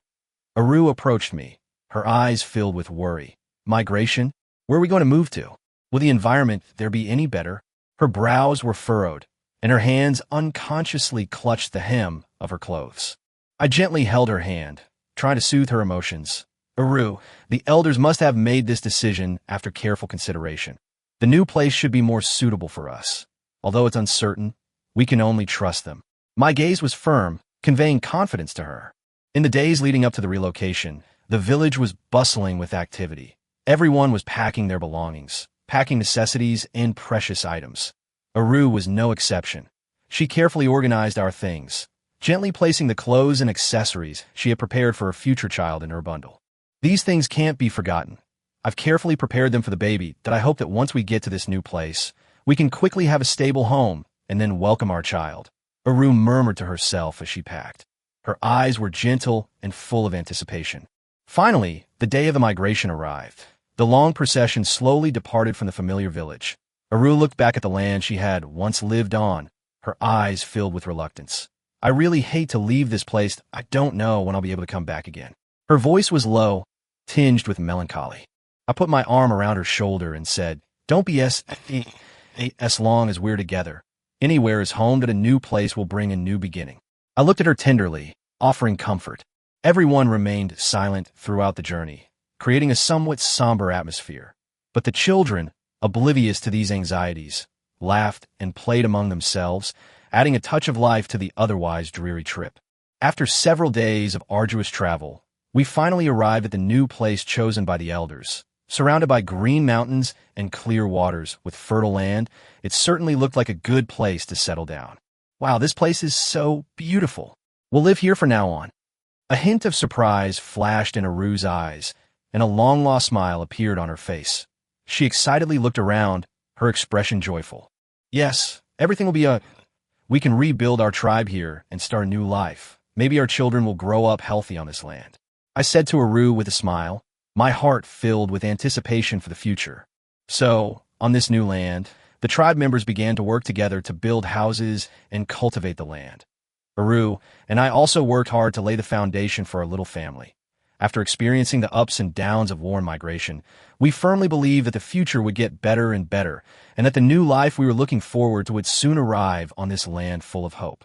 After settling down in the new tribe, and after a period of recuperation and effort, Aru finally became pregnant. When she excitedly told me the news, her eyes glistened with tears of excitement and happiness. "Darling, I'm pregnant. We're going to have our own child." Aru hugged me tightly, her voice trembling slightly with excitement. A happy smile graced her face, and tears welled in her eyes. Overjoyed, I hugged her tightly, my heart overflowing with happiness. "Really? Aru, this is wonderful. Our wish has finally come true." Tears welled in my eyes as I excitedly spoke. Upon hearing the news, the people of the tribe came to offer their congratulations. They brought various gifts, including fresh fruit, warm animal hides, and auspicious trinkets, all hoping that Aru would give birth to a healthy baby smoothly. Aru's face was always beaming with happiness. She gently stroked her slightly protruding belly and whispered, "Baby, look how much everyone is looking forward to your arrival. You must be healthy and strong." Her eyes were tender and full of maternal love. As Aru's belly grew bigger each day, my care for her became increasingly meticulous. Every morning, I would get up early to pick the freshest fruits and herbs to cook a nutritious soup for her. "Aru, try this soup. It's very good for the baby's growth," I would say, carefully handing the steaming soup to her. My eyes were full of concern, and my face was full of tenderness. Aru took the soup, gently blew on it, and slowly took a few sips. It's delicious. Thank you, darling." She looked at me with a smile, her eyes full of love. In my free time, I would accompany Aru for walks around the village. We would look at the green mountains and clear waters, imagining what our child would be like in the future. "Do you think our child will be a boy or a girl?" Aru asked, leaning on my shoulder with a look of longing. I thought for a moment, then smiled and said, "Whether it's a boy or a girl, as long as he's healthy and happy, that's all that matters." I looked tenderly at Aru and gently stroked her hair. Days passed in anticipation and happiness that Aru's belly grew larger, and she became increasingly difficult to move around in. But her face always radiated a happy smile, filled with anticipation for her soon-to-be-born baby. And I, too, eagerly awaited the arrival of the new life, hoping our little family would be complete and we could begin a wonderful new life on this new land. As news of Aru's pregnancy spread throughout the tribe, the elders approached me once again. They looked grave and explained the tribe's current situation. Although the new tribe had settled down, population growth remained slow. For the tribe's long-term development, it was necessary for me and several other women who were not yet pregnant to try to conceive. After hearing the elder's words, I hesitated for a moment and subconsciously looked at Aru. Aru frowned slightly, pondered for a moment, then gently took my hand and said, "The development of the tribe concerns each and every one of us. I understand the elder's decision, so let's agree." Her eyes were firm as she looked at the elder. I looked at Aru, my heart filled with emotion and complex feelings. I nodded and said to the elder, "Since Aru has said so, I am willing to follow the tribe's arrangements." The elder smiled with satisfaction and then arranged for several women to meet me. Among them were Aaya and Aki, whom I already knew and had previously worked together to help the tribe produce offspring. Aaya looked at me shyly and whispered, "I hope we can have a lovely baby this time, too." Her cheeks flushed, and her eyes were full of anticipation. Aki winked playfully. "Yes, I'm really looking forward to it, too. I believe we can definitely do it." A smile spread across her face. Back at our lodgings with Aru looked at me tenderly. "Darling, I know this is a little difficult for you, but for the sake of the tribe, we'll work together and I'll support you. Once the other sisters have children, the tribe will definitely prosper." Her eyes were full of encouragement. After that, I began to associate with women like Aaya and Aki, who not only had no complaints, but also often gave me advice on how to better take care of them and help them get pregnant smoothly. Aaya likes sweets, so you can pick some sweet fruits for her. Aki is feeling unwell lately, so remember to let her rest more. Aru carefully instructed me, just like a patriarch. With Aru's support, I tried my best to fulfill my responsibilities. Aaya and Aki also cooperated actively, and we worked together for the future of the tribe. The entire tribe was immersed in an atmosphere of working together toward a common goal. Although the process was somewhat complicated, everyone was full of hope for the future and looked forward to the arrival of new life, bringing more vitality to the tribe. Chapter 87: Gentle and Deeply Affectionate. After Lingyue pinned me down on the bed, seeing the longing and expectation in her eyes, a strong sense of responsibility welled up inside me that I reached out and gently wrapped my arms around Lingyue's waist, pulling her closer to me, looking at her with tender yet firm eyes. "Lingyue, let's work together. We'll definitely have our child," I said softly, my voice filled with unwavering determination. My eyes were focused and brimming with confidence. Lingyue trembled slightly, her cheeks flushed, and her eyes glistened with tears of emotion and joy. She nodded gently. Meeting my gaze, I slowly lowered my head and tenderly kissed her forehead, the kiss sliding down her cheek, my movements gentle and affectionate. Under my kisses, Lingyue gradually relaxed, and her hands unconsciously tightened around me. I felt her response and deepened the kiss even more. Our breaths mingled, and the entire stone house was filled with an intoxicating, ambiguous atmosphere. As our feelings deepened, I became more proactive in interacting with Ling. My hands gently stroked her hair, sliding down her shoulders, conveying my tenderness and love. Lingyue breathed softly, appearing so delicate and beautiful in my arms. On this night, filled with passion and hope, we poured out our emotions to each other, immersing ourselves completely. Inside the stone house, only our rapid breathing and the beating of our hearts mingled together, as if playing a symphony to welcome new life. After what seemed like an eternity, the passion gradually faded, and we lay in each other's arms. Lingyue nestled happily in my embrace and whispered, "I feel like we'll definitely have a lovely baby." Her eyes were filled with anticipation. I smiled and gently stroked her cheek. "It will happen. We'll look forward to his arrival together." I placed a light kiss on her forehead, my heart filled with anticipation for the new life and longing for a bright future for the tribe. Just as Lingyue and I were immersed in the anticipation of our new life, a deafening roar suddenly came from outside the tribe, followed by the panicked shouts of the tribespeople. "Oh no, it's a pack of wild beasts!" I exclaimed in alarm, quickly getting out of bed and dressing. Lingyue's face was also filled with terror, and she gripped my arm tightly. "What should we do? There's so many wild beasts. Can we hold them off?" Her eyes were filled with fear, and her voice trembled. I looked at her firmly and grasped her shoulders with both hands. "Don't be afraid. I will protect you and the tribe. Go to a safe place and stay with the other tribesmen."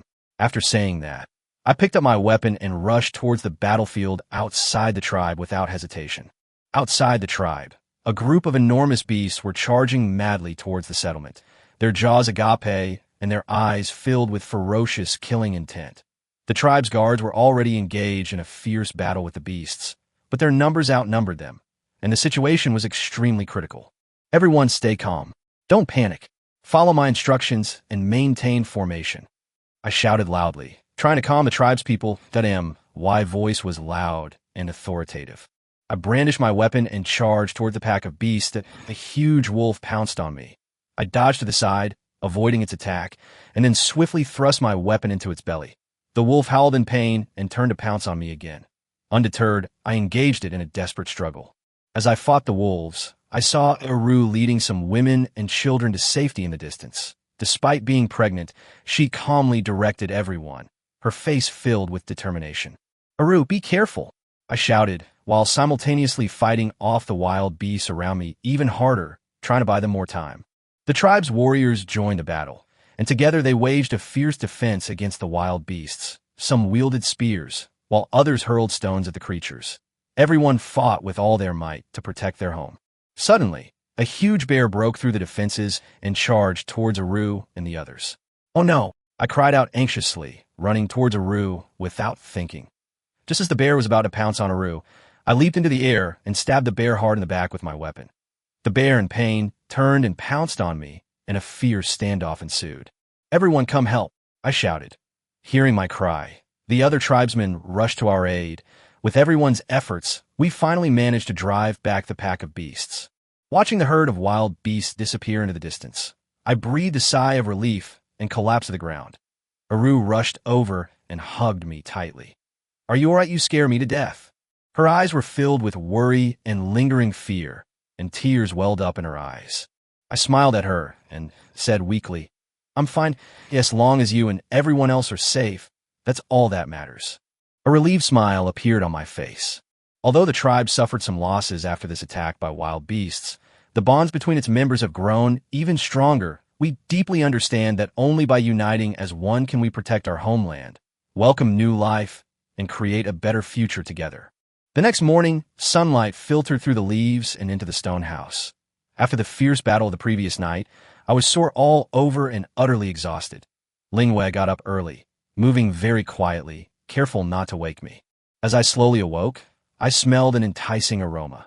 Lingwei came over carrying a steaming bowl of soup, a gentle smile on her face. Her fair skin and beautiful features were even more captivating in the morning light. "You're awake. Drink some of this. It'll help you regain your strength. You worked so hard last night." Her eyes were full of concern, and her voice was soft. I sat up, took the soup, and slowly drank a few sips. The warmth slid down my throat, and I felt a bit stronger. After finishing the soup, Lingwei started tidying up the stone house. Seeing my clothes, stained with blood and dust from yesterday, she picked them up without a word and prepared to wash them. "You rest well. Leave these to me." She turned and walked briskly towards the stream outside. After a while, Lingwei prepared bathwater in the stone house. She walked to the bedside and gently took my hand. "Go take a bath. Soak for a while. It will make you feel better." I followed her to the bathtub. Lingwei tested the water temperature first, and then helped me slowly sit into the bathtub. She picked up a towel, soaked it, and gently wiped my body, her movements tender and careful. Her fair hands contrasted sharply with my slightly rough skin, and every movement was filled with concern. "Is anything still sore? If you're uncomfortable, be sure to tell me," she asked as she wiped me, her eyes focused intently on me. Looking at her, I was deeply moved. "I feel so much better with you taking care of me." Lingwei smiled slightly, her cheeks flushed, making her even more charming in this warm atmosphere. I fully enjoyed Lingwei's care, feeling her gentleness and thoughtfulness.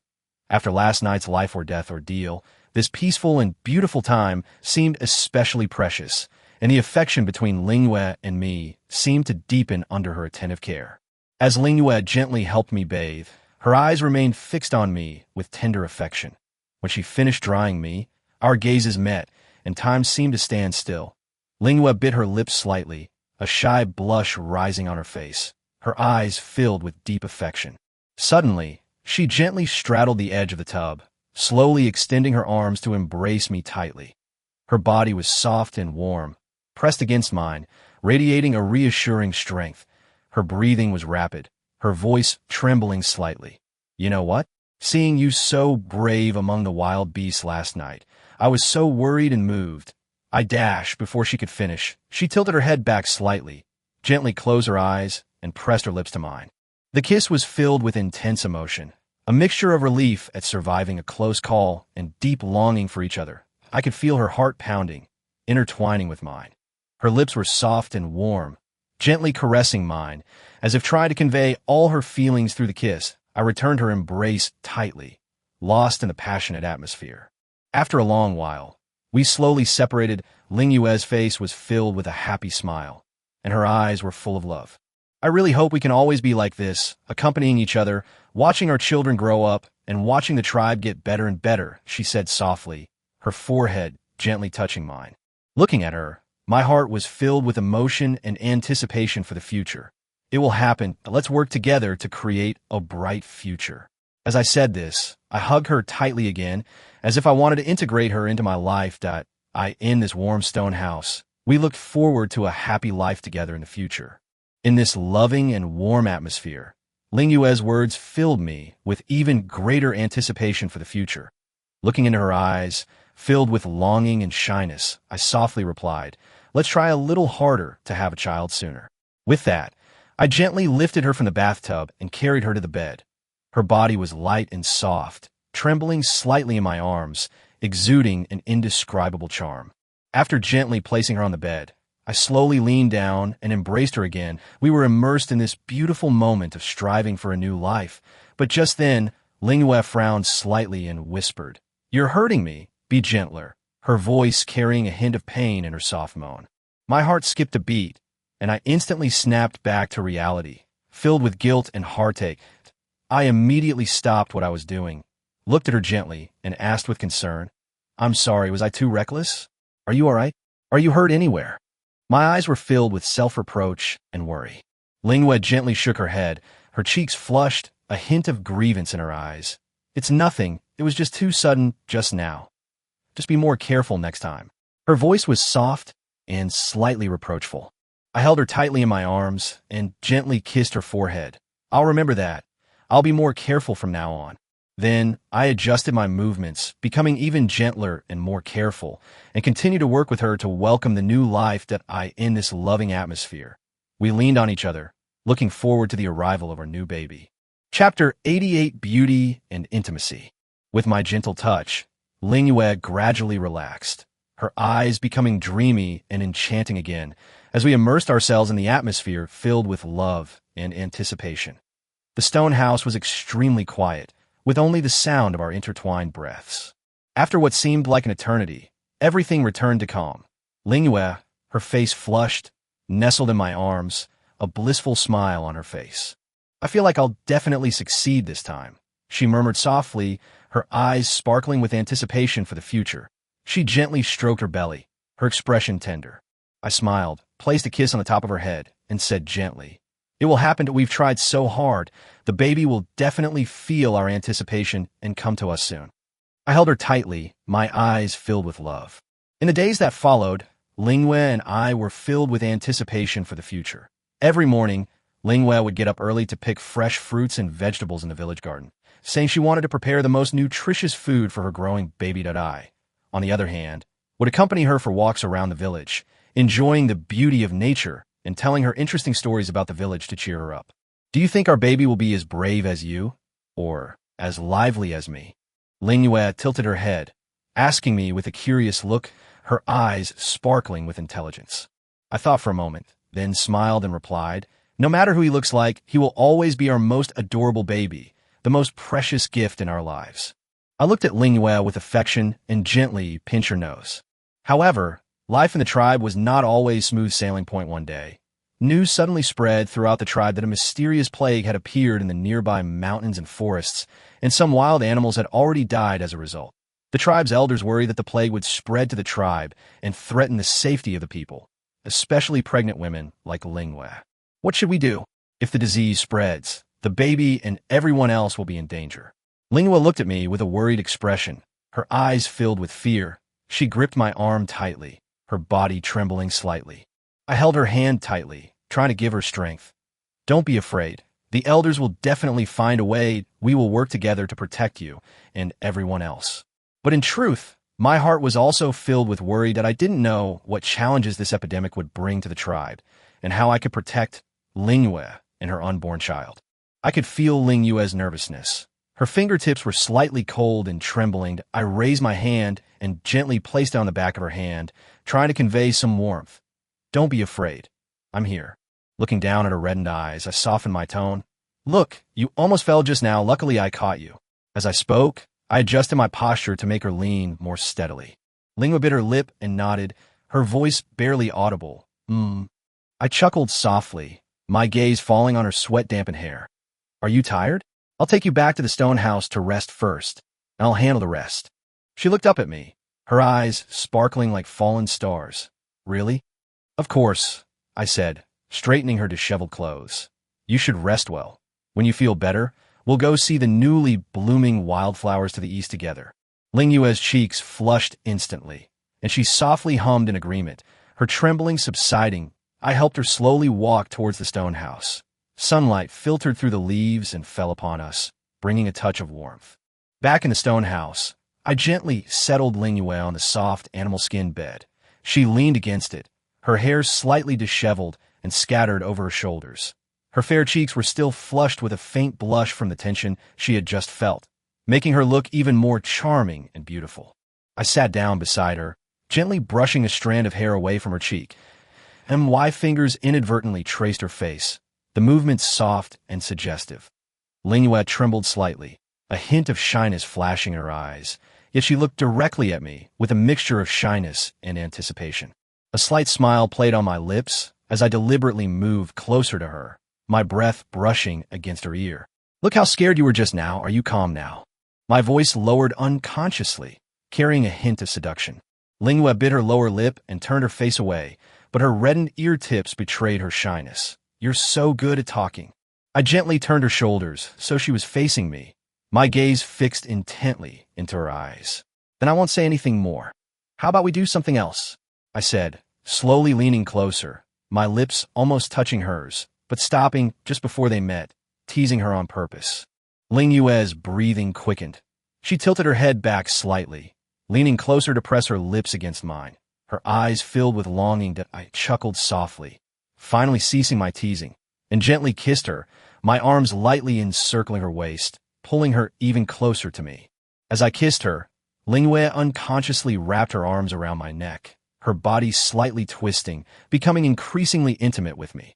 The atmosphere inside the stone house gradually heated up, filled with a strong sense of ambiguity. We were intoxicated by this loving and teasing interaction, as if all the dangers and troubles of the outside world had disappeared, and at this moment, only each other existed.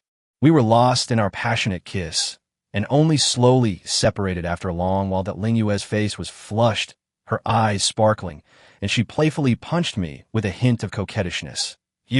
You're always teasing me. I smiled, took her hand, and kissed it lightly, my gaze never leaving her face. Who can resist your charm? I said, gently lifting her chin with my index finger, making her face tilt slightly upwards, gazing closely in her large, watery eyes. Ling Yue's cheeks grew increasingly hot, her eyes darting away, unable to meet my gaze that I persisted, leaning down to whisper in her ear. What's wrong? So shy? Just now dash before I could finish. Ling Yue quickly covered my mouth with her hand, saying sweetly, Don't say it. I seized the opportunity to grasp her hand, planting a kiss on her palm and lightly tracing its surface with my tongue. Ling Yue trembled, trying to pull her hand away, but I held it even tighter. I looked up at her with a mischievous grin. Trying to hide? Too late. Then, I gently kissed my way up her arm to her neck. Ling Yue couldn't help but pant softly, her body twisting slightly, as if she couldn't bear the tingling sensation. That I chuckled softly. Your reaction is just so adorable. Ling Yue gripped my clothes tightly with both hands, her voice trembling slightly.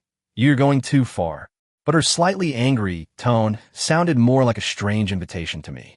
I raised my head slightly, looking into her dreamy eyes, and kissed her lips again. This kiss was more passionate, filled with endless love and teasing. Ling Yue gradually succumbed, responding to me fervently. In this stone house, we fully enjoyed this enchanting time. In this passionate atmosphere, I pulled slightly away from her lips, gazing at Ling Yue with a dreamy look in my eyes. My fingers gently traced her collarbone, moving downwards, feeling her slightly trembling body. Do you know how beautiful you are right now? I said in a hoarse voice, my words filled with deep affection and teasing. Lingyue kept her eyes tightly closed, her long eyelashes trembling, her cheeks as red as ripe apples, and said coquettishly, You just say things that make people blush. I chuckled softly, my warm breath brushing against her ear. I deliberately slowed my speech, emphasizing each word, and said, I'm telling you the truth. From the first moment I saw you, I was deeply attracted to you, especially now. As I spoke, I gently stroked her cheek, my thumb caressing her rosy lips.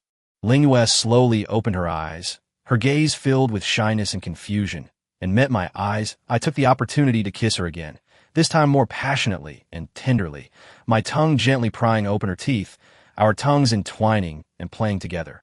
Lingyue let out a soft moan, her hands tightly hugging my back, her fingers unconsciously digging into my skin. As the passionate kiss deepened, Lingyue's breathing became more rapid. Her chest heaving violently, I pulled slightly away from her lips, kissing my way down her jawline to her collarbone, gently biting and sucking. Lingyue couldn't help but let out a series of soft moans, her body twisting as if electrocuted. No, no, she said breathlessly, but there was no hint of refusal in her voice. I looked up at her with burning eyes, a seductive smile playing on my lips. How could I bear to stop? With that, I kissed her again, my hands beginning to roam restlessly over her body. The temperature in the stone house continued to rise, and the ambiguous atmosphere grew stronger.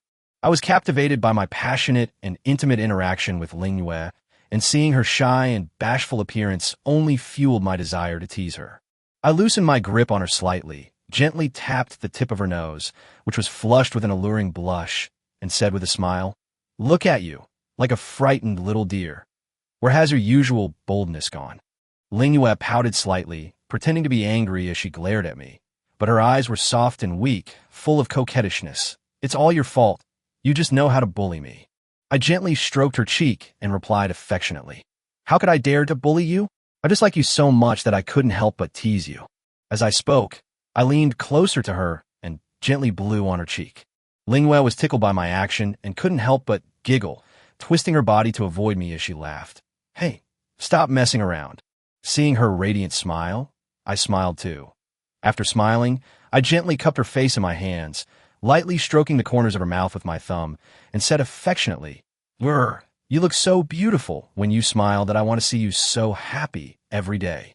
Lingyue's cheeks flushed again, and she looked at me with loving eyes, saying softly, You have such a sweet tongue, but I like hearing it.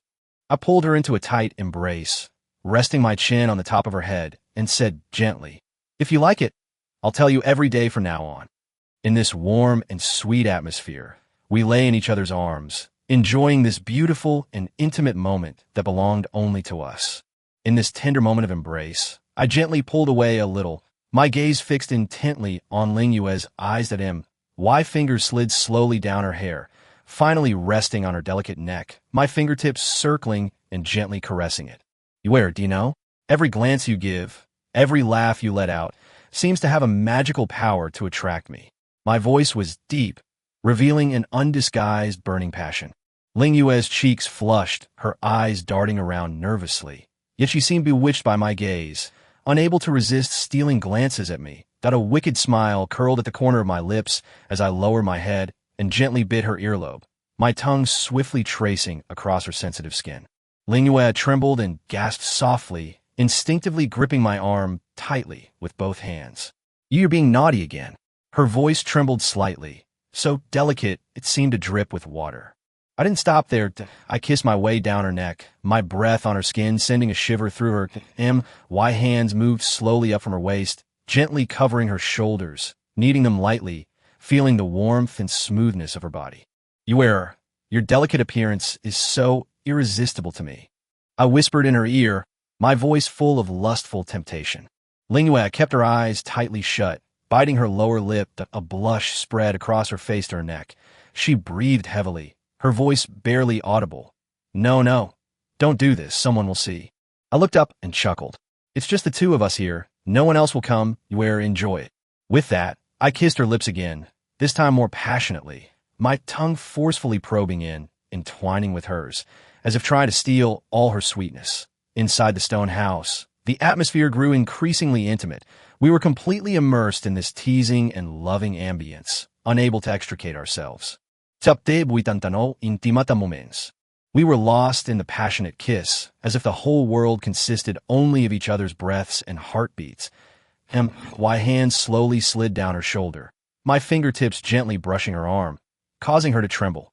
Lingua let out a soft moan and deepened the kiss, her arms tightly wrapped around my neck, as if she wanted to completely merge herself into my body.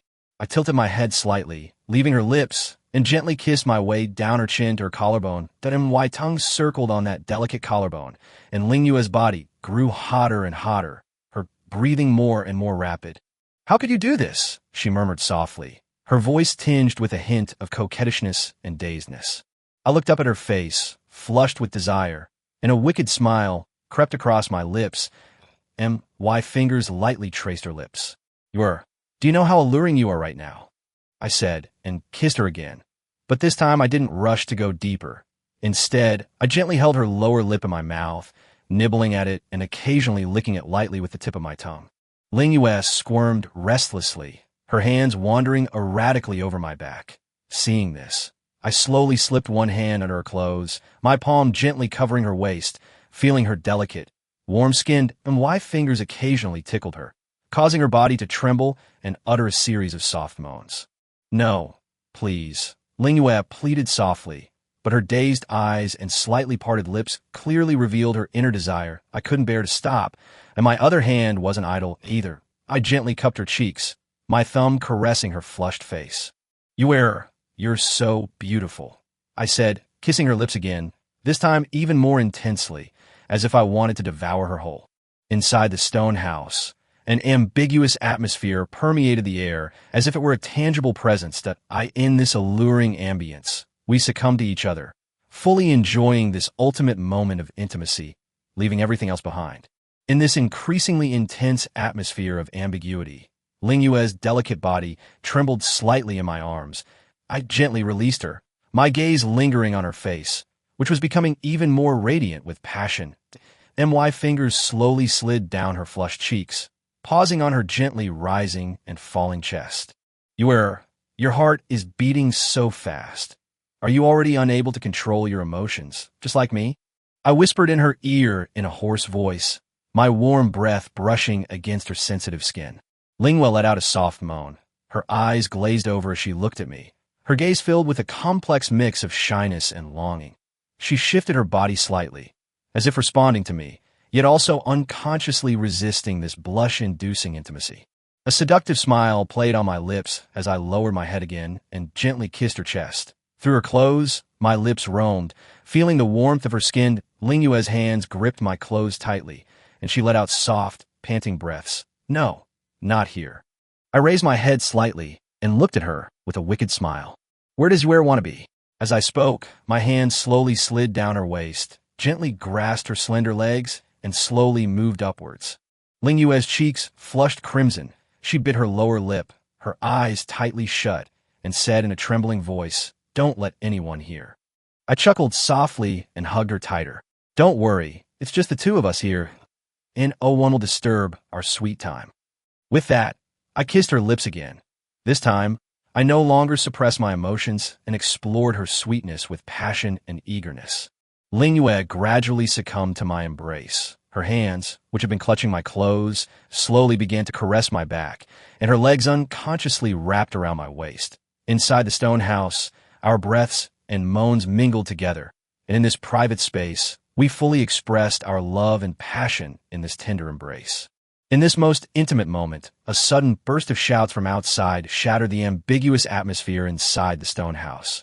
Lingua and I instantly snapped out of our reverie, exchanging a glance filled with panic and confusion. "What happened?"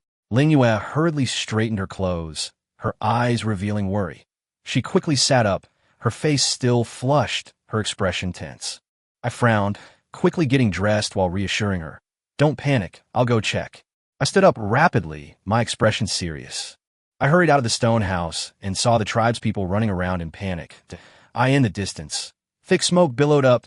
It turned out to be a sudden fire, which had started somewhere and was spreading rapidly. "Don't panic, everyone. Quickly get water to put out the fire." I shouted loudly, trying to calm the tribespeople. That my voice was loud and authoritative. At this moment, the elder arrived at the scene and directed everyone to carry out the firefighting operation in an orderly manner. I immediately joined the firefighting team and worked hard with everyone to put out the fire.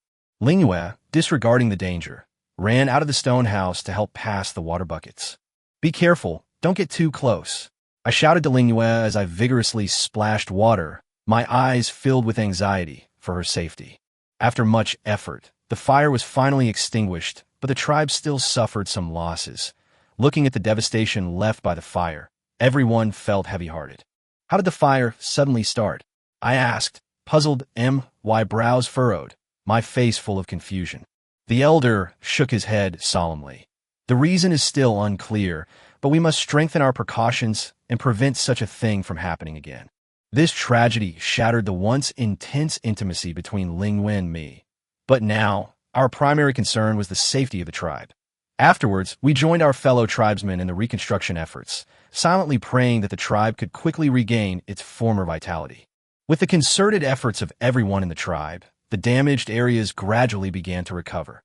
After a busy day, night quietly fell, and the moonlight bathed the tribe like water. I returned to the stone house with Lingyue, where she was sitting by the bed, her hair shimmering softly in the moonlight.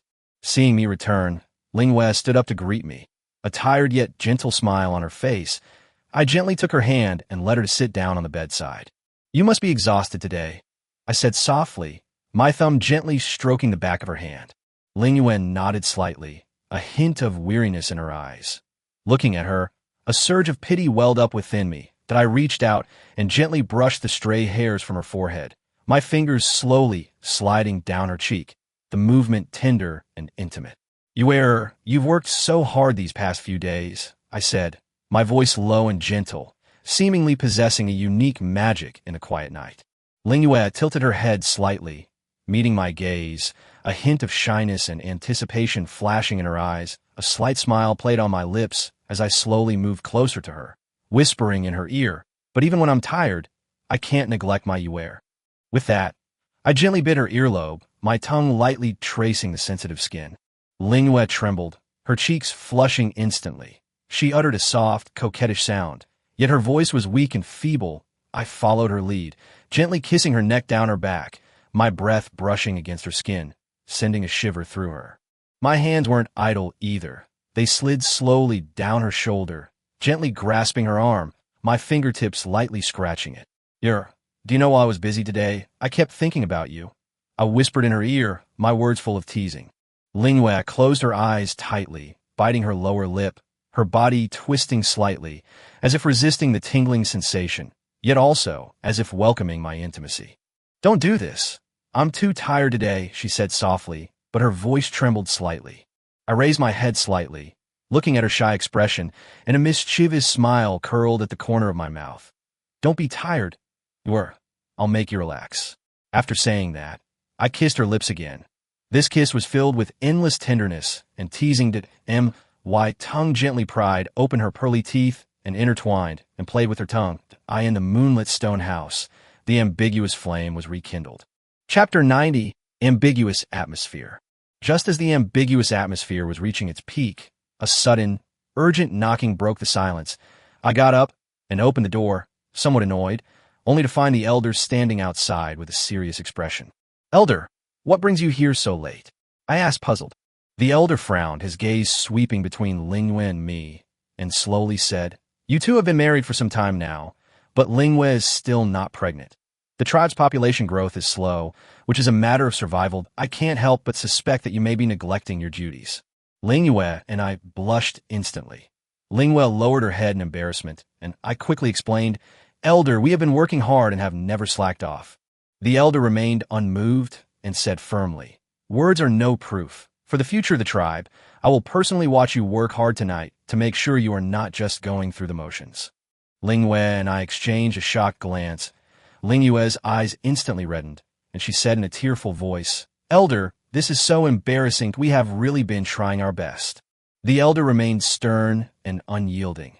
This is for the sake of the tribe. You must cooperate. If we continue to have no offspring, how will the tribe grow stronger in the future? Left with no other choice, Lingyue and I had to continue under the elders' watchful eye. The entire process was incredibly awkward and agonizing for us. Lingyue's body trembled slightly, and tears welled up in her eyes. Afterwards, the elder's expression softened slightly, and he said, "I hope this will be effective. If it still doesn't work, you'll have to think of another way." With that, he turned and left. Lingyue suddenly threw herself into my arms and burst into tears. How could this happen? How could we let the elders see this? It's too humiliating. I hugged her tightly, feeling sorry for her, and gently comforted her. Don't be sad. The elders are doing this for the tribe. We will have children. Don't take it to heart. But my heart was also filled with helplessness and resentment. I only hoped that Lingyue could get pregnant soon and end this absurd and humiliating situation. Lingyue cried in my arms for a long time. Her tears soaking my clothes, I held her tightly, constantly whispering words of comfort, trying to soothe the wounds and humiliation in her heart. Don't cry anymore, that you'll hurt yourself if you cried out. We'll definitely have a child, and then everything will be all right. I gently stroked her hair, trying to make my voice sound confident. Lingyue sobbed as she looked up at me with teary eyes, her voice filled with deep grievance. But I will never forget what happened today. That it was so embarrassing. With a tender touch, I gently wiped away the tears on her cheeks and said firmly, "This isn't your fault, nor is it something we can control. The elder was concerned about the future of the tribe, which is why he made this decision. But we can't let this affect us. We must be even more determined to welcome the arrival of this new life." Lingyue nodded slightly, leaned against my chest, and said softly, "I know, but I still feel so sad." I hugged her tighter and kissed her forehead. "I understand how you feel. I feel frustrated too. But let's look at it from another angle. When the baby is born and we see our tribe become more prosperous because of the birth of a new life, it will all be worth it." Lingyue was silent for a moment, then looked up, a glimmer of hope rekindling in her eyes. "You're right. We need to face this positively. Maybe after this, I'll be able to conceive our baby." I looked at her and smiled encouragingly. "We definitely will. Starting tomorrow, I'll go find more herbs that are good for pregnancy, and you should take good care of yourself. Let's work together, and we'll definitely welcome our little baby." In the days that followed, I would set out before dawn every day to search for various rare herbs in the mountains and forests. Back at the village, I would carefully prepare the medicine for Lingyue. Lingyue was very cooperative, taking the medicine on time and getting plenty of rest. We encouraged each other, holding on to our hopes for a new life, even in our difficult circumstances, silently waiting for a miracle to happen.